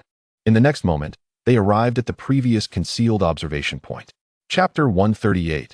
The Guardians of the Formation. Upon arrival, each individual harbored different thoughts. Goku, full of curiosity, glanced around. Wow, Gohan has devised so much. It appears quite intricate. Did you truly create all of this? How did you manage it? Goku marveled at the intricate patterns, astonished by the complexity of the designs, realizing that Gohan was indeed far more intelligent than himself. When the time comes, he could certainly assist with the matter concerning that machine. Everything was learned bit by bit. Gohan's doppelganger smiled shyly, then surveyed the formation area, his brow slightly furrowing. Indeed, it had been disturbed. The previously perfect circulating formation network now displayed evident damage at several nodes. Their opponent was not merely blundering through. Gohan's doppelganger continued to analyze. They had discerned some sort of pattern, or rather, discovered an efficient algorithm. Although my formations are interlinked and theoretically, it would take an extensive amount of time to crack them one by one. They seem to have identified a method to systematically breach dozens, if not hundreds, of related formations. Based on this efficiency, he calculated, if left unimpeded, at their current pace, they could reach the core of the sealing area in 3 to 5 months. 3 to 5 months. How could it be so swift? The Kaioshin's complexion paled. He had initially assumed that the formations would delay Babidi for a considerable duration. Vegeta snorted disdainfully. Humph, it seems your toys are not so secure after all. Nevertheless, as he gazed upon the vast and intricate formation field, a flicker of seriousness crossed his eyes. If it were he, confronted with such a scenario, he would likely resort to sheer brute force. They had merely discovered a flaw. Gohan's doppelganger, however, was undeterred and viewed it as an intriguing challenge. Just the opportunity he needed to upgrade. He took a few steps forward, raised his hands, and let golden energy flow from his fingertips, tracing intricate patterns in the air, injecting delicate energy into the void, which then merged with the formation network. Thus, the patterns they had previously identified would largely become ineffective. Gohan's doppelganger withdrew his hands and explained that in order to continue their advancement, they would need to restart their research, which would at least prolong their efforts. Having completed this, he felt it was still insufficient. Suddenly, his figure vanished, and 3 differently attired doppelgangers appeared beside him. I appreciate your assistance, he said, nodding at the 3 newly emerged manifestations. The 3 doppelgangers spoke little and simultaneously pointed towards the formation. In an instant, thousands of formations flickered to life. An even more astonishing transformation ensued. The internal space of the formation slightly distorted, manifesting hazy apparitions, which gradually solidified and emitted varying intensities of energy. Guardians simulated using the formation's energy. Consequently, as the opposing side sought to breach the formations, they would simultaneously need to remain vigilant against the Guardians' assaults, undoubtedly elevating the difficulty to an entirely new level. The Kaioshin and Jebbit gazed in astonishment. Such a transformative technique was utterly unprecedented. With this, they should be able to secure ample time. Gohan's doppelganger nodded in satisfaction. Meanwhile, Babidi paced in the center of the camp, surrounded by several oddly shaped subordinates, all sweating profusely as they huddled around a malfunctioning magical detection device. A frog-like minion rushed to Babidi, a mournful expression on his face as he reported, "Babidi-sama, this is terrible. The energy readings in the formation area ahead are completely chaotic. The cracking sequence we painstakingly calculated has gone awry." "What?" Babidi shrieked, springing up and slapping the minion on the head. Is it that you all wish to slack off or have made a mistake and ruined my precious device? I poured countless efforts into deducing that pattern. How could it suddenly cease to function? It's true, my lord. Another minion trembled, pointing at the detection screen. Look, the previously clear energy pathways have now become a tangled mess. Moreover, it seems that within many nodes, something has come to life. The energy response is incredibly strong. Babidi leaned closer to the screen, observing the chaotic array of warning signs, his sallow, dried face contorting with rage. He indeed sensed that the aura of the formation domain ahead had shifted. An overwhelming fury surged within him. Cursed be it. Who dares to oppose me, Babidi? He flailed his small arms. Continue the detection. Work overtime. We must uncover a new pattern. However, after a while, all he received in response were the cries of his minions. Useless. A bunch of waste. Babidi screeched in anger. Pui, you shall personally investigate. Be cautious and ascertain what changes have transpired within. What is obstructing us? Remember, prioritize reconnaissance, avoid direct confrontation, and report back immediately with any findings. A being resembling Frisia's third form accepted the command and swiftly departed. After Pui vanished, a towering figure slowly materialized behind Babidi. It was the Demon Realm King, Dabura. He crossed his arms, casting a glance at the direction in which Pui had departed, remaining silent. Yet the powerful aura he emanated brought a sense of reassurance to the previously flustered Babidi. With Dapu Law present, even if there were peculiarities within, they should be manageable. Bob ID steadied himself and redirected his focus back to the detection instruments. Within the formations domain, in some outer area, Pui moved gracefully through the flow of energy like a shadow. Suddenly, he halted abruptly, shifting several meters to the left without warning. Almost simultaneously, a blade of energy sliced through the space he had just occupied, cleaving a swath through the distorted energy mist. The assailant was a humanoid figure clad in the battle garb of the Frisia force, sporting a crab-like head, its eyes void of any emotion. Indeed, it was the Guardian's spectral manifestation, Delaisi. Its programming dictated indiscriminate attacks on intruders, and upon perceiving that the target had not retreated, it lunged once more at Pui. A mere illusion? As Pui processed the surprise attack, he realized that this adversary was not a physical entity, but a purely energy-based creation, which slightly eased his mind. Having faced countless battles across the cosmos, he quickly adapted to the straightforward nature of the assault. In subsequent attacks, he effortlessly evaded Delaisi's energy blasts, darting to its flank. With swift precision, he thrust out a finger, summoning a dark purple radiance at his fingertip. The beam pierced through the apparition, causing a violent surge of energy, momentarily blurring the phantom's form and diminishing its presence. Seizing the advantage, Pui unleashed a flurry of rapid strikes around the spectral figure with ghostly speed. Just as he was on the verge of shattering the illusion, a sudden transformation occurred. The retreating Delaisi phantom abruptly looked skyward, though no sound emerged. It was evident that it was about to undergo a metamorphosis. With a thunderous clap, it pounded its chest, and its form rapidly inflated like a balloon, sprouting thick brown fur, transforming in an instant into a terrifying giant ape towering several meters high. A violent shockwave erupted from its core. What? Pui was taken aback, never expecting an energy illusion could metamorphose. The giant ape's massive foot crashed down, while simultaneously a ball of energy coalesced in its mouth. Boom.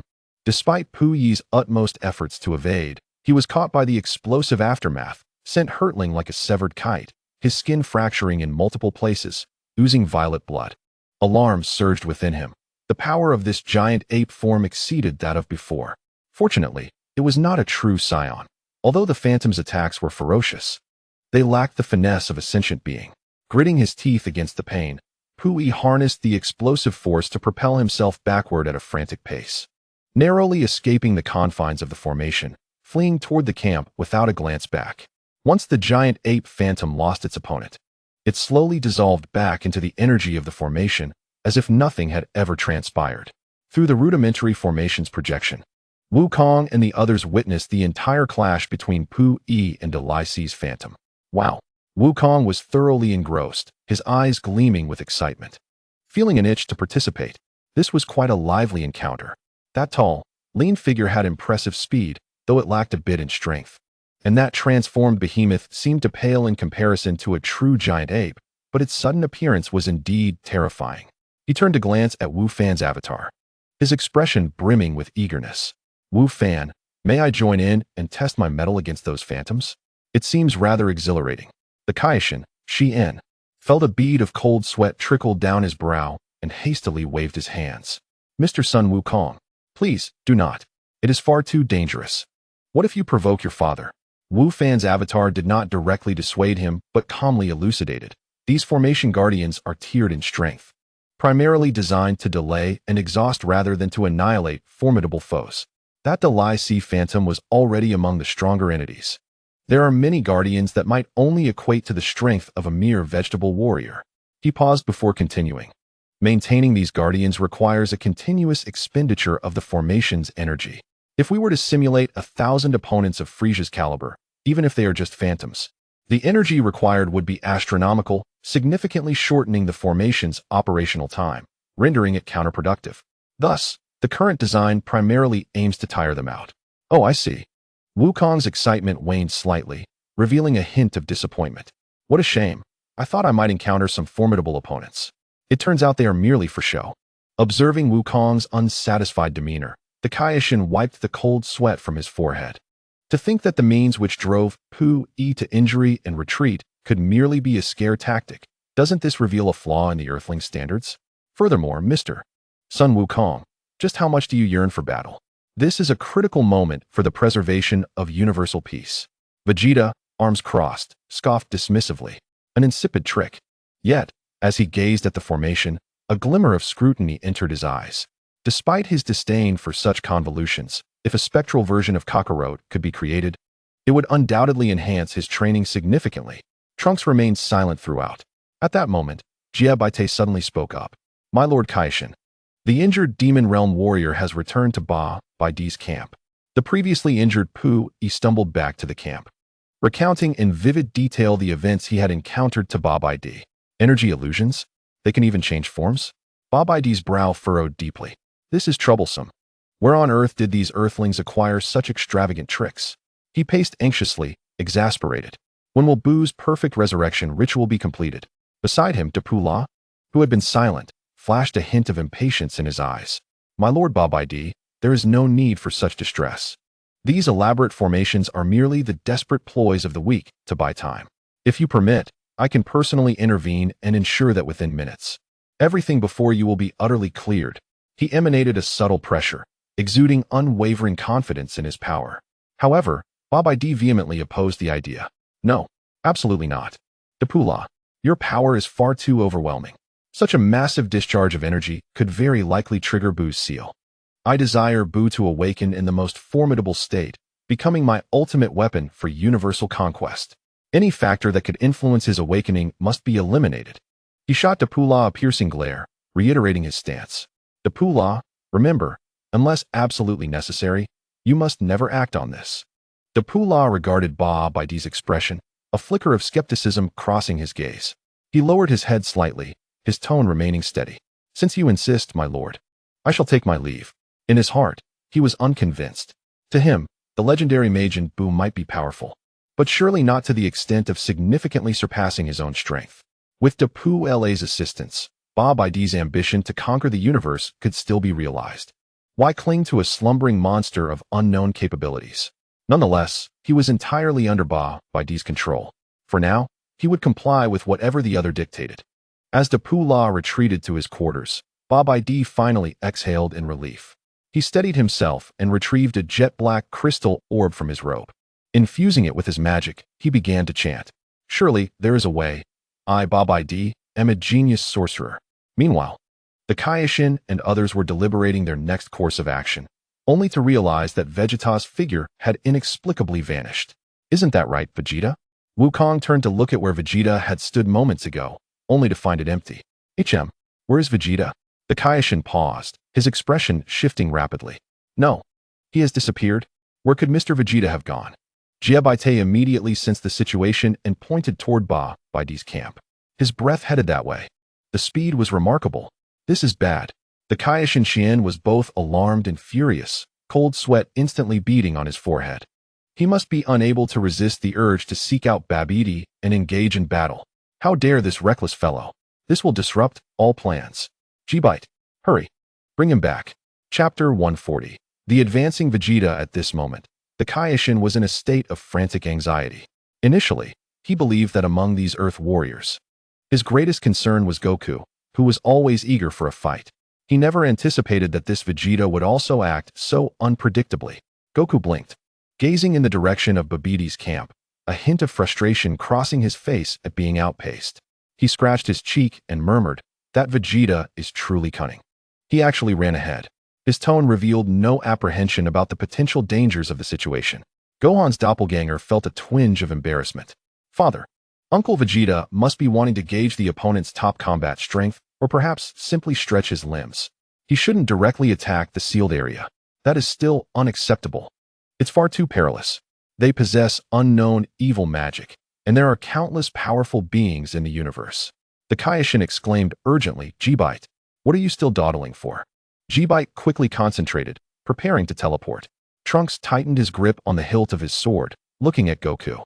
"Mr. Goku, shall we go assist him?" Goku stroked his chin, his eyes growing increasingly bright. Clearly, Vegeta's audacity had ignited the spark of battle within him. Well, that Vegeta, though annoying, does possess considerable strength. But what if he really encounters someone formidable? I would like to test myself too. Mr. Goku. The Kaioshin was on the verge of collapse, realizing that communicating with this group was akin to playing a lute to a cow. My apologies, Lord Kaioshin. I couldn't hold back. Goku quickly apologized upon noticing the change in the Kaioshin's expression. At the edge of Babbidi's camp, Vegeta smirked. "Found you, you scoundrels." His right hand's index and middle fingers came together, aiming directly at Babbidi's back. "Allow me to greet you first." Boom.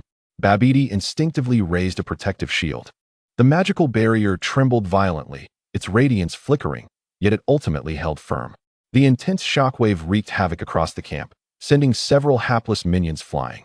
Babidi stumbled, nearly losing his grip on the crystal ball in his hand, his face a mix of shock and fury. What kind of person dares to ambush Lord Babidi? Humph. The turtle shell is rather sturdy. Vegeta was slightly surprised that his strike had missed, but his impatience overshadowed it. He vanished, preparing for a close-range assault. Protect Lord Babidi. Pai, enduring his injuries, launched a side attack on Vegeta, attempting to encircle him. Annoying vermin. Vegeta didn't even glance at him, casually sweeping his left arm behind him, unleashing a golden energy wave. Bang! Pai was sent flying back at an even greater speed, crashing into a massive boulder, his eyes dimming rapidly, falling unconscious, his fate uncertain. Pai. Babbidi's small eyes widened in terror as he hastily raised the protective shield once more, screaming toward the depths of the camp. Dapula! Dapula! Come quickly! There is an enemy. This fellow is far too dangerous. Pai was no match for him. After dispatching the minion, Vegeta turned his gaze back to Babidi. His fingers splayed wide as he began to concentrate golden energy in his palm. "Let us see how many hits your turtle shell can withstand this time." Just then, a sudden change occurred. A shadow leaped out from behind Vegeta. It was a green beast, a monstrous hybrid of giant ape and lizard, one of Babbidi's other formidable minions. Yega moved with astonishing speed. Its sharp claws lunged toward the back of Vegeta. With his instinct for combat, Vegeta swiftly sidestepped, simultaneously redirecting the energy blast he had aimed at Babidi backward. Boom! The energy blast collided with the giant claw, producing an astonishing roar. Although Vegeta avoided a fatal blow, his shoulder was still grazed by the claw's wind, tearing his battle suit and leaving shallow wounds on his skin. He was propelled backward by the explosion's force, landing firmly several meters away, his gaze fixed intently on the newly emerged behemoth. Yega shook off the singed claws. Emitting a deep growl, its eyes locked onto Vegeta, its massive form crouching low, preparing to pounce again. "Well done, Yega. Keep him occupied." Babidi, relieved to see Vegeta intercepted, wiped the cold sweat from his brow. A sly look crossed his face as he quickly produced a small magical device from his pocket, chanting incantations. As the chaotic energy from their earlier clash seemed to be drawn toward the magical device, Babidi licked his lips. "Go ahead. Strike with all your might." Such potent energy would undoubtedly be a rare delicacy for Buu. Gathering it now would save considerable effort later. He chuckled, plotting as he collected energy. If Yega could exhaust this reckless fellow, that would be even better. In the center of the battlefield, Vegeta and Yega were once again locked in combat. Yega possessed immense strength, remarkable defense, and a speed that was nothing short of absurd, its claws striking with relentless precision. Vegeta, in his normal state, found himself momentarily suppressed. His energy blast yielded minimal results against Yega, and the close-quarter combat posed risks due to those fearsome claws, leaving Vegeta feeling somewhat restrained. Despite his combat experience allowing him to evade and occasionally counterattack, he struggled to inflict decisive damage. Damn this beast. Vegeta's brow furrowed. The prolonged struggle without progress frustrated him immensely, particularly as he observed Babiddi's sneaky demeanor from afar, inciting his wrath. Being entangled by mere beasts while the target observed from the sidelines was an affront to his dignity as the Prince of the Saiyans. After dodging another claw strike from Yega, Vegeta leaped back a distance. He dusted off non-existent debris from his shoulder, his face radiating pride and coldness. I never intended to waste my energy on such insignificant creatures, Vegeta muttered, his voice low yet clear across the battlefield. He slowly straightened his back, fists clenched at his sides. In the next moment, boom! A golden aura surged skyward. His golden hair stood on end, surrounding debris was crushed to powder, and the ground beneath him began to crack and sink. Super Saiyan. Vegeta's energy instantly enveloped the entire area, causing Babidi, engrossed in energy collection, to tremble, nearly dropping his magical device. The temporary base crumbled completely, the sunlight streaming in. Yega sensed an instinctual threat, emitting a restless growl. Vegeta raised his gaze, casting a cold glance at Babidi before locking his eyes on Yega. Unexpectedly, "You, this monster, fear the light.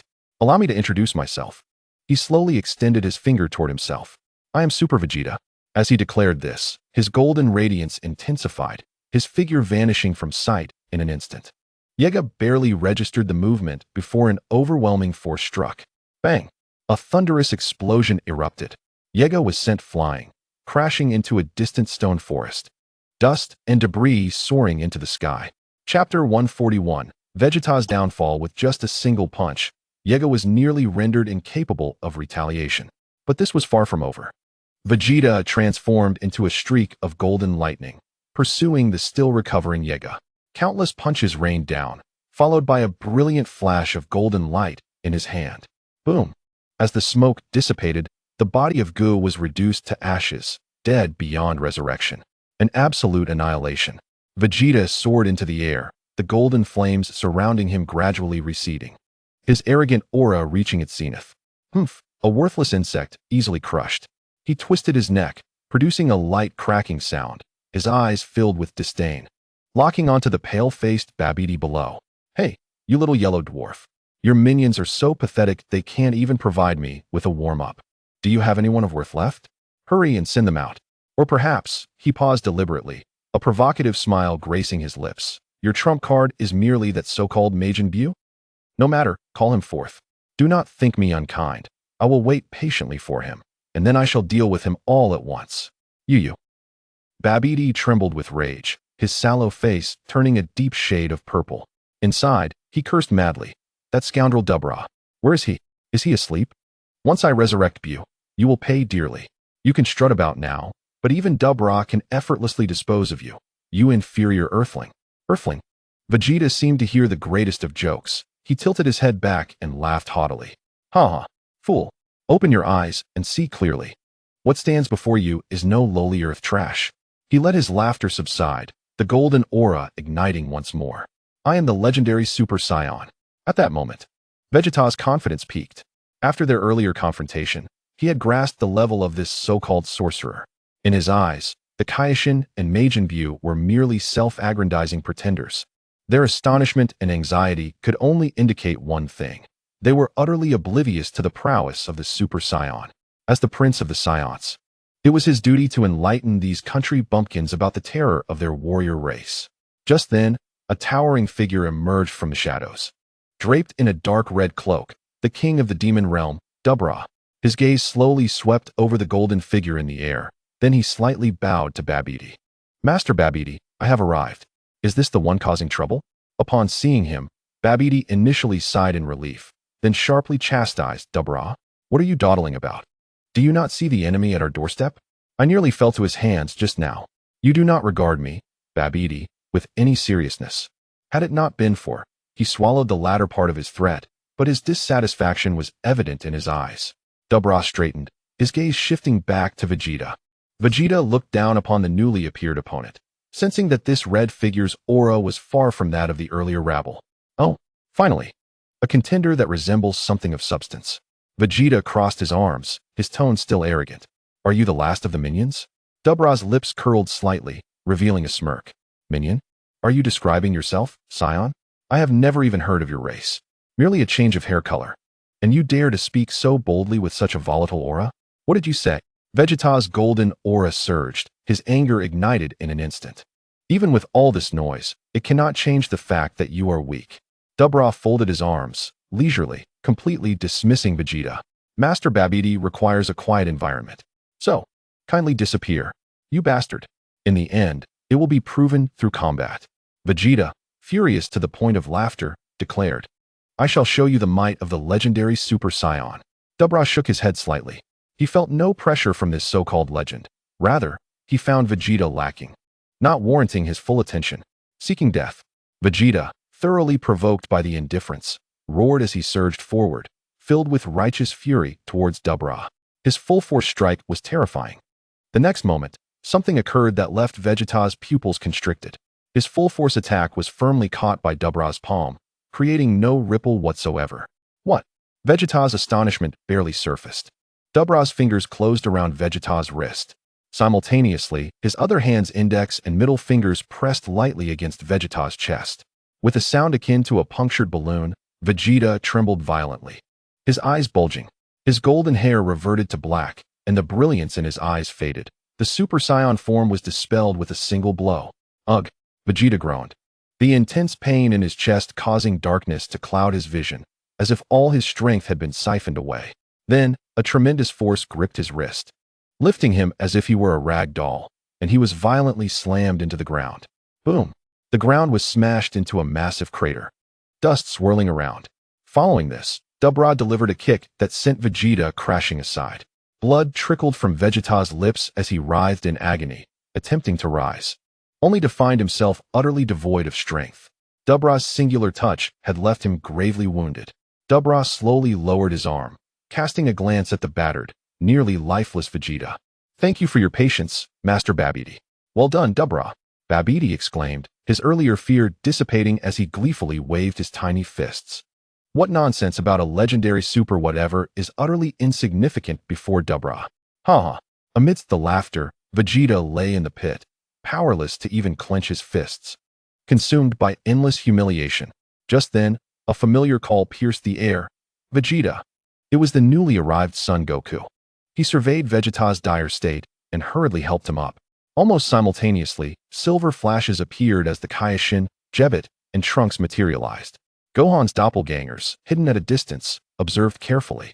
These clones had little energy remaining, and having expended so much today, if they joined the ensuing battle, they would likely vanish with a single blow. The Kaioshin gazed at Dabra in the distance, the hopping Babidi, and the severely injured Vegeta. He felt darkness encroach. The worst-case scenario had indeed come to pass. Chapter 142, Goku vs. Dabra's son. Goku cautiously aided Vegeta, swiftly assessing his injuries. Vegeta managed to open his eyes just enough to see Goku, the overwhelming humiliation twisting his expression further. Kakarot, be careful, that guy is not ordinary. A flicker of relief crossed his mind. Thankfully, it was only myself earlier. If Kakarot had witnessed me boasting and then being instantly defeated, it would have been better to die. At least now, I have gauged the opponent's general strength. Vegeta consoled himself. Babidi noticed the newly arrived figures, his small eyes darting with excitement. As his gaze fell upon the Kaioshin, a mix of hatred and elation surged within him. The Kaioshin? Ha! What a small world. Babidi pointed at the Kaioshin, shouting at Dabra. Dabra, do you see the guy with the earrings? That is the Kaioshin. My father Babidi was killed by him. We must save him for last. I want to personally torment him with the most excruciating magic. The Kaioshin's face drained of color, but he composed himself, whispering to Jebbit. Jebbit, quickly heal Mr. Vegeta. Yes. Kaioshin. Jebbit dared not delay and immediately teleported towards the deep pit. However, Would Depura allow them to succeed? His goal was to eliminate all obstacles, ensuring that Lord Babidi could focus on the grand endeavor of resurrecting Bu. Just as Jaibite prepared to heal Vegeta, Depura made his move. Without any explosive display, his figure merely flickered and appeared directly in front of Jaibite, a mere half-meter apart. A nuisance. Depura uttered those two words, raising his right hand, palm directed at Jaibite's crimson face. Dark red energy rapidly coalesced in his palm. Should this strike land, it would vaporize the three of them along with this entire area. Jaibite had no time to react, his eyes wide with shock, even his thoughts frozen. Danger. Goku sensed the threat the moment Depura raised his hand. Yet, the opponent's speed was too swift and the distance too short. It was too late to teleport the two. In the blink of an eye, the only thing he could do was shield them. Goku stepped forward, crossing his arms, bracing himself for the impending strike. Boom. The dark red energy erupted with a tremendous force, crashing solidly against Goku's arms. The earth beneath him cracked and sank under the weight of the explosive impact. Yet he stood his ground, as unyielding as a rock. That terrifying energy capable of obliterating planets was halted by his flesh and blood. Hiss! It's so hot. The smoke dissipated, and Goku grimaced as he shook his arms. His martial arts uniform sleeves were scorched, and his skin slightly reddened, yet he evidently suffered no substantial harm. This scene caused Depura, who had initially planned to clear the area effortlessly, to reveal a hint of surprise in his eyes for the first time. He slowly lowered his hand, re-evaluating this seemingly unremarkable fellow. Oh, a slight smirk appeared at the corner of Depura's mouth, as if he found a modicum of interest in Goku. It seemed a somewhat formidable fish had entered the fray. He remained confident. Even if these mortals could withstand his casual strike, it would merely prolong the effort. Seizing this opportunity, Jaibite finally regained his composure, swiftly grasping Vegeta and teleporting back to the Kaioshin and Trunks. He immediately began to channel divine energy, placing his hands on Vegeta's chest to heal his injuries. Goku, relieved that his companion had escaped danger, relaxed slightly. He rubbed his still warm arms and looked up at Depura, his expression turning serious. Hey, big guy. You are that accomplice of Babidi, right? Since you have defeated Vegeta, he clenched his fists, a glimmer of excitement on his face. Then allow me to be your opponent. Depura did not answer immediately, merely observing Goku quietly. In the distance, Babidi could no longer contain himself. He jumped up, urging Depura, what are you waiting for? Hurry up and eliminate them all. Bu is waiting for us. In response to Babidi's command, Depura finally spoke. Lord Babidi, please remain patient. Clearing out the trash requires a bit of time. His gaze locked onto Goku, and the invisible pressure between them began to collide, the atmosphere growing increasingly ominous. The originally clear sky turned dark, the blue expanse transforming into red, with countless flashes of lightning erupting around them. Even a bolt nearly struck Babidi. Depura, hurry up. Babidi's frustration boiled over, his incessant muttering revealing his eagerness to join the fray. You need to hurry. That seemingly dim-witted fellow. And that Kaioshin. That sword-wielding brat. Eliminate them all. Do not waste time. Goku maintained his usual demeanor, yet leaned slightly forward, entering his optimal stance. A faint layer of dark red energy enveloped Depura. The battle was imminent. Meanwhile, on the Kaioshin's side, the effects of Jaibite's healing were evident. Vegeta's aura gradually stabilized, free from the threat of death, yet significantly diminished. The Kaioshin observed the two confronting figures, his expression grave. He lowered his voice to explain to Vegeta and Trunks. That red-skinned, two-horned fellow is the Demon Realm King Depura. He is a powerful entity ruling over the Dark Demon Realm. His strength is unfathomable, possessing the terrifying power to easily annihilate star systems. Even his saliva can petrify anything it touches, and he is well-versed in various dark magic and martial arts, making him one of the most dangerous foes in the universe. I never expected him to be controlled by Babidi. Vegeta leaned against a rock, listening to the Kaioshin's introduction, his face dark enough to drip water.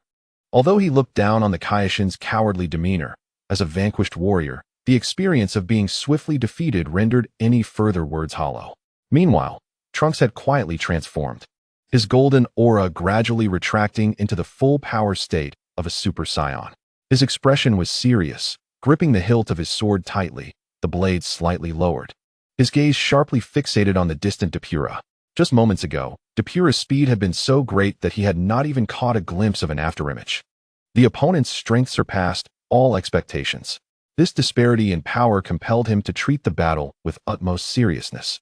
Observing Trunks' demeanor and recalling the caution he had displayed throughout, the Kaioshin inwardly nodded. Among these Earth warriors, Trunks appeared to be the most reliable. Then, all eyes once again focused on the two figures at the center. Chapter 143, Babidi, Danger. Depura made the first move. His seemingly casual steps closed the distance to Goku in an instant.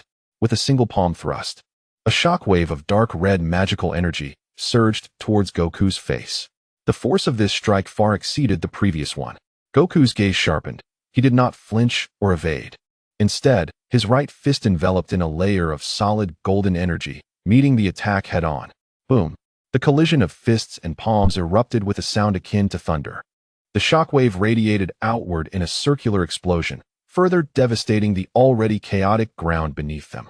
Goku's feet sank slightly, his form wavering. Yet he did not retreat a single step. Depura's eyes widened in astonishment. He could feel the power emanating from Goku's fist, surpassing his own.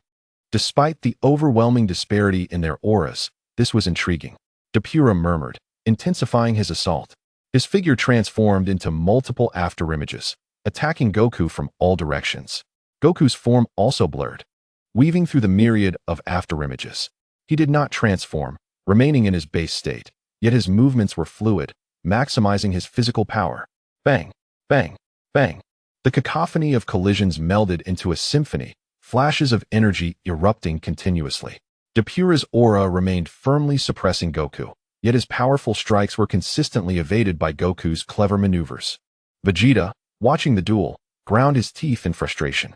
He had transformed into a Super Saiyan, but could not withstand a single blow.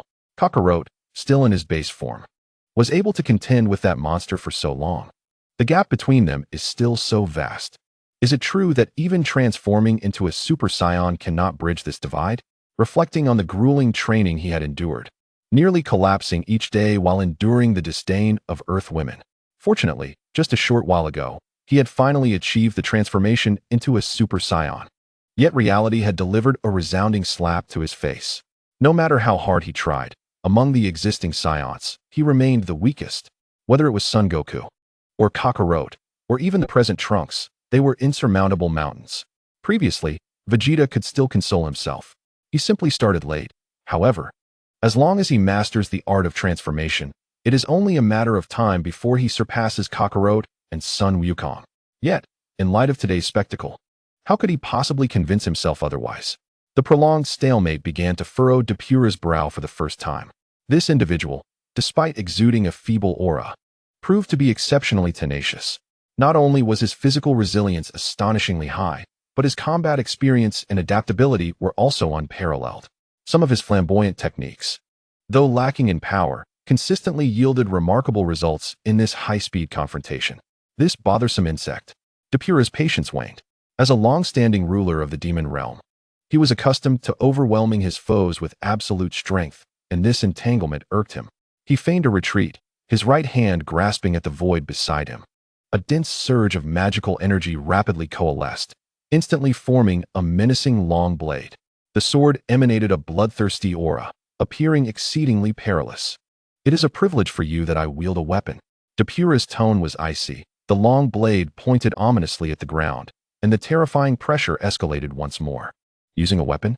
Wukong blinked, eyeing the dangerous long blade, scratching his head. "It seems rather formidable. Should I too?" He instinctively extended his right hand to the side. A golden-purple staff materialized in his grasp. This surprising display widened Depura's eyes in astonishment. This fellow can do it too? As the staff emerged, the surrounding air groaned under the immense weight. At this moment, the Zijin Liang remained in a state of weightiness. The current burden was an astounding 2 billion tons. Merely held by Wukong and pressed against the ground, the earth silently sank beneath him, the fissures radiating outward from the staff center. This should suffice, right? Wukong gripped the Zijin Liang with both hands, gazing intently at Depura, his expression earnest. What a farce! Depura no longer hesitated. His form surged forward, the magic blade slicing through the air with a crimson arc, aimed directly at Wukong's head. He poured 7/10 of his strength into this strike, enough to cleave a small planet in twain. Wukong regarded the descending magic blade with calm composure. With both hands clasping the Zijin Liang, he executed a simple yet effective upward slash. As the staff met the blade, a deep, thunderous resonance erupted. It was as though two tectonic plates collided, the sound reverberating deep within the soul. The moment they connected, the magic blade shattered instantly, dissolving into a myriad of crimson sparks. That was not the end. After shattering the magic blade, the Zijin Liang's momentum momentarily slackened. Yet it still struck Depura's chest with tremendous force. In that instant, Depura felt as if he had been struck not by a staff, but by a planet hurtling towards him. Resistance was futile. All magical defenses crumbled in the face of such overwhelming might, as fragile as parchment. Depura let out a pained howl, his body propelled like a football kicked with full force, transforming into a blur of dark red light, shooting towards the ground at a steep angle. Boom! The earth mourned. An unfathomable chasm was carved by Depura's impact. This rift sliced through the wasteland, tore apart mountains, extending to the horizon, even penetrating the crust, breaching the mantle, emerging on the other side of the earth, shooting into the cold abyss of space. Depura, the Demon King, was struck through half the planet by Wukong's casual swipe. Unbeknownst to him, he soared to some distant corner of the universe. The battlefield fell into a deathly silence. Dust settled, revealing the monumental chasm that was a sight to behold. Wukong maintained his stance, glancing at the heavy Zijin Liang in his hands, then ahead. After a moment of confusion, a hint of guilt flickered across his face. Did I just cause a catastrophe? He muttered loudly, scratching his cheek. It seems I've punched a hole in the earth. Would Bulma be angry if she found out? There was no attempt at concealment. How could anyone present not hear him? Everyone stood frozen, mouths agape, eyes wide as saucers, their minds blank. The Kaioshin was the first to regain his composure. His gaze laboriously shifted from the scar to another figure in the arena. The sorcerer, Babidi. Depura has been sent flying? Even if he survives, who knows how long it will take for him to return? Even if it's only a few seconds, this is a rare opportunity. So, now does this mean Babidi is at my mercy? Almost simultaneously, Babidi also processed the information. The smugness and cunning on his face froze, replaced by boundless terror. Depura, the Demon King, his mightiest guardian, vanquished by that orange-clad fool with a single blow? Now, I am utterly alone. Babidi abruptly turned, his gaze locking onto the Kaioshin's murderous intent. A chill shot up from his feet to the crown of his head. No, this cannot be. Depura, how could you? Babidi stammered, his calves trembling, instinctively retreating only to nearly trip over the rubble. Babidi, danger. Chapter 144. Majin Vegeta, the Kaioshin's unmasked murderous intent plunged Babidi into an icy abyss. Depura had been struck away, leaving him without his greatest ally. No, I cannot perish here. Majin Bu, my dream has yet to be realized. Babidi's mind raced, his tiny eyes darting, instantly locking onto the brooding Vegeta. Yes, it is him. That arrogant, proud individual.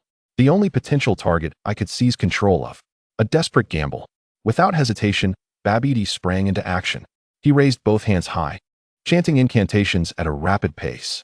Invisible magical energy shot forth, instantly ensnaring the unsuspecting Vegeta. Vegeta's body stiffened, feeling a vile power forcibly surging within him. It magnified his rage, resentment, and desire for greater strength. Not good. It's Babidi's control magic. The Kaioshin was the first to respond, his expression shifting dramatically as he shouted at Vegeta, Mr. Vegeta, guard your mind. He is exploiting your dark thoughts. While this magic may temporarily amplify your strength, you will become his puppet. Quickly, concentrate and resist it. Hearing the Kaioshin's warning, Vegeta's forehead bulged with veins. His teeth clenched as he struggled to dispel the invading magical energy. Resist? He certainly wanted to resist. As the proud prince of the Scions, how could he tolerate being controlled by such a wretched spell?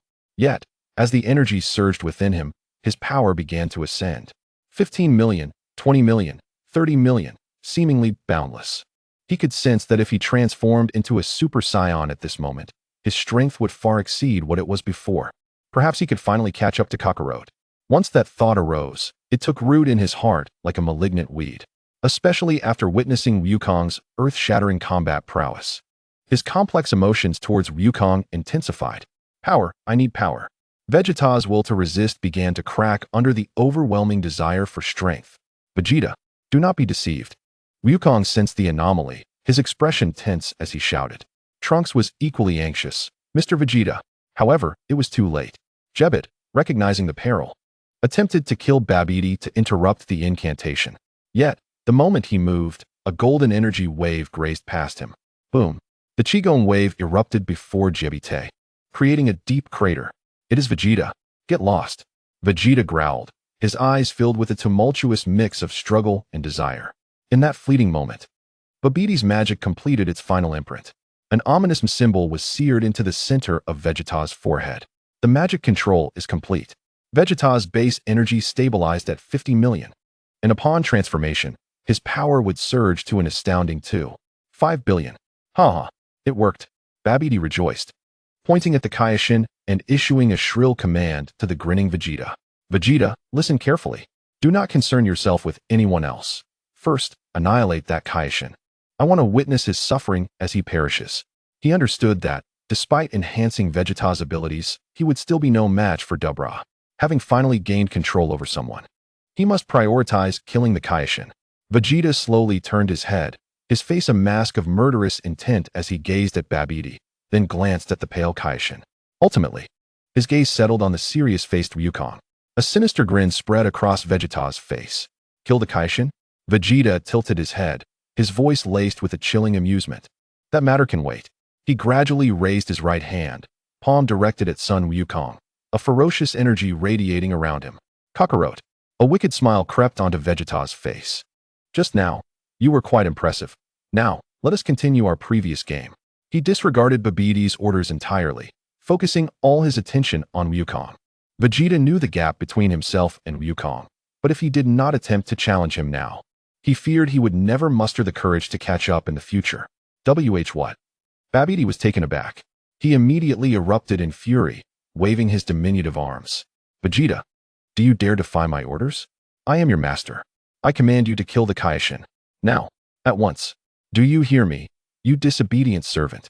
Babidi's words struck deep into Vegeta's soul. Servant. I, Vegeta, the prince of the Saiyans, shall be the strongest in the universe. You dare call me a servant? I am merely utilizing your magic to enhance my strength. Have you truly deluded yourself into thinking you hold any power over me? What did you say? Vegeta abruptly turned his head, his wicked smile twisting into a grotesque snarl. The energy surrounding him surged violently, rendering him even more malevolent and agitated than before. You dare refer to me as a servant? Vegeta's murderous intent solidified as his eyes locked onto the raucous Babidi. Die, you disgusting insect. Without any warning, a ferocious golden Qigong wave erupted from his palm. What? No. Babidi was terrified, his soul nearly departing his body. He never expected that the puppet he had just controlled would turn its first attack against him. He screamed, channeling all his magic into a protective barrier. Boom. The deafening explosion engulfed Babidi entirely, as smoke and energy surged into the sky. The barrier, upon contact with the Qigong wave, cracked instantly, barely holding for a moment before shattering. Babidi was sent flying like a rag doll, crashing into a pile of rubble far away, his fate uncertain. As for Vegeta, after unleashing that strike, the fury in his eyes gradually settled, returning to his characteristic coldness, yet his fighting spirit against Wukong intensified. He once again fixed his gaze on Wukong, a cold smile gracing his lips. The troublesome insect has been dealt with. Kakarot, now it is our turn. Wukong's expression was grave. It seemed that this battle was unavoidable. In the distance, the pile of rubble stirred slightly. Babidi had not perished in his final moments. He had utilized a life-saving spell to mitigate some of the damage, but he was severely injured. Peering through the cracks in the debris, he watched Vegeta with terror. He had never encountered someone like Vegeta before. Despite his magic still being effective, Vegeta's pride had compelled him to resist to such an extent. Glancing at the Kaioshin and others, Babidi had learned his lesson. He quickly suppressed all magical fluctuations, holding his breath and burying himself deep within the rubble. Do not see me, do not see me, do not see me. He fervently prayed that these individuals would not discover he was still alive. Thoughts of revenge and Bu were cast aside in that moment. In the center of the battlefield, Wukong wore a serious expression as he clenched his fists. It seemed this battle was indeed inevitable. However, Vegeta, if you wish to fight, I am always ready to oblige. Chapter 145, News from the parallel world West City. Bulma's laboratory. Bulma was frantically staring at a screen. Beside her was the soul-cleansing machine and Broly, who lay unconscious in a life pod. Damn it. This hellish energy transformation formula does not align with our laws of physics at all. Additionally, the material requirements for this core component must simultaneously withstand high-density positive and negative energy shocks while possessing self-repair capabilities. Does this thing even exist? Bulma complained, having accumulated several piles of calculations and sketches beside her. Suddenly, in the corner of the laboratory, the Gohan clone trembled slightly. Bulma noticed the commotion. What's wrong? Is the energy running low and about to dissipate?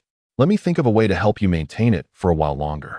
At least help me calculate this multidimensional space integral first. Aunt Bulma. Gohan shook his head and then spoke. I just received a one-way communication from my original self. He is currently in a parallel world. Parallel world? Original self? Bulma's spirits lifted as she momentarily set aside the hellish blueprints. Little Gohan. Is he alright? And what about Piccolo? Where did they run off to? I'm almost going crazy. Well, maybe not that urgent, but there should be some news, she said, her words betraying her anxiousness. The clone nodded and began recounting Gohan's experiences in that world. So, it is like this. In that world, for some reasons, my original self has temporarily taken on the role of the Dark Lord. Dark Lord. Bulma's mouth dropped into an ah shape, and she burst into laughter, slapping the table. Ha ha ha. Little Gohan has become the Dark Lord. This is too bizarre. Does he have to wear a horned helmet and a Piccolo-style white cloak? Ha ha ha. Imagining that obedient little boy seriously playing the role of a Dark Lord made her laugh so hard that tears nearly fell. The clone appeared somewhat helpless, yet continued to narrate calmly. At present, my original self, besides managing the demon realm, is also learning various knowledge from the experts in that world. Thanks to the special heritage of the demon realm, he has achieved a significant breakthrough in his understanding of space. Just now, he sensed our time-space coordinates and reached out to me. Although he cannot directly traverse back yet, his return is imminent. Oh, learning magic? Managing the demon realm? Sounds quite busy. Bulma wiped away the tears from her laughter, her interest growing. He specifically sent a message. Surely it is not just to tell us this? Is there something urgent regarding our situation here? Yes. The clone's expression grew serious. My original self conveyed two pieces of crucial information, both concerning the crisis we currently face with Majin Buu. Quickly tell me. Bulma's smile faded as she became increasingly serious. The first piece of information comes from the warriors of that world, which is approximately 11 years after us. They have experienced the Majin Buu incident. According to their descriptions, Majin Buu is not merely the embodiment of pure evil. Due to having absorbed 2 Kaioshin in ancient times, a seed of goodness has been buried deep within its consciousness. If approached with the right methods, it may be possible to elicit the benevolent side of Buo, thereby averting a cataclysmic confrontation and perhaps even transforming foe into friend. But how to guide him? Bulma furrowed her brow at the thought of reasoning with a legendary world-destroying demon. This leads us to the second piece of intelligence. A special instruction from Uncle Bika from that other world. The tone of the doppelganger was subtly serious. Uncle Bika strongly advised that when dealing with the Majin Buu incident, we must, under no circumstances, forget to bring Mr. Satan along. Satan? Bulma felt a flicker of recognition at the name, but could not recall immediately. Ah yes, that narcissistic world champion who had been quite the sensation on television lately. She had encountered this so-called Satan during a previous gathering of the wealthy. The Hero Association needed positive publicity, and this individual was perfectly suited for that role, allowing them to attribute some of Gohan and the others' heroic deeds to Satan. The Hero Association gained popularity, Satan garnered fame, and Gohan and his companions could continue their peaceful lives undisturbed. It was a win-win situation. But having this fellow confront Majin Buu? Bulma wore a look of incredulity. What use would he be? Performing feats like breaking stones on his chest or taking energy blasts to the face? Ridiculous. The doppelganger, however, remained earnest.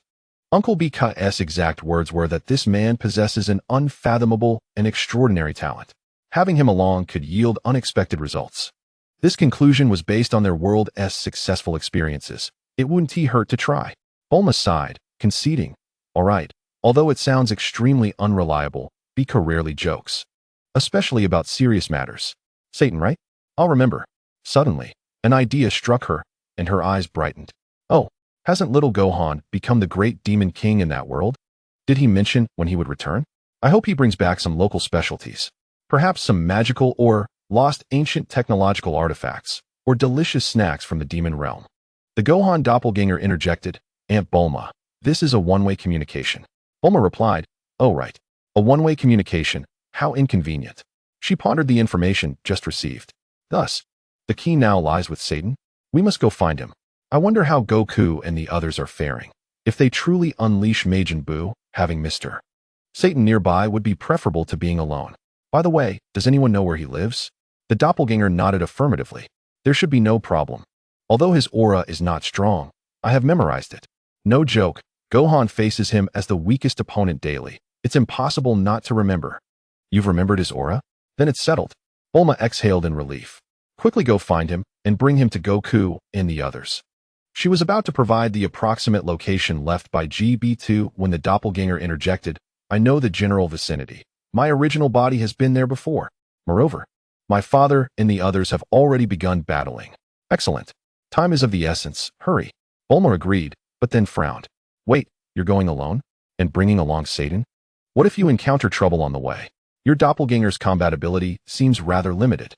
The doppelganger acknowledged calmly, indeed, my energy is running low. I can manage maintaining existence occasionally, but my combat capabilities are limited.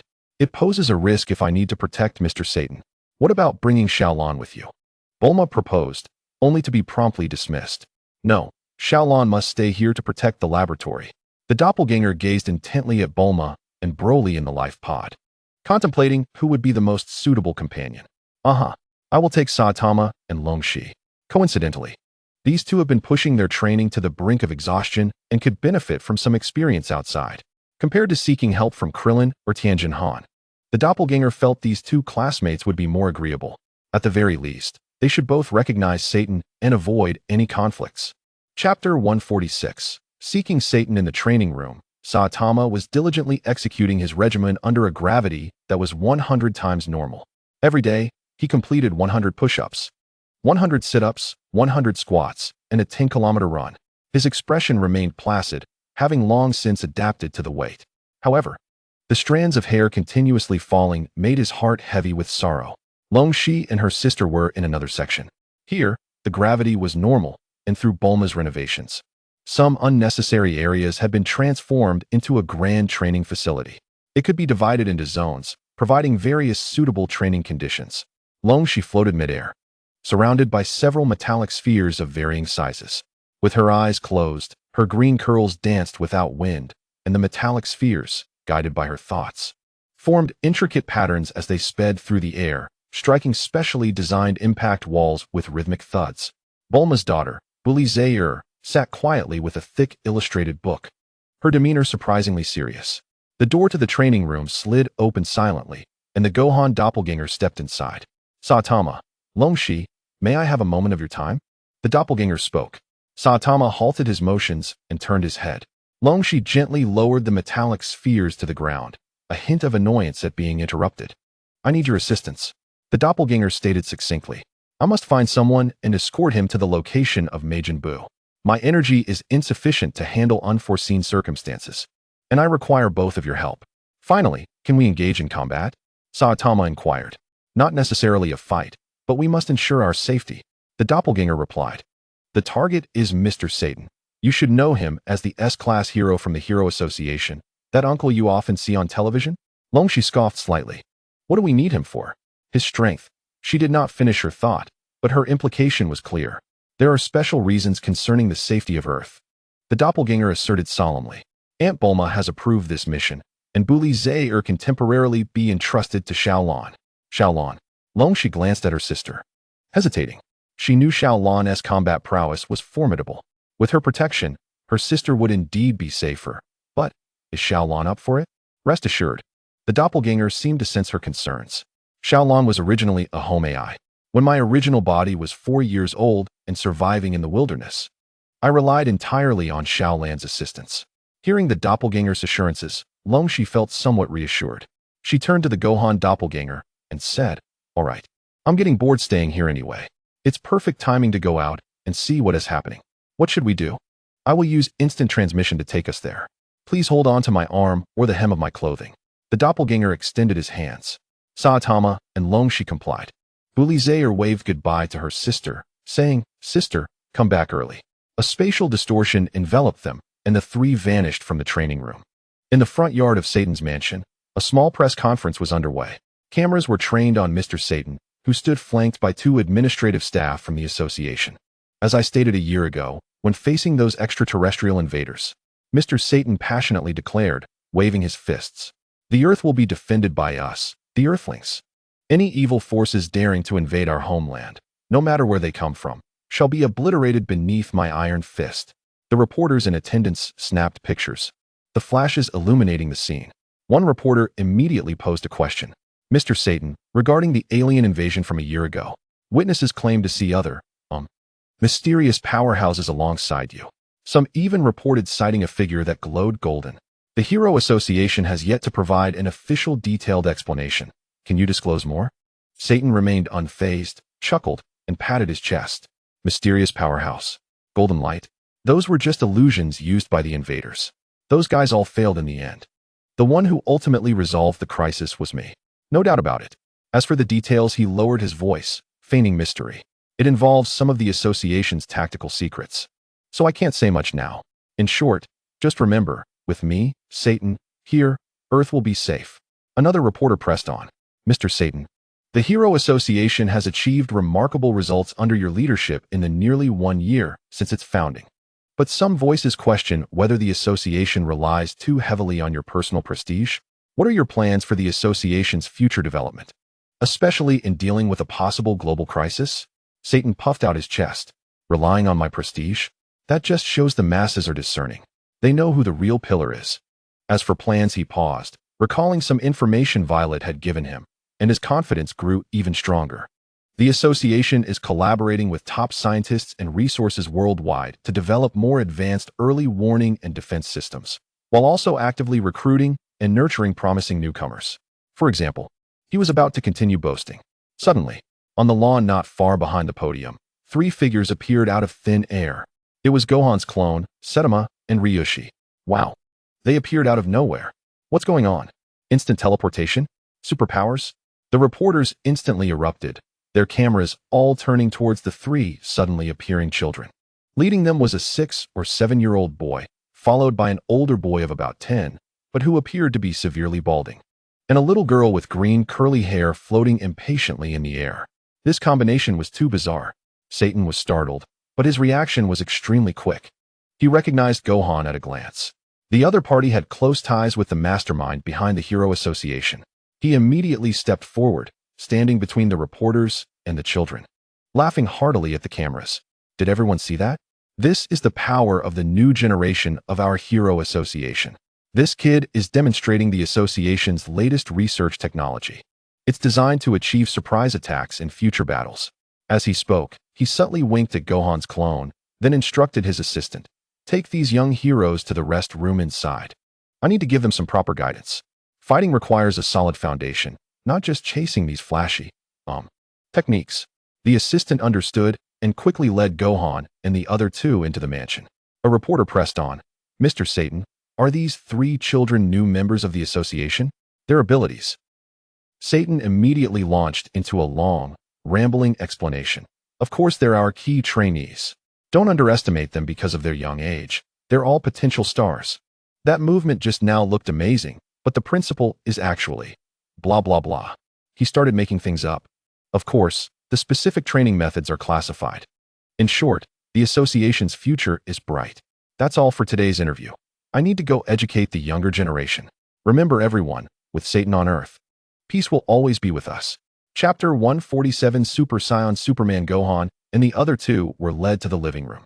Soon, a young, gentle woman with long hair entered, carrying tea, snacks, and juice.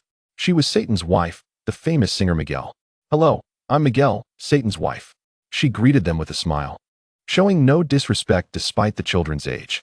"Satan is dealing with the reporters outside. He'll be done soon. Please have a seat and something to eat." "I'm sorry. It just so happens to be his monthly media conference today. The house is usually very quiet." "Thank you, Mrs. Miguel." Gohan's clone politely thanked her. Saitama nodded, while Tatsumaki hummed in agreement. curiously looking around the room. Just then, a cute little girl, slightly younger than Gohan, peeked out from behind the door, looking at them curiously. "Mommy, are they the little heroes Daddy talked about?"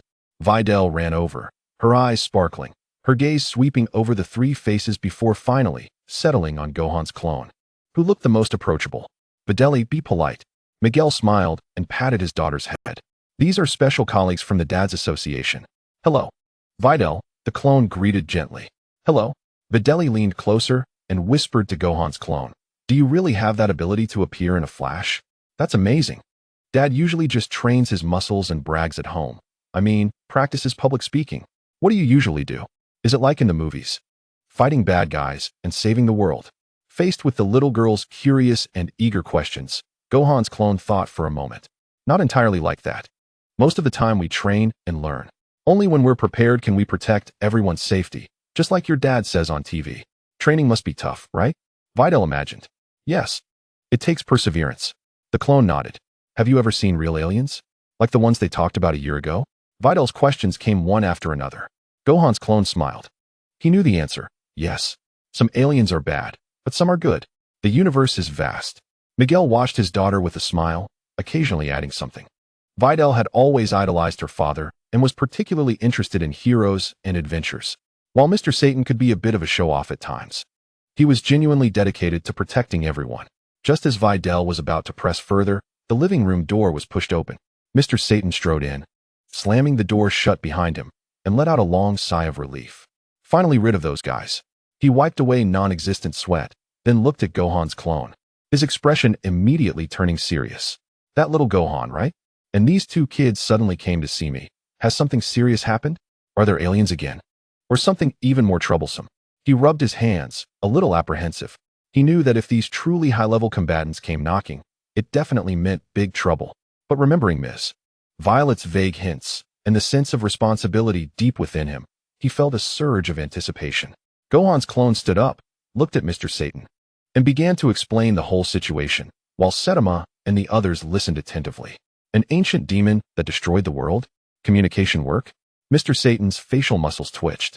His earlier anticipation was instantly replaced by tension, but his face remained expressionless, and he tried to straighten his back. "What's the specifics of that opponent? Is he strong? What do I need to do? Give a speech? Negotiate? Or just stand by and pose for a cheer?" He tried to mask his unease with humor. Gohan's clone explained as concisely as possible based on the available information. Majin Buu's power is immeasurable. Legend has it he killed multiple Supreme Kais. But he may possess a benevolent side, and we need to try to awaken that benevolence to avoid pointless battles. According to reliable intelligence, you may have a unique talent, which might be our glimmer of hope for peacefully resolving this crisis. Awaken the benevolence? Satan stroked his chin. The idea seemed a bit far-fetched. He kept muttering to himself about Gohan's supposed intelligence. Violet must have snitched on me. I always knew that woman wasn't a good person. However, at least he wasn't being sent to directly kill that monster, and with these powerful fighters around, he felt a slight sense of relief.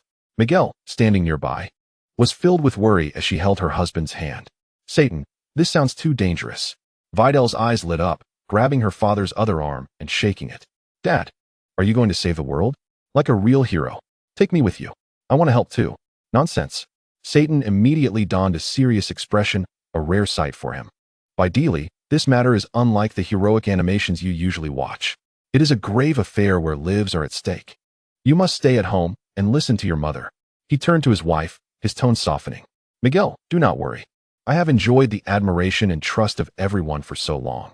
If the earth truly requires my assistance and I hide at home out of fear, what kind of man would I be? How could I face Bideli?" He took a deep breath, patting his chest, resolved to go forth.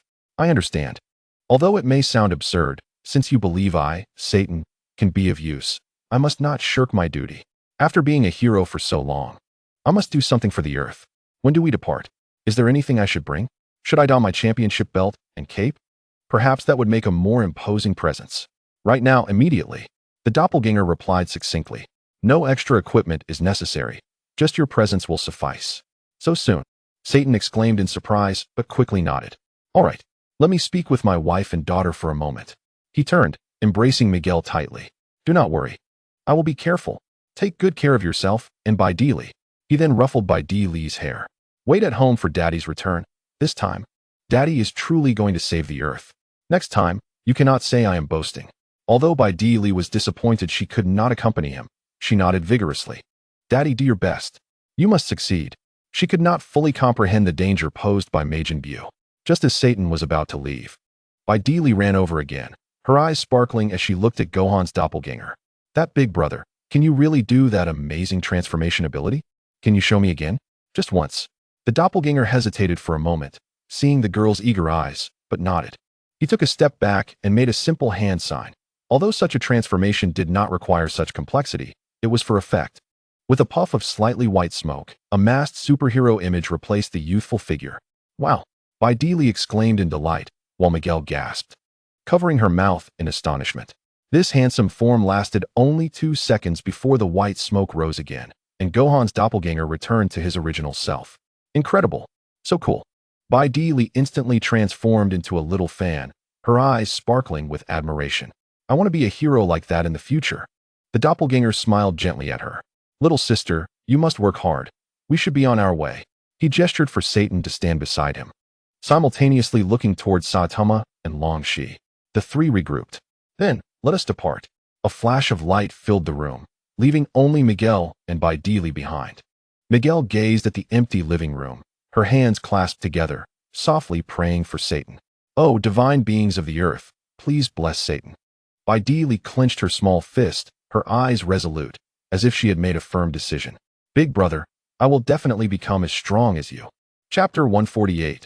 A turn of events on the battlefield with Wukong. The corrupted Vegeta's eyes glowed crimson, and the mark on his forehead made him appear exceedingly sinister. He abandoned all defense in his confrontation with Wukong, solely seeking ultimate destruction. Wukong continuously blocked with his arms, skillfully deflecting the incoming heavy punches and repelling the energy blasts that emerged. Boom, bang, thud. Each collision between the two triggered localized explosions, creating deep craters in the ground and sending clouds of dust swirling. Vegeta's aura grew increasingly frenzied. Super explosive wave. This strike's power far exceeded any previous attack. Wukong furrowed his brows, but did not evade. He took a deep breath. His right hand splayed open as a colossal energy sphere momentarily hovered before him, then was launched into the sky, exploding into a brilliant display of light. Boom, boom, boom.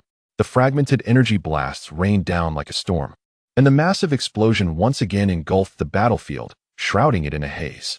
Wukong shook his slightly numbed arms, his expression no longer relaxed. Kakarot, Vegeta, frustrated by his inability to gain the upper hand, became even more furious.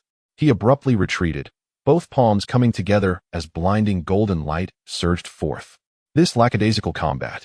Do you think you can play games with me? Ultimate Flash. This strike contained nearly all of Vegeta's strength.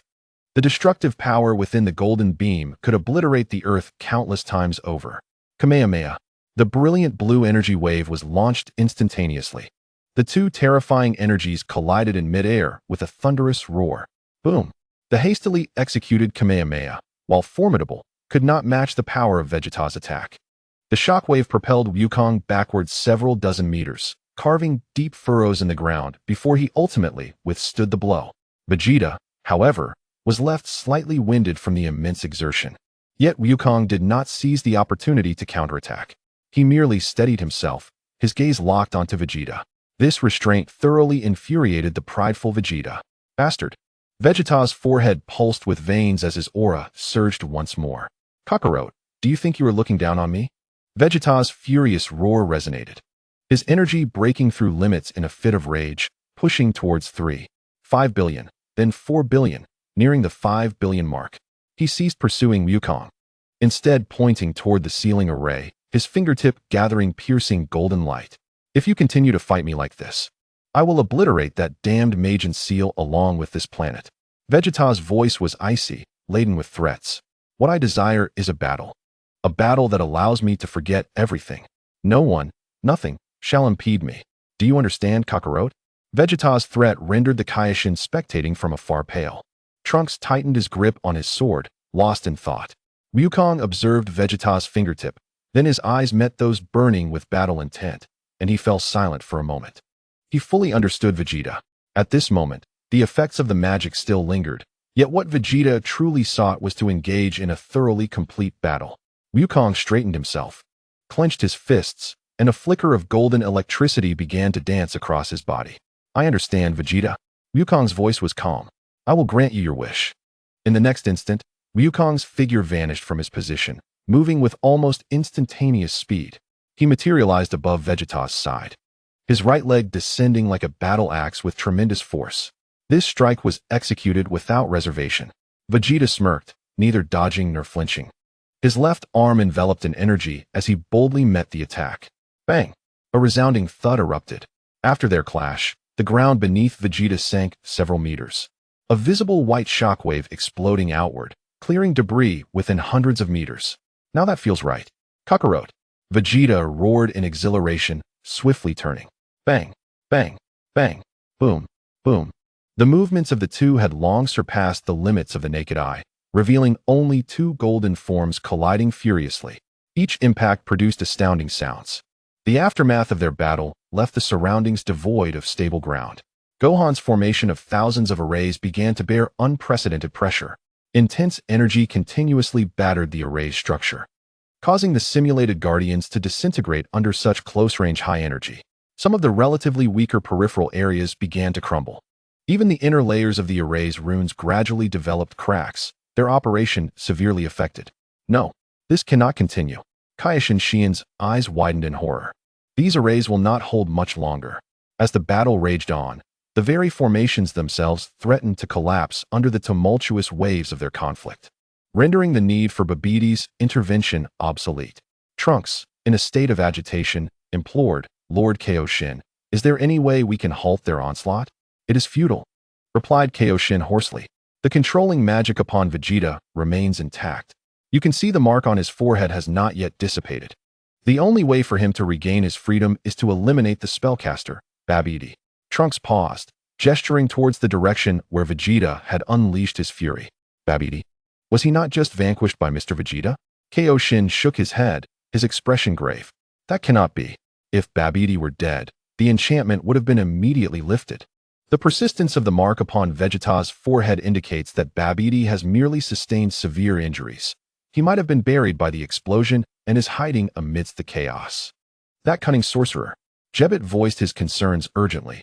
But if they continue to fight like this, the formations will indeed falter. Once the seal is exposed, the repercussions for Majin Buu would be catastrophic. All our previous efforts would be in vain. Just as despair enveloped them, a disheveled figure hurtled from the distant horizon, crashing onto the battlefield's periphery with a resounding thud. It was the king of the demon realm, Dubra.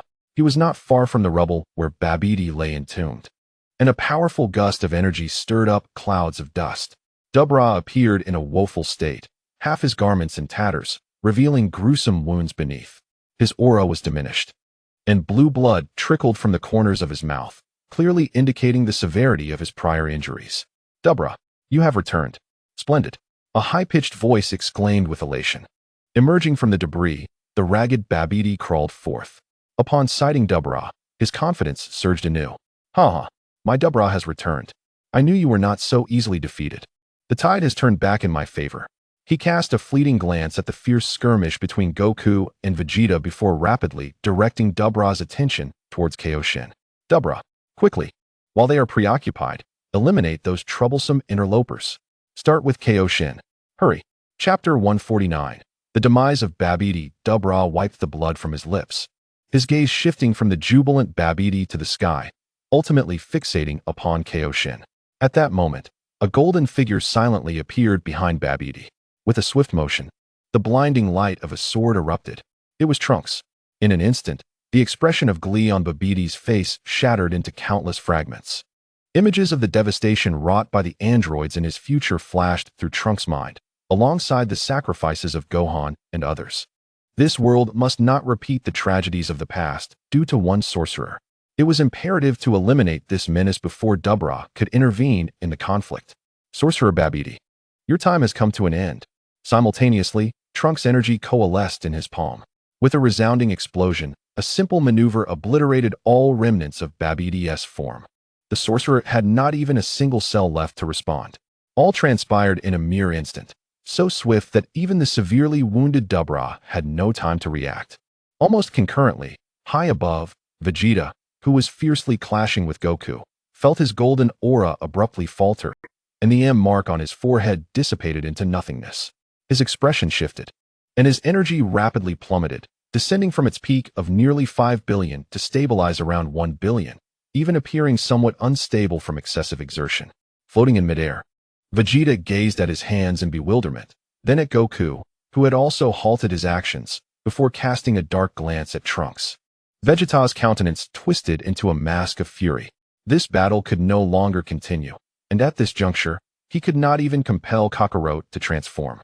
Gritting his teeth, he turned his face away. After today, all that awaited him would be shame and the relentless pursuit of training. After a brief moment of shock, Kaioshin erupted with overwhelming joy. It has succeeded. Babidi is dead. The magic has been lifted. Splendid. However, Jebit's voice quickly extinguished his elation. Lord Kaioshin, Dabra is missing.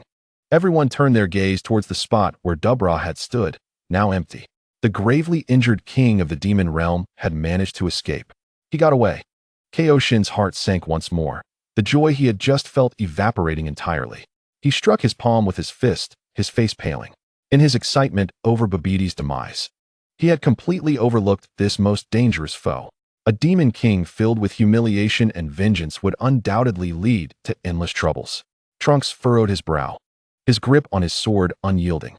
Goku scanned the surroundings with his energy sensing, but found nothing amiss. Just then, four figures appeared out of thin air. It was Satan and his companions, who had hurriedly arrived. As Goku turned to assess Vegeta's condition, he was taken aback to see Satan. Gohan, what brings you here? And who is this? He swept his gaze over the others. He recognized Saitama and Longshi as Gohan's classmates. But who was this burly man? Was he here to assist? Yet, Goku sensed an average energy. Could he be a hidden master on Earth? Kaioshin observed the newcomers, initially glancing at Gohan's doppelganger, then becoming intrigued by the uniquely styled individual. Who is this? Kaioshin instinctively inquired, as he felt no extraordinary aura emanating from Satan. In such a scenario, the presence of such an ordinary individual was quite jarring. Aside from Vegeta's disdain for weaklings, the others were filled with various questions. Satan, experiencing instant transmission for the first time, felt his stomach churn. Ugh. His appearance drew further disdain from several deities, particularly Jebit. Despite feeling unwell, Satan maintained his professional composure, straightened his attire, and puffed out his chest, striving to project an air of calm authority. He quickly surveyed the grim scene, which was more dire than he had anticipated. Feeling a bit anxious, he cleared his throat and spoke, attempting to sound as confident as before. Esteemed individuals, I am the current world champion of Earth, the S-Class chief hero of the Hero Association, Satan. He emphasized the words champion and chief, seeking to bolster his gravitas. At the urgent request of this young brother Gohan, I have come to assist in addressing the matter concerning that Majin Buu. He glanced at Gohan's doppelganger, receiving a nod of affirmation, which bolstered his confidence. I understand there may be some special tasks required? Although I am not entirely clear on the specifics, since Earth is in need, I, Satan, shall not decline. His introduction seemed somewhat out of place amidst the aftermath of the fierce battle. Fortunately, Vegeta ignored him entirely, while the others, being Earthlings themselves, did not underestimate his courage despite his lack of strength. Kaioshin opened his mouth as if to inquire further, but faltered, unsure of how to proceed. The doppelganger seemed to interpret Kaioshin's skepticism. According to intelligence from parallel worlds, Mr. Satan is a crucial figure in addressing the Buu incident. This was especially emphasized by Uncle Piccolo from that world. We must ensure his inclusion. Piccolo. Goku's eyes lit up upon hearing the name. If even Piccolo says so, there must be a reason. His interest in Satan surged, and he curiously scrutinized this pivotal character, as if trying to discern what made him so special. Subsequently, the doppelganger began to relay significant intelligence from another world. At that moment, Jebite had also completed further investigative work. His expression remained grim, even tinged with a hint of trepidation. Lord Kaioshin, Dapula, he has indeed vanished. I exerted my divine power to the fullest in search, but I could not trace any of his essence. He is no longer in this universe. The heart of Kaioshin sank heavily. If he was no longer in this universe, he must have returned to the demon realm. The atmosphere on site grew delicate once more. Wukong, however, seemed indifferent. He scratched his head, glanced at the chasm he had created, and then at Satan, suddenly feeling a bit sheepish. That Gohan.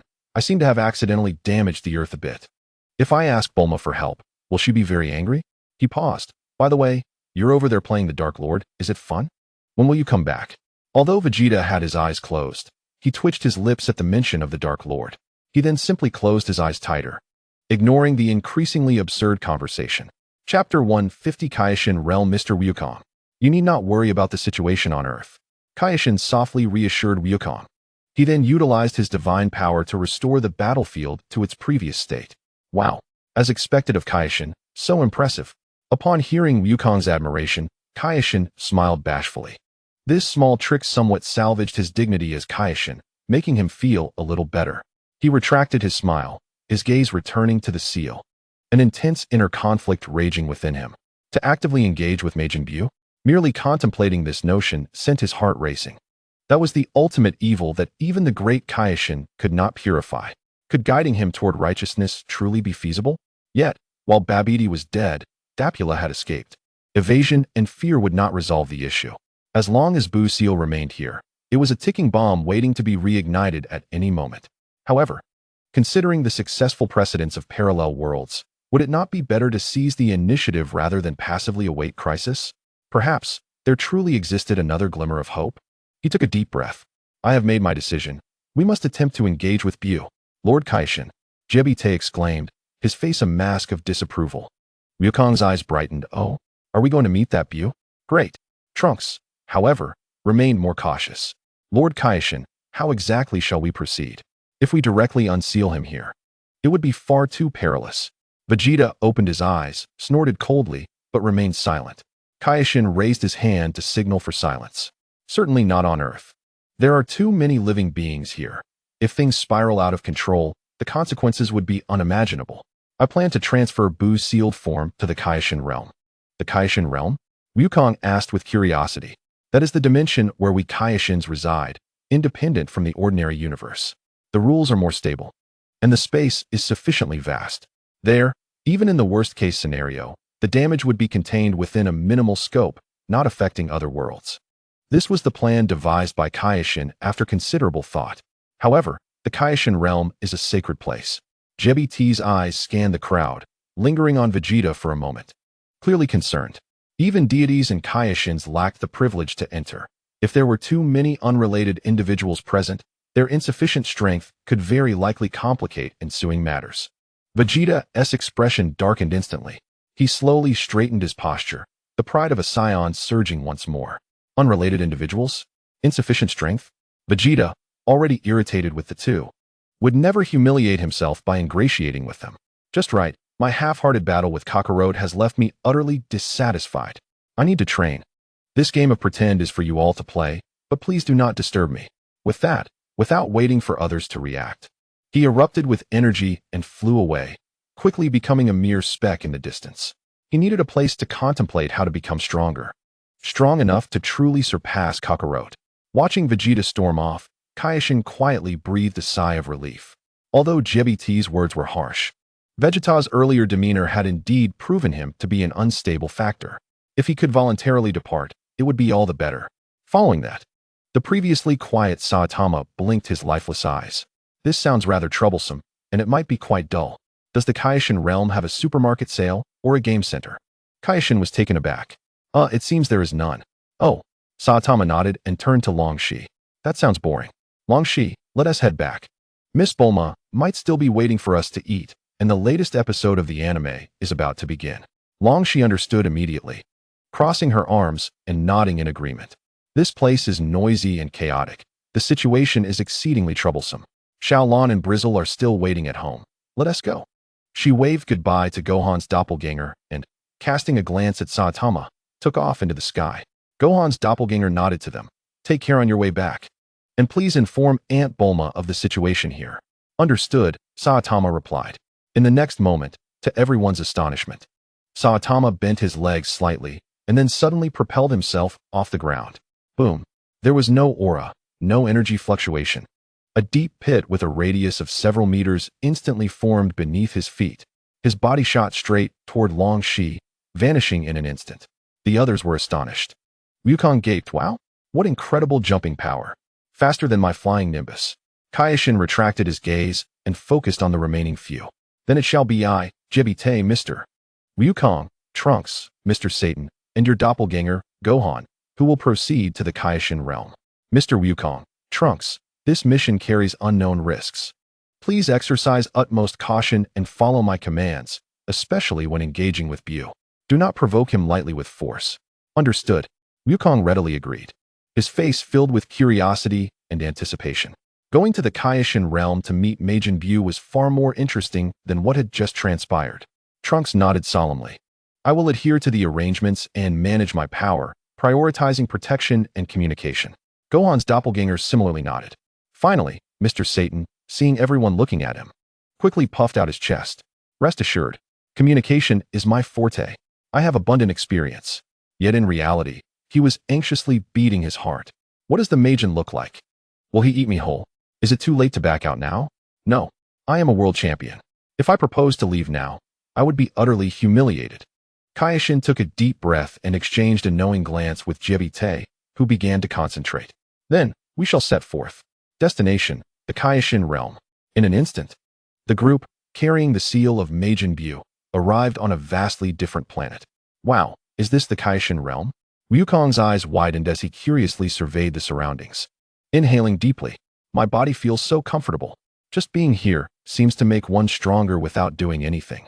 Trunks felt the environment around him, astonished by the energy levels and purity that far exceeded those on Earth. Training in such an environment would undoubtedly yield far superior efficiency than on Earth. Mr. Satan was somewhat bewildered. He adjusted his cape and, aside from the scenery, felt no significant difference. Is this really where the deities reside? It certainly feels upscale. Kaioshin observed the reactions of the group. Welcome to the Kaioshin realm. As you can see, this is an independent dimension of the gods, and the energy environment is highly beneficial for cultivators. Before formally engaging with Bu, I had a proposal. He cast his gaze towards Wukong and Trunks. The training efficiency here exceeds that of Earth by several dozen times. Bu's power is unfathomable, even if we plan to guide his benevolence. Possessing greater strength can serve as a trump card. I wonder if you all would be willing to engage in a bit of training here to enhance your abilities as much as possible. This way, we can face Bu with more confidence. Chapter 151. Biddy Lee arrives in the Divine Realm training. Here, Wukong's eyes instantly sparkled with excitement. Excellent. I felt like the previous session was insufficient. Trunks, let us spar together. He immediately turned to Trunks, cracking his knuckles. Although Trunks felt a tinge of regret that Vegeta was absent, the chance to spar with Wukong was indeed a rare opportunity. I am entirely willing, Mr. Wukong. Please guide me. The Kaioshin observed the enthusiasm of the two pivotal warriors and then glanced at Gohan's doppelganger and Satan. I require some time to systematically inform Mr. Satan about the intelligence regarding Bu from the parallel worlds. Since the Kaioshin had a plan, Gohan was more than willing to give Satan some time to prepare. No problem. This preparatory work is crucial. The Kaioshin nodded and then turned to Satan. Mr. Satan, what about you? During this interval, is there anything else you require? Perhaps. You could also engage in some suitable training, like Mr. Wukong? Satan puffed out his chest, raising his head. Rest assured, my Lord Kaioshin. I, Satan, am always in prime condition. However, he glanced at Gohan. I believe what Gohan said is correct. It is essential to know some information about Majin Bu. Excellent. The Kaioshin nodded. Then, let us all proceed with our respective tasks. Jebit and I need to inspect the seal in detail. If anyone needs anything, feel free to inform us with your energy. There is no distinction of day and night in the Kaioshin realm. The sense of time may be somewhat blurred. So manage accordingly. With arrangements made, the Kaioshin and Jebit moved to a distant location with the seal. The remaining four stayed in the palace of the Kaioshin. Wukong could hardly contain his excitement. Trunks, be careful, I'm coming at you. Before his words faded, he transformed into a blurred figure. Trunks' gaze sharpened, his golden hair instantly shimmering with brilliance. Please guide me, Mr. Wukong. In a flash, the two golden figures clashed, their punches and kicks echoing in the tranquility. Yet the collision of energies did not create excessive ripples. Meanwhile, the doppelganger found a relatively quiet corner, signaling Satan to take a seat. Satan nervously rubbed his hands. Sitting opposite him, time passed quietly in the divine realm. Here, indeed, There was no cycle of day and night.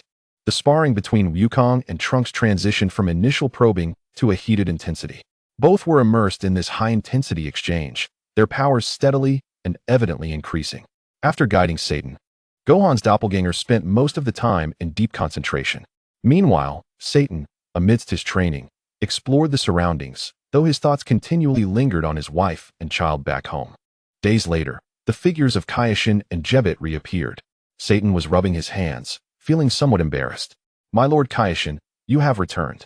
I have a small favor to ask." "Mr. Satan, what is it?" Jebit asked with a serious expression, while the Kaioshin inquired with curiosity. "Well, my Lord Kaioshin, we have been here for quite some time. How many days, I cannot ascertain. But this place is magnificent. For my, I just think," he paused, glancing at the Kaioshin's expression, feeling anxious and somewhat incoherent.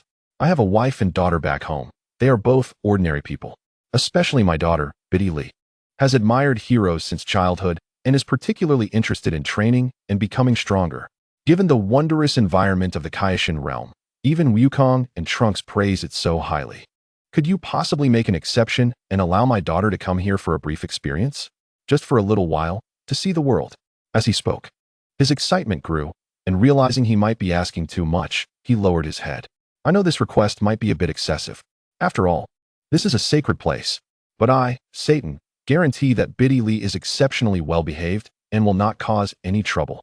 She merely wishes to see what her father is doing, to draw closer to her dream of becoming a hero. Of course, if you find it inconvenient, please disregard what I said.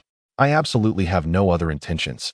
Just as a father, I have a bit of selfishness, wanting to provide my child with a, I'm sorry. I'm talking too much." After finishing, Satan bowed repeatedly, his face etched with anxiety. He genuinely believed this place would be beneficial for his daughter, and deep down, he hoped she could have the opportunity to understand this world better. Jebit listened on the side, his brow furrowed. "My Lord Kaioshin, this is against the rules. The Kaioshin realm is not a place where mere mortals can come and go freely. Moreover, it involves the perilous matter of Majin Buu. Allowing them to come over is already an exception. What if?" The Kaioshin raised his hand, silencing Jebit's words. He gazed thoughtfully at Satan for a moment before slowly speaking. "I can understand Mr. Satan's heartfelt desire for his daughter. However, the Kaioshin realm is indeed not easily accessible to mortals." Satan's heart raced. However, the Kaioshin's tone shifted. "Given the unique nature of this mission, allowing a young girl to join does not seem inappropriate. Nevertheless, this will be a one-time exception, and it shall not set a precedent." "No problem. Absolutely no problem. Thank you, my Lord Kaioshin. You are truly generous." Satan was so excited he nearly jumped up, repeatedly expressing his gratitude, his eyes filled with appreciation for the Kaioshin.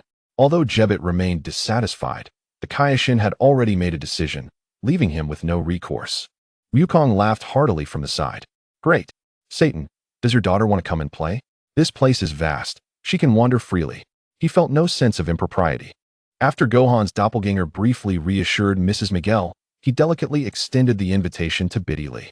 After a moment of hesitation, Mrs. Miguel agreed. Thus, with a flash of light, Biddy Lee, dressed in a lovely dress, appeared somewhat dazed before Satan. "Daddy." The moment Biddy Lee saw Satan, she rushed towards him. "Biddy Lee, my dear daughter." Satan scooped her up, spinning around cheerfully. "Welcome to Daddy's secret mission base." Once Biddy Lee regained her balance, her mouth formed an O shape. Her big eyes immediately captivated by the surrounding scenery. "Wow, is this where the hero uncles work? It's so beautiful, like paradise." She spotted Wukong and Trunks sparring not far away. The two temporarily paused, waving amicably at her. "Ha ha ha, you are absolutely right." Satan beamed with pride. Following his daughter's words, Wukong swiftly flew over, crouching down in front of Biddy Lee. "So you are Satan's daughter?" "Hello, I am Son Wukong. Your father is quite an impressive fellow." He genuinely believed that those who dared to engage in such perilous matters were indeed remarkable. Biddy Lee showed no fear. "May I ask if you are a martial artist? My father has spoken of you. Are you all super strong?" "Haha, not really." Wukong scratched his head, blushing slightly under the adoring gaze of the little girl, suddenly struck by an idea. "By the way, Biddy Lee, would you like to see something fun?" "Something fun?" Biddy Lee's curiosity surged. "Watch closely." Wukong stood up and took a couple of steps back.